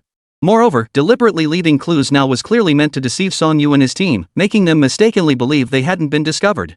Many viewers present had witnessed the Hound unit employ this tactic before. This tactic was virtually unbeatable, as the Hounds had already roughly pinpointed the enemy's position. For the enemy to counter, they'd either need to see through the Hound's intentions and prepare everyone for battle. Either they retreat, but that presents another major problem. If the Hound Corps isn't actually targeting them and is merely marching, they'll lose the initiative. After all, they were already prepared for battle. If the enemy didn't show up, they'd be out of luck. Withdrawal, however, was no simple matter. To retreat swiftly, they would have to abandon the terrain they had already scouted. Moreover, it risked alerting the enemy. This dilemma left the entire unit in a quandary. I can say this. Captain Song, I just scouted the southeast direction and found traces of a troop moving through. Judging by their movement patterns, they should be heading northeast. While Song Yu and his men remained concealed, the scout they dispatched quickly relayed the news. You say they're heading northeast. Did you examine the traces they left behind carefully? Upon hearing this, Song Yu's brow furrowed slightly. Their tracks seemed rushed, as if they were in a hurry to get somewhere. The cadet frowned as he spoke. Earlier, when he had approached to investigate, he had noticed the footprints were quite dense. No. Something's wrong. Everyone, prepare for combat. At that moment, Song Yu's mind buzzed with alarm. This was clearly aimed at their position, judging by the route they'd taken earlier. It seemed to be moving diagonally across, but in reality, it was cutting off their retreat. If they engaged here, they wouldn't receive any backup whatsoever. Chapter 143, 30 men vanish in an instant? But that doesn't add up. If that's the case, wouldn't they worry about being caught in a pincer attack? One of them hurriedly said. If the enemy had their backs to the main city, they could be caught in a pincer attack by reinforcements arriving from both directions at any moment.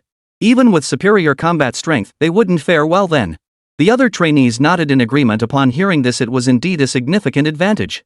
They just needed to find a way to hold off the enemy. No, that's precisely why they're doing this, to draw our reinforcements. Sanya shook his head without hesitation. Given the current terrain distribution, their forest terrain was the most unique, occupying only 1/3 of the field. Moreover, everyone knew the exact location of the woods. If a real conflict erupted, the other hound units would undoubtedly rush toward their position first. Though they hadn't faced them in combat, she was certain Dongchuan University's reinforcements couldn't match the hound unit's speed. If the hound unit arrived first, they'd set up an ambush, potentially endangering the other 2 battalions. Does that mean we have no choice but to retreat now? Resentment flashed across their faces. Circumventing the hound unit would demand immense physical exertion.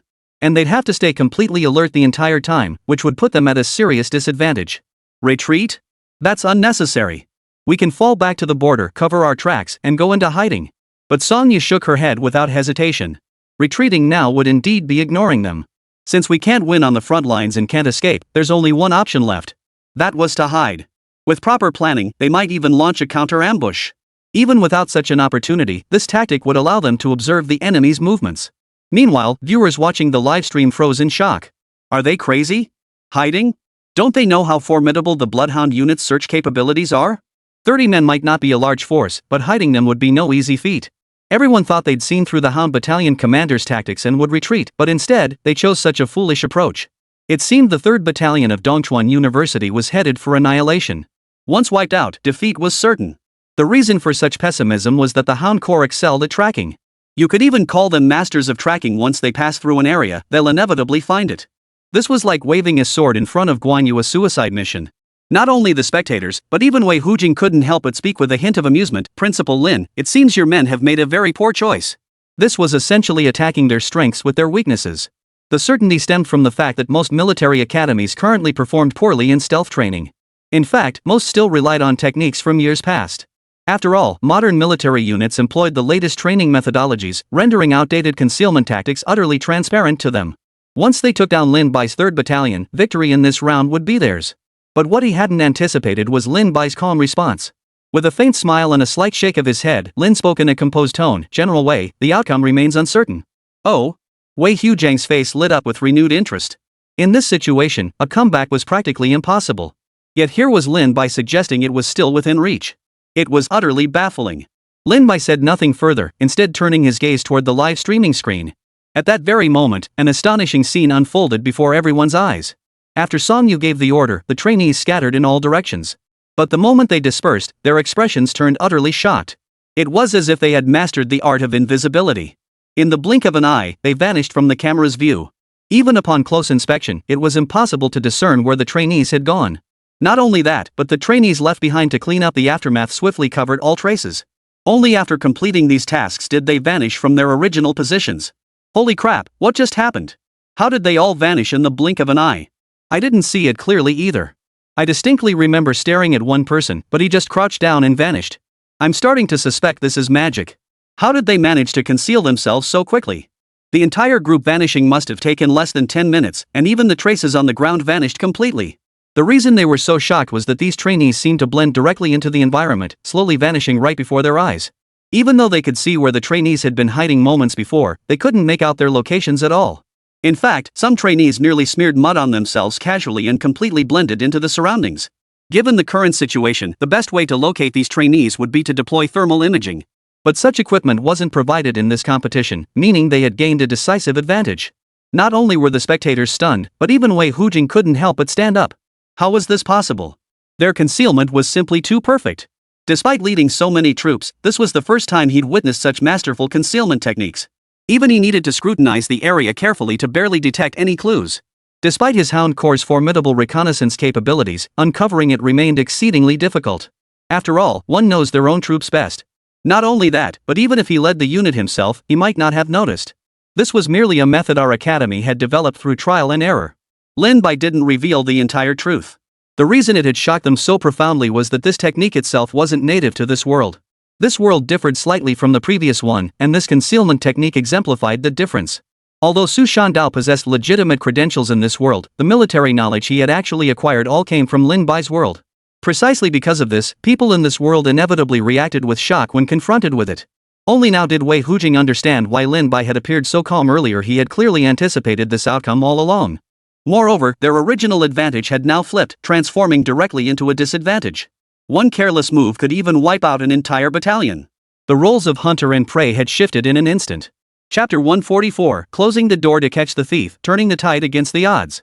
The Hunter Dog Battalion's first company was now cautiously encircling the anticipated location. All hands were at the ready, the enemy couldn't be far off. The battalion commander crouched low and whispered cautiously to those behind him. Based on the time and location of the Dongchuan University scouts' discovery earlier, they deduced that the Dongchuan University cadets must be here. The Hound unit soldiers dispersed in all directions simultaneously, preparing to encircle the area. After advancing roughly 500 meters, the battalion commander's brow furrowed slightly. Something's off. Where are they? Logically, even if they weren't in this exact spot, they should have been able to spot some traces. Yet judging by the current situation, these were clearly traces left by humans. Battalion commander, do you think they might have figured out our plan and fled? One of the team members asked tentatively. Since Dongchuan University's frontline combat strength was inferior to theirs, it wasn't impossible they had actually fled. I don't know. We should split up first and see if there are any traces left behind, the battalion commander said solemnly. He sensed something was off, an uneasy feeling like a thorn in his side, yet he found no useful clues. Following the battalion commander's order, everyone began meticulously scanning the area for any recent traces. Though simple in theory, the task proved exceptionally difficult in practice, largely due to the recent installation of live streaming cameras by intruders. The scene was chaotic, requiring meticulous scrutiny to distinguish recent activity from existing debris. Battalion commander, I've found something. It looks like the Dongchuan University unit is heading back toward the direction where they spotted us earlier. Just then, one of the team members noticed several blades of grass slightly bent. Clearly, someone had accidentally trampled them. Although the person who discovered it bent them back upright, it was obvious they were rushing back to their previous position. Upon learning this, the 1st Battalion commander wasted no time, striding over to examine the trace closely. It must be said, despite their best efforts to conceal it, their attempts were futile. Could these bastards be planning to flank us from the direction we left? The battalion commander frowned, thinking to himself. On the surface, it seemed plausible, yet something felt off. Yet if they truly intended to depart in this direction, there was only one possible explanation. Any commander in their right mind would abandon the plan to rendezvous in the city center by heading that way. Should we pursue them? One team member asked, his voice tinged with excitement. A hint of hesitation flickered across the battalion commander's face. Logically, pursuing them now would be the most sensible course of action. Yet he couldn't shake the feeling that something was off, that this situation wasn't as straightforward as it seemed. After over 10 seconds of silence, a fierce expression finally hardened on the 1st Battalion commander's face. Move out. Follow them. Find a way to wipe them out. Though he couldn't pinpoint exactly what felt off, the immediate priority was undoubtedly to eliminate one of Dongchuan University's battalions. This would increase their chances of success later on. They were dealing with mere military academy cadets they absolutely could not lose. After the order was given, the men of the Hound Corps' 1st Battalion quickened their pace, heading toward the direction Dongchuan University had departed. Little did they know, countless pairs of eyes were watching their every move. Step by step, they were walking straight into Dongchuan University's encirclement. Meanwhile, the further battalion commander you advanced, the more uneasy he felt. Then it hit him. They wouldn't detour that far, it would disrupt their overall strategy. And our combat strength surpasses theirs. Even if they caught up, it would be a battle where we kill 1,000 of them but lose 800 of our own. So there was only one possibility. The realization made his eyes widen instantly. Though he refused to believe it, this was the most likely scenario. No sooner had the battalion commander opened his mouth. A hail of gunfire erupted around them. Green smoke began billowing from his fallen comrades beside him. Retreat! Charge out through the east flank! The battalion commander's eyes nearly popped out of his head as he bellowed the order. They were exposed in the open, while Dongchuan University held the high ground. There was simply no way to mount an effective counterattack. Moreover, he was certain that if they lingered here any longer, annihilation would be their fate. Upon receiving the order, the remaining squad members swiftly deployed smoke grenades. They returned fire while scrambling eastward. This close-quarters encounter lasted less than 5 minutes, yet over a dozen hunt dog soldiers were left dead on the battlefield. Captain Son, they've fled. Should we pursue them? Upon discovering that the Hound Corps battalion commander had fled with his men, the Dongchuan University cadets who had been lying in wait all emerged. One of them shouted excitedly. Given the current situation, pursuing them could mean swallowing this entire battalion whole. If that happened, it would be a major achievement. Never chase a fleeing enemy. Forget it. But Songya merely cast a lingering glance toward the direction the battalion commander had departed, then slowly shook his head. Although the hounds had suffered casualties, pursuing them now was absolutely out of the question. The reason they'd managed to take down so many this time was precisely because they'd concealed themselves well. They'd caught the enemy off guard. Had it been a direct confrontation, even if they'd managed to take down the enemy, they would have suffered heavy losses. What she found regrettable, however, was the lack of clear division of labor during the firefight earlier.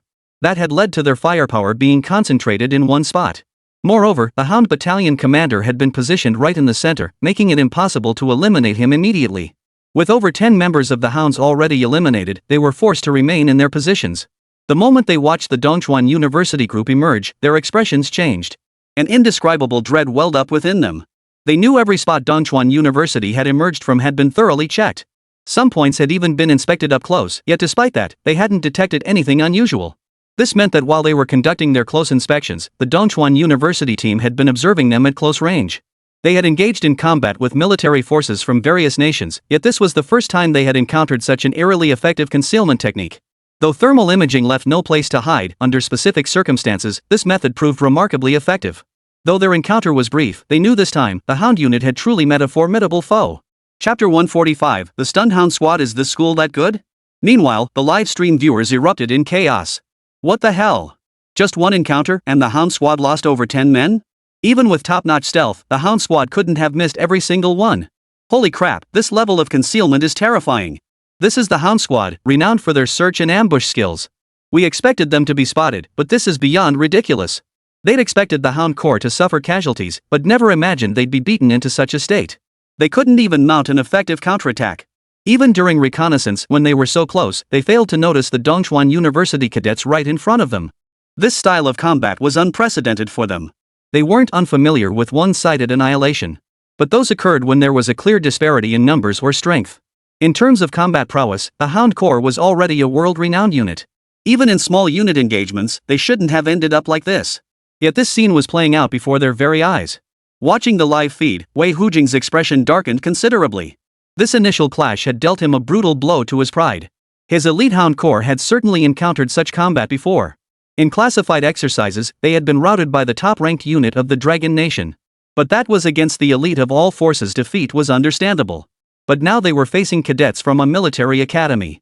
A mere military academy had managed to push them to this point. Moments later, Wei Hujing's expression returned to normal. He had just realized he had subconsciously treated this match as an external competition. Yet their opponents were all Dragon Nation soldiers. The more outstanding the military academy cadets proved themselves, the more beneficial it would be for them. Moreover, after this contest, the Hounds might actually learn something. Principal Lin, it seems your school's training methods are truly exceptional. Wei Hujing asked with a hint of a smile. You're too kind. After all, our specializations differ, Lin Bai replied calmly, shaking his head slowly. While Dongchuan University had won this round, the real show was yet to come. The reason they achieved this result in the first round of clashes was because Su Shan Duo had intensively trained the cadets in stealth. The next contest would focus on tactical execution. The Hound unit has undergone extensive combat and drills, giving them a distinct advantage in real-world scenarios. Taking out just over a dozen opponents was hardly enough to determine the outcome. Remember, the condition for victory this time was capturing the flag. Meanwhile, the location where the Hound Company commander and his battalion were stationed also detected distant gunfire. Calling 1st Battalion, what's happening on your end? The captain grabbed the walkie-talkie and called out. Judging by the gunfire, it appeared both sides had engaged in a minor skirmish. So he urgently needs intelligence to determine whether to send reinforcements their way. Reporting to the company commander, we've been ambushed. We've lost 16 men. The battalion commander, along with the remaining dozen or so men, crouched in the trench, his face grim as he spoke. Set up? What happened? How many did the enemy lose? Upon hearing the news, the company commander's brow furrowed slightly. Though the 1st Battalion commander's tactical command skills couldn't match his own, he was still considered a top-tier commander in the Hound Division. That he'd been ambushed was a slight surprise. The enemy suffered 0 casualties.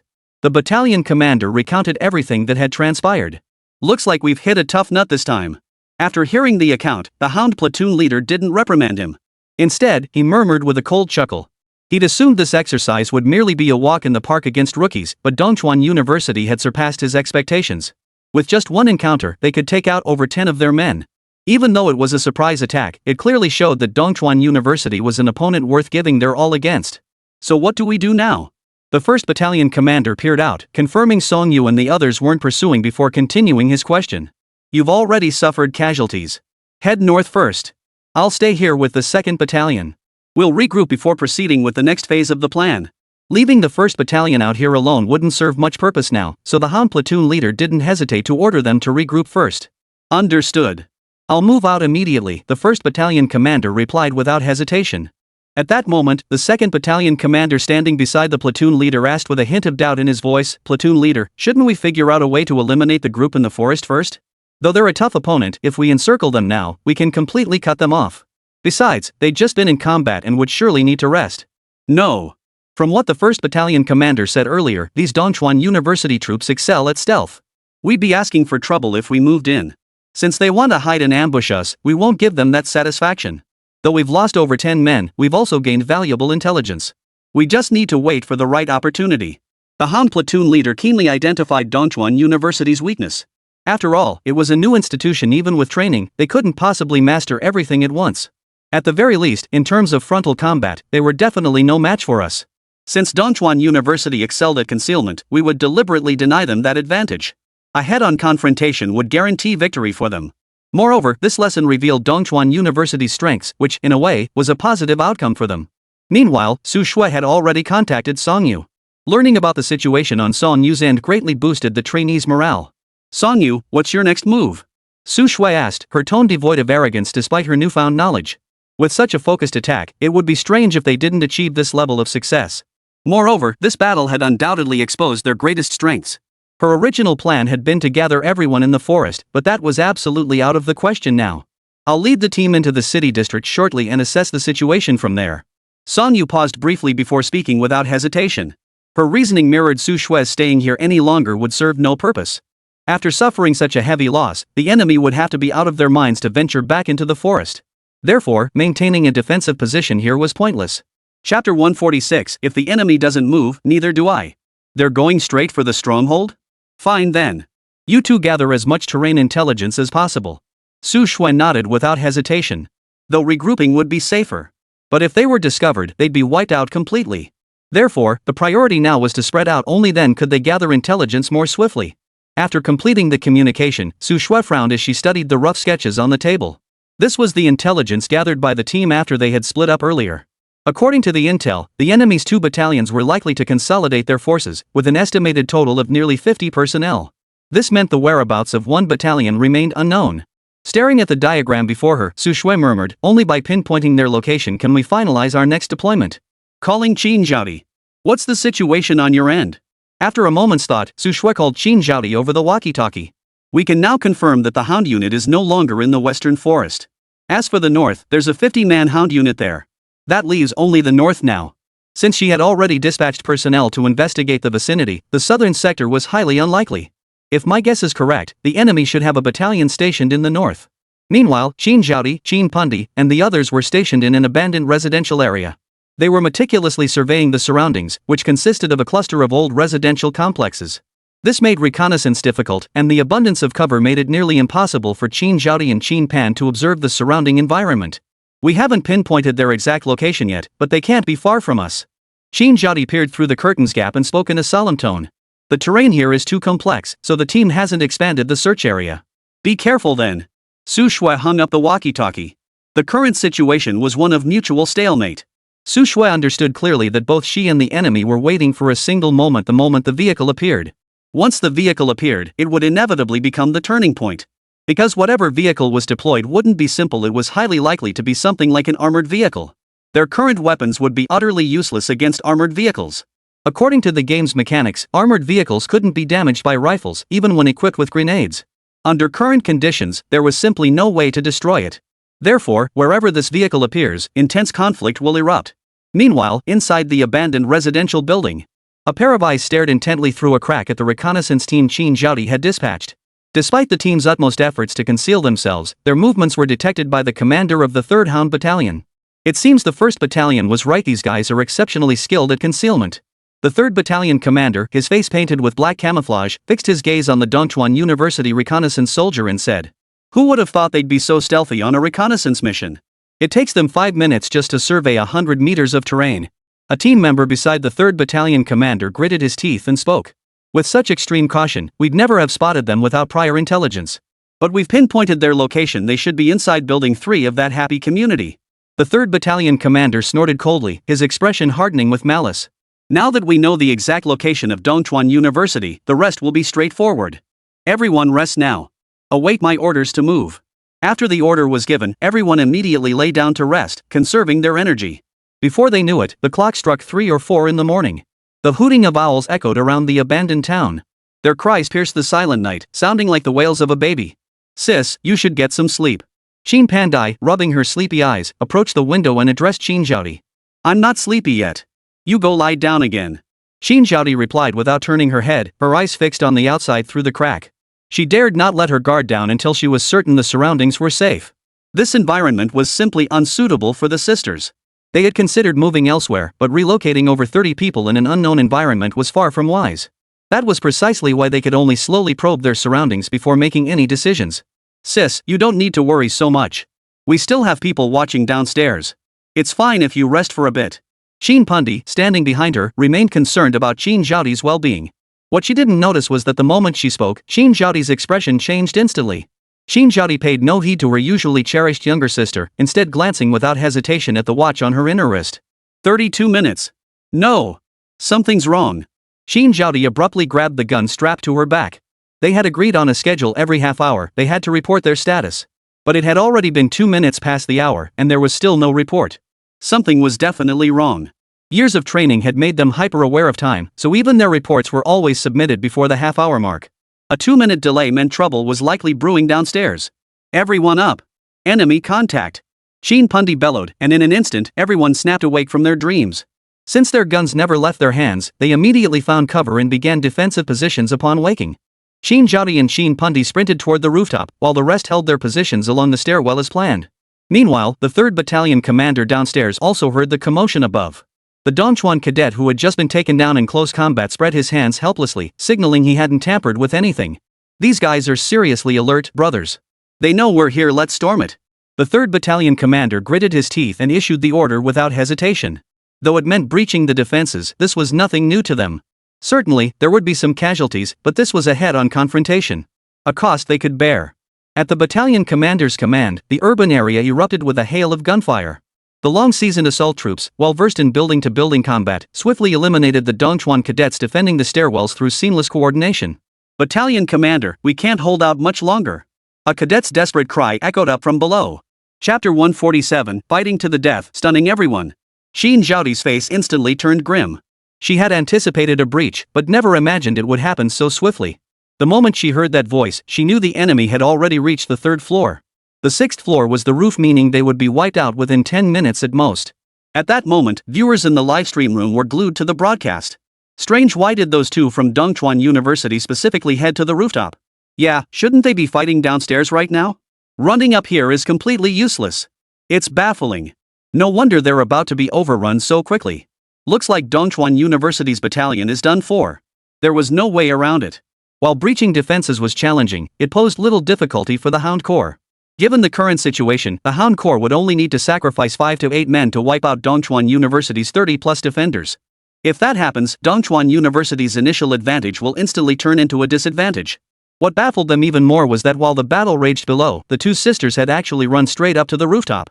Reaching the rooftop now served no purpose whatsoever, as their opponents were all inside the building. They couldn't possibly walk through walls. But at that very moment, a shocking sight unfolded before them. On the rooftop, Qin Zhaodi and Qin Pundi swiftly unpacked a hook from their backpacks. They hooked them onto 2 power lines connecting to the adjacent building. With the old district's power cut off, there was no risk of electrocution.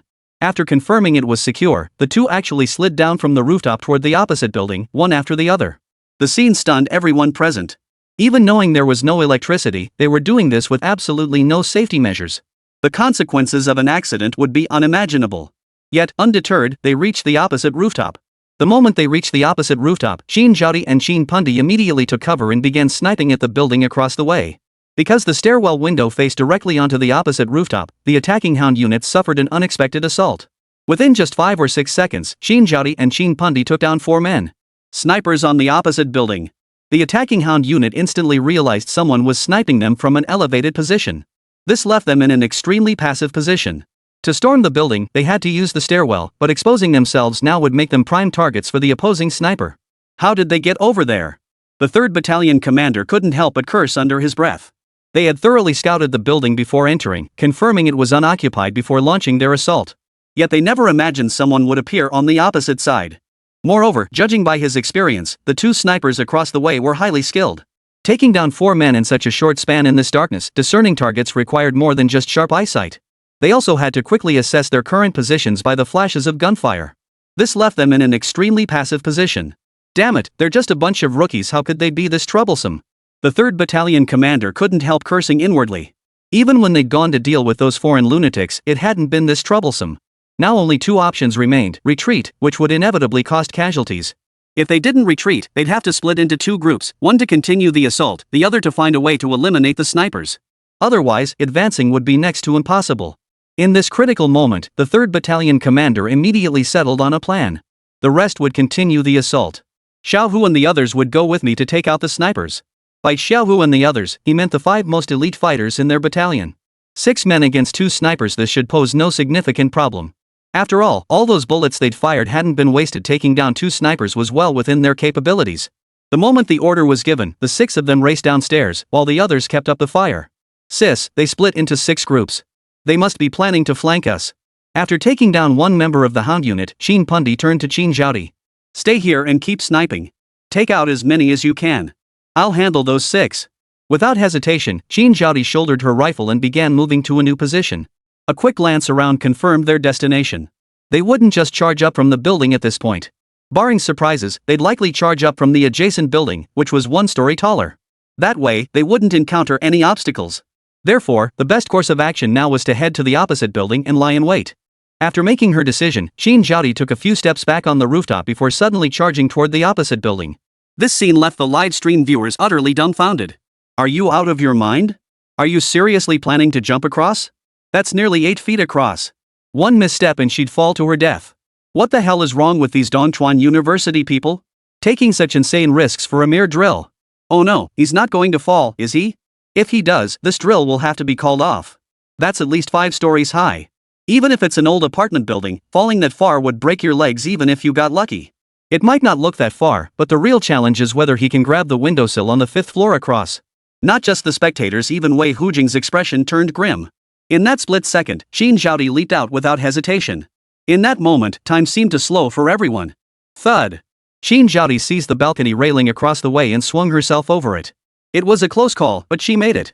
Your trainees are truly remarkable. Wei Hujing took a deep breath and turned to look at Lin Bai beside him. Such actions carry far too high a risk. If these were his troops, he would never have permitted it. After all, it's just a drill. There's absolutely no need to take such extreme risks. General Wei, this is our academy's teaching philosophy. Even in competitions, we must give our absolute all. Lin Bai spoke slowly, his tone calm. In truth, when Qin Zhaodi made this move, Lin Bai wasn't surprised. Sushan Duo often led them through mountain training drills. Leaping from one tree to another was commonplace. As for accidentally slipping at worst, it meant a broken bone. Chapter 148, Heart-pounding every step, Qin Zhaodi 1v6. After all, Sushan Dao hadn't taught them for nothing. The most crucial skill was fall prevention. This was why, when procuring combat gear, they opted for high-performance carbon fiber bulletproof combat suits. Their fall protection capabilities rivaled those of high-end racing suits. Back when Lin Bai bought this gear, he'd agonized over the cost for ages. Back to the story, when Qin Zhaodi reached the other building, the 3rd Battalion commander was already leading his men in a rapid ascent up the stairs. The reason we chose this building is because the staircase in the adjacent building is located inside, making it impossible to hit them from the outside. Moreover, once they reached the top floor, they could fire downwards from a higher vantage point. Just as they were sprinting up the stairs, the 3rd Battalion commander suddenly heard a sharp, metallic clang echoing from above. The moment he heard it, he instantly recognized the sound. A grenade! He charged straight into the stairwell. Just as he and several others burst in, a thunderous explosion echoed. The last 2 men glowed with a faint green light. They were clearly eliminated. Witnessing this scene, the 3rd Battalion commander's pupils dilated in shock as he stared upward with a grim expression. He couldn't fathom how the enemy had managed to get through. He had considered the possibility of an enemy ambush earlier. But he never imagined they would come from above to stop him. Unlike earlier, where wires still connected them, crossing over was practically impossible. Yet they had managed it. Charge up there! The 3rd Battalion commander gritted his teeth and roared. During equipment distribution, each soldier received only 1 grenade. Even if they carried extras, it would be no more than 2. Once the enemy pulled the pins on their grenades, even if they could take out 1 or 2, the enemy would have time to charge forward. With that thought, the 3rd Battalion commander charged upstairs with his remaining 3 men. This was no time for hesitation. They knew the enemy was assaulting the building from the other side. The sporadic gunfire confirmed the enemy still had a sniper targeting their comrades. And just as he'd anticipated, Qin Zhaodi had no grenades left. She now held her assault rifle, leaning against the stairwell's cover, aiming down the staircase. As the enemy's footsteps drew nearer, Qin Zhaodi's breathing grew steadily calmer. Bang! The moment one of the enemy's footsteps appeared around the staircase corner, Qin Zhaodi fired without hesitation. After firing the shot, she rolled on the spot and took cover in another direction. No sooner had she rolled away than Xiao Hu and the others from the Hound unit, as expected, opened fire toward the spot where the flash had appeared. The moment they realized no green light appeared, their expressions turned grim. The enemy's reaction speed was simply too fast. One might even say they were born to be stealthy killers. Moreover, the enemy moved without making a sound, moving through the pitch-black hallway like an invisible assassin. This level of stealth was entirely due to Qin Zhaodi's innate skill. As hesitation gripped the squad, Qin Zhaodi opened fire again. In an instant, 2 figures collapsed. Now only Xiao Hu and the 3rd Battalion commander remained. Seizing the opportunity, the 3rd Battalion commander and Xiao Hu darted into the 5th floor hallway. Both sides were positioned directly across from each other in the hallway. Yet, due to the pitch-black darkness, neither side fired a shot. Instead, they waited in tense silence. It was as if the gunfire outside had nothing to do with them. Now, whoever lost their nerve first would be eliminated. But at this moment, the 3rd Battalion commander couldn't afford to wait. He reached out and lightly touched Xiao Hu's arm. Xiao Hu understood his meaning immediately. Without hesitation, he pulled out a grenade and tossed it casually into the distance. Simultaneously, he pulled his body out from behind cover and opened fire at the opposite side. The moment the flash illuminated the hallway, he caught sight of Qin Zhaodi. But all that awaited him was Qin Zhaodi's merciless elimination. Yet the instant Qin Zhaodi fired, the elimination light on her uniform illuminated as well. It was clearly the 3rd Battalion commander. Breathing heavily, he stared at Qin Zhaodi, only now realizing that the person they'd been fighting for so long was a woman. Without a moment's hesitation, he swiftly disposed of the threat and raced toward the rooftop. From his elevated vantage point, he eliminated Qin Pundi, who was still sniping at his teammates, with a single glance. With Qin Zhaodi and Qin Pundi out of the picture, the Hounds successfully annihilated the entire battalion led by the Qin sisters. However, the 3rd Battalion also suffered heavy casualties. After a brief regrouping, they realized this assault had cost them 20 men. A full 15 of those casualties were taken out by the Qin sisters. After watching Qin Zhaodi and her group depart, the 3rd Battalion commander leaned against the wall, panting heavily. It seemed this battle had truly pitted them against a formidable foe. The 3rd Battalion commander couldn't help but sigh. They're all new recruits, he remarked. If they get more training, they'll definitely surpass us. This reminded him of the strongest team from the Dragon Nation they had once faced. He reckoned that in the future, those guys would finally meet their match. A faint smile suddenly appeared on the 3rd Battalion commander's solemn face. Viewers in the livestream were stunned by the outcome. No way, this is the main battlefield, and those Hounds just suffered heavy losses. This is terrifying. Those two took out 15 opponents. How on earth does Dongchuan University train its students? This is just too terrifying. If I recall correctly, Dongchuan University was only established half a year ago, yet they already have the capability to challenge the Hounds. The reason they were so shocked was that the Hounds' troops had all undergone years of rigorous training. And this is entirely different from military academy training. The Hounds aren't just elites, they're all battle-hardened veterans. The assault earlier wasn't just a surprise attack, every move was calculated against unprepared opponents. Even so, they paid a heavy price to secure the victory. Principal Lin, we must exchange more ideas in the future. Wei Hujian turned to look at Lin Bai. Qin Zhaodi's outstanding performance earlier had left him thoroughly impressed. Based on those few moves alone, with a few more years of training, she would undoubtedly become an elite among elites. The last time he'd seen such exceptional talent was back in the Dragon Squad. You're too kind. More communication is definitely in order. Lin Bai's mouth twitched slightly. Truth be told, he'd anticipated this outcome all along. When the 3rd Battalion prepared for the assault, he knew Qin Zhaodi and the others would inevitably falter. Still, given the number of replacements, it was barely acceptable. Chapter 149, Vehicle Deployment and Unavoidable Trap. Had Su Shandao been leading the team, this loss would have been entirely preventable. But that was simply impossible. If it had been, the trainees would never have gotten any real training. Su Shui listened to the fading gunfire in the distance and glanced at the walkie-talkie in her hand. It seemed Qin Zhaodi's situation had been resolved. Though it was merely an exercise, Su Shui couldn't help but feel a sense of gloom. Still, she now understood the enemy's current position. Given their current troop strength, the odds were at best 50-50. Neither side held the upper hand, and the decisive battle would inevitably come down to a contest for vehicles. With that thought, Su Shui picked up her radio, connected to Song Yu's unit, and issued her orders. The next day, as the sun slowly rose and dawn barely broke, the group spotted red smoke rising from the center of the city. The moment they saw the billowing red smoke, they instantly understood this must be the deployment of the vehicles. The Hound Squadron had also spotted the billowing red smoke. 2nd Battalion, 3rd Battalion, proceed to your designated objectives immediately. Only the base commander and I need remain here. The company commander narrowed his eyes and spoke slowly after spotting the rising red smoke. Securing the transport vehicles was imperative. Once they obtained them, they would hold an unassailable position. Moreover, given the current situation, he couldn't possibly venture to the location where the vehicle appeared. If he went there, he risked being caught in the crossfire. If he were accidentally flagged, it would truly be game over. Battalion commander, shouldn't we leave more men behind? The 1st Battalion commander frowned as he asked. If they all left, the enemy could charge straight toward their position, and they wouldn't have time to fall back. No need to worry about that. We pinpointed their location last night. They're nearly 3,000 meters away in a straight line. They simply can't charge us directly from there. Moreover, we're roughly 1,500 meters from the vehicle's approximate location.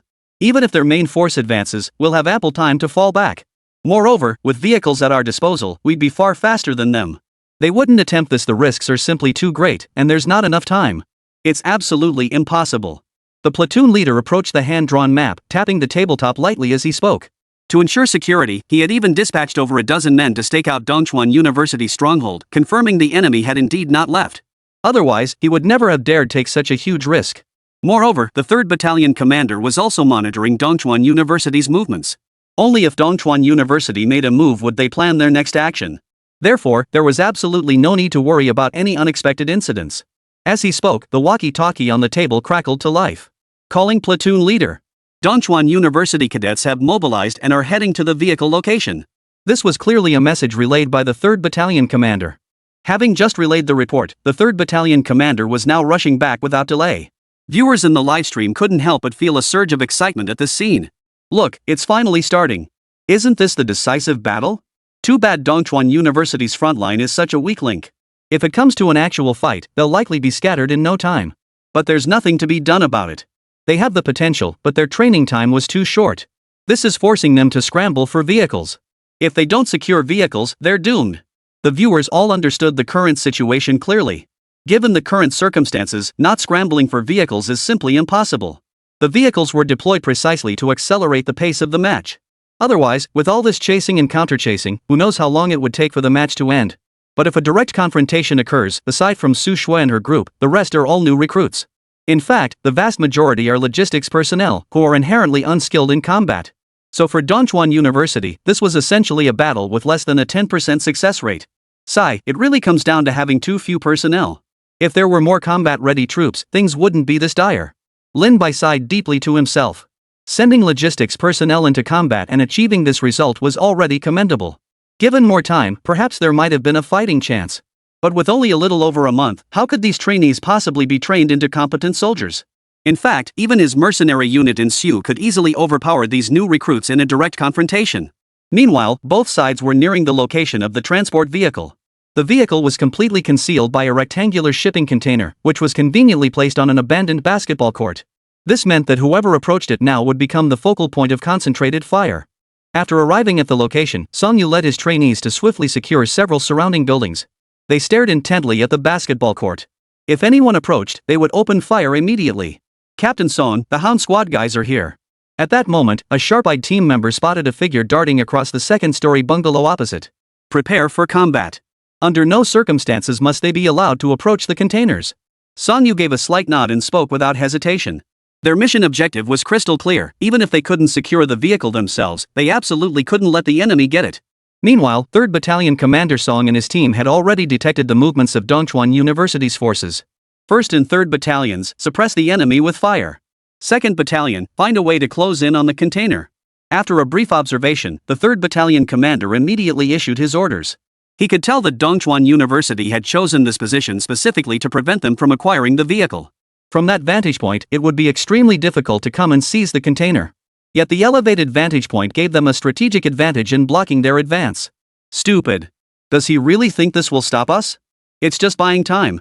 The 3rd Battalion commander snorted coldly, his voice dripping with disdain. While it would waste some time, once they got close to the container, the outcome would be decided. The order was given, and the Hound unit launched their attack without hesitation. The battle erupted instantly, the entire battlefield exploding like lit firecrackers. But just as the fighting began, viewers in the livestream noticed. This battle was utterly one-sided, despite Dongchuan University's desperate resistance.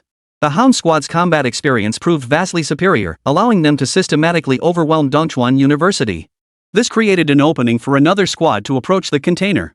Chapter 150, Vehicle Captured Hound's Victory? In the livestream chat. This probably won't last much longer. With the situation like this, Dongchuan University doesn't even stand a chance of getting near the container. There was no way around it. They'd made the wrong choice from the start.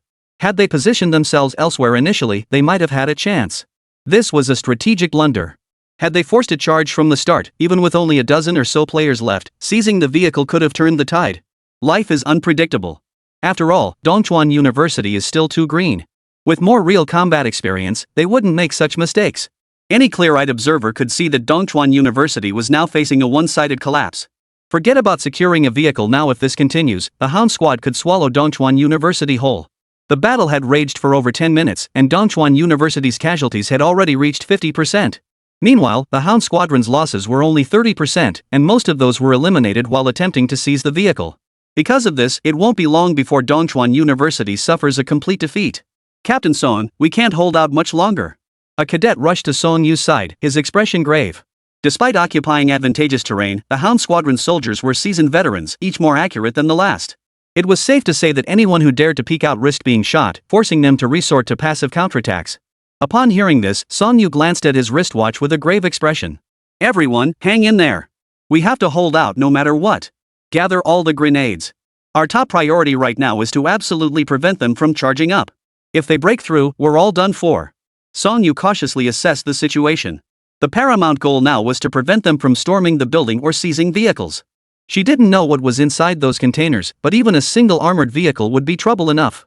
Alright, I'll assign people immediately. Without hesitation, the cadet led several others to collect grenades from the other trainees. Just as they debated how to continue their defense, an excited smile spread across the face of Captain Hunter of the 3rd Battalion. At this rate, they were nearly ready to approach the container. Once they opened it, victory was theirs. At this thought, his eyes flashed with a hint of bloodshot. This exercise had been utterly exhilarating. He was already itching to claim the final victory. 3rd Battalion Commander, should we make a push? They're barely daring to peek out now. With just 10 men, we can secure the landing gear. Crouching low, the 2nd Battalion Commander approached the 3rd Battalion Commander and spoke up. The current situation was that although they were being counterattacked, the effect was minimal. Moreover, Dongchuan University was relying on sheer numbers to block their vehicle capture. Therefore, even if we force a charge and sacrifice a few men, it would be worth it. Alright, if that's the case, then you lead the charge.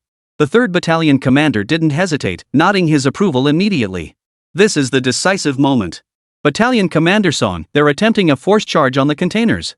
At that moment, Song Yu and his men also noticed the Hound unit's movements. The enemy's fire had become more concentrated, clearly an attempt to halt their advance. Throw grenades. Song Yu gritted her teeth and shouted at several of her men. Her mission had two objectives. First, prevent the enemy from seizing the vehicle. Second, to hold the line here and buy as much time as possible. The relentless barrage of grenades had indeed forced the 2nd Battalion Commander to hesitate. With grenades like these, they dared not advance, gritting their teeth as they waited. There can't be many grenades left. Charge now. After waiting 3 or 4 minutes, the 2nd Battalion Commander's eyes lit up. He immediately led his men in a charge. Their advance met almost no resistance. Upon opening the container, a tank suddenly appeared inside. The moment the tank appeared, the spectators were stunned. With this tank, they could now directly bombard the building. Just 2 shells would wipe out everyone at Dongchuan University. Holy crap, I thought it'd be off-road vehicles or armored cars using tanks outright?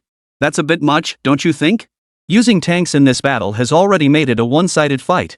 Now Dongchuan University only has 2 buildings left to defend. 1 shot takes out 1 building. This is getting ridiculous. Looks like Dongchuan University is about to be eliminated. But it can't be helped, they made the wrong decision. There's no point in playing this game anymore. Might as well just surrender. The audience groaned in unison. With things like this, they're definitely going to get wiped out. Even if Dongchuan University's snipers were all sharpshooters, it wouldn't matter. By the game's rules, assault rifles simply couldn't penetrate this tank's armor. Principal Lin, it seems everything has been decided. While your Dongchuan University students performed decently, they ultimately fell just short. Wei Huijian leaned back in his chair, slowly picking up the tea leaves on the table and taking a sip. There was no point in watching this situation unfold any further. If they couldn't take it down now, Then they truly would have wasted their time. After all, the lower floors were already sealed off. All that remained was to wait for the artillery bombardment. Not necessarily. Lin Bai watched the screen, his expression calm as he spoke. Not necessarily? Wei Hujian's expression immediately darkened upon hearing this. In his eyes, there was absolutely no chance of turning the tables now. Yet at this moment, Lin Bai dared to say it wasn't certain. This left him utterly perplexed. How could there possibly be another way out of this situation? Yet he knew Lin Bai never spoke without reason. Which meant there must be something on the field he had overlooked. With that thought, he quickly turned his gaze to the large screen. At that moment, the screen showed nothing amiss. The Hound Squad members had already boarded the tanks. Moreover, they had begun loading shells. Once the shells were loaded, it would be over. There shouldn't be anything amiss. But at that very moment, an unbelievable scene unfolded. The cadets from Dongchuan University emerged, each wearing a faint smile. Each of them held their hands high, clearly signaling surrender. Chapter 151, Surrender? The Vanishing Su Shui. Dongchuan University had indeed conceded defeat. After all, the other side had already secured the tank. There was nothing they could do. Wait, didn't you notice something off? Why were they all smiling? Yeah, you're right, I hadn't noticed. They all looked genuinely happy. But they lost, right? How could they possibly laugh after losing? The audience was utterly dumbfounded. Sure, it's just a game, and you need to keep your composure, but they'd never seen anyone smile after losing before. Who says we lost? The game isn't over yet. Just then, Lin Bai leaned toward the microphone and spoke in a calm tone. This was Lin Bai's first utterance of the match, yet his opening words left everyone momentarily stunned. We haven't lost? How could that be? This is a legitimate match, you can't just back out after surrendering. Exactly. The situation was already a sure loss. Even if he was just talking tough, it still didn't make sense. Was he trying to pull a fast one? Impossible.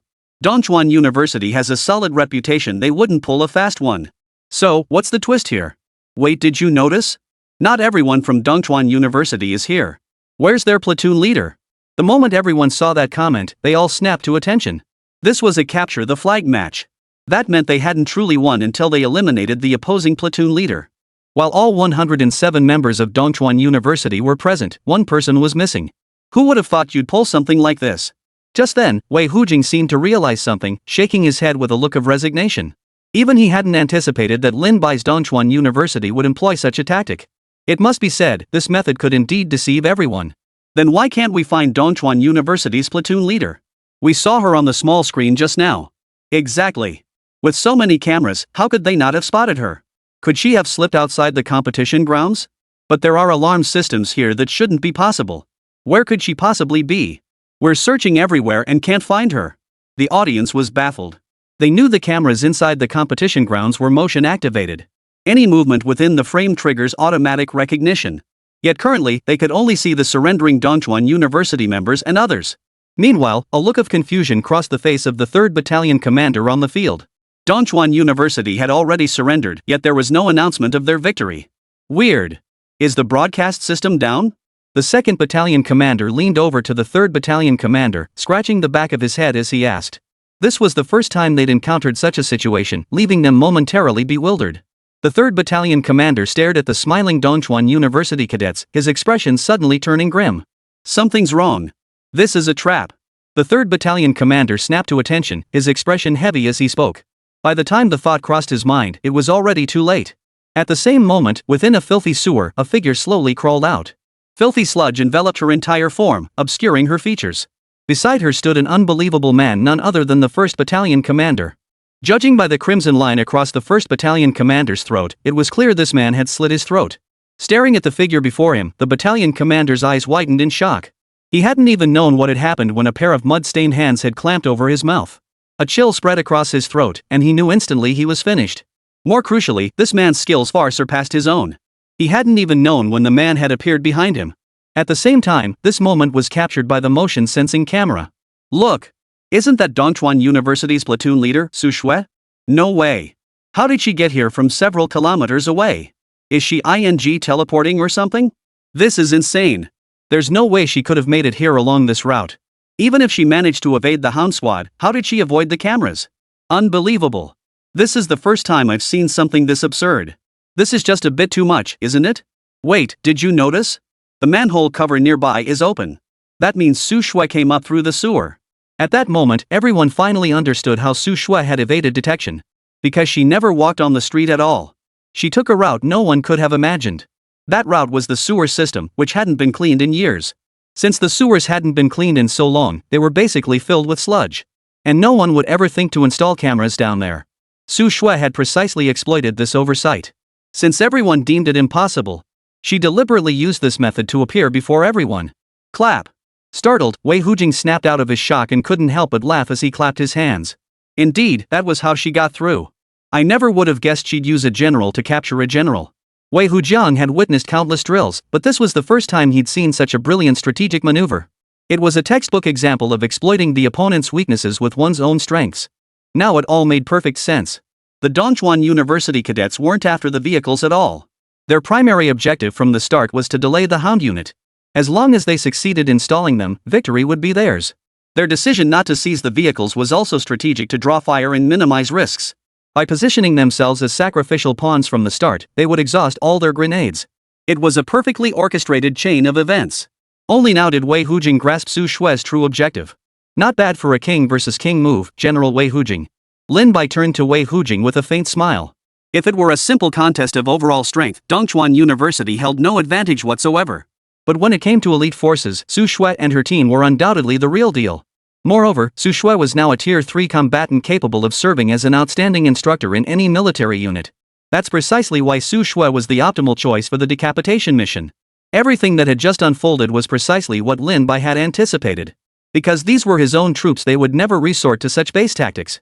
Chapter 152, King vs. King, the terrifying Su Shui. Having disposed of the battalion commander, Su Shui now walked calmly toward the end of the corridor. What was even more astonishing was that each step she took was swift, yet utterly silent. Inside the room at the end of the corridor, the platoon leader of the Hound unit held his radio, waiting leisurely for the end. Just then, his walkie-talkie crackled to life. Platoon leader, we've got trouble. The opposing platoon leader is missing. He must have. Before the 3rd Battalion commander could finish his sentence, a bitter smile appeared on the platoon leader's face. All right, I understand. We've lost. After speaking, the platoon leader slowly lowered the walkie-talkie. Though he didn't turn around, he could already smell the stench of sewage. The pungent stench was unmistakable. Someone stood directly behind him. Impressive. I never imagined a new military academy could produce a master like you. The platoon leader of the Hound unit bowed his head, sighed deeply, and raised his hands. There was no point in struggling now. The fact that the 1st Battalion commander hadn't made a sound told him he'd already been taken care of. Among all the Hounds, the battalion commander was the most formidable in close combat. That was precisely why he had kept him by his side. But if even the 1st Battalion commander had been taken out without a sound, there was no point in him struggling either. Match result: Dongchuan University wins this exercise. The announcement echoed across the field.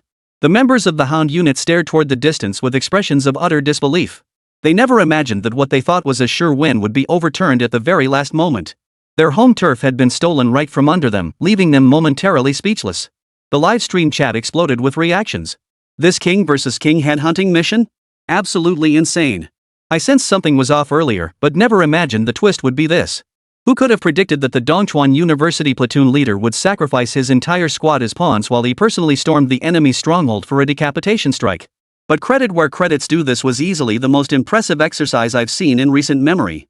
This Su Shui is incredible, enduring the filth of the sewers and making it all the way to the enemy's lair.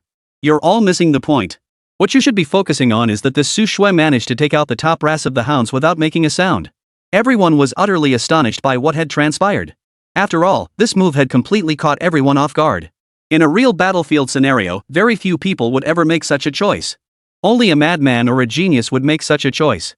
Regardless of the outcome, this was essentially sacrificing one's own comrades as pawns. General Wei Hu, I concede. Lin Bai rose slowly to his feet, a smile playing on his lips as he spoke. This wasn't exactly conceding, but it was indeed the optimal solution to break the deadlock. General Wei Hujing shook his head. He had dedicated his entire life to military service. Even now, at such an advanced age, he never considered himself old.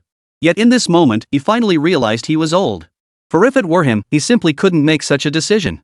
After all, this decision carried not only the lives of his soldiers, but also their hopes. To truly eliminate the enemy leader, one must indeed stop at nothing. Only then could one become the most qualified general. As the competition concluded, the Dongchuan University cadets were escorted to their designated hotel for rest and refreshment. It wasn't until evening that everyone gathered in the hotel lobby for a pre-arranged banquet. This gathering included not only Dongchuan University but also the entire Hound Corps. Though they had been rivals just moments ago, not a trace of resentment could be seen on anyone's face. Comrade Sheen, I'd like to ask you, how exactly did you get to that building? The 3rd Battalion commander, now wearing an expression of curiosity, pressed for details about the earlier events. After learning the truth, he remained stunned for a long time, downing a glass of liquor in one gulp. The others also shared their insights from today's competition. As for Lin Bai and Sushan duo, they sat at a table with Wei Hujiang and Song Weiguo. Principal Lin, your military academy truly embodies the future hope of Long Nation. Wei Hujing raised his wine glass, his gaze fixed on Lin Bai with profound meaning. Naturally. As citizens of Longhua, serving our nation is our foremost duty. Lin Bai seemed to have anticipated Wei Hujing's thoughts, responding slowly with a smile. Both men drained their cups in one gulp, their faces lighting up with satisfied smiles. With just that simple exchange, both parties understood each other's meaning.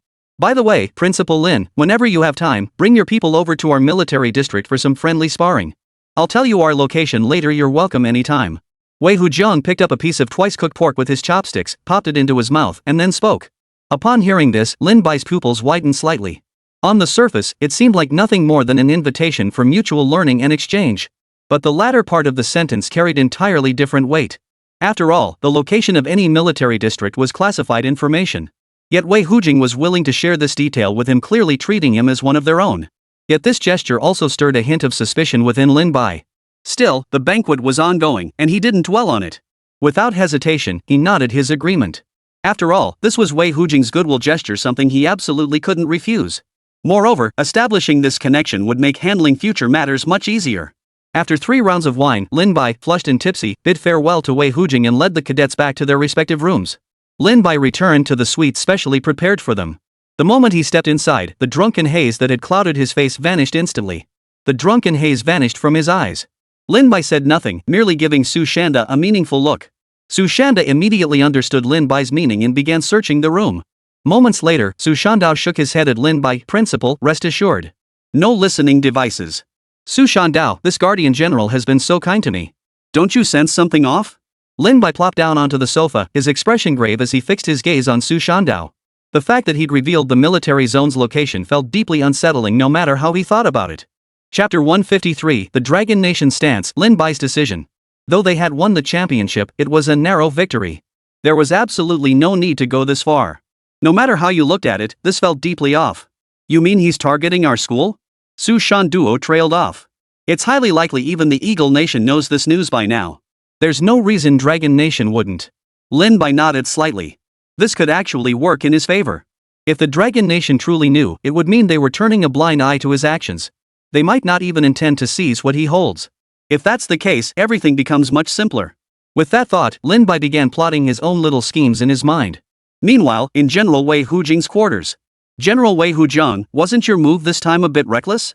Song Weiguo paced back and forth in the room, hesitating before speaking. There's no question of recklessness. Now that Eagle Nation has already made their move against Lin Bai, we cannot continue to sit idly by and wait for disaster. Wei Hujiang stared intently at Song Weiguo before him. But you've revealed the location of the military district to him. He'll definitely figure that out. This was Song Weiguo's greatest concern. Because although Lin Bai doesn't reject the Dragon Nation, he hasn't made his position clear yet. Taking such action now would inevitably make Lin Bai overthink. I'm letting him know I've uncovered all his secrets. Wei Hujiang paused briefly before continuing in a low, measured tone. You're probably unaware of recent developments, aren't you? Hearing this, Song Weiguo's expression grew grave. It was the first time he'd seen such a look on the old general's face. The conflict in Syria has been escalating. Crucially, this Mac guy who knows what possessed him has repeatedly sent F-22s to circle over our military bases in Syria. Though it was only a brief sentence, Song Weiguo understood the implication behind Wei Hujing's words. The Eagle Nation's actions were clearly probing their troop deployments. Moreover, it sent a signal: no matter what, the Eagle Nation would inevitably join the fight next. Once the Eagle Nation enters the Syrian conflict, the Dragon Nation cannot stand idly by and watch the Syrian government forces get crushed. They too will be forced to join the fight. Should such a scenario unfold, it would escalate into a direct military confrontation between nations. This would determine future international military standing, and many smaller nations were currently fence-sitters. Should the Dragon Nation fall behind militarily, it would inevitably side with the Eagle Nation without hesitation, which would inevitably impact its economy and the situation in Syria. For this very reason, the Dragon Nation absolutely cannot afford to fall behind in the military competition. It was precisely for this reason that Wei Hujie uttered such words today. Unexpectedly, the Eagle Nation couldn't contain itself for long. Song Weiguo sat down on the stool, clenching his teeth as he spoke. He now understood why Wei Hujing had acted that way. Oil is Syria's most vital resource. The victorious side will not only secure a portion of the oil reserves in the future, but would also influence how other nations treated them. But who knew what decision Lin Bai would ultimately make? Song Weiguo closed his eyes and spoke with a tone of resignation. If things truly develop this way, only the most formidable weapons could deter those hawks. The next morning, Lin Bai rose early and boarded the heavy troop transport vehicle bound for Dongchuan University with his trainees. Watching Wei Hujing and Song Weiguo watching them depart from the window, Lin Bai understood that sometimes certain things simply remained unspoken. Lin Bai shook his head and casually picked up his tablet to scroll through today's trending news. The moment he saw the top trending story, Lin Bai's pupils contracted slightly. There it was clear as day. The Eagle Nation had dispatched fighter jets to circle above the Dragon Nation's troops stationed in Syria. High-level officials had already begun strongly condemning every move made by the Eagle Nation. In that instant, Lin Bai suddenly understood why Wei Hujing had spoken those words yesterday. Ding! Mission triggered, host must accept a mercenary contract. Upon completion, a random reward will be granted. At that moment, the long-unheard electronic voice echoed in Lin Bai's mind. Su Shandao, call Qin Tian and tell him I need to discuss something with him. Lin Tian abruptly barked at Su Shandao in the passenger seat. Su Shanduo nodded slightly in agreement. After dropping the trainees off at the hotel, he rushed straight to the pre-booked hotel without delay. The moment he pushed open the private room door, Qin Tian immediately stood up. Principal Lin, why the urgency in summoning me? Qin Tian extended his hand, but their touch was fleeting. Lin Bai pulled out a chair and sat down directly, looking at Qin Tian before him and saying calmly, I have something I need to come clean about. Have you heard about the attack on the Eagle Nation's transport unit? I was the one who did it. The words sent shock rippling across Qin Tian's face. Though he'd already heard the news, hearing Lin Bai admit it directly to him was entirely different. I never imagined it was you, Principal Lin. Qin Tian gathered his thoughts before asking, so, Principal Lin, why are you telling me this now? He couldn't fathom why Lin Bai would suddenly come clean with him. It's like this, Lin Bai began. I've always despised those Eagle Nation bastards. Lately, you've been helping me look for suitable mercenary jobs on the side. I want to take down that Eagle Nation crew. Lin Bai leaned back in his chair, took a deep breath, and spoke with a solemn expression. His meaning was clear, he could become a weapon for the Dragon Nation provided he was paid. Since the Dragon Nation currently didn't want to expose him but still needed him to work, the best approach was to take on mercenary missions this way. Mercenary contracts weren't limited to public listings, clients could also be approached privately. Li Guangjuan had operated this way before, so Lin Bai intended to collaborate with the Dragon Nation similarly. The choice of Qin Tian stemmed from Lin Bai's observation that Song Weiguo and Qin Tian shared a close relationship. This suggested Qin Tian was likely a Dragon Nation operative. If not, given Dragon Nation's knowledge of the weapons in his possession, he wouldn't be sitting here unscathed before him now. Chapter 154, Reciprocity, Lin Bai extends an olive branch. Qin Tian, seated across from him, was equally perceptive in grasping the implications. Though he didn't know what had transpired during Lin Bai's past participation in military competitions, this offer was a godsend for them. Longhua's military might was undeniable, but technological superiority held even greater weight. The Eagle Nation's F-22 fighters had already arrived to flaunt their might before them, demanding a response. Yet, there remained a significant gap between the Dragon Nation's fighters and the Eagle Nation's F-22s. To counter the Eagle Nation's fighters, their only option was the fighter jet they saw in Lin Bai's possession. Alright, I'll find you a client for this job. As for the price, I'll send it to you once I locate the host. Qin Tian nodded without hesitation. It must be said that Lin Bai's mercenary status had actually solved a problem for Dragon Nation. As a major power, Dragon Nation couldn't directly deploy its own fighters without causing a stir, potentially escalating tensions further. But Lin Bai was a mercenary. Using him to counter the Eagle Nation while everyone knew it was Dragon Nation's retaliation, no one could say a word. After finalizing their cooperation, both parties departed the location. Meanwhile, in Syria, Mike held his tablet, watching the latest global news reports, a faint smile still playing on his face. Adjutant, what responses have other nations given? Mike placed the tablet on the desk and asked his aide.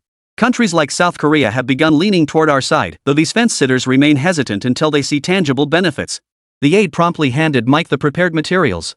The reactions of these nations are crucial for subsequent arrangements. Since the Eagle Nation currently lacks a suitable pretext, they need other nations to voice their support. But what other nations fear most is the Dragon Nation's response. After all, the Dragon Nation maintains substantial trade ties with the vast majority of countries in the world today. If Dragon Nation were to halt cooperation, these nations would lose their benefits and suffer massive economic repercussions. That's how these guys operate. They all want a piece of the pie when there's something to grab. Contact them privately and make it clear, if they don't back us up, forget about future cooperation. Mike lit his cigar and spoke slowly. Expecting benefits without giving anything in return? That's simply impossible. They've been stuck here so long their people are starting to grumble. Originally, they planned to wait for the government to move against them, but because of the Stinger missile incident last time, the government troops at the port received reinforcements, and they've managed to hold their ground against the rebels. This wasn't the situation he wanted to see, which was precisely why he dispatched fighter jets to circle above the Dragon Nation forces. The goal was to join the fray. The more chaotic the fighting, the better it would be for them. By the way, any updates on that Dongchuan University? Mike suddenly brought up Dongchuan University. He had already arranged for it last time, but there was still no response. Dragon Nation has been overly vigilant regarding our personnel crossing their borders lately. We've only just managed to establish contact these past few days. The aide lowered his head, his expression grim as he spoke. No problem. Proceed as soon as possible. Mike dismissed it casually.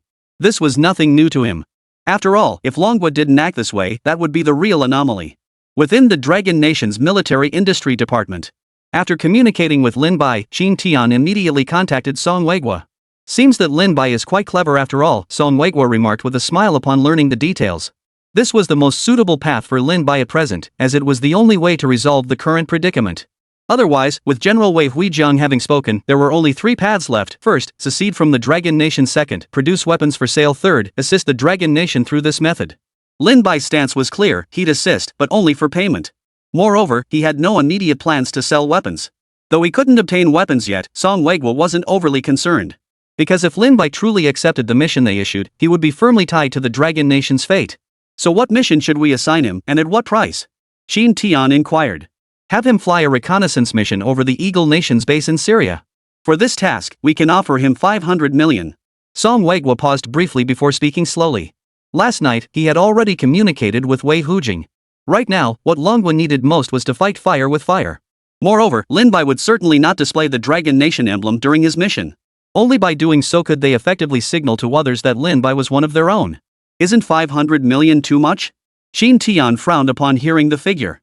That amount could build a fighter jet. No matter how you look at it, the cost is simply too high. You can't catch a wolf without sacrificing the bait. Besides, Lin Bai has already shown his goodwill. Let's give him a taste of the benefits. Song Weiguo replied without hesitation. The price was indeed steep, but this wasn't merely payment for the mission. It's also the price for Lin Bai choosing to align with the Dragon Nation. Upon hearing this, Qin Tian nodded in agreement. He planned to respond to Lin Bai later after returning home. Since the Ministry of Defense was quite a distance from his residence, Qin Tian had been staying at the villa in Hohai recently. As the car slowly pulled into the villa, Qin Tian parked and casually pulled out his keys, ready to unlock the gate. But the moment he inserted the key into the lock, his hair stood on end. The front door of the villa wasn't locked from the inside. Out of professional habit, he always locked his own door before leaving each day. Yet when he turned the key, he discovered the door opened effortlessly. This meant someone had definitely opened his door. And there might even be someone inside. Realizing this, he cautiously backed away, slipping his hand into his pocket to call for backup. But just then, a sharp sound rang out behind him. Click. The sound was unmistakably familiar to Qin Tian, the unmistakable click of a Desert Eagle pistol being cocked. Mr. Qin Tian, there's no need to resist. We have some business with you. Come with us. A low, awkwardly accented Chinese voice echoed from behind him. Chapter 155, The Eagle Nation's Backup Plan, Qin Tian in trouble. Alright, I'll come with you. At that moment, Qin Tian raised his hands, and the men behind him immediately covered his eyes with a black cloth. Simultaneously, they bound his hands behind his back and forced him into a pre-prepared van. As the vehicle started moving, Qin Tian began to sense how many people were around him. Though blindfolded, he could roughly gauge their numbers by the rhythmic breathing of those surrounding him. What astonished him was that this group was clearly no ordinary kidnappers. There were 5 of them in total, 2 in the driver's seat and front passenger seat. 2 others were seated on either side of him, with a 5th occupying the rear. After getting into the car, these individuals didn't exchange a single word. Ordinary robbers would never be so meticulously silent. In fact, they couldn't have remained silent, meaning these men were undoubtedly elite operatives. Guys, just spit it out. Who's your boss? Qin Tian spoke slowly, his tone calm. He'd seen situations like this before, but this one was particularly tricky. These guys were just too professional, they hadn't given him a single opening. Yet upon hearing Qin Tian's words, the others remained silent, quietly driving on. Just then, Qin Tian suddenly noticed a distinct scent permeating the air. The moment he caught the scent, his expression darkened. He now had a vague idea of who they were. The drive lasted nearly 5 or 6 hours. When they finally arrived at a location, he was roughly shoved out of the vehicle. The black cloth covering his eyes was violently ripped away. The blinding light made him squint as he looked around. They were clearly inside an abandoned factory. And across from him, he recognized a familiar face. Brooke! Of all people, it had to be you. This was undoubtedly Brooke from Blackfire Military Industries. Having been in the military business themselves, they were quite familiar with Brooke. Mr. Chin, it's been a while. Brooke pulled up a wooden stool and sat across from Chin Tian. What the hell do you want? Chin Tian growled through clenched teeth. The other party dared to act this way because he had some leverage, otherwise, he wouldn't have dared to confront him like this. He'd already guessed it was someone from another country, while in the car only those foreigners would spray perfume to mask body odor. But he never imagined it would be this Brooke guy. Mr. Chin, no need to get so worked up. I've come to discuss a major business deal with you. Brooke regarded Chin Tian with a faint, ambiguous smile. What kind of deal? Chin Tian froze for a moment, but quickly realized something. This guy was after the weapons Lin Bai had given him. He remembered clearly that Lin Bai had never sold weapons to them before, so now these guys were actually coming after him. Seems you know what I want. Hand it over cleanly, and you'll reap the rewards later. Brooke keenly read Chin Tian's expression, his voice laced with a cold smirk. No way. I'll never give it to you. Chin Tian spoke without hesitation, his face twisted in fury. He was filled with regret now, having forgotten that he himself was a liability. His only option was to grit his teeth and refuse to budge. No need to rush. I'm confident that even if you don't speak, your family will reveal it once they find out. Brooke waved dismissively, nodding to someone nearby with a look of utter contempt. Inside the Chin family villa, Chin Qingqing sat in her room, staring at the photos she'd secretly taken of Lin Bai. Even though months had passed, she still couldn't stop thinking about Lin Bai. But with her father barring her from leaving the house and no suitable opportunity presenting itself, she had no way to contact Lin Bai. Yet Lin Bai's seemingly omnipotent demeanor lingered unforgettably in her heart. Miss! Miss! As she was lost in thought, the butler's urgent shouts echoed outside her door. Uncle Li, what is it? Chin Qingqing hurriedly opened the door. Outside, the butler gasped for breath before blurting out, "Young miss, it's terrible. The master has been kidnapped." At these words, Chin Qingqing froze, but moments later, she snapped back to her senses. What do they want? Since it's a kidnapping, they must be after something. Nothing mattered more than Master Chin Tian's life now. Miss Chin, here's the video. Please take a look. Gritting his teeth, the butler handed the tablet to Chin Qingqing. On the screen, her father was bound to a chair. Look, this is Chin Tian. If you want him back, deliver the finished weapons your company recently acquired. We'll notify you of the exact location. A figure wearing a black hood spoke in a hoarse, drawn-out voice. From behind came Chin Tian's faint, weak voice. Don't give it to them. This is Lin. But before he could finish, the video feed cut off abruptly. Weapons? Chin Qingqing frowned upon hearing this. Though she was Chin Tian's daughter, she had never come into contact with anything related to weapons. Still, she knew her father had been traveling for work lately, and it seemed somehow connected to weapons. Miss Chin, what should we do now? Uncle Li asked urgently. With Chin Tian absent, Chin Qingqing now held the reins of authority. No. Let me think. Earlier, Chin Qingqing had keenly noticed her father's attitude. Her father had been kidnapped before, yet he'd always calmly insisted on exchanging goods for his release. This was the first time she'd seen him refuse to part with something under any circumstances. Moreover, she had noticed a crucial detail. Uncle Li, do you know who he traded with for those weapons recently? Chin Qingqing asked urgently. Yes, I know. They were traded with Lin Bai from Dongchuan. The steward nodded without hesitation, as he had handled all the previous communications. Since receiving that shipment of weapons, Chin Tian had barely returned home. Lin Bai? Chin Qingqing's face flashed with astonishment. She never would have imagined this matter could be connected to Lin Bai. If that was the case, everything would finally connect. The last word Chin Tian uttered at the end of the video was Lin. It was clearly a hint for her to contact Lin Bai. Uncle Li, don't get worked up. Go prepare the weapons first. I'll call and ask Lin Bai for help. Within moments, Chin Qingqing had made her decision. Chapter 156, Skill Exchange. Advanced Hacker. At that moment, Lin Bai was sound asleep in bed. Ring. The urgent ringing jolted Lin Bai awake. He grabbed his phone and saw an unfamiliar number calling. Without a moment's hesitation, Lin Bai hung up the call. Damn it, harassing calls even in the middle of the night. Ever since Dongchuan University gained notoriety, these calls had been coming in sporadically. Calls at night had become commonplace, though Lin Bai usually ignored them, especially from unknown numbers. But just as he hung up and turned over, the phone rang again. Seriously, in the middle of the night? Lin Bai stared at the call coming in again, hesitated for a moment, then answered. But upon learning what had happened, his expression darkened considerably. Alright, I got it. Lin Bai never imagined Chin Tian would be kidnapped. And the kidnapper's demand was for the weapons Chin Tian possessed. These weapons were crucial to Lin Bai's future. Without a moment's hesitation, he sprang from bed and sounded the assembly bell. Within moments, all trainees assembled on the drill field. Su Shui, Jin Zhaodi, Jin Pundi, Song Yi, you four come with me. The rest remain on standby. After selecting his elite team, Lin Bai rushed to Qin Tian's residence with Su Shan Duo overnight. They raced like the wind and soon arrived at Qin Tian's residence. The moment they got out of the car, Lin Bai saw Qin Qingqing and the butler standing outside the door. Qin Qingqing, usually so resolute, instantly broke down in tears the moment she saw Lin Bai. She threw herself into his arms. Lin Bai, please save my father. I'll give you anything you want. In that moment, Qin Qingqing placed all her hope in Lin Bai. Calm down. First, show me this video. Lin Bai said after briefly comforting her. Since they're after the weapons, they won't kill the hostage easily. Mr. Lin, here's the video. The butler beside her promptly handed the tablet to Lin Bai. Lin Bai glanced at it briefly before turning and instructing, "Get me a computer." Retrieving the weapons was absolutely impossible now. The only option was to proceed with the rescue plan. His sole reason for coming here was to obtain the first-hand transmission footage. Qin Tian's room already had a computer, so the butler led Lin Bai inside without hesitation. Everyone, step outside. Give me a few minutes. After entering the room, Lin Bai dismissed the others and immediately booted up the computer. System, open the marketplace. Search for hacker skills. If he remembered correctly, military hacking technology was available for purchase in the store. Sure enough, as soon as he opened it, he saw the hacking skills listed. Advanced military hacking skills, capable of breaching most firewalls. 500 points. Seeing the 500 points required, Lin Bai didn't hesitate. Gritting his teeth, he bought it immediately. Qin Tian absolutely couldn't be compromised right now. It wasn't just because Qin Tian held the weapons, more importantly, Qin Tian was now his direct link to the Dragon Nation's high command. If anything happened to Qin Tian, all of Lin Bai's subsequent arrangements would be thrown into disarray. Outside the door, Song Yu's face turned ashen. She never imagined the reason for the emergency gathering would be Qin Tian's arrest.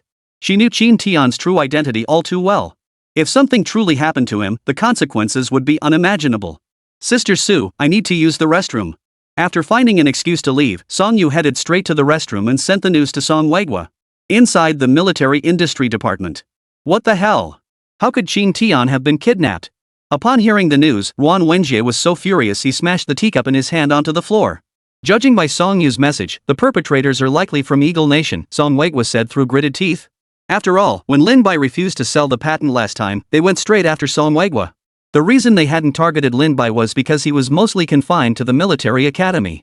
Therefore, they had to settle for the next best option using Qin Tian to obtain the weapons.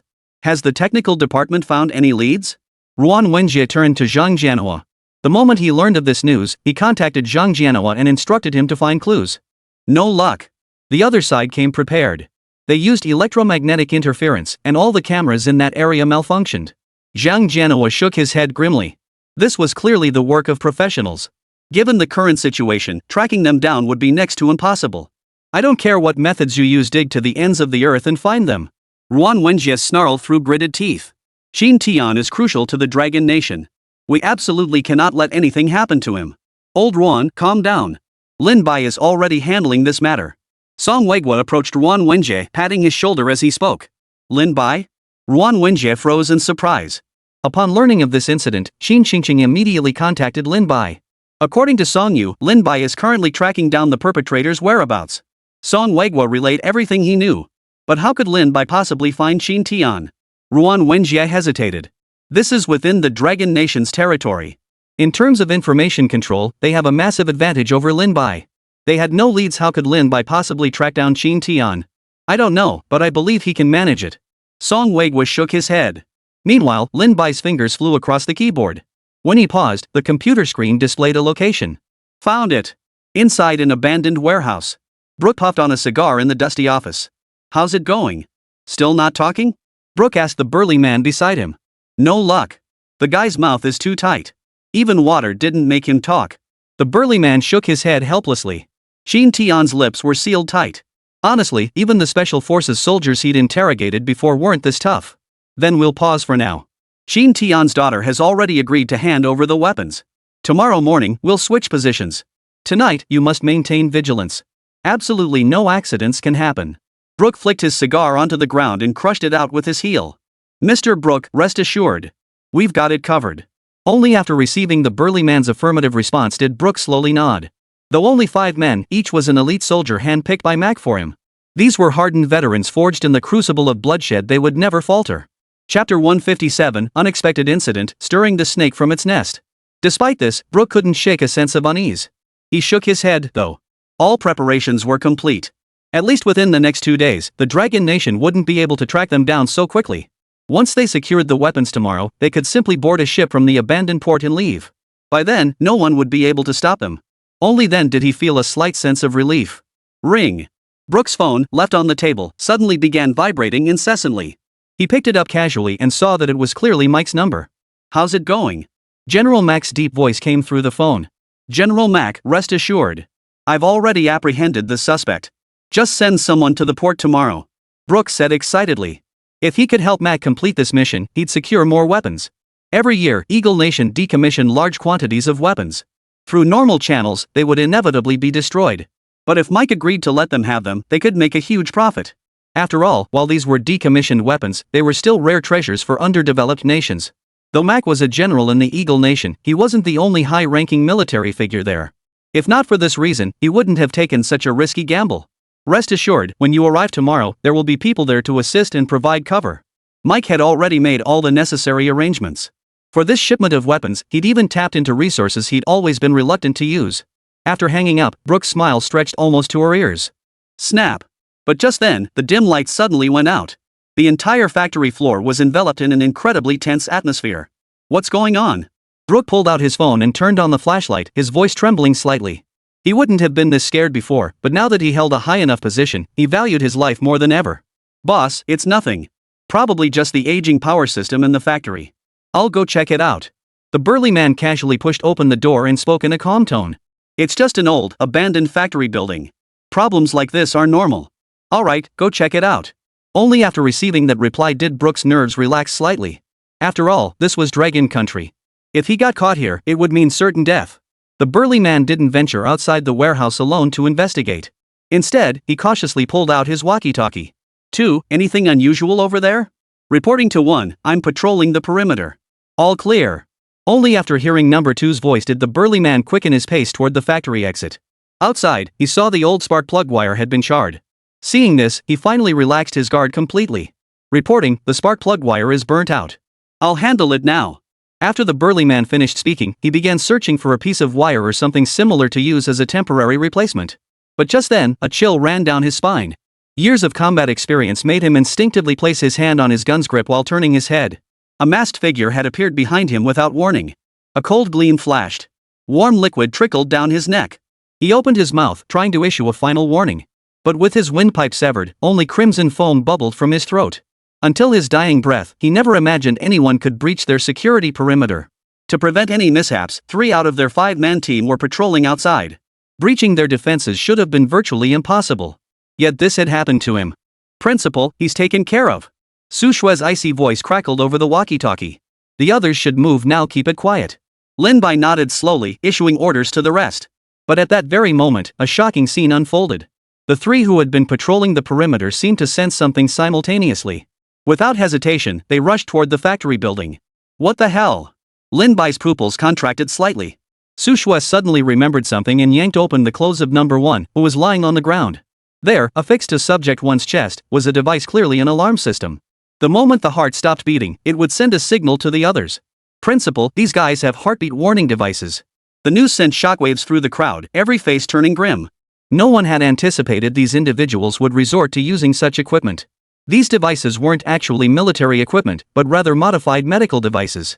Typically, only smaller mercenary teams would use them. Never imagined we'd encounter them here. "Su Shandao, you'll operate alongside them.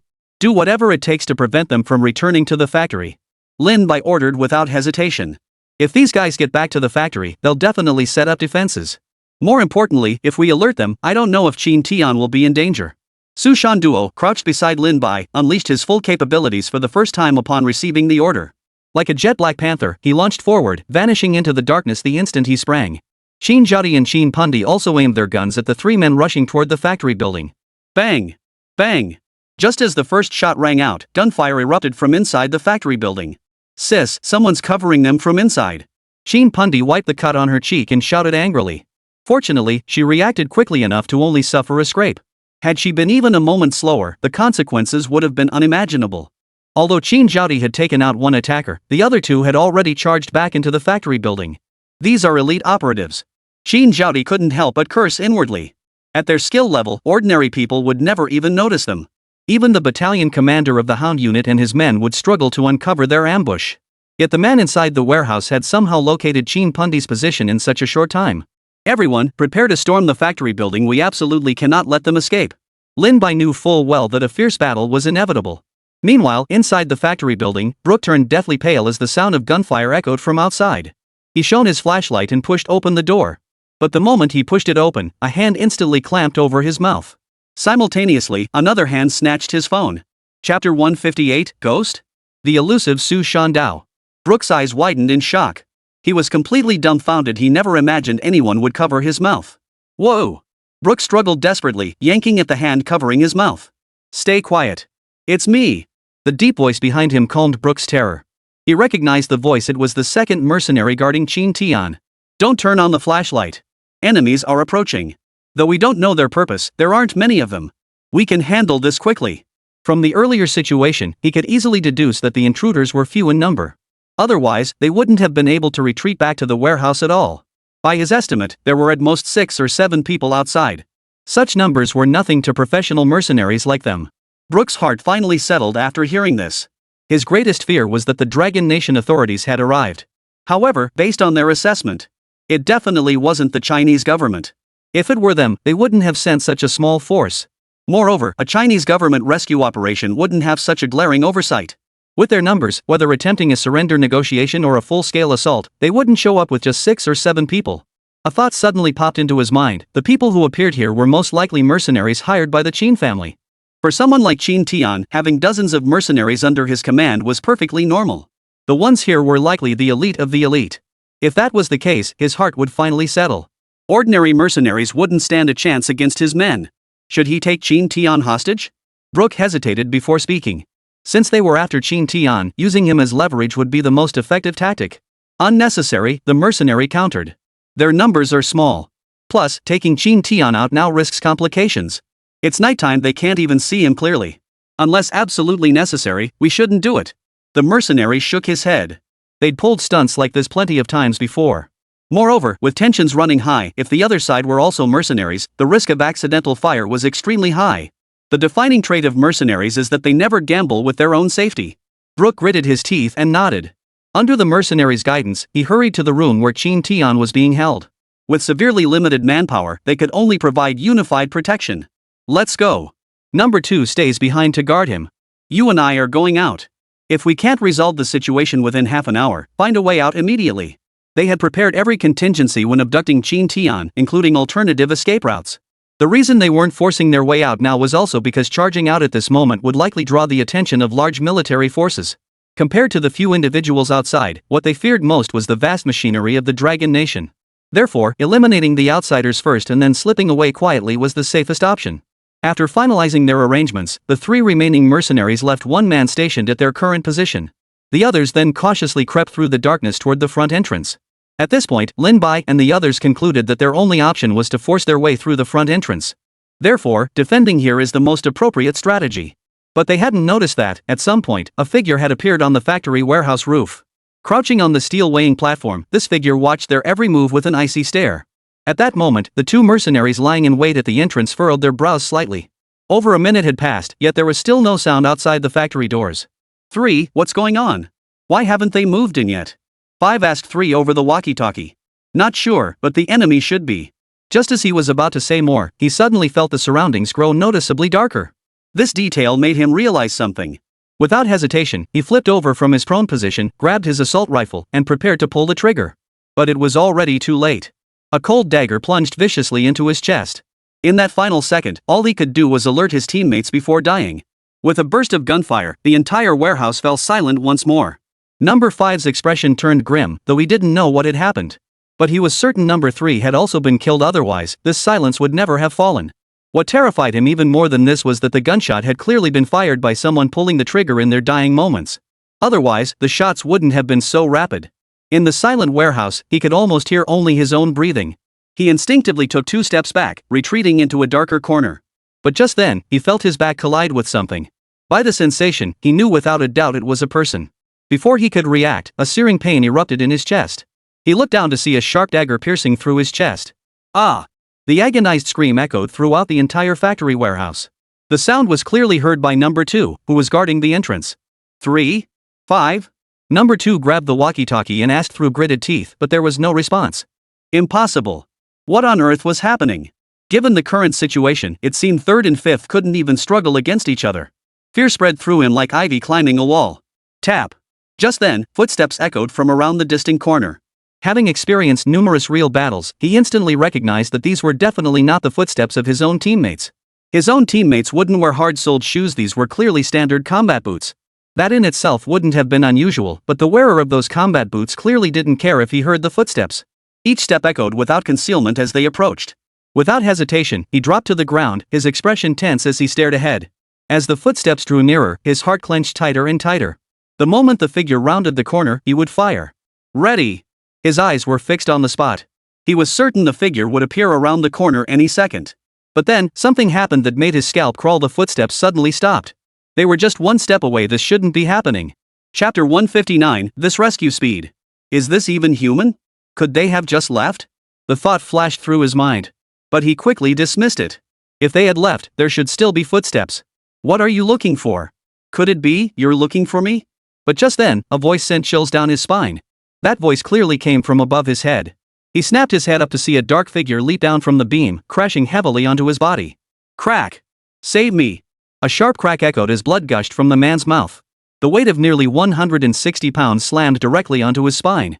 In an instant, he lost all ability to resist. Su Shandao, standing atop him, calmly ground his foot into the man's body twice. Amidst the cracking sounds of bones snapping, within seconds, the man fell completely silent.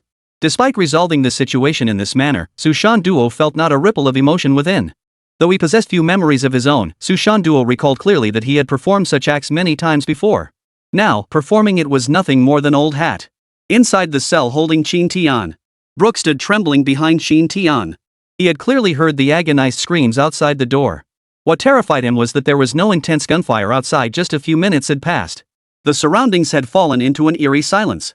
Sweat seeped from his pores, soaking his clothes completely. The thought of completing the mission had vanished. All he wanted now was to get back alive. No, I'll die. The scent of blood outside made Brooke's mind go blank. After a long moment, Brooke suddenly remembered he still had a hostage. He frantically pulled out his pistol and aimed it at Qin Tian's temple. His only chance of survival now was to hold Qin Tian hostage. Though it would undoubtedly cause a major incident, he couldn't afford to think about that anymore. Creak! Slowly, the door creaked open, revealing a figure standing outside. The figure wasn't particularly tall, yet it radiated an oppressive aura like a demon god.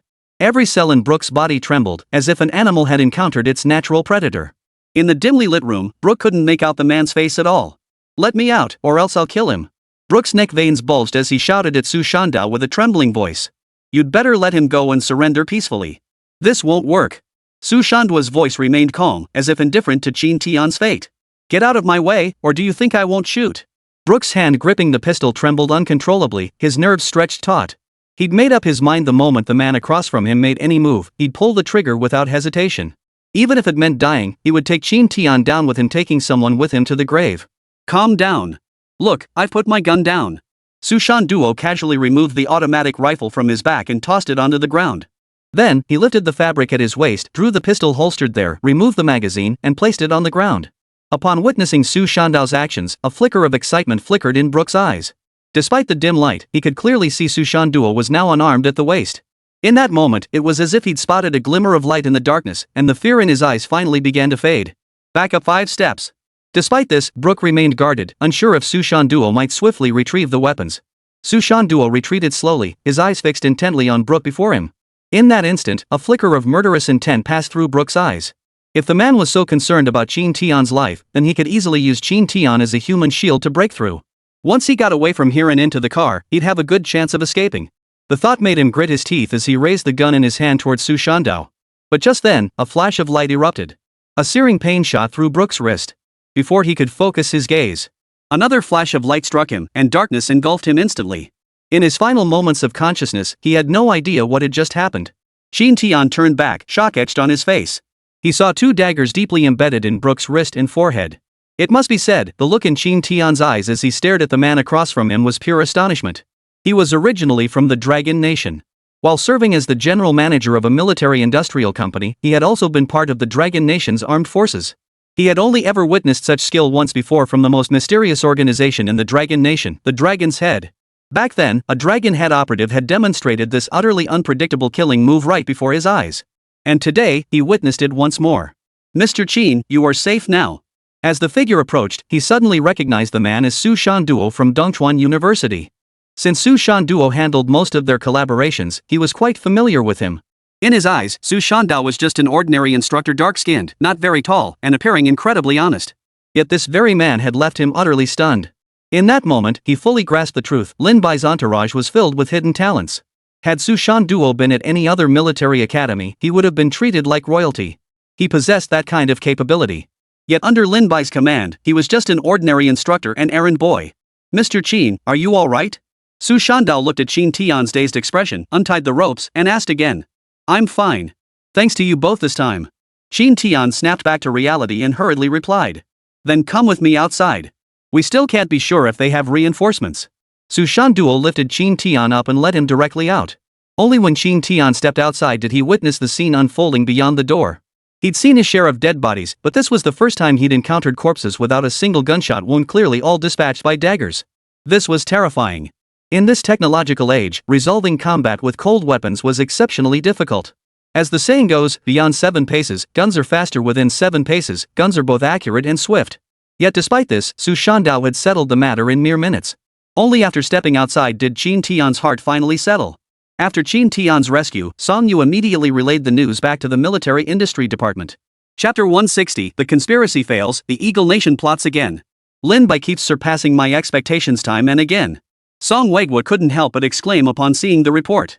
Although Lin Bai led Dongchuan University's cadets to defeat the Hound unit, it was still a matter of exploiting loopholes. He was far from ready for real combat. This time, however, they not only located Qin Tian in record time but also rescued him without suffering a single casualty. This astonished them beyond measure, especially since the enemy was clearly a professional team. Now that Qin Tian had been rescued, they absolutely could not repeat the same mistake. Ruan Wenjie gritted his teeth as he continued, "Moreover, it's time to teach them a lesson." For years, Dragon Nation had known that numerous Eagle Nation operatives were infiltrating their territory. Without Eagle Nation's support, the kidnappers would never have dared to act so brazenly. The reason they hadn't acted sooner was to uncover more of them, but now he couldn't hold back any longer. Indeed, these bastards had grown increasingly brazen lately. There had even been an attempt to steal classified information recently. It was high time for a thorough investigation. Song Weiguo nodded in deep agreement. Meanwhile, Qin Tian had already been taken to the hospital by Lin Bai. "Mr. Lin, thank you so much for this. If it weren't for you..." The butler gripped Lin Bai's hand tightly. Lin Bai observed the enthusiastic butler and discreetly withdrew his hand. "This was simply my duty. If you truly wish to express gratitude, this should suffice." Lin Bai rubbed his hands together in front of the butler, the meaning crystal clear. All this talk of gratitude was nonsense. Right now, he was solely focused on making money. Rest assured, that's a given. As soon as Master Qin regains consciousness, I'll deliver it immediately. After receiving the steward's firm assurance, Lin Bai turned to leave with a smile. But just as he rounded the corner, he spotted Qin Xingqing hurrying toward him. She had just learned her father had been rescued. "Mr. Lin, thank you so much." Qin Xingqing hurried toward Lin Bai and threw herself into his arms. This sudden movement froze Lin Bai in his tracks. Moreover, in that instant, he faintly sensed a murderous intent. Glancing sideways, it seemed the killing intent was emanating from the two sisters beside him, Su Shui and Qin Zhaodi. Yet when he looked at them, Su Shui and Qin Zhaodi remained completely expressionless. "Miss Qin, your father and I are business partners. Therefore, it's only right and proper that I assist him. Now, please go see your father first." Lin Bai spoke while gently pushing away Qin Xingqing, who was clinging tightly to him. Only then did Qin Xingqing realize her own behavior, her face flushing crimson. Yes. I'll go see my father first. I'll come find you later to thank you in person." After watching Qin Xingqing leave, Lin Bai departed the hospital with Su Shandao and the others. As soon as they boarded the heavy troop carrier, Lin Bai's expression, which had been smiling moments ago, instantly turned grim.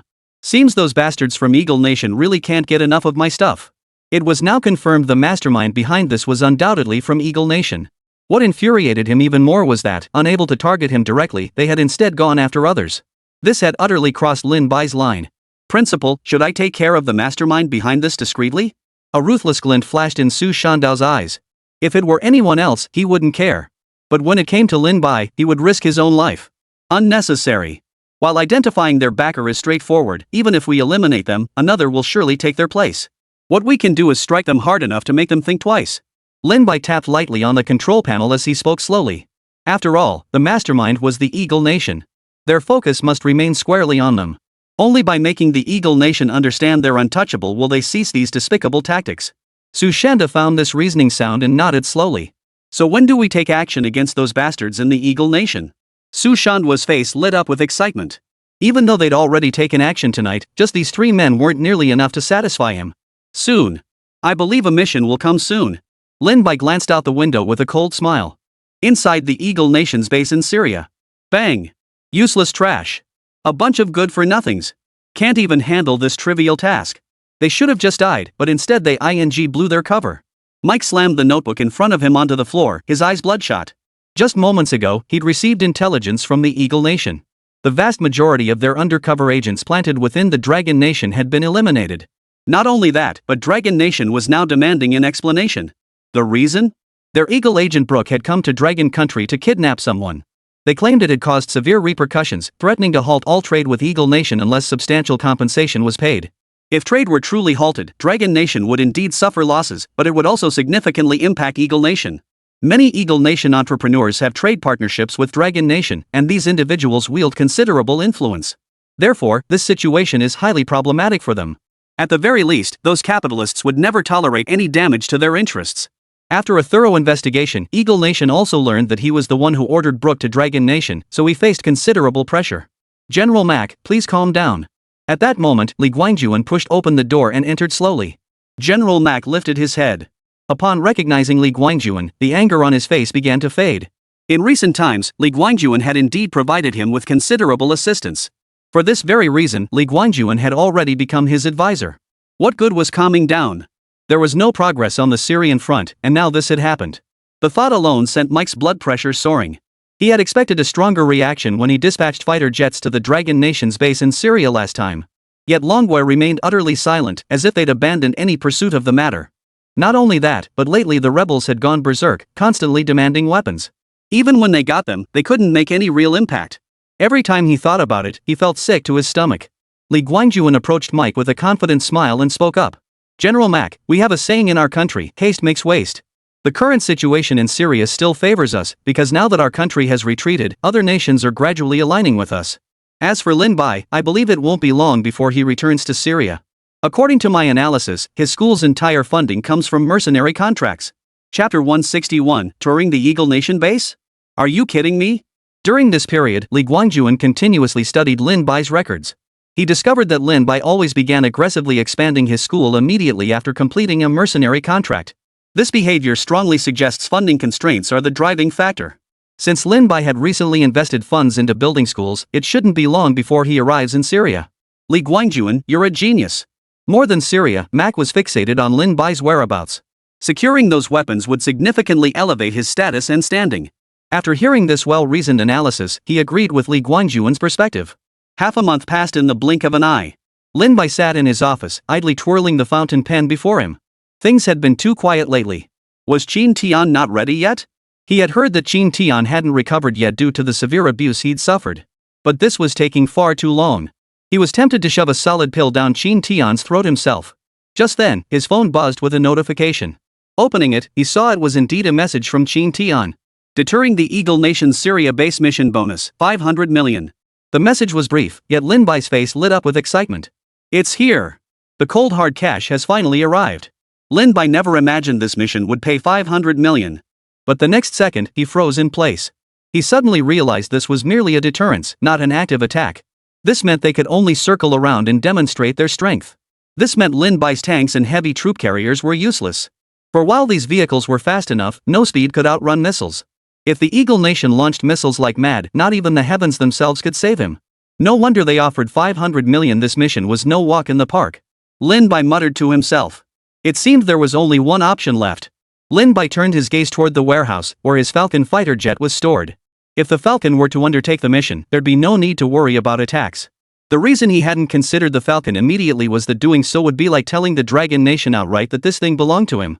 As this thought crossed his mind, Lin Bai suddenly seemed to grasp something, smiling wryly with a look of resignation. He picked up his phone and summoned Chen Yi to his office. "Commander!" Chen Yi saluted Lin Bai the moment he stepped into the office. Judging by his attire, he must have just come from the Air Force training ground. Lin Bai gestured for Chen Yi to sit down before casually asking, "Chen Yi, how's the cadet training going lately?" He had invested heavily to ensure Chen Yi could acquire top-notch equipment for training the cadets. The cadets have been progressing rapidly lately. In a few months, they should be ready to start attempting fighter jet flights. These cadets possess solid natural talent and had undergone preliminary pilot training, so their progress remained on track. "That's good. By the way, I have a task for you." Lin Bai finally brought the conversation to the main point. Chen Yi immediately stood up, his expression solemn as he said, "Please issue the order, Principal." His blood carried a combative streak, and being cooped up at the academy day after day had left him restless. Hearing this now, he was naturally thrilled beyond measure. Take the Falcon fighter jet to Syria. Fly over Eagle Nation's airspace, give them a taste of their own medicine, then come back. Lin Bai spoke without looking up, idly picking at his fingernails. Just a quick flyby? That's no problem at all. With the Falcon's speed, the mission could be done in under 2 hours. Roger. Even though it was just a quick trip, Chen was still incredibly excited. After all, he'd only flown the Falcon once before, barely getting a taste before returning. This time, he was determined to enjoy it to the fullest. Just as he was about to head out, Chen Yi suddenly seemed to think of something. "Principal, could we do a live stream on campus this time? Maybe teach the trainees a thing or two?" Since most trainees will likely be flying the Peregrine Falcon in the future, getting familiar with it now wouldn't hurt. "Go ahead. You handle it as you see fit." Lin Bai yawned, about to lie down, when he seemed to remember something and added, "If those Eagle Nation bastards come out looking for trouble, teach them a lesson. Though we can't directly take action against the Eagle Nation yet, if they push our buttons, we'll make them pay a little interest." Roger that.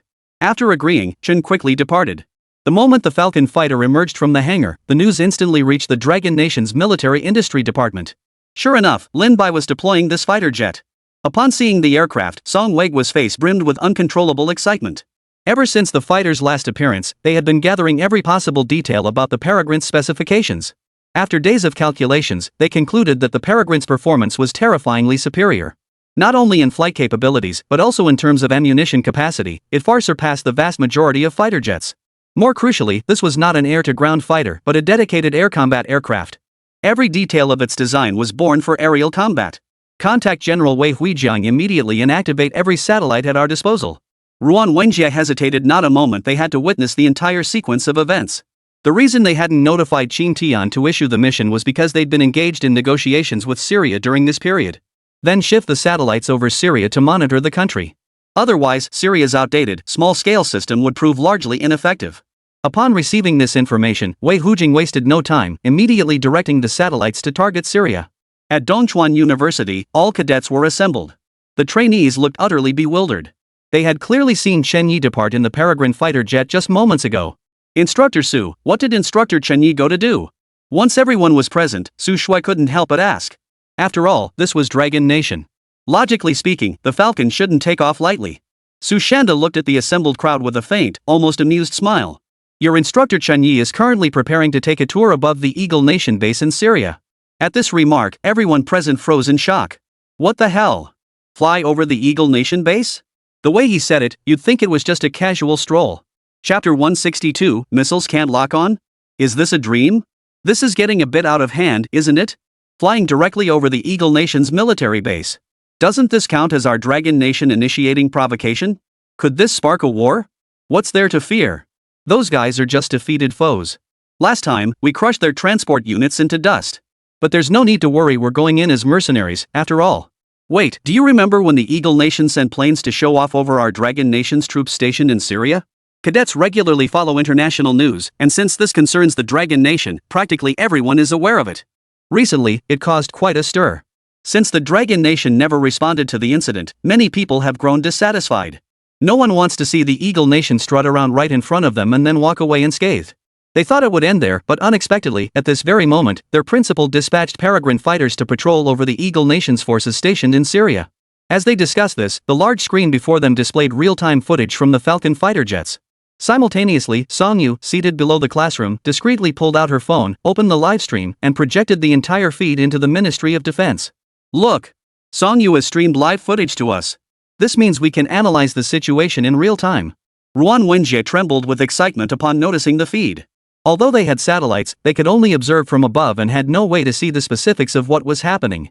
But Song Yu had solved this problem for them. While they were discussing this, Chen was already speeding towards Syria. Meanwhile, at the Eagle Nation's military base in Syria, Mac picked up the cigar resting on the table, lit it casually, and took a deep drag before turning to his aide. Have the supplies for the rebels been dispatched? Tell them to launch their assault on the port immediately. We've run out of patience to wait any longer. The aide saluted without hesitation and replied, General, rest assured. I've ordered them to advance as swiftly as possible. Based on current conditions, they're projected to capture the port in about 2 months. McKee clenched his jaw and nodded reluctantly. Though it will take time, we can afford to wait. In the meantime, we'll stockpile supplies as much as possible. It shouldn't be long before we can formally enter the battlefield. McKee hadn't been idle during this period. With several nations already engaging in private discussions, he seized the opportunity to establish preliminary cooperation with those currently aligned with the Dragon Nation. The plan was for these nations to feign support for the government forces while secretly launching attacks against the Eagle Nation. As long as a small squad of soldiers initiated an attack against them, they would have a legitimate reason to directly join the war. His persistent fixation on the port stemmed from the fact that their primary supply lines relied on maritime transport. While airlifts were possible, aircraft capacity was simply too limited. For a protracted conflict, the weapons and supplies delivered by transport planes were simply insufficient. Only by capturing the port could they ensure a steady, uninterrupted flow of logistical support. Upon hearing this, the adjutant nodded urgently. Understood. As they spoke, a thunderous roar suddenly split the sky, causing even their desk to tremble slightly. The deafening noise nearly made Mac jump out of his skin. He immediately recognized it as the sound of a sonic boom. What's happening? Who the hell took off? Mike's expression darkened. Fighter jets required his explicit authorization to take off, yet he had issued no such order. Report! At that moment, a soldier burst in frantically, his voice urgent. General, it's bad. An unidentified fighter jet has appeared overhead and is circling continuously above us. Upon hearing this, Mike slammed his fist on the table and leapt to his feet. His voice dripped with disbelief. What? You say a fighter jet is above us? What the hell are those air defense guys doing? Why didn't they report this earlier? When they had previously provoked the Dragon Nation, they had anticipated the possibility of the Dragon Nation retaliating with fighter jets. Therefore, before carrying out their actions, they had preemptively deployed all their air defense equipment. Any unidentified flying object within a 50-kilometer radius would trigger immediate alerts. Yet, to his astonishment, despite the air defense systems, they had detected nothing, not even the sound of the fighter jets flying overhead to provoke them. The soldier spoke with panic evident in his voice. General, we've been monitoring the air defense systems constantly. But our systems didn't detect their fighter jets. If not for the sonic booms they produced, we wouldn't have even noticed fighter jets approaching our airspace. Even the soldier couldn't make sense of the situation, but he was certain the air defense equipment had functioned properly. You useless pieces of trash. Get me to the site immediately. Without pausing to think, Mac grabbed his coat from the chair and rushed toward the door. As he stepped outside and looked up, he saw a fighter jet strikingly similar to their F-22s soaring overhead.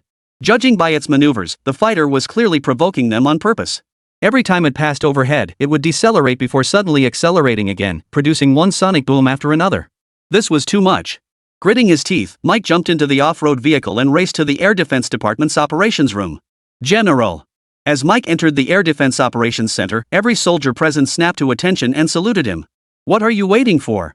Activate the air defense missiles immediately and blast that thing out of the sky. Mike unleashed a torrent of curses the moment he entered. He had made it clear before, if the Dragon Nation dared to send fighter jets to provoke them, fire would be opened immediately after warnings proved ineffective. Yet here they were, still waiting. That fighter jet was still circling overhead, and the longer he watched, the angrier he became. The head of the Air Defense Department looked utterly dejected. General, it's not that we don't want to launch the missiles. It's that after issuing warnings, we simply couldn't lock onto the target. Chapter 163, Mission Accomplished. Refusing to return? Upon hearing this, Mike was utterly dumbfounded. He never imagined their pride and joy the air defense system could fail to lock on. Are you kidding me? How could this air defense system fail to lock on? I personally begged the RD department for their most advanced technology, and now you tell me it can't lock on? When executing the plan, Mike specifically went to the RD department to obtain the most advanced air defense system currently available in their Eagle Nation. This system was the most advanced equipment in the world. Forget fighter jets, even a bird flying overhead could be precisely located and locked onto. We're not sure what's going on either. We've run checks targeting other aerial objects works perfectly fine. But we simply can't lock onto the fighter jet right above us. Watching Mike's furious outburst, the head of the Air Defense Department hung his head and explained slowly, enunciating each word. Were it not for satellite monitoring, they wouldn't even have detected the fighter jet's presence overhead. Upon hearing this, Mike gritted his teeth and cursed under his breath. Turning to his aide, he barked, "Find the F-22 pilots. Order every single F-22 in the base to scramble immediately. I don't care how you do it, I need these bastards out of here." They had only just regained a slight advantage. If they let Longwa's fighters humiliate them now, it would make them look like a vacillating nation, potentially pushing them back toward Longwa's side. He absolutely refused to allow that to happen. The aide wasted no time, turning on his heel the moment the order was given. Since takeoff would take time, Mike strode straight to the central control console, snatched the microphone, and bellowed into it, "Fighter aircraft above. You have entered our airspace. If you do not depart immediately, we will launch missiles at you." Since the fighter above bore no markings, even if Mike knew it was dispatched by the Dragon Nation, he couldn't directly pin the blame on them. Chen, piloting the Falcon fighter above, heard the threat and a sneer curled his lips. Narrowing his eyes, he glanced casually at the control console and replied in a flat tone, "Go ahead and fire your missiles if you dare. Think I'm afraid of you?" As he spoke, Chen didn't respond in Eagle Nation's language at all, he used Dragon Nation's language instead. Inside the military-industrial complex, Ruan Wenjie slammed his fist on the table upon hearing this, his expression charged as he stared at the screen. "That's satisfying. The Eagle Nation frequently dispatched fighter jets to Dragon Nation's airspace to flex their military might." Hearing Chen Ye's bold retort now was incredibly satisfying. Even Song Weiguo's face flushed crimson with excitement. This is too satisfying. Those bastards definitely can't lock onto Chen Yi, so they're completely helpless now. Gritting his teeth, Ruan Wenjie continued, "Once this news reaches the international community, the Eagle Nation will lose all face." After all, they had already noticed some nations reaching out to the Eagle Nation. While there was no concrete intelligence, their attitudes made it abundantly clear. If they could deliver a crushing blow to the Eagle Nation this time, those nations would at least delay any immediate cooperation with them. That alone would be an advantage for China. They didn't expect these fence-sitters to aid them, but at least they couldn't let them side with the Eagle Nation. Syria's current situation was critical. If the Eagle Nation seized control, its economy would surge further. This was utterly unacceptable to the Dragon Nation, which is precisely why it had consistently supported Syria's government forces. General Wei Hujiang, engaged in a live call, couldn't help but nod in agreement. That kid Lin Bai has truly delivered an unexpected surprise. It could be said the mission was now perfectly accomplished, and they could withdraw. Upon hearing Chen Ye's response, Mike immediately confirmed this was indeed the Dragon Nation. Yet, the reply sent him into such a rage that his entire body trembled uncontrollably. He was a general of the Eagle Nation, representing the world's most technologically advanced country. Yet this man dared to provoke him so brazenly. What infuriated him even more was that his earlier words had been a bluff aimed at Chen Yi. After all, their air defense system couldn't lock onto anything, let alone launch missiles. Utter nonsense. From this simple exchange, he instantly realized the problem wasn't with their air defense system, it lay with the fighter jet circling overhead. In other words, the fighter circling overhead could evade their lock-on. The realization made his face turn grim. "Has our pilot not taken off yet?" Mike snapped, whipping his head toward the control console operator. The best way to deal with the fighter circling overhead now was to have their own F-22s attack the Dragon Nation fighter above. Although the missiles couldn't lock on, their fighters were equipped with Vulcan cannons.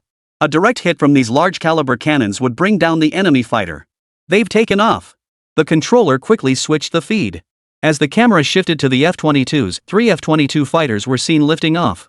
As the Eagle Nation's F-22s took off, the projection screens within Dongchuan University also displayed the current situation in real time. "The enemy F-22s have taken off, Chancellor. You must recall Instructor Chen Yi immediately." "Exactly. Our objective is achieved. Get back immediately, don't waste any more time over there. Those bastards actually deployed 3 F-22s at once. If we don't get out of there fast and get hit, the consequences would be unimaginable." "Exactly. Principal, issue the order now. Instructor Chen could be in serious danger." The cadets pressed Lin Bai relentlessly from their seats. After all, the F-22 is currently the world's most advanced fighter jet. If the F-22s took off, their fighter jets could very well be shot down. Meanwhile, Song Weiguo and the others watching the projection screen nodded repeatedly. For them, the objective had already been achieved. There was absolutely no need to take such risks by lingering over Eagle Nation's airspace. Although their calculations suggested Lin Bai's fighter might slightly outperform the Eagle Nation's, the enemy had deployed 3 F-22s. Yet to everyone's surprise, Lin Bai, sitting with his legs crossed, spoke with a carefree expression. "Chen, no need to rush back. Show them what you're made of." The words left everyone stunned. No one had anticipated Lin Bai issuing such an order at this critical moment. Chapter 164, Toying with the Eagle Nation and they still lost track? Has Lin Bai lost his mind? How dare he send a single fighter jet to confront 3 F-22s from the Eagle Nation? Song Weiguo leapt to his feet upon hearing the words. As a researcher, he knew full well how terrifying the Eagle Nation's F-22s were, the world's most advanced fighter jets. At Dragon Nation's current technological level, it would take at least 3 more years to develop such a top-tier fighter. To even stand a chance against the Eagle Nation's F-22s, Dragon Nation would need to field at least 2 of its own top-tier fighters. Despite Song Weiguo's reluctance to admit it, this was the reality.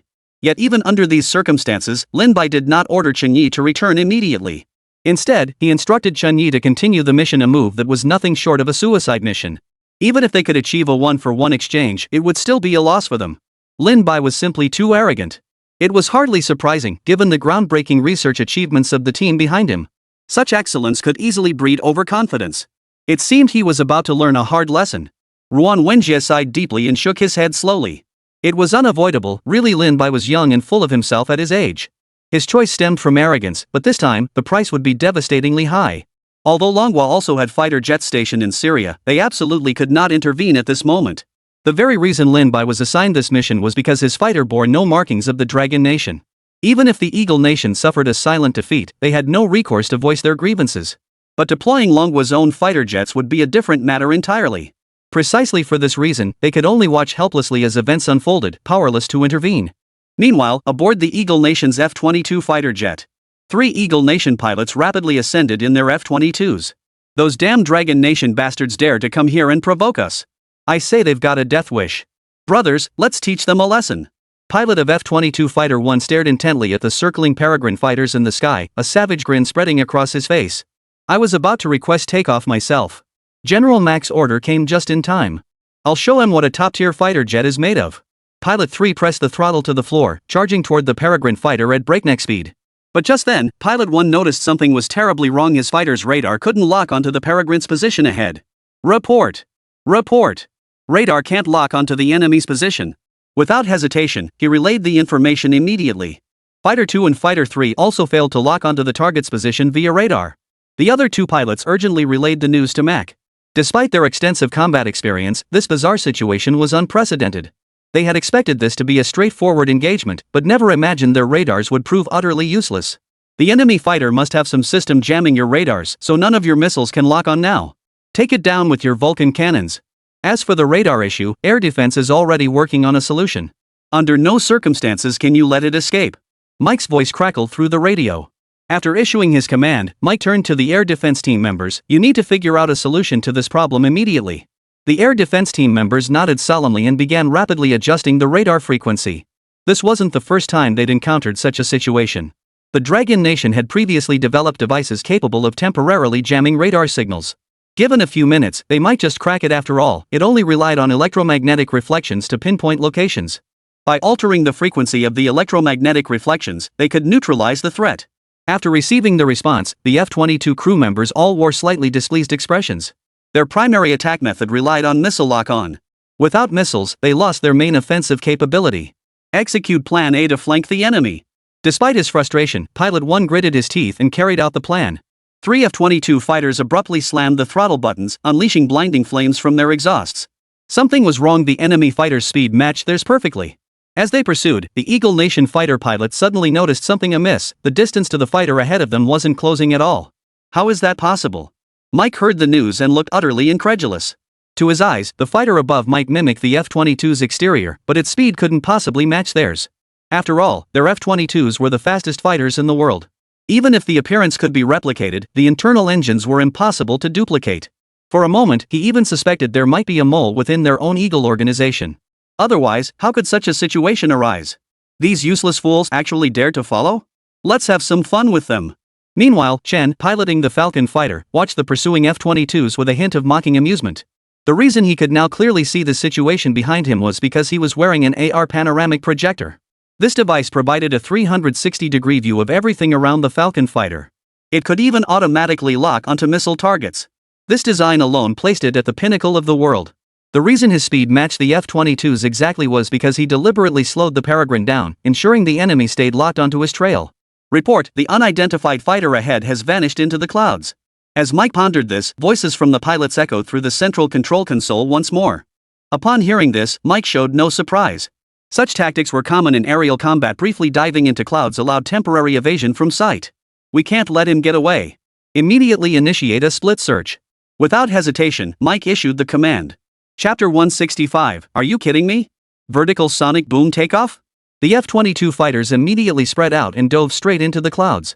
But the moment they broke through the clouds, they were stunned to discover the fighter jet that had been right in front of them had vanished. What the hell? Where's that fighter jet? Pilot 1 was dumbfounded. They hadn't been in the clouds for long. Even though the cloud cover was thick, it shouldn't have vanished that quickly. I can't see it from my side either. The other two pilots looked around in utter bewilderment. Inside the Air Defense Command Center, Mike heard the report and flew into a rage. What the hell are you lot doing? You can't even track a single fighter jet. They were flying the Eagle Nation's finest fighter jets, yet even that couldn't prevent them from losing track. The three pilots were momentarily speechless. After all, they had genuinely lost track of it. If the enemy had been flying an ordinary fighter jet, they might have found an excuse, but they were piloting top-tier fighters. Get the satellite data up. Track down exactly where that fighter is. Mike knew yelling wouldn't help, so he ordered someone nearby to access the satellite feed immediately. But just then, a tiny black dot suddenly appeared on the F-22's radar screen. When did that fighter get behind us? Pilot 2, upon witnessing this, was utterly shaken. Just moments ago, it had been ahead of them. In the blink of an eye, it had appeared behind them. Beep. The F-22 pilot suddenly realized his fighter jet had emitted a shrill warning alarm. He knew exactly what it meant: missile lock-on. Damn it, I'm locked on by a missile. His face turned deathly pale. Without a second thought, he yanked the control stick all the way back. The F-22 fighter jet shot vertically upward into the sky. The other two Eagle Nation pilots also flew off to either side without hesitation, as their current position was far too disadvantageous. In aerial combat, the only way to counterattack was to appear behind an enemy fighter. Watching the F-22s scramble away in disarray, everyone witnessing the scene was overcome with excitement. Only they understood what had just transpired. The moment the Falcon fighter dove into the clouds, it executed an in-air turn. By the time the F-22 entered the clouds, the Falcon had already burst out, vanishing from their sight. This was utterly thrilling to witness. The Eagle Nation's pilots were scared out of their wits. But this fighter jet is incredibly powerful. If we could fully equip our forces with such aircraft, our air combat capabilities would be the strongest in the world. The more I watch, the more hooked I get. We absolutely must find a way to reverse engineer this fighter jet ASAP. Wait, didn't Qin Tian have a partnership with Dongchuan University? Have him go buy one of these fighters. Even if we can't obtain the core research intel, acquiring just one unit would let us study its components. The researchers watching the livestream had their eyes sparkling. They entered research institutes precisely to make the Dragon Nation stronger. They'd been researching all kinds of technologies, fully aware that developing such a fighter jet independently would take at least 6 or 7 years. If they could acquire one now, it would significantly advance their research capabilities. Previous acquisitions like the heavy troop carrier and tanks had already elevated their research capabilities to new levels, as many of the underlying theories were entirely novel to them. Seeing this, Song Weigwa felt his blood boil with excitement. Yet he knew full well that without Lin Bai bringing it up first, acquiring this fighter jet was utterly impossible. Qin Tian had previously acquired the heavy troop transport trucks and tanks only because Lin Bai had brought it up himself. Though they hadn't yet obtained the damaged fighter jet, they were still thrilled, for they now understood Lin Bai was firmly on their side. Meanwhile, Eagle Nation's number 2 pilot was drenched in cold sweat. Although their fighter jets were equipped with decoy missiles, these were ineffective against certain types of missiles. Listening to the shrill alarm, he felt death was but a breath away. He could only attempt increasingly difficult maneuvers to shake off the lock-on. What was truly frustrating, however, was that no matter how hard he pushed the aircraft, the difficult maneuvers couldn't break the lock. He even began to question whether his own skills were failing him. Chun Yi, piloting the Peregrine fighter jet, was grinning from ear to ear. How could you Eagle Nation guy get so scared? I was just messing with you. The moment Chen Ye's slightly teasing remark surfaced, pilot number 2's expression turned grim. Simultaneously, the alarm on his fighter jet vanished instantly. Only then did he realize Chun Yi had never intended to launch a missile. Everything he'd done earlier had been nothing but a joke. Damn it, I'll kill you no matter what. Pilot 2 cursed furiously, immediately banking his fighter to dive toward the Falcon. With the two aircraft now facing each other head-on, he pulled the trigger without hesitation. The two Vulcan cannons on the F-22 blasted out searing flames. The ammunition, as thick as a forearm, arced through the sky toward the Peregrine fighter. Not only that, but since the other two fighters had separated earlier, they had now turned and were simultaneously firing at the damaged fighter. This scene was relayed to Mike's side. When Mike witnessed it, he couldn't help but clench his fists, his face flushing with excitement. Finally, it was time to settle this. Those damn Dragon Nation fighters.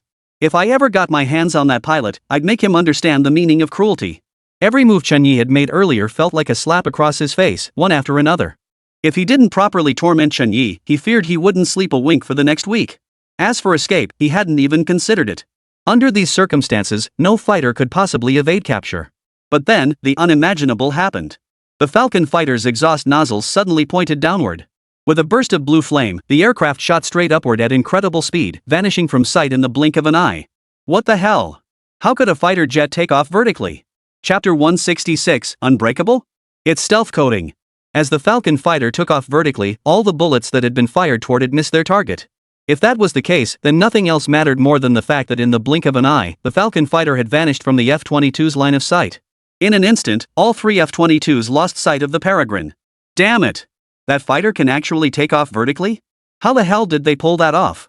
I can't locate that fighter at all. Radar shows absolutely nothing. Is this really the fighter our Eagle Nation takes such pride in? Did those guys at the Research Institute give us some defective models? Why is there absolutely no radar feedback? The pilots of the F-22s were frozen in horror. In modern warfare, the outcome of a battle can hinge on a mere blink of an eye. They had already missed their prime opportunity. Now that the Dragon Nation fighter had escaped, they would struggle to see such a chance again. Watching this unfold from the Air Defense Command Center, Mike trembled with anxiety. He knew exactly what this meant. In modern aerial combat, the most critical weapon was the homing missile. Yet the most pressing problem now confronted him: the homing missiles had completely failed. The enemy's maneuverability was simply too formidable. Even three fighters closing in couldn't bring it down. You useless pieces of trash. Can't you crack their electromagnetic signal yet? Mike lunged at the nearest cryptographer, yanked him by the collar, and bellowed, spittle flying onto the man's face. General Mac, it's not that we don't want to find them, but we simply can't lock onto their electromagnetic signature. Based on our analysis, they're not evading our signals using conventional methods. It's highly likely their fighters are coated with stealth technology. They've cracked every channel we have, but it's all useless. This is the only possibility left. If it's true, it means their missiles are completely ineffective against the Falcon fighters. How is that possible? Isn't it said that stealth coatings are beyond current technological capabilities? How could Longwa's fighters possess such technology? Mike shoved the decryption specialist he was holding roughly to the ground, snarling with clenched teeth. He knew all about stealth coatings. The theory had existed for ages, but it remained purely theoretical, utterly impractical for real-world application. At current technological levels, achieving such advanced stealth coating was virtually impossible. Current materials science offered few substances capable of shielding electromagnetic signals, and those that existed came with significant limitations. These constraints made direct application to fighter jet surfaces entirely impractical. Back in Eagle Nation, scientists had once patted their chests and solemnly assured Mac that developing stealth coatings was impossible within the next 20 years. Yet now, this very scene was unfolding before his eyes. How could he possibly accept this? I don't know either, but this is our only option now. Otherwise, no matter how fast they are, they won't be able to evade our tracking.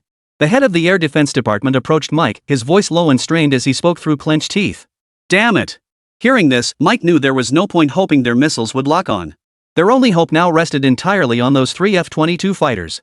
Mike strode to the intercom, yanked the microphone, and bellowed at the F-22 pilots, "We can't decode their electromagnetic signals. You'll have to take them down with the Vulcan cannons." A fierce glint flashed in Mike's eyes. Even if this decision meant losing one or two F-22s, it would be worth it if they could take down a Dragon Nation fighter. Obtaining the coating from that aircraft would be a huge gain. That would propel Eagle Nation's capabilities to new heights. For this reason alone, he was determined to shoot down the Dragon Nation fighter at any cost. The F-22 pilots' faces darkened upon hearing the order. They'd expected a straightforward return mission, never anticipating such a directive. Yet they now had no other choice but to grit their teeth and nod in agreement. Chun Yi, currently piloting his fighter jet, was darting swiftly through the clouds, his face radiating excitement. "Commander, they've initiated hostilities. May I return fire?" Now that they'd initiated hostilities, retaliation was justified. He'd longed to give those Eagle Nation bastards a thorough beating. "Go ahead. Make sure not a single one of their fighters is left standing." Lin Bai's lips curved into a faint smile as he spoke calmly. He had never intended to spare these Eagle Nation bastards this time. Since they had initiated hostilities, he saw no reason to continue holding back. After Lin Bai issued this command, the personnel at the Dragon Nation military laboratory also heard his words. The mere words sent shivers down their spines. Who would have thought Lin Bai would actually dare to strike against the Eagle Nation? Song Weigwa clenched his fists, abruptly standing up as he stared at the large screen, overcome with excitement. They had long wanted to strike against the Eagle Nation, but doing so would inevitably provoke conflict.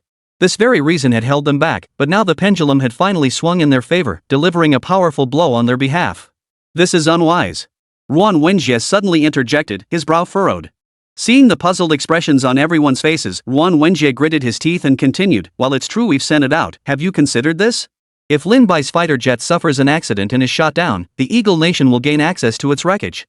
With their technological capabilities, they could crack the stealth coding technology within a few years." At this statement, the expressions of everyone present instantly turned grim. In their excitement, they had overlooked this most critical issue. If such a scenario truly unfolded, the consequences would be unimaginable. "No," Song Weihua clenched his teeth and spoke slowly. "We absolutely cannot let Lin Bai make them take such a risk. While they took pleasure in seeing the Eagle Nation's fighter jet shot down, they could never risk their own lives to achieve this." Chapter 167, Memory Medal? Impossible. Should we contact Lin Bai now to cancel the mission? Qin Tian hesitated before asking. The only way to stop Lin Bai now was to terminate the mission. Their objective had been achieved, there was no need to continue. Exactly. Just as Ruan Wenjie was about to speak, his gaze suddenly locked onto the large screen. On the screen, Chen Yi piloted the Peregrine fighter jet at breakneck speed toward the Eagle Nation's F-22 fighter. That alone wouldn't have shocked him. What truly stunned him was how swiftly the Falcon fighter piloted by Chen Yi maneuvered in the blink of an eye. It had circled around to the rear of the F-22. Consider that this had all happened in just over 10 seconds. And the opponent was an F-22 fighter jet. Achieving this was incredibly difficult. Yet this astonishing scene unfolded before everyone's eyes. After registering the significance, all present fell silent. Only now did they grasp the true speed of the Peregrine fighter. While they stood gaping in astonishment, Chen had already pressed the lock-on button. Beep!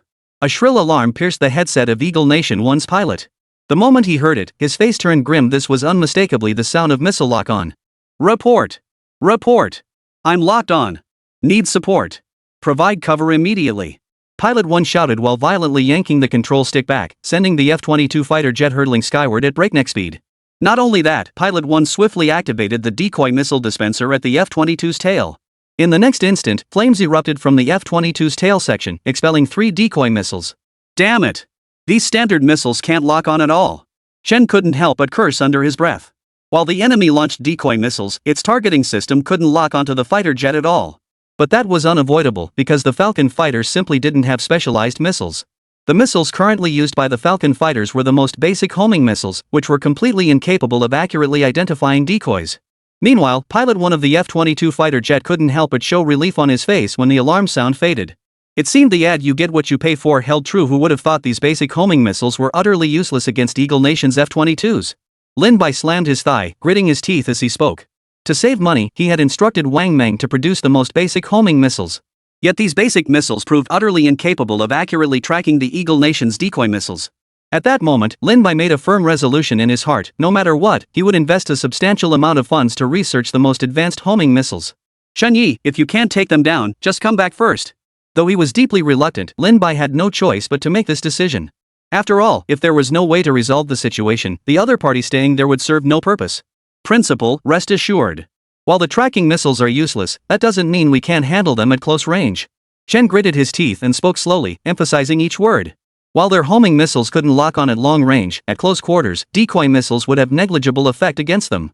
Since Chen had stated it so, Lin Bai saw no need to argue further. Report! Enemy fighters are behind me. Request immediate support. At that very moment, the pilot of Eagle Nation's F-22 fighter jet number 1 rapidly relayed the current position of the Falcon fighter. Upon hearing the urgent transmission, the other 2 F-22s immediately turned their noses and raced toward Pilot 1's location. Just as they were about to reach Pilot 1's position, they suddenly saw Chen Yi's fighter jet rapidly heading toward the F-22, moving at an astonishing speed. In the blink of an eye, it appeared behind the lead fighter. Before they could report, they witnessed the Peregrine fighter launch 2 missiles. Number 1. They shouted hoarsely into the intercom. At the same moment, Eagle Nation's Pilot 1 also heard the urgent alarm. But even though he heard it, he had no chance to react. The missiles were simply too close behind him. There was no room for resistance. At that moment, only one thought remained in his mind. Had the Dragon Nation fighter pilot lost his mind? The reason such a thought flashed through his mind was purely because their current proximity was far too close. If his aircraft were destroyed, it would inevitably impact the Dragon Nation fighter jet. Though he wanted to say something, the thunderous explosion that followed in the next second extinguished his final thoughts in the darkness. At that moment, every heart in the Dragon Nation's military industry department held its breath. It's over. Could Lin Bai's fighter jet have crashed along with it? An explosion this close was impossible to evade. There was only one outcome left: death. They shouldn't have taken such a risk. This was a major disaster. They had to see if nearby forces could be dispatched immediately to destroy Lin Bai's fighter jet. If it fell into the Eagle Nation's hands, the consequences would be unimaginable. Amidst their mounting anxiety, they suddenly noticed the images on the large screen abruptly sharpening. The fiery chaos gave way to a pristine blue sky. Seeing this, they all froze in shock. They never imagined Lin Bai's fighter could survive such an ordeal. What astonished them even more was that despite taking the full brunt of the explosion head-on, Lin Bai's fighter showed no signs of damage whatsoever. At most, there were 1 or 2 faint white scratches. How was this possible? This level of protection surpassed even the strongest materials currently available. Song Weiguo's pupils contracted sharply as he watched the scene unfold before him, his expression filled with excitement.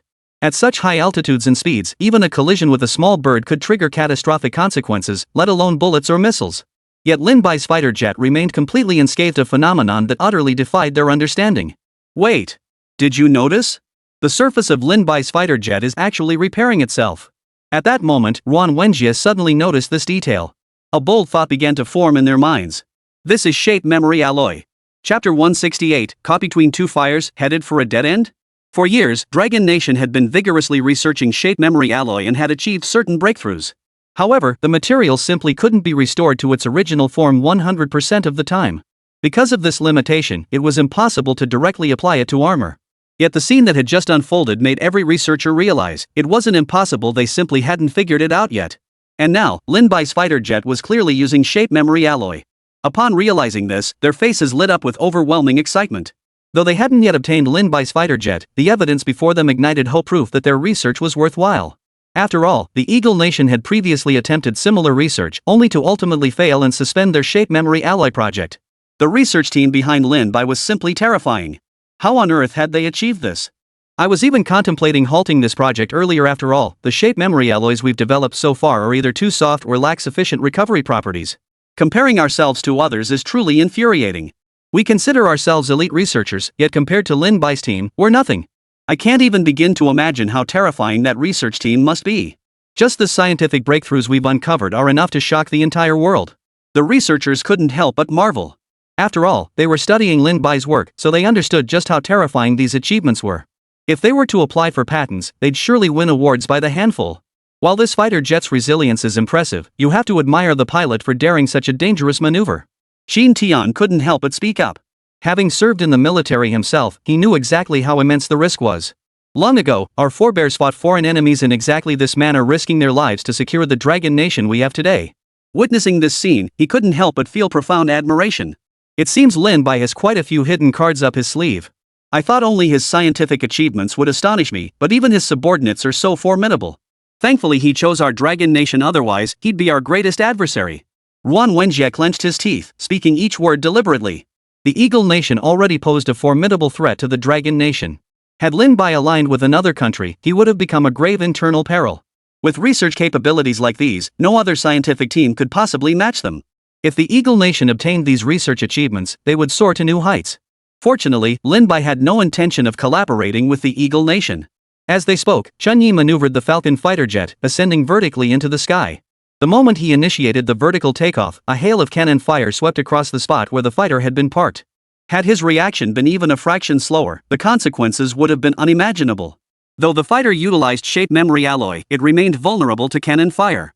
After all, once damaged beyond a certain point, the alloy could not self-repair. Damn it! That Dragon Nation bastard killed our comrade.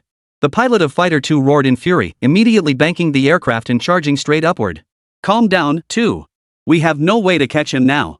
The pilot of Fighter 3 shouted urgently upon noticing Fighter 2's actions. Although the F-22's maneuverability was exceptional, it still lagged significantly behind the Dragon Nation's fighters. Pursuing him this way would likely prove futile. But what he never expected was that Pilot 2's words would change his mind. Follow him, 3. Though his speed is high, frost buildup at altitude will slow him down. Not every fighter can operate at such extreme altitudes. Pilot 2 was absolutely correct. They were flying the Eagle Nation's most advanced F-22 fighters, whose high-altitude performance was their specialty.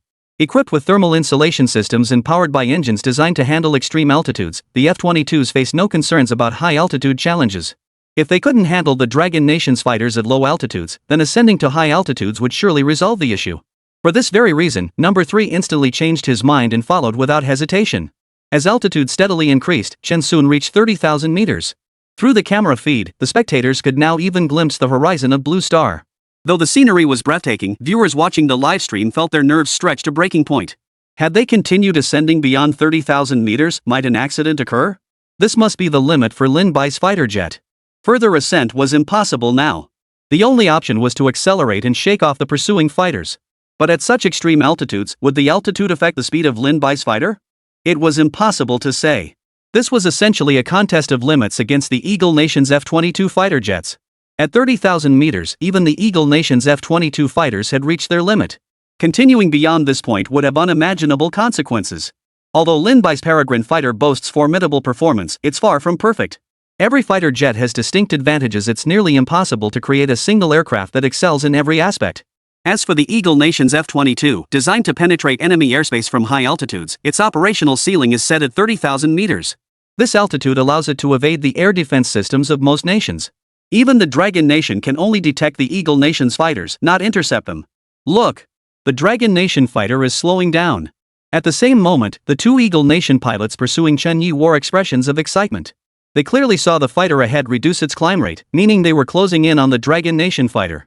Under these circumstances, escape was impossible. Though the target might attempt to continue forward, the two Eagle Nation fighters had already executed a pincer maneuver. The dense hail of bullets had driven the Dragon Nation fighter into a desperate corner. Chapter 169, gone in the blink of an eye? But just then, the distance between them had closed significantly. The pilot of the number 2 fighter could even make out the expression on Chen Yi's face. When he saw Chen Yi's expression through the glass, his eyes widened abruptly. If he hadn't misread it, Chen Yi was smiling. Yes, that was it. At this life or death moment, Chen Yi actually wore a look of mockery. Damn it! Had this Dragon Nation pilot lost his mind? Seeing that expression sent a chill down his spine. No way! Look at that! Pilot 3's voice crackled over the intercom. Pilot 2 looked closely. The downward-facing nozzle of the Falcon fighter jet was actually ejecting a mock ring. At that moment, their expressions turned grim. This meant the enemy wasn't incapable of continuing its climb. Just then, the Peregrine fighter surged forward with even greater speed than before. In the blink of an eye, it soared toward the upper atmosphere. Crash! Inside the Air Defense Command Center, Mike slammed the walkie-talkie in his hand onto the floor. Damn it, how is this possible? The Dragon Nation's fighter jet has already climbed to 35,000 meters. Even their F-22 fighters could only reach 30,000 meters. That was the absolute limit for their fighters, yet the Dragon Nation's aircraft had completely surpassed his imagination. He simply couldn't accept it. The higher the altitude, the more powerful the fighter jet's engine needed to be, otherwise, normal operation couldn't be guaranteed. Not only that, but even aviation fuel must be modified to burn in the oxygen-depleted upper atmosphere. Yet the Dragon Nation's fighter had achieved this feat. It felt utterly unbelievable to him, as this completely defied his understanding. With current technology, such a feat was simply impossible. Reporting to General Mack. What should we do now? The co-pilot was completely bewildered, seeking guidance as this was the first time he'd encountered such an absurd situation. I'll keep watch. I'll deploy satellites for continuous tracking. I refuse to believe he won't come down. General Mack had no other options but to grit his teeth and wait for the Predator to return to its trap. If the Dragon Nation fighters simply turned back, there was nothing he could do. Inside the Ministry of Defense, every face burned with excitement. They had believed this represented the absolute limit of Lin Bai's fighter jet, yet everything unfolding now exceeded their wildest expectations.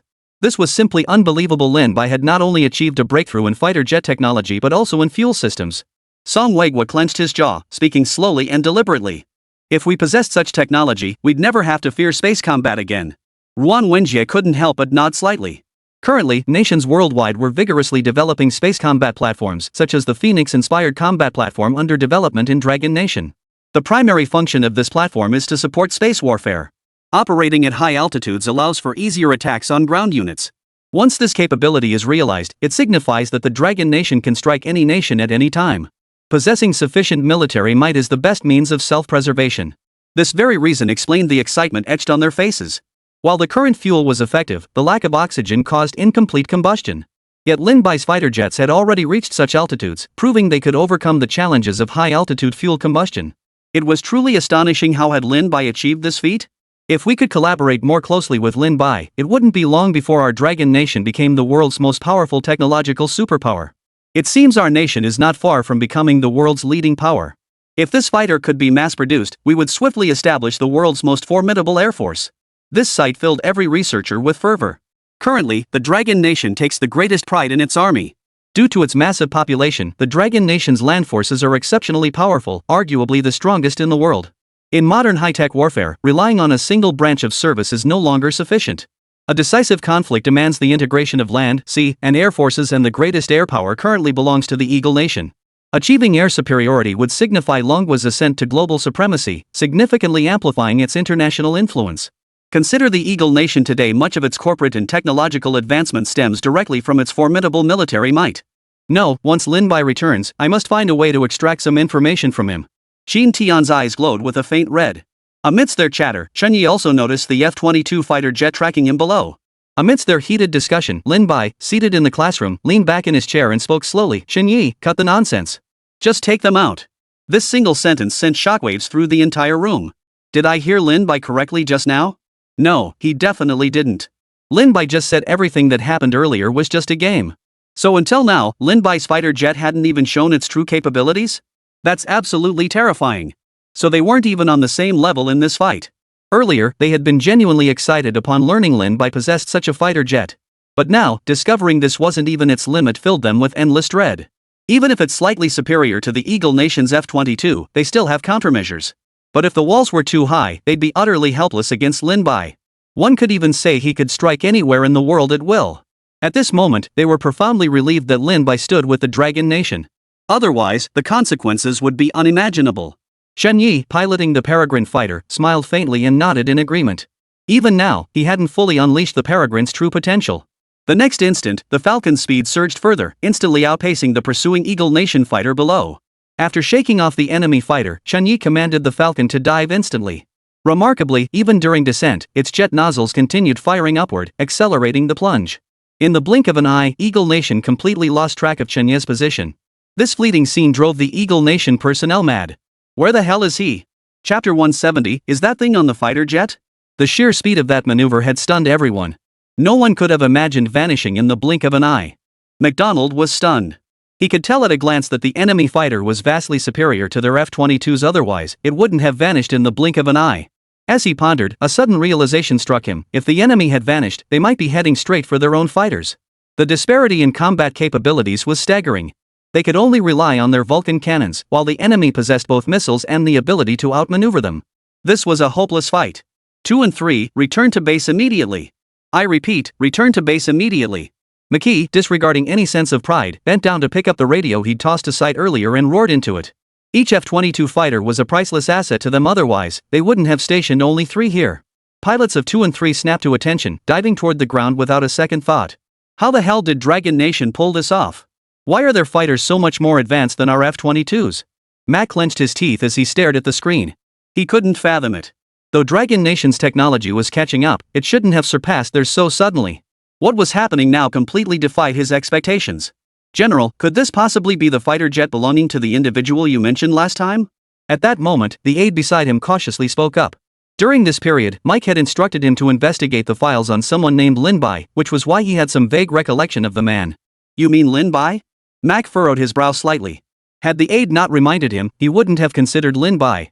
While aware of Lin Bai's formidable technological capabilities, he'd never imagined the man could possess a fighter jet. I noticed it while reviewing the files.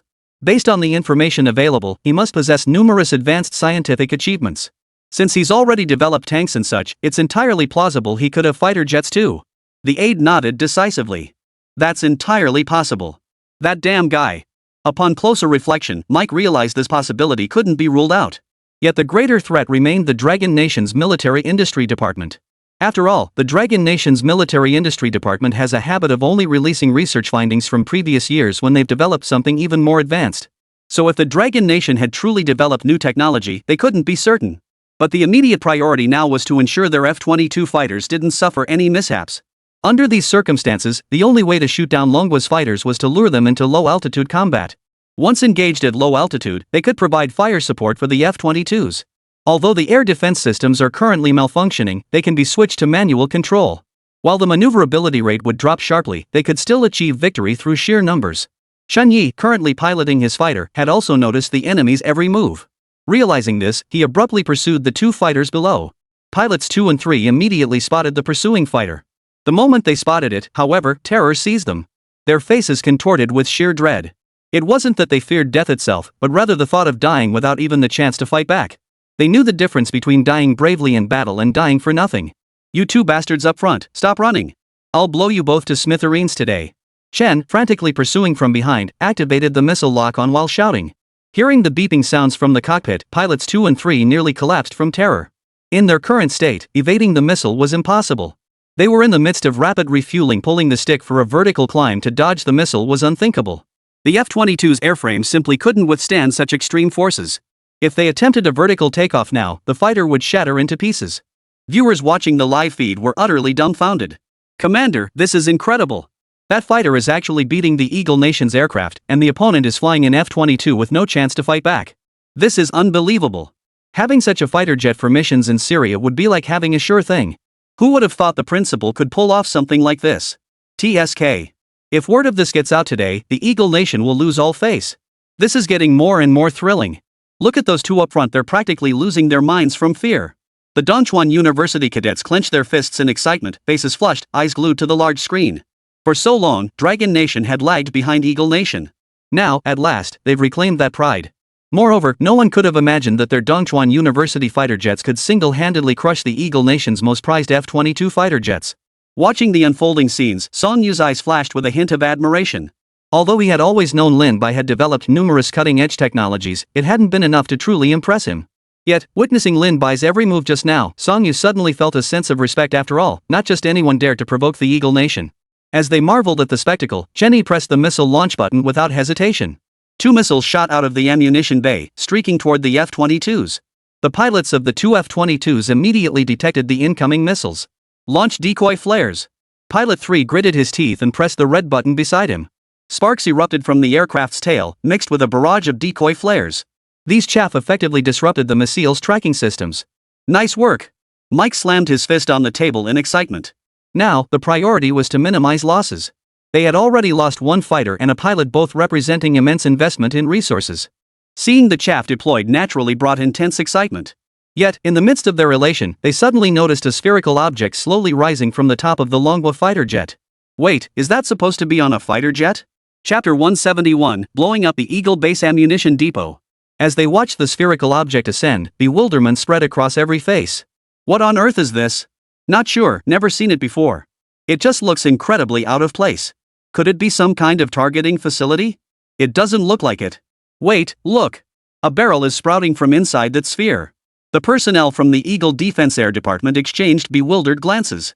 The barrel didn't appear large, nowhere near the size of their Vulcan cannons. More importantly, the entire contraption defied aerodynamics. It simply shouldn't exist on a fighter jet. Who in their right mind would mount a cannon above the fuselage instead of below? At this moment, only the Ministry of Defense personnel knew exactly what this was. It was clearly the automatic targeting cannon in Lin Bai's possession. They had heard rumors of Lin Bai possessing such a weapon, but they hadn't taken it seriously. After all, they weren't without their own auto-aiming machine guns. Yet seeing it now still left them slightly stunned. After all, this contraption was clearly an aftermarket addition to the fighter jet, otherwise, it wouldn't look so jarringly out of place. Inside the classroom, Sisters Su Shui and Qin Zhaodi stared at Lin Bai with stunned expressions. Only they truly understood the terrifying potential of this weapon. They remembered clearly how, during the port defense, this very auto-aiming cannon had held back the enemy forces on the beach. What made it terrifying was the advanced smart chip integrated into it. It didn't just fire at objects indiscriminately, it actively sought out the enemy's weakest points. Lin Bai's lips twitched slightly as he examined the device. He had previously discussed this with Wang Mang. Since the fighter jets lacked mounted cannons and missiles, he tasked Wang Mang with accelerating their development for rapid integration. Subsequent reports from Wang Mang focused solely on missile development, so Lin Bai hadn't given the cannon much thought. After all, such weapons were notoriously difficult to produce, and if necessary, they could always procure them from Syria. But he never imagined that Wang Mang, that brute, would actually mount their automatic targeting cannon directly onto the original ejection seat mechanism. This was precisely why a circular cannon slowly rose from the upper section of the undamaged fighter jet. Mac watched the suddenly protruding spherical object, his brow furrowing slightly. The enemy had activated this device at this moment for a reason. Just then, the auto-aiming cannon erupted in a burst of fire. Countless shells instantly rained down, striking the engines of 2 F-22 fighters with pinpoint accuracy. The pilots manning the F-22s were stunned. They had clearly seen the bullets ricocheting off the F-22's external engine armor. Before they could react, the engines were blown apart. "Damn it, eject immediately." Pilot 2 didn't hesitate for a second, immediately pressing the eject button. Once the engine was damaged, there was no way to save it. Pilot 3 pressed his button without hesitation too. Saving the aircraft was now impossible. If they had no pursuers behind them, they might have tried, but that was out of the question now. After ejecting, the F-22s spun out of control, hurtling straight toward the ground. One of them, as if to add insult to injury, was heading straight for the Eagle Nation's ammunition depot. Mike was watching the screen when he saw this, and his scalp instantly prickled. He didn't even have time to think before a violent explosion erupted from the nearby ammunition depot. The depot was already packed with munitions. The explosion set off a chain reaction like a dozen strings of firecrackers, a deafening barrage of bangs and booms. Mike's pupils contracted sharply at the sound of the explosion. Before he could issue any orders, a palm-sized steel plate slammed through the air just inches above his head, instantly leaving a bloody gash. He instinctively touched his scalp, only to find a large chunk of skin torn away by the steel plate. Had it struck just 2 inches lower, his life would have been forfeit. At that moment, everyone inside the Ministry of Defense experienced a mental freeze. They had intended to teach Eagle Nation a lesson, but this one was unforgettable. Upon learning the news, Eagle Nation would likely go mad. Downing a few fighter jets would be a heavy blow to the Eagle Nation, but still something they could barely stomach. As far as they knew, this munitions depot held over 100 billion worth of ammunition. This was meant for the upcoming battles, yet it had been obliterated in the most devastating way possible. It truly seems that the new generation surpasses the old. Even in the past, few could have pulled off such a feat. After a long silence, Ruan Wenjia finally spoke, his voice trembling. If the Dragon Nation had suffered such a loss, they probably wouldn't sleep a wink tonight. Looks like the Eagle Nation will be quiet for quite some time. Song Weigwa glanced at the screen. Even though this was an enemy of the Dragon Nation, he couldn't help but feel sympathy for Mac. But this also indirectly demonstrated just how formidable Lin Bai's technology truly was. A single fighter jet could reduce the Eagle Nation's base to utter chaos. If there were more of them, wouldn't they simply fly over the Eagle Nation and flaunt their might? Watching this unfold, Lin Bai was utterly exhilarated. Damn, that was absolutely brilliant. Lin Bai slapped his thigh and shouted into the intercom. Principal, requesting permission to return to base. Chun Yi smiled and nodded in agreement. Having reduced Eagle Nation to this state, there was no point in lingering any longer. He immediately piloted the fighter jet away. Inside Eagle Nation's headquarters. The moment the Eagle Nation's base in Syria was bombed, they received the news immediately. They immediately convened all high-ranking officers of Eagle Nation's forces. What are your thoughts on this matter? Jax, his head of white hair and uniformed, addressed the assembled crowd below the podium. This loss was devastating for the Eagle Nation, but what was even more unacceptable was that after this incident, the wavering fence-sitters had once again shifted their allegiance toward the Dragon Nation. Though they couldn't confirm whether the fighter jet belonged to the Dragon Nation, recent events suggested that even if it wasn't dispatched by them, it was undoubtedly connected. How could they dare provoke the Dragon Nation at this critical juncture? Chapter 172, The Eagle Nation Gets Serious, launches a major offensive. In my view, the primary responsibility lies with Mac. Had he acted correctly back then, we would never have suffered such losses. I agree.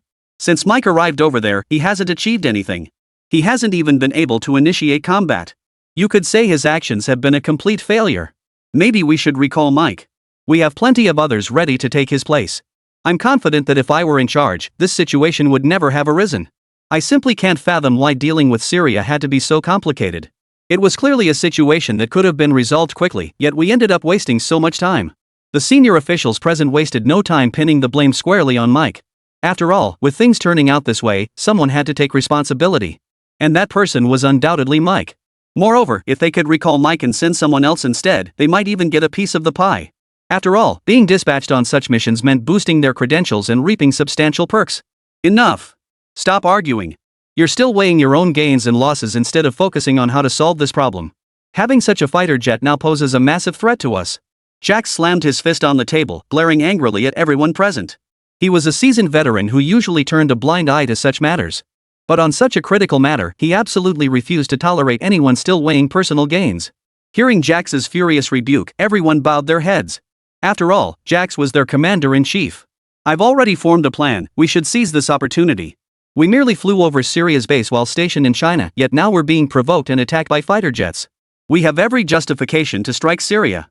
Jax laid out his entire plan, reasoning that since they were under attack, they could use this as a pretext to deploy forces on a large scale. Once we capture the port, our troops can pour into Syria through it non-stop. No one will be able to stop us then.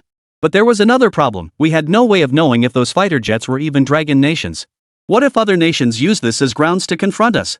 One of the high-ranking officials spoke hesitantly, for they needed a legitimate pretext for any action. Without one, they couldn't simply move forward. Jax's lips curled into a cold smile as he spoke slowly. Our justification is simple, our base has been attacked. We require extensive search operations within Syrian territory. Any resistance will be interpreted as an act of war against us. Everyone's eyes widened at this. If that were the case, they could undoubtedly insert themselves into Syria's conflict. The reason they phrased it this way was that they could lead their forces directly into Syrian government military bases for inspection. If the Syrian government refused, it would mean they could launch an attack. This was an unacceptable proposition for any military force, as once they issued the order, there would be no room for resistance. Does anyone object? Jax turned to the group after speaking. When no one spoke up, he continued, McKay will continue commanding operations in Syria. We will replenish lost supplies through airlifts and other means. But just then, one of the senior officers frowned and spoke up. Wait. What about that unidentified Chinese fighter jet mentioned in the report? This was their primary concern. Without that fighter jet, they would never have suffered such losses. More crucially, that aircraft represented a formidable weapon in their arsenal. After all, they were well aware that this fighter jet was coated with stealth paint, making it virtually impossible for their current air defense capabilities to detect its entry into the airspace. This would prove fatal in combat. In modern warfare, airstrike capabilities are paramount. Losing this advantage would mean suffering massive casualties in Syria. As for this issue, you needn't worry. I've already dispatched personnel to investigate. Once I have the specifics, I'll devise a countermeasure. Jack shook his head, his tone calm as he spoke. The reason they knew nothing was because Mac had intercepted the report, withholding it from higher-ups. His goal was to seize these research achievements outright, a move crucial to his own future. Meanwhile, within the Dragon Nation's military industry department, Song Weiguo was drenched in sweat. He stood up, wiped the perspiration from his cheeks with a tissue he carried, and then spoke, this fighter jet has truly surpassed our wildest expectations. Who could have imagined Lin Bai would develop such a formidable aircraft? With such scientific achievements, if they could be harnessed for Longwa, it would propel our nation's technological prowess to new heights. Ruan Wenjie nodded in agreement. Everyone understood just how crucial this was. It could even be said to determine Longwa's future. Here's what we'll do. There's no way to conceal this mission. I'll personally negotiate with Lin Bai to see if we can acquire the core technology from him. At that moment, Song Weiguo's face hardened with resolve. His words left everyone present staring in disbelief. They knew full well that Song Weiguo was preparing to confront Lin Bai head-on. Once the showdown began, only two outcomes were possible. First, Lin Bai might refuse to cooperate with China. In that case, they would have to find a way to keep Lin Bai or his team behind, even resorting to force if necessary. Such technology absolutely could not fall into enemy hands. Even if it meant destroying it, they would never stand by and watch these technologies leave. The second possibility was that Lin Bai would agree to collaborate with the Dragon Nation, potentially even joining their military industry department. This was the outcome they had always hoped for. Everyone has been deliberating this issue. Their hesitation stems from fear of unforeseen complications. Even a 1% chance of failure is unacceptable. Chapter 173, Has the principal been seduced? Since no one is speaking up, I'll take that as tacit agreement. Song Weiguo turned to the technical personnel present. He could no longer afford to wait. Although they now possessed Lin Bai's heavy troop carriers and tanks, the greatest challenge remained: they couldn't crack the core technology. They couldn't even decipher the composition of the tank's armor plating. It contained too much advanced technology. Fully understanding it would take years. Had Eagle Nation not meddled in this affair, they could afford to proceed gradually. But after Lin Bai's operation, Eagle Nation would inevitably learn of it and likely mobilize substantial resources for investigation. Yet without sending Lin Bai, they lacked effective countermeasures against the Eagle Nation's provocations. Therefore, they could no longer afford to wait. Securing even a portion of Lin Bai's research findings would equip them to handle whatever unfolded next. After confirming no objections, Song Weiguo and Qin Tian exchanged glances, their faces set with unwavering resolve. Inside Dongchuan University. After Chen Ye's return, all the cadets were ecstatic. They never imagined their university possessed such formidable strength capable of taking down the Eagle Nation's most prized fighter jet. Principal. Chen Yi immediately strode up to Lin Bai upon his return, his face radiating excitement. This battle had truly set his blood boiling. Glad you're back. Lin Bai's expression remained calm. Though this was a resounding victory, in his eyes, it was merely the first installment of what was owed. Given the current situation, Eagle Nation would certainly not abandon Syria.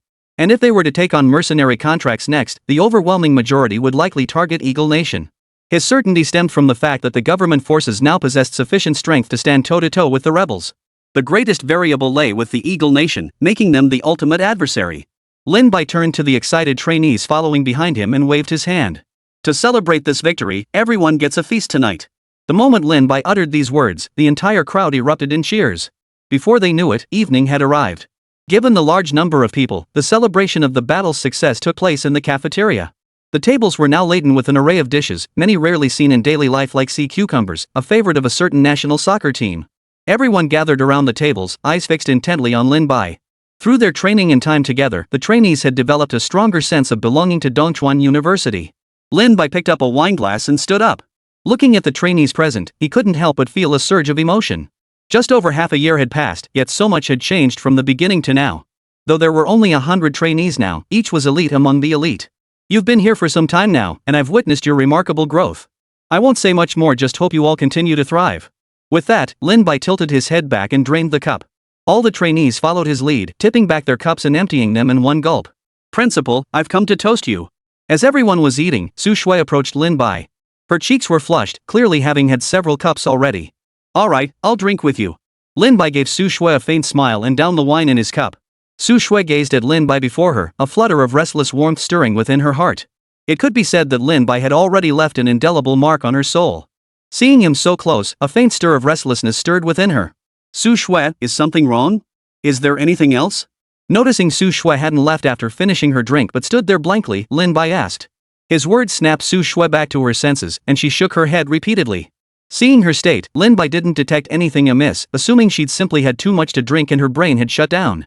Just as Su Shui was about to leave, she caught sight of a vehicle pulling up outside out of the corner of her eye. It pulled up directly in front of the cafeteria. As the door opened, Su Shui saw the last person she wanted to see. Stepping out was none other than Qin Qingqing. Dressed in a princess-style gown with a large bow adorning her face, she walked straight toward Lin Bai. In Su Shui's eyes, Qin Qingqing was her rival. Every time she saw Qin Qingqing, an inexplicable fire would ignite within her. Lin Bai. Qin Qingqing approached him with cheerful steps, her voice brimming with excitement. Qin Qingqing, why are you here? Lin Bai frowned slightly at her unexpected appearance. Lin Bai wasn't surprised that Qin Qingqing had driven right in. Tonight, all the trainees had gathered for a dinner at the cafeteria, leaving the entrance unguarded, allowing Qin Qingqing to drive straight through. Brother Lin Bai, have you forgotten? Last time you saved my father, so this time I came to repay you. As she spoke, Qin Qingqing adopted a coy, bashful expression.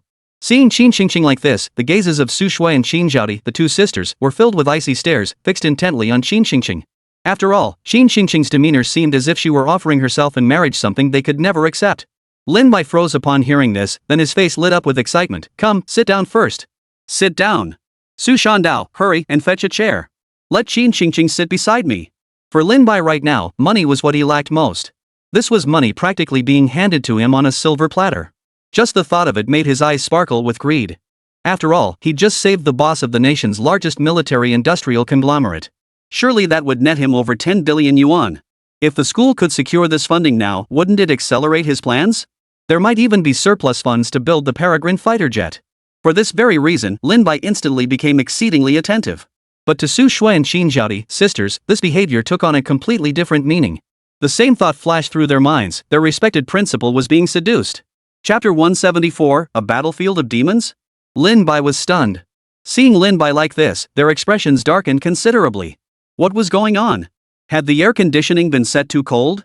The palpable killing intent made Lin Bai instinctively touch his arm, murmuring in confusion. But he paid no mind to these feelings. After seating Qin Qingqing, he smiled and said, "We're having a dinner gathering today. You've come at just the right time to try this piece of fish and see how delicious it is." Lin Bai spoke while unlocking the door, then opened a fresh set of chopsticks and bowl. He carefully placed a piece of fish belly into Qin Qingqing's bowl. Watching Lin Bai like this, Qin Qingqing's eyes nearly sparkled with hearts. She never imagined that upon meeting him, Lin Bai would treat her with such gentle warmth. Could it be we're meant for each other? The thought suddenly flashed through Qin Qingqing's mind. She studied Lin Bai from head to toe, and the more she looked, the more her heart fluttered. Compared to the man who had kidnapped her, Lin Bai was like a knight in shining armor who had slain the dragon. Not bad. Quite tasty. Qin Qingqing picked up the fish Lin Bai had served her. Though the chopsticks had been used by him, her face showed no trace of distaste. Instead, a blissful smile spread across her features. However, to Su Shui and Qin Zhaodi, this expression looked like a deliberate show of defiance right in front of them. Originally seated farther away, the Qin sisters quickly made their way over to Lin Bai. Though there were no empty seats beside him, they simply pulled up stools and squeezed in next to him. "Principal, I think today's beef is pretty good too, try this." "Yeah, look at these sweet and sour spare ribs, they're pretty good too, much tastier than usual." The Qin sisters beamed as they plucked dishes and placed them into Lin Bai's bowl. Su Shui, not to be outdone, quickly picked up a piece of braised pork and placed it in Lin Bai's bowl. All of them stared intently at Lin Bai with smiles on their faces. Lin Bai froze at their actions, puzzled. Why were they all crowding around him now? Didn't they see he was trying to win over Qin Qingqing? To him, Qin Qingqing was a walking bank. Winning her favor might secure even more funding later, which was understandable given the school's current shortages. Not to mention the upcoming investments needed for the school's teaching, building air conditioning, desks, chairs, and facilities for the new dormitory. While mercenary contracts were an option, high-paying jobs were scarce lately. At best, he could earn 20 or 30 million yuan, a mere drop in the bucket compared to the school's current spending pace. This is no joke, because the school's production line is also facing issues now. We still need to mass-produce the Peregrine fighters. After this battle, he finally realized just how crucial the Peregrine fighters truly are. Principal, what's the matter? Don't you think the food we served you was tasty? Exactly. I actually think this dish is quite tasty. Are you implying you dislike the food we served you? Principal, just try it. Today's dishes are genuinely much tastier than usual. Su Shui and the others wore forced smiles that sent chills down Lin Bai's spine. Fine, I'll try it. Lin Bai couldn't fathom why these people were stirring up trouble at this moment. But he could clearly sense the tension thickening in the air. Qin Xingqing, witnessing this scene, instantly recognized Lin Bai. The people across from her were her rivals, yet her expression showed no sign of backing down. Instead, it hardened into a defiant glare. She wrapped her arm around Lin Bai's, swaying him as she spoke. Brother Lin Bai, I want to eat the greens over there. I can't reach them. Could you help me pick them up? Lin Bai's mouth twitched at her words. He glanced at the greens not far away. After all, this was a rotating table, why didn't she just turn it herself? But this was a request from a nouveau riche, and Lin Bai didn't hesitate for a second. He promptly stood up and picked up the greens for Qin Xingqing. It was a classic case of those in the thick of things being blind to the situation, while outsiders saw it clearly. Even Su Shandao noticed the awkward tension in the air and decisively declared he was full, leaving the table. The other trainees, still eating, had long since noticed the unfolding drama. They all set down their chopsticks, glancing sideways at Lin Bai and his group with smug, schadenfreude-filled smiles. Many trainees present had once harbored feelings for the Su sisters, Su Shui and Qin Zhaodi. Yet, ever since learning of their affections, no one dared to provoke them anymore. After all, Su Shui, Qin Zhaodi, and their group represented the absolute pinnacle of combat prowess in the academy. It could be said that any single one of them could easily overpower the entire group. That damn vixen. The thought surged through Su Shui and Qin Zhaodi's minds. Just then, Lin Bai suddenly spoke up. Oh, right, Qin Xingqing. While speaking, Lin Bai curled his fingers into a claw shape, frantically hinting at Qin Xingqing to produce the promised gift. Qin Xingqing watched his movements, her face clouding with confusion. She had no idea what Lin Bai was up to. After all, she'd lived in a sheltered environment her whole life. She'd never seen anyone demand money like this before. Brother Lin Bai, is something wrong with your fingers? Should I take you to get them checked? Qin Xingqing asked innocently. If it really was a finger problem, that would be serious. Lin Bai's mouth twitched at her words.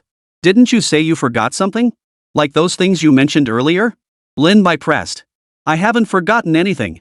Didn't I come here specifically to see you, Brother Lin Bai? Qin Xingqing shook her head hastily.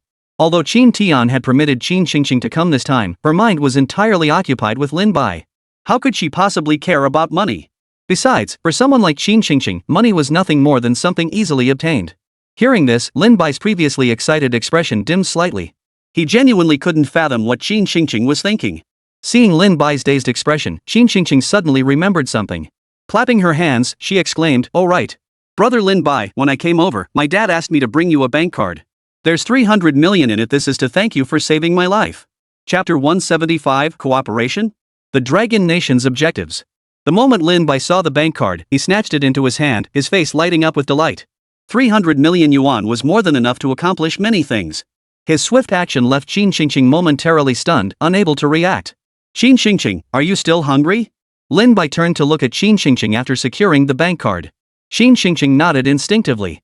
She had already eaten before coming over. Since you're full, you might as well head back first. Lin Bai's words left Qin Xingqing stunned for a long moment. How could Lin Bai, who had been so warm toward her moments ago, suddenly change like this? Alright, I'll come find you next time. Qin Xingqing could only grit her teeth, nod, and turn to leave. Witnessing this, Su Shui and Qin Zhaodi finally understood why Lin Bai had been so attentive earlier. Realizing the situation, excited smiles spread across their faces. As long as Lin Bai wasn't interested in Qin Xingqing, everything else was manageable. After seeing Qin Xingqing off, the gathering quickly came to an end. Early the next morning, as soon as Lin Bai arrived at the office, he heard a knock at the door. Wang Meng pushed open the door and stepped inside. "Principal, a man named Song Weigua has arrived at our school gate. He says he needs to speak with you," Wang Meng stated without hesitation upon entering. Hearing this, Lin Bai froze slightly. He never imagined Song Weigua would come looking for him. After all, Song Weigua was a pillar of Longhua. Someone of his stature would never be seen without a prior appointment, let alone come specifically to seek him out. But Lin Bai quickly realized the reason. This was almost certainly about his Falcon fighter jet. After all, the last time he'd taken on this mercenary mission, it was only through Qin Tian's intermediary. The Dragon Nation had undoubtedly been monitoring the entire operation. Invite him in first, Lin Bai nodded. Though he didn't know their intentions, the current situation strongly suggested they wanted to collaborate, something Lin Bai had long desired. Although he was currently collaborating with Qin Tian, the latter had been gradually reducing his orders lately. After all, there was a limit to how many assault rifles could be produced. Plus, the contract stipulated that Qin Tian absolutely couldn't sell weapons to others without his consent. With the current stockpile, it was more than enough to equip all the mercenaries under Qin Tian's command. As for tanks, Lin Bai had no intention of continuing to supply them to Qin Tian. Selling one or two was manageable, but larger quantities would inevitably draw attention. Even if Qin Tian had a cooperative arrangement with the Dragon Nation and transferred weapons to them, he couldn't keep doing it through Qin Tian indefinitely. After all, it wasn't a legitimate channel. This was precisely why he had asked Qin Tian to find him a mercenary mission last time. It seemed Longhua could no longer hold back. Shortly after, Wang Meng brought Song Weigui inside. Principal Lin, I just had a look around. Your school's construction is quite impressive. Song Weigui remarked casually upon entering. You're too kind.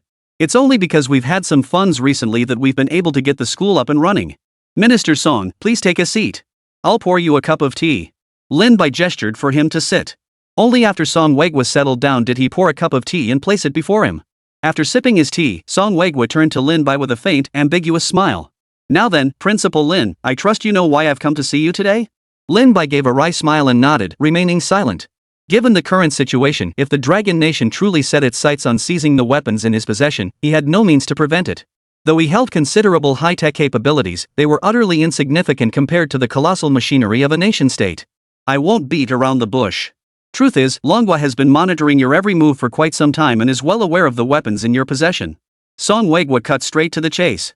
Having observed Lin Bai closely over recent times, he knew the man disliked beating around the bush, so he stated it plainly. What's the higher-up stance? Lin Bai looked up at Song Weigui and asked. Having already collaborated with the Dragon Nation, he reasoned they wouldn't seek to eliminate him outright. Truthfully, we have no desire to seize your weapons or high-tech assets. Instead, we propose establishing a partnership with you. Song Weigui stated slowly. Lin Bai had now completely alienated the Eagle Nation. Regardless of the circumstances, he stood firmly on the Dragon Nation's side, so there was no need to worry about him defecting to the Eagle Nation. Although they had previously considered inviting Lin Bai to join the Dragon Nation's joint announcement, they knew he likely had a team behind him. If that were the case, it wouldn't be a good choice for either Lin Bai or the Dragon Nation. Thus, after deliberation, they decided to pursue a cooperative relationship with Lin Bai. How shall we proceed with this cooperation? Lin Bai breathed a silent sigh of relief upon hearing this, realizing everything was unfolding according to his plan. Song Weigui picked up the warm tea before him, drank it in one gulp, and then continued, you should have a production line, correct? Therefore, our Dragon Nation intends to purchase the weapons you produce. A smile spread across Lin Bai's face at these words. This was an opportunity too good to pass up. Since he already had production lines, selling finished products was the obvious path forward. Now, Longhua was clearly extending an olive branch to him. This would allow him to rapidly accumulate wealth and strengthen the military academy. After pouring Song Weigui half a cup of tea, Lin Bai tapped his index finger lightly on the table and inquired, Minister Song, if I'm not mistaken, there must be other conditions, right? You're sharp. Song Weigui chuckled before continuing, I hope you'll sell us the technology you possess. Rest assured, we won't mass produce it ourselves, we'll primarily source it from you. This was Song Weigui's true objective. Once they secured the technology, they wouldn't have to worry about Lin Bai betraying them. Lin Bai's expression darkened considerably upon hearing this. Handing over the technology directly to the Dragon Nation would be tantamount to surrendering everything he had built. Without hesitation, he shook his head. No. I cannot accept these terms. Technology was the very lifeblood of Lin Bai Military Academy. Chapter 176, A Pleasant Cooperation. A win-win. Though Lin Bai was wholeheartedly devoted to the Dragon Nation, that didn't mean he could simply hand over his own assets. Hearing this, Song Weigui's expression also darkened. After all, this concerned the future of the Dragon Nation. He hadn't expected Lin Bai to hand it over willingly just by asking, but Lin Bai's refusal was too abrupt, leaving no room for negotiation. Moreover, acquiring the technology wasn't his personal decision, it was a plan agreed upon by all the high-level officials. If these technologies, once in the Dragon Nation's hands, accidentally fell into the hands of others, the consequences would be unimaginable. Take Eagle Nation, for instance. After the last incident, they wouldn't let it rest. They'd stop at nothing to acquire the fighter jets and other research achievements. Once in Eagle Nation's hands, they would undoubtedly attempt to reverse engineer it. While Dragon Nation had grown immensely powerful, it was undeniable that Eagle Nation's technological prowess far surpassed its own. If they dedicate their full resources to research, it won't be long before these scientific achievements are cracked by the Eagle Nation. At that point, it could even trigger a third major war, a consequence no one can afford to bear. Therefore, the highest authorities could only accept Lin by not joining the Eagle Nation's research department, while requiring cooperation in all other areas. The air froze for a moment. Lin Bai, I am not speaking for myself now. I represent the Dragon Nation. You know the technology in your hands could shape the course of this world. It is precisely for this reason that Song Weigwa trailed off, but Lin Bai understood his meaning. Two paths now lay before Lin Bai. The first was unification, Song Weigwa's proposal. The second was to take these technologies and leave the Dragon Nation. Wang Meng, standing not far away, stared intently at Lin Bai. At any moment, upon Lin Bai's command, he would eliminate Song Weigwa and swiftly lead everyone out of Longhua. If their reaction was fast enough, it would be difficult to stop them under the current circumstances. At the very least, they could escape in the Falcon fighter jets. If they could find a suitable location, they could still make a comeback. Lin Bai's mind raced. After a long pause, he spoke slowly. If you expect me to simply abandon my research achievements, that's absolutely impossible. But I can teach you the technology through other means. At these words, a look of curiosity flashed across Song Weigwa's face. He remained silent, waiting for Lin Bai to continue. You want technology, Lin Bai said, turning to Song Weigwa. I can teach you some non-critical aspects. I believe you already possess the weapons I previously sold to Qin Tian. You must have noticed that even the most basic technology requires extensive research time on your part. After all, once the Dragon Nation learned of this, they would certainly demand Qin Tian hand over all these weapons. They would then proceed to reverse engineer and study them. But Lin Bai knew full well they'd never obtain the core technology. Even the less critical components weren't something they could grasp easily. You're right. After acquiring the weapons you sold to Qin Tian, we began studying them immediately. Even the most basic technologies we hadn't encountered before required us to spend significantly more time figuring them out. Song Weigwa didn't intend to conceal anything. He nodded and explained, take the tank materials we studied earlier, for example. To this day, we still don't know the exact synthesis method used for those materials. Given their current research capabilities, deciphering Lin Bai's methods would require at least another 6 months. But this was merely one technology. It was precisely for this reason that the Ministry of Defense was so intensely focused on Lin Bai. If they could obtain all the technology, they could arguably surpass the world immediately. I can provide explanations of the principles and blueprints without revealing core technologies. But if it involves core technology, I can only tell you how to disassemble it without damaging the interior. Then you must conduct your own research. This was Lin Bai's absolute bottom line. Without the core technology, replication was impossible.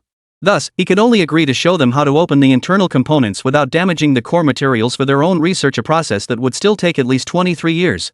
Although independent research would take 23 years, this was entirely acceptable to the Dragon Nation. Their primary concern was the possibility of other nations obtaining the weapon and decoding it faster than they could. By handing over this portion of the technology, the Dragon Nation could finally rest assured. Yet hesitation flickered across Song Weigwa's face. It must be said, Lin Bai's reasoning held merit. His current fear was that the Dragon Nation might abandon him. The terms now offered were essentially Lin Bai voluntarily providing them with a way out. By agreeing, they would immediately gain access to all the technology except the core technology, which was more than sufficient for their purposes. Even if other nations acquired Lin Bai's weapons, it would take them at least 5 to 6 years longer to reverse engineer them, a gap that would secure Longhua's dominant lead. At that moment, Lin Bai continued, I can add one more condition. If the Dragon Nation cannot replicate any weapon I release within 3 years, I will hand over its core technology every 3 years thereafter. At these words, Song Weigwa's eyes widened in shock. Agreed. We're on. Song Weigwa accepted without the slightest hesitation. 3 years was nothing to Dragon Nation. Moreover, Lin Bai had made it clear, the core technology would be handed over 3 years after each weapon's release. This significantly eased the current pressure on Dragon Nation. They could even redirect their efforts elsewhere, as the entire military industry and research institutes had been running at full throttle during this period to obtain Lin Bai's weapon technology. All military departments and research institutes were operating at full capacity, and even the most hard-working researchers were complaining bitterly. Moreover, Longhua wasn't just researching conventional weapons, it was also pursuing foundational research that would benefit the nation and its people. Consequently, it couldn't afford to dedicate prolonged periods solely to basic research. Upon hearing this, Lin Bai's face broke into a smile as their hands clasped together. Happy collaboration. Chapter 177, Eagle Nation's Revenge, Operation Swarm. Eagle Nation base in Syria. Mike stared at the notice on the desk, his hands pressing rhythmically against his temples. Bloodshot veins stood out in his eyes. He hadn't slept well these past days, waiting daily for word from the Eagle Nation's higher-ups. After what had happened, it wouldn't be surprising if they sent him packing back to Eagle Nation. But he was fortunate that Jax had overruled everyone's objections. His punishment ultimately amounted to just 1 year without pay, a trivial matter for him, since no one in his position relied on that meager salary to make ends meet. Even so, he had become a laughingstock in the eyes of others. Many bitter rivals sent messages filled with scorn and ridicule, which infuriated him to no end. "General Mac, what should we do next?" his aide approached, his voice low and measured. The incident had severely demoralized the Syrian rebel forces. The government troops seized this opportunity to launch a counterattack, forcing the rebels into retreat. Compounded by delayed weapons shipments, the rebels' influence was now visibly shrinking. "Don't worry about the rebels for now. The weapons should arrive soon. Once they do, we'll move directly into the battlefield and take the port first." Initially, Mike had considered provoking the government forces through search operations. However, the destruction of the armory by Lin Bai had delayed the implementation of this plan. Fortunately, higher-ups assured him the weapons would arrive soon, a silver lining in this unfortunate situation.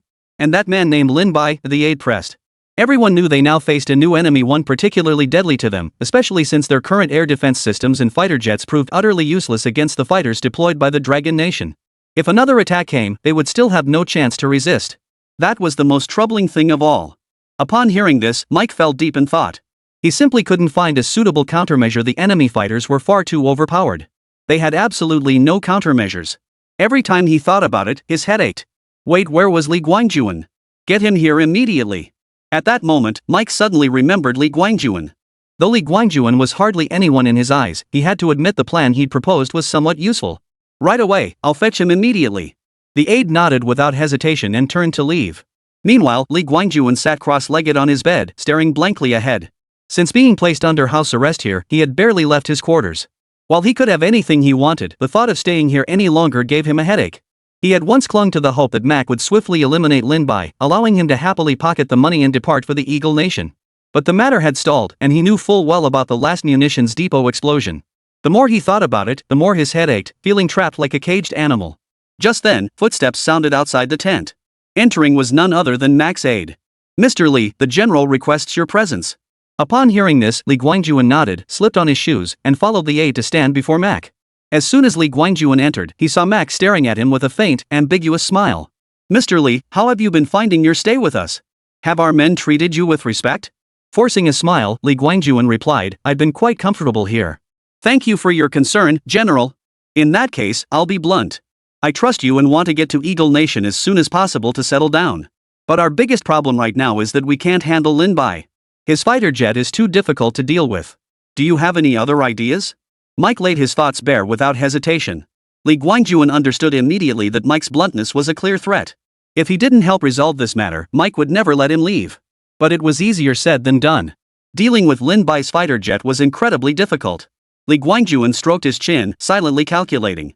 After a moment, an idea suddenly popped into his head. "General Mike, how far along is your swarm project?" "The swarm project?" Mike froze, then his eyes widened in realization. He instantly understood Li Guangjuan's meaning. It was a plan they'd proposed years ago, developing numerous suicide drones capable of high-speed flight at high altitudes. The drones' greatest strength lay in their precise deployment and ability to strike enemy bases and personnel. Due to their sheer numbers, low cost, and ease of control, the Eagle Nation had poured substantial R&D funds into it. If Mike hadn't brought it up, he would have nearly forgotten about the project. Once they could deploy a portion of these drones for high-altitude blockade and control, they would no longer have to worry about the Dragon Nation's fighter jets entering their combat airspace. As for the issue of air defense systems failing to detect them, this could easily be addressed by deploying multiple satellites. The Eagle Nation prided itself on its vast satellite constellation. By simply redirecting the first few satellites for 24/7 surveillance, they could ensure immediate detection of any incoming fighter jets. Excellent. I never expected you to propose such a brilliant idea. Once we've dealt with Lin Bai, I'll dispatch a destroyer to escort you back to our Eagle Nation. Mac approached Li Guangjuan with an excited smile, giving him a light pat on the shoulder. Li Guangjuan could only return the smile, though his eyes now held a hint of weariness. After seeing Li Guangjuan off, Mike immediately dialed the research department of the Eagle Nation. After a brief inquiry, he learned that the swarm project was nearing completion. The reason it hadn't been deployed on the battlefield yet was purely due to insufficient testing conditions. Since Mike needed it, they would send over 3,000 swarm drones immediately. After hanging up, a savage grin spread across Mike's face. "If they dare come again, I'll make sure they never return." Chapter 178, The Bear Nation's Dilemma. After seeing Song Weiguo off, Lin Bai plopped down on the sofa, crossed his legs, and fell into deep thought. Now that Longwei is aware, I can handle other matters with greater confidence, free from fear of Longwei's repercussions. At this thought, a look of relief washed over Lin Bai's face. Before, no matter what he did, it lacked legitimacy. Now, the Dragon Nation would undoubtedly support the vast majority of his actions. Wang Meng. Lin Bai turned to Wang Meng before him and spoke, "There are 500 million in this card. You must get that fighter jet production line up and running as quickly as possible. Then build the fighter jets and send them to Songwagwa. Of the 500 million, 200 million is Dragon Nation's reward for completing the mission." Upon hearing this, Wang Meng's eyes lit up and the corners of his mouth lifted slightly. Though he was created by the system, aside from his absolute obedience to Lin Bai's commands, he was otherwise indistinguishable from a normal person. And what Wang Meng enjoyed most was crafting weapons and building production lines. After receiving the bank card, Wang Meng skipped off happily. For the next month, Lin Bai mostly stayed on campus, either checking on the trainees' training progress or visiting the construction site to monitor the progress of the comprehensive building and student dormitories. It must be said that money really does make the world go round. Fueled by substantial funding, the comprehensive building had already reached its structural peak and was now in the final stages of electrical and plumbing installations. Lin Bai was idly wandering through one of the unfinished floors when he heard heavy, hurried footsteps approaching his direction. Hearing the footsteps, Lin Bai called out without turning his head, "Wang Meng, what's up?" Throughout the entire school, only Wang Meng built like a bear could produce such footsteps.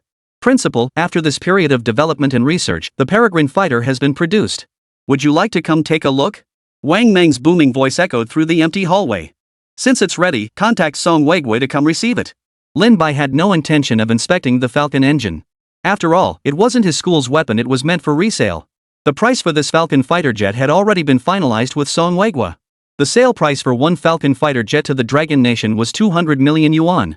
With just one unit, Lin Bai stood to net a profit of 1.5 billion yuan. Despite the substantial profit, production line constraints meant each Falcon fighter required at least 10 days to complete. While substantial, this sum remained far from sufficient for Lin Bai's current needs. In the Bear Country. Standing a full 2 meters tall and covered in thick body hair, Smirnov paced his office in heavy military boots. The slight flush on his face betrayed his deep dissatisfaction. Clutched in his hand was a report news straight from the Bear Nation's border. Border clashes erupted again, resulting in 5 casualties and 20 injuries. With the Eagle Nation stirring the pot from behind the scenes, their former little brother now dared to turn against them. The entire Bear Nation now shared a single conviction: this junior ally must be subdued at all costs, lest it become a future menace. The reason was simple: the Allies' geographical position was too crucial, it was the very heart of their strategic region. Should the Eagle Nation seize control here, the consequences would be unimaginable. Previously, they turned a blind eye because their little brother maintained neutrality, the optimal outcome. Otherwise, should any power harbor ambitions toward the Bear Nation, they could march straight through the little brother's territory without hindrance. With recent border tensions escalating, this situation has become an especially vexing headache. General Smirnov. At that moment, a messenger dashed in, delivering fresh intelligence to Smirnov. Smirnov casually took the report. Upon reading the events described, his expression darkened further. Urgent intelligence: the Eagle Nation's research department has urgently transported a batch of Hive Project drones out. This information clearly came from their undercover agent within Eagle Nation.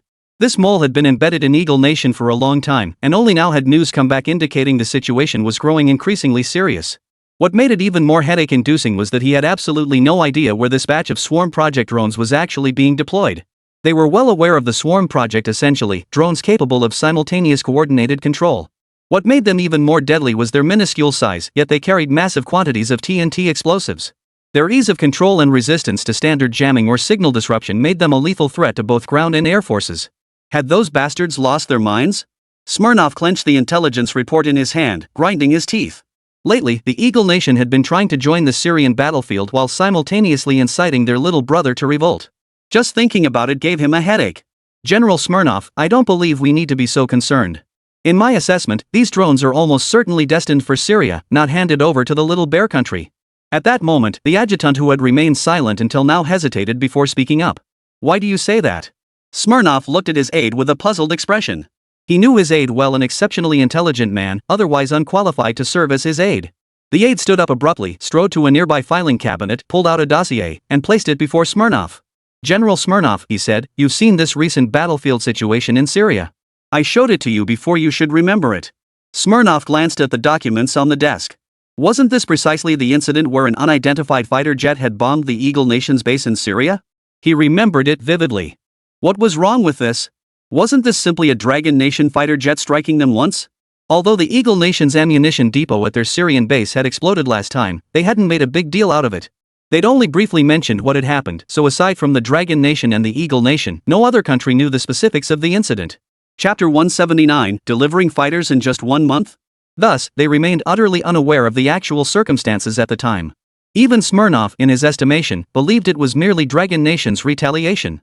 The aide slowly shook his head, speaking in a calm tone. This matter is far more complex than you imagine. Based on my investigation and assessment, the Dragon Nation's fighter jet significantly outperforms the Eagle Nation's F-22. Smirnov's face twisted in disbelief. Impossible. Dragon Nation's current fighters lag far behind Eagle Nation's F-22s. The reason I'm so certain is that intelligence confirms 3 F-22s were stationed at the Eagle Nation's base in Syria. With that force, a single fighter could never have bombed the Eagle Nation's ammunition depot at their Syrian base. Moreover, haven't you noticed? Even after suffering such losses, the Eagle Nation hasn't directly retaliated against the Dragon Nation. That means they're wary of something, and 9 times out of 10, it's that fighter jet from the Dragon Nation they're afraid of. The aide delivered his assessment with grave expression. After speaking, he rose and walked to the filing cabinet, pulling out another dossier and placing it before Smirnov. And look at this file. It's intelligence I gathered in Syria recently. There was a mercenary group called the Dongchuan Mercenary Corps that single-handedly fought an entire rebel army. Their tanks could even take on multiple tanks simultaneously and survive frontal bombardment unscathed. Smirnov's face contorted with astonishment. He'd never heard of such military capabilities. If such formidable weapons truly existed, then the Dragon Nation's military might would already tower above the world. Is any of this true? And how do you determine that the Dongchuan Mercenary Corps was dispatched by the Dragon Nation? Smirnov asked through gritted teeth. Because our investigation revealed a military academy in the Dragon Nation called Dongchuan University. This academy has risen to prominence at an astonishing pace. The aide replied without hesitation. They had noticed this during their earlier investigations, and it was precisely because of this that he concluded the Dragon Nation was inextricably linked to these events.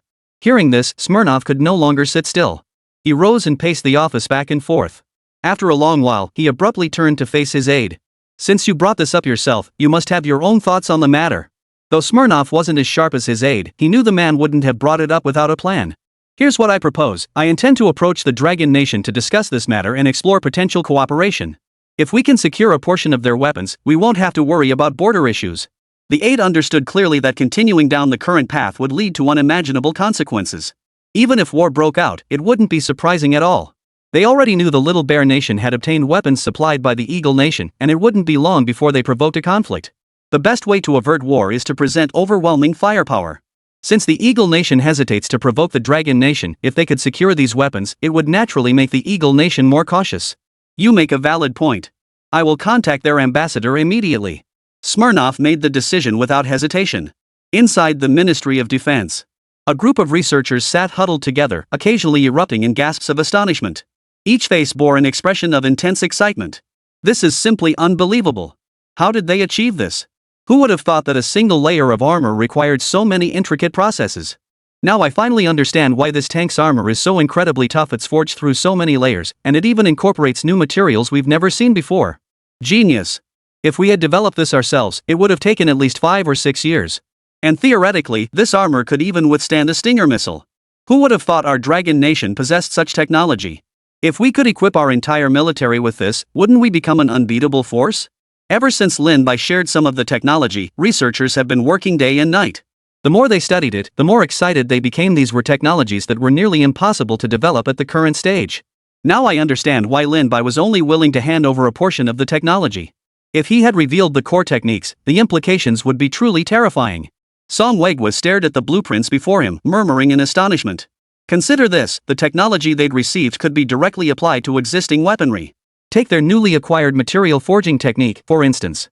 This technology could be applied directly to the tanks and fighter jets currently produced by the Dragon Nation. With this layer of material protection, defensive capabilities would be significantly enhanced. Who would have thought our nation could produce such a research team? And given Lin Bai's influence, he must be the leader. Ruan Wenjie spoke slowly, his voice filled with admiration. Whenever he contemplated this, he couldn't help but marvel at such genius. Fortunately, they stood with Dragon Nation. A talent like this, no matter which country they went to, could single-handedly propel that nation to the pinnacle. Ding! At that moment, Song Weigwa's phone suddenly vibrated. Upon hearing the ringtone, a look of excitement flashed across his face. Since collaborating with Lin Bai, he had assigned a unique ringtone specifically for Lin Bai's calls, fearing he might miss any important messages from him. Principal Lin. Song Weigwa answered without hesitation. Minister Son, how's the progress on the technology one gave you recently?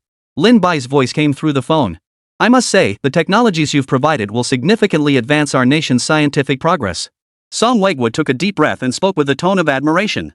By the way, Minister Son, when might you have time to bring a team over to my place? Lin Bai inquired. What's going on? Has something happened? Song Weigwa asked instinctively. The fighter jet you requested has been completed. At those words, everyone present froze in shock. That production speed is way too fast. After all, it's only been a month. Chapter 180, AI-assisted control? Are you kidding me? At normal production speeds, crafting a single fighter jet would take at least a month if not longer. Moreover, this was only possible through the collaborative efforts of numerous departments. Despite the advanced production lines available today, fighter jets remain highly sophisticated weapons, demanding meticulous attention to detail throughout their manufacturing process. Even with assembly lines, not every component can be guaranteed as a finished product. A significant number of parts become scrap and must be reworked. Moreover, after a fighter jet is built, it must undergo test flights and comprehensive inspections, a process that alone takes about 10 days. Even with Lin Bai's military factory, building a fighter jet was no simple feat. They were well aware of the factory's scale, and given that size, it would take at least 23 months to complete. Lin Bai, you're not joking, are you? Song Weigwa swallowed hard, hesitating before asking. Delivering it so quickly, it would be a lie to say they weren't worried. After all, if something went wrong, the consequences would be unimaginable. Moreover, they had sent people to monitor Lin Bai's military factory and were well aware that he hadn't conducted any test flights yet. There was simply no way to guarantee the fighter jet's operational readiness. Why would I lie to you? Pick a time and come pick it up. Lin Bai's tone carried a hint of impatience. It was built so quickly, surely there won't be any problems? And have you even tested it? Song Weigwa hesitated repeatedly before pressing further. He certainly didn't want to take back a substandard product.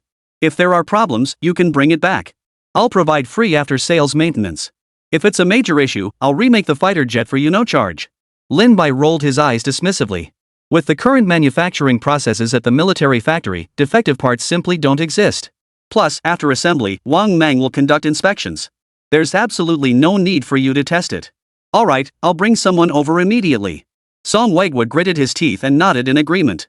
As Song Weigwa hung up, the surrounding researchers all turned their gaze toward him. How's old Song? What did Lin Bai say? Ruan Wenjie turned to look at Song Weigwa. After spending so much time together lately, even their way of addressing each other had changed. Lin Bai patted his chest and assured me the fighter jet is absolutely fine. He told us to go pick it up right now. Song Weigwa spread his hands helplessly. How long has it really been? Did they actually build it? Ruan Wenjie frowned, speaking slowly. Test flights carry immense risks. If something goes wrong, the consequences would be catastrophic, not just financial loss, but potentially the sacrifice of their precious pilots. Even though Lin Bai, or rather, the team behind him, were geniuses, Ruan Wenjie couldn't help but feel uneasy. Let's bring it back for testing first. After all, Lin Bai personally guaranteed there won't be any problems. Song Weigwa shook his head, sighed, and then said. He had to admit, even he felt it was a bit of a gamble. Seems we have no choice.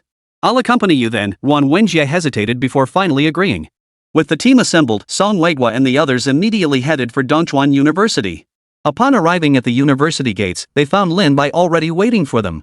As the car pulled up, Song Weigwa swiftly opened the passenger door and strode toward Lin Bai.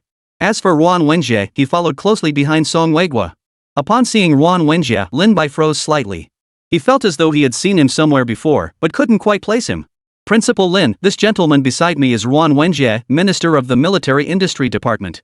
Upon reaching Lin Bai, Song Weigwa introduced Ruan Wenjie's position. Upon hearing the name Ruan Wenjie, Lin Bai's eyes widened in surprise. In Long Nation, the name Ruan Wenjie was as thunderous as a clap of thunder. Though primarily responsible for scientific research, Ruan Wenjie also handled external communications, serving as one of Long Nation's diplomats. Renowned for his unyielding character, it could be said that many diplomats from other nations had fallen victim to his tactics. Hello, Minister Ruan. Lin Bai stepped forward, extending his right hand for a brief handshake with Ruan Wenjie. Principal Lin, I've long admired your reputation. I understand the Falcon fighter jet has been completed. Would you be willing to take me to see it? Ruan Wenjie gazed at Lin Bai with intense interest. Though he had seen Lin Bai's photo and documents before, seeing him in person revealed just how young he truly was. Yet this remarkably young man not only owned a military academy but also commanded an incredibly mysterious research team. Alright, the Peregrine fighter is ready. Please follow me to the warehouse. Lin Bai nodded and led the group to the entrance of the school's old warehouse. Upon arriving, Lin Bai gave a slight nod. Wang Neng pushed open the warehouse doors without hesitation. The moment they swung wide, Song Weigua and the others standing nearby couldn't help but shudder. There, inside the old warehouse, stood the Falcon fighter jet they had long dreamed of. Visually, the Falcon fighter jet resembled a product straight out of the future. Song Weigua couldn't help but stride quickly toward the Falcon fighter jet, examining it from top to bottom. He couldn't resist placing his hand on its surface, gently caressing it as if it were his beloved. If not for the crowd, Song Weigua would have thrown himself upon it for a passionate kiss. If this Falcon fighter proved reliable, it would mark Longwa's first stride toward becoming a world-class air force. May I sit inside and take a look? Ruan Wenji approached the Yusun fighter and turned to Lin Bai. Of course. This Falcon fighter now belongs to Dragon Nation. Lin Bai nodded without hesitation. Hearing this, Ruan Wenjia immediately climbed the ladder into the fighter's cockpit. The moment he sat down, his eyes darted to the control panel. As the head of the military industry department, he was highly proficient with most weapons and vehicles. Yet, upon seeing this streamlined panel, a look of astonishment spread across his face. Most fighter cockpits featured highly complex control panels, yet this one was entirely different from anything he'd seen before.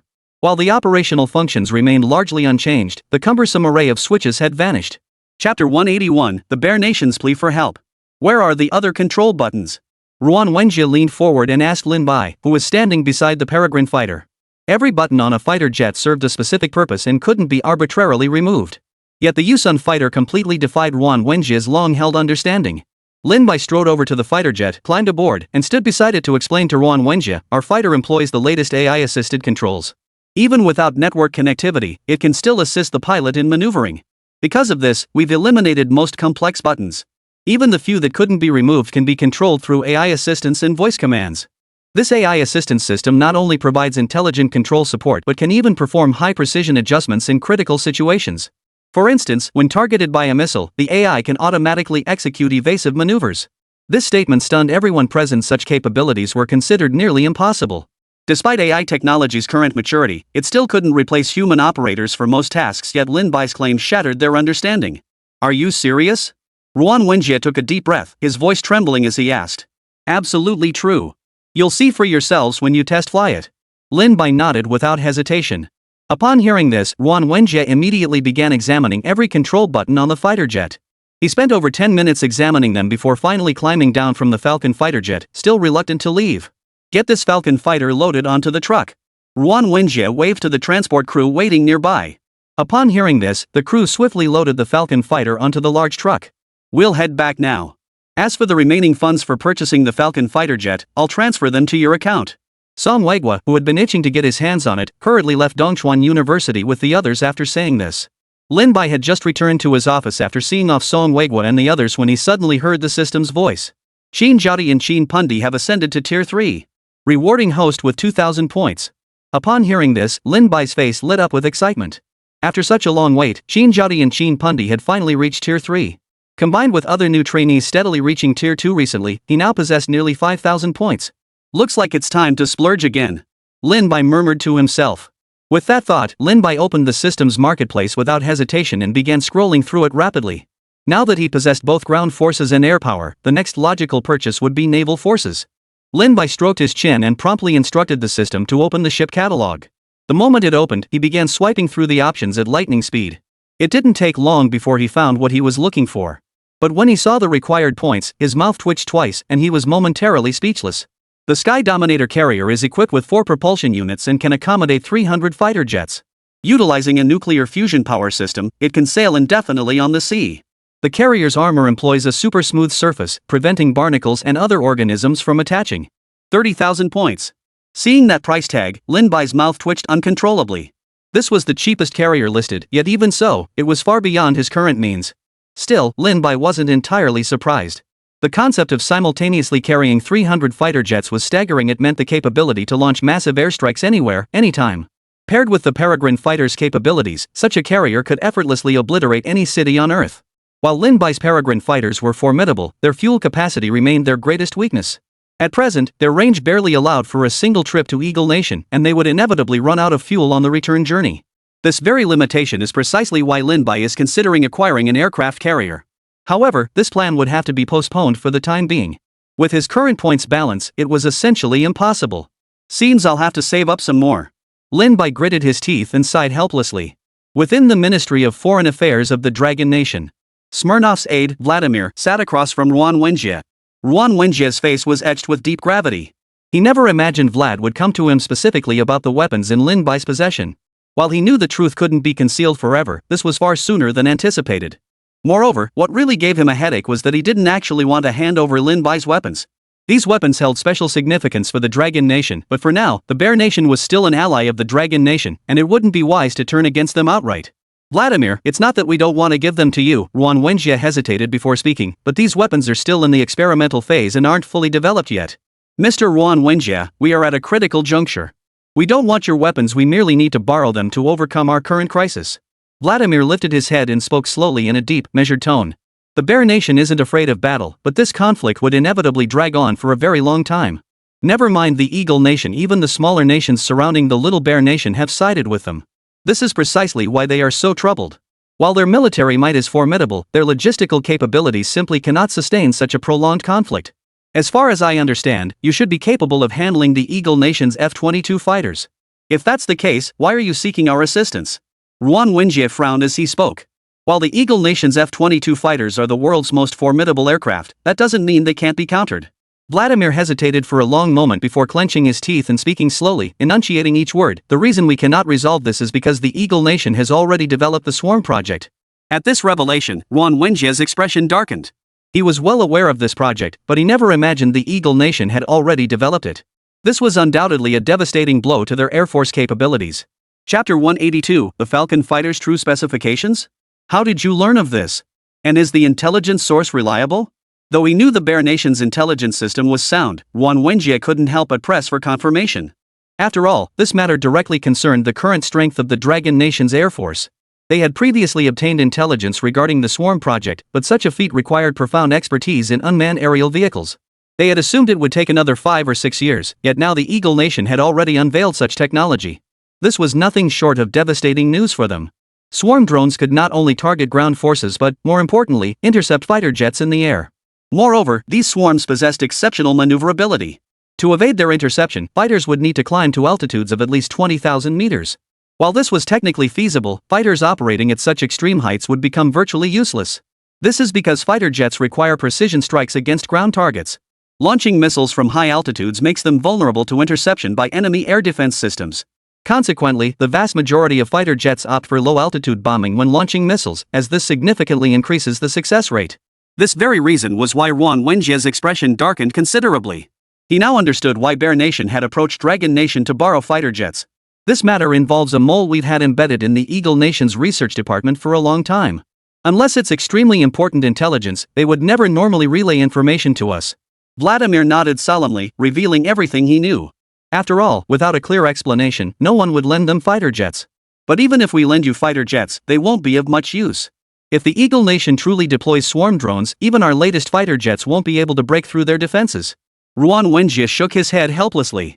He had witnessed the combat effectiveness of the Falcon fighters firsthand, but countering swarm drones proved far too challenging. It seemed there truly was no solution. Their swarm drones employed AI systems, granting them advanced intelligent recognition capabilities. Our reason for requesting your fighter jets was merely to attempt breaking through the swarm drone defenses. According to our intelligence, if it's accurate, your fighters possess exceptional speed. There's still a 30% chance they could breach the swarm drone defenses. Vladimir wasn't unaware of the difficulty, but with sufficient speed, there was still a certain probability of success. No, I absolutely cannot agree to this. Ruan Wenjie shook his head without hesitation. A 30% success rate was far too low. More crucially, the Falcon fighter jets were vital to Dragon Nation's current security. If they were carelessly allowed to fall into Eagle Nation's hands, the consequences would be unbearable for everyone. For this very reason, he rejected Vladimir's request without hesitation. He absolutely could not gamble with the future of the Dragon Nation. Upon hearing this, Vladimir's mouth twitched slightly. After a long pause, he spoke slowly. If your country is willing to lend it to us for use, we can connect our natural gas pipeline to the Dragon Nation and grant you 5 years of unconditional access. This represented the greatest concession the Bear Nation could offer, for natural gas was their most abundant resource. Especially for colder regions, unconditional access would be an absolute windfall. Hearing this, a look of hesitation flashed across Ruan Wenjie's face. It must be said that upon hearing these terms, he was genuinely tempted. Longwa certainly possesses abundant resources, but 5 years of free access would represent enormous profit for the nation. He could see that if the Bear Nation weren't in dire straits, they'd never agree to such a demand. Let's deliberate on this matter further. After a long pause, Ruan Wenjie spoke slowly. This was not something he could decide alone. Then we'll have to trouble you. Please give us your answer as soon as possible.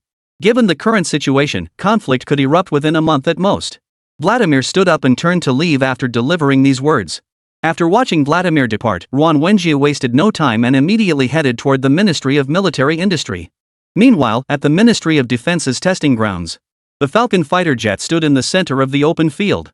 Surrounding it, researchers were each at their posts, ready to conduct practical testing on the aircraft.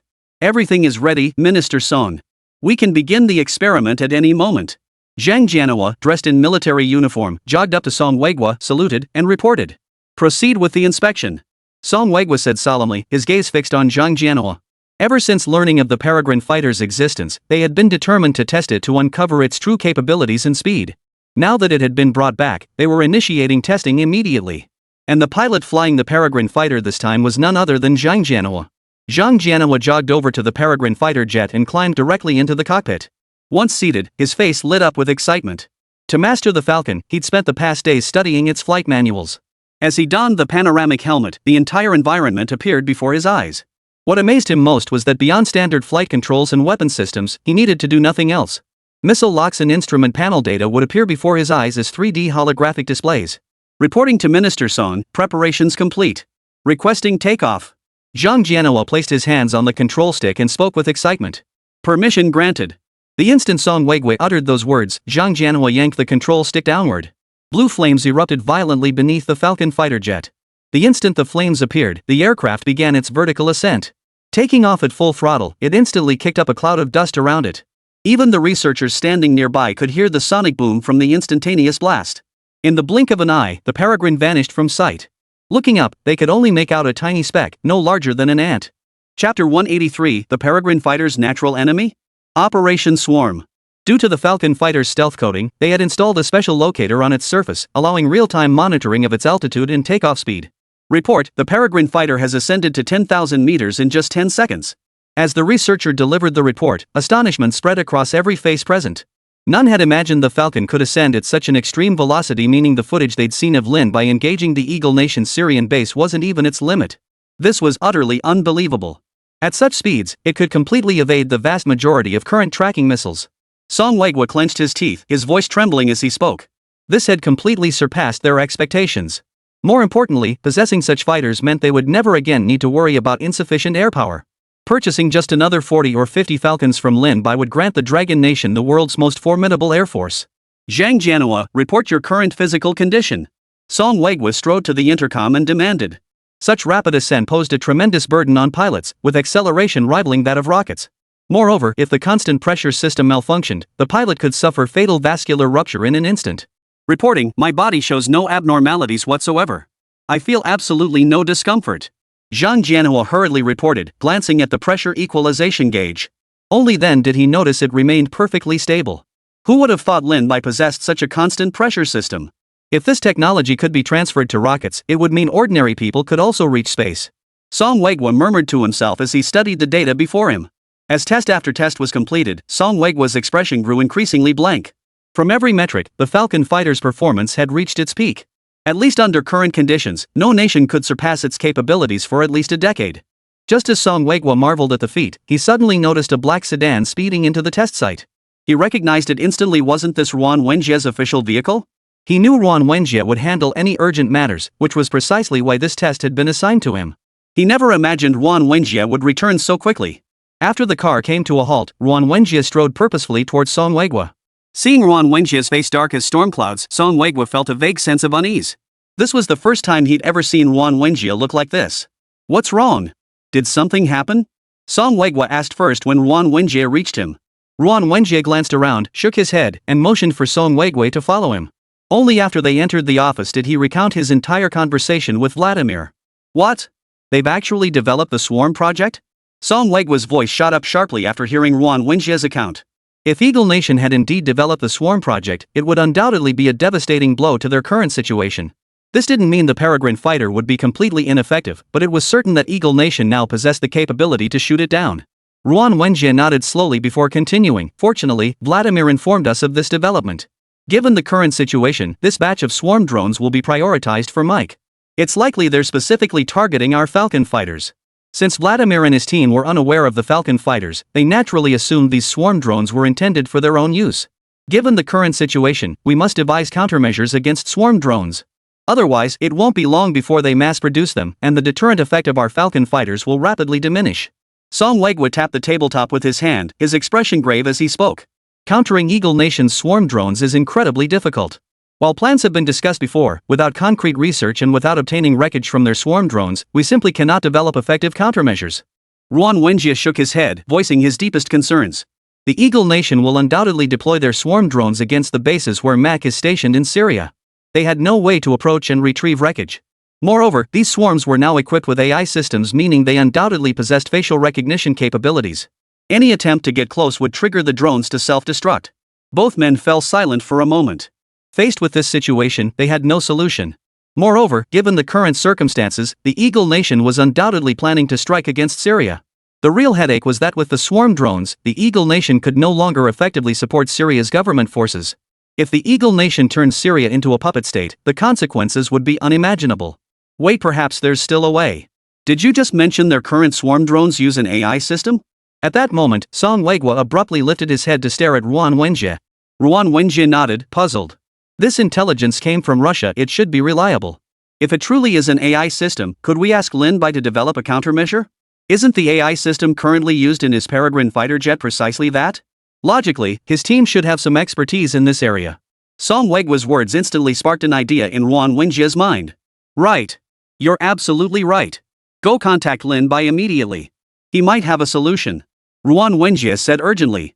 Song Weigwa nodded without hesitation and immediately drove to Dongchuan University. Inside Dongchuan University, Lin Bai sat with his legs crossed, humming a tune. Whenever he thought about his 5,000 points, his mood lifted immensely. At this rate, it wouldn't be long before he could redeem them for an aircraft carrier. Just then, a knock sounded at the door. Chapter 184. This AI is absolutely ridiculous.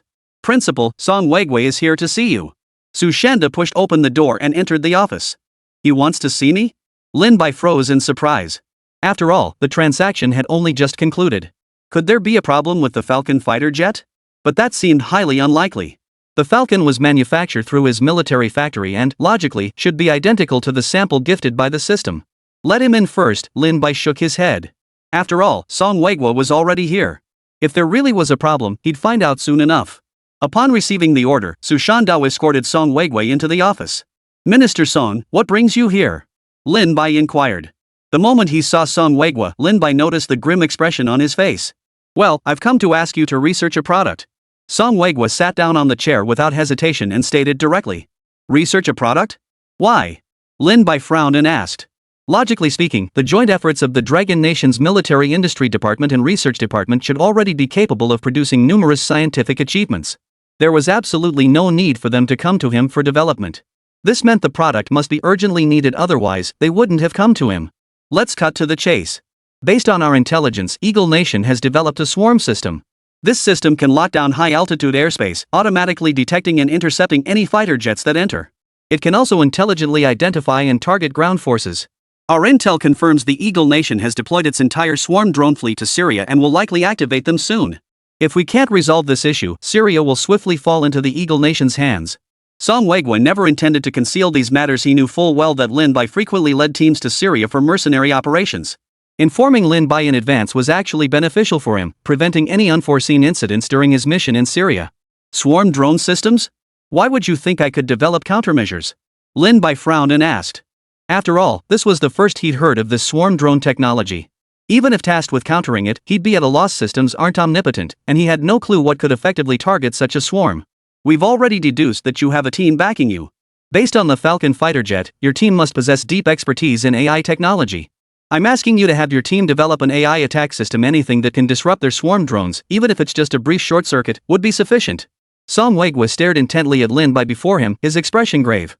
His greatest fear now was that Lin Bai would refuse this request. After all, this matter concerned the very future of Dragon Nation. Given the current situation, the only way to counter Eagle Nation was to have Lin Bai conduct the research. While they could pursue independent development, they knew full well that achieving results in a short timeframe was simply impossible. In the realm of AI intelligence, the Eagle Nation held the greatest advantage. Therefore, attempting to overcome this challenge in a short timeframe was extremely difficult. Upon hearing this, Lin Bai wore a pensive expression.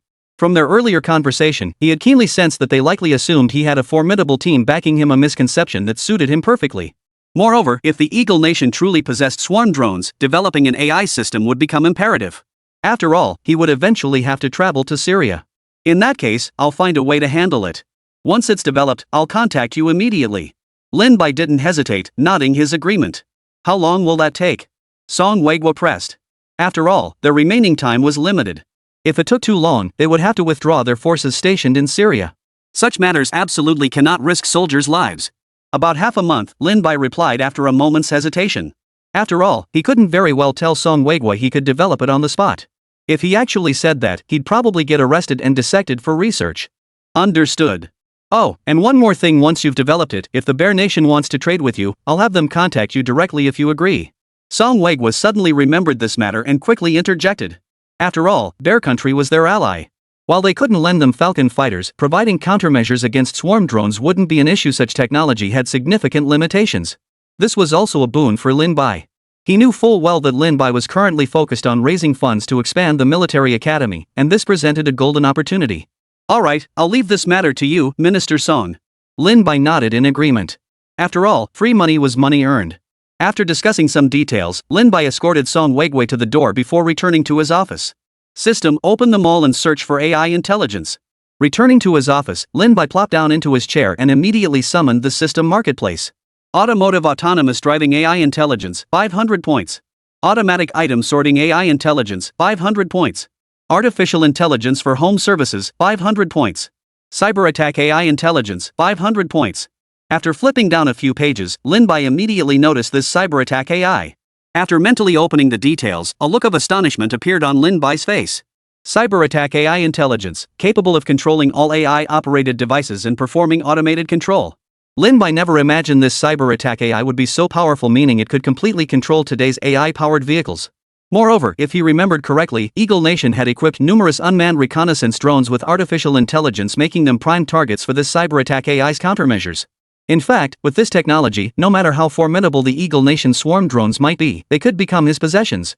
That was the truly terrifying aspect. Once this technology emerged, it could very well alter the direction of future scientific research. This was no joke. AI formed a significant portion of future technological development. Possessing this research product could potentially grant control over an entire nation. Chapter 185, Firewall Breached, the Eagle Nation is stunned. After all, humanity pursues scientific research precisely to simplify and streamline life. This is precisely why AI research is being pursued with such vigor. If AI were to fall under control, the consequences would be unimaginable. System, purchase cyber attack AI. Lin Bai purchased the cyber attack AI without hesitation. Ding. Host has purchased the network attack AI. Sample delivered to your drawer. Please check. Drawer. Hearing the system's prompt, Lin Bai froze momentarily before instinctively pulling open the drawer to his right. Inside lay an unremarkable white USB drive, positioned right in the center. Seeing this USB drive, Lin Bai's expression turned slightly peculiar. He never imagined that something as formidable as a cyber attack AI would be contained within such a simple USB drive. But Lin Bai quickly realized that no matter how powerful this cyber attack AI might be, it ultimately relied on network connectivity to launch attacks. If it were connected to a computer without internet access, it would be completely useless. Without hesitation, Lin Bai inserted the USB drive into his computer's main unit. The instant it connected, a young girl's voice echoed from the device. Greetings, Master. I am the Network Attack AI Central System.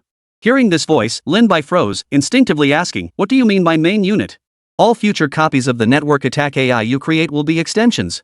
Through me, you can control all extensions at any time. This revelation left Lin Bai utterly stunned. He never imagined this cyber attack AI could possess such capabilities. It meant that no matter where he went or what happened, the artificial intelligence under his command would never betray him. In fact, any system connected to the cyber attack AI could be manipulated. It will a thought that sent chills down his spine. After a cursory examination, Lin Bai grasped the AI's capabilities. It wasn't merely a tool for infiltrating other AIs, it functioned as a simplified hacking system. With his command, it could breach any national network worldwide to uncover state secrets. Upon realizing its potential, a mischievous smile curled at the corners of Lin Bai's mouth. Now that he possessed the prototype, he intended to thoroughly test the capabilities of this cyber attack AI. Within the Eagle Nation's research department. Dr. Tom, our research has perfected the swarm drone system. A researcher stood before Dr. Tom, his expression brimming with excitement. To develop this technology, they've invested nearly several years of effort. Now that it's finally matured and can even be deployed on the battlefield, their Eagle Nation soldiers will undoubtedly see a significant boost in their win rate after utilizing this swarm drone system. This is no small feat. Dr. Tom nodded slowly before asking, by the way, how is the nuclear fusion project progressing? Any breakthroughs? Their research division held the highest classification level within the Eagle Nation, focusing on scientific breakthroughs capable of reshaping the current global landscape. Beyond the swarm drones, their primary focuses included nuclear fusion and space elevators. While progress had been made on both fronts, neither had been fully conquered. Even so, their achievements far surpassed those of other nations. We've now stabilized the fusion device at 61 minutes, the researcher reported urgently, his expression grave. Only 61 minutes? But this confirms our research direction is correct. Dr. Tom mused for a moment before speaking. Our results already surpass those of nations like the Dragon Kingdom. According to our intelligence, their fusion research currently only sustains 22 minutes and faces numerous instability factors. The researcher replied with a broad smile. Take me to the blueprints, let's see if there's room for improvement. Dr. Tom recognized the flattery in the researcher's tone, and his smile broadened. Just as they were preparing to head to the lab to continue their work, a researcher suddenly appeared, rushing toward them with a panicked expression. Dr. Tom, it's bad. Something terrible has happened. The moment the words left his mouth, the entire research facility was suddenly bathed in a red glow. The moment that red light appeared, the smile froze on Tom's face. He didn't wait for anyone else and sprinted toward the research area. That red light meant their network system was under attack. By the time he reached the lab, the resident hacker, Harriman, had already begun maintaining their firewall to block the intruders. What's the situation now? Tom demanded the moment he burst in. If their network was breached, it meant all their confidential information would be exposed. The intruders' penetration capabilities are formidable, Harriman stated solemnly from his computer console. Didn't you claim to be the world's best hacker? Why did your firewall get breached? Tom stomped his foot in frustration. For the Institute's security, the Eagle Nation hired the world's top hacker to design this firewall. Yet even so, we still face the risk of being breached. Still unclear. Only certain that the attacker's skills are formidable. He infiltrated before my first firewall even registered the breach. Harriman had no time to address Tom, his fingers flying across the keyboard. Yet no matter how he attempted to block the intrusion, his efforts proved futile. Damn it, you useless piece of junk. Tom gritted his teeth, utterly helpless as he watched Harriman struggle to block the attack. Oh no, he's breached my second firewall. He'll break through in 3 minutes. At that moment, Harriman's expression turned grim. This was the first time he'd encountered such a situation. He didn't even have a chance to fight back. Even the defensive code he'd meticulously crafted beforehand proved utterly useless. It was as if his meticulously laid net had encountered water utterly incapable of blocking the intrusion. He could only watch helplessly as the enemy breached his defenses. Chapter 186, all that protection, and this is it? Harriman's fingers flew across the keyboard, his expression twisted into a grimace of frustration. He couldn't fathom how the intruder had managed this.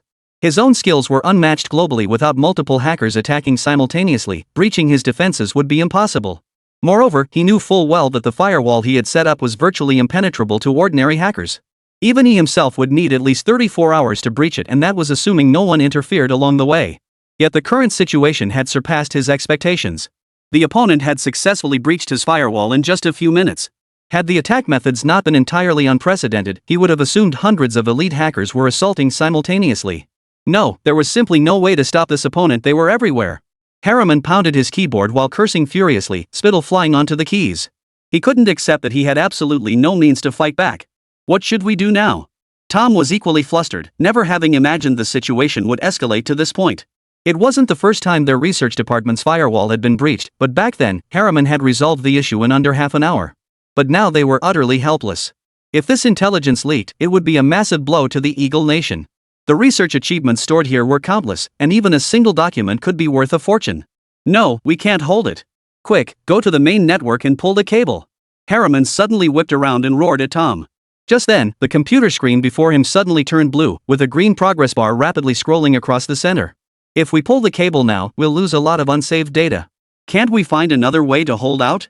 Tom demanded, gritting his teeth. Since they were using an internal network, the risk of attack was relatively low. Most computers were in prolonged standby mode, and with numerous research projects underway, some hadn't been saved at all. Unplugging now would mean losing vast amounts of data. The attacker had already transferred 2 gigabytes of research data.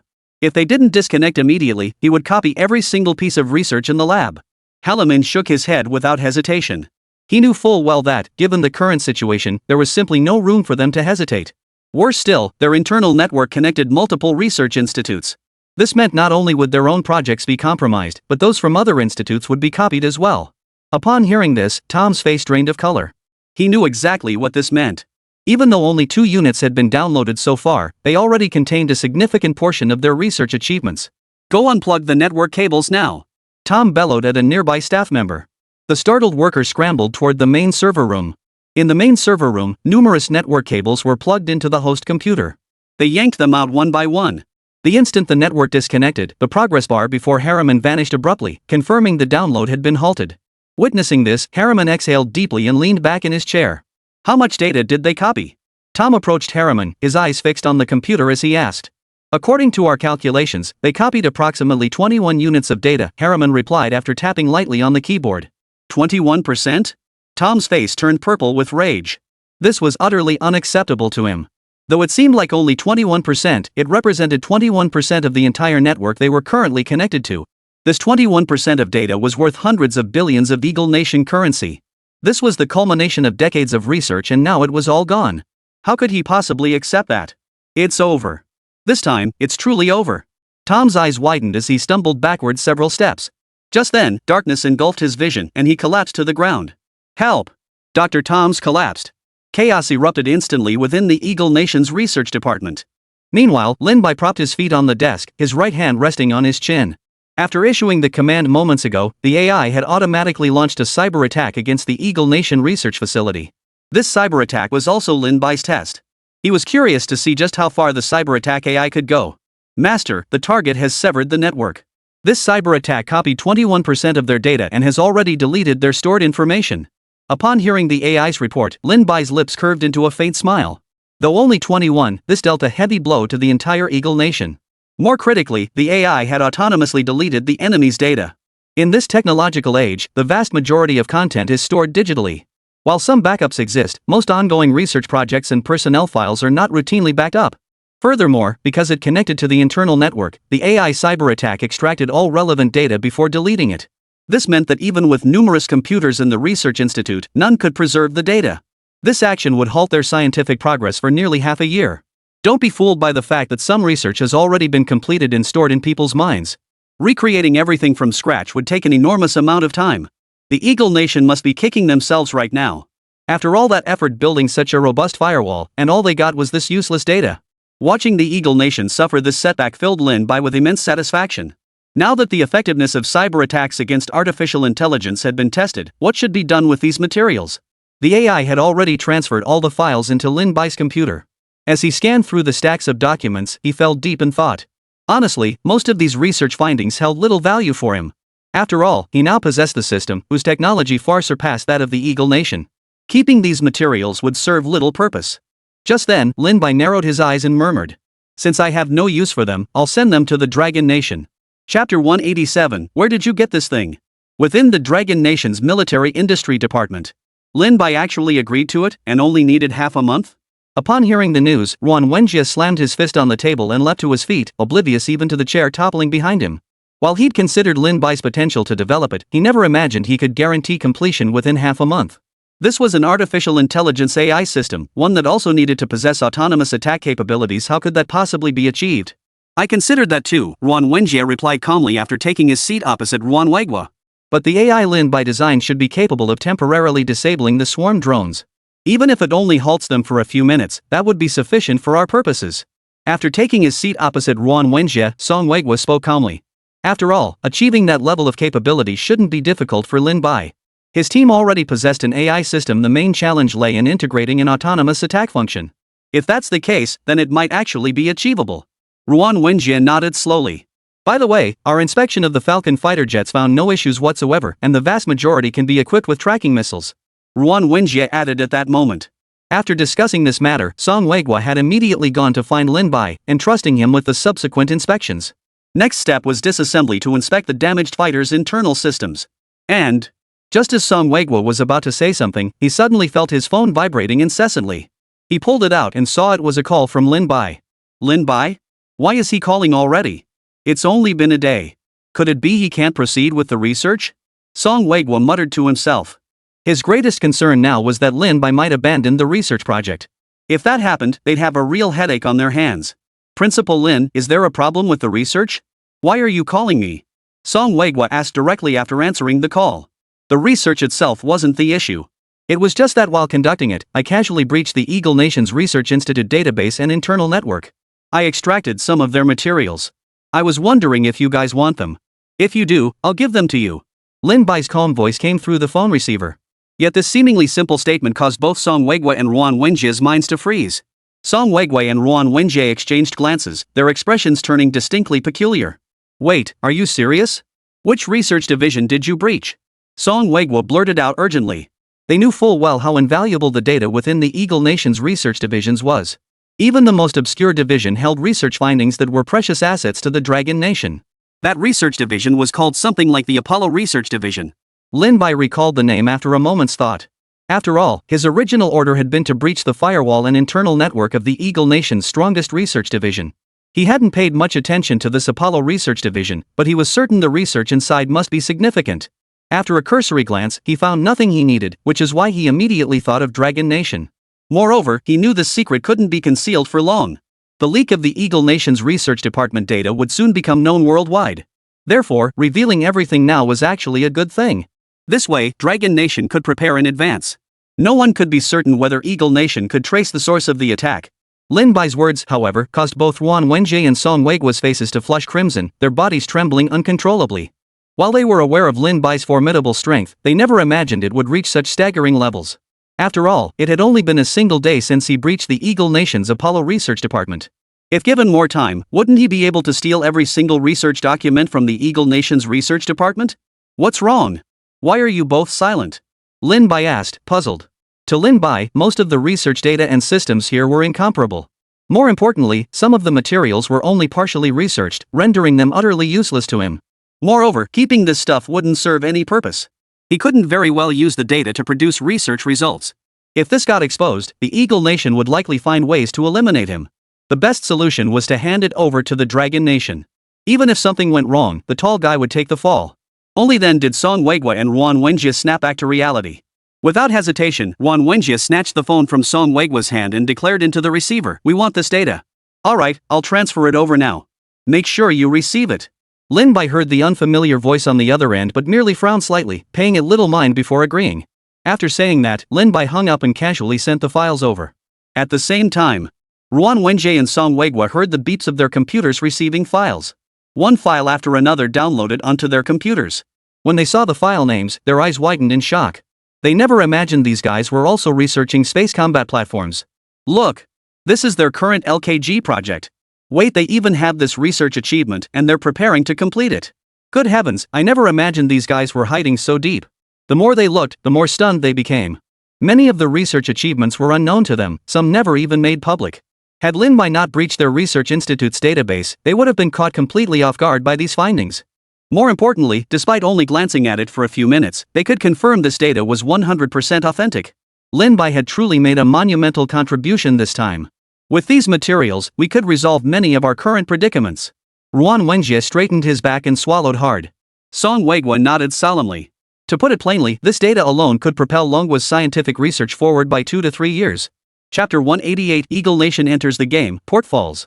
Within the Eagle Nation's research department, every face in the room was grim. Tom slumped into his seat, looking utterly dejected. Ever since this news broke, higher-ups had halted all his ongoing research and launched a massive investigation into why this had happened. How's Harriman's investigation progressing? Can we pinpoint the exact location of the attack? Tom fixed his gaze on Harriman. To resolve this matter, they must first identify the target of the attack. Harriman tapped away at his keyboard. His exhausted expression made it clear he hadn't slept or rested all day. The individual breaching our research institute's firewall is highly skilled. I've been unable to pinpoint their exact location. The only certainty is that the attack signal originated from the Dragon Nation. Harriman shook his head helplessly.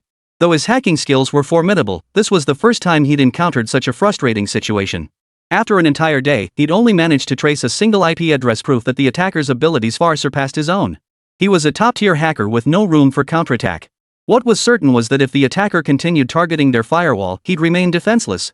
The only solution was a physical disconnection. Dragon Nation? How could that be? A look of utter disbelief spread across Tom's face. He knew Dragon Nation's hacking capabilities well. While their hackers were formidable, breaching their research department was still incredibly difficult. Previously, Dragon Nation had engaged in a showdown with Eagle Nation's hackers, resulting in a stalemate where neither side gained an advantage. With their technical capabilities being so evenly matched, a successful breach was practically impossible. This was precisely why he couldn't help but frown. I don't have all the details, but they might have used a virtual attack location. With my capabilities, this is all I could uncover. Harriman shook his head helplessly. So you're saying if we can't locate them, we're completely unable to proceed with our work? Even restarting our research institute's projects would have to be delayed further? Tom asked, his voice gritted with frustration. With current technology, performing calculations requires supercomputers. But the supercomputers they're using now need to be networked, relying on online data for comparisons. Once the network is shut down, those supercomputers can only perform the most basic algorithms. Theoretically, that's correct.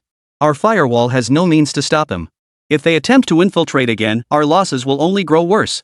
Harriman made no attempt to conceal the truth, readily admitting his technical inferiority. Looks like we'll have to escalate this to higher-ups and let them figure it out, Tom said with resignation. As the incident was reported, the Eagle Nation's high command erupted in fury. They never imagined that the attack on their research institute's firewall originated from the Dragon Nation. What troubled them even more was that even if they could trace the IP address, they couldn't directly pin the blame on the Dragon Nation. After all, as Harriman had stated, it was undeniably a virtual address. The adversary's technical prowess was simply too advanced. For this very reason, their only recourse was to make the incident public knowledge worldwide. At the Eagle Nation base stationed in Syria, McKee held the documents in his hands, his expression dark and grim. Ever since learning of the lab attack, he had a vague suspicion about who might be behind it. Yet he hesitated over whether to report Lin Bai's involvement. After all, if he handled it personally, the benefits would be unimaginable. But the biggest problem now was that Lin Bai felt like a hot potato. If they couldn't handle him now, who knew what would happen later? Adjutant, have our swarm drones arrived? Mike clenched his jaw and turned to the adjutant standing beside him. Reporting, General. 3,000 swarm drones are in position. Ready to engage at any moment. The aide stamped his foot firmly, his voice unwavering. Very well. Then strike directly against the Syrian government forces. This matter cannot be delayed further, it's crucial for our subsequent plans. Mike nodded and issued the order. As the Eagle Nation forces advanced, the previously faltering rebel forces regained their morale and launched relentless assaults on the port. Within just 2 days, the port city had fallen. In a dimly lit room, a yellowish light bulb flickered intermittently. Smith's left chest was wrapped in thick bandages, blood still seeping through them. After all that effort, Katasha was still lost. Smith slammed his remaining right hand hard against the wall. As Katasha's leader, Smith had no choice but to abandon the port after this incident. Leader, it's not your fault. Their firepower was overwhelming. Our defenses couldn't withstand even one missile barrage, let alone their pincer attack with dozens of warships closing in from the sea. We were completely helpless. A soldier stood dejectedly beside Smith, his voice tinged with resignation. The enemy had meticulously planned their assault, deploying dozens of warships at night to bombard Katasha in waves. That barrage alone inflicted heavy casualties. Add in their air support, and we couldn't mount an effective counterattack during these waves of bombing. If we hadn't reacted quickly and evacuated Katasha early, the losses would have been even worse. Have we made contact with headquarters? Smith asked through gritted teeth. The communications officer beside him nodded, handing the receiver to Smith. After a brief status report, the line fell silent. Under these circumstances, Smith couldn't be blamed. No one could withstand such an assault. After a long pause, the voice on the line finally came through. Withdraw for now. We must conserve our strength. It was their only option. After all, beyond conserving their own strength, they could do nothing else. Absolutely not. Smith protested. If we let them enter the port, they'll have an endless supply of weapons and reinforcements. Smith clenched his fists, his voice gritted with frustration. Chapter 189, Syria's plea for aid, Lin Bai's decision. If the current situation continued, their defeat was only a matter of time. The reason they had stubbornly defended the port all along was precisely to prevent Eagle Nation from transporting troops and weapons by sea. Moreover, their ability to resist the rebel attacks stemmed from the fact that the Eagle Nation couldn't deliver large quantities of weapons to the rebels. While several nations had declared their support, none could freely intervene in the conflict. After all, no one wanted to risk triggering a third major conflict over a single nation. Only smaller nations could offer assistance, yet their capacity to help was limited. Many were struggling to protect themselves. Smith, I understand your point, but we simply have no way to resolve this issue. Our forces are stretched thin across every sector. If we rashly commit reinforcements now, it would drain all our combat strength. Absolutely impossible. It wasn't that the higher-ups were unaware of the current situation, but they were powerless to do anything. They could only watch helplessly as events unfolded, for this place was like a trap. Once they stepped inside, there was no escape. The only option left was retreat. Upon hearing this, Smith could only grit his teeth and agree. But just then, as if suddenly remembering something, Smith hurriedly interjected, "I have one more request." Meanwhile, Dragon Nation received news that Syria had fallen. The Eagle Nation couldn't hold back any longer. "I didn't expect them to strike so soon." Wei Hujiang slammed his fist on the table. While they had anticipated the Eagle Nation would eventually show its true colors, this came far too soon. According to their original plan, they intended to support Syria with technological aid. As long as Syria could develop its heavy industry independently, it could sustainably generate the fighting force needed for resistance. But now, with the Eagle Nation's intervention, the battle had turned into a one-sided affair. All the Dragon Nation could do now was issue strong condemnations on the world stage and attempt to curb the Eagle Nation through economic measures. After all, nations like the Dragon Nation and the Bear Nation cannot easily intervene. After all, a single hair can set off a chain reaction. No one wants to see this situation spiral into further chaos. "General, how should we respond to Syria now?" The messenger stood by and asked. Syria is also appealing for their aid, but there's little they can do. With the port already seized, even supplying Syria with some weapons would be useless. After all, their firepower pales in comparison to the Eagle Nations. The only option now is for Syria to find a way to retake the port, but that's essentially impossible. We certainly can't have the Dragon Nation intervene directly. Let the Eagle Nation handle it. If we actually did that, it would plunge the world into chaos. After a long silence, Wei Hujing finally spoke. "Ask them what resources they need and fulfill those requests as much as possible. As for our own troops, we must withdraw them immediately. Under no circumstances can they remain there any longer. Remaining there now risks getting dragged into the fighting. After all, such battles change in the blink of an eye. No one knows what might happen. Withdrawal is the safer option, especially since they don't want to get caught up in it for no reason. Should large-scale combat erupt, the economy would inevitably plummet, a scenario they wish to avoid. They say that besides basic material resources, they also want to request a mercenary group called Dongchuan to help them retake the port." The messenger hesitated before speaking, unsure of what this Dongchuan mercenary group truly was. But when Wei Hujing heard those words, his expression turned peculiar. Others might not recognize the name, but he knew exactly what it meant. This was the very Dongchuan mercenary group Lin Bai had formed for the campaign in Shui. In that case, provide them with supplies first. Regarding their request for the Dongchuan mercenaries, tell them we will convey their message faithfully. After speaking, Wei Hujian pulled out his phone and scrolled to a specific number. Ring. Lin Bai, who was observing the trainees' exercises, suddenly felt his phone vibrating persistently. "Hello?" Lin Bai answered casually. "This is Wei Hujian." Upon hearing the voice on the other end, Lin Bai sat bolt upright. He never imagined this national treasure would call him. "General Wei Hujian, what can I do for you?" Lin Bai asked promptly. Well, General Wei Hujian relayed the situation truthfully from the Shuyo kingdom. After all, whether to go or not is entirely up to Lin Bai himself. As for Lin Bai's safety, he wasn't overly concerned. In his eyes, this kid was far more capable than the average person. With the technology at his disposal, he likely wouldn't suffer any harm over there. After hearing General Wei's words, Lin Bai fell deep in thought. Honestly, given his current financial situation, there was no real need to take such a risk. The problem was that the current trainees had little room for further growth. To advance, they either needed more time or to participate in large-scale combat. After such battles, trainees would experience rapid growth. After all, not everything could be solved through theoretical knowledge alone. It was precisely for this reason that he hesitated so intensely. After a long moment, Lin Bai finally gritted his teeth and said, "Participating isn't out of the question, but the hiring fee must be at least 500 million, and I must personally command every single move." "That's not a problem. I'll discuss it with them." "Any other conditions?" Wei Hujing nodded without hesitation. Though Su Guo was somewhat impoverished, they could scrape together that amount if they really had to. "No other conditions, but I need at least 13 more days." Lin Bai hesitated briefly before stating his final demand. The reason for the delay was that Lin Bai needed to wait until the technology to counter swarm drones became publicly available before proceeding. After all, if he went directly now and encountered the swarm drones, his only option would be to launch a cyber attack against the AI system. He had already promised Song Weigui it would take at least half a month to develop the countermeasure. If he revealed it now, Longwo would surely grow suspicious. Wei Hujiang showed no surprise upon hearing this. He had been in constant contact with Ruan Wenjie during this period and was already aware of the situation. Chapter 190, On-Time Delivery. AI Intelligence. 13 days passed in the blink of an eye. Inside the Dragon Nation's Military Industry Department. Wei Hujiang made a rare appearance at the Dragon Nation's Military Industry Department. A group of people were gathered around a computer, each face etched with tension. The situation in Shugwa had deteriorated significantly over these days. Despite the ongoing supply of weapons and other support from Longwa, it proved largely ineffective for the current government forces. In just 13 days, Eagle Nation had established its port as a base and relentlessly expanded its attacks in all three directions, assaulting surrounding government strongholds. The government forces were suffering defeat after defeat, unable to mount any effective counterattack. If the port and Eagle Nation weren't dealt with soon, the fall of Syria would be only a matter of time.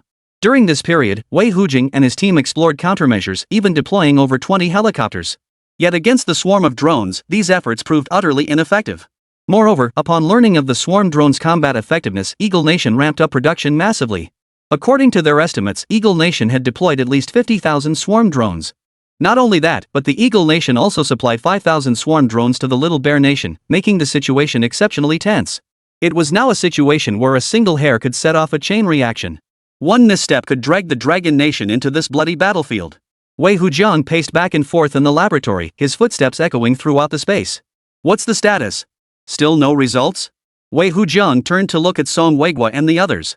If memory served, today was supposed to be the final day of Lin Bai's product development.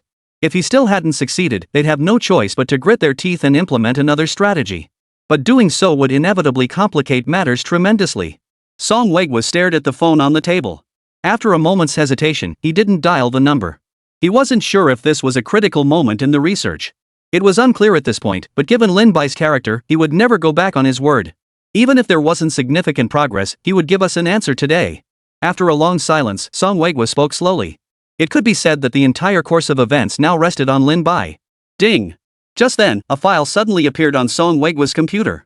His eyes widened instantly upon seeing the file name. There, in bold letters, was written, Cyber Attack Artificial Intelligence. Upon seeing those bold words, everyone couldn't help but erupt in cheers, their faces lit up with excitement. He actually did it. It was simply unbelievable developing an AI for cyber attacks in just half a month. His research level is so much higher than ours. What kind of geniuses are on his research team? We thought it was impossible, yet here it is, delivered right when we needed it most. Let's examine this document immediately. If it proves effective, the Eagle Nation swarm drones will become obsolete. All researchers focused their attention on the document, eager to discover whether it could counter the swarm drones and what its specific functions were. Just as they were about to examine it, the lab doors swung open. Zhang Jianhua strode into the office and addressed the assembled team. Report, Lin Bai has already led his trainees to Syria. The announcement stunned the room. While they knew Lin Bai would head to Syria to secure the port, none expected him to depart so swiftly. Activate satellite monitoring immediately and contact Songyu for a live feed. As for this cyber attack AI, we'll study its capabilities while observing Lin Bai's deployment. Song Weigua issued the order without hesitation. Since this AI would need testing eventually, and Lin Bai was already equipped with it, they would naturally witness its capabilities in action. Meanwhile, inside the heavy troop transport heading to the airport, the trainees' expressions were unusually calm. Compared to their previous deployment to Syria, they now felt fearless. This was the result of prolonged training. Under Su Shandua's rigorous instruction, the trainees no longer carried the timidity of their past selves. Bolstered by the support of formidable equipment, their confidence had grown even stronger. Finally, they could properly go out and explore. For the past while, they'd been confined to the academy for training. But have you heard? This time we're going after Eagle Nation. We're going to beat the crap out of them. That goes without saying. If we can't handle them with gear this good, I might as well go home and farm. Let's finish them off quickly and come back for a proper rest. The trainees leaned back in their seats, chatting casually with expressionless faces. Lin Bai sat in the driver's seat, glancing back at the chatting trainees with a faint smile. He had to admit, he was thoroughly satisfied with this group. After this battle, they would undoubtedly grow stronger. Perhaps a few might even advance to Tier 3. As the vehicle sped along, they soon arrived at the airport. After loading the vehicle onto the heavy transport aircraft, Lin Bai finally took a closer look at the mission details. Before his departure, the system had issued a mission specifically tied to this mercenary operation. Recapture the port within 3 days to draw a random reward. Side quest, drive the Eagle Nation out of Syria. Complete to draw a random reward. This was the first time Lin Bai had received 2 missions simultaneously. Though they appeared similar at first glance, the side mission was clearly more challenging. It seemed he would have to deploy the mercenary battalion stationed in Syria this time. He hadn't paid much attention to the mercenary corps he'd stationed in Syria for quite some time. Usually, he'd just contact them occasionally and transfer funds for them to operate independently. Given that this operation would involve full-scale combat, Lin Bai had no choice but to mobilize this force. As Lin Bai pondered, the transport aircraft arrived over Syria. As it prepared to descend, Lin Bai surveyed the nation's current state from above a vast expanse of battlefield stretching as far as the eye could see. Chapter 191, The Relentless Eagle Nation. 1. 2. 1. 2. At the training grounds of the Dongchuan mercenaries in Syria, mercenaries of various nationalities practiced using the teaching methods Lin Bai had imparted to them. Deng Jiachao paced back and forth in front of them, offering guidance on their movements. After this period of training, their military proficiency had improved vastly. Deng Jiachao could clearly sense they were drawing ever closer to Special Forces standards. Although the training methods they had previously used were also those of Special Forces, because they were all mercenaries, it was difficult to gain their full acceptance. Even when attempting to coordinate, they struggled to fully trust their comrades beside them. It wasn't until Lin Bai introduced these training methods that their combat effectiveness saw a 100% increase. Although Lin Bai hadn't assigned them any missions during this period, Deng Jiachao continued to lead his mercenary comrades in completing tasks independently. Their growth had been exceptionally rapid.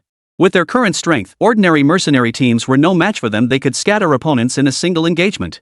Deputy Commander. A squad leader jogged up beside Deng Jiachao. How are things lately? Deng Jiachao asked only after leading the squad leader to a secluded spot. According to our intelligence, the reconnaissance squad dispatched by Eagle Nation is closing in on our position. Based on projections, they should locate us within 2 days. The squad leader's face was grim.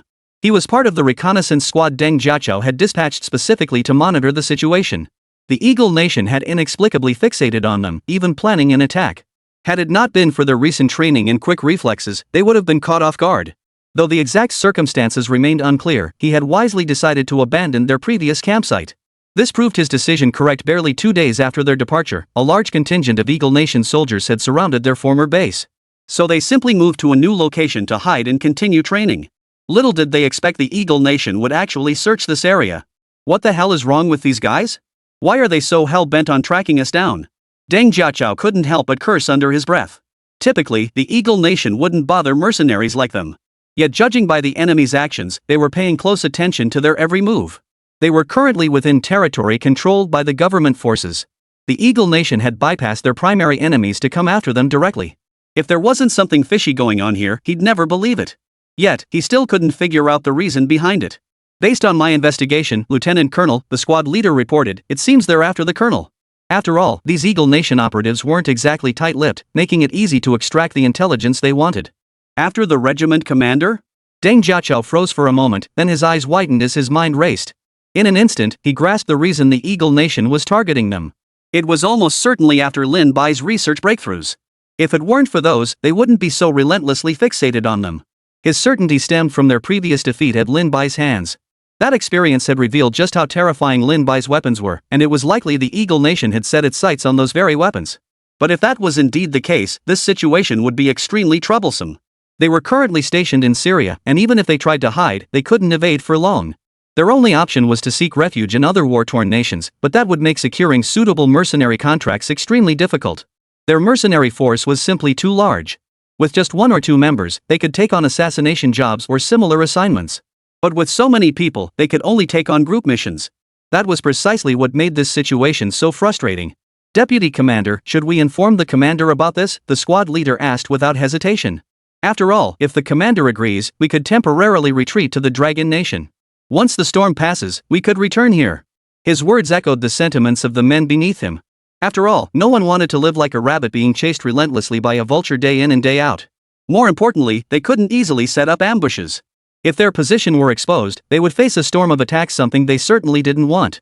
They didn't possess Lin Bai's ability to annihilate pursuing enemies in an instant. Upon hearing this, Deng Jiachao's face also clouded with hesitation. He wasn't too sure whether to relay this information to Lin Bai, but sharing it would make him look utterly incompetent. Forget it. You go ahead and notify the troops to pack up. We're leaving this place first. Deng Jiachao waved his hand and said. If those Eagle Nation soldiers continue to pursue them, then he would have no choice but to inform Lin Bai. Just as the squad leader was about to leave after hearing the news, Deng Jiachao suddenly felt his phone vibrating persistently. Deng Jiachao instinctively pulled out his phone. Seeing the name saved in the contacts, he froze in place. It was clearly a call from Lin Bai. Commander. Deng Jiachao answered the call. Deng Jiachao, have any issues arisen on your end recently? Lin Bai inquired. It wasn't until arriving in Syria that Lin Bai remembered Deng Jiachao. He knew full well that after his technology was exposed, the Dongchuan mercenaries were likely being targeted. That was why his first words were this question. Captain, we've been relentlessly pursued by the Eagle Nation lately. These bastards are like mad dogs, never letting go. Deng Jiachao blurted out upon hearing the question. In that case, head to the mercenary airport first. Once you're here, I'll figure out how to resolve this issue with you. Lin Bai hung up immediately after finishing his sentence. In Lin Bai's plan, the mercenary team was indispensable. After all, this battle posed a challenge to Lin Bai. His mission was to drive every last Eagle Nation operative out of the port. Although he already possessed a significant arsenal, truly driving the Eagle Nation out would prove to be a formidable task. Chapter 192, Assemble. This is Dongchuan's might. Deputy Commander, what did the commander say? The squad leader, who had been standing nearby, immediately asked upon hearing the order. Assemble everyone immediately. The commander has arrived at the mercenary airport. We're heading there now. Deng Jiachao spoke with a broad smile. He knew that once Lin Bai arrived, their current situation would undoubtedly turn around. At the very least, they wouldn't be chased around by those Eagle Nation bastards anymore. Moreover, after this period of training, they were well aware just how terrifying the weapons Lin Bai had provided them truly were. Even though they'd only been left with 2 heavy troop carriers, those vehicles had wreaked havoc across Syria. With Lin Bai arriving, more advanced weapons were bound to follow. The thought filled him with excitement. As the orders were relayed, every mercenary's face lit up with excitement. After being chased around for so long, they'd been seething with pent-up frustration. With Lin Bai's arrival, they might finally get the chance to take direct action against the Eagle Nation's forces. Meanwhile, Lin Bai had already disembarked from the plane. This time, he brought only 3 heavy troop carriers and 3 tanks. As for the fighter jets, they had arrived in Syria ahead of time and were waiting, though not at the mercenary airfield. After all, his forces were mobile. The fighter jets could take off and land on the spot, so even without an airfield, it wasn't a problem. Shortly after assembling, Lin Bai and his men spotted a convoy forming in the distance. Leading the line were none other than the 2 heavy troop carriers he'd left for Deng Jiachao. As the convoy rapidly closed in on Lin Bai, he could even see the dust kicked up by their passage swirling in the wind. The convoy halted abruptly before them, and over 1,000 mercenaries swiftly assembled in formation before Lin Bai. Commander! The mercenaries abruptly raised their hands, saluting Lin Bai with confident smiles on every face. And because Lin Bai had required them to wear uniform attire, they appeared far more intimidating than ordinary mercenaries. Nearby mercenary teams camped around the airport couldn't help but feel a twinge of fear in their eyes upon witnessing this display. For them, the most dreaded foes were forces resembling regular armies. Though they too had fought tooth and nail in the field, compared to regular troops, they were utterly no match. Who exactly were these men? They didn't look like any organization from Syria, and I've never seen such a force from any other country either. Haven't you recognized them? These are none other than the famed Dongchuan Mercenary Corps, whose reputation has been spreading like wildfire lately. It's them? What are they doing here? Could they have taken on a mission to take down another mercenary group? It doesn't seem likely, but did you notice? They appear to be saluting a young man. Surrounding mercenary groups were secretly watching the scene unfold. When they saw the Dongchuan mercenaries saluting a young man who looked to be in his 20s, they couldn't help but be secretly astonished. The former Stinger mercenaries were nothing special, but since transforming into the Dongchuan mercenaries, their combat prowess has skyrocketed. Even S-rank mercenary corps avoid crossing paths with them. After all, Dongchuan mercenaries had flawlessly completed every recent mission. They even breached a rebel-held city defended by over 3,000 troops with just 1,000 men, a siege operation where difficulty skyrockets. Yet they succeeded without a hitch. To say they weren't intimidated by that would be impossible. Moreover, they'd recently heard that the Dongchuan mercenaries had been chased around relentlessly by Eagle Nation forces. Yet, they never imagined the Dongchuan mercenaries would appear in such a heavily scouted area. This meant the Dongchuan mercenaries were now completely unconcerned about being discovered by Eagle Nation. Returning to the matter at hand, Lin Bai surveyed the troops before him, gave a nod, and then spoke, "Everyone, follow me out. We'll find a suitable location to set up camp, then assign tasks." After all, this location was too crowded and exposed. Lin Bai didn't want to linger here. Moreover, the Eagle Nation likely knew he had arrived in Syria and would probably send men here soon. Leaving immediately was the wisest course of action. Upon hearing this, Deng Jiachao immediately gave orders, directing the mercenaries to board the vehicles and follow Lin Bai out of the area. Lin Bai had no intention of seeking out Smith this time. The primary objective was to recapture the port. While numerical superiority offered an advantage, it didn't apply to the Eagle Nation.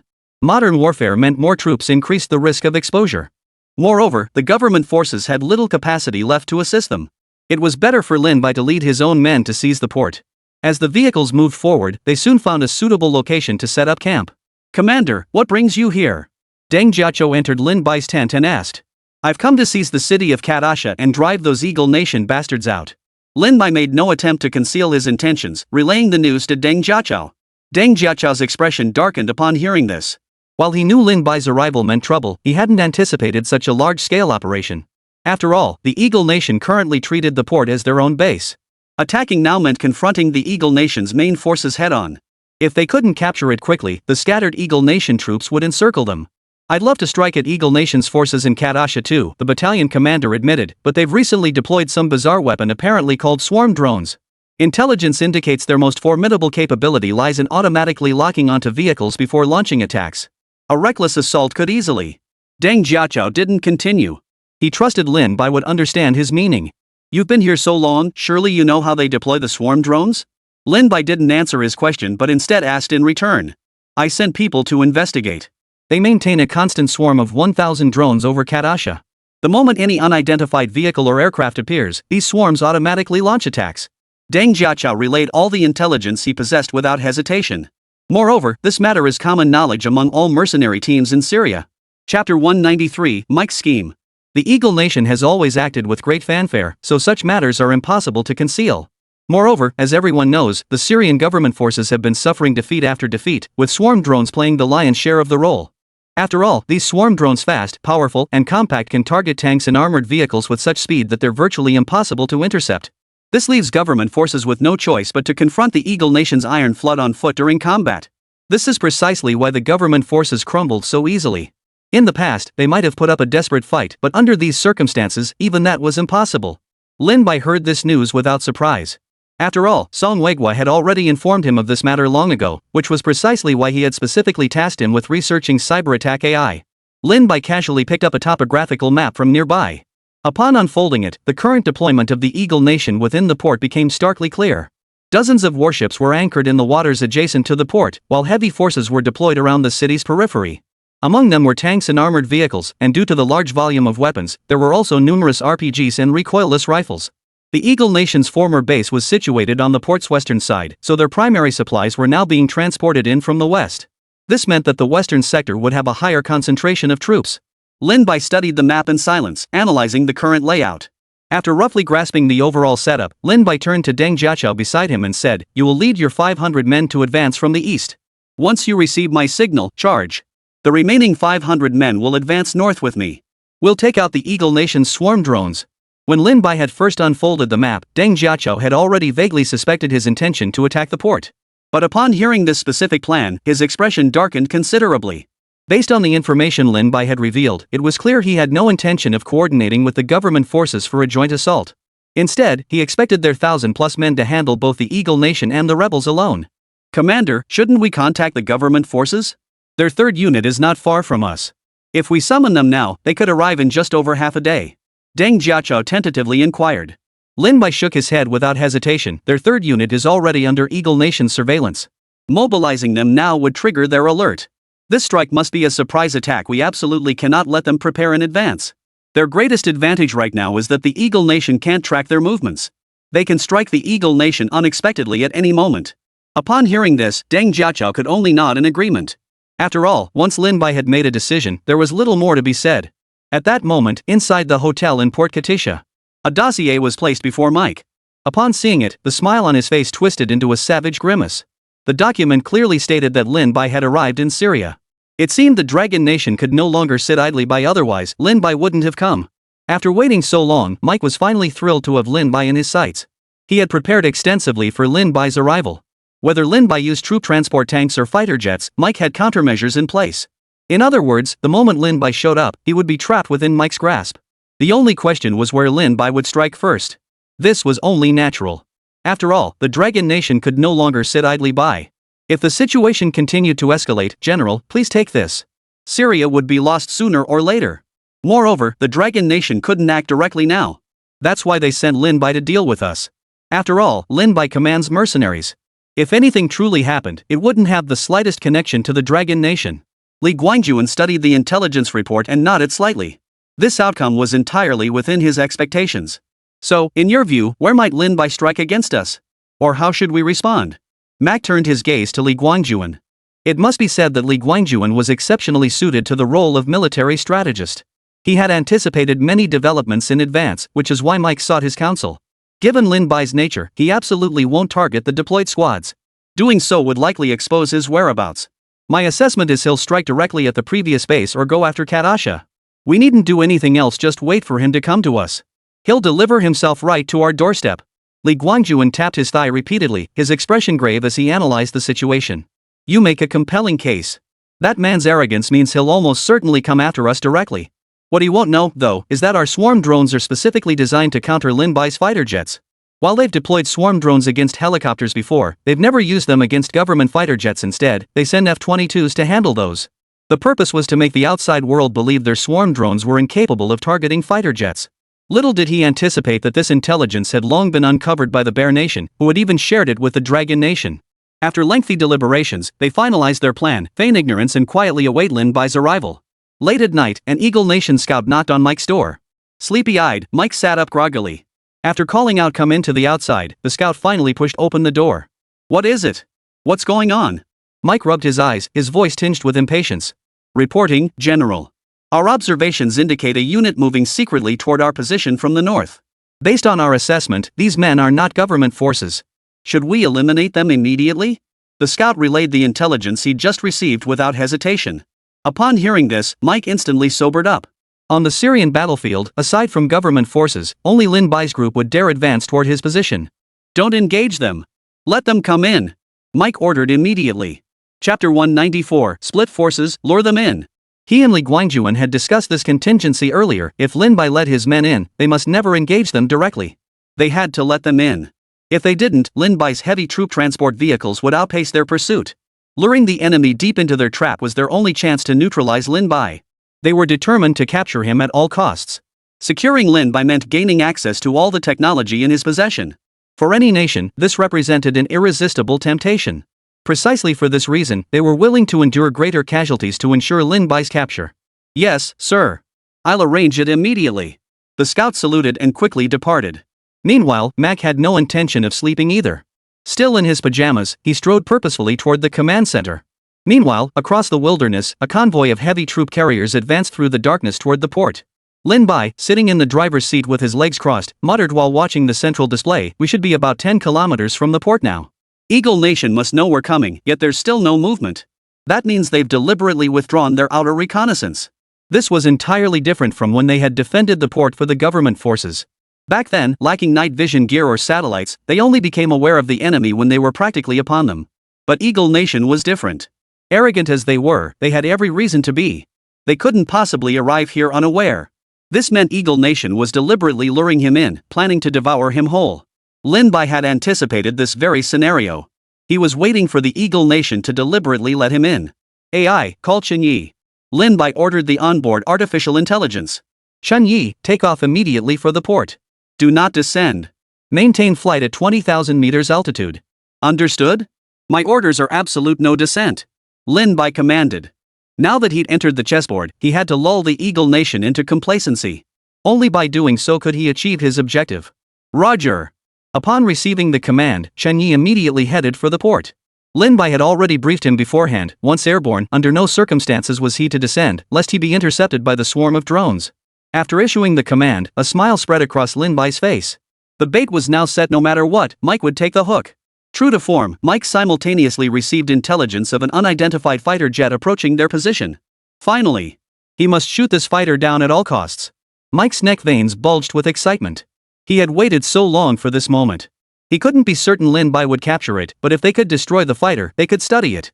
The aide went to issue the orders: deploy our forces to secretly encircle the advancing convoy. All swarm drones were to take off. 1,500 drones would be ready to shoot down any enemy fighter the moment it appeared, while the remaining 1,500 would follow the troops to surround Lin Bai. Without hesitation, Mike issued the command. He was certain Lin Bai would surrender once cornered by the threat of death. Capturing Lin Bai would truly be a monumental achievement. Yes, sir. I'll dispatch men to execute the encirclement immediately. The adjutant nodded without hesitation and strode toward the door. Just as he was about to exit, Mike suddenly called him back. Success is non-negotiable. Deploy every armored vehicle and tank we have. Mobilize all helicopters and aircraft. They absolutely must not break through. This time, he was truly going all in. He had to keep Lin Bai here. Little did he know that this very order would become his greatest blunder. Inside the Dragon Nation's military industry department, personnel were monitoring every move of the Eagle Nation via satellite. Despite the nighttime, the blurry feed allowed them to make out Eagle Nation's movements. They saw Eagle Nation's forces splitting into two columns, advancing toward Lin Bai's direction to encircle him. The Eagle Nation has mobilized. Zhang Jianhua clenched his teeth as he spoke. Judging from the aerial view, Eagle Nation had spared no expense this time. The number of armored vehicles and tanks deployed was easily over 50. It must be noted that the armored vehicles and tanks operated by the Eagle Nation were not comparable to those wielded by either the government forces or the rebels. Witnessing this overwhelming spectacle, Wei Hujing's expression grew exceptionally grave. Notify Lin Bai immediately, they're preparing to encircle us. Under these circumstances, no matter how powerful Lin Bai was, escape would be impossible. Once the enemy formed a ring, even the formidable protection of heavy troop carriers would be halted. And that was without considering the swarm drones, though they could now be intercepted. But without testing, no one could be certain how long this control over the swarm drones would last. Alright, I'll call Lin Bai immediately. Song Weiguan nodded without hesitation. There wasn't much they could do now except relay all known intelligence to Lin Bai. Just as Song Weiguo pulled out his phone to dial Lin Bai's number, he froze in place. His head snapped up, and he exclaimed in alarm, "Damn it! Eagle Nation has implemented signal jamming." The call displayed out of service area, indicating only one possibility: the Eagle Nation had implemented regional signal suppression. After Song Weiguo uttered those words, the expressions of everyone present turned grim. After all, intelligence was paramount in the current battle. But now they had no way to transmit signals, meaning Lin Bai would be charging straight into the enemy's ambush. Damn it, it seems the Eagle Nation came prepared. Ruan Wenjie gritted his teeth in anger. We must ensure Lin Bai's safety. General Wei Hujing, can you mobilize our remaining forces to provide backup? Song Weiguo abruptly turned to Wei Hujing. Their options were severely limited now. Should anything happen, they must do everything to ensure Lin Bai's escape. I'll contact the remaining units immediately. They're heading to Lin Bai's location now. Wei Hujing didn't hesitate, nodding his agreement instantly. Chapter 195, What the hell? This can actually turn into a fortress? Anyone can meet with misfortune, but Lin Bai absolutely must not die. For the Dragon Nation, Lin Bai is its most precious asset. Even if it risks triggering a third conflict, it is unavoidable, for this concerns the very future of the Dragon Nation. Without hesitation, Wei Hujing picked up the phone and ordered the remaining troops in Shuyue to immediately head to Lin Bai's location. Even if it meant sacrificing lives, Lin Bai must be extracted. That was Wei Hujin's order. I've already notified them. It will take over an hour for them to arrive. I hope Lin Bai can hold on. Wei Hujian gritted his teeth as he spoke. Meanwhile, Lin Bai was only 3 kilometers away from the Eagle Nation's base. The principal and his men have us completely surrounded. Su Shandao, in the passenger seat, glanced at the central display screen and stated calmly. In truth, every move the Eagle Nation made was known to them in excruciating detail. It seems Eagle Nation truly hates me to the bone. They've sent out everything they have. A faint smile appeared on Lin Bai's face. But all their efforts are futile. Since that's the case, Principal, I'll have everyone prepare for combat now. Su Shandao asked. Lin Bai remained silent, merely nodding with an unreadable expression. Upon receiving the order, Su Shandao immediately grabbed his walkie-talkie and addressed his convoy. All personnel, prepare for combat. All weapons are authorized. Upon receiving the order, the cadets in the vehicles showed no fear, instead brimming with excitement. They immediately mounted their auto-aiming machine guns on the roof and grabbed their weapons. All tanks were already primed for action, poised to surge out from their rear compartments the moment the enemy appeared. Su Shui and Xin Zhaodi, the two sisters, had already taken their seats in the tank. As elite operatives, the three had been assigned to the same unit. Inside the Eagle Nation command base, Mike, watching the satellite feed, wore an expression of pure excitement. He had received confirmation that all units had reached their designated positions. The order to encircle Lin Bai could be given at any moment. Despite holding the upper hand, Mike remained vigilant. He turned to his aide and asked, "Are all the swarm drones ready?" "General, rest assured. Our 1,500 swarm drones are already airborne above our base. As for the remaining 1,500, they've deployed alongside our ground forces to the target area. They won't be interfered with by their fighters." The aide reported without hesitation, fully understanding his commander's caution. After all, the Peregrine fighters had inflicted heavy losses earlier. "Since everything is ready, launch the attack immediately."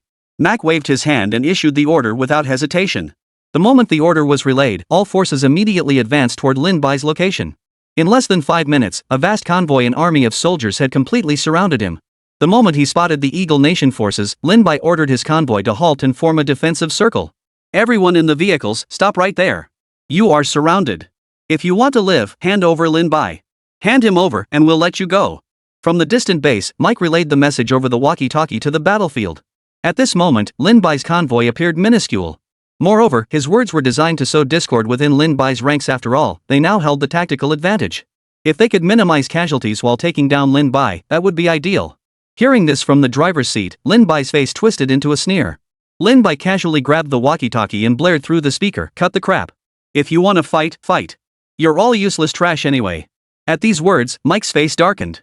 He never imagined Lin Bai, already surrounded, would dare speak so boldly, clearly showing utter contempt for him. After all, at this critical juncture, he simply couldn't believe Lin Bai possessed any means to counter them. "Fine then, don't blame me for being ruthless. I hope you'll still be so cocky when I drag you before me." Mike snarled through gritted teeth. The moment the order was given, the troops surrounding Lin Bai unleashed a barrage of artillery fire. Tanks and recoilless rifles, as numerous as if they were free, unleashed a relentless barrage of fire upon Lin Bai's convoy. In an instant, the entire battlefield was engulfed in smoke and dust.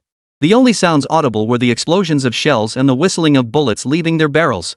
The night was lit like day under the roar of artillery, with bursts of fire erupting everywhere. After just one wave of bombardment, Lin Bai's position was already shrouded in billowing dust, obscuring the situation inside from everyone's view. After the barrage concluded, the Eagle Nation forces simultaneously ceased fire. They had received orders before departure to capture Lin Bai alive if possible. After the firing ceased, the entire battlefield fell into an eerie silence. Mac propped himself up on his arms, eyes fixed intently on the screen. Based on his earlier calculations, this barrage should have at least crippled Lin Bai's heavy armored vehicle. As the smoke slowly cleared, the scene that emerged left everyone stunned. The encircling convoy had somehow transformed into a semicircular steel fortress. Upon closer inspection, this semicircular fortress was formed by the armor panels extending outward from the edges of the heavy troop carriers. What astonished them even more was that this hastily formed semicircular fortress had emerged from the barrage completely unscathed. How was this possible? Mike was completely stunned. He had meticulously gathered all available data on the heavy troop carriers, yet he never imagined that when several of them were together, they could spontaneously form a steel fortress. Before he could process it, blinding flashes erupted from the firing ports in the steel fortress. Though their encircling forces used tanks and armored vehicles as makeshift cover, it proved insufficient. In the blink of an eye, soldiers were exposed, and the air filled with their agonized screams. "Damn it! Everyone, take cover behind the barriers." Mike barked the order the moment he witnessed the scene. He had recognized the flaw in this semicircular fortress: vehicles couldn't move while forming it. As long as they stayed behind cover, the soldiers would be safe. Chapter 196: Activating the Swarm Drones. The moment the order was given, the Eagle Nation soldiers instantly retreated behind cover. Those sheltered behind the barriers dared not even peek out to fire. They had witnessed firsthand that even the slightest exposure of their bodies would be precisely targeted. Their only option was to hide behind tanks or armored vehicles, using them as cover. Meanwhile, Eagle Nation's tanks and armored vehicles relentlessly fired shells and bullets toward Lin Bai's position. Yet the attacks proved largely ineffective. Even tank shells only left indentations less than an inch deep. Just as the firefight reached its peak, a terrifying sight emerged. A crack slowly appeared in the armor, followed by the extension of a barrel. A deafening roar erupted as an Eagle Nation tank was instantly blown apart by an explosion. After firing the shell, Su Shui, the tank driver, did not stop. Instead, she fired continuously, each shot sending another vehicle up in flames. Because the heavy troop carriers inside could move simultaneously, they coordinated with the tank to rotate its barrel and fire. In the blink of an eye, Eagle Nation lost a full 6 armored vehicles and 2 tanks. Damn it! Witnessing this, Mike slammed his fist on the table and snarled in fury. Yet the more he cursed, the more he craved Lin Bai's equipment. Consider this: over the past days, while coordinating with rebel forces to attack government troops, their losses amounted to merely 4 armored vehicles and 1 tank. It was clear that Lin Bai had inflicted more damage than the government forces had suffered in all those days. "General, request deployment of swarm drones for bombing." The field commander's burden grew heavier as he shouted into the walkie-talkie toward Mike. "If this continues, losses will only escalate. More critically, they might breach our defenses and allow Lin Bai's forces to escape. If they slip away, the cost will far outweigh any gains. Even swarm drones won't break their defenses." Mike frowned, speaking slowly. While swarm drones possessed formidable self-destruct capabilities, crashing them directly into that turtle shell defense would yield little effect. It would be far more effective to use tank shells in rapid succession. Their explosive power far surpasses that of swarm drones. "General, we don't need to bombard them directly. The swarm drones can exploit the gaps they create to infiltrate. Once inside, they will inevitably breach their defenses." The aide spoke without hesitation. He had already observed that, due to the need for internal tank bombardment, they opened a gap each time. This gap was roughly half a meter wide and half a meter high. While it exposed the formation, it was just wide enough for drones to slip through. If the drones could infiltrate the interior, it would solve the current problem. After hearing this, Mac fell into deep thought. Only after a long moment did he agree to the adjutant's request. His hesitation stemmed not from concern for the swarm drones, but from fear that the circling peregrine fighters might descend to provide support. But now was not the time for such considerations. This battle had to be resolved as quickly as possible. The intelligence officer had already reported that the Dragon Nation forces, who were about to depart, had suddenly halted and were now advancing toward their position. Needless to say, they were undoubtedly coming to reinforce Lin Bai. If he didn't act swiftly, Lin Bai might truly be taken back by them. While Eagle Nation possessed formidable strength, Dragon Nation held a greater advantage in ground forces. Moreover, a portion of their forces had already been deployed elsewhere to assist rebel factions. The remaining troops simply couldn't handle both Lin Bai and the Dragon Nation simultaneously. This was precisely why he had gritted his teeth and issued the order. Immediately after his command, the adjutant activated the swarm drones. A truck-like vehicle parked nearby raised its rear compartment, revealing a dense array of small holes each approximately 25 centimeters wide and 25 centimeters tall. In the next instant, beams of red light erupted from these apertures. Upon closer inspection, they were drones small yet astonishingly swift. After emerging, they rapidly formed formations in the air and automatically locked onto the central fortress. The Eagle Nation troops, whose morale had been low, now showed excitement on their faces upon seeing the swarm drones. They had already witnessed the power of these swarm drones during their recent battles against government forces. It could be said that once the swarm drones were deployed, they would be unstoppable. Excellent! The general has finally deployed the swarm drones. Let's see how they can possibly fight us now. With just one wave of swarm drone attacks, we can take down that Lin Bai fellow right then and there. I wonder how much longer they can hold out. With the swarm drones relentlessly attacking, this battle should be over soon. Victory is finally within reach. Fighting these bastards has been pure torture. Their defenses are as impenetrable as turtle shells. It's safe to say that after the swarm drones appeared, the soldiers of Eagle Nation all wore expressions of excitement. Based on past experience, deploying the swarm drones meant victory within half an hour, no matter how formidable the enemy force. Simultaneously, the swarm drones soared into the air and raced toward Lin Bai's defensive positions. They had received orders: the moment a breach appeared, they would rush in immediately. Watching the feed, Mike clenched his fist in anticipation. Success or failure hinged on this very moment. If all went according to plan, this battle would soon be over. He couldn't wait to see the look of fear on Lin Bai's face. "General!" At that moment, the aide beside him shouted to Mike, then reported, "General, we've just detected fighter jets circling overhead heading toward the battlefield." Mike dismissed the remark with a casual wave. "No worries. We've got drones on standby anyway. As long as the swarm drones remain in the battlefield, the moment their fighters show signs of dissent, those swarm drones will mercilessly take them down." Meanwhile, Lin Bai sat cross-legged in the heavy troop carrier, watching the real-time projection with a faint smile on his lips. After waiting so long, they've finally decided to activate it. Chapter 197, Swarm Drones Gone Haywire? Lin Bai had been waiting precisely for this moment. The swarm drones couldn't establish connections until they were activated. Without that connection, they couldn't fight freely. Lin Bai watched the drones circling overhead, a faint smile playing on his lips. Now, he could finally begin executing his plan. He casually pulled a USB drive from his pocket and plugged it directly into the control console of the heavy troop carrier. Network Attack AI System activated. Awaiting Master's commands. Take control of all swarm drones and direct them to attack nearby vehicles. The moment Lin Bai uttered these words, the swarm of drones hovering in the sky abruptly halted, freezing motionless in midair. The Eagle Nation technicians operating the swarm drones froze in shock at the sight. What's happening? Why did they suddenly stop? This shouldn't be happening. The technician frantically tapped the keyboard. This was the first time he'd encountered such a situation. It had never happened during lab experiments. Without hesitation, he pressed the auto-return button. Yet even after activating it, the swarm drones remained suspended in midair, showing no response whatsoever. This development made him frown deeply. Something was clearly wrong here. The auto-return button was their highest command. Even if their control systems malfunctioned, the swarm drones would automatically return. At this critical moment, he looked up and suddenly noticed the heavily armored vehicle that had been holding its ground had retracted its impenetrable steel plate. The next second, his eyes widened in shock as he saw 6 tanks already parked within the defensive perimeter they were surrounding. The next instant, the tanks opened fire relentlessly on the surrounding Eagle Nation vehicles. In the blink of an eye, they lost over 10 vehicles. Combined with previous casualties, only 30 vehicles remained on the battlefield. Watching the live feed, Mike's forehead veins bulged as his entire body trembled. He snatched the microphone beside him and bellowed into it, "Attack with the swarm drones. What are you waiting for?" In the blink of an eye, they suffered heavy losses.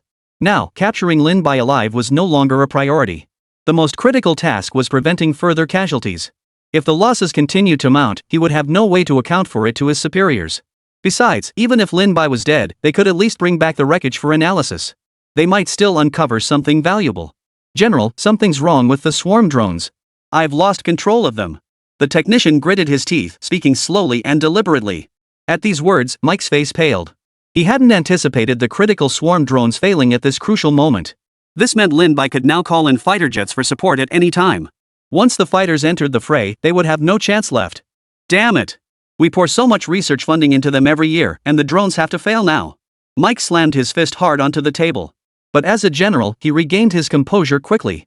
Grabbing the microphone, he gritted his teeth and ordered, "Deploy the little bird fighters immediately. As for the supreme drones, keep them hovering in position." He now understood. Lin Bai knew everything about the swarm drones. Otherwise, the fighter jets wouldn't be delayed in entering the fray. Clearly, they were wary of those swarm drones. Even though the swarm drones were currently inactive, they might still be capable of taking down Lin Bai. After all, Lin Bai had voluntarily withdrawn his defenses. He had studied their tanks before. In their current state, they could withstand no more than 4 or 5 artillery shells. Therefore, by concentrating all firepower on Lin Bai, they could eliminate him. But at this critical moment, a terrifying scene unfolded. The swarm drones, which had been hovering motionless in the air, suddenly flew toward the surrounding vehicles, crashing violently into the Eagle Nation's tanks and armored vehicles. In an instant, the encircling perimeter erupted in a continuous chain of explosions. Each blast signaled the loss of another Eagle Nation vehicle. What the hell is going on? Someone tell me. Mike's eyes were bloodshot, his entire body trembling uncontrollably. The scene unfolding before him completely shattered his understanding. The swarm drones, which should have been attacking Lin Bai, had now turned their assault on them. The technician's face was deathly pale. Even he had no idea what was happening. His fingers flew across the keyboard, but no matter what he tried, he couldn't regain control of the swarm drones. This shouldn't be happening. It's impossible. The technician muttered to himself, staring out the car window. Suddenly, a chilling thought struck him. Trembling, he grabbed the nearby walkie-talkie and spoke, "General, I think I know what's happening. They've hijacked our control over the swarm drones." The word struck Mike like a sledgehammer to the chest. He stumbled backward several steps, utterly stunned by the revelation. As he froze in shock, the sound of rockwool explosions erupted around him. He rushed to the door, flung it open, and saw the swarm drone that had been protecting them in the air now speeding toward the vehicles stationed there. The moment they collided, explosions erupted violently. The surrounding area felt like the apocalypse had struck, with the fire from the exploding vehicles spreading relentlessly across the harbor. Witnessing this, Mike collapsed onto the ground. He knew this was it. He was finished. There was no chance of salvaging the situation. Without their vehicles, they stood no chance against Lin Bai. And now, the swarm drones they had once been so proud of had become the very tools Lin Bai used against them. "I lost," Mike muttered to himself, staring at the scene that looked like the end of the world. He understood the reason for his defeat. He had acted impulsively. Had he continued to stall, he might have broken through Lin Bai's defenses. Chapter 198, Triumph. The despair of Mike. All he could do now was watch helplessly as the soldiers he'd brought fled in terror, their panic ignited by the flames from the explosions. "General, we must leave." A messenger grabbed Mike by the arm and dragged him toward the exit without a word. Staying here served no purpose, and they had to ensure Mac's safety. Victory! Inside the Ministry of Military Industry, Song Weiguo watched the footage above and couldn't help but clench his fists, letting out a furious roar. The entire ministry erupted in excitement. Though the specifics remained unclear, the relentless explosions of Eagle Nation's vehicles made it abundantly obvious this was almost certainly the result of the cyber attack targeting the AI. Otherwise, such devastation would never have occurred. More crucially, they noticed that even the Eagle Nation's port-based camp was experiencing continuous explosions. It was certain that after such losses, the Eagle Nation would be unable to regroup in the short term. But the most crucial realization was that their cyber attack AI was flawless. Who would have thought Lin Bai and his men could turn defeat into victory under these circumstances? With just over 1,000 men facing off against the Eagle Nation's main force and still gaining the upper hand, it's unheard of. Wei Hujing couldn't help but exclaim in astonishment. But Lin Bai has truly resolved a major issue this time. After suffering such losses, the Eagle Nation will certainly not remain in Syria for long. Song Weiguo nodded in agreement. This offered Syria a rare respite. Once they recovered, they could reclaim their lost territories. More crucially, with the port now secured, Dragon Nation could resume supplying weapons to the rebels. Lin Bai's existence is a blessing for our Dragon Nation. Wei Hujing's lips curved upward as he spoke with evident satisfaction. Attention now returned to the battlefield. The vehicle explosion had inflicted heavy casualties on the Eagle Nation soldiers, who turned and fled without a second thought. Lin Bai, of course, seized this opportunity to strike while the iron was hot. As the battle concluded, preliminary estimates revealed they had eliminated nearly 2,000 Eagle Nation soldiers and captured 300 more. "Principal, what should we do with these guys?" Su Shandao hurried over to Lin Bai, frowning as he spoke. After all, they were merely mercenaries. It wasn't feasible to transport all these prisoners back. So the biggest question now was what to do with these prisoners. After considering this, Lin Bai swept his gaze over the bound captives. Releasing them outright felt like a waste, might as well have let them go earlier instead of capturing them. But eliminating them would spark international controversy. Just then, a brilliant idea flashed through Lin Bai's mind. He summoned Sushanda to his side and whispered a few words in Russian. Sushanda's face lit up with excitement. Inside the Eagle Nation's high-level conference room. Moments earlier, they had received news of devastating losses suffered by their forces stationed in Syria. The damage amounted to 50 billion Eagle currency. Every high-ranking official present wore an expression of profound gravity. This was the first time in years they had suffered such a devastating blow. Their investigations revealed that not only had the main battlefront been severely damaged, but the port they had captured at great cost had been directly reclaimed. The primary cause had been identified. While swarm drones bombarded the port's vehicles, the garrison troops stationed there instantly descended into chaos. Out of nowhere, over 500 assailants appeared, routing them in a chaotic retreat. Under normal circumstances, even without vehicles, they could have prevailed. But at this critical moment, they were utterly powerless to fight back. This battle had utterly destroyed their reputation. Soon, the entire world would learn they'd been defeated by a mercenary regiment from the Dragon Nation. What good was that useless Mike? With such top-tier equipment and elite troops at his disposal, he'd managed to turn things into this mess. Truthfully, it was unavoidable. Who could have predicted that at this critical moment, the swarm drones would fall under enemy control? Wasn't this all because Mike relied too heavily on the swarm drones? Had he played it safe and steady, this would never have happened. That said, in my view, this is entirely the fault of the RD department. Had they implemented proper firewalls, the swarm drones would never have been compromised. The higher-ups were all arguing until they were red in the face. Shut up, all of you. What time is it now? You're still thinking about shifting blame and grabbing more benefits for yourselves? Do you realize our Eagle Nation has lost all face because of this battle? If you're still thinking about personal gain right now, get the hell out of here immediately. Jarvis roared at the assembled group. His fury had reached its peak. Mac was his student, which was precisely why he had always shown him special consideration. But precisely because he was Mac's teacher, he knew Mac's true capabilities. Though arrogant, Mac would never make a major mistake in decision-making. After all, the moment the swarm drones were hijacked, they had no room for resistance. He knew that if there had truly been a chance, Mac would never have sat idly by. This meant that at that moment, Mac had no other options. Even if he had been in Mike's place, the only option under those circumstances would have been to flee in panic. Simultaneously, the entire conference room fell into an eerie silence. No one dared to speak up and risk offending Jax at this moment. I know exactly what happened. Over the past period, Mike had thoroughly investigated the matter. The reason for the recent dramatic leap in Dragon Nation's scientific research capabilities had nothing to do with their Ministry of Defense. It was entirely due to a man named Lin Bai. After this incident occurred, Mike didn't continue to conceal it. Instead, he truthfully told Jax everything that had happened. It was precisely because of this that Jax learned why Dragon Nation's scientific research technology had suddenly made such rapid progress. The revelation sent shockwaves through the assembled executives. None had imagined that the series of recent events could all be attributed to this man named Lin Bai. Chapter 199, a full-scale target against Dragon Nation? Admiral Jax, is this truly possible? How could such technology be developed by a single individual? Or are you suggesting this Lin Bai has a team behind him? A figure rose, his expression thick with doubt. If this truly came from a single individual, it was terrifying beyond measure. We know little about this Lin Bai, but we can confirm he is collaborating with Dragon Nation. Given the current situation, even if he has a research team behind him, he remains inextricably linked to these scientific breakthroughs. Jax shook his head with a resigned expression. He understood why Mike had waited until now to report this. The man had likely hoped to claim the credit privately earlier. But after such an incident, Mike had no choice but to speak up to save his own position. Otherwise, the losses were simply too immense for Mike to bear. Even if the enemy's weapons were more powerful, this was still a case of the prepared defeating the unprepared. Jax's words plunged everyone into deep thought. They all understood the gravity of the situation. If what was said was true, it meant that Dragon Nation's technological prowess had reached an unparalleled level. No way. If Dragon Nation possesses such technology, won't our standing on the international stage plummet? Damn it! Once the smaller nations learn of this, they'll inevitably align with Dragon Nation. This is absolutely unacceptable. But we have no choice now. I've seen the combat footage. They single-handedly held off our entire unit, and calculations show they suffered 0 casualties. Is there any possibility of sending someone to capture this Lin Bai fellow? Everyone was panicking now. While they genuinely wanted to take action against Lin Bai, they suddenly recalled the previous incident. The vast majority of their undercover agents in Longwa had been completely uprooted. This meant they had very few operatives left. Taking action against Lin Bai was utterly impossible. After all, he was stationed at the military academy. To storm in directly would require at least a full unit of troops, so they dismissed that idea. The real problem now was that they had no way to deal with Lin Bai. If they let him continue developing unchecked, their Eagle Nation would truly be finished. Jax watched the murmuring crowd below the stage, pressing his temples in exasperation.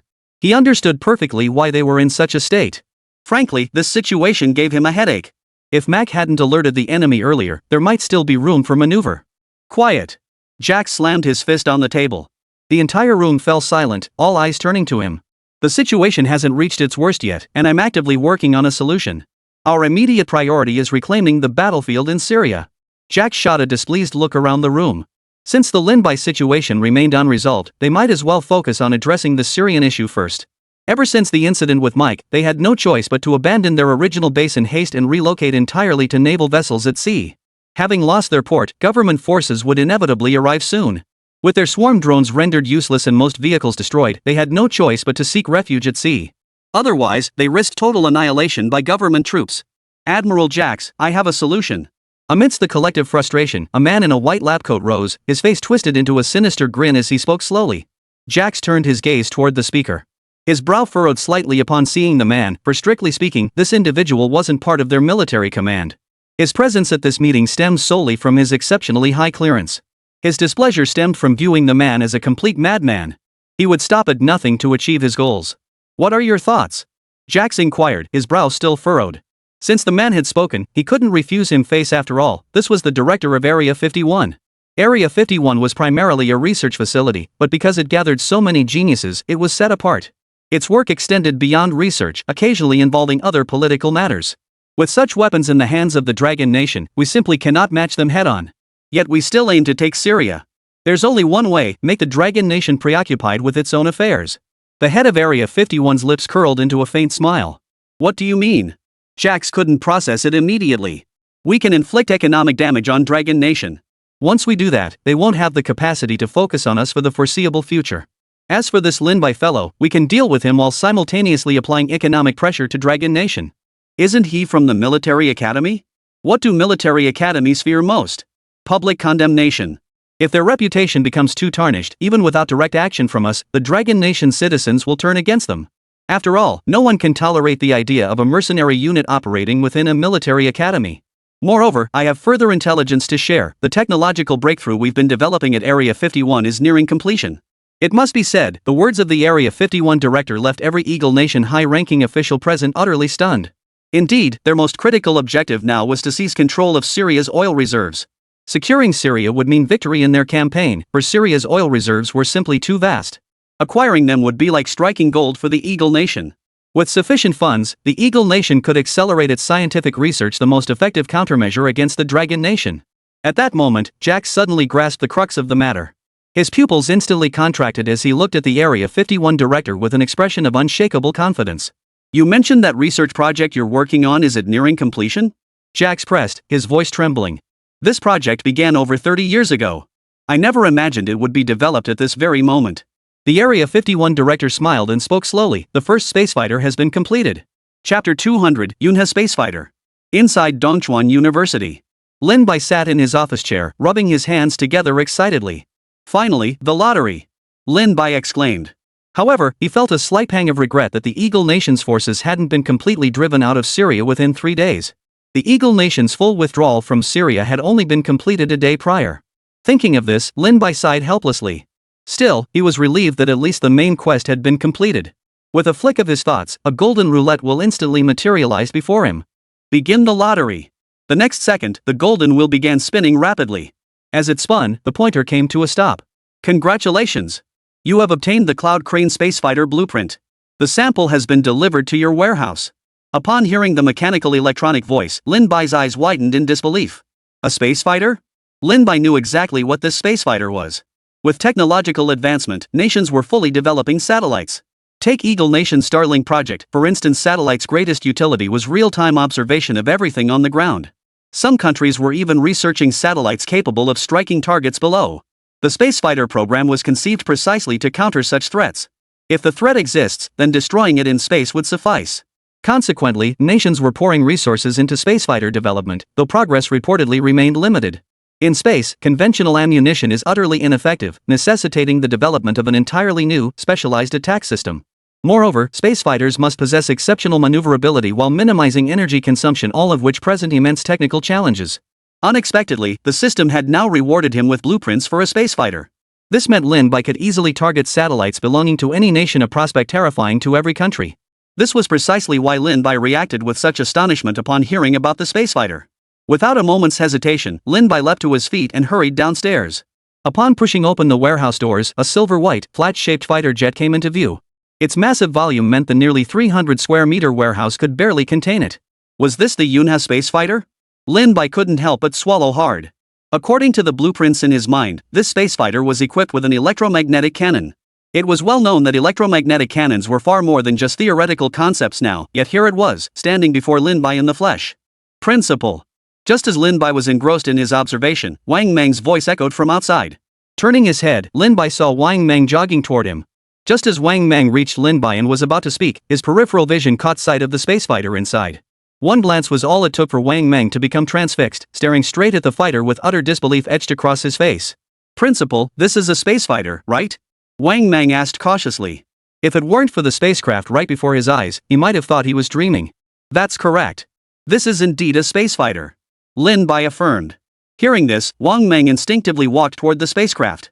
Placing his hand on its cold exterior, he finally knew for certain he wasn't dreaming. I never imagined, Principal, that you could actually acquire a space fighter. Wang Meng knew Lin Bai possessed a system, but he never dreamed it could produce such a weapon. It was clear that if other nations learned of Lin Bai possessing such a weapon, they would spare no effort to take action against him. Even Dragon Nation's ally, Bear Nation, would undoubtedly seek every means to acquire this thing. No country would ever tolerate the existence of such a fighter jet in the world. Wang Meng, what do you need from me? Lin Bai's voice snapped Wang Meng back to reality. He slapped the back of his head, suddenly remembering why he'd come to see Lin Bai. Principal, you have to see this. Wang Meng pulled his phone from his pocket and handed it to Lin Bai. As Lin Bai scanned the screen, his expression darkened. Scanning the screen, he saw news reports about other nations severing trade ties with Nongwa. Countries like Little Bear Country and Little Sun Country were listed, and without exception, all had halted trade with Dragon Country. The stated reason for the suspension was that the Dragon Nation possessed weapons of mass destruction. They claimed that unless the Dragon Nation surrendered these weapons, trade would remain suspended indefinitely. According to their claims, the weapons currently possessed by the Dragon Nation could easily attack any country. In Lin Bai's eyes, this was utter nonsense. While the Peregrine fighter jet was indeed formidable. However, the Falcon fighter had a significant flaw: its limited endurance. In pursuit of extreme speed, it sacrificed a portion of its fuel tank capacity. Still, he could see the Eagle Nation's motive: to temporarily keep the Dragon Nation out of Syrian affairs.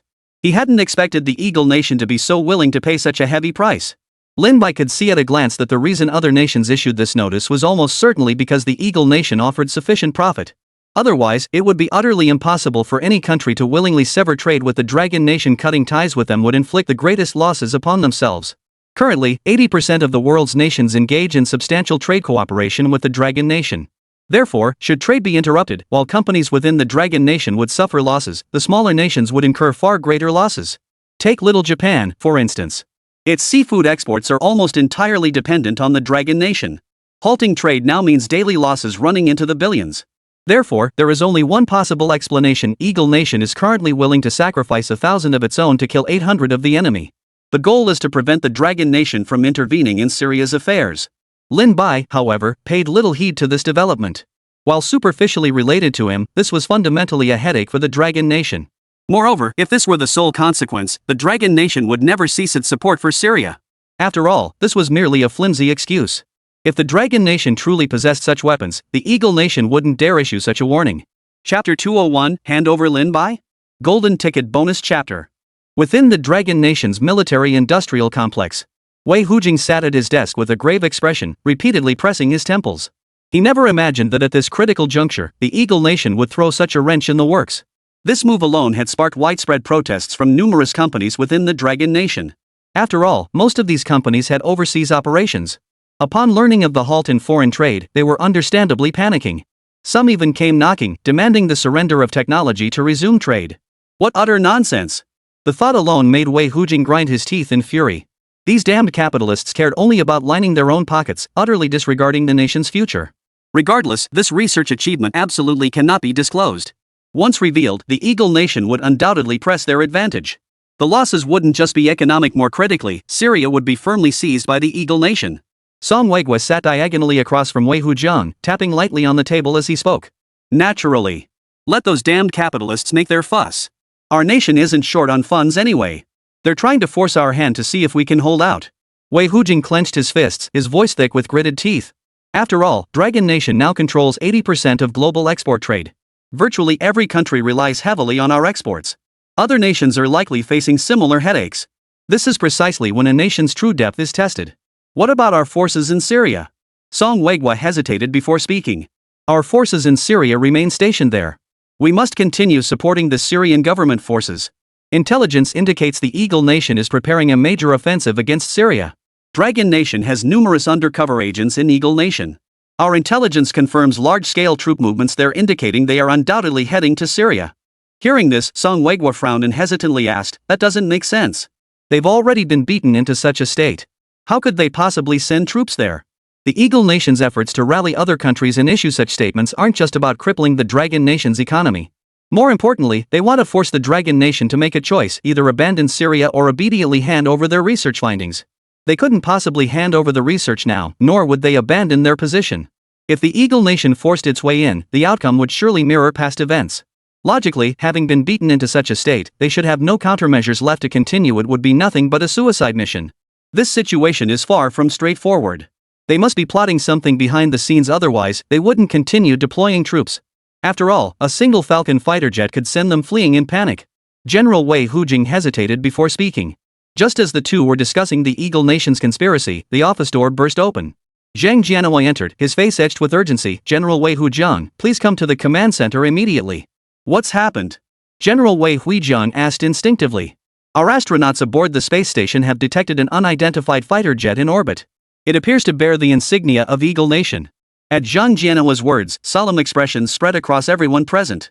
Wei Hujiang wasted no time, immediately standing and rushing toward the command center. Zhang Jianhua's words had made it abundantly clear Eagle Nation had developed space fighters. If it weren't a space fighter, it simply couldn't appear in space. Wei Hujing finally understood why the Eagle Nation dared to attack Syria. It was clearly because they had developed space fighters. As they entered the temporary command center of the Ministry of Defense, the moment they stepped through the door, a projection displayed the scene in space.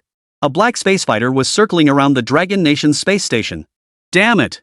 When did they even develop this thing? Wei Huijian couldn't help but curse upon seeing this. Call them. Order them to leave our space station immediately. Wei Hujing snatched the intercom and barked at the astronauts in space. The astronauts in space took a deep breath upon receiving the order, picked up their intercom, and replied, "This is the Dragon Nation space station. Leave immediately." Meanwhile, the Eagle Nation pilot manning the space fighter sneered. Narrowing his eyes, he sneered into the intercom, "Leave just because you tell us to? What are you, some kind of joke? If you've got the guts, shoot me down." At these words, every face in the command center turned deathly pale. No one had anticipated the Eagle Nation pilot would be so brazen. Such defiance clearly came with the explicit permission of Eagle Nation's higher-ups. Damn it! Wei Hujing's neck veins bulged with rage. This was a blatant provocation, and what was even more critical was that they were utterly powerless to respond. If Eagle Nation truly attacked the space station, it would be a colossal loss for Dragon Nation. The Dragon Nation had invested immense effort and resources into constructing this space station. After all, the joint space stations built by other nations had denied access to their astronauts. This was precisely why they had established their own Dragon Nation space station. Yet, they never imagined it would now become the Eagle Nation's leverage to blackmail them. Ring. Just as everyone was at a loss, Zhang Jianhua's phone suddenly began vibrating incessantly. He casually answered the call. Upon hearing the voice on the other end, his gaze shifted toward Wei Hujing. "General Wei Hujing, this is the Ministry of Foreign Affairs calling. They say Jax has something urgent to discuss with you directly." Zhang Jianhua handed the phone to Wei Hujing as he spoke. After a moment's hesitation, Wei finally took it. "Jax, what the hell do you want?" General Wei Huijiang snarled through clenched teeth. If Jax were standing before him, he'd tear him apart with his bare hands. "General Wei, you seem rather upset. Did one of our pilots say something to offend you?" Jax's voice carried a hint of smugness as he spoke. "Spit it out. What do you want?" Wei Hujing had no intention of beating around the bush. Jax had called him for a reason. "Ha!" Jax chuckled. "Let's be straightforward. What I want is your researcher named Lin Bai." Chapter 202, Reluctant Concession, the Threat from the Eagle Nation. "Impossible. We absolutely will not hand Lin Bai over to you." Wei Hujiang rejected the demand without hesitation upon hearing it. The research achievements in Lin Bai were Longhua's bottom line. Under no circumstances would they be handed over. Wei Hujiang, I advise you to think carefully. You must realize that your space station isn't the only one out there. You have numerous satellites orbiting above. Who's to say they won't suddenly malfunction and plummet down from the sky? Jack showed no surprise at this response, instead uttering a threat with a cold smile. Losing a single space station was a loss Manhwa could bear. But if all their satellites were knocked out of orbit, the damage would be unbearable for any nation. Satellites serve numerous vital functions, monitoring typhoons, weather patterns, and more.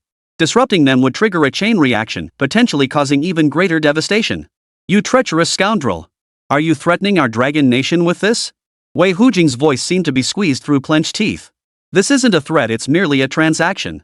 After all, accidents involving high-precision equipment like satellites and space stations are entirely possible. Jax felt elated. After all, the Dragon Nation had inflicted such heavy losses, and now he had finally gained the upper hand. If you proceed with this, I will consider it an act of war against the Dragon Nation. Are you seeking to ignite a third global conflict? Wei Hujiang declared coldly. After all, their previous actions against Eagle Nation had been carried out through mercenaries.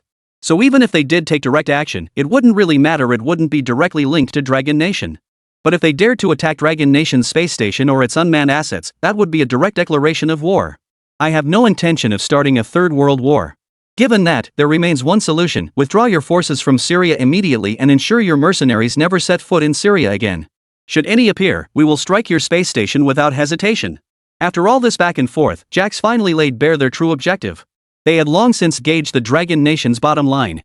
This step-by-step pressure was designed to force the Dragon Nation to abandon Syria. Upon hearing this, Wei Hujiang hesitated for a long time before finally sighing deeply and agreeing to Jax's demands in one breath. Though deeply reluctant, he knew that refusing this demand would mean the Eagle Nation would genuinely target the space station and satellites. Compared to that, they could barely bear the loss of relinquishing Syria. After hanging up, General Wei Huijian looked as if he had aged 10 years overnight. He slumped lifelessly into his chair. General Wei Huijiang, are you alright? Zhang Jianhua asked, his voice tinged with concern. I'm fine. Go to the official website and announce the order: everyone must evacuate Syria. All mercenaries with our nationality must leave Syria immediately. General Wei Huijian's voice was thick with exhaustion. Long Nation had long been locked in a strategic standoff with Syria and Eagle Nation, investing massive resources only to see it all go down the drain. Worse still, Eagle Nation now possessed space fighters, meaning the threat could resurface at any moment. Agreeing now was merely a delaying tactic. They couldn't just stand by and watch the Dragon Nation suffer such immense losses. As the news spread, netizens across the Dragon Nation were stunned. They never imagined the Dragon Nation would order a withdrawal from Syria, a move signaling the Syrian government forces had lost all hope. After all, their prolonged resistance was entirely due to Dragon Nation's backing. Yet now Manhwa had issued this order. Still, everyone understood because alongside this command, Manhwa had revealed a global bombshell: Eagle Nation had developed space fighters. Holy crap, now I finally understand why our Dragon Nation agreed to withdraw from Syria. The Eagle Nation has actually developed space fighters. Damn it. This means our Dragon Nation will be under constant threat from now on. If actual combat breaks out, our satellites will be rendered useless in an instant. But this simply isn't acceptable. As long as Dragon Nation hasn't developed space fighters, we'll have no means to counter them. Space fighters aren't something you can just develop on a whim. According to reports, it took the Eagle Nation a full 30 years to develop theirs. Netizens buzzed with discussion, fully grasping the gravity of this matter. It even concerned everyone's future. While the Dragon Nation now possesses nuclear weapons, their deployment would signal a full-scale war alert. Normal life would vanish forever. Thus, the Dragon Nation now finds itself in an extremely passive position, with no one willing to see conflict erupt. Meanwhile, Lin Bai watched trainees drill from the campus steps. Since his return, several trainees had steadily advanced to the third tier. According to the system's progress display, Su Shui, Qin Zhaodi, and Qin Pundi were all nearing the fourth tier. Reaching the fourth tier would signify that these three possess the capabilities of world-class special forces operatives. It seems I won't have to wait long to redeem the aircraft carrier. With it, I'll be able to mass-produce peregrine fighters. Lin Bai silently calculated in his mind.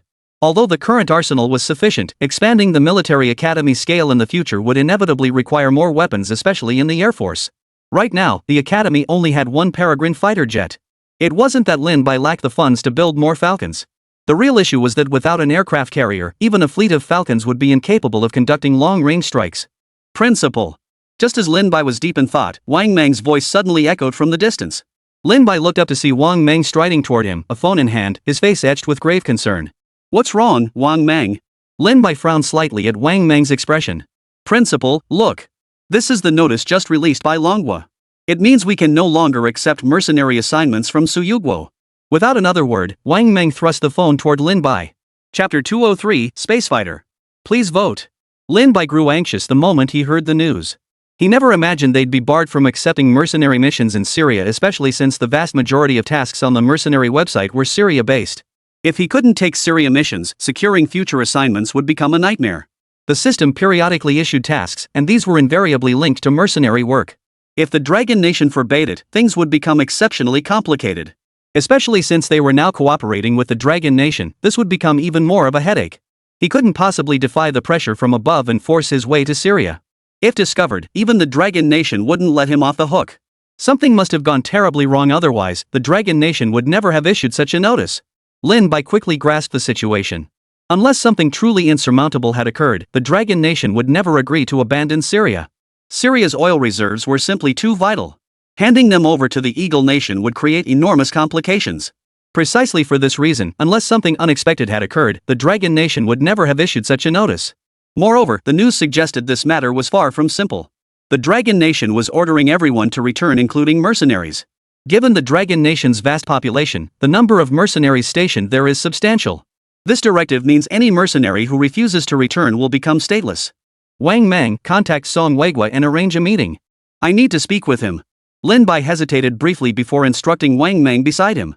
If this matter wasn't handled properly, it would mean he could forget about completing the system's tasks ever again.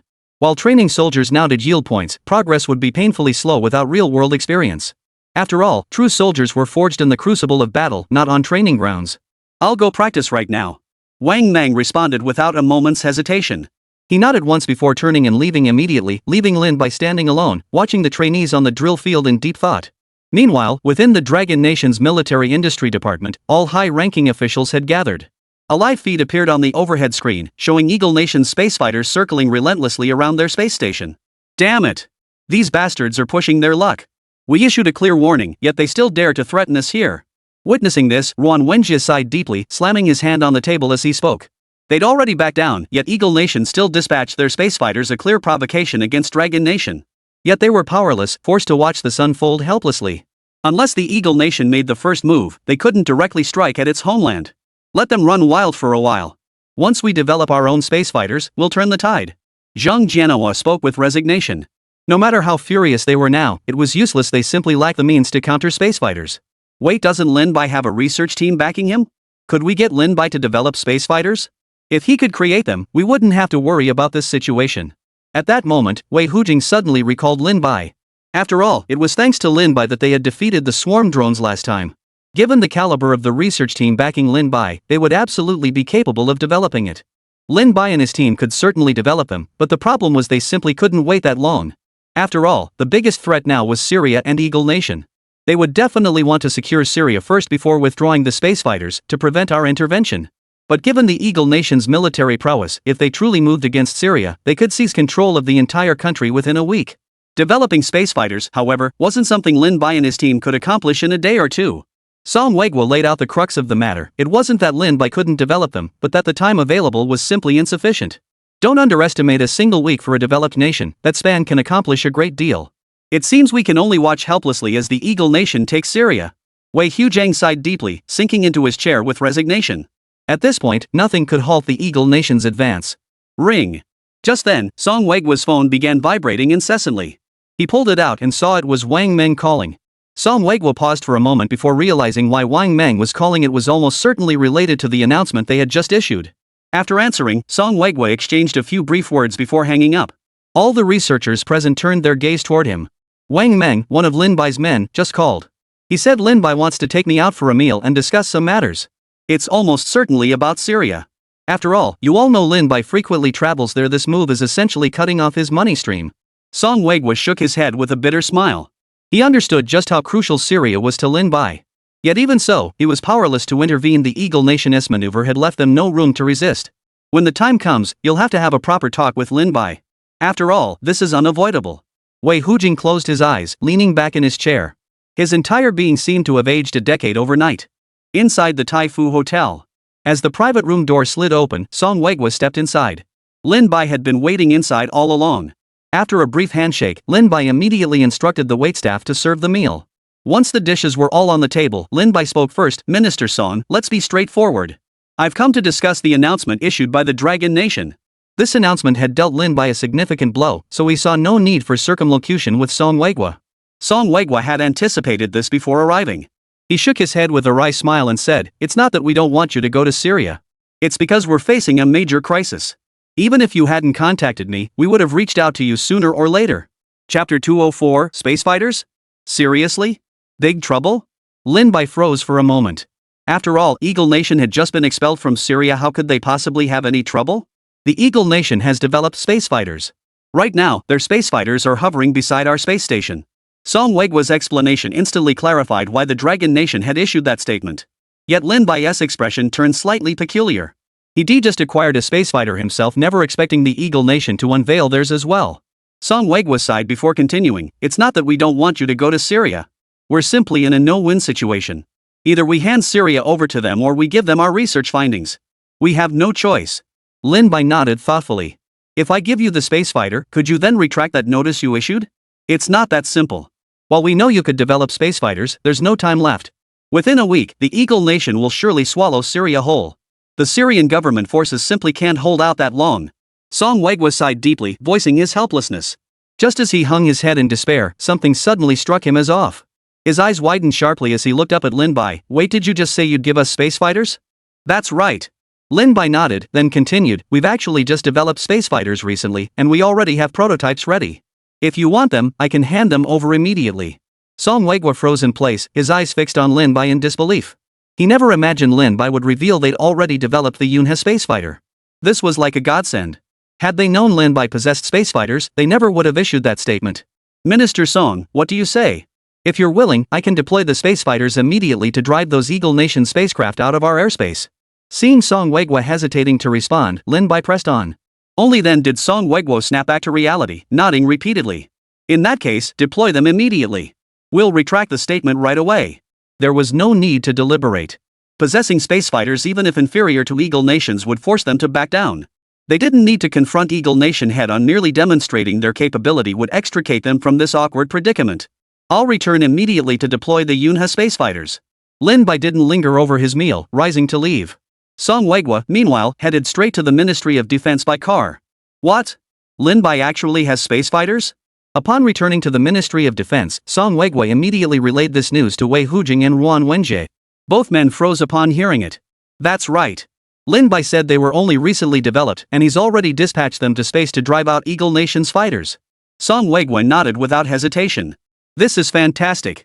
Connect with the astronauts immediately to inform them and broadcast the entire operation live for us," Wei Hujing exclaimed urgently. At that moment, the astronauts in space stared solemnly at the Eagle Nation space fighters in the distance. As pillars of their nation, they feared death not at all. Their concern lay in the Dragon Nation space station, a project that had consumed hundreds of billions, now facing potential ruin. The Dragon Nation had paid an enormous price to build this space station. If it were destroyed now, it would be a colossal loss for them. Yet all they could do was watch helplessly, utterly powerless. Just then, Wei Hujing's voice suddenly crackled over their audio systems. Upon hearing the news, every pair of eyes widened in shock. None had anticipated that at this critical moment, Dragon Nation would also deploy its space fighter. As professionals, they understood the immense difficulty of developing space fighters. Yet here they were, deployed at this very moment. Upon learning this, they exchanged stunned glances, their faces brimming with excitement. This development meant they no longer had to worry about the Eagle Nation's space fighters outside. Within the Eagle Nation's research department. "You've truly unveiled something extraordinary this time. Thanks to you, Eagle Nation has finally won one back." Jax addressed the head of Area 51 from a short distance away. They had thought they'd have to swallow this bitter pill, but never imagined they already possessed space fighters. Moreover, they'd seen the Dragon Nation's proclamation: as long as their space fighters remained in orbit, the Dragon Nation would bow to them for that day. "This is merely my duty. Merely taking Syria is hardly sufficient." The Area 51 director grinned maliciously. Jax nodded in agreement, his expression turning savage as he declared, "Of course it's not enough. Once we take Syria, I'll make them hand over Lin Bai." With all of Dragon Nation's satellites now under their control, they had no fear Dragon Nation would refuse their demands. Just as they debated how to confront the Dragon Nation, the conference room door burst open. A messenger, his face twisted with fear, rushed before Jax. "Admiral, it's bad. Our space fighters just detected an unidentified flying object rapidly approaching our position. Observations indicate it's also a space fighter." Upon hearing this news, Jax instinctively turned his gaze toward the director of Area 51. The head of Area 51 was notorious for being a madman, so he immediately suspected the Area 51 chief was behind this shenanigan. The Area 51 minister understood Jax's thoughts and spoke with a grave expression. "This absolutely cannot be our spacefighter, because we've only built one so far." Upon hearing this, Jax suddenly remembered one person. In this world, the only one who could produce a spacefighter at a time like this was Lin Bai. Damn it! Connect to our spacefighter immediately. I need to see what the hell is happening right now. Jax roared at the messenger, his words practically spitting in the man's face. The aide nodded frantically and immediately projected the first-person view onto the conference room screen. Chapter 205, Electromagnetic Cannon Technology? You've got to be kidding me. The astronaut piloting the Eagle Nation spacefighter watched the red dot rapidly closing in, his face etched with utter disbelief. Only a spacefighter could achieve such speed in space. But he couldn't help but wonder, only Eagle Nation possessed spacefighters now. Where on earth had this sudden red dot come from? Though he didn't know what was happening, he immediately turned his craft around.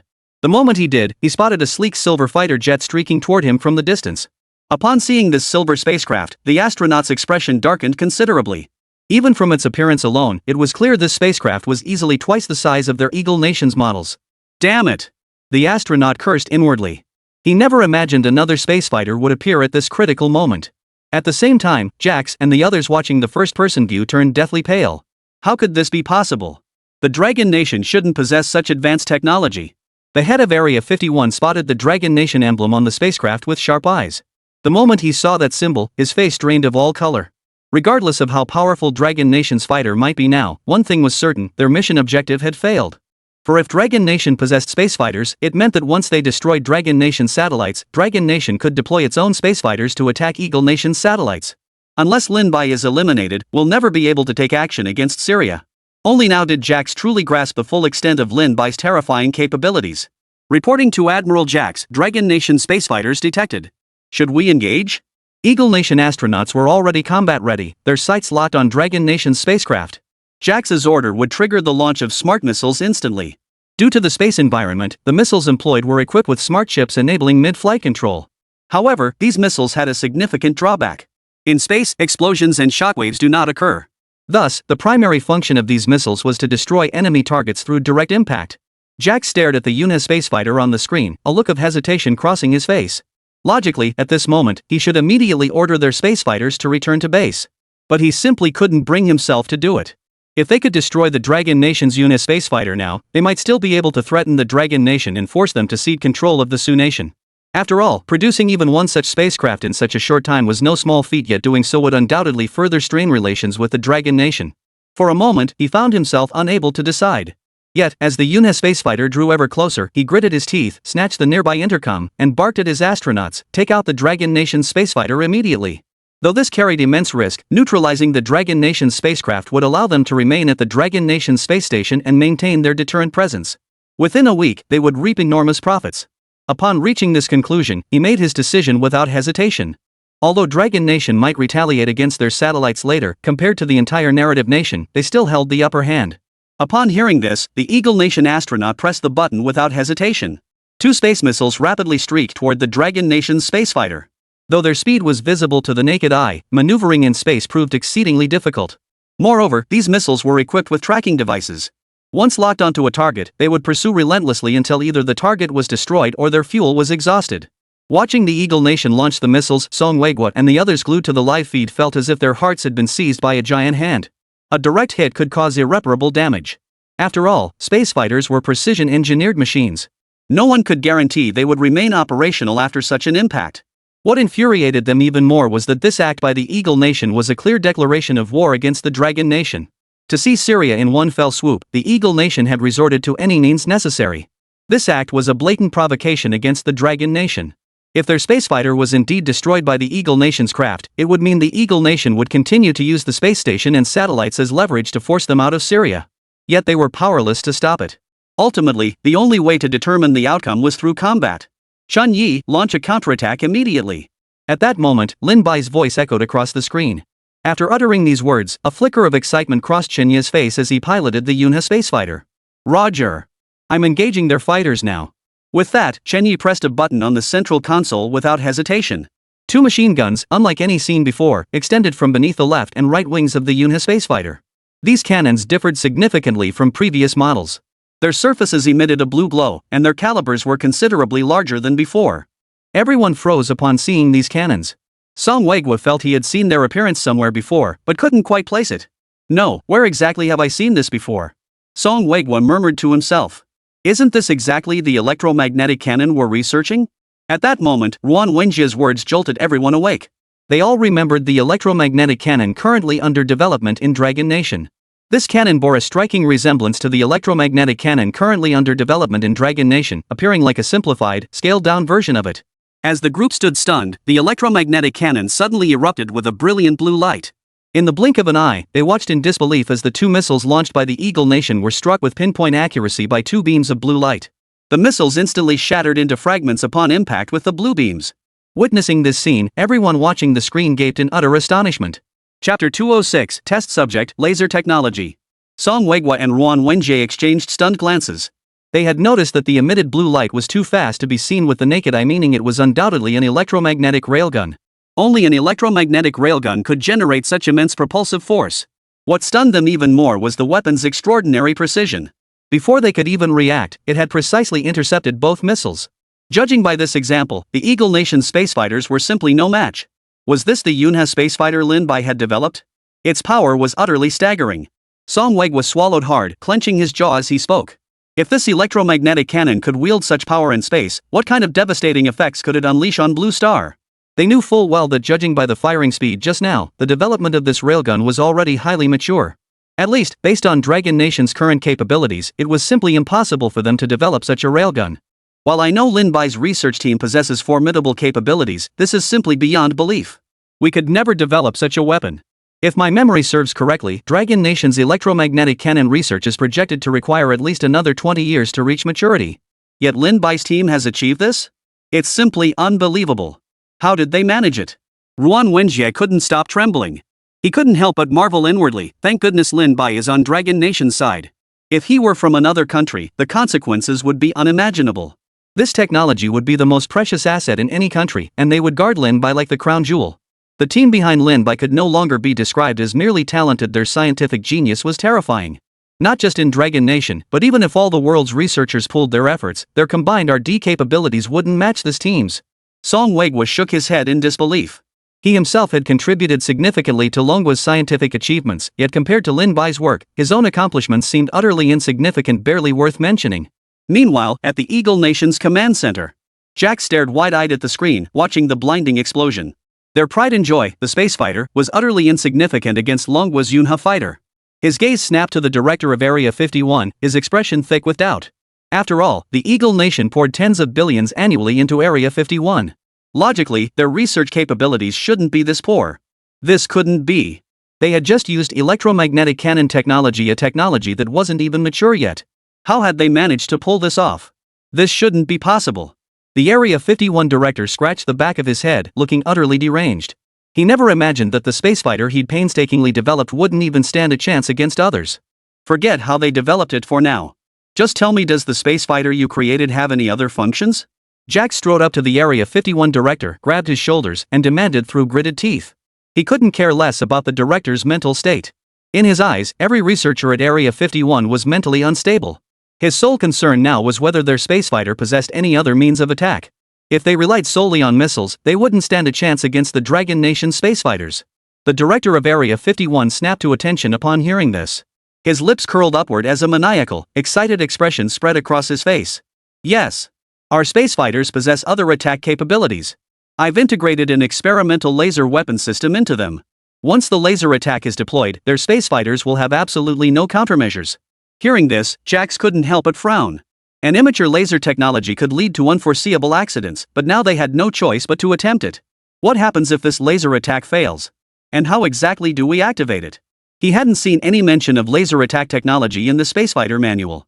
If these laser attack systems malfunctioned, they would naturally explode. Since they were housed within the craft's hull, the vacuum environment couldn't affect the laser systems inside. Failure would trigger an explosion. But if successful, it would instantly melt the enemy fighter's hull. To use it, have him open the hatch on the right side. Inside is a red button. Pressing it will fire the laser. The Area 51 director's eyes widened as he spoke with an eerie grin. He had longed to test this function, but higher-ups feared it might destroy the newly developed spacefighter, so they had ordered against it. Now, finally, the test could proceed. Upon hearing this, Jax's expression darkened considerably. He now faced two choices: order their spacefighter back to base immediately, or fight to the death. After only a moment's hesitation, he grabbed the nearby intercom and bellowed at the astronaut on the other end, "There's a secret weapon to your right. Open that red cover, aim, and fire." Returning now would prevent the loss of the spacefighter, but if they could truly take down the Dragon Nation's Yuna spacefighter, they could swallow the NAR Nation whole. The Eagle Nation astronaut piloting the spacecraft couldn't help but look surprised upon hearing this. He had reviewed the manual before taking the controls and had no idea such a secret weapon even existed. But after only a moment's hesitation, he pressed the launch button without a second thought. The next instant, two beams of red light erupted from the wings of the Eagle Nation spacefighter, striking the wing of the Dragon Nation's Yunha fighter in an instant. The moment those two beams of red light appeared, the director of Area 51, watching the live feed, clenched his fist and shouted, "The laser attack technology one developed is flawless. They're finished." Upon witnessing this, a sharp gleam flashed in Jax's eyes. He never imagined the laser attack technology from this experiment would actually fire successfully. Chapter 207, Laser Attack, Completely Ineffective? The smile on the Area 51 director's face twisted into something grotesque the instant he saw the beams erupt. After developing the technology, they had conducted only basic tests. Once integrated into the spacefighter, it had never undergone field verification. Historically, the effects varied significantly depending on the aircraft model. Worse still, during previous laser attack technology development, 2 out of 3 test firings had resulted in system failure. This launch had been pure luck. That was precisely why the Area 51 director was so excited. It meant his laser attack technology could proceed to further development. After all, it had now proven itself in combat, confirming the laser attack technology was absolutely reliable. As he had always envisioned, this would inevitably become the weapon of the future. Director of Area 51, rest assured. I will review the merits of your contribution and do everything possible to secure additional funding for you. Jax patted the Area 51 director's shoulder with satisfaction. But when his gaze returned to the screen, he froze in place. There, the Yunha spacefighter, after being hit by the laser attack, showed not a single scratch.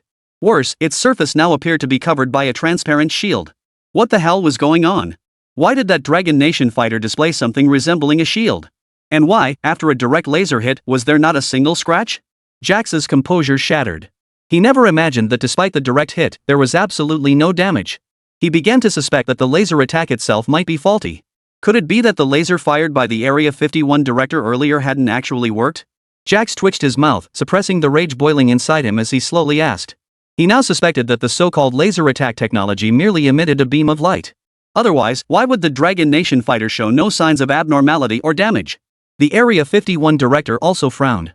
This was the first time he'd encountered such a situation. Back when they were developing it on the ground, this laser attack technology could even penetrate 10-centimeter thick steel plates. Even now, the most powerful Stinger missiles couldn't guarantee 100% penetration against the steel plates in bomber aircraft. Yet here, against the Dragon Nation's spacefighter, it proved utterly ineffective. This failure had even begun to make him question his own judgment. It shouldn't be possible. Even in the vacuum of space, this outcome was inconceivable. The Area 51 director shook his head uncontrollably. After a moment's pause, he ordered, "Have him continue firing the laser." To determine whether the laser attack technology was flawed, continued firing was the only option. Jax didn't hesitate, issuing the command immediately. After all, the battle situation was fluid. Further deliberation risked being shot down by the Dragon Nation's spacefighters. Though they didn't know what the Dragon Nation's fighters were doing, their immediate priority was to find a way to destroy them. Admiral Jax's order received. I will continue laser firing. The astronaut piloting the Eagle Nation spacefighter responded to Jax and prepared to press the button again.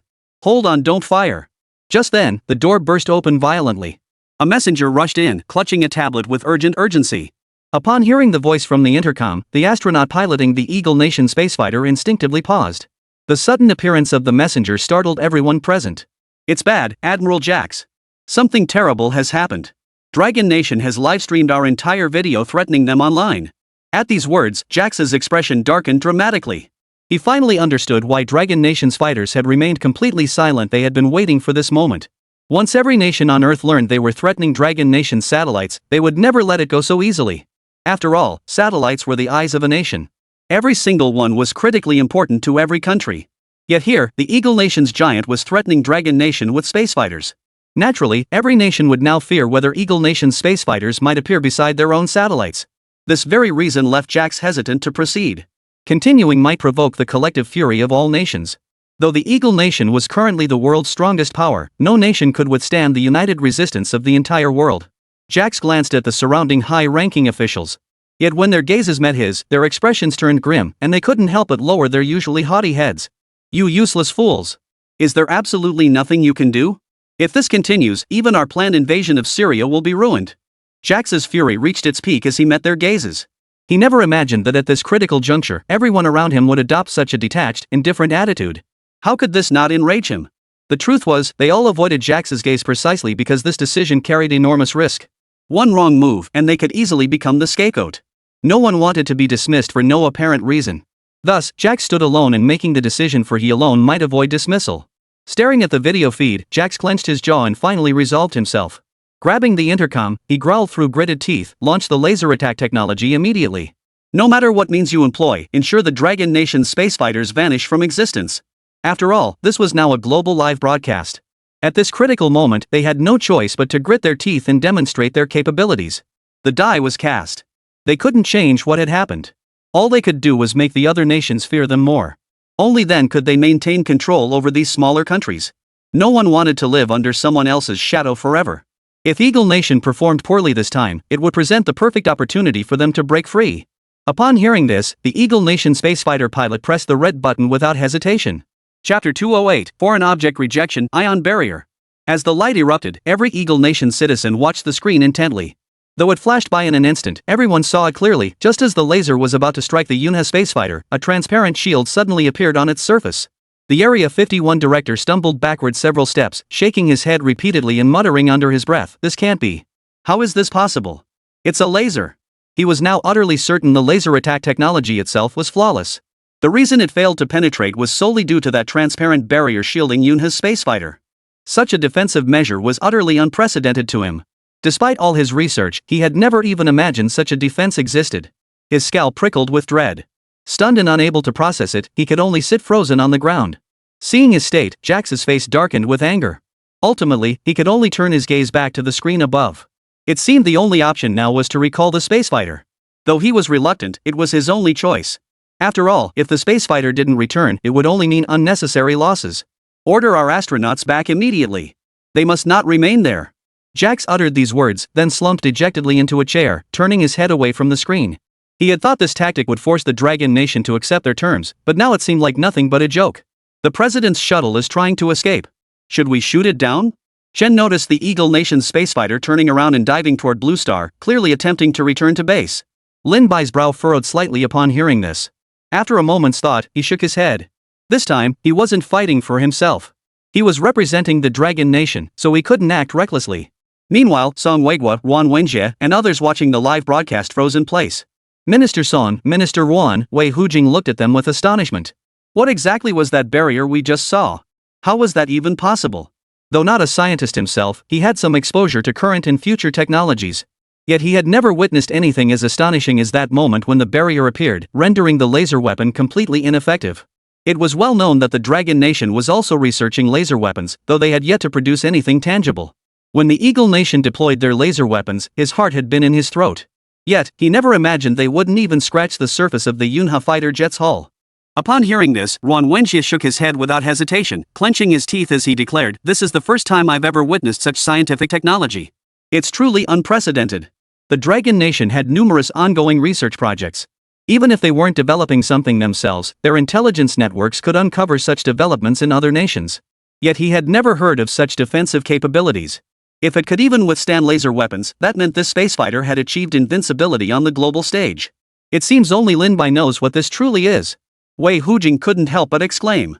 It could be said that Lin Bai had truly done Dragon Nation a tremendous favor this time. He hadn't merely presented the latest scientific breakthrough, he had delivered aid in the hour of need. Otherwise, they would have been forced to watch helplessly as the Eagle Nation conquered the Sun Nation, an outcome no one could accept. Once the Eagle Nation seized control of the Sun Nation, its economy would surge far ahead of the Dragon Nation, leaving them needing decades to catch up again. "Wait, I think I remember." Just then, Song Weiguo slapped his thigh and stood up, his expression filled with excitement as he spoke. At his words, Wei Hujing and Wan Wenjie's gazes immediately focused on Song Weiguo. "It must be an ion barrier," Song Weiguo declared without hesitation. "Electro-ion barrier?" Wan Wenjie furrowed his brow. He couldn't immediately recall what Song Weiguo meant by an electro-ionic barrier. Yes, exactly. It's actually just a small project our research department is working on. The idea is to generate an electric ion field in a specific area.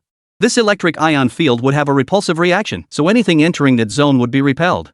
That's how it would block other weapons from entering. This was a project Manhwa had only just begun researching, with no official documentation released yet. They never imagined Lin Bai would have already developed it at this stage, leaving them utterly stunned. That Lin Bai's research team had already developed this so early was utterly unbelievable. If this ion barrier could be deployed across Dragon Nation, wouldn't it guarantee the entire nation's immunity to external threats like missiles? Ruan Wenjie clenched his fists, instantly grasping the immense importance of this technology. Once Longwo was shielded, it meant other weapons would never reach its borders. Even if large-scale combat erupted in the future, it would absolutely not affect Longwo. Upon hearing this, Wei Huijian's entire body trembled uncontrollably. Achieving this would mean he'd never have to worry about the Dragon Nation's future again. But just then, Song Weiguo's words shattered their illusions. This is impossible. While we don't know exactly how Lin Bai created the ion barrier, there's one universal truth: such a barrier requires enormous amounts of electricity to power. Given our current power supply, encircling the entire Dragon Nation is nothing short of a pipe dream. Setting aside other considerations, just sustaining it for a single second would likely consume the equivalent of the entire nation's daily electricity usage. Moreover, deployment itself posed a massive challenge. It required specialized dispersal devices that couldn't be placed just anywhere.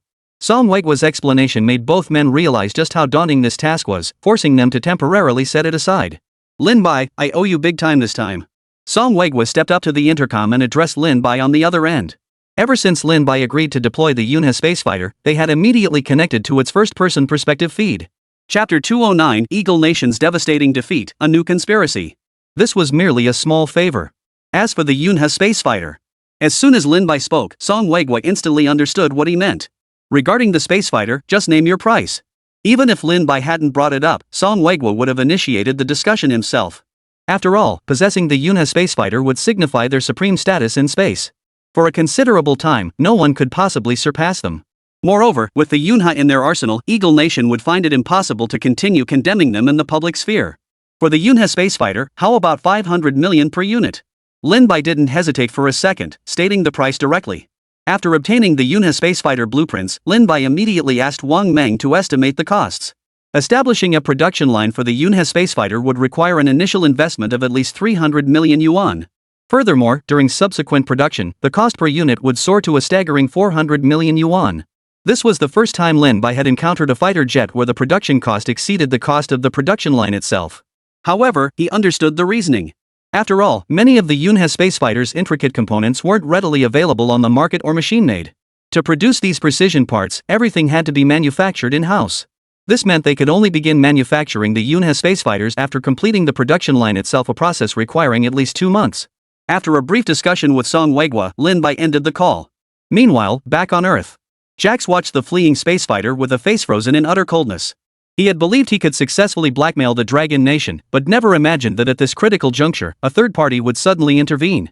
What felt even more perilous was that with this spacefighter, the Dragon Nation would inevitably maintain a constant presence in orbit.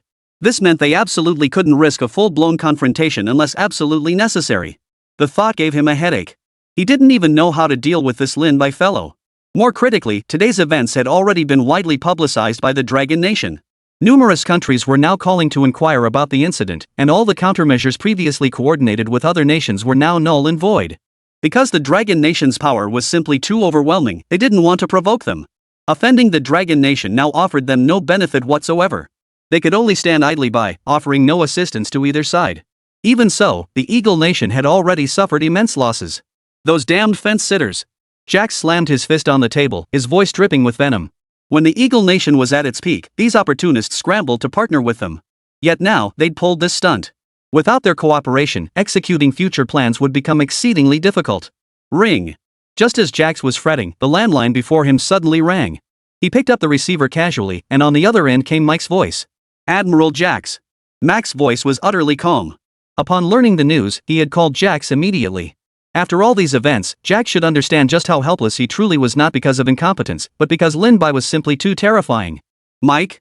What do you want with me? Jax was seething with anger. Though Mike was his student, he found it difficult to suppress the rage boiling within him. Admiral Jax, there's no need to be so angry. I'm calling because I have a plan to deal with Lin Bai. Perhaps we can use this method to bring him back to our Eagle Nation. At these words, Jax's face lit up with astonishment.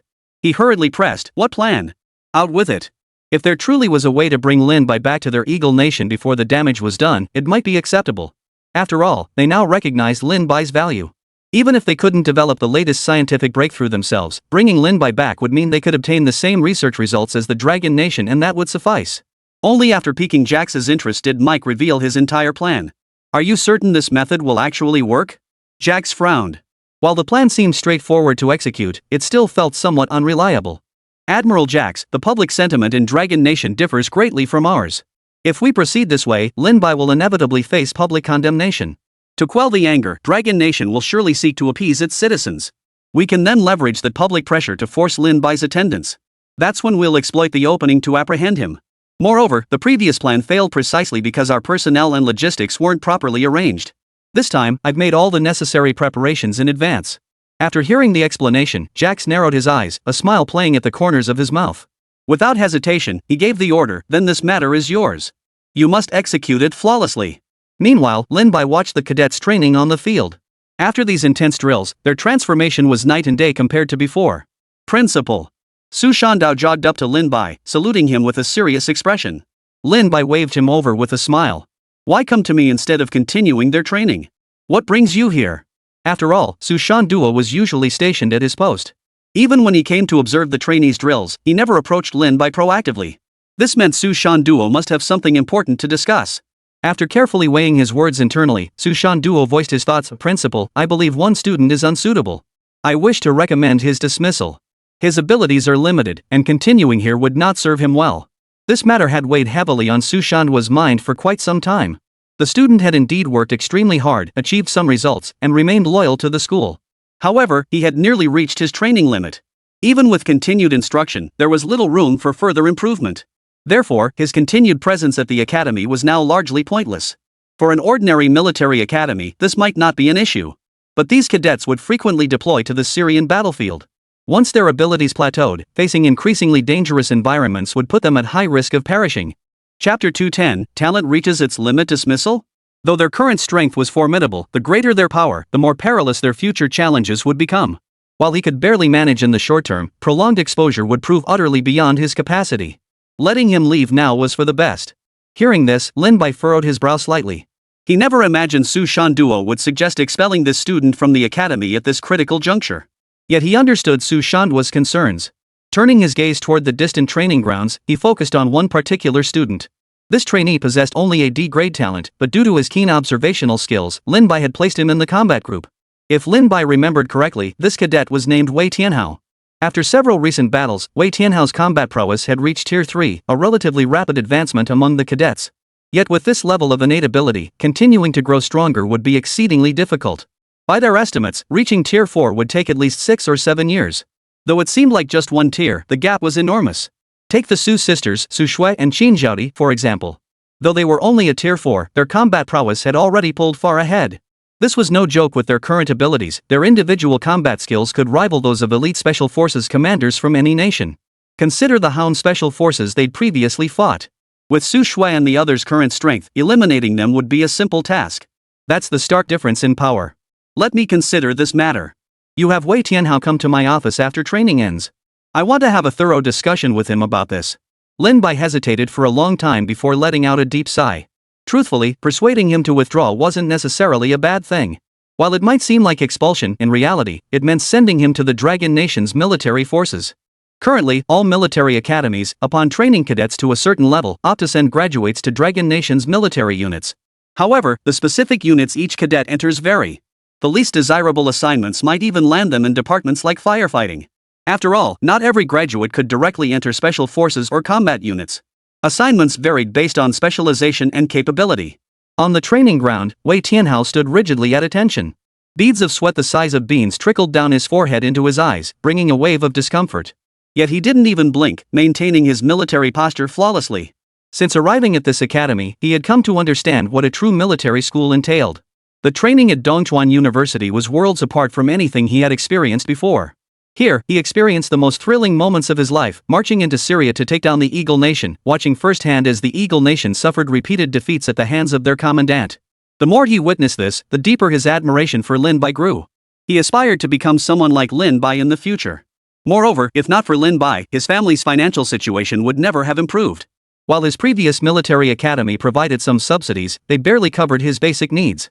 Now at Dongchuan University, not only did he send substantial monthly subsidies home, but his own living expenses, food, clothing, housing, and transportation were entirely covered. Moreover, he enjoyed the finest quality in every aspect of his daily life. He saw all this clearly. Driven by gratitude, he trained with extraordinary diligence. His faster progress compared to other combat team members wasn't due to innate talent, but because after official training ended, he squeezed every spare moment to secretly practice. His sole purpose was to repay Lin Bai's kindness and gratitude. Without Lin Bai, he would never have been able to change his previous life. Training ended. Just then, Su Shandao approached, blew his whistle, and dismissed the trainees to rest. After everyone dispersed, only Wei Tianhao remained standing in place. He sensed he hadn't yet reached his physical limit. Every day, he insisted on training until he pushed himself to the absolute edge before leaving. Watching Wei Tianhao train with such intensity, Su Shandao's eyes flickered with a hint of helplessness. He couldn't deny that Wei Tianhao's willpower far surpassed that of the other trainees. In any unit, he would be an exceptionally outstanding presence. Yet here he was at Dongchuan University, assigned to the combat unit. Su Shandao had previously tested Wei Tianhao for other talents, but the Wei Tianhao in the logistics department showed none of the brilliance he displayed in the combat unit. For this very reason, Wei Tianhao had to leave the university. After all, staying any longer would only be a waste of time. Wei Tianhao. Su Shandao called out to Wei Tianhao, who was in the middle of training. Instructor. Wei Tianhao immediately jogged over to Su Shandao. Report to the principal's office immediately. Su Shanduo said with a hint of resignation in his voice. Wei Tianhao froze upon hearing this, but nodded nonetheless, turning his steps toward the principal's office. He couldn't help but feel puzzled about why the principal had summoned him. What could the principal possibly want with me? He racked his brain but couldn't fathom why Lin Bai would summon him. Lost in thought, he found himself at the door of Lin Bai's office. After a light knock, Lin Bai's voice came from inside. Wei Tianhao? Come in. Hearing this, Wei Tianhao pushed the door open. Lin Bai sat at the tea table, gesturing for him to take a seat across from him. After Wei Tianhao sat down, Lin Bai leisurely poured him a cup of tea. Have a sip. This tea has quite a pleasant flavor, Lin Bai remarked in a calm tone. Wei Tianhao felt like he was sitting on pins and needles, but he quickly picked up the cup in front of him and took a sip. A rich tea aroma slid down his throat. How have you been finding your time at Dongchuan University? Lin Bai didn't dive straight into the main topic, instead inquiring about Wei Tianhao's experience at the school. At this, Wei Tianhao's expression instantly turned serious. His voice deepened as he replied, Dongchuan University is the finest institution I've ever encountered. And I've been thoroughly enjoying my time here. These words were entirely his own heartfelt sentiment. Chapter 211, Departure, the Trainee's Future. Thump. Lin Bai's index finger tapped lightly on the tea table, a look of hesitation crossing his face. He had observed Wei Tianhao's loyalty. It had now reached 70 points. Allowing Wei Tianhao to leave the academy at this stage felt somewhat inappropriate. Yet keeping him here served little purpose either. After all, as the trainees progressed, the missions they would undertake would inevitably grow more challenging. While third-tier strength was already commendable, Lin Bai didn't want to see casualties among his students. Moreover, this conflicted with his original purpose. He had established the military academy solely because of the system. Only by running the academy could he utilize it. Moreover, the primary reason for recruiting so many students was to earn more points. Every time a student advanced, he gained points. This meant that for the next several years, Lin Bai wouldn't be able to earn a single point from Wei Tianhao. This completely contradicted his original purpose. And now, with one Wei Tianhao available, he could potentially recruit countless more like him. He couldn't possibly keep all these cadets. Eventually, they would have to be sent out. After all, he only wanted to establish a school, not build his own empire. He also understood why Longbo tolerated his possession of so many weapons. The first reason was indeed his continuous delivery of cutting-edge scientific breakthroughs. These achievements were like a huge piece of cake for the Dragon Nation. Second, he hadn't formed his own faction. Even if he eventually had tens of thousands of trainees under him, they'd have to be gradually released back into society. Otherwise, Longbo would never tolerate such a hot potato. Principal, just say what you need to say. Wei Tianhao wasn't stupid. He saw the slight hesitation on Lin Bai's face. Since you've asked, I'll be blunt. Your current strength is nearing its natural limit. Staying here offers you no further advantage. If you wish to grow stronger, you must seek other paths. Lin Bai met Wei Tianhao's gaze, his expression calm as he laid out the truth. He believed Wei Tianhao now sensed his own limitations. Upon hearing this, Wei Tianhao's face darkened considerably. He never imagined that summoning him to the office meant being told to leave Dongchuan University. More crucially, he was acutely aware that no matter how intensely he trained lately, his progress felt stagnant, nothing like the rapid leaps of the past. He'd noticed several peers of comparable skill still making remarkable strides. Previously, extra training could make up for it, but now even that seemed ineffective. He knew he'd hit a wall, though his mind refused to accept it. He never imagined the instructor and the president had already seen through him. Wei Tianhao opened his mouth slightly, yet no words came out. Lin Bai rose to his feet and slowly walked behind Wei Tianhao, who was seated on the sofa. Placing a hand on his shoulder, he spoke deliberately, "I know what you're thinking. At its core, school is about learning. When you've mastered what you came here to learn, it's time to graduate and move on. But I have no idea where I should go now." Wei Tianhao's eyes were red, his fists clenched, his entire body trembling uncontrollably. His time at Dongchuan University felt like joining a big family. Though brief, it held his fondest memories. Now, being told to leave, he had no idea where he should go. "Don't worry. Our school doesn't just abandon graduating students. I'll connect you with someone in the military. You can go straight there." Lin Bai patted his chest, offering Wei Tianhao a firm guarantee. Wei Tianhao could only nod reluctantly. He understood Lin Bai's meaning this Wang Ti about being pushed out, but rather that staying longer Wang Ti offer much more to learn. After watching Wei Tianhao leave, Lin Bai pondered for a long time. Finally, he pulled a business card from his drawer and dialed the number on it. The card bore the bold characters, Wei Hujiang. Grand Fortune Hotel, VIP Suite. A row of soldiers stood within the gilded and glittering private room. Seated before them was none other than General Wei Huijiang of the Dragon Nation, facing a youth clad in white. "Principal Lin, I never expected you to take the initiative to invite me out." Wei Hujiang glanced at Lin Bai in the distance, the corners of his mouth twitching slightly. Just yesterday, Wei Hujiang had received a call from Lin Bai. Truth be told, when the call came through, he felt a bit surprised. This was the first time Lin Bai had contacted him since the last military competition. Moreover, the call hadn't clarified the purpose, only that he wished to invite General Wei to dine at the Taifu Hotel. That was precisely why General Wei had arrived so early. "Honestly, I've wanted to invite you out for ages, General Wei. But with all the demands at my university, I just couldn't find the time until now." Lin Bai shook his head with a smile, his expression tinged with resignation.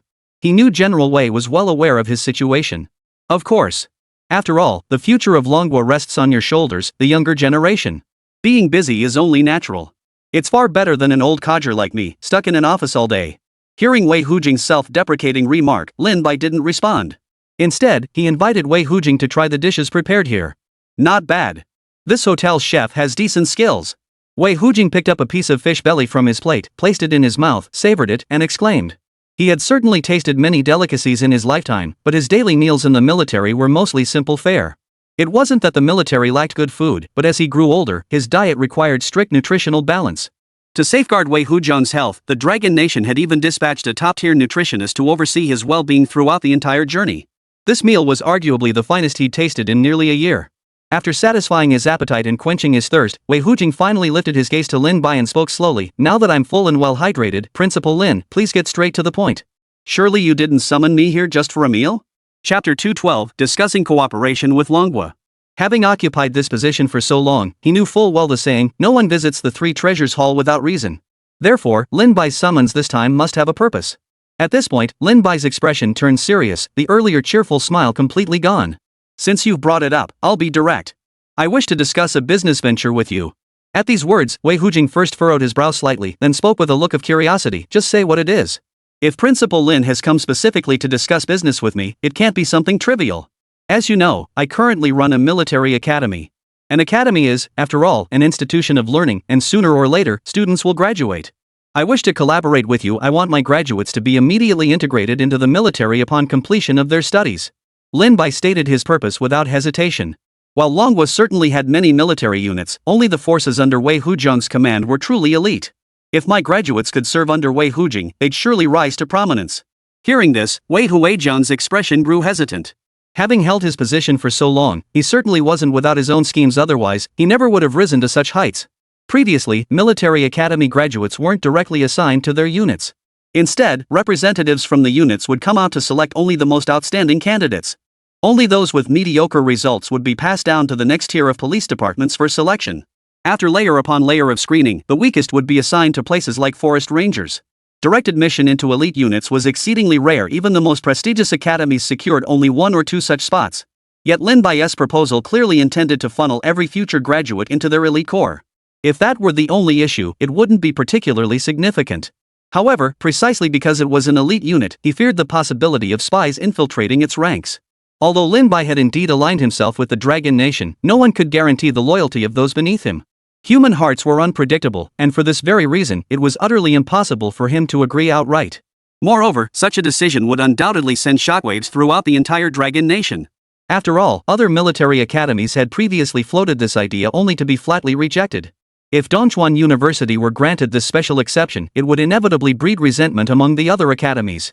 On the surface, it might seem like merely placing cadets into elite units. But in reality, it would also serve as a badge of honor for those academies. After all, if one school could guarantee its graduates entry into elite forces, it would deal a massive blow to the prestige of other military academies. It's not that I don't want to agree, but there are many complications involved. After a long pause, Wei Hujing spoke slowly, his voice tinged with resignation. Agreeing outright would be highly inappropriate under any circumstances, so he intended to deliberate further. Moreover, he had no way of knowing whether the cadets Lin Bai was sending were truly elite.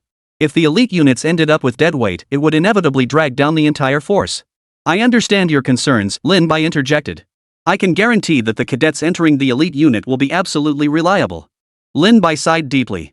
Truthfully, this matter will inevitably come up sooner or later. If we can secure this partnership, it would undoubtedly enhance Dongchuan University's reputation. After all, the recruitment season would begin in just over a month. They would inevitably need to enroll students then. Despite repeated external promotions already, so much time had passed that advanced planning was essential. Upon hearing this, Wei Hujing knew Lin Bai had made up his mind. Gritting his teeth, he spoke up, if any of those recruits turn out problematic, can I expel them? After all, once they were enrolled, he needed the authority to expel problematic cadets. They couldn't be allowed to linger in the military and become dead weight. That goes without saying. Rest assured. Once cadets leave the academy, whether they can establish themselves in the military depends entirely on their own abilities. Lin Bai nodded without hesitation. He was only responsible for training the cadets, not for their entire lives. In that case, I'll make the final decision. From now on, whenever you have graduates, send them directly to my unit. For every cadet assigned to our unit, the academy will receive 200,000 yuan. After Wei Huijiang and Lin Bai thoroughly discussed the details, both men departed satisfied. After Lin Bai returned to Dongchuan University, he notified Wei Tianhao to pack his belongings and head directly to the military district where Wei Hujing was stationed. By the next morning, Wei Tianhao was the only one left in the dormitory. The other cadets had already headed to the training grounds for drills. He casually slung his black backpack over his shoulders and cast a lingering glance around the room. Though his time here had been brief, he felt an unexpected reluctance to leave. Since they weren't here, he might as well leave immediately. Wei Tianhao had intended to bid farewell to the other cadets, but since they were all at training, he decided to simply leave. With that thought, he began descending the stairs step by step. Yet the moment he reached the bottom, his eyes widened in shock. The entire stairwell was lined with trainees standing at attention, their bodies rigidly straight. Wishing Wei Tianhao a bright future in smooth sailing. Lin Bai, standing a short distance away, spoke first. Wishing Wei Tianhao a bright future in smooth sailing. The other trainees shouted in unison, their deafening voices echoing through the empty campus. Seeing his comrades on both sides, Wei Tianhao felt a lump in his throat. His mouth opened slightly, wanting to say something but unsure how to begin. Go on. You can always come back to visit later. Who knows? Maybe you'll even become their captain someday. Lin Bai sensed Wei Tianhao's emotions and walked over with a smile, patting his shoulder. Yeah. You all just wait. Once you graduate and join my unit, I'll drill you to death. Wei Tianhao forced a smile, his voice slightly choked as he shouted at them. Especially you, kid, don't disgrace Dongchuan University in the military. Yeah, you're the first one from our school to graduate and head out into the world. Don't mess up too badly, don't make me hang my head in shame. Now get going, go live your best life. Once you're in the army, you won't have to train as hard as we do. Listening to their teasing, Wei Tianhao wiped the corner of his eye and walked out the school gate, his eyes red. Chapter 213, Newbie? Just a dead weight. Dragon Nation Military Base. Reporting, Wei Tianhao from Dongchuan University has arrived to report for duty. To which unit should he be assigned? The adjutant stood ramrod straight, eyes fixed intently on Wei Hujing before him. Wei Hujiang set down the documents in his hands, his expression grave as he stroked the stubble on his chin. Assign him to the Hound unit. Wei Hujiang assigned Wei Tianhao to this unit because it ranked as fairly standard. Too low a placement would be inappropriate, while too high raised concerns about compatibility. The Hound unit was the most suitable choice. Moreover, the Hound unit primarily traveled to various countries to compete against foreign military units, which also made it relatively safer. Other units frequently had to go on missions. After all, this man was essentially pushed in by Lin Bai, so Wei Huigua felt he owed Lin Bai some face. Is the general truly considering placing him in the Hound unit? That seems rather inappropriate. If all else fails, send him to the Sparrow unit instead. The adjutant frowned as he spoke. The Hound unit, after all, frequently travels to other countries for competitions. If they embarrass themselves, it reflects poorly on the Dragon Nation. As for the Sparrow unit, their primary role is gathering intelligence across various regions, essentially serving as the unit's vanguard.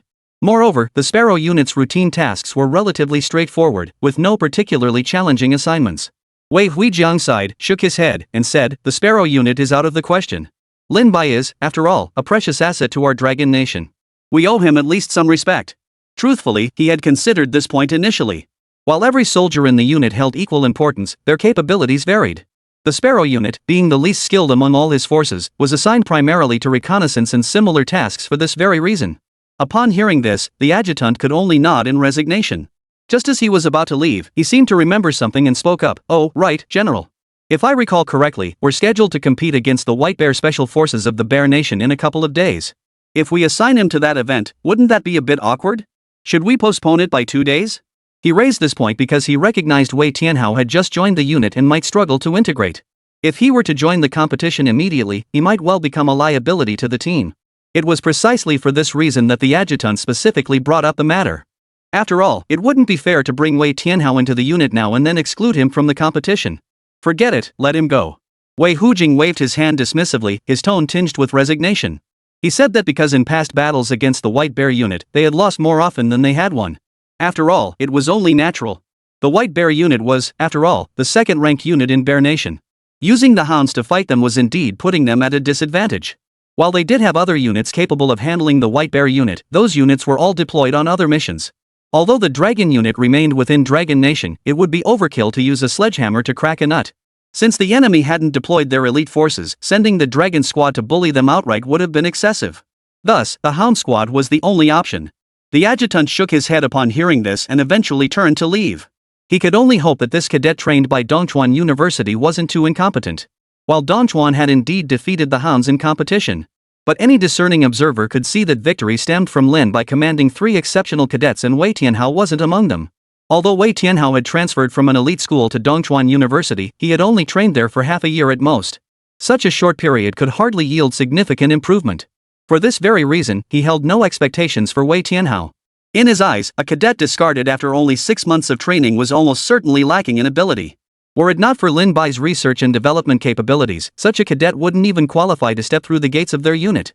Platoon leader, I heard we're getting a new recruit today, and it's one of those Dongchuan University trainees who beat us last time.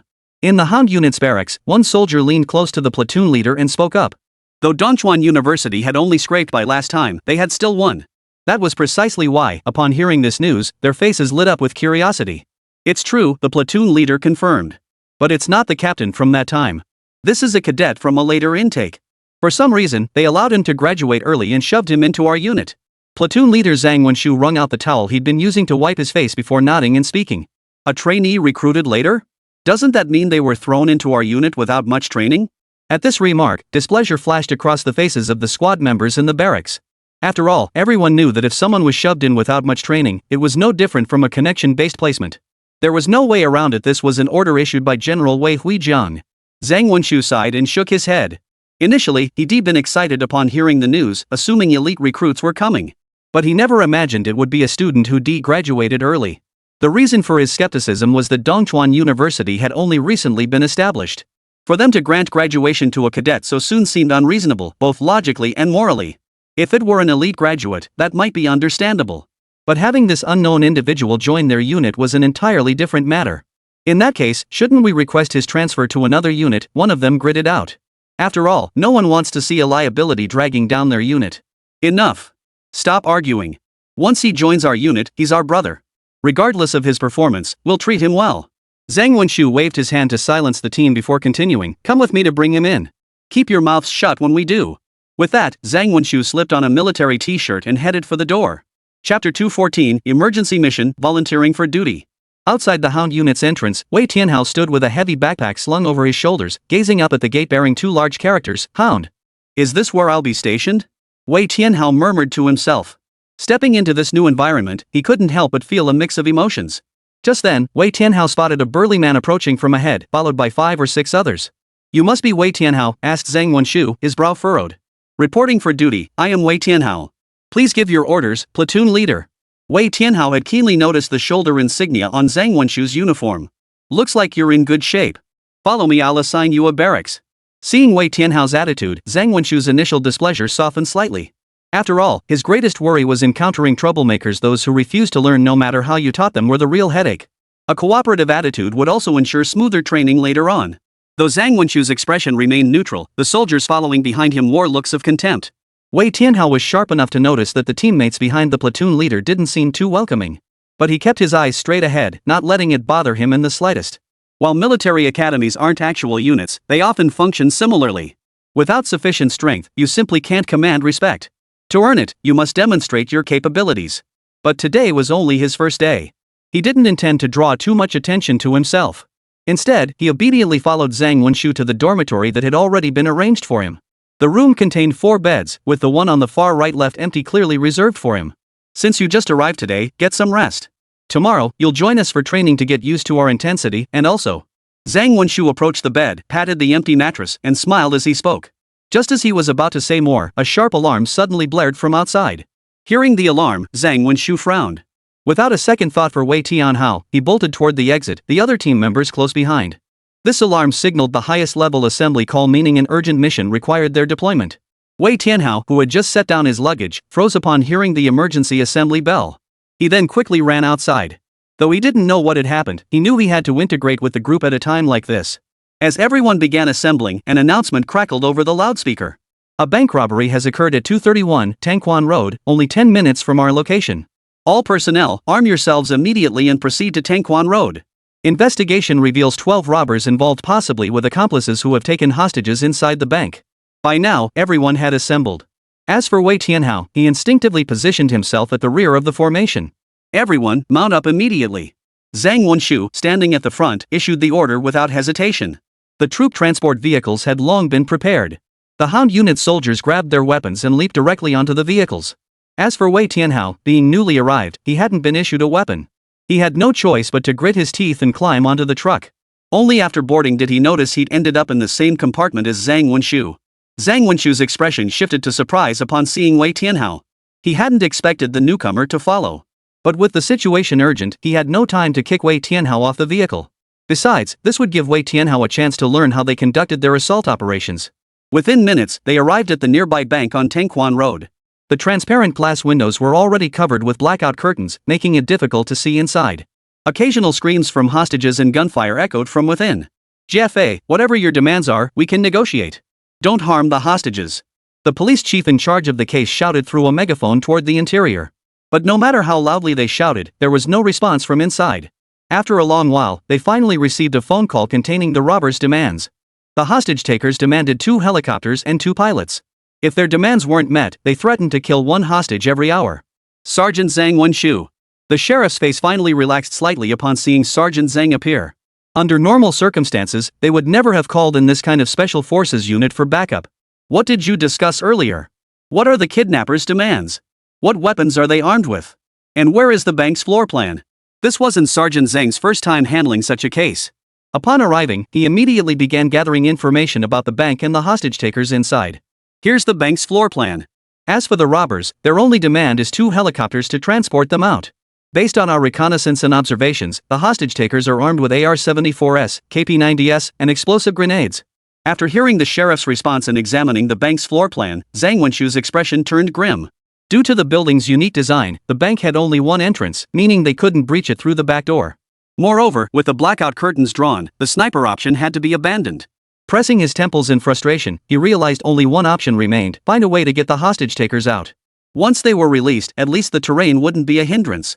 It seemed they had no choice but to deploy a helicopter. He sighed deeply. But releasing the hostage-takers would necessitate deploying a helicopter. Once the helicopter was in the air, the pilot would inevitably be threatened. They would have to assign their most elite soldiers as pilots. Even then, there was no guarantee of absolute safety. After all, once the helicopter took off, the situation would be beyond their control. What's more, none of their soldiers knew how to fly a helicopter. Currently, he was the only one capable of piloting one. He had learned to fly because he had been transferred from another unit and happened to have received training. This thought gave him a headache. Just then, he suddenly noticed a figure appear beside him. "Platoon leader, I want to join this mission." He whipped his head around to see Wei Tianhao standing beside him. Chapter 215, Newbie? Don't disgrace us. What exactly can you contribute to this mission? Zhang Wenshu asked with a hint of impatience in his voice. The situation was already critical, and now Wei Tianhao was stepping forward to complicate matters. Give me 6 men, and I'll complete this mission, Wei Wenshu declared calmly. Zhang Wenshu's expression flickered with hesitation as he studied Wei Tianhao. After all, he was merely a new recruit. Allowing him to join this mission, was it a blessing or a curse? Under normal circumstances, he wouldn't even consider it. But in this predicament, he had no viable alternative. From the bank's layout to the enemy's positions, nothing was properly accounted for. If they really gave the enemy a helicopter, it would be beyond their capabilities to handle. Moreover, judging by Wei Wenshu's tone, he seemed confident he could resolve this mission. What do you propose? After a long pause, Zhang Wenshu finally asked. We just need Wei Tianhao to lay out his entire plan and arrangements. Because if he doesn't explain the plan clearly, Zhang Wenshu will never let him carry out the mission. After hearing Wei Tianhao's words, an odd expression flashed across Zhang Wenshu's face. If they truly followed this plan, there might actually be a chance of success. I'll give you 6 men. Go ahead. In the end, Zhang Wenshu nodded in agreement, allowing Wei Tianhao to lead his team to execute the plan. After receiving Zhang Wenshu's approval, Wei Tianhao wasted no time selecting 6 men from the team. He chose them at random, as the plan didn't demand specific personnel. The only requirement was ensuring high shooting accuracy. Every member of the Hound unit was a combat elite, so there was absolutely no room for error in this regard. Watching Wei Tianhao select several men and leave, the remaining squad members wore expressions of slight displeasure and impatience. Captain, why did you let that kid join this mission? Don't let him screw things up and ruin the Hound squad's reputation. Exactly. He claims to be a graduate of Dongchuan University, but in reality, he's just a discarded trainee with no future. Having a useless nobody like him command us will only hinder the mission. What could one rookie possibly accomplish? Everyone knows his background. Putting him in charge is nothing short of playing with the hostages' lives. The trainees gathered around Zhang Wenshu, each chiming in to persuade him. They refused to let one outsider destroy the reputation they'd worked so hard to build. Let's see first. The plan he proposed earlier does have a chance of success. Zhang Wenshu took a deep breath and spoke slowly. Success? Look at his condition. Forget whether he's physically fit. Tactically, he's got nothing to offer. How could he possibly learn tactics when Dongchuan University has only been established for such a short time? One of the team members spoke up with an impatient look. Enough. He's part of our team now, no matter what. And even if his plan fails, it won't affect our next move. Zhang Wenshu impatiently cut him off, then continued, everyone take your positions. If Wei Tianhao's plan fails, launch the assault immediately. He hadn't pinned all his hopes on Wei Tianhao. If the hostage-takers inside sensed anything amiss, they could still launch a surprise assault immediately. Inside the bank, the hostages were crammed into a corner. Watching the 12 armed robbers pacing back and forth nearby, their bodies trembled uncontrollably. Moments earlier, the robbers had stormed the bank and ruthlessly eliminated all security personnel without mercy. Some even returned to finish off survivors. Though firearms were not uncommon in this world, such utter brutality was something they had never witnessed before. The robbers, wearing masks depicting the Chinese zodiac animals, scanned the surroundings back and forth. Boss, the cops outside aren't leaving. Should we take out one of them first? They're not taking us seriously. A man wearing a horse mask cocked his gun with force, scanning the trembling officers. Hold your fire. These cops can't touch us. I scouted the layout and situation on my way here. They can't charge us head-on. If they dare throw tear gas, we can shoot the hostages instantly. They won't dare come in lightly. A man wearing a dragon head mask sneered coldly. They've been observing this bank for a long time. And they weren't here for cash, they chose gold bars. Once melted down, they leave no trace. The boss is absolutely right, but before they arrive, can I have a little fun first? A man wearing a rat mask cast a lecherous glance at the teller. For these men who traded their faces for money, beauty was an indispensable commodity. The teller's eyes turned red with fear as tears streamed down their cheeks. These bandits were utterly brutal. The moment they entered, they shot the security guard without a word. If these men truly intended to harm them, the tellers would be utterly powerless to resist. Rat, don't blame me for not warning you. If you dare to make a move, I'll be the first to take you down.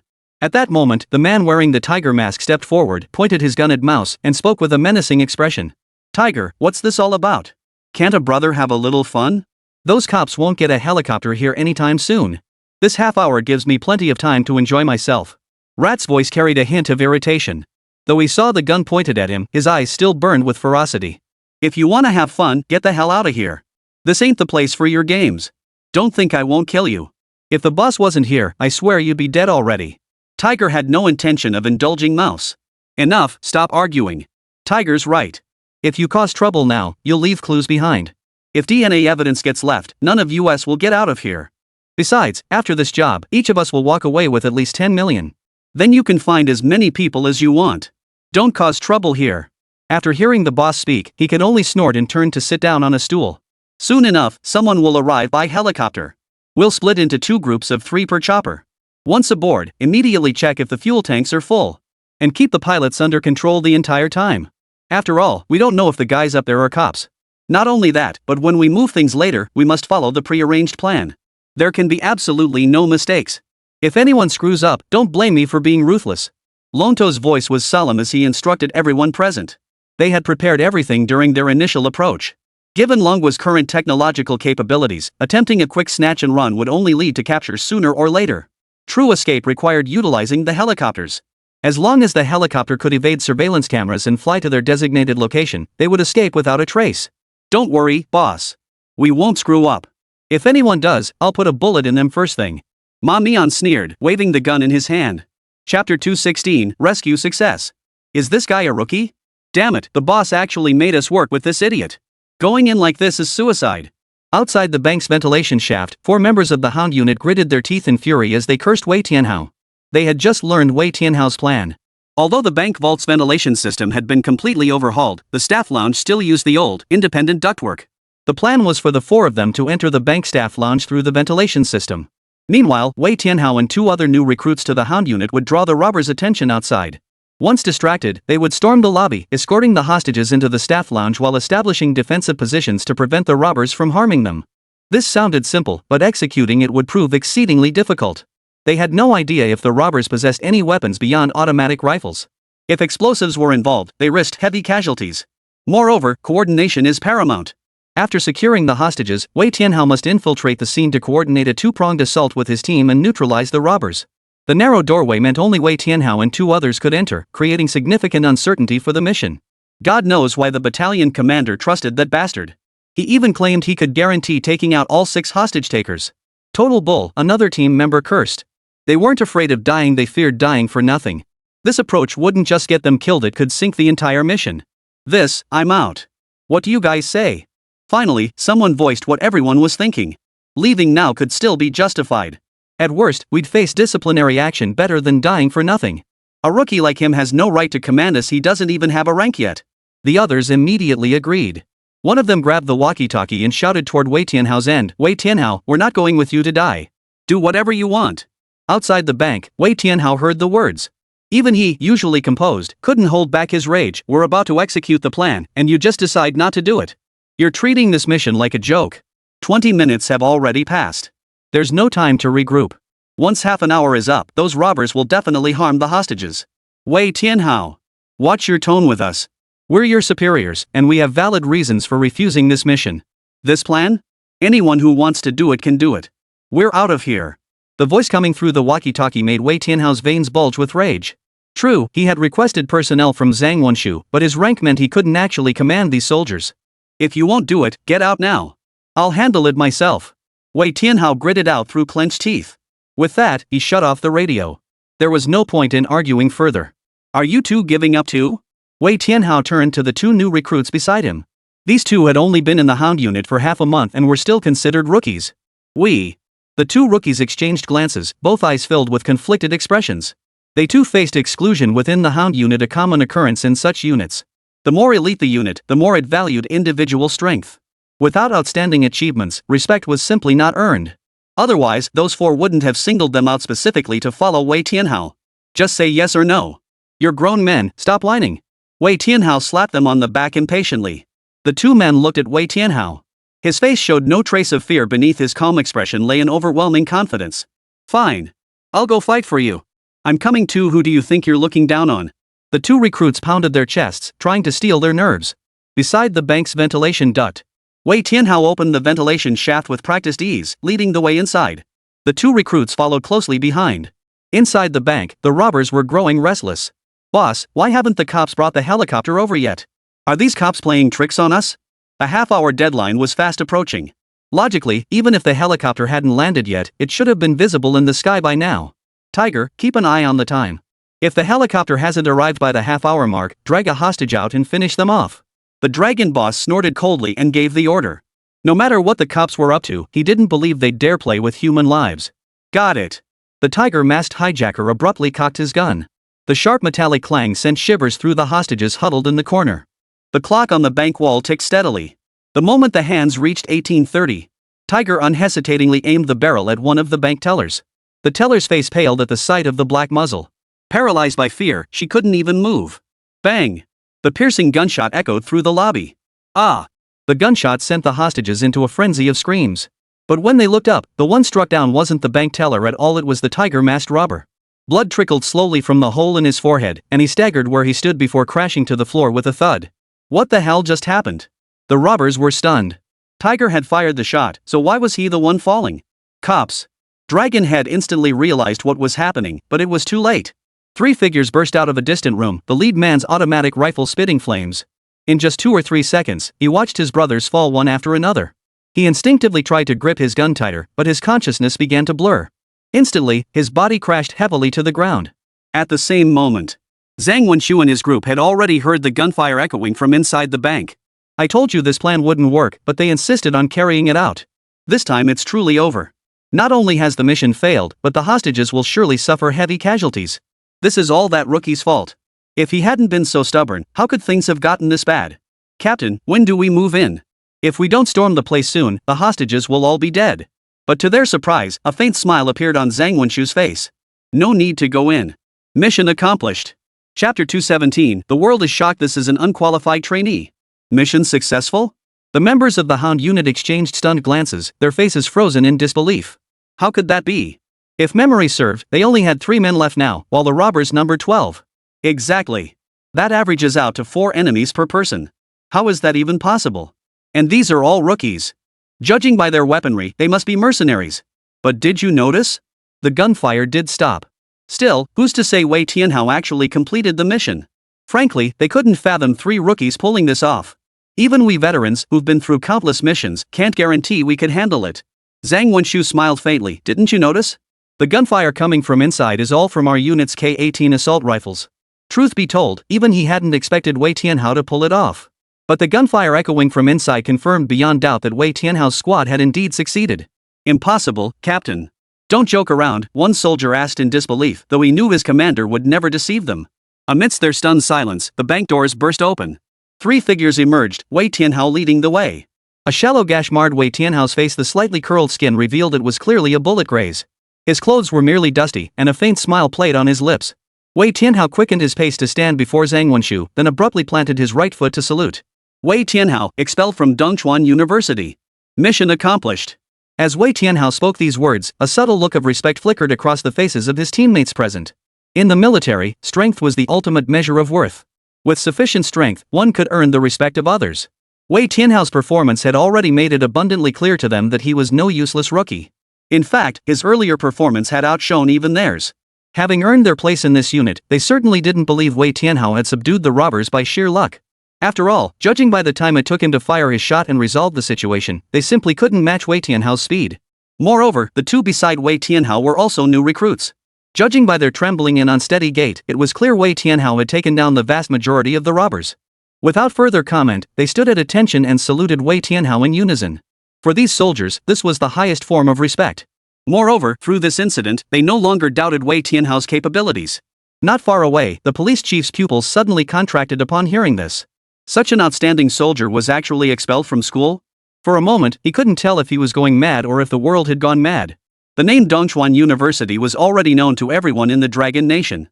He was well aware of Dongchuan Military Academy, but he never imagined that even its expelled cadets possessed such formidable skills. This was significantly stronger than even the Hound Corps. Since his police station was located near the Hound Corps, he often invited them over for training guidance, giving him a solid understanding of their capabilities. If one were to compare this man to the Hound Corps, only Zhang Wenshu might barely match him. Everyone, please make way. I'm a reporter from CCTV. We need to interview this great hero. Make way. I'm a technician from Rongxing Company. I absolutely must capture this hero's image. Colleagues, move aside. I haven't taken my photos yet. I overheard one of them say this soldier saved them. His marksmanship was flawless, every bullet hitting the enemy's vital points. Given the gravity of the incident, it had already caused quite a stir.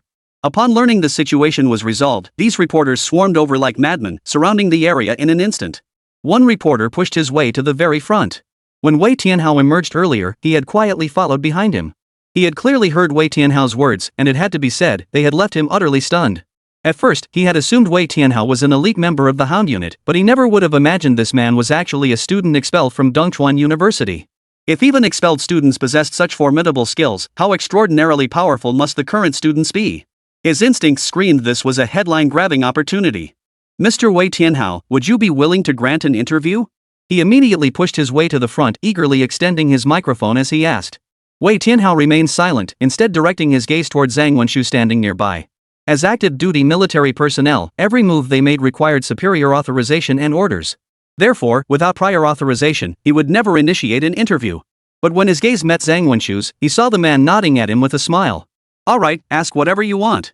After obtaining Wei Tianhao's consent, the reporter gripped the microphone tightly and spoke through gritted teeth, enunciating each word deliberately. I was following behind you just now. I heard you say you were expelled from your school, meaning you were fundamentally unqualified there, correct? That's correct. I was an underperforming student at our school. And precisely because I couldn't make progress, I was expelled. Wei Tianhao's words sent shockwaves through the audience. However, the reporters possessed strong mental resilience. After a moment of stunned silence, they quickly regained their composure and immediately pressed forward with a barrage of follow-up questions. This line of questioning lasted a full half hour. Only after the reporters dispersed did Wei Tianhao and Zhang Wenshu return to the Hound unit. Inside the Dragon Nation's top-secret unit, Wei Hujian smiled as he examined the documents in his hands, shaking his head with a resigned expression. Could this kid truly be a genius? Even an unqualified soldier from their academy could be transformed into an elite. It seems this kid is hiding something deep. There's definitely something I don't know. His eyes darted around before he addressed his aide beside him. Keep a close eye on exactly how Lin Bai is conducting his training. Chapter 218, Naval Formation officially begins. 56 seconds. 53 seconds. 62 seconds. Inside the newly built swimming pool at Dongchuan University, Lin Bai crouched beside the pool, timing each cadet's 100-meter underwater swim with a stopwatch. You. I'm talking to you. After all this training, your time still hasn't broken 60 seconds. Extra drills tonight. And did you swallow too much water while diving? Why are you surfacing so much? I told you to hug the bottom. And you stop laughing. Even though your time hit 53 seconds, your form is completely wrong. I've corrected this over and over. Lin Bai unleashed a torrent of scolding on the 50 trainees. For some reason, Lin Bai had singled out these 50 trainees for intensive swimming drills these past few days. He claimed they were progressing rapidly, their performance ranking among the top in the entire Dragon Nation. Yet even so, Lin Bai showed no sign of satisfaction, steadily ramping up the training intensity. Rest on the spot for 20 minutes. Next up, underwater combat drills. Anyone who performs poorly tonight will voluntarily shoulder a log and run 10 laps around the field. After letting them rest for 20 minutes, Lin Bai resumed training. This session focused on underwater combat techniques.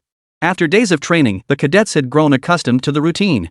As soon as the training time arrived, before Lin Bai even spoke, they automatically jumped into the pool. Holding their breath, each found an opponent to grapple with underwater. The immense resistance drained their strength and oxygen with every movement. As for Lin Bai, he crouched by the poolside, observing their sparring. Not far away, Su Shui and the others had just finished their training. As they entered the swimming hall, they were stunned by the sight. Instructor Su, what exactly has the principal been up to lately? Why is he pushing them so hard with swimming and diving training? Su Shui edged closer to Su Shanduo beside her and asked cautiously. Su Sanduo stared intently at Lin Bai's face in the distance, his own expression equally puzzled. He shook his head, his tone tinged with resignation. I have no idea what the principal is up to lately. He just told me to pick 50 members from the combat unit for him. As they chatted, Lin Bai, crouched beside the pool, noticed Su Sanduo and Su Shui. Today's training tasks completed? Lin Bai approached Su Shanduo and asked casually. Reporting to the principal, the trainees have completed today's training tasks. Su Sanduo stood up straight with a serious expression and loudly reported the day's training items. Lin Bai chuckled, patting Su Sanduo's shoulder. No need to be so formal. I knew you'd handle it perfectly just asking. Hearing Lin Bai's praise, a simple, honest smile spread across Su Sanduo's face. Principal, I've been wondering what exactly have we been doing lately? Su Shanduo asked, glancing at the trainees practicing in the distance. He'd been paying close attention to their training these past days.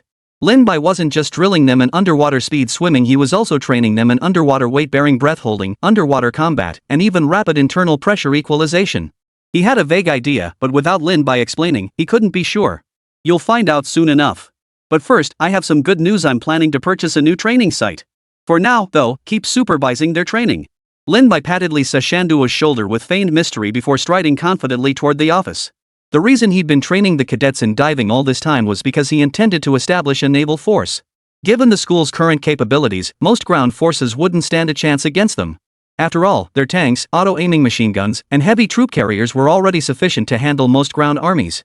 As for the Air Force, they already possessed the peregrine fighters, supplemented by space fighters in the skies. Their aerial capabilities were now barely sufficient. The next essential development had to be the Navy. Lin Bai had long harbored this vision, recognizing a major flaw in the peregrine fighters: their limited endurance. A naval force would overcome this weakness. For this very reason, he specifically requested 50 men from Su Sanduo for intensive training, aiming to forge an exceptionally formidable naval force. After days of training, the trainees had become thoroughly familiar with the underwater environment. After all, with their extensive prior training, they possessed a solid foundation, making the drills manageable. However, confined to a swimming pool indefinitely was not a viable solution. Therefore, it was imperative to purchase a plot of land by the sea. The primary reason was for training, and the secondary purpose was to prepare for future endeavors. Within the Education Department, Minister Chen Xiaohua sat at his computer organizing documents. Just then, his phone suddenly buzzed. He casually picked it up and his expression instantly changed. Wasn't that Lin Bai's name on the screen? Ever since the last incident, he had saved Lin Bai's number in his phone. He never imagined Lin Bai would call him again after what happened last time. Others might not know, but he was well aware that Lin Bai was now a key figure under close scrutiny by the higher-ups. In his eyes, Lin Bai was like a hot potato right now. But since the call had come through, he couldn't just ignore it. Taking a deep breath to steady his nerves, he finally answered. Hello? Hello, is this Minister Chen? This is Lin Bai, president of Dongchuan University. Lin Bai's voice came through the line. Ah, President Lin. What brings you to call me? Chen Xiaohua inquired. After all, no one makes a special call without a reason. Lin Bai had specifically reached out, so he must need assistance. Minister Chen, you see, our university is adding a new major. This program requires coastal land, and I'd like to request a plot of seaside property from you. In this world, universities must apply through the education branch to secure land. That was precisely why Principal Lin Bai had personally called Chen Xiaohua. Land? Chen Xiaohua paused in surprise before quickly adding, hold on for my response on this matter. After a few more polite responses, he hung up immediately. The news then raced upward through the ranks. Because it involved Lin Bai, the application was approved at lightning speed. When Lin Bai saw the notification pop up on his phone, a faint smile touched his lips. The formation of the Navy officially begins. Chapter 219, Destroyer? That guy up there looks like the principal. Within the Dragon Nation's military industry department. What? That kid actually applied for a plot of land by the sea? What on earth is he up to? Ruan Wenjie, who had just received the news, couldn't help but look surprised. He turned to Song Weiguo, as it was Song who had personally approved the matter. I don't have the specifics either. I asked Song Yu, but she hasn't heard anything yet. Given his personality, though, it's almost certainly another new scientific breakthrough he's come up with. Song Weiguo waved his hand dismissively, picking up a teacup from the table as he spoke. No way. How long has it even been? How could he possibly have another research breakthrough already? That kid really knows how to keep things under wraps. The last time he dropped that student from the academy, it caused quite a stir with General Wei Huijiang. Ruan Wenjie's voice rose slightly as he retorted in disbelief. You know as well as I do that kid has shocked us enough times already. But I reckon it won't be long before we find out exactly what Lin Bai is up to. Besides, haven't we already assigned someone to keep an eye on him? If anything happens, we'll be the first to know. After so much time spent together in testing the waters, Song Weiguo had come to fully trust Lin Bai.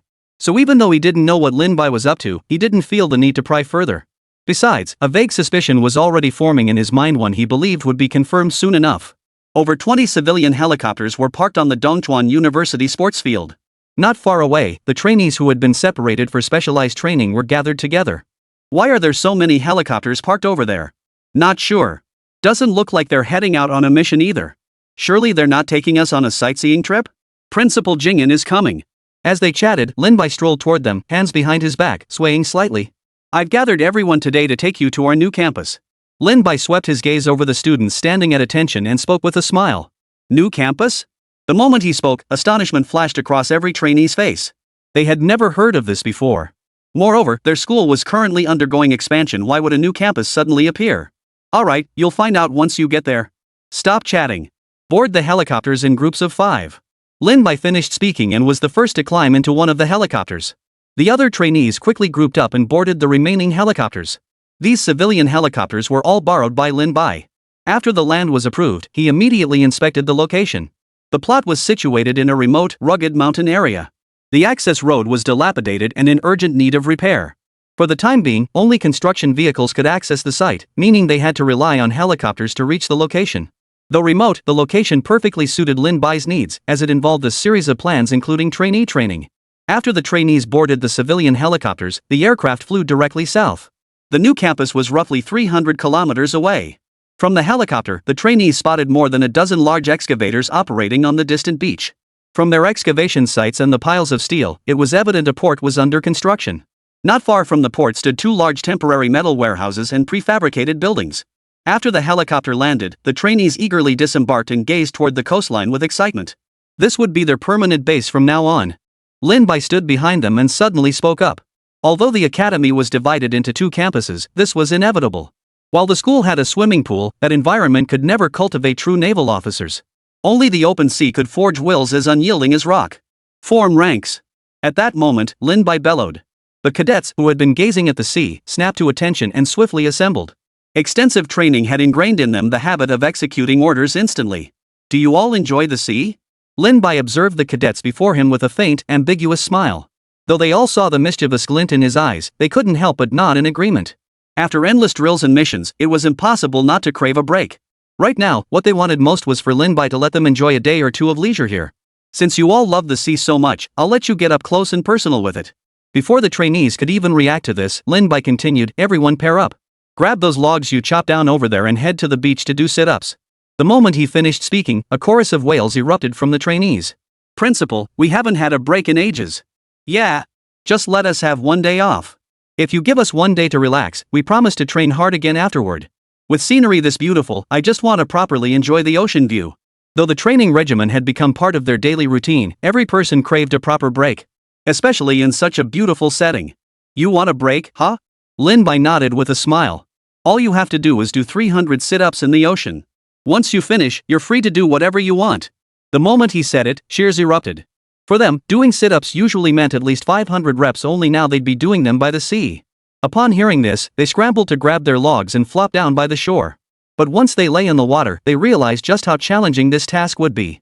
Normally, doing sit-ups while holding a log meant the weight pressed against their chests, but they could breathe whenever they needed to. Lying in the sea was entirely different. Each time they needed air, they could only breathe when their heads briefly surfaced. The wood, saturated with seawater, grew heavier, pressing down on their chests and making the exercise exponentially more difficult than their usual routine. As they struggled desperately to complete their sit-ups, Lin Bai had already vanished from the spot. In the blink of an eye, the sun dipped below the horizon. The trainees had finished their training and lay exhausted on the beach, too drained to even appreciate the sea view. But then, suddenly, someone heard at the distant sound of a ship's horn blaring. One of them forced himself to lift his head and look. When he saw the vessel in the distance, his eyes widened in shock. Look! What is that? The others hurriedly looked up upon hearing this.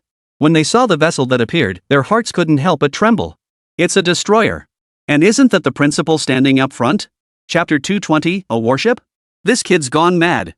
1 week prior, in the president's office at Dongchuan University, Lin Bai clenched his fists in excitement, his entire body trembling uncontrollably. Moments ago, he had received the system notification, all trainees had advanced to Tier 3. His points had now reached 51,200. Congratulations, host, on completing the hidden quest, training 100 Tier 3 soldiers. Reward selection in progress. Congratulations on acquiring the Dominator Destroyer. Sample has been dispatched. Please proceed to receive. I actually have a destroyer now? Does that mean the naval plan can finally move forward? Upon hearing this news, Lin Bai was stunned into speechlessness. He never imagined the system would have hidden quests. Long ago, he had contemplated establishing a navy, but due to points and other constraints, Lin Bai ultimately held back. But now, with the Dominator Destroyer in hand, everything changes. That's precisely why Lin Bai selected these cadets for specialized training. 50 trainees were chosen because the destroyer's configuration required a crew of 50. Moreover, these 50 individuals fell squarely within Lin Bai's acceptance criteria. 20 were from the Special Operations Unit, 30 belonged to logistics, and the remainder were undergoing fighter jet training. Time shifts back to the present. Lin Bai stood on the deck of the Overlord Destroyer, radiating confidence. Although he had acquired the Dominator long ago, the lack of coastal land had delayed its deployment. Fortunately, the system had placed the Dominator in a sufficiently concealed location, otherwise, transporting it here would have been impossible. This Dominator-class destroyer measured 200 meters in length, with a displacement of 20,000 tons. Globally, the Overlord destroyer ranked among the absolute elite. Consider that the strongest destroyers currently in service only reached a displacement of 13,000 tons. AI. Dock. Lin Bai spoke slowly as the AI piloted the Dominator destroyer to dock at the makeshift wooden pier. As soon as the ship came to a stop, Lin Bai stepped off deck and saw the cadets resting on the beach.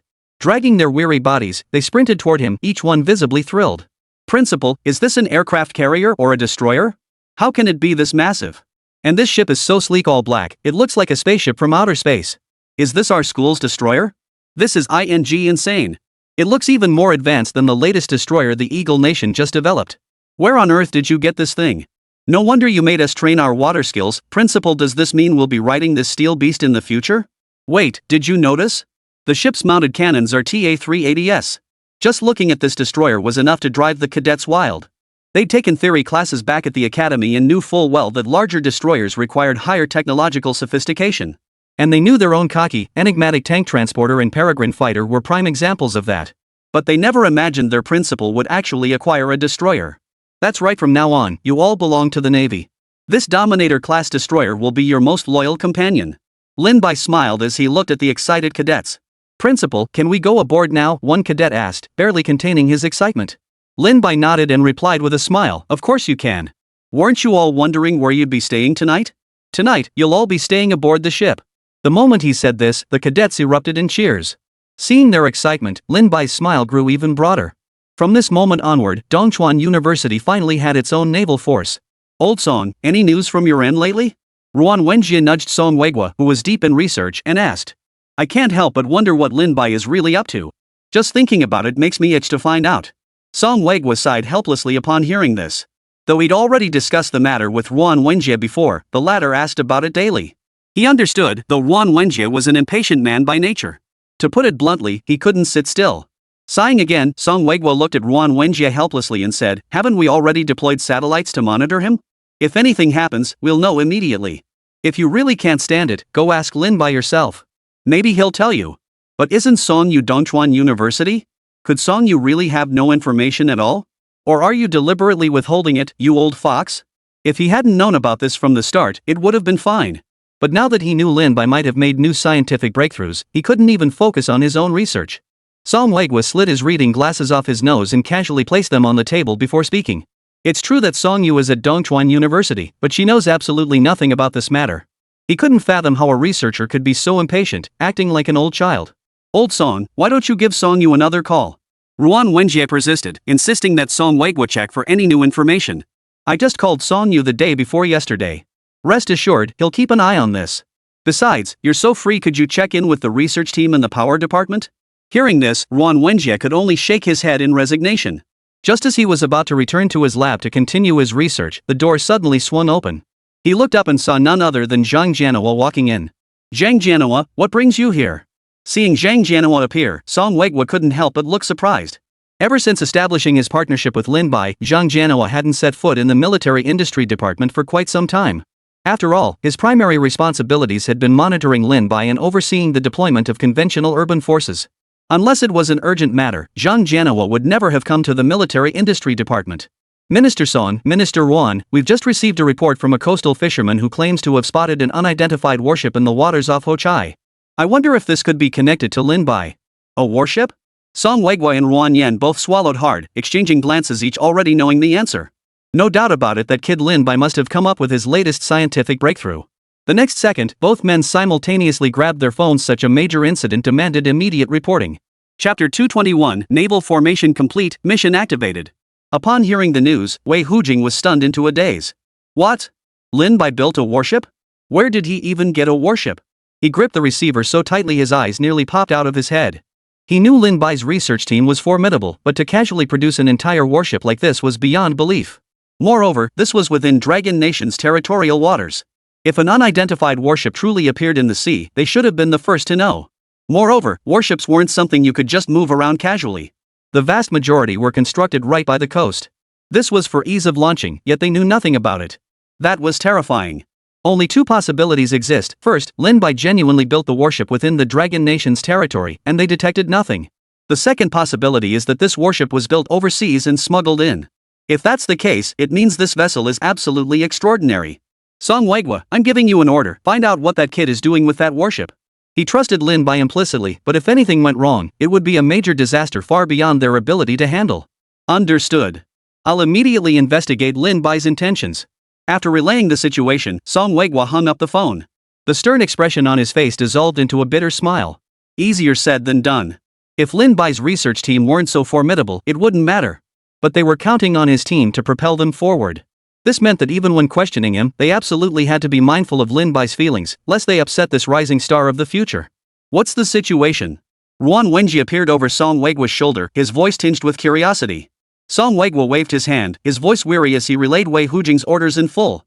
Want to know what Lin Bai intends to do? Ruan Wenji's lips twitched. This was no simple task.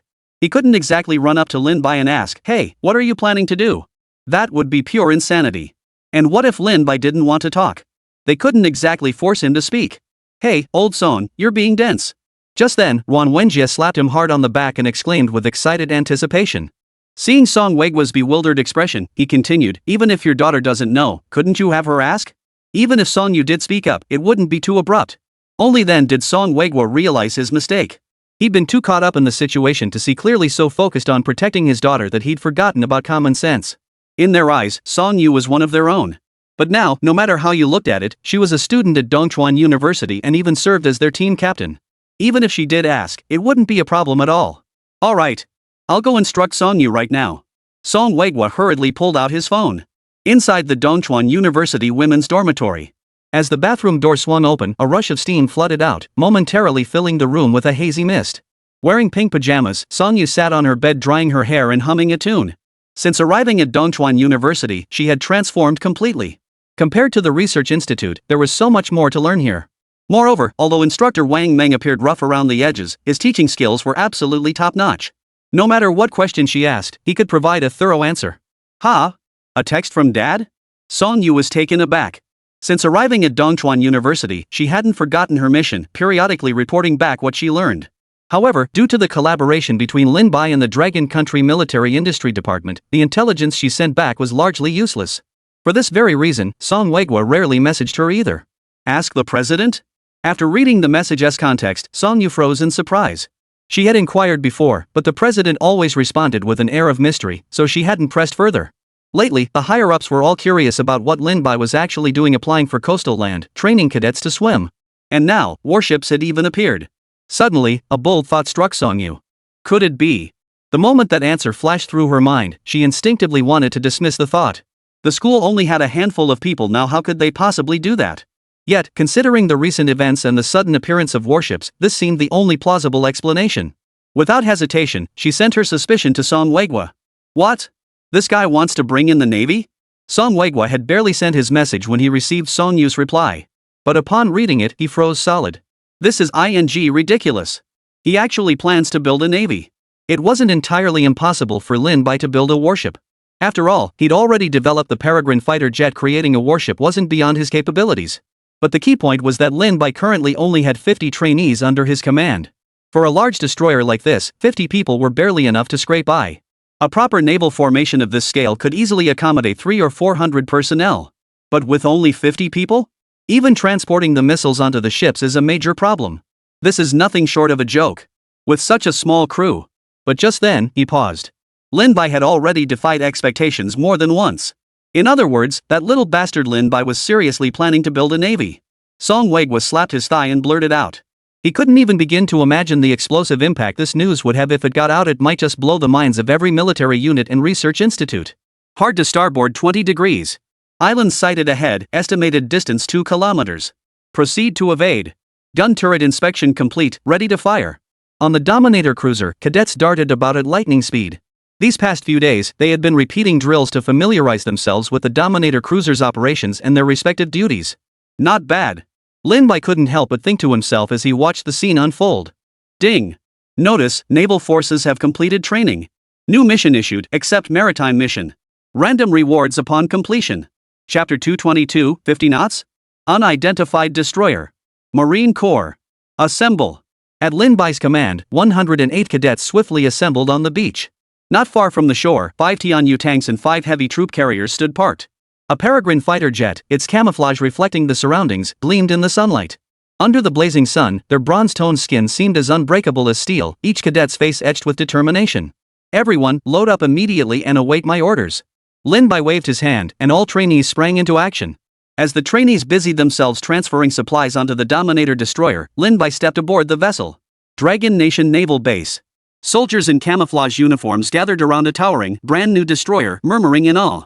Is this the high bay destroyer newly developed by the Ministry of Defense? It's absolutely incredible, a full 1/5 larger than previous models. No kidding. You have no idea how much funding Dragon Nation poured into developing this destroyer. Frankly, our destroyers are almost catching up to Eagle Nation now.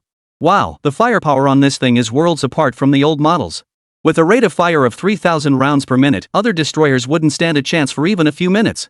I wonder when we'll finally get to deploy this destroyer in action. When we do, we'll absolutely wipe the floor with them. The soldiers grew more and more excited as they talked, their faces glowing with anticipation. They couldn't wait to board the ship and set foot on cherry blossom-covered soil. Our predecessors suffered because they lacked weapons. Now that we finally have such firepower, it's impossible not to want to show it off. And what's more, the Eagle Nation had frequently sent their destroyers to flaunt their might along the Dragon Nation's maritime borders. Now, at last, we could wipe the slate clean.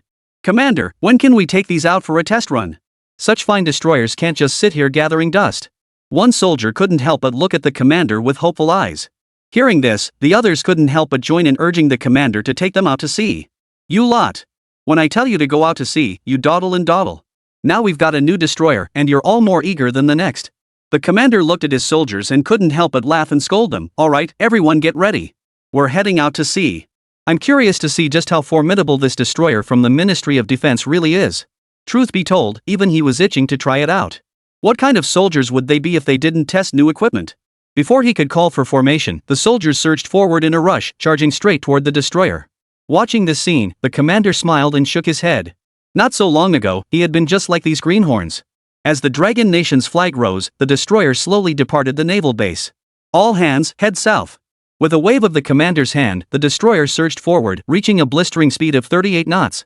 Consider this was a destroyer with a displacement of 12,000 tons. Achieving such a speed placed it ahead of 99% of all destroyers in this world. At that moment, a cadet climbed to the highest lookout point, pulling the binoculars from his chest to scan the horizon. Suddenly, something caught his eye. That thing in the distance, was it a ship? And didn't it look a bit too large? Having spent so much time at sea, though he could only make out a small black, his instincts told him that the vessel in the distance was exceptionally massive. And whether it was his imagination or not, he felt that this small black dot was moving incredibly fast, perhaps because it was passing diagonally ahead of them. As the silhouette grew clearer, the look in his eyes shifted from solemnity to sheer terror. Whoosh! A sharp whistle pierced the air, causing every soldier aboard the destroyer to freeze in unison. Every soldier aboard the destroyer was equipped with a whistle, but it was strictly forbidden to sound it unless it was an absolute emergency. Even when things had nearly escalated to a fight with Sakura earlier, the whistle had remained silent. Yet now, this sound had suddenly appeared. Who sounded the alarm whistle? The battalion commander's expression turned grim as he grabbed the microphone and shouted. No sooner had the words left his mouth than the hatch slammed open with a crash. A soldier burst in, his face twisted with terror. Commander! An unidentified destroyer has been detected southwest of our position, less than 5 kilometers away. The announcement sent shockwaves through the entire compartment. After all, their destroyer was equipped with the latest detection radar. If a destroyer truly appeared, how could it possibly go undetected? After all, the range of this latest detection radar was 20 kilometers. Instead of reprimanding the soldier, the captain strode to the starboard window and raised his binoculars to scan the horizon. But barely 2 seconds later, the regiment commander shouted in a grave voice, "There really is a destroyer out there. Quick! Report it immediately." If his eyes hadn't deceived him, the destroyer appearing before them was unlike any they'd ever seen. Not only that, but judging by the naked eye, its speed was at least 50 knots. Consider this, the destroyer was larger than their own vessel, carried more weaponry, yet moved faster. If this was a foreign force, today would undoubtedly escalate into a fierce battle. As the report was swiftly relayed, Wei Huijiang in the office also received the news. What? An unidentified destroyer has appeared in our waters? And its speed is at least 50 knots? Wei Huijiang yanked the receiver from its cradle and sprang to his feet, his sudden movement sending nearby documents scattering across the floor. Xiao Li!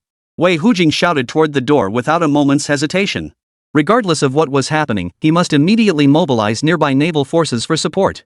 If the report proves accurate, this could escalate into a global sensation. Just then, the aide pushed open the door. Xiao Li! An unidentified destroyer has appeared in the Hohai waters. Dispatch other naval units to provide support immediately. Wei Hujing responded without hesitation. But as soon as he finished speaking, he noticed Shaoli standing in place with a peculiar expression. Get moving. Wei Hujing grew impatient.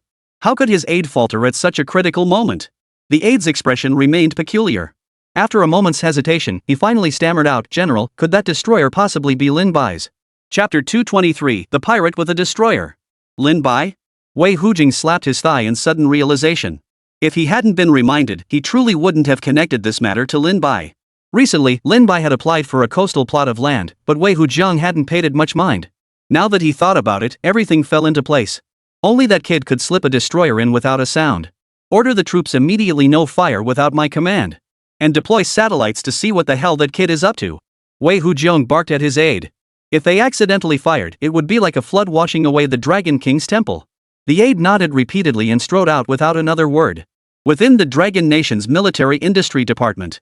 That kid Lin Bai has actually developed a destroyer? And its horsepower and dimensions are superior to the one we just finished developing? Ruan Wenjie received the news almost immediately, but upon hearing it, his head began to buzz. This was beyond absurd.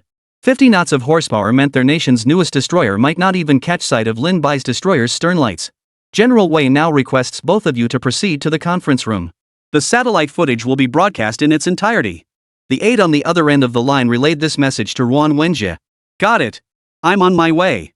Without a moment's hesitation, Ruan Wenjie nodded his agreement and hung up. This guy's been keeping things under wraps pretty well. Sure, there's talk about building a navy, but you've barely started training people and already you're pulling out a destroyer? That's demoralizing. Song Weiguo watched Ruan Wenjie hang up, his expression odd as he spoke. Lin Bai certainly never played by the rules, but at least before, they'd always catch wind of something beforehand.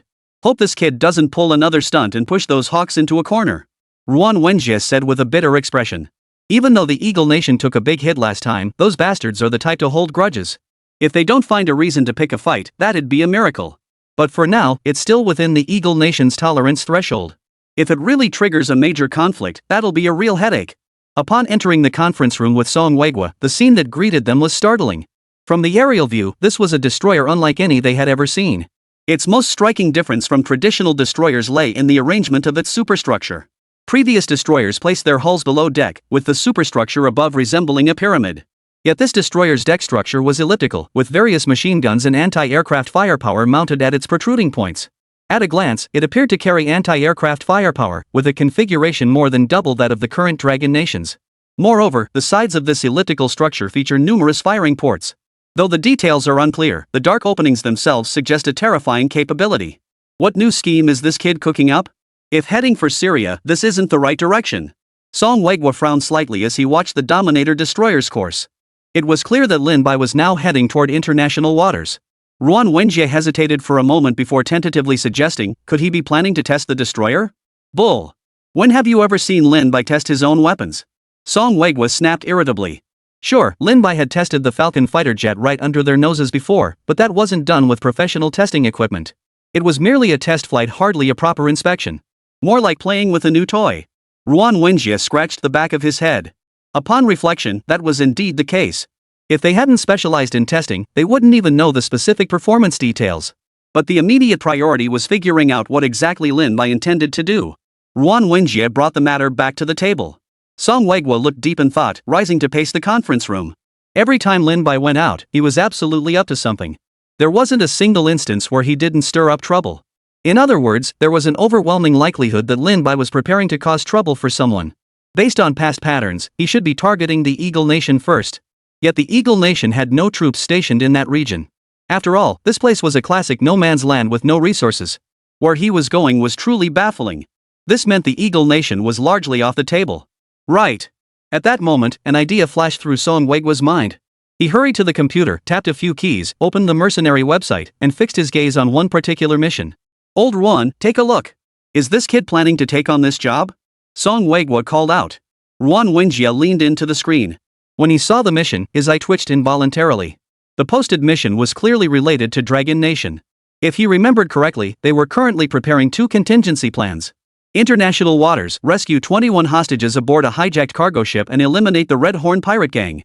Bounty, 500 million. Strictly speaking, the cargo ship itself wasn't Dragon Nation's property, but all the hostages aboard were Dragon Nation citizens. Moreover, the funds for this operation weren't provided by the Dragon Nation itself, but by the company that owned the freighter.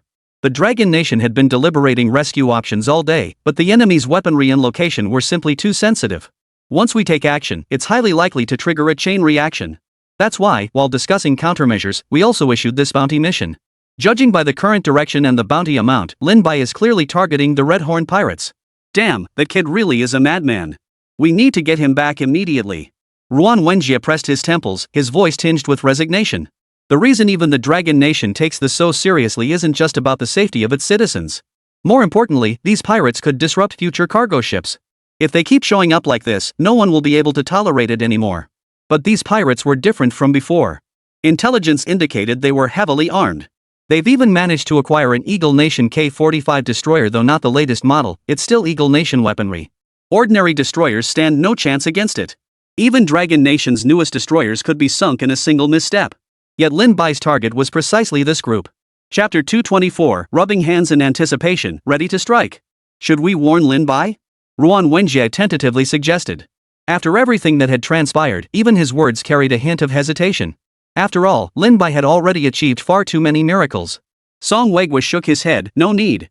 I trust Lin Bai never acts without certainty. At the same time, on the boundless sea, a large ocean-going freighter sailed southward, surrounded by several warships of different types. On the K-45 destroyer, a group of pirates, bare-chested and slinging automatic rifles diagonally across their chests, danced and sang on the deck. Not far from them, huddled in a corner, were 21 trembling hostages. Captain, why would the Eagle Nation suddenly order us to hijack this freighter? And even send us a destroyer? First Mate Redhorn leaned close to Captain Jack, his voice brimming with confusion.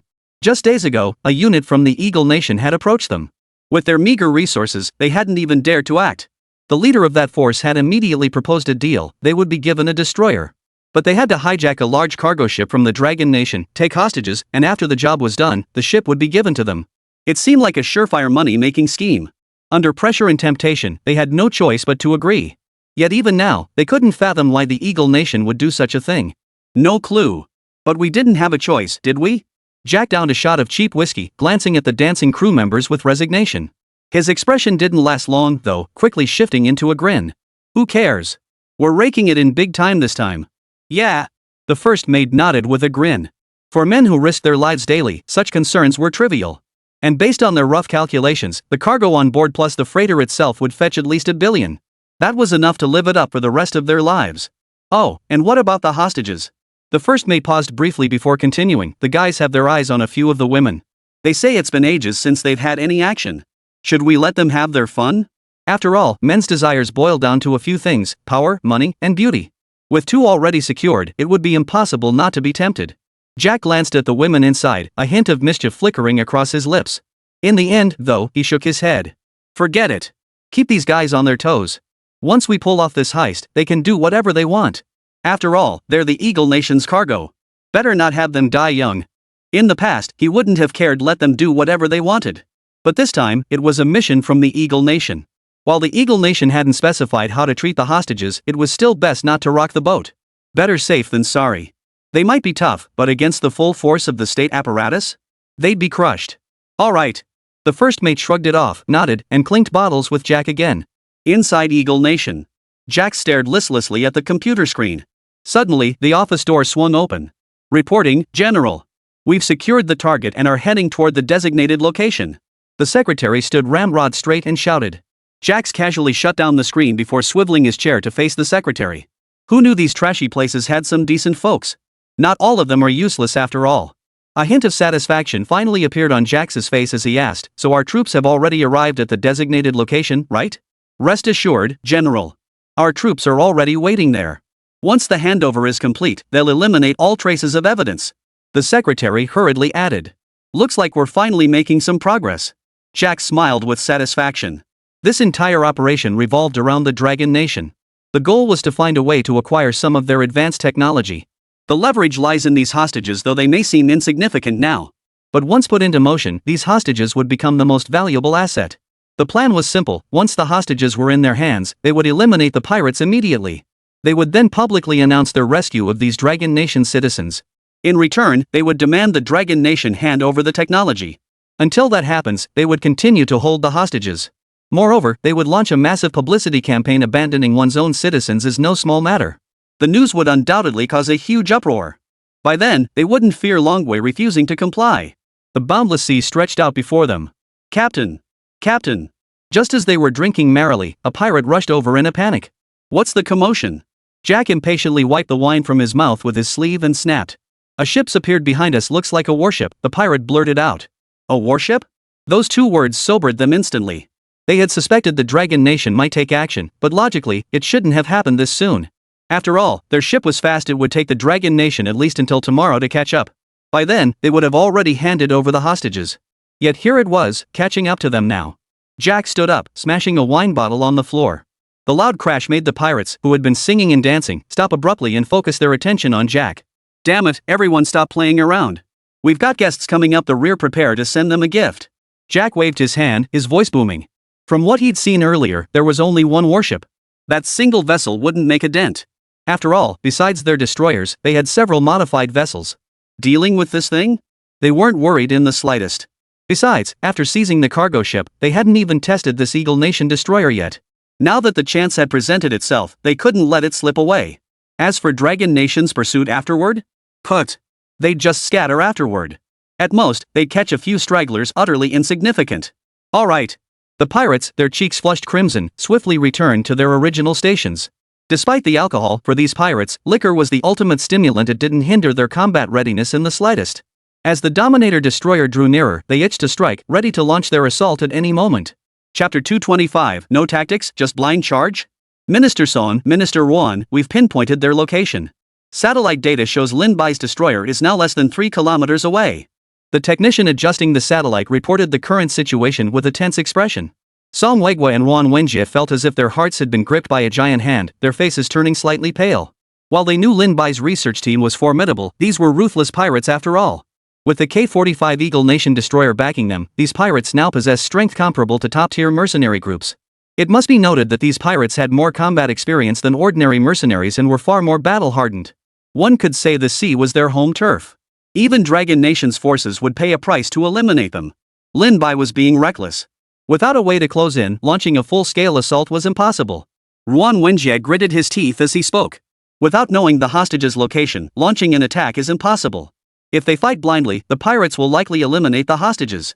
Moreover, the sun hasn't set yet, which means this offensive will inevitably become a protracted battle.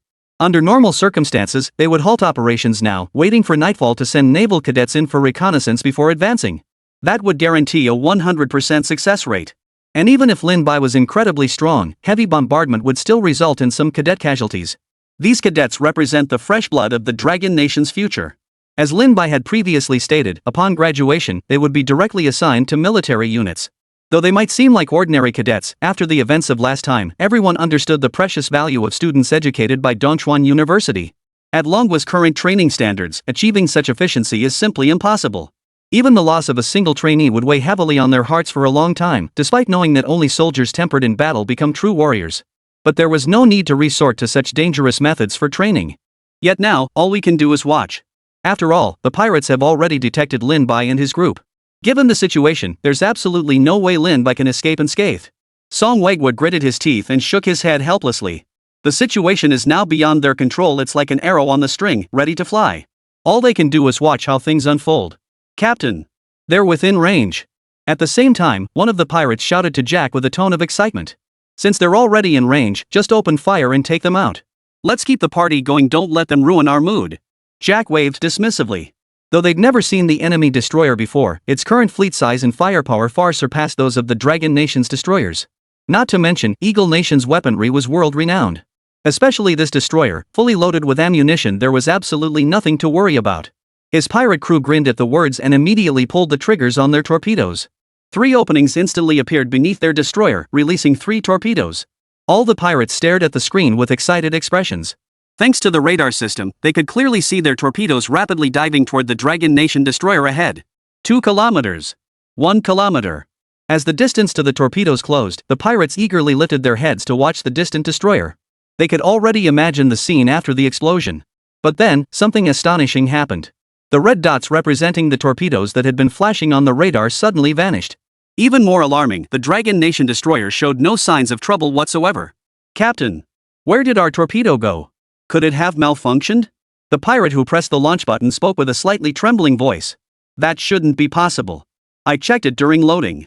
Jack, too, was now hesitant. He had feared this might be an Eagle Nation plot, so when they supplied the ammunition, he had specifically inspected it. Only after confirming everything was in order did he dare to hijack the Dragon Nation freighter. Yet now, after pressing the launch button, nothing happened. He had clearly seen the torpedo's trajectory, but at this very moment, it vanished without a trace. Meanwhile, Song Weiguo and Wan Wenjie, watching the live feed, also sensed something was amiss. Strange. Why weren't these pirates attacking Lin Bai's destroyer? Song Weiguo turned to Wan Wenjie beside him with a look of bewilderment. Anyone with basic military knowledge would know that the moment an enemy vessel entered their firing range, they would open fire immediately. Yet these pirates seemed to be allowing Lin Bai's destroyer to approach without any reaction. Yeah, that doesn't make sense either. Could it be that these pirates ran out of ammunition? The moment this thought crossed Wan Wenjie's mind, he dismissed it. If they truly had no ammunition, they wouldn't just stand there doing nothing, they'd either turn and leave or launch an attack. What was unfolding before them simply defied logic. Beep. Just then, Song Weiguo's phone began vibrating incessantly. He pulled it out and, upon reading the message, his pupils contracted sharply. So that's why. I finally understand what's happening, but could this truly be something humans could research? Song Weiguo's hand holding the phone trembled uncontrollably. Moments earlier, Song Yu had secretly sent him a message explaining exactly what had just transpired, the very reason for his profound shock. Time rewound 5 minutes earlier. Principal, we've entered their firing range. Should we initiate an attack? After making the observation, Su Shuet approached Lin Bai and spoke with grave expression. Lin Bai waved his hand, his tone calm.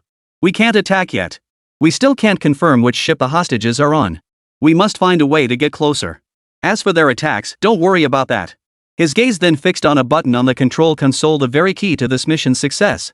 Chapter 226, already? Not yet, a scurrying rat. At that moment, the Bawang destroyer suddenly detected torpedoes rapidly closing in. Upon witnessing this, Song Yu's face instantly drained of color. The enemy had launched 3 torpedoes simultaneously. Even a single hit would deal a devastating blow to them. It could even alter the course of the battle. Yet, at that very moment, he noticed Lin Bai calmly pressing a button nearby. The central control screen of the Overlord destroyer suddenly displayed a new interface. This interface was actually altering the enemy torpedo's trajectory and disrupting their electromagnetic attack lock. What followed stunned everyone. The torpedo's signals vanished entirely. Their underwater observations showed all 3 torpedoes had diverged in different directions.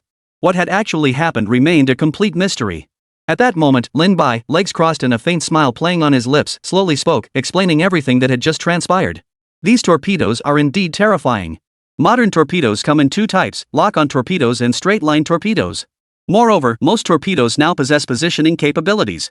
By disrupting their electromagnetic fields, we can destroy their lock-on systems. Once the lock is disrupted, it can no longer target our destroyer. There is one caveat, though, and this is also a drawback: when disrupting the torpedo's electromagnetic field, we inevitably lose detection of the torpedo itself. However, the AI system will automatically reassign its lock-on target. Song Yu was acutely aware of how incredibly difficult this would be to achieve. With current technology, it was simply impossible. On the surface, it resembles the decoys used on fighter jets, but there's a crucial difference: those decoys have a very low success rate, whereas what we just achieved was a 100% success rate. Principal, there's one thing I don't quite understand. If the enemy uses conventional torpedoes, how do we redirect them?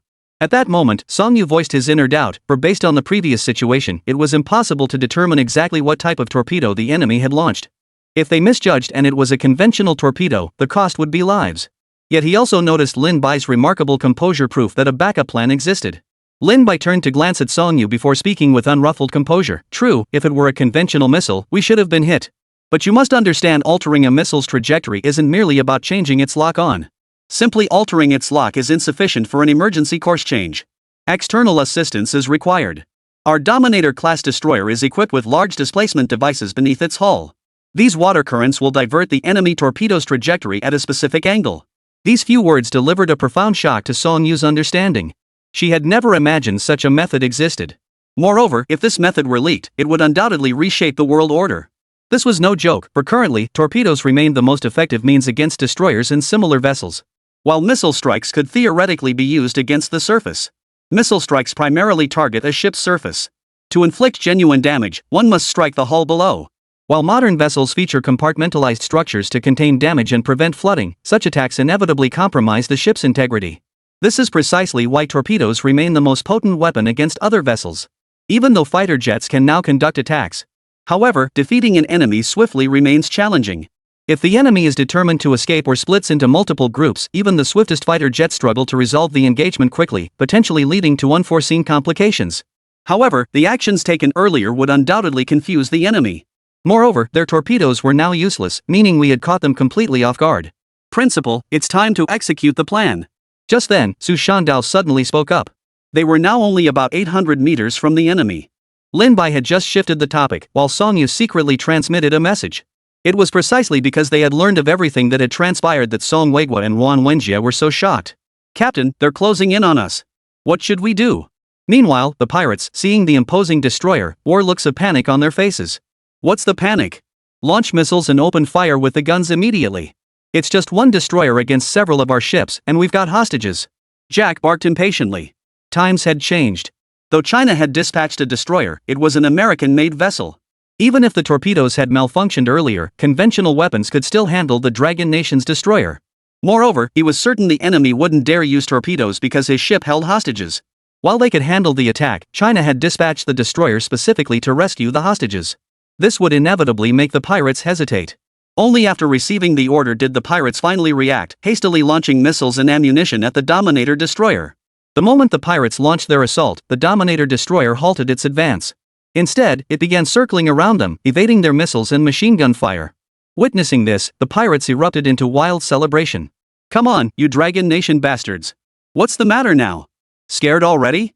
I thought they were something special, but now they're running scared in the face of our attack. Honestly, I thought he was actually going to ram us just now. Turns out they don't have the guts after all. A measly destroyer thinks it can take us on? Who does it think it's looking down on? As they watched the Dragon Nation destroyer speed away, their faces lit up with delight. What they feared most was the Dragon Nation destroyer charging head-on without regard for its own safety. After all, if that happened, they'd never hold out. Even if they managed to scrape by, who's to say more Dragon Nation naval forces wouldn't come to reinforce them? Now, as long as the Dragon Nation destroyer stayed away, they could continue their voyage. Jack understood this logic well. He turned and shouted to his men, if the Dragon Nation destroyer doesn't approach, ignore them. We're proceeding to our planned coordinates. But the moment he issued the order, he was stunned to see the Dragon Nation destroyer suddenly blocking their path. Chapter 227, Silence, the Vanished Pirates. This sight instantly made Jack's eyes red with fury. Such an act was clearly a provocation. Captain, what should we do? The first mate turned his gaze to Jack. Their reinforcements must be on their way. If we keep getting held up like this, we'll never get away. Order everyone to open fire at full power. After firing one round of ammunition, we'll immediately continue toward our destination. Jack knew clearly that if they didn't deal with the Dragon Nation destroyer blocking their path, they'd never be able to leave without worry. If it followed behind, they could still fight their way back, but with it ahead, that was impossible.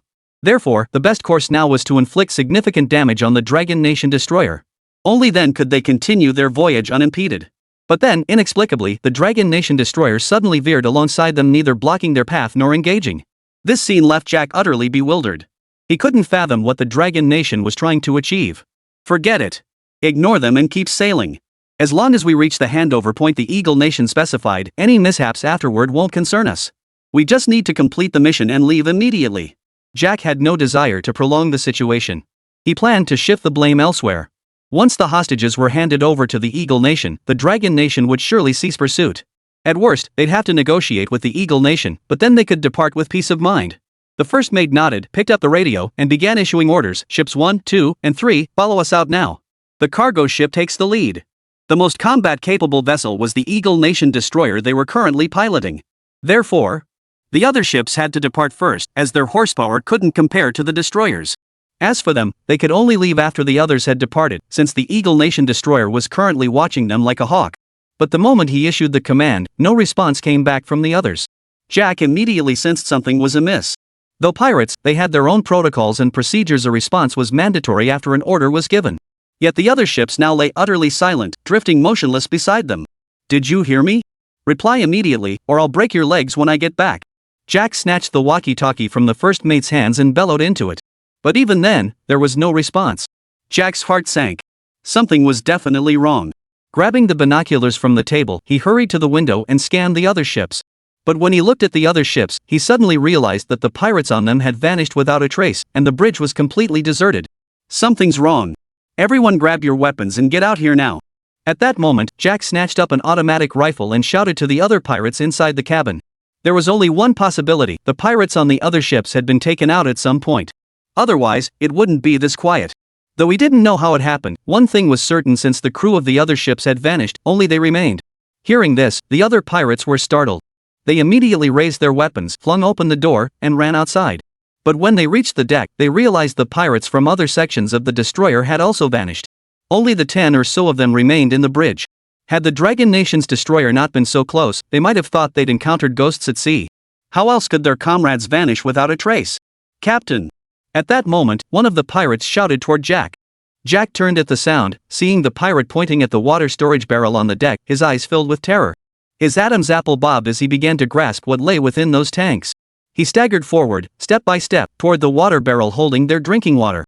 When he reached it and peered inside, he saw over 20 pirates lying dead, their eyes wide open.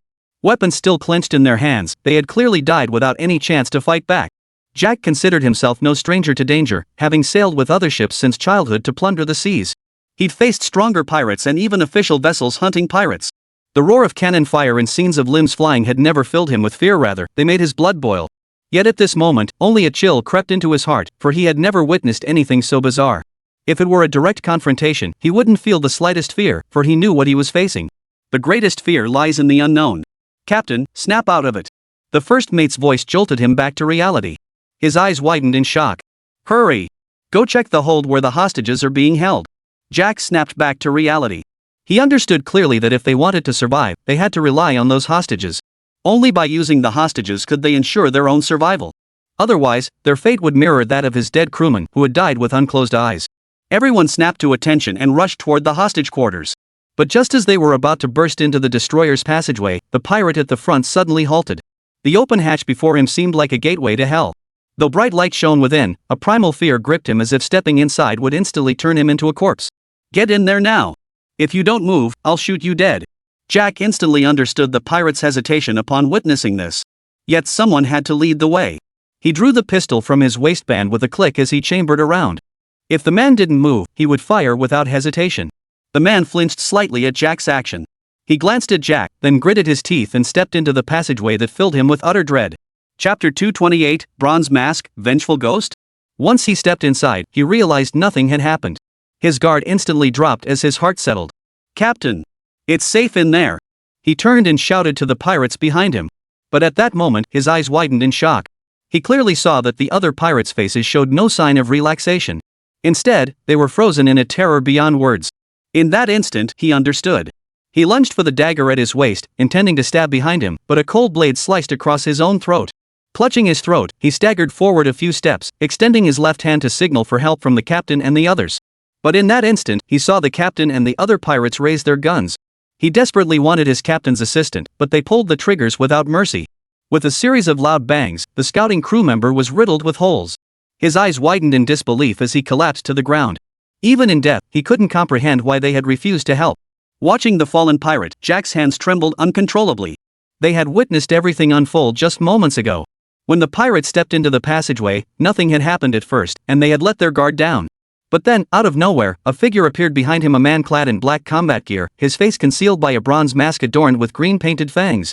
The figure gripped a dagger, gliding like a specter to slit the sailor's throat before vanishing into the passageway in an instant. The entire sequence was utterly unexpected. By the time they drew their weapons and fired, the ghostly figure had vanished. Though they had witnessed the event clearly, an indescribable sense of helplessness overwhelmed them.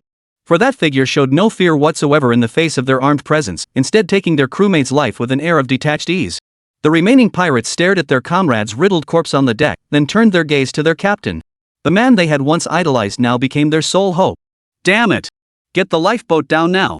Only one thought occupied Jack's mind: escape. Escape this place immediately. With no movement from the other ships, it meant their situation was likely the same everywhere. The only option now was to abandon everything and leave. Though bitterly reluctant, nothing mattered more than his life. The Eagle Nation's destroyer was equipped with inflatable lifeboats. These lifeboats had propulsion units attached to their rear. While they offered no means of counterattack, they were the only way out. Driven by sheer terror, the pirates moved with unprecedented speed. They raced to the lifeboat's location, tossed it into the sea, and without hesitation, leaped from the destroyer. Jack was the last to jump. His mind raced. Once off the destroyer, the Dragon Nation forces would likely cease their relentless pursuit. Though the inflatable lifeboat offered little protection, its advanced propulsion system gave them a strong chance of escape. As these thoughts raced through his mind, his entire body plunged into the icy seawater. The height of his fall caused him to sink nearly 2 meters instantly. For those who made their living by the sea, swimming was second nature. The moment he hit the water, Jack opened his eyes only to feel his heart freeze solid in that instant. As far as the eye could see, more than 20 figures lurked beneath the surface. What they shared in common was the bronze mask he had seen on the man aboard the ship earlier, now covering their faces. These grotesque masks resembled souls reaped from hell. Before he could react, he sensed water swirling behind him. A large hand clamped over his mouth as a cold blade sliced across his throat. Meanwhile, less than 10 kilometers away, over a dozen warships from the Eagle Nation drifted gently on the sea. Why haven't those useless pirates shown up yet? The captain in charge of the mission glanced impatiently at his wristwatch. According to their calculations, the pirates should have arrived by now, yet there was still no sign of them. Captain, could they have slipped away? An Eagle Nation soldier asked. Hearing this, the captain's brow furrowed slightly. These pirates were scoundrels with no scruples. They might very well have taken the cargo ship and fled. We can't wait any longer. We're heading out to investigate. Based on their previous coordinates, they shouldn't be too far from here. With that thought, he immediately gave the order. Over a dozen Eagle Nation warships swiftly headed toward the direction where the signal had previously appeared. Within 10 minutes, they spotted 4 vessels drifting on the distant sea. Further away lay the cargo ship and an unfamiliar destroyer. The sight of that destroyer instantly revealed what had happened. These pirates must have been intercepted by the destroyer, otherwise, they wouldn't have been delayed for so long. What baffled them, however, was that the pirates hadn't fired a single shot. Instead, they remained utterly silent, not making a sound. I knew these pirates were useless. Facing a Dragon Nation destroyer, they're too scared to even fire a shot. The captain couldn't help but curse angrily. From the current situation, it seemed the Dragon Nation had already taken the cargo ship and hostages back, while these useless pirates just stood by and watched. They had anticipated the Dragon Nation would dispatch naval forces in pursuit, which was precisely why they had specifically provided a destroyer to these pirates to delay the Dragon Nation's navy. Yet now, without firing a single shot, they'd handed it over. The thought made his entire body tremble uncontrollably. Seizing the moment, he grabbed the walkie-talkie, switched to the public channel, and bellowed, "Dragon Nation warship. Halt immediately. I suspect your vessel harbors our missing crew members. Cooperate with our investigation." Chapter 229, Blue Light. The ship split in two. Though this was an unfamiliar warship, they had arrived with over a dozen vessels in tow. Under no circumstances would this Dragon Nation destroyer dare to confront them. The reason for making this demand now was that the mission had already failed. The only option was to cut losses and find a way to examine the internal structure of Dragon Nation's newest cruiser. At least that would provide some justification upon returning. Moreover, this action carried deeper significance. Boarding the vessel would demonstrate the Eagle Nation's current military deterrence. Meanwhile, within the Dragon Nation's Ministry of Defense, how did the Eagle Nation's fleet suddenly appear? Manhwa and his team also noticed the satellite footage showing 13 Eagle Nation warships heading straight toward Lin Bai's location. Manhwa seemed to grasp something suddenly. Clenching his fist, he declared with deliberate emphasis, this cargo ship hijacking was definitely premeditated. And 9 times out of 10, it's connected to the Eagle Nation. While Eagle Nation's fleet occasionally appeared on the high seas, the speed of their approach this time was simply too fast. Moreover, the K-45 destroyer previously seen in the pirates' possession strongly suggested it was likely supplied by the Eagle Nation. What the hell do these bastards want? Manhwa stared fixedly at the screen, muttering through gritted teeth. Manhwa shook his head and activated his microphone. "General Wei Huijiang, please immediately dispatch our forces to Lin Bai's location." Regardless of what the Eagle Nation intends to do now, their only course of action was to protect Lin Bai's safety. While Lin Bai's Overlord-class destroyer had indeed delivered a massive shock earlier, it could only handle torpedoes. With their current firepower configuration, they could easily take down a destroyer even without torpedoes. "I've already sent them." Wei Huijiang's calm voice came through the speakers.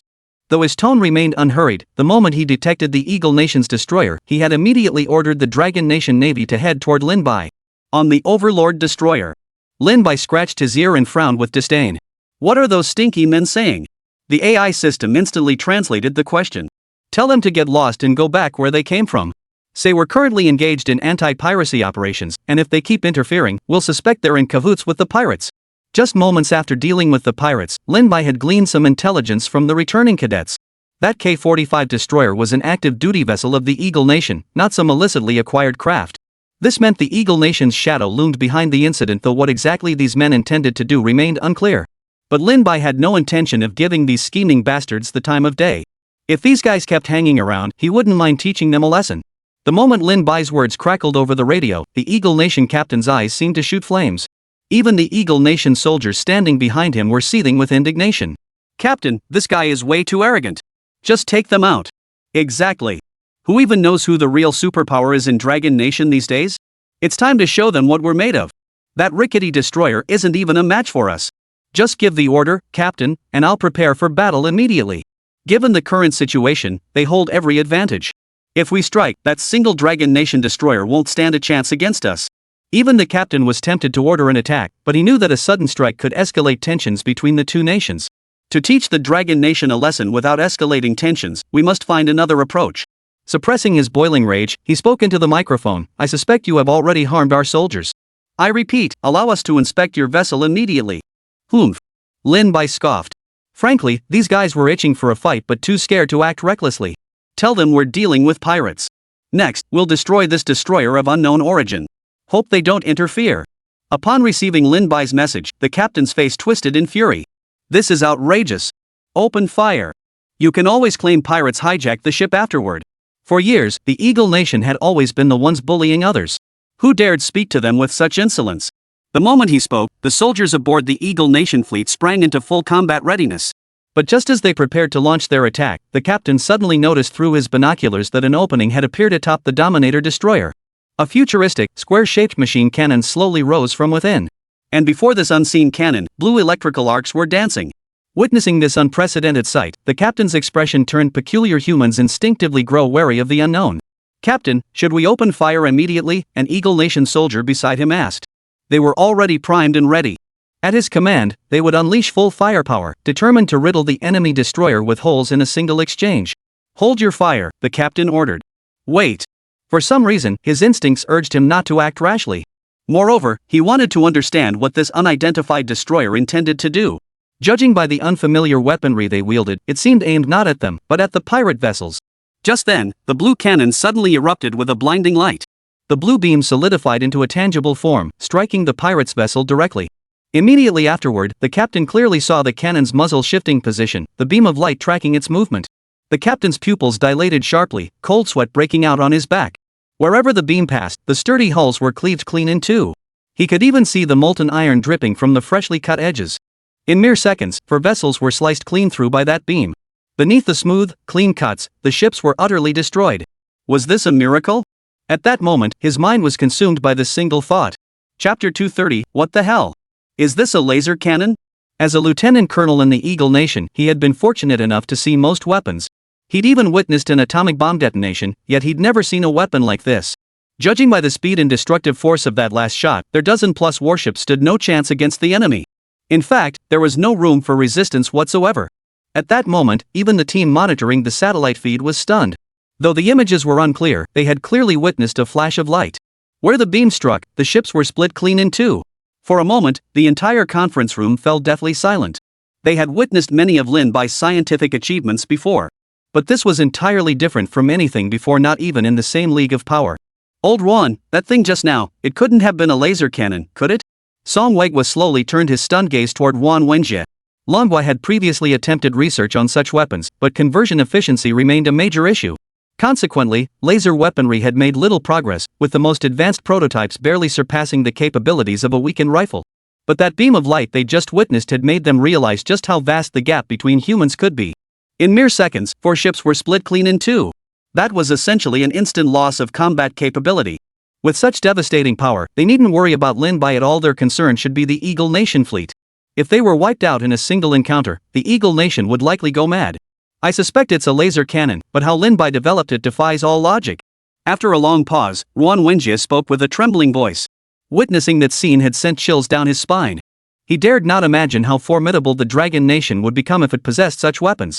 The Eagle Nation's Vulcan Gatling gun was already formidable enough.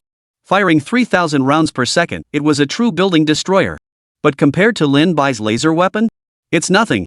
Moreover, they knew full well that the greatest advantage of laser weapons was their range. Based on their previous laser weapon development, They could easily hit targets 5 kilometers away, but Lin Bai's could strike at least 10 kilometers away. Since light energy doesn't diminish easily, its destructive power only grows. Lin Bai truly keeps delivering miracles. No wonder he wasn't worried at all. With this thing, forget taking down a dozen warships, even an Eagle Nation carrier would have a tough time. While that might be a slight exaggeration, it must be said that Song Weiguo spoke from the heart. The true strength of an aircraft carrier lies in its ability to launch aircraft and command an extensive fleet, which is why it holds such formidable deterrent power. This weapon of Lin Bai's could take a chunk out of an aircraft carrier. No way, old Song, you absolutely have to get this thing for us. Ruan Wenjie grabbed Song Weiguo's shoulders with intense excitement. What they lacked most right now was precisely this kind of high-precision weapon.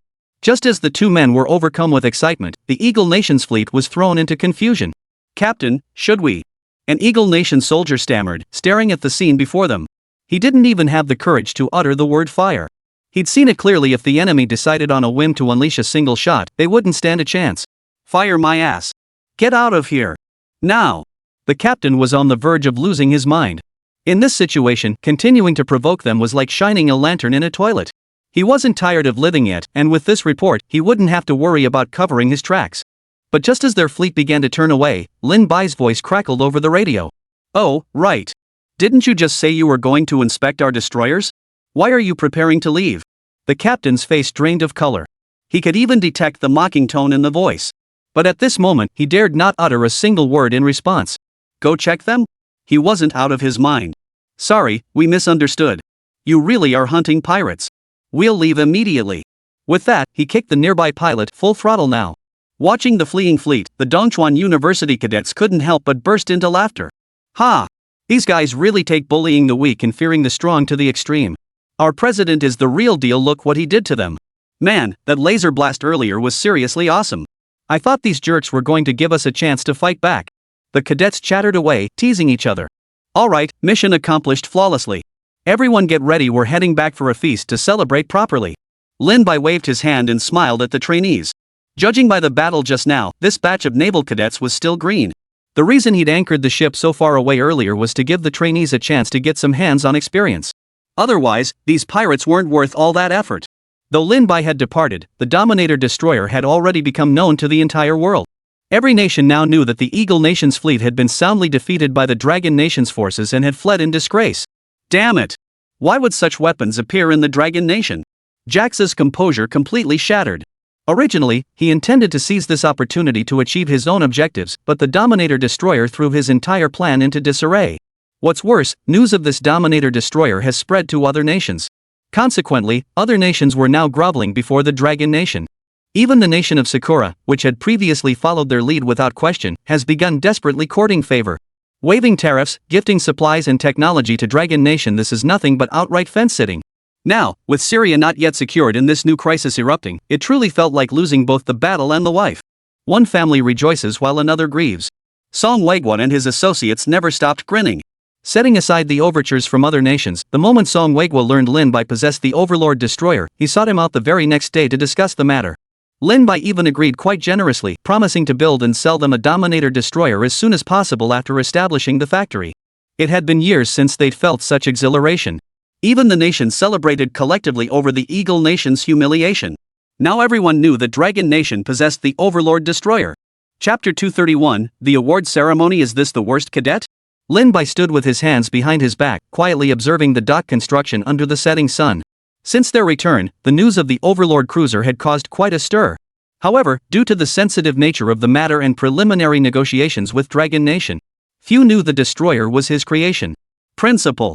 Just as Lin Bai was deep in thought, he suddenly heard someone calling his name. He turned to look. There stood Wang Meng, covered in sand and dry concrete slurry, striding toward him with a broad smile. It's almost ready. We can officially inspect it tomorrow. Wang Meng nodded without hesitation. He had spent most of this time overseeing the dock construction here. While the dock itself didn't involve any particularly complex technology. However, since this would become their second campus, the design required differences from standard docks, including the construction of defensive facilities. That's why Wang Meng had been stationed here. As for those prefabricated buildings, tell them to speed up the process. We can't have the trainees living in tents every day, he added. And what about the seawater filtration system? Is it still not ready? Lin Bai inquired about other details, as the 50 trainees would need to be stationed here long term. This coastline had been abandoned for ages. While some structures remained, they were ultimately insufficient. Water supply is also a major issue. Currently, we're still transporting drinking water here by helicopter. With only 50 people now, it's manageable, but once numbers increase, this will definitely become a problem.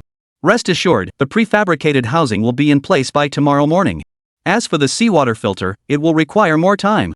Wang Meng hung his head, seemingly reproaching himself for his incompetence. Lin Bai didn't press the matter. While Longwood did have seawater filtration systems, finding suitable ones proved exceedingly difficult. Oh, principal. Just then, Wang Meng seemed to remember something. He slapped the back of his head and pulled a letter from his pocket. I received this letter this morning and meant to bring it to you today. I almost forgot. Although Wang Meng had to supervise the work here during the day, he still needed to return to the school at night. The logistics trainees still needed his supervision, and he wanted to update Lin Bai on the school's situation. That's why he'd brought the letter along. Lin Bai casually took the letter. Upon seeing the sender's name, he froze in surprise. It was actually a letter sent to him by the Dragon Nation military. After opening it and glancing inside, a satisfied smile touched the corners of Lin Bai's mouth. The letter detailed Wei Tianhao's recent activities within the Hound Corps, and it was entirely penned by Wei Hujing. Every word praised the outstanding achievements of this academy, which had been expelled from Dongchuan University. Not only had he resolved the bank robbery incident, but he had also led the Hound unit to victory in a competition against the special forces of the Bear Nation. Each of these honors had propelled Wei Tianhao's reputation skyward, making him a rising star within the Hound Corps. He was undoubtedly a top-tier prospect, the kind of talent that was exceedingly rare even within the military. Now that they'd learned of this, they were bound to thank Lin Bai for nurturing such an exceptional cadet. Though they remained puzzled as to why Lin Bai had allowed him to graduate, landing such a talent was undoubtedly a stroke of luck. Looks like this kid's doing even better than I imagined. They're actually holding a commendation ceremony for him. Seems I worried about him for nothing. Lin Bai couldn't help but chuckle to himself. Truth be told, when he'd let the kid go, he'd felt a twinge of reluctance. But he'd reached his ceiling. Staying longer would have been pointless. Yet in such a short time, he'd managed to steal the spotlight. Principal, you must understand this is a graduate from Dongchuan University. If he brings shame upon us, I'll personally go and teach him a lesson. Wang Meng stood nearby, arms crossed, his tone tinged with mockery. On the training grounds of the Dragon Nation's Forbidden Zone forces, over 1,000 soldiers from the Hound Corps stood on the parade ground, straight as pine trees. Every pair of eyes was fixed on the figure atop the platform. To them, this man was nothing short of a miracle. Since his arrival at the Hound Corps, he had achieved remarkable feats in just over a month. Not only was his personal combat prowess exceptional, but his command abilities were also top tier. Every mission he led ended in flawless success, even against the most vicious outlaws, whom he subdued with effortless ease. Even soldiers who hadn't served alongside him knew the name Wei Tianhao. It was nothing short of a miracle. How on earth was this man trained? Are you kidding me? He graduated from Dongchuan University, now considered one of the top military academies. Such an outstanding graduate, and Dongchuan University didn't even keep him as an instructor? TSK, what a waste. But I hear Dongchuan University's cadets are all top-tier geniuses. Didn't our company commander lose to them in that competition before? They used to look down on Dongchuan University, even after that loss. But Dongchuan University only won by a hair. Wei Tianhao's appearance completely changed their perception of Dongchuan University. What baffled them even more was that Dongchuan University would willingly hand over such talent to the Dragon Nation. Truthfully, every military academy harbors some self-interest. They deliberately retain outstanding cadets to eventually serve as instructors. Yet Dongchuan University had actually released Wei Tianhao to the military, utterly inconceivable.